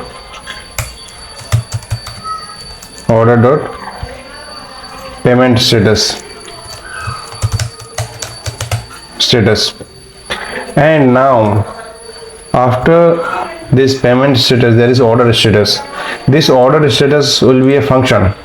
Here the admin should be able to change the order status. So what we will do, here we will provide the event is okay, provide the ID of that particular order. So it will be order dot underscore ID. Here we are providing a handle change function, and we will give that order ID, and we will fetch the value that we are passing with changing this handle change function. So if we pass delivered, then it should change it to delivered, right? So let's do that. For that we will create one function at admin at the server. So now for the value, what we should do, value will be here, we should pass order dot status, order status. Level should be status.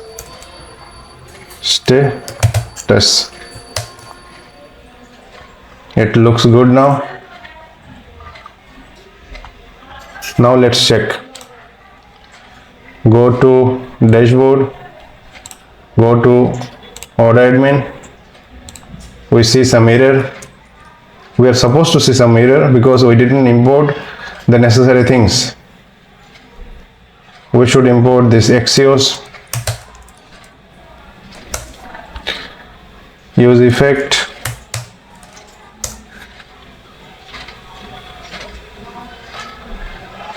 let's undo this. Use effect is imported as it is importing with React, and use state is there. The base API also not imported. Import it.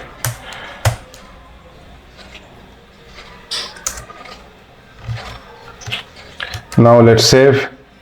Let's check now. Wonderful. We are able to show the data here.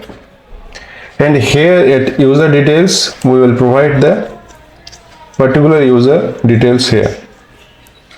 User details like name or email or whatever we want. We will show the details here. We are able to see the transaction ID. Payment status is also paid, open. And here by clicking here, we should be able to change this status. It should be dynamic. It should send one call to the server and change this status, order status. So now let's console log and check if this function is working. Handle change, event ID, okay. Create the console here and let's remove all these things. Now let's change any function here. You see handle change, we are getting handle change, pointer event, and here we are able to get the ID. You see the ID we are passing, and for this next one we are getting different ID, right? So it is dynamically working fine. Now with the event we will show the value, event dot target dot value. Let's do that also. Event dot target dot value. Save it. Now let's check. Remove. Let's check. You see, delivered. We have changed to delivered, and for this one, let's change to complete. You see, complete is coming here. Fine. Now we should change this status to the server. For that, what we should do? Create one function inside server. Go to server. Go inside controller. Go inside order controller, and here create a function. Name it change order status. Async request response, and here we will find that particular order with ID. Pass try catch.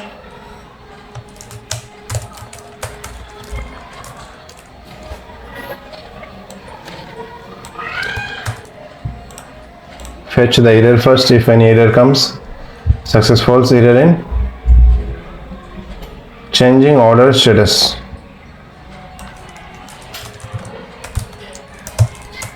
Changing status. And here what we should do, we will get the, you see we are automatically getting suggestion from Codium. Order const order equal to await order dot find one and update ID request dot query dot order ID and status request dot query dot status. You see we are getting the whole suggestion here. So we can pass it in this way, and after successfully changing the order status, we will pass success true and message order changed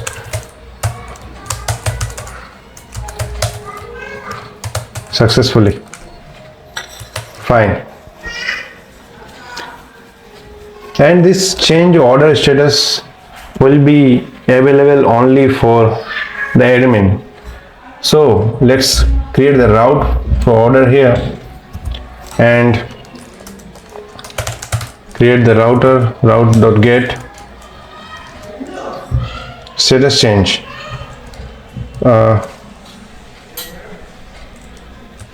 Status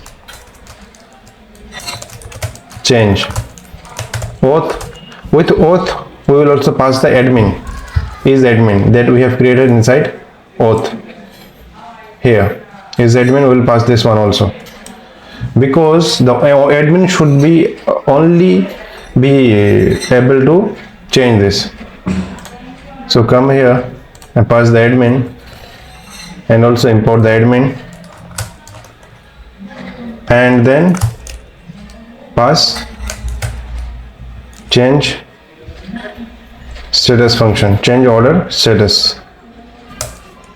Okay, remember this change status change. Go to the admin order and here give a call axios.get and pass base API and then order and then status change, and then we will pass query, because in server we are getting it as per the query. It will be order underscore ID, order ID will be ID and status. What is the status? Status will be event.target.value, and if successful then response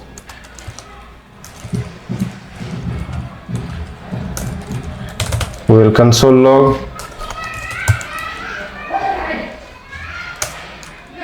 and what we will do, we will console log and we will show the response in status change. Pass the response and also pass the catch. Console log error in status change error. Now let's see. Also what we will do after successfully, if this is successful, if this handle change or status change is successful, we should change this fetch user order. We should again call this one. For this we should run this use effect. So here we should give, we should call it, we should give the condition here. So for that what we can do, we can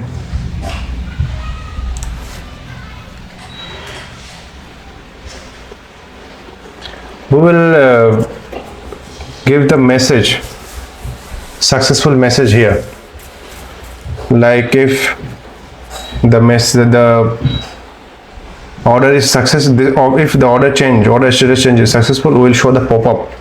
So let's show the pop-up, and after successful change of that message we will call that one, that fetch order status, fetch user order. Okay, so let's go to the view, and here we have applied that success message inside login as far as I can remember, and here yeah, set handle message is there, cons set message handle. Okay, first of all let's copy this 3 and go to here, order admin, paste here, and also go to login, and from here let's copy this message alert.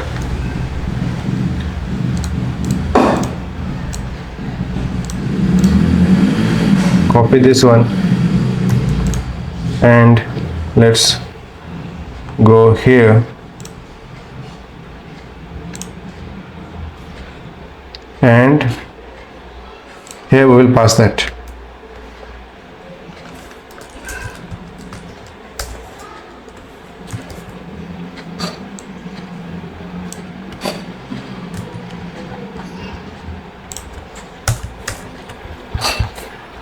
Here we will show the message alert.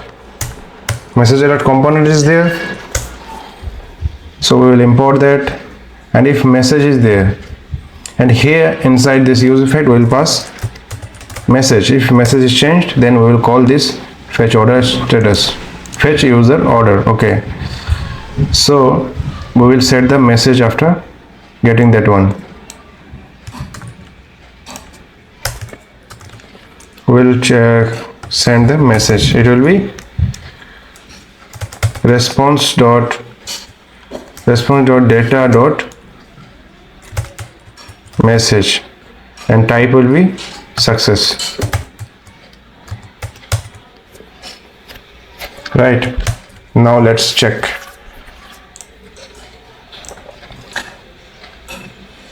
Use state is not defined. Okay, use state, do it as react dot use state.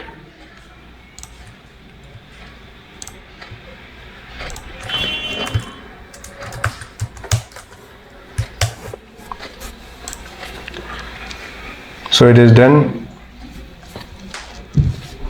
Now let's change it, pending to order placed to deliver. You order successfully changed, and this status is changed to delivered. It is changed to delivered. If we refresh, it will be delivered because it is changed. You see, if we change this one, we should keep it pending because here you see that payment status is open. So keep this open, and for this one we should change it to order placed. You see, order placed. Wonderful. So this is working fine with the message, successful message. We can again change it to pending. Okay, payment status, order status.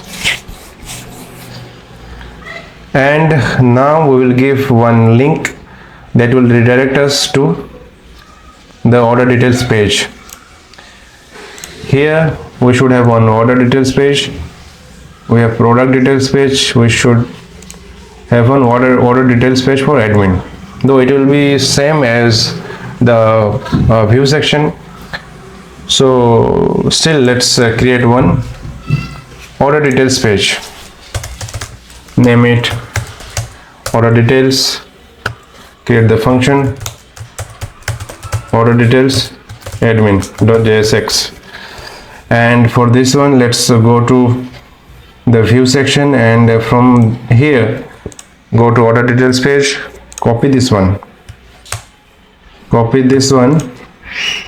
and paste it here, and change the name, only change the name, order details admin. Right, and do one thing, go to the app.jsx, and here inside admin let's copy this order details, place it here inside this admin route. After admin, if order details is called, we will call that order details admin component. Import it. Now let's save, and we are getting some error.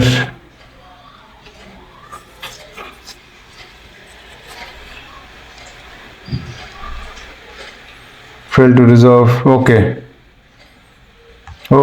inside admin. Okay, so here inside the order details admin page, we are getting this error, basic breadcrumbs. The error will be there because the import won't be same for this one, because the folder is different here. So let's remove this one and again import that.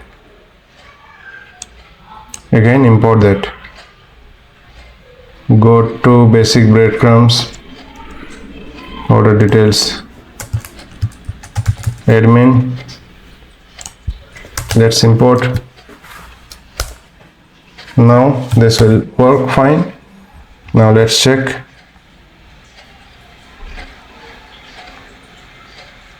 Okay,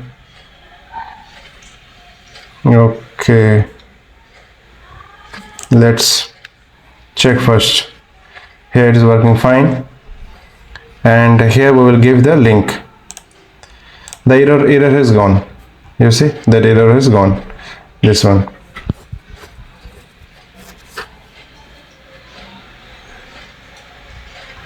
Okay, now what we should do, now go to the order admin page, and here we will give the link that will redirect us to order details page of admin. Here take one table cell, align right as usual, and here close it, and here we should write view or details, order details, just details, and here we should give the link. And for that, go to the user section part, and here go to order page, and from there copy this one and paste it there, paste it here, and instead of this order details also give admin. Fine, view. This will work fine. Let's check. We're getting some error. Let's check. Link is not imported, maybe. Let's import it. Link. Now it will work fine. Now it is working fine. Let's click view. You see, we are inside admin folder, admin route, and we are able to see the details. Okay, fine. And one thing we should do after successfully changing this one, order changed. If we go to the view part, we should be able to see it there. If you go here, go to order page, and you see order status is changed here also. It is changed to complete. So after we change the order status in server, we will change it here. We'll change the color here. We'll put some red color or green or something so that it will look good. It will be easily identified. So let's change the color here. Like for paid, we should show it as green, and for order also, if it is placed, then we should change the color. let's do it. And if we go to the admin order page, and here we are giving 1 2 3 options like complete, delivered and order placed. Okay,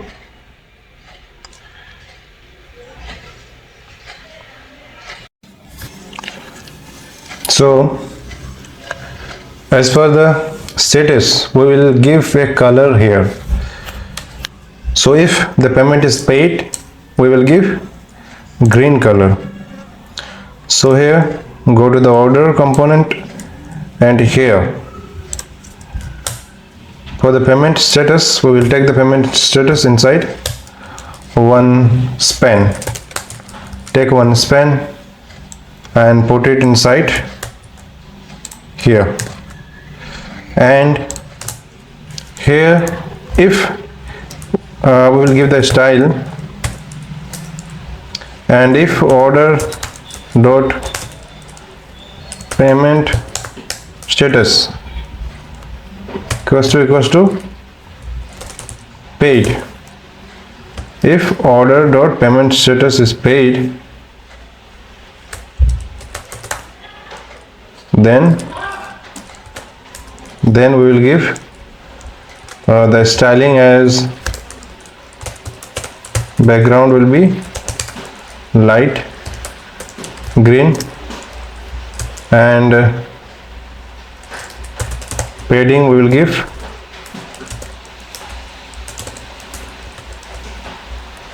3 pixel, and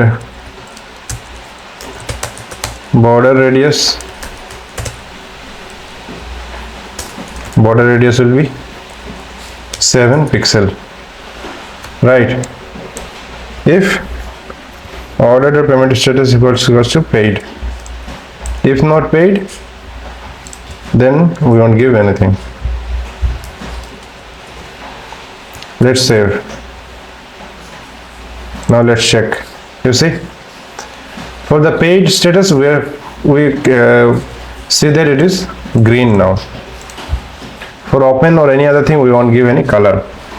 So for this one, let's give the padding as 3 pixel, 7 pixel, 3 pixel, 7 pixel. Let's see, now it is looking good. And do the same for this order status. So copy this one, paste it here for below for order status, and cut this order status, and here for order dot payment status, replace it with order dot status equals to if it is check the status for the admin page. Go to admin page, check the status available, go here, these are order placed, delivered and complete. For order placed, if order dot status equals to order underscore placed, then we will give light green and so and so. And if it is complete or delivered, let's go here, and if it is complete delivered, then we will change the styling. The styling will be, copy this one,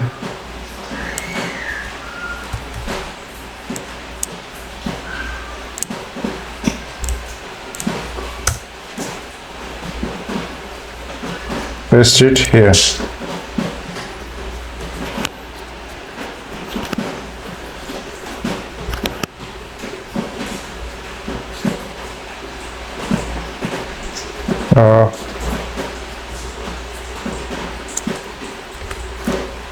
paste it here.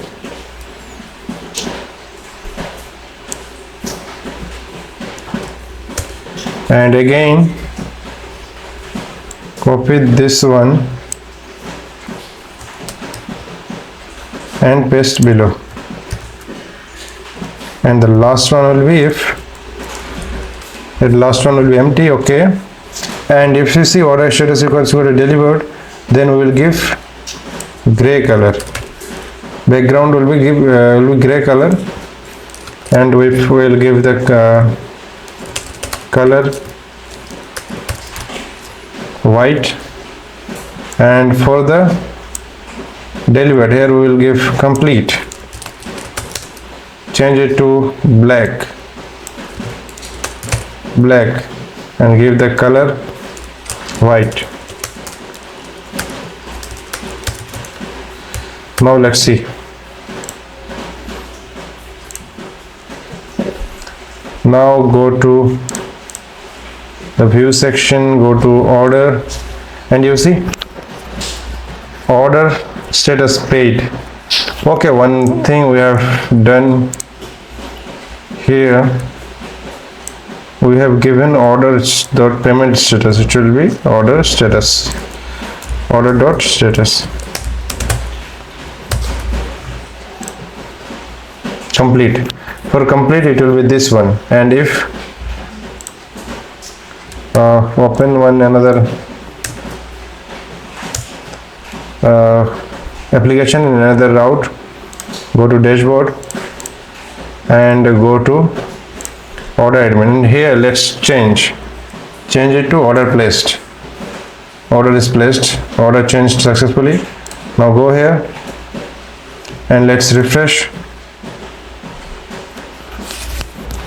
You see order placed. Here you see we got order placed. Okay, wonderful. And the color is changed in this way. And if we change it to delivered, let's refresh here. You see delivered is gray. And if we change it to complete, let's refresh, it is black. So this one is working fine. And also do the same coloring system for the admin part. So here copy this one for order and this status, order status and payment status. Go to admin section, order admin, and here paste it here, payment status, and also do one thing. Let's format it first. Do one thing here, payment status, and then we will take this order status, and after that we will take one table and name it change order status, change status. Right, now let's check. Now you see we will be able to see the order status here, and this is the change status, details is there, right? Payment status, coloring and everything we can see. Like for this one, if we change to this one, order placed, we can see order placed. Okay, and here for the user details we will give the user details here, and let's give console log. Let's check the data we got from the order fetch user order. Here let's console.log. One more thing, or you can say this will be one mistake if we don't change it. While we are fetching the order, this is the admin order page. While we are fetching this one, we will fetch the data of every order, not one particular user. But while we are fetching the data for order from this section, then we are fetching the order for that particular user, that particular logged in user. But for this one, we will fetch the order for every order. So for this, let's create another function inside server. Go to order and here get order by user, copy this function and paste it above and change the name fetch orders, fetch order by user to fetch orders, and here we won't give any condition user ID. We will fetch it, fetch everyone, fetch the data for everyone. Item array dot product, also we will populate the user. Populate the user. Let's check the database. Go to order. User is there. Okay, fine. Populate user. Okay, save it. And here instead of user orders, name change it to orders, and here change it to orders, and here fetch order data. Okay, now create a route for this one. Get orders, copy this one, go to order router and create the router for fetching the orders. Paste it here. Here we will pass the oath and we will pass is admin 2, because only the admin should be able to fetch that data, the order details of everyone. Okay, auth is admin. Get orders, paste it above so that it will import. Here we will fetch with this route orders. So go to here and we will give inside order admin orders, and also change the name of the function fetch order, fetch orders. It will be orders fetch. Okay, save. Now let's check.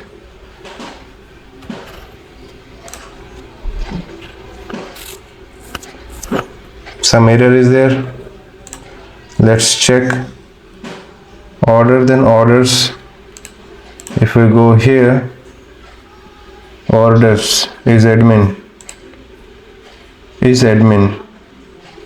yeah, it should be admin, no doubt. If we go here, order controller, get orders. Okay, fine. Order.find.populate item array product. Okay, now let's refresh. Let's check the server. Let's check the console. We are getting error undefined of map. Okay, undefined of map 86.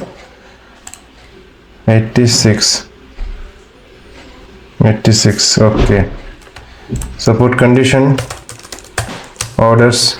If order is there, then only we will show this one. Let's save. Now we are able to see, but let's refresh again. We are not getting that. Okay. One mistake that we are doing here inside server. We have changed the name of this key is to orders, and here if you go to this section, here we are saving the data with user orders. Change it to orders. Now it will be fine. You see, now we are able to see the data. Okay, here we will be able to see all the orders that is created by different users. So this one is working fine. If we go to here, and also user details, we will change it here. Let's console log and let's see if we are getting the users. console log and response orders. Refresh. Let's console log orders, console log orders, data orders, user. Yeah, we are able to see the user data.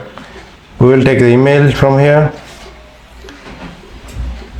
Password, we shouldn't send the password, that is for sure. We shouldn't send the password. We should not send the only we should send email and name. Password also we can say no problem, because it will be visible by the admin only. So password is accessible to admin, so no problem. We won't take use of this password. No problem. Let's password come here. We will show the email role and username. Email, role and username. User details here.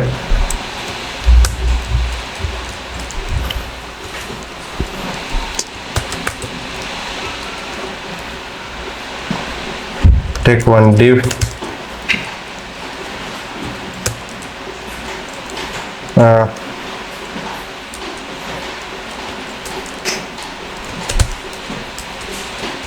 Style, flex, direction, row, and inside this we will pass this one, and to email we will pass the email. Email will be order dot user dot email, right? Also we'll pass two more things: email, name and role. Role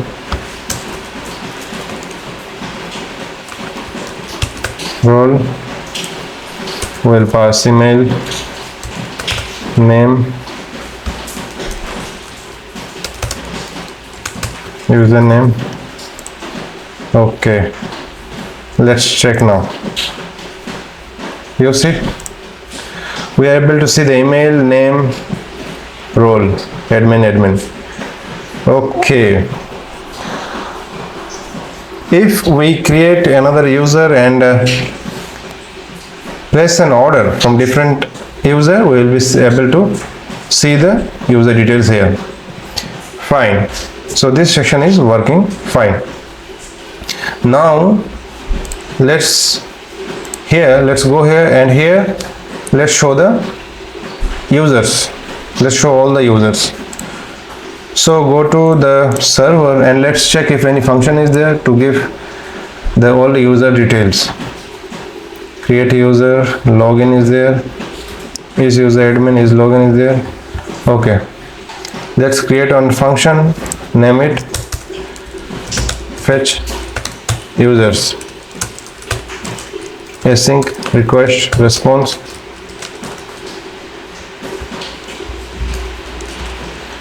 And here we will fetch the user dot find. We will give await user dot find. Okay, and after we got the user, we will send the response users. Okay, fine. Let's try and catch. For the catch one, let's send this one, copy this, paste it here, 500 internal server error. Okay, no problem. and for this one copy this, cut this one, paste it inside. We will get the users. For fetching all the users, let's create the route. Go here, after create router dot get all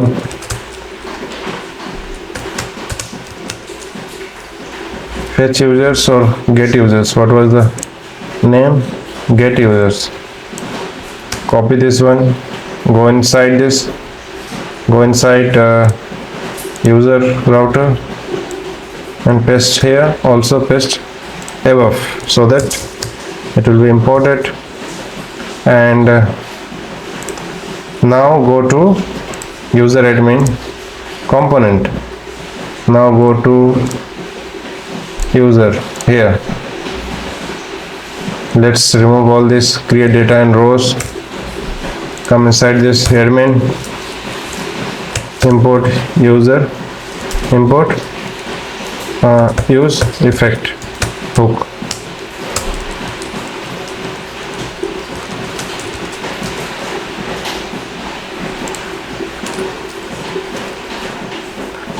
Now at above, let's create one function, fetch users equal to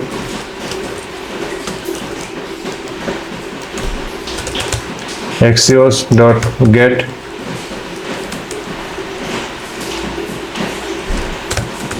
base API, and then users, then all, and then get response, then response,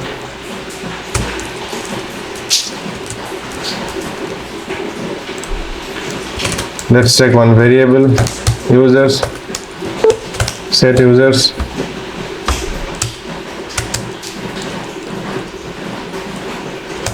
use effect, use state, let's take one empty array, and here let's set the users. Users will be response dot data dot users. Let's catch the error, console.log error in fetching users data. Okay, users,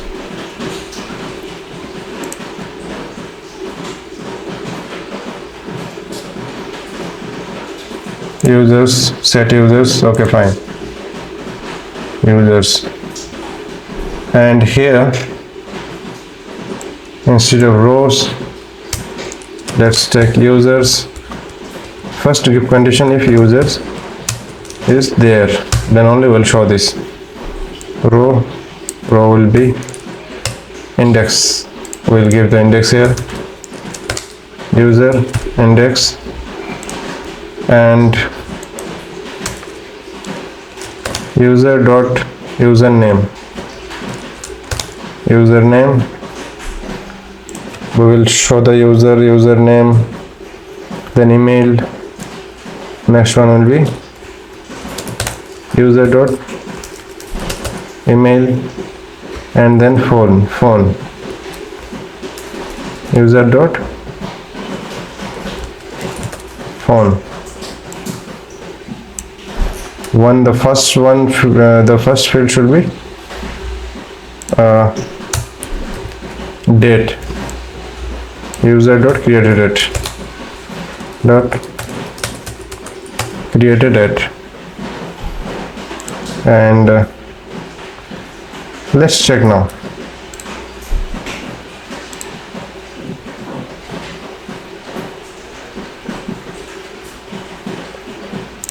Let's see, here we didn't call this fetch users. Let's call this one inside use effect hook. Now let's call it. Now let's save and check.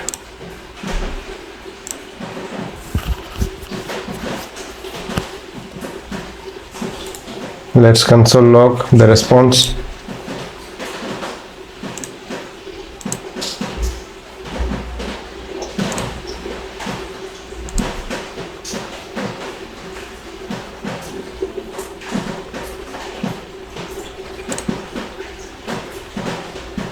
Okay, let's console log here.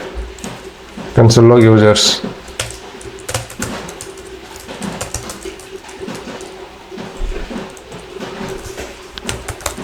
Users response. Let's check. Let's refresh.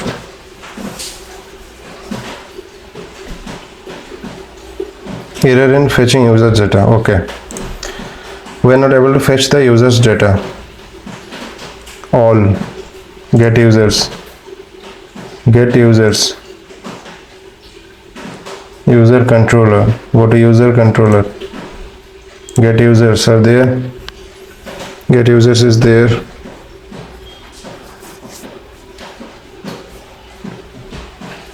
User.find. Okay. True users. Where is the problem? User all. We are giving all. It will be user, not users. Now let's check. Row is not defined. 42 row. Where is row? 42.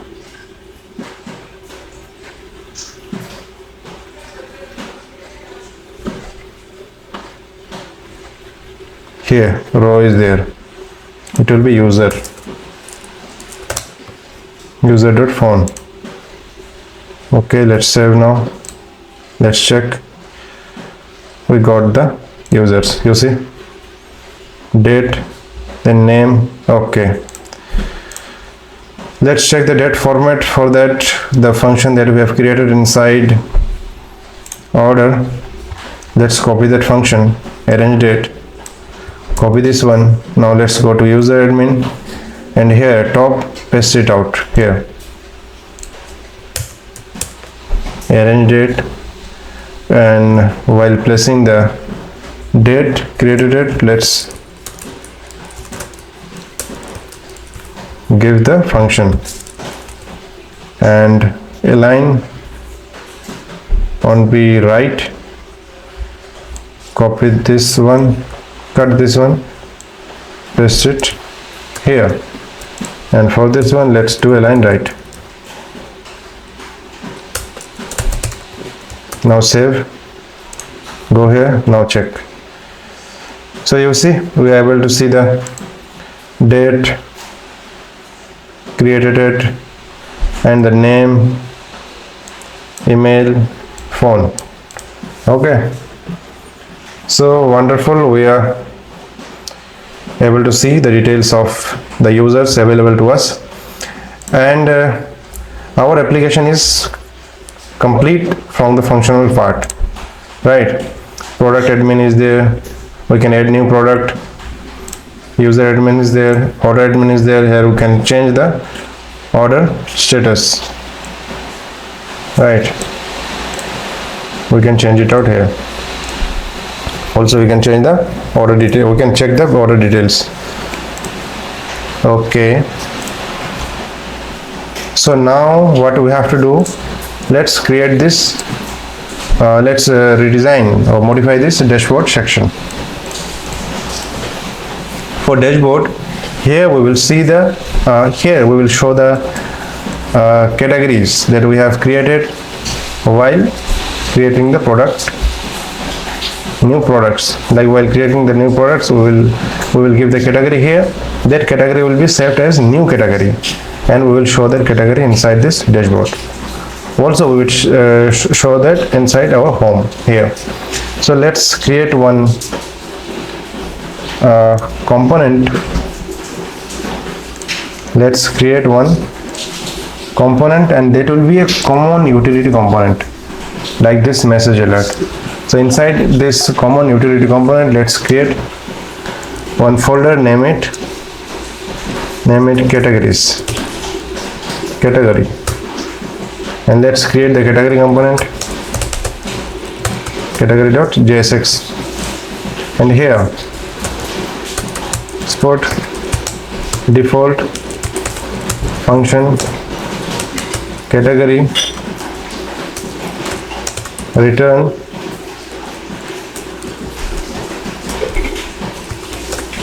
category. Right, here what we will do, we will show the category here. So for that, one function is there inside server. If you go to the cart, here we will get the category, increase cart, decrease cart, cart or product. Let's check. Okay, inside product one function is there. Let's get category and brand. Right, we will fetch that. We will call this component and we will take the category out of this. For this one, let's check the route, go to product, and here fetch product with query, no, fetch category brand is this one, cat brand.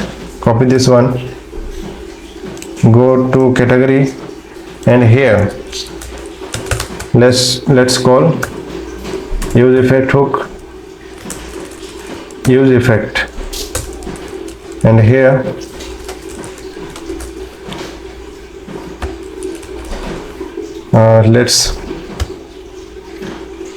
let's do one thing. Let's create one function, name it fetch categories equal to, and here at top let's take one variable, name it categories, set categories. Let's take use effect, use state, and here let's give one empty array, and here let's call axios, import it dot get, and let's give base API, import it out, and then let's give product, and then paste this cat brand, and it will give dot then response, and here we will set the categories, response dot data dot category. Okay, and also catch the error.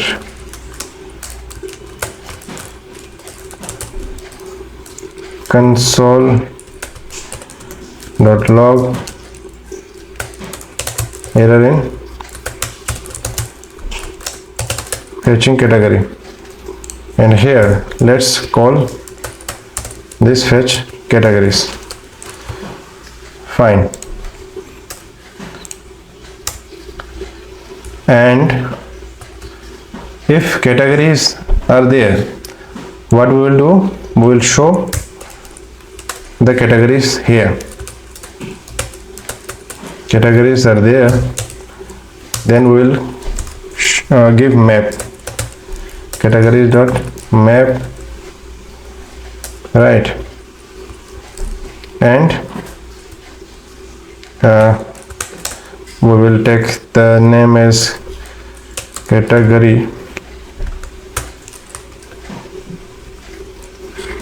and we will return one div, and we will style that div, and here we will pass the category. And we will give some height and width. The height and width we will pass as props. Height and width we will pass as props. roles, one thing we can do, we can pass the color and background color, right? Color and background. We will pass 4 things: height, width, color and background. And here we will style it, and we will pass the height from height and width from width, and color from color, background from background. We'll pass the props here inside styling part, and we'll give padding. Padding will be like, not padding, we won't give any padding. We will set the text inside, set the text at inside the div, and we will put it inside center. So for that, what we have to do,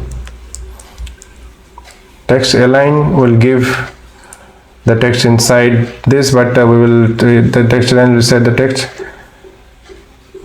in center horizontally. So for that, what we have to do, we will do it as like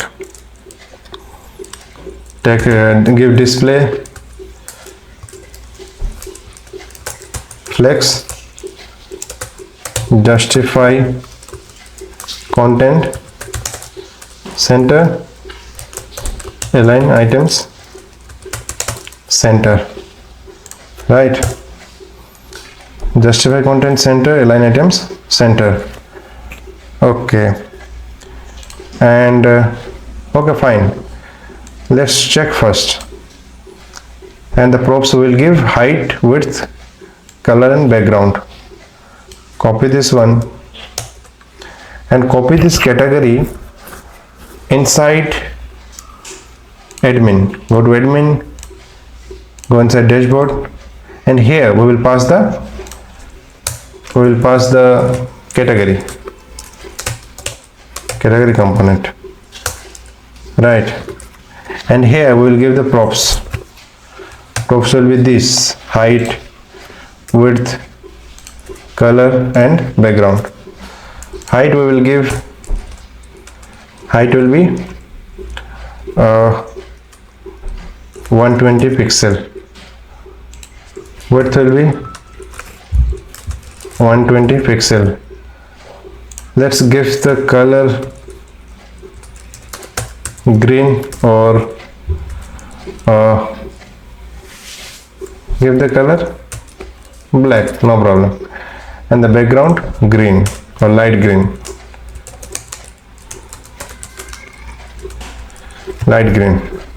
Now let's check.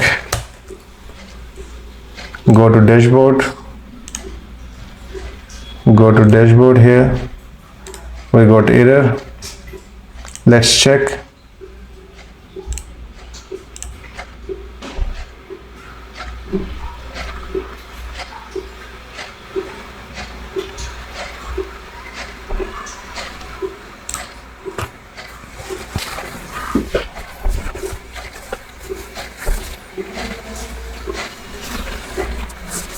Div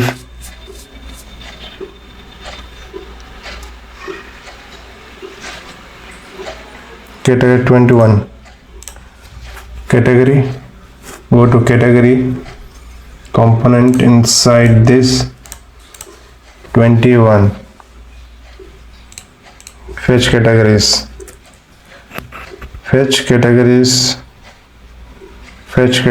product, base API product, get banned. Okay, let's console log here,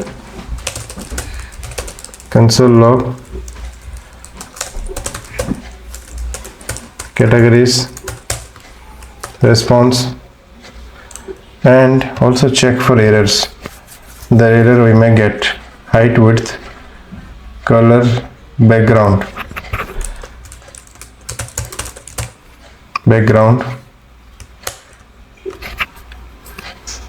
width color background.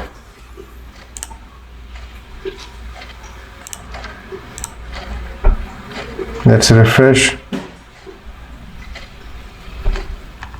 Let's check the console log. Categories, we are getting the categories. Categories.data dot category. Okay, categories we are okay. So we are sending the category here, category.name, category.value.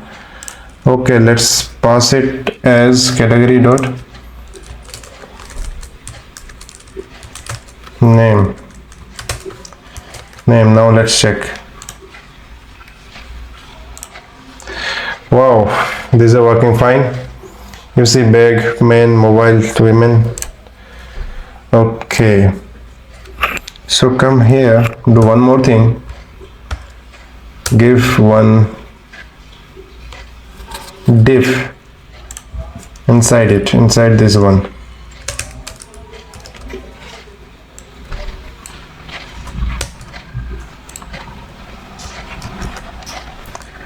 And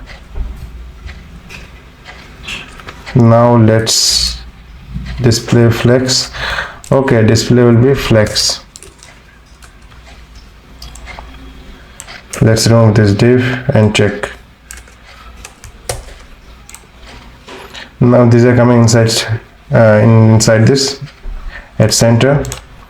Now let's do one thing. Give margin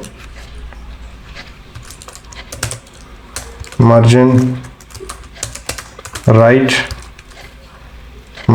at least 5 pixels, or do margin, not right, margin 3 pixel, and put all this inside one div. Put all this one inside one div. This is all category and all. And div or box, you can take box from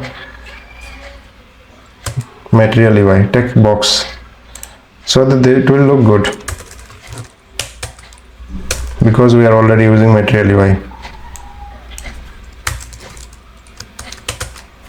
Box, and here let's give styling. Display flex direction, row flex wrap will be wrap. Now let's check. These are coming in this way. And here let's take one typography, import it, variant, give variant as h4, and here type categories. Now let's do one more thing. Let's give border radius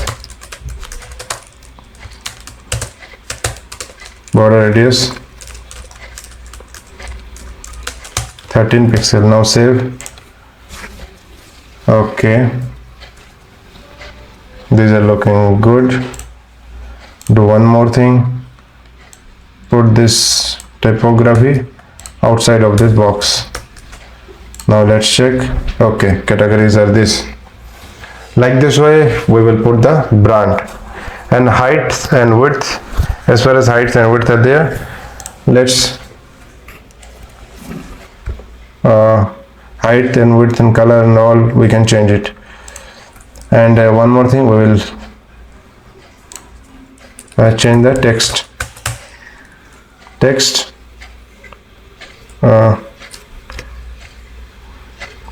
decoration, align text,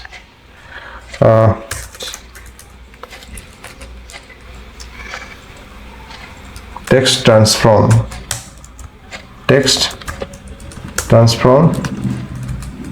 capitalize. Now let's check. These are capitalized. We will change these colors. These are not looking good.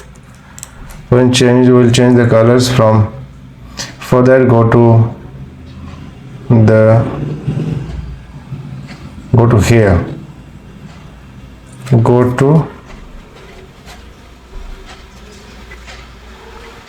admin, and here go inside components, dashboard. Here, let's remove this dashboard, and let's give the background green and color white. Let's check. These are looking better, little better. And like these categories, what we will do, we will take the brands too. Like these categories, we will take the brands. Right. Let's take the brands. Let's create one component like this category. Copy this category component and go inside this utility, common utility component. Create one folder, name it brand. Inside it, create the component, name brand.jsx. Paste this category component here. Okay, we have mistakenly copied the dashboard. Go to this category, copy this one, paste inside brand, and change the name from category to brand. This will be same. One only thing that will be changed is from here, responsive editor category, change it to brand, and also from these categories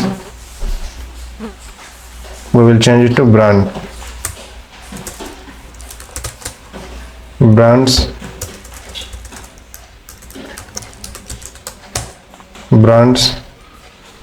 fetch categories, fetch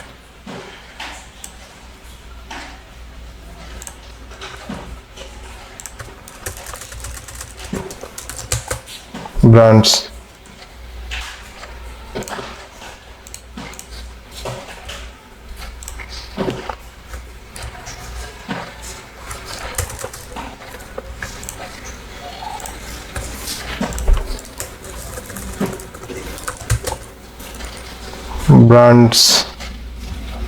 okay, and this will be brand, and here it will be brand or name. Save this out and also copy the brand. Go inside admin component, go to inside dashboard. Here we place the category. Do one more thing, we will take the grid, right, and inside that grid we will paste category and brand. Import grid, and here we will take two grids.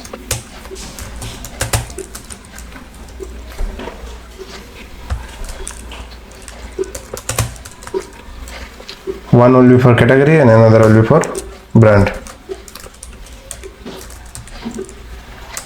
Container, these two will be item.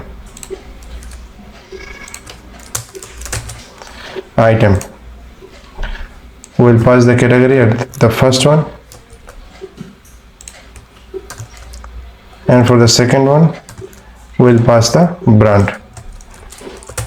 Import brand, right, and here we will pass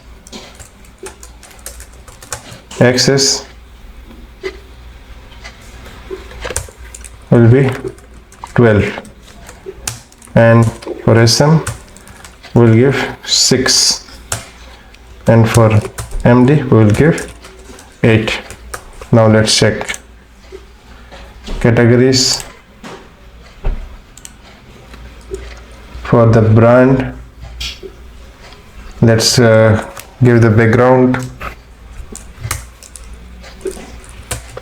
blue and go to the brand here, change the name to brands, and let's check for any error. Set brands, we are now setting the brands here. Copy this one, paste it here. Now let's check brands, you see categories, and then we are able to see the brands. Wonderful. Now one thing that is not working is that if you go inside this dashboard, container SX12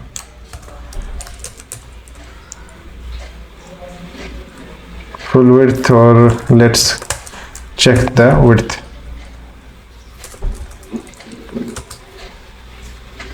SX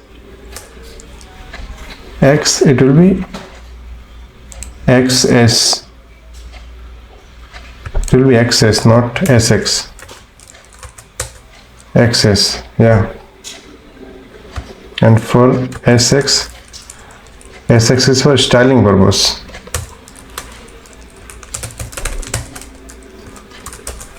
Let's check the styling, red, and for this one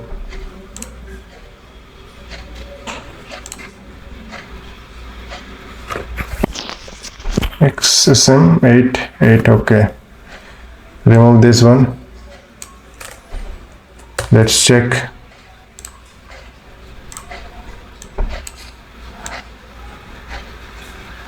Okay, we are doing it.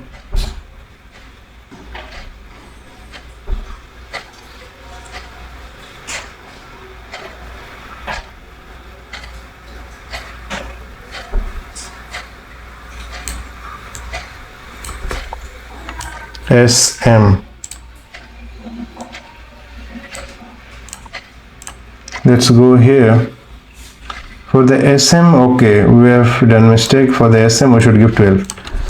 For the SM, let's give 12. And for XS, let's give 6.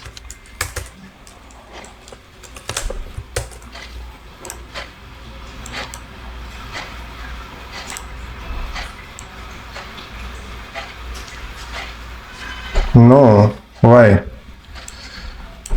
Somewhere we are doing mistakes. It was good at 6, SM6, small 6, and for the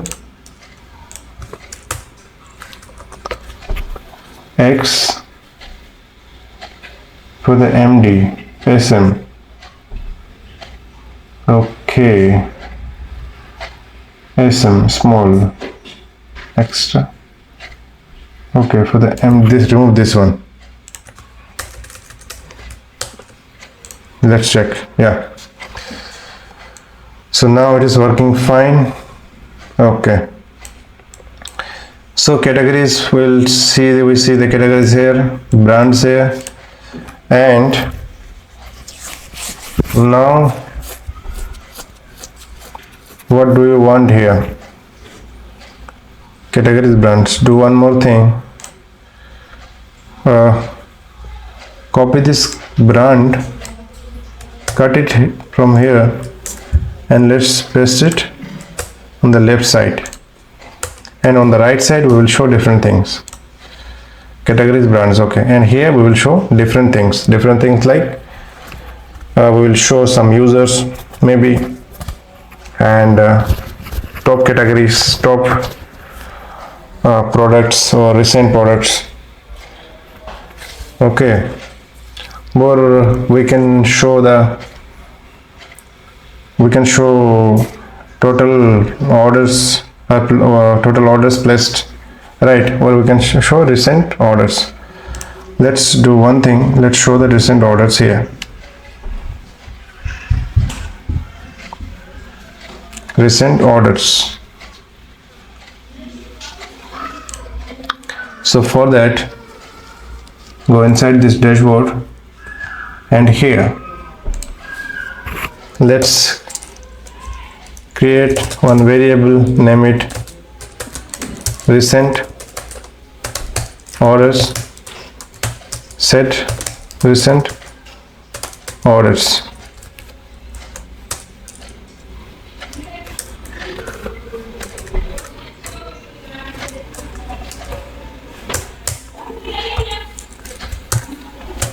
It will be use take use state,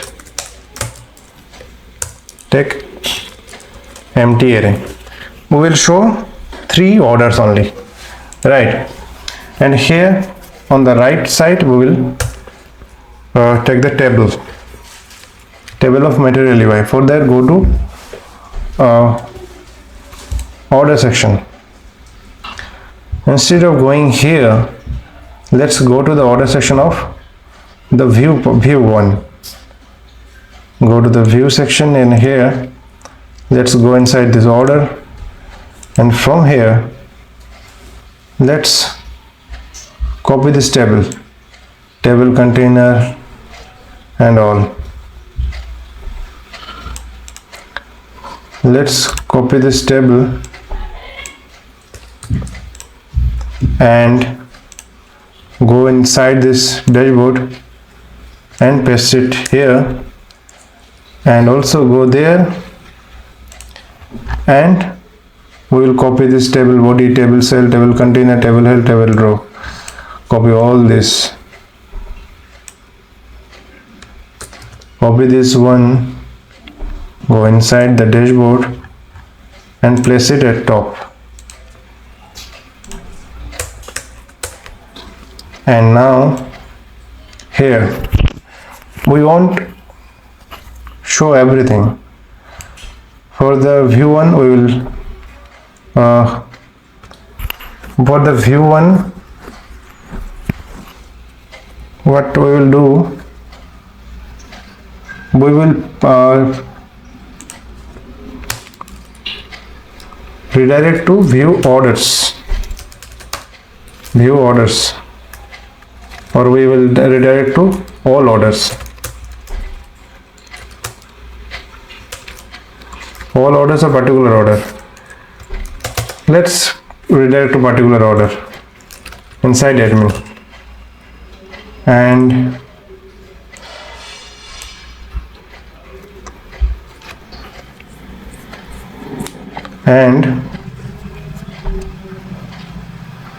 we will show the only the pending one. We'll show the pending orders here. We'll show the pending orders here, only the pending orders, right? So we will put condition arrange date.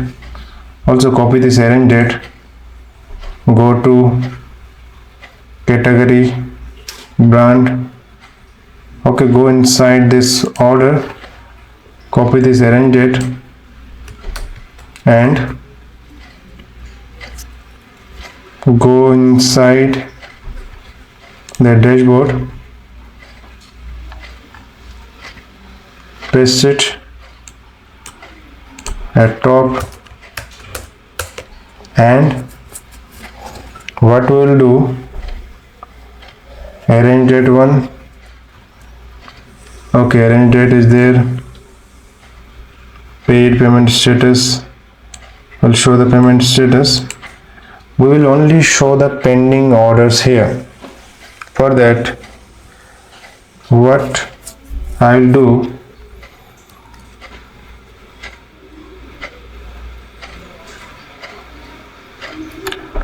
one thing,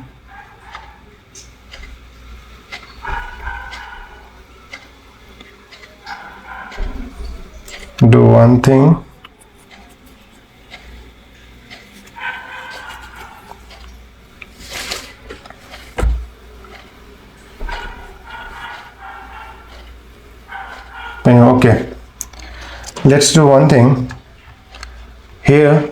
Go to and go inside the admin order and let's copy this one, fetch orders. Okay, copy this one, fetch orders, go inside dashboard, paste it here,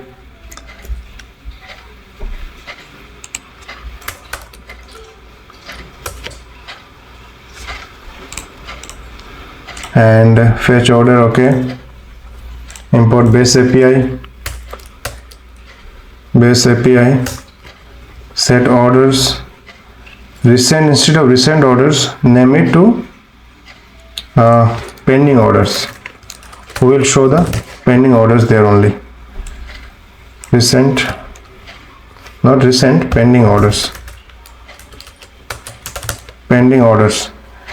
and here for the message one, for the message we won't do any action, so we don't need the message. Like in admin order page, we were changing the status, that's why message was compulsorily needed, and here we don't need it compulsorily. Set pending orders, copy it here and here. Okay, don't cut the whole section, instead paste it here. Set pending orders, copy this pending orders and come inside this orders here, pending orders, and instead of returning, we won't return at first. We won't return. What we will do, we won't return at first. Will this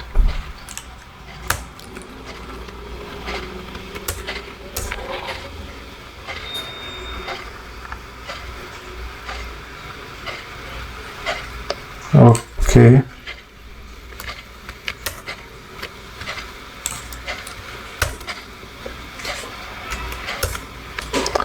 we will check first if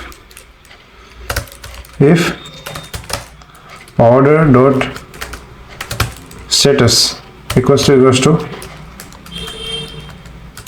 pending. If order dot status equals to pending, then only we will return that, right?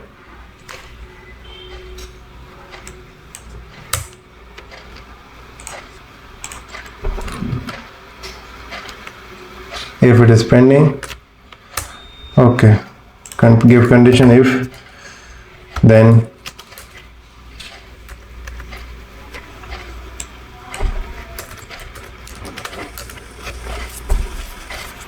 return this one.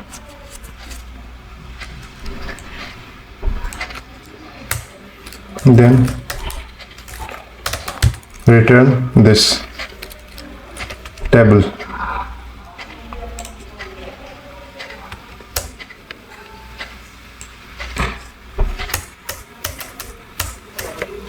Table row,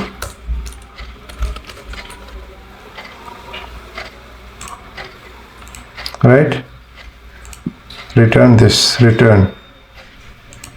Don't need to give this, just return.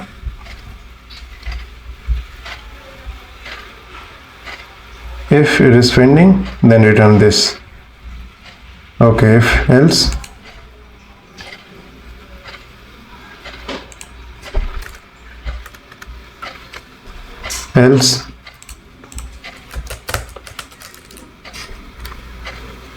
return nothing, return null. Okay, save. Now let's check, return null or empty string. Okay, now let's check.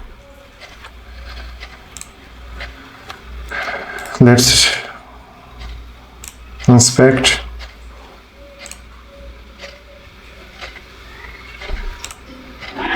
React is not defined. React is too important.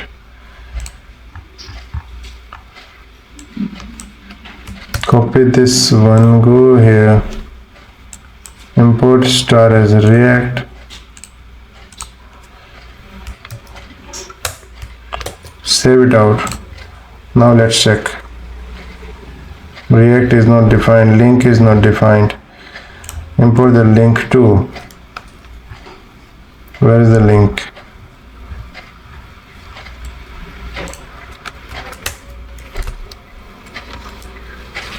Import link from React router DOM.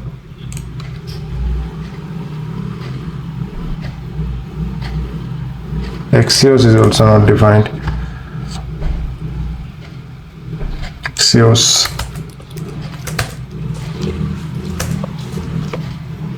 Now save.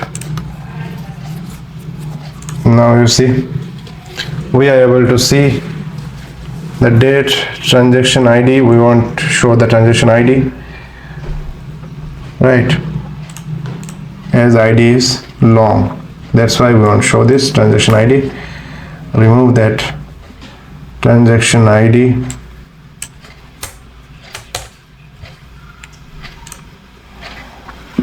You see, pending, we will show the pending orders here. Page status. Okay, only pending orders will be here. So here give a heading like this, brands and categories. Go to brand, copy this heading, typography brand, copy this one, go inside dashboard, and here at the top, not at the top, here on the right side, here on the right side of grid, here paste it, name it pending orders. Pending orders. Also do one thing, if orders, no pending orders are there, right, import typography variant equal to P. If pending orders is not there, then we will show no orders are pending. So for this, what I will do, I will check if pending orders dot length equals to 0. Then I will show this one. Right. Now let's check pending orders, and these pending orders are coming. So this is our dashboard, pending orders. We are able to see the pending orders and categories. We can see the order from here. One more thing, that issue that I am able to see is that here at the top, at the header, we are giving the link, which is not necessary. Remove this one link from the header. Now let's check order details. We have right, fine. Date, page status, order details, pending. Only pending orders will come here. So we are showing the categories, brands, pending orders in dashboard, right? Now if you go here, product admin, we are able to see the admin here, fine. Now let's go to home. Let's redesign the home. Let's take the category inside this home page. Go to home. Here, after hero section, let's import the category. And inside category, what we are sending, let's check inside admin, inside dashboard. We were sending, copy this category and brand, copy this too, go inside home, paste it here. Let's see. Category, we were sending category, and we were giving height, width, color, background, etc. For now, we will give the background not green. Let's give the background gray and color green. And for the width one, let's give width more to 20 pixel. And then brand. For the brand, we will give lesser height. We will give height 60 pixel. Okay, that's it. For the background, let's give gray, and let's give the color blue. And now create one more hero section and name it hero 2, or hero section is 1, so you can name it subsection.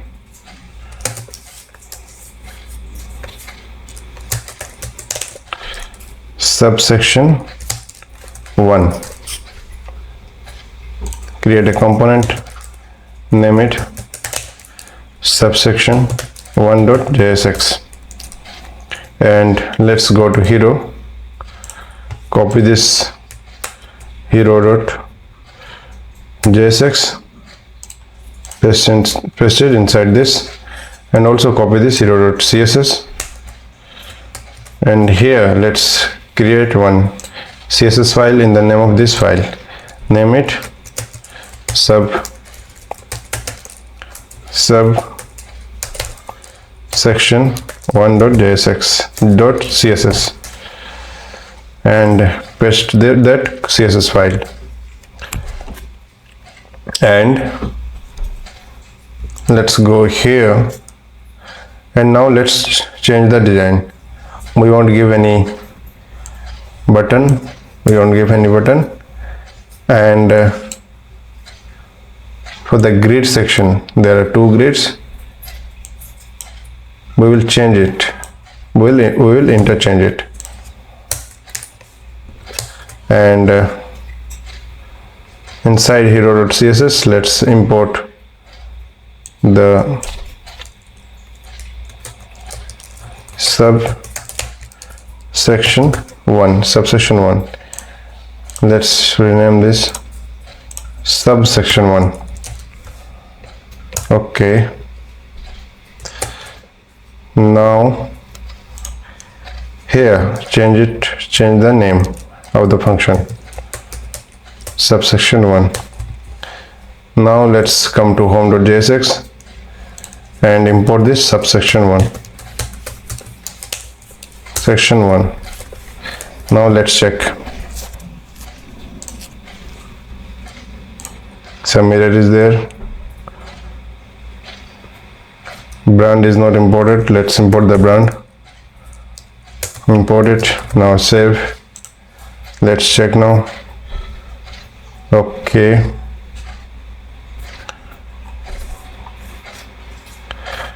Okay. Let's here for these categories, you see these are not centered and the color is not looking good. So let's change the color or background color. Any one color we have to change so that it will look good. Give lighter background instead. Lighter background will be 3 F2 F3. Let's check. Now these are looking little better.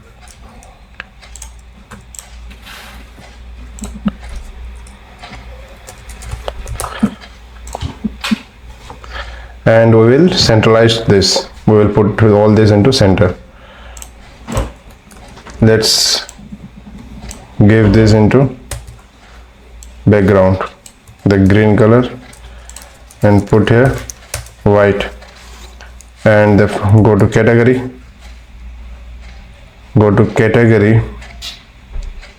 category section. Where is that? Common utility component. Go here, go inside category, and here put it at center. Style, text, align, center, and also for this box put it into center. Justify, context center, align items, center. Save this one. Now see, categories are looking better. And also, instead of center, justify content, give space between. It will give equal amount of space, or give space around.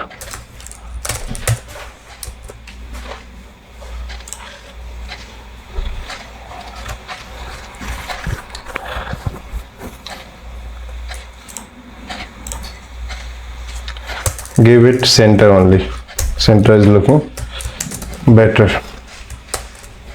For the color one, for the green color, go to subsection,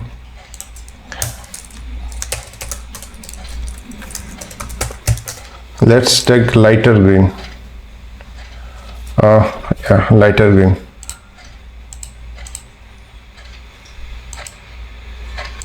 Copy this color code, go here, copy it. We'll put that copied color code inside home. Go here, and here at background place that color code. Now let's check. And for the color one, let's give black. Okay, it is looking little better. And for that section, for the brand also, let's change the color of brand. Here for the color, let's keep it black only. For the background, let's go to home CSS, go here, blue. Let's take lighter blue. Copy this color code, remove this color part, go to home, and here paste it. And for the brand also, go to brand and centralize it. Style,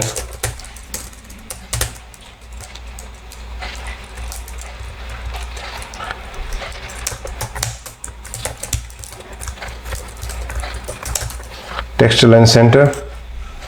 And for this one, justify,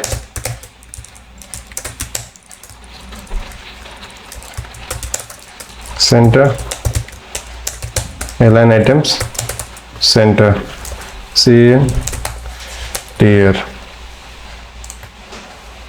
Now let's check the brand. Yeah, these are looking good now. These are looking good. Okay, and for the brands, let's give wider width. For the brand, go to home.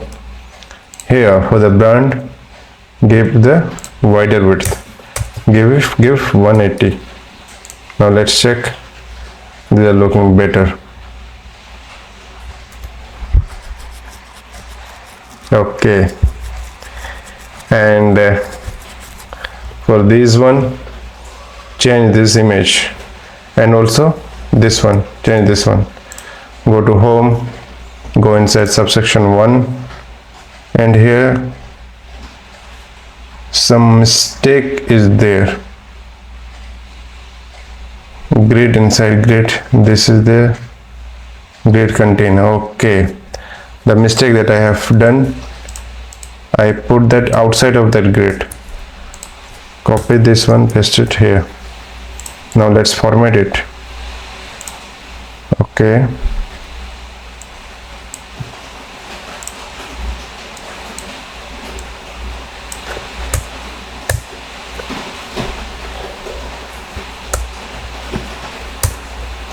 okay, now it is looking good. One more thing here, background, don't give any background, or give background.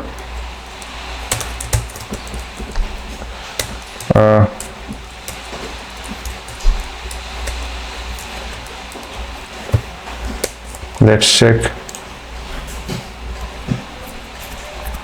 and we will change this image. This image is not looking good, and for this background we will change this background too. Go to hero section and remove the background from this too.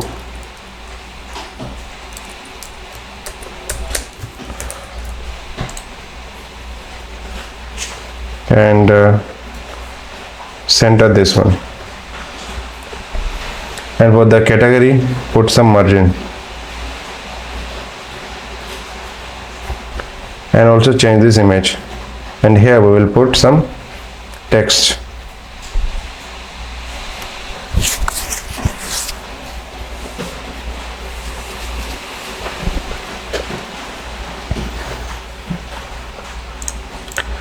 Let's centralize this one. Welcome to so and so. Justify content center, display flex, align item center. Okay, the hero section, shop now, align item center. Okay, let's check. Let's give a good background image, because this image is not looking good. Now let's change the background image. These background images are not looking good, so I have downloaded 2 images for showing, one at hero section and one in this section. So let's go to here, inside hero.css, and in background let's give the link of hero image, public static. Here inside public folder is there. If we directly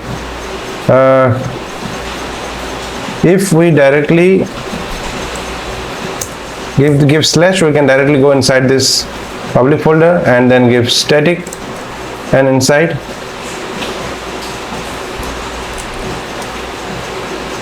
give slash and public, then it will show everything inside this static, and name this hero.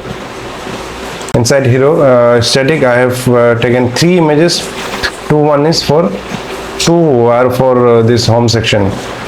So import this hero one, and let's save and let's see if it is working.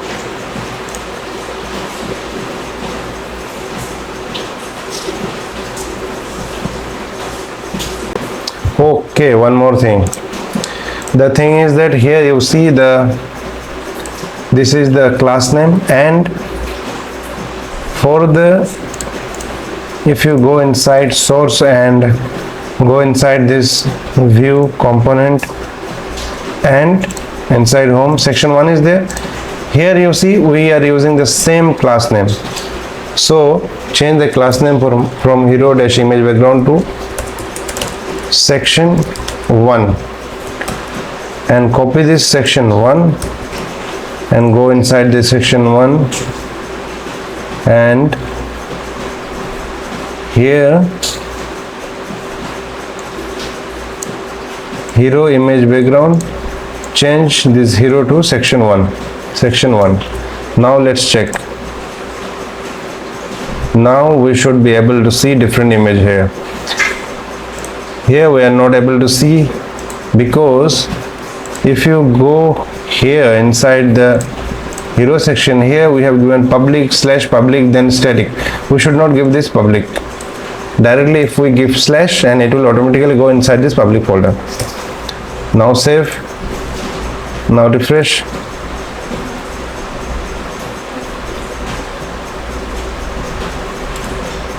Let's check what is the error.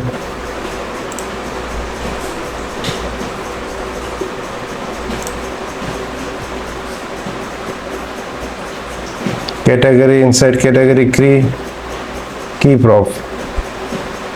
But why this image is not coming? Let's go to another browser. Let's check. The image is not coming. Don't worry.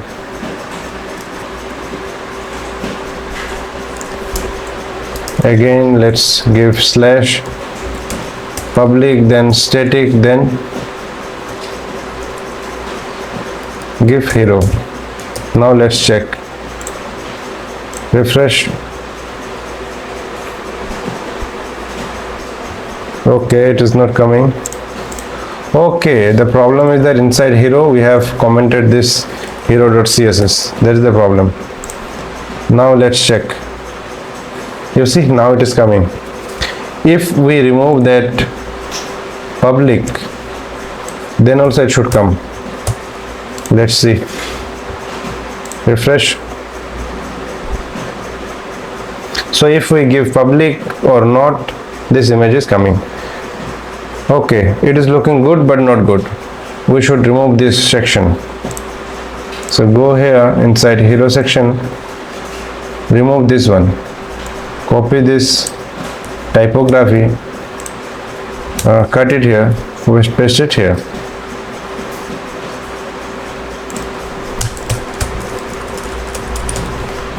And remove this grid. And one more thing, here don't give this MD8, just save this out. Okay, now it is looking good. Welcome to Me Code Beach. This color is not looking good. Give a different color. Give a color that should look good here.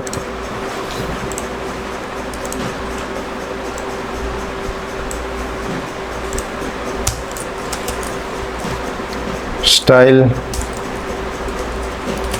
first give font weight give 800, and for the color give color something that will shine.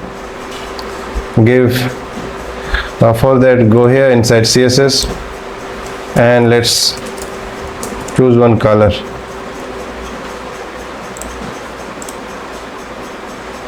Choose one color from color palette.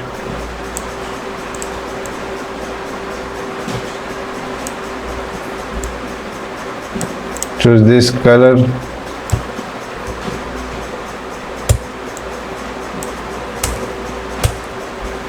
Go here, put the color here. Now let's check. Okay, looking almost good. Give little darker color.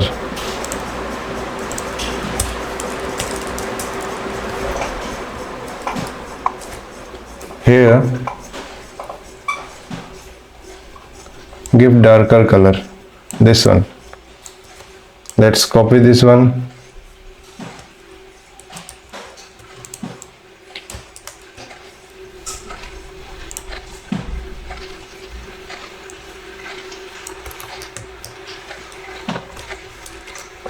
Now save. Let's check. Now it is looking good.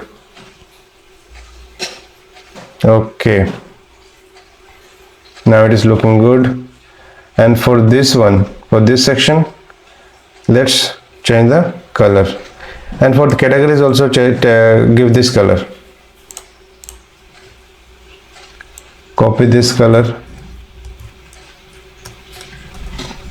go to common utility component, go inside category, and here give this color.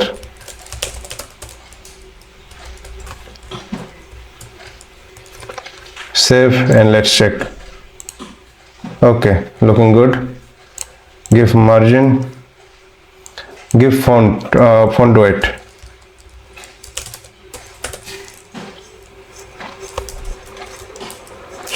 Give font weight 700 and go inside this home, and here let's give margin at top. Okay, we can't give style here, we have to give margin of padding. If we give style, it won't take. Okay, so do one thing, we can take one component, we can take one div and give margin there. So these categories are looking good. Okay, now for this bag and all, give this color. Go inside here, let's take one div and give a dummy height.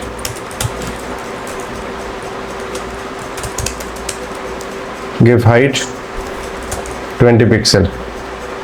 Copy this one, paste it here, and also paste it here, also paste it here. Fine. Now it is looking better. So for this main and all, give this color. For this color category or background, inside background give this color.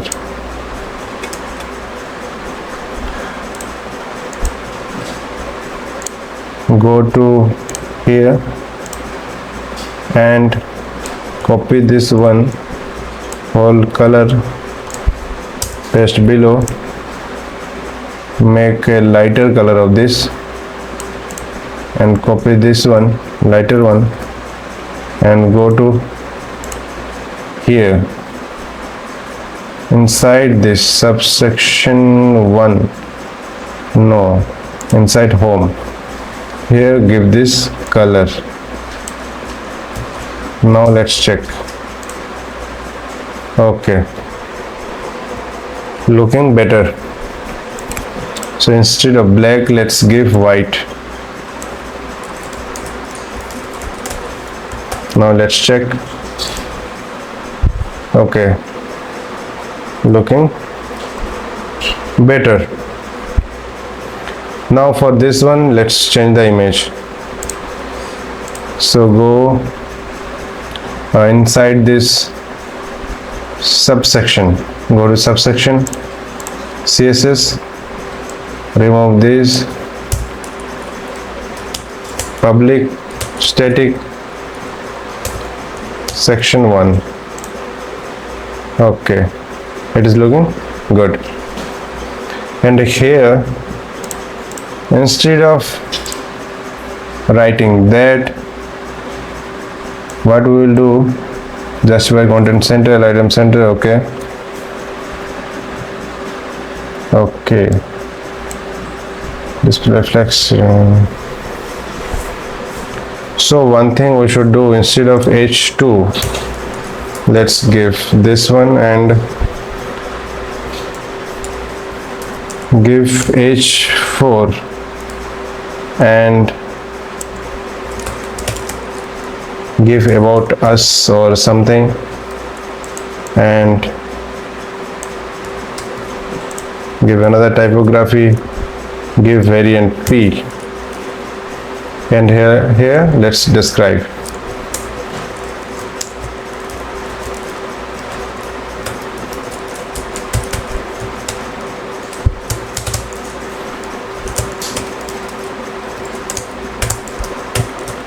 The renowned e-shopping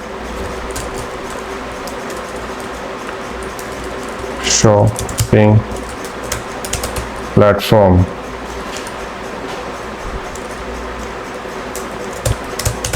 is trusted worldwide. Now let's see. Okay,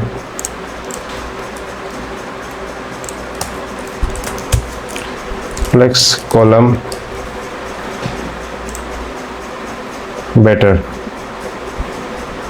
about us. Okay, give padding,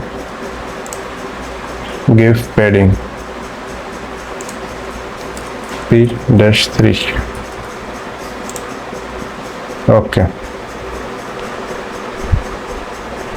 and this about us, for this about us give color, this color. For this about us, style, color, go to hero section, copy this one, go here, paste it here, and now let's check about us. Okay, now it is looking better. And for these brands, let's give this color too. So go here, go inside this category, utility component category, copy this typography and go inside brand and paste it here, and here change from categories to brands. Now let's save. Brands are looking better. Okay, for this color, let's change the color. Go to hero, copy this one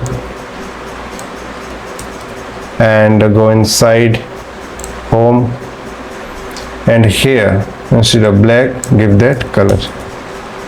Now let's see, these are lighter, we should give darker color, or we should set the background of this one to lighter. So for that, let's give this inside background, and here for color give it to black. Now save. Okay, looking better. Okay, so this is the home section. This one is looking good. And for this shop now, we will give the product direction. So here, go inside this hero, and for this shop now, we will give link React router DOM. Import link from React router DOM to product, and put this shop now inside link, and also style this one.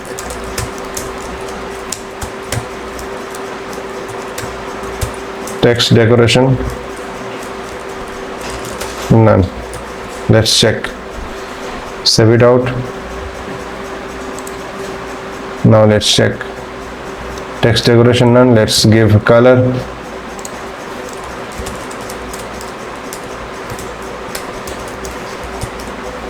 Save now. Let's check. You see, we are redirected to product page. Go to home, click here. We can go to product page. Okay, this is the website.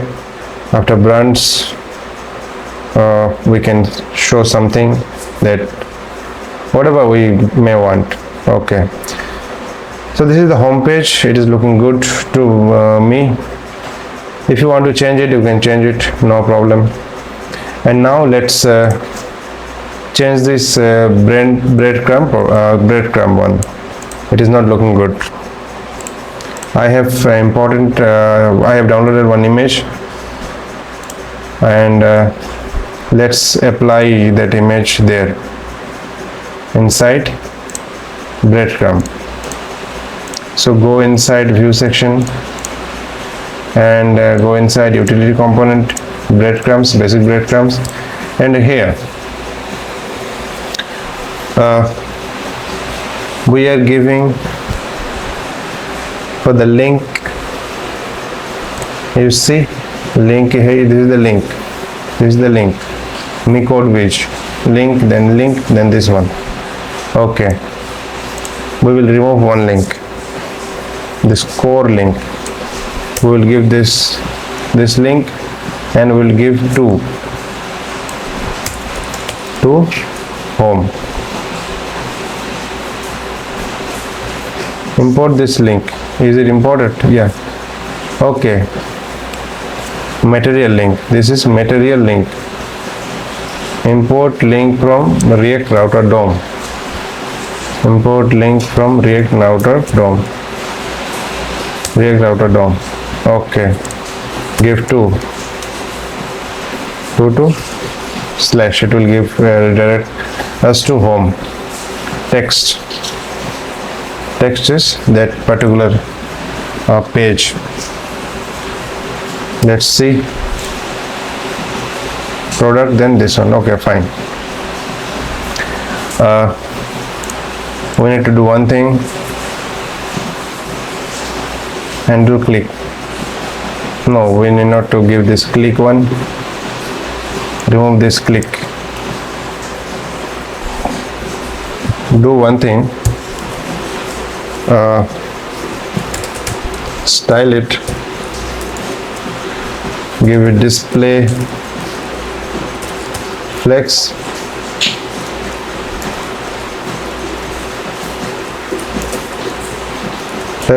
direction will be flex, direction will be column, justify content,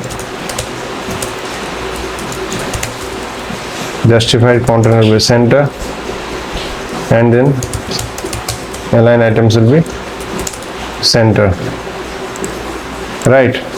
And here, and after or before this breadcrumbs, we will provide one image.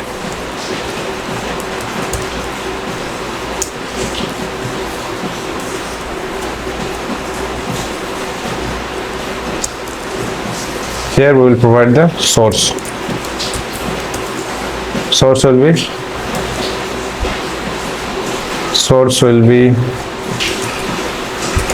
public, inside public.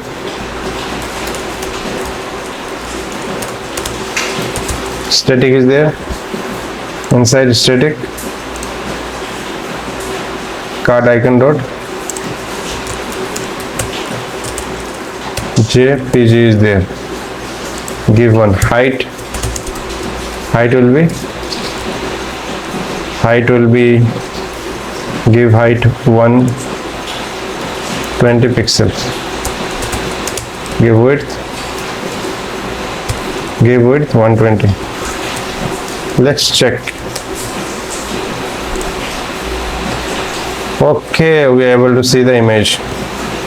Okay, it is looking good, not bad. if we give flex direction row and reduce the width and height 80, and let's check. Okay, this is also looking good. You see this shopping cart and this and product, it is looking good. If you go to order, if you go to register, everywhere you will see this. Do one thing, give margin top,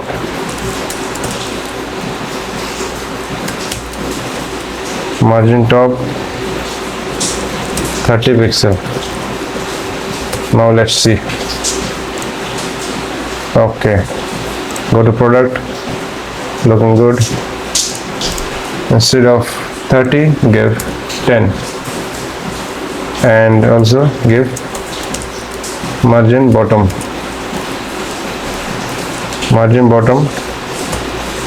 10 pixel.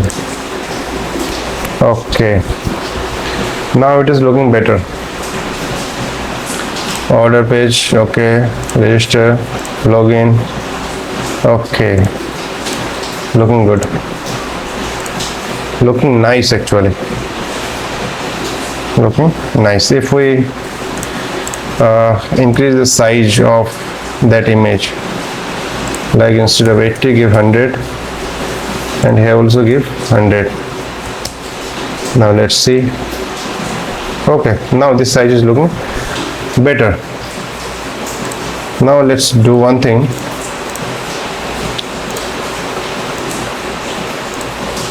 Register order, it is not logged in, so we won't see any order. Okay,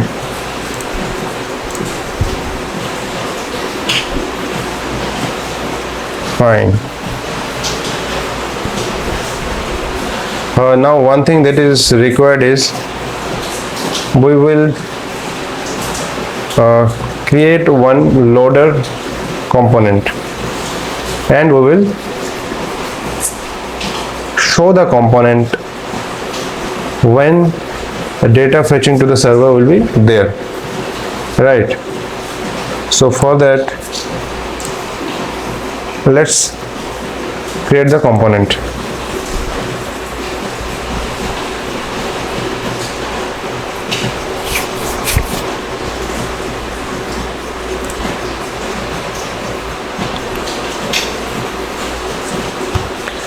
Let's go inside common utility component, and here let's create one folder, name it loader. Inside it, create a component loader.jsx, and now go inside material UI loader. Let's check.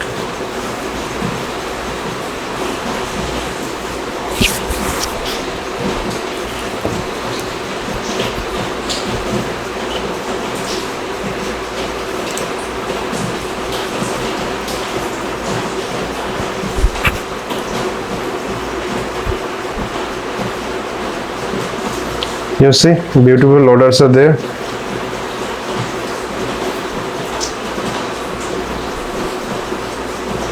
Copy any loader.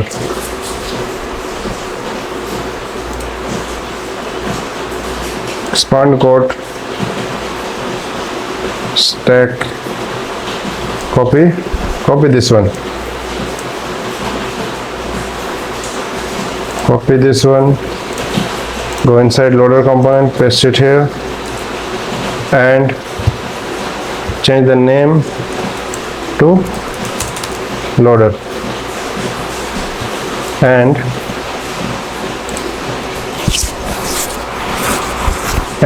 remove these two only, keep only one. And for this stack, give min height 10 500 pixels. Now let's see. Copy, call this loader component, go inside view section, go inside components, go inside product, and here breadcrumbs and all. Here, if loader is there, here we will take one variable, name it loader, set loader, use state false.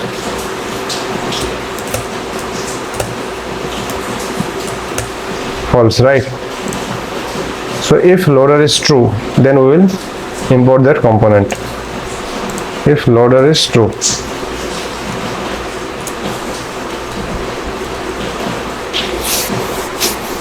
one thing we can do, if loader is true, if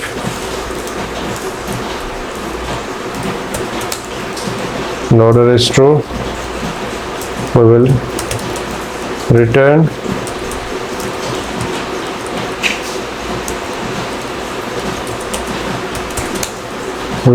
loader, import loader component. Okay, if loader is true, we will return this component, and loader will be false. And for this fetch product with query, let's set loader true, and after fetching and troubleshoot,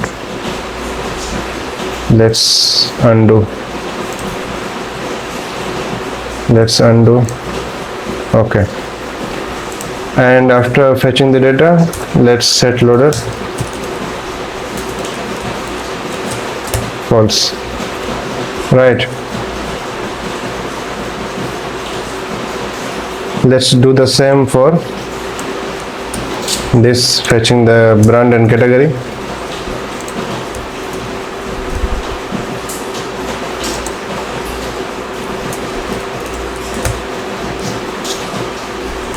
Let's save.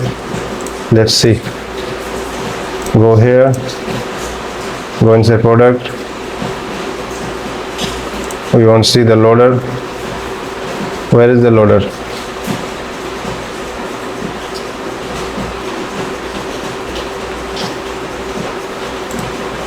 If any error is there, let's check.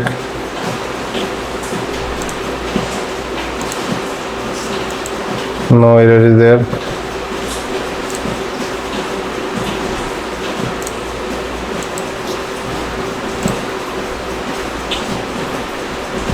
Go inside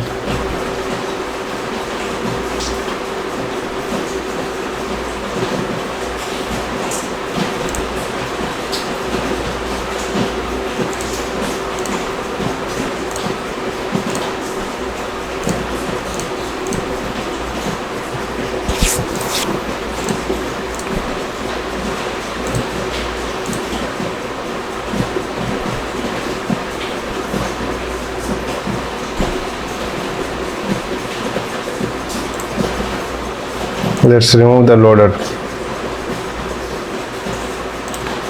Something wrong is happening. Loader and all. Remove this. Here, loader is there.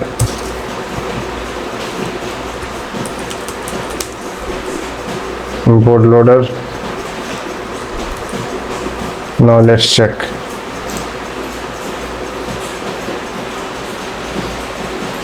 Order, go inside loader, go inside home, go inside product.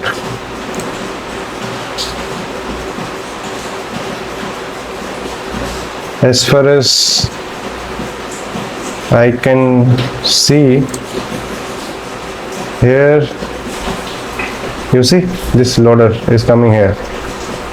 So what we have to do, we have to style the loader. Go to loader component here, create one file, CSS file, loader.css, and inside it, first of all, import the loader.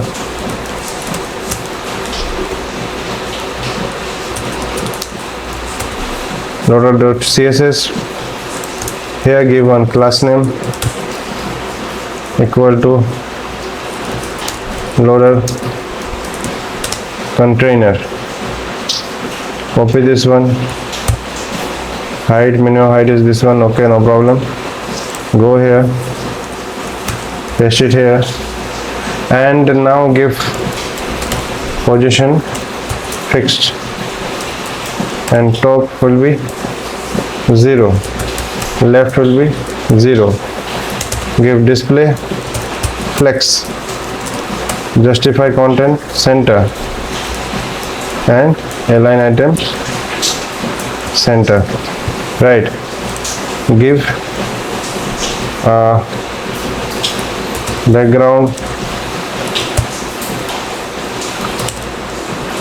background color black, like this. Now let's check. Now refresh. Okay, give width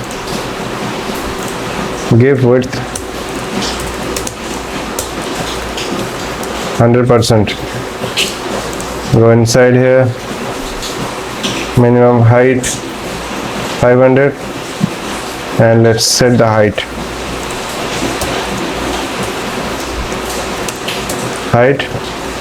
100 ph. Now let's check.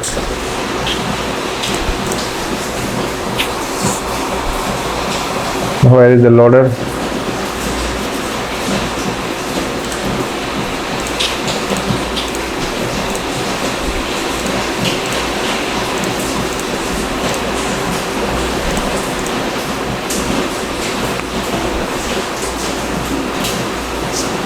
Do one thing, go inside that product here and remove the condition is loader. Just call the loader component and let's see how is it behaving. Refresh.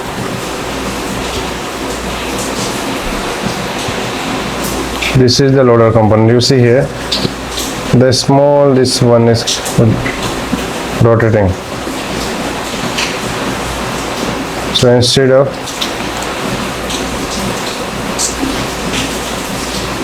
one 100 page is okay. Do one thing, go inside loader and color one. We should change the color. Change the color from this to white. Now let's check.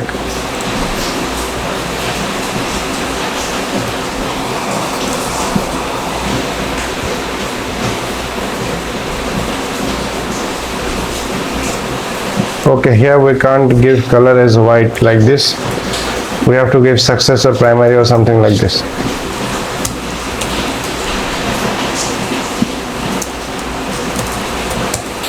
Okay, for this one,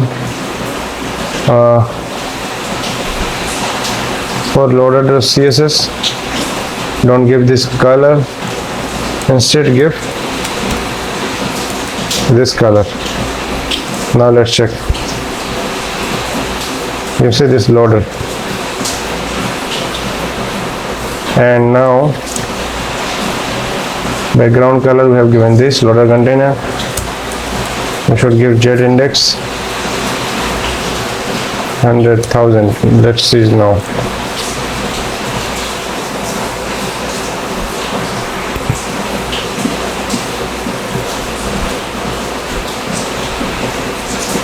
You see, loader is coming fine. Now one thing we will do, we will set the opacity to 0.7. Now let's check. Now it is looking better. You see, loader is running fine. Do one more thing here. Give one typography, import it, give variant P and write loading. Now it will look better. Loading. Change the color.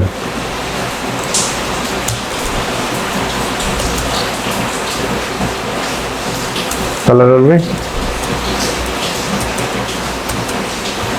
success.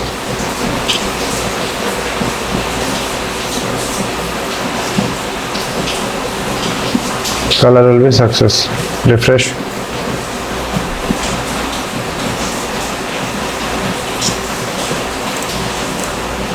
Success color is not coming.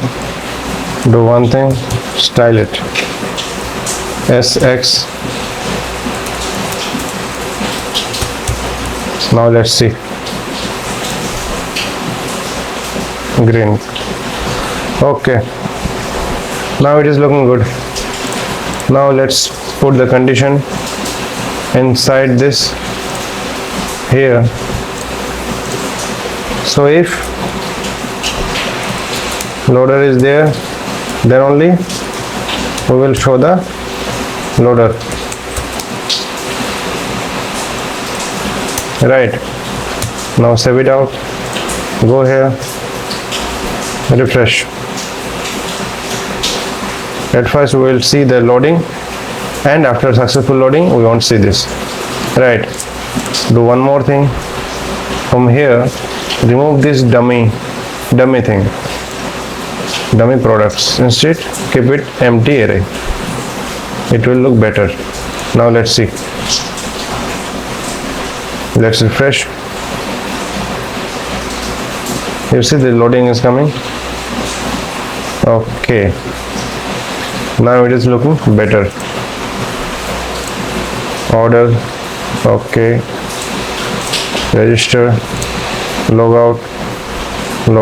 Now it is logout. After successful logout, we are able to see the login. Now go to register, and now let's style this one.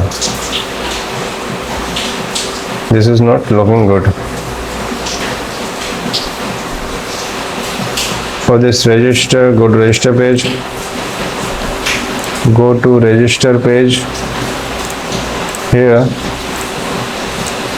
do one thing. Copy the color code for. Go to home. Go to home, and here copy this color. And we will give this color inside this register, and for this register one, give this color.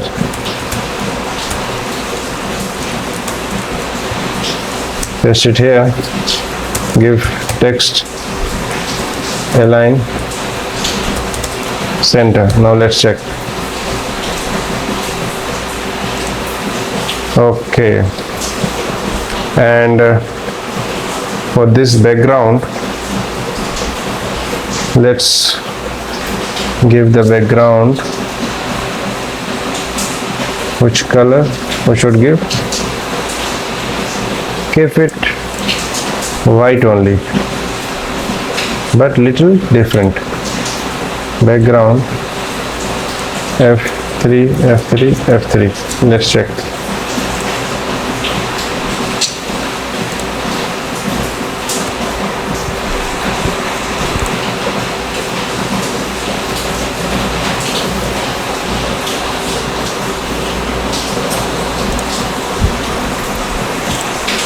For this register page, do one thing, create one CSS file, register.css,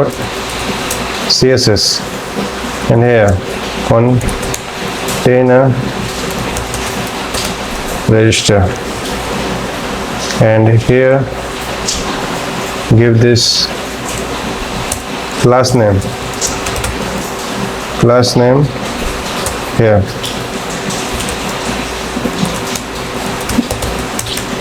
container register, and cut all these things, paste it here, container register, and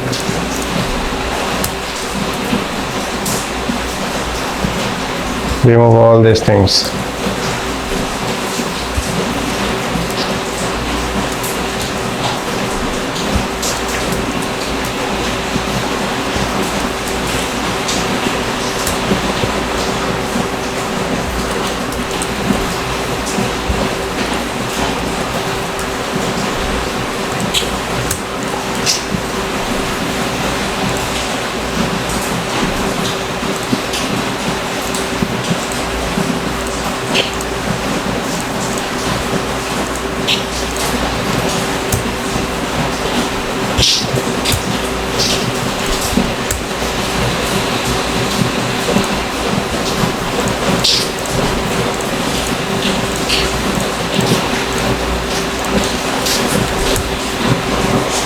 Okay,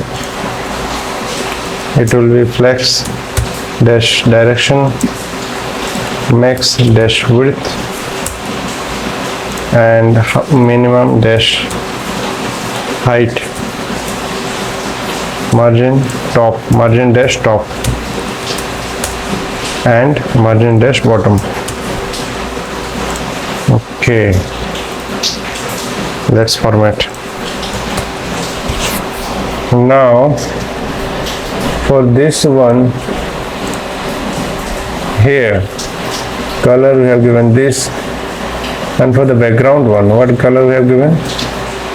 For the background one, let's change the color from this one to go here, give anything like this, and also we will put some hover, Mr. hover, change the background color. Copy this one, we will make this darker. Okay, darker, and we will give box shadow.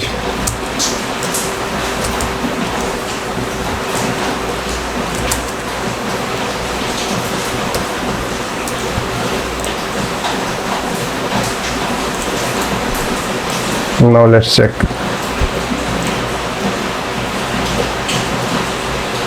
Okay, we have not imported this register CSS file inside this register component.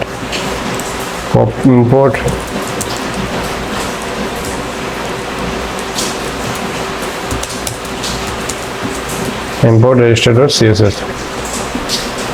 Now see, let's give some padding, and go here, let's give some padding. Padding is there 10 pixel, but it is not working. Give 20 pixel padding, and for the background one, let's give almost white. Give it white. Let's check now. This is looking better. One thing we should do, give border radius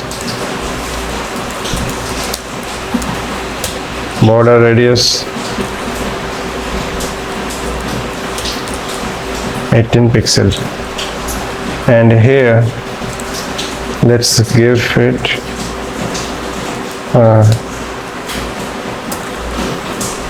8 pixel, and here make it lighter color. Okay, let's check. Yeah, now it is looking Good. Let's apply loader in different parts of our application. So one part will be inside the cart. So now let's log in.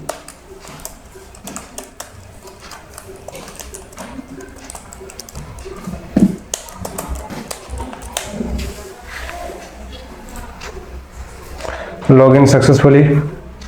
Now go inside cart, proceed to order,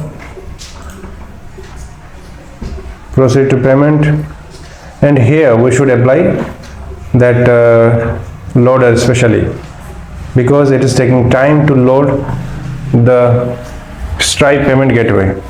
So here let's apply loader. So for applying loader, let's do one thing. Go to view, go inside that payment section, payment or checkout. Here let's apply that loader.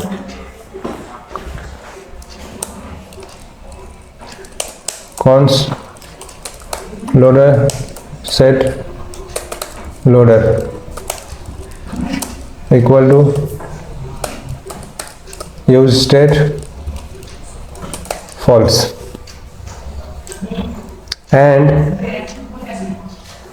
while we are passing this axios, at first while calling this function we will call this loader, set loader true, and after successful fetching of data we will give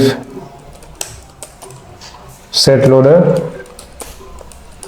false. Also for any error we will give set loader false.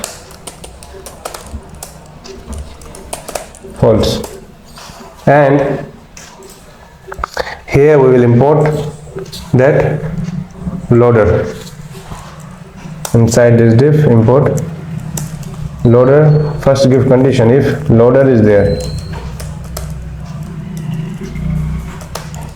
If loader is there, then only we will import the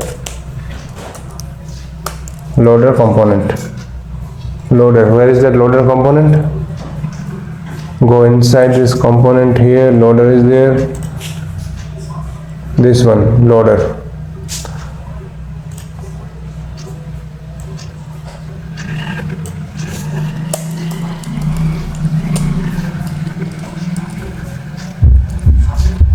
Loader.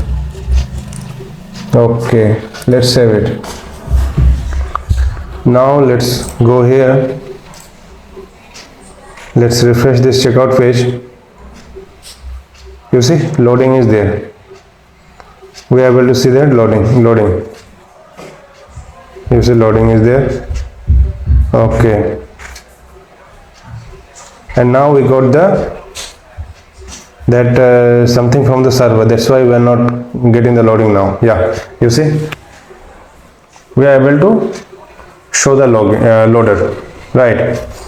So fine, loader is applied here in this section. For this order also loader is there.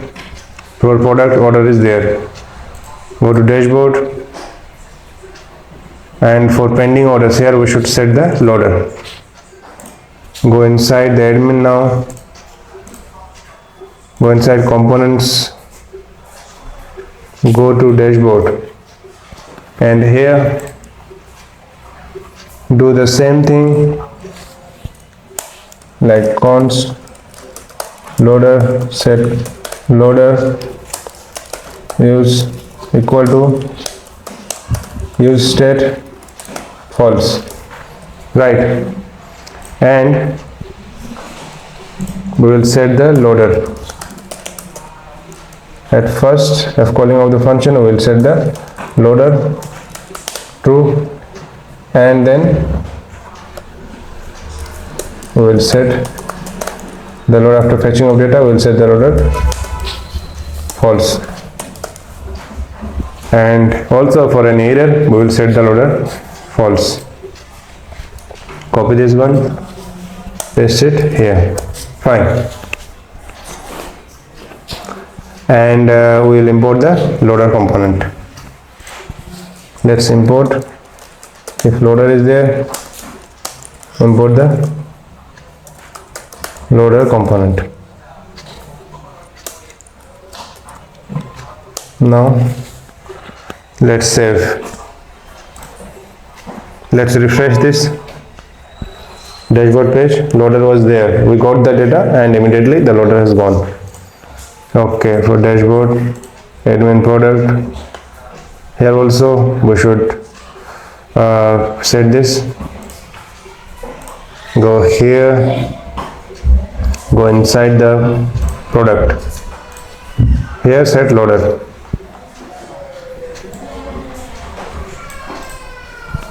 Set loader, const loader set loader equal to use state false, and for delete one product, for deleting also we will set the set loader true,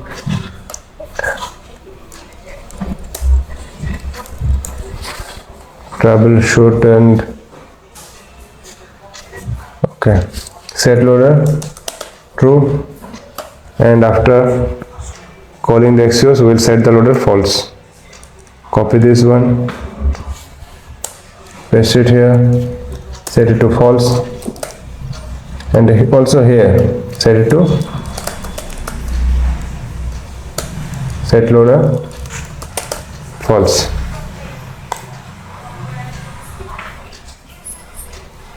For handling product ID product 1. Okay, handling edit product, here also let's set the loader, set loader true. After getting data we should set loader false. Getting data, set loader false. For any error also let's set the loader false.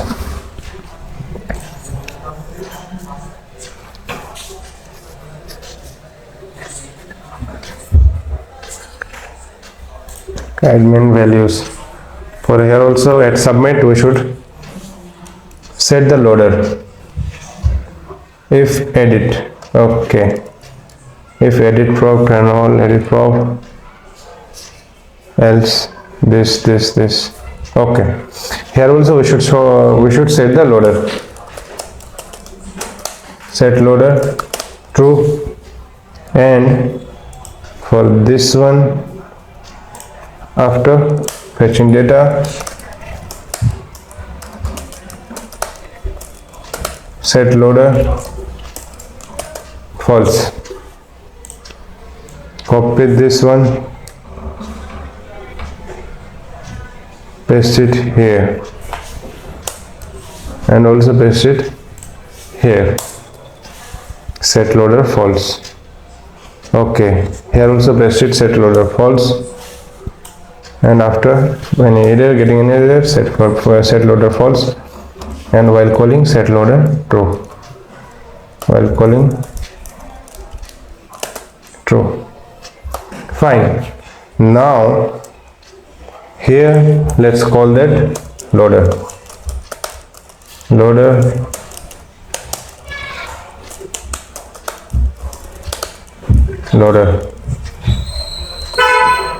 save. Okay, you see we will be able to see the loader. You see this loading is there. While fetching the data we are able to see the loading. Now it is gone. Fine, it is working fine. Product is working fine. For user also we should show the loader, and the loader admin also will show the loader. So first of all copy this loader and loader, if loader is there, and now go inside the user here, table container and all. Let's paste it outside. First wrap it.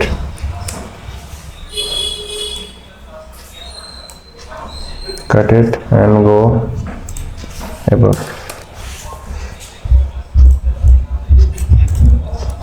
Now set the loader for fetch users. First of all, take the variable loader, set loader equal to React dot use state false. Here set the loaders here, here and here. Set loader false for the first one, let's set true and then false. And also import this loader here, import it out, import it. Now save. Let's check the user admin. Go here, let's refresh. You see loading, we got the loading and the loading has gone after fetching the data. User admin. Do the same for order admin. Go to order admin, order, and here let's do the same.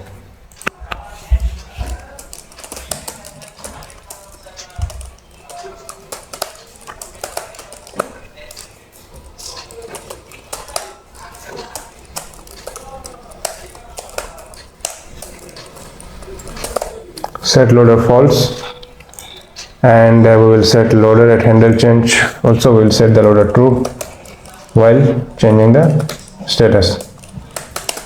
True, and after fetching the data or after successful calling of XUs, we will set loader false, and also for any error we will set loader false. Okay, fine. Handle change and all. Also here let's fetch order, set loader false, and after fetching data set loader false, and at first we should set to true. Okay, and for this one also set loader false, false. And here we will import the component, loader component. So if loader is there, then we will show loader component. Import it out. Now it is done. Now let's check. So loader component is applied successfully. You see loading is coming and going after fetching the data. Okay, we have successfully applied the loader.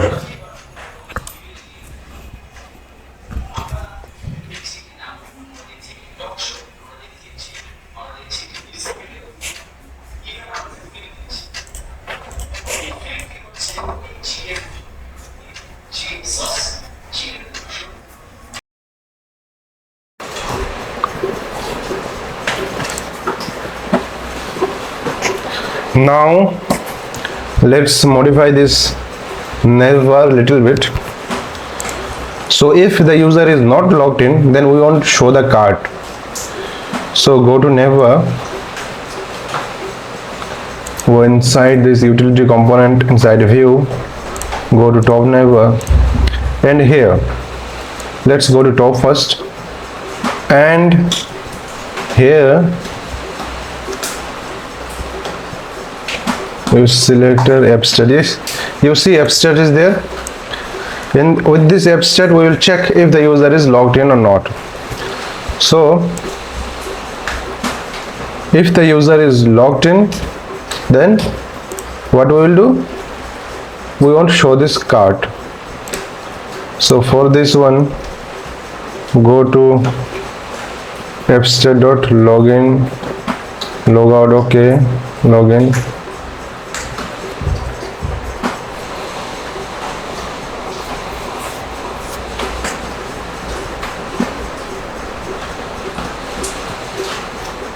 dashboard. This dashboard. Okay, here you see cart items is there, this one. Here we will give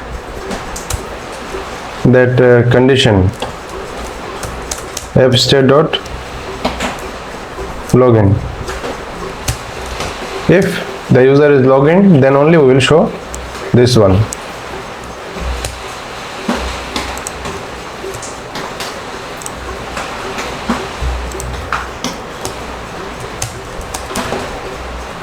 Okay, fine. Now let's save and let's see.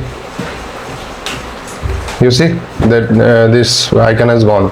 And also, if the user is not logged in, then we will not show this order. We will show the product, but we will not show this order. Order is only for logged in one. So go here and go to top first, and here you see order is there. Let's remove this order from here. And now go near this log in. If user log in, then we will show log out. Okay, we will show log out. Menu fstate login, menu log out, login. Okay.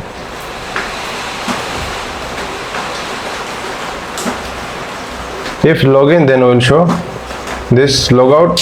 Other than this, we will show this one. So copy this logout.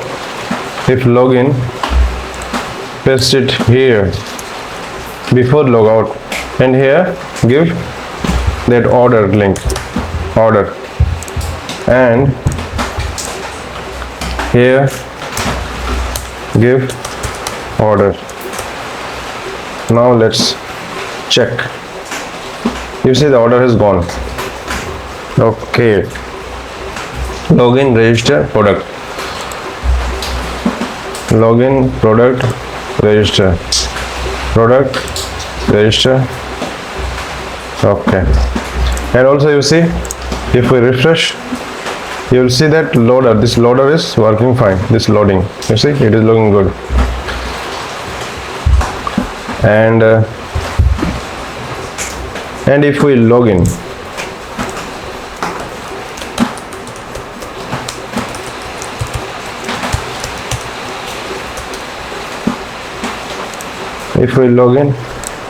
you see, this whole section has changed, and here we should be able to see the order. So for that, here the change that we have done, this one is for the mobile one, and we have another this thing like that, never. So check for that. Here you see that button and all these things are there, and copy this one, paste it here. Before pasting, just wrap it,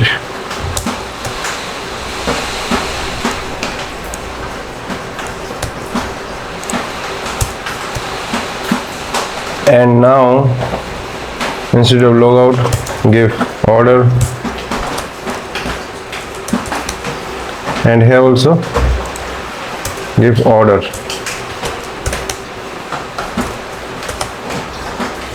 Now let's check. You see, order has come, and this logout we should show this one as red colored. So go here, and this logout, give background tomato, and let's check. Okay, this logout is looking it is not looking good. So instead of giving the background, let's give the color. Give color red. Give color red. Okay, give tomato.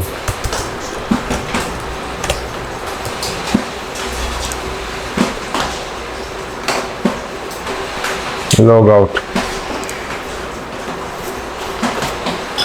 Okay, good. And dashboard, cart, order page. We will be able to see the orders here. The register page is there, and login, we are not able to see the login. We are able to see the logout. So we will remove this register from here, because when the user is already logged in, we should not show this register here. So go to top neighbor, and you see register is here. Let's remove the register from here, and like that logout and login, go there, login. If the user is not login, then we will show this both, login and register.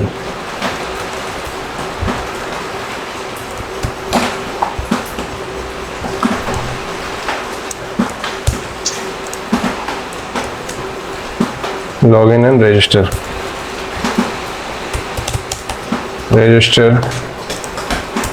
Give here register, and also go above here inside this menu item. Okay, we shouldn't give it in this way. Remove this, or remove this one. This one is for mobile responsive one.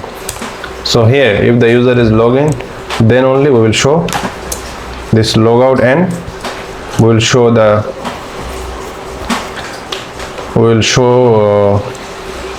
that order page. So here, cut it from here, paste inside this twice, and one will be logout, another will be if user is logged in. Then we'll show the orders, and here we'll give link order. Okay, let's format it, and also do the same for this one. If the user is not logged in, then we'll show this logged in link, and also register link.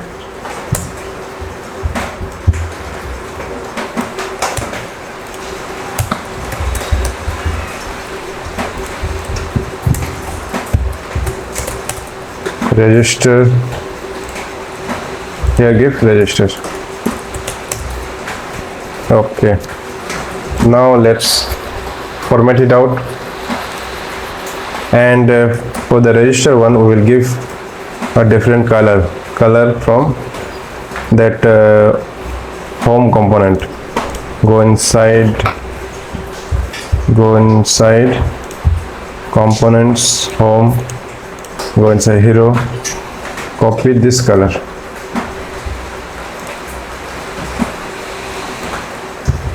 copy this one, and now go inside top neighbor, and here for register, let's put this color. Let's check now. Let's log out. For the register, we should give that color. Okay, we have given this color for the mobile responsive one. Let's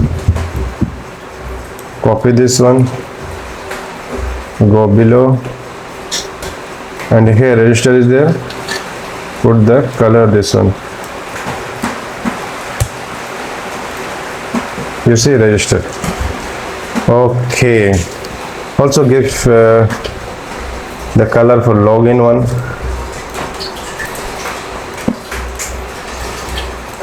Keep it in this way, no problem. Products, register, login. Okay, now what we should do,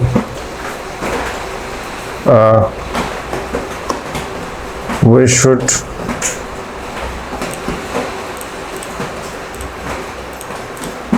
home, product, register, login.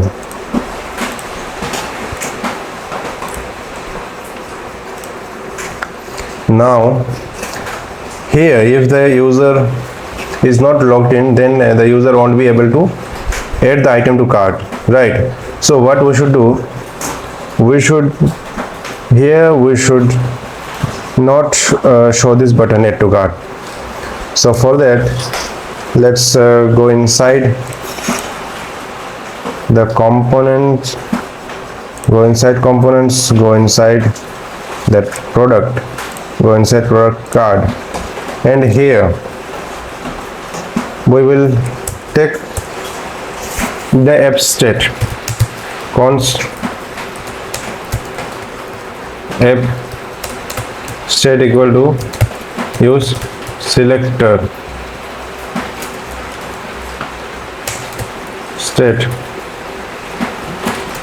state dot app, and it will return app state. Copy this app state, and here for this add to cart, we will first check if app state dot login.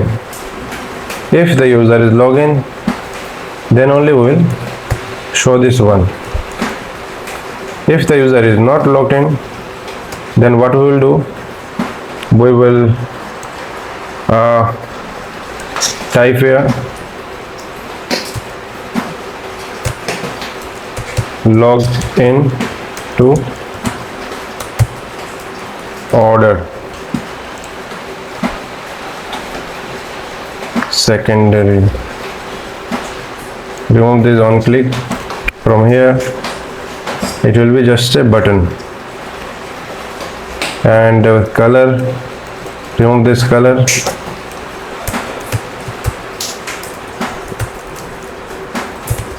we will give our own color, gray, give color white, give background gray. Let's check now. You see, we are able to see this login to order, and it will not redirect us to the, it will not place any order. Okay, but we can see the details here. Fine. And if we log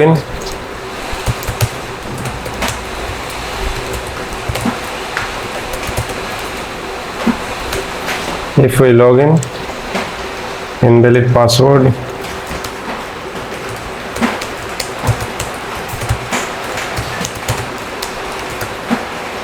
login.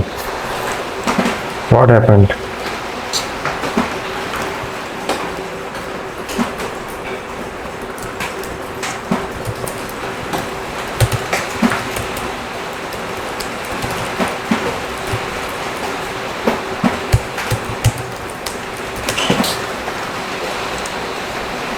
User logged in successfully. If you go to product, now you see the add to cart button is here.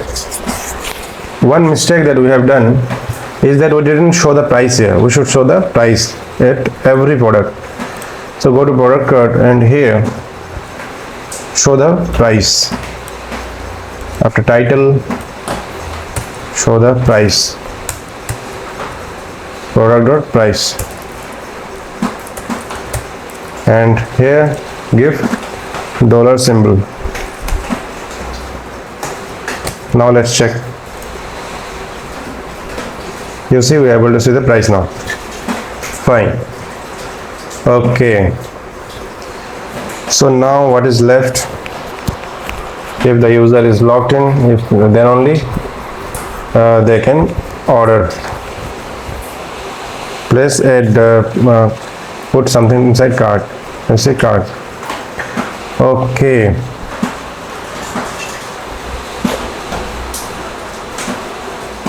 Fine. And now what we will do after adding item to cart, we will show the one message that item is added to cart. So for that, go here inside cart, and what we are doing, after adding item to cart, on click add to cart, product ID add to cart. Okay, so here we will show that message alert.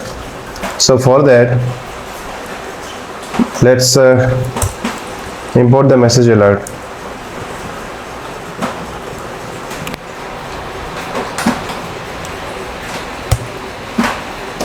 Grab everything inside this, and here let's import the message alert. First, for that, at first let's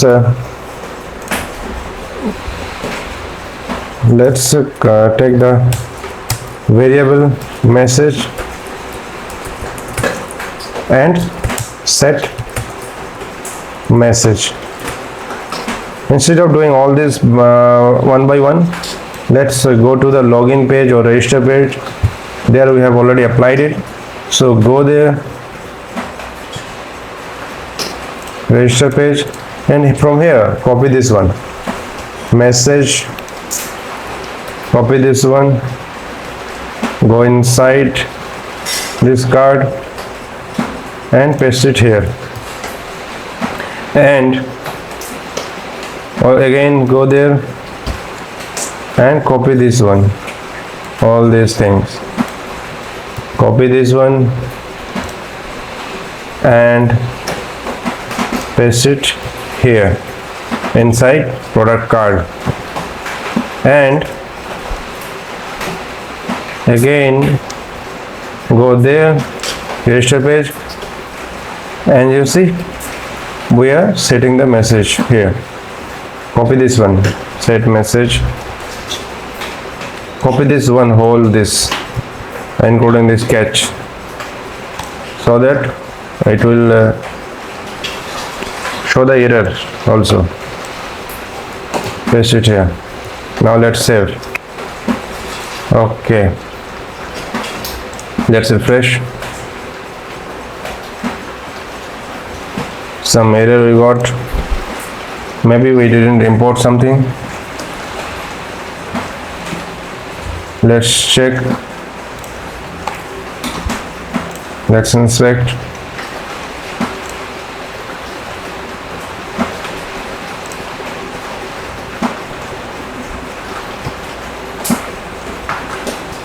Use state is not defined. Let's import it out. Use state.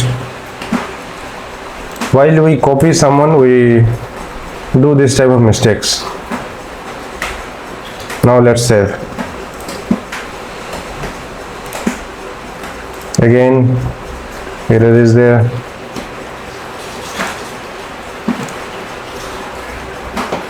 Use state, we have copied. Let's refresh. Okay, here we have done react.useState, but for this one, do it in this way, React. Now let's save. Again, some error is there.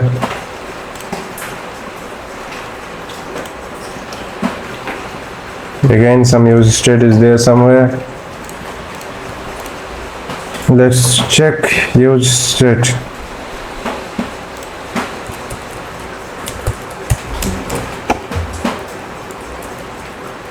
No, nowhere use state is there now. Let's save. Let's go here. Now we are able to see this card and all. And if we add item to cart, we should be able to see that message first. Where is the problem? Message alert is not defined. Okay, we didn't import it here. We have just copied it out. Import it. Now it will be fine. Now let's add. Success in adding to cart. Let's close. Okay, Success in adding to cart. Let's close. Okay, it is working fine. Go to message alert, and these are looking very fade. Go inside this utility component message alert, and here we have given opacity 0.8, give 9. Now let's see, let's add anything to cart. Okay, success into cart, close. Okay, good. Okay, fine. Now what we should do, order page, product. Okay, dashboard, fine, everything looks good. Product admin, let's edit. Okay, now inside this admin we have to style this one, style it more, and here after we edit, click edit, we should not see this add new. So for this one, let's go to the React part, go inside this admin, go to admin, and here while we go inside this components and product, and while we select that edit, that time we should not show that add new button. As you see that add new button is visible only when new product is not there. Okay, so here we will give condition if new product is not there, and also if and also is edit product is not there. If new product is not there, and also edit product should not be clicked. Now let's check.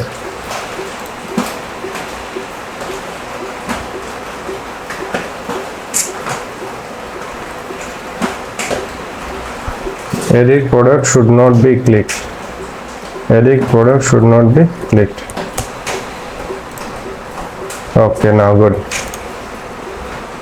Add new is there.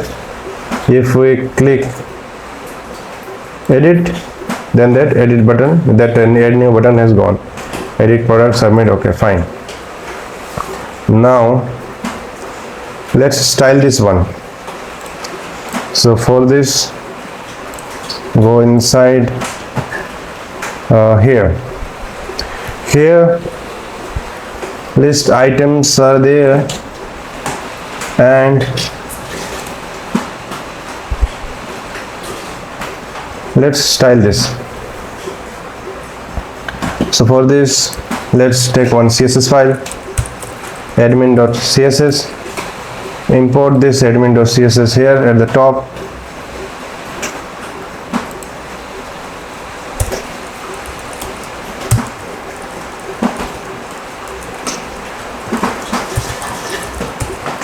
Admin.css, and here let's give one class name inside this list item. Class name, give class name list item. Go inside this admin CSS, and now what we should do, let's give background should be, let's select the color,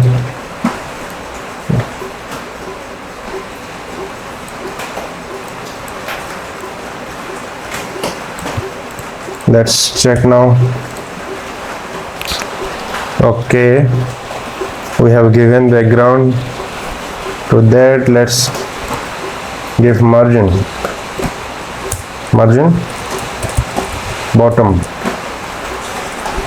5 pixel. Now let's check. Okay, and Now what we should do,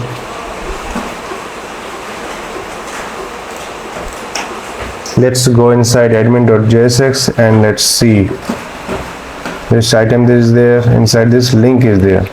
Okay, so let's style the link, cut it from here and paste it here, and here no, we need not to paste it here. Use this one, and for this one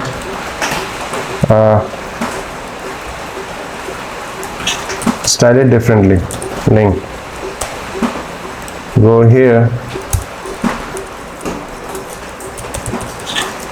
and here do display block and width 100% and text decoration none. Now let's check. Okay, this text decoration has gone, and now what we should do, color is not matching properly, so let's give different color, give div color,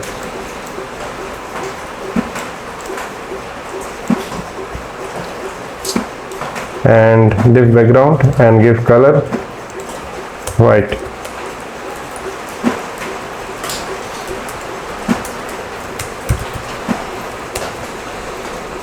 Now let's check. Now these are looking good, and for these icons let's change the color.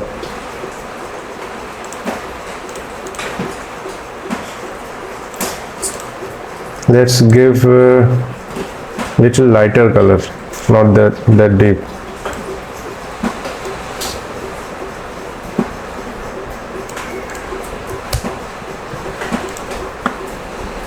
Okay, for these icons let's give different color, give lighter color.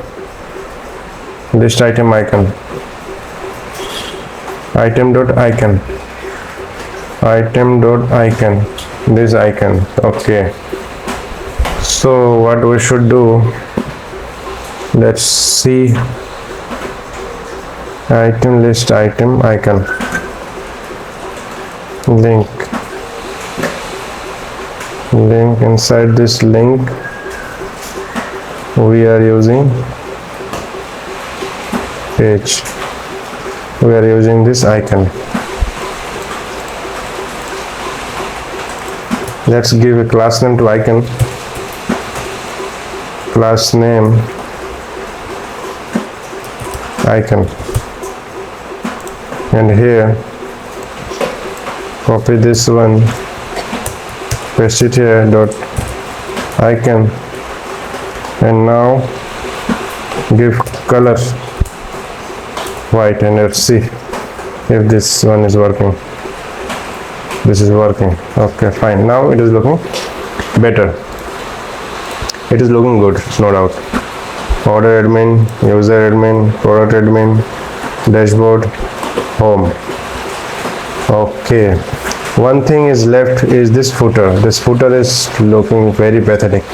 So inside this footer we will give the link of that home, product, order, etc. So here we will give the basic link. So now go inside this footer section, go inside view and go to footer. Go to components, utility components, footer, and here inside footer let's copyright is okay. Instead of h3 give p.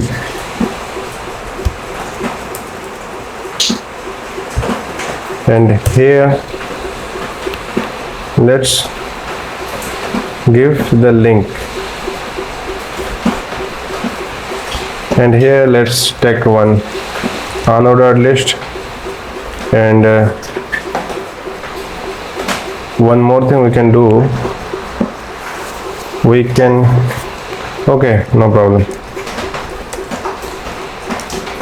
take list and inside it take link from React Router DOM, and here we will give product link and home link.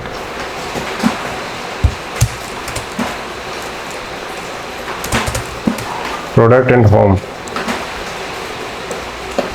Copy this one, paste it here. Product and home. Home. Home. Now let's check. Home link is there, product is there. Copyright is there. We should not show the copyright in this way. So better remove this copyright now. And for this home and product, let's style it a little bit and name it class name, footer, navigate. Copy this one, create one file, name is footer.css, and here let's style it footer navigate. Footer navigate is the unordered list, and inside unordered list is there, and we will give padding to the list. Padding will be 5 pixel. Okay, and that link is there, footer navigate li link is there, and for this one we will give text decoration none, and also give the color white. Now let's check. Okay, we didn't import the footer.css inside footer.jsx. Here let's import the footer.css. Import footer.css.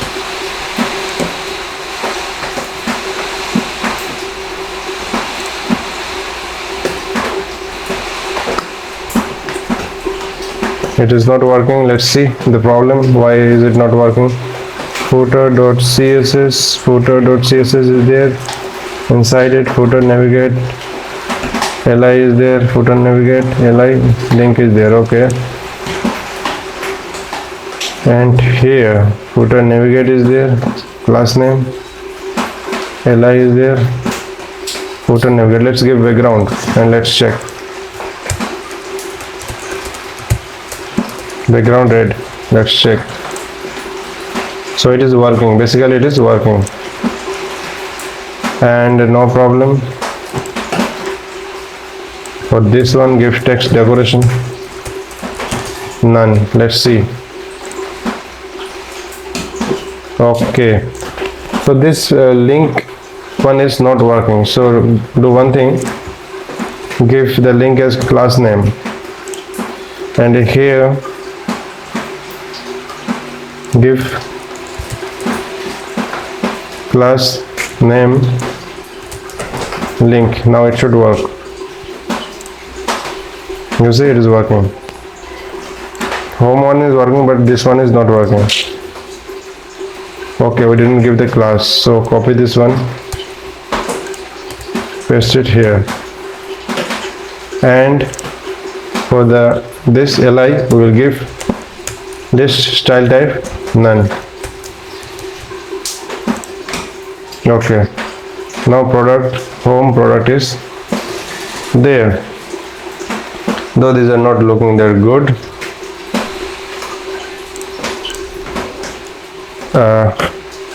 We have to style it little more. Give background,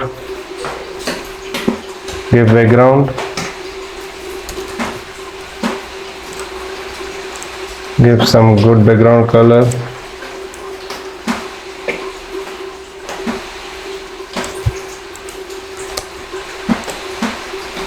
Home and all.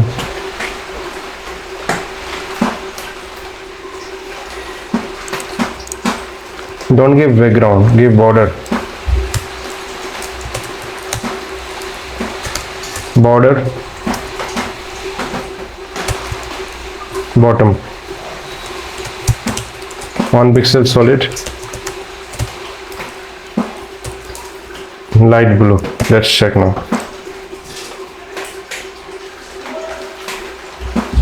These are not looking good, to be honest.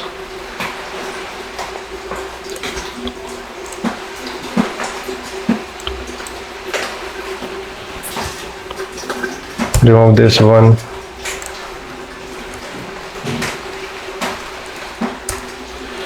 Do one thing, give background.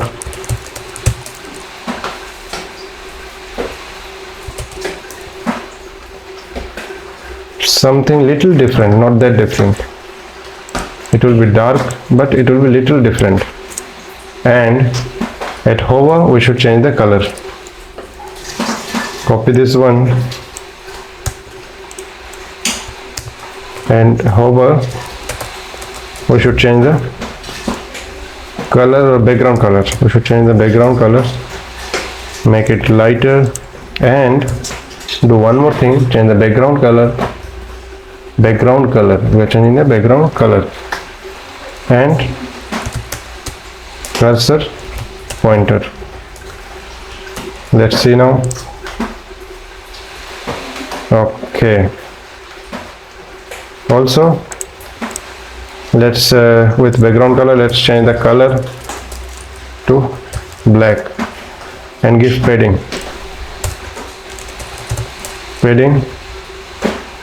Give padding 5 pixel, 10 pixel, then 5 pixel, 10 pixel. Now let's check this home product, looking little better. Still we should style little more. Give, instead of padding here, give margin bottom or top. Margin bottom, instead of 5, give 10 pixel. Okay, hover, looking good. And for this one, give border radius on 18 pixel. Now let's check. Give 18 is more, instead give 7. Let's see. Okay, and like home product, what is there? Home product,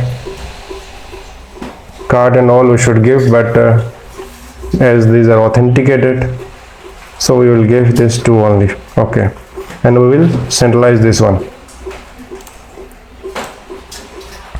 and here let's centralize that this one, grade and all. Here let's give text align center. Let's check. It came to center, and now it is looking little better. And let's reduce the height. Let's reduce the height. So the footer minimum height 230 is there. Let's do it 200. Let's see. Okay, little better. Okay, I am keeping this in this way. You can definitely change the styling part. I should not take much more time. So this is our video. So thank you so much for your patience, and please comment it out that what do you want for the next video. And for today, bye bye.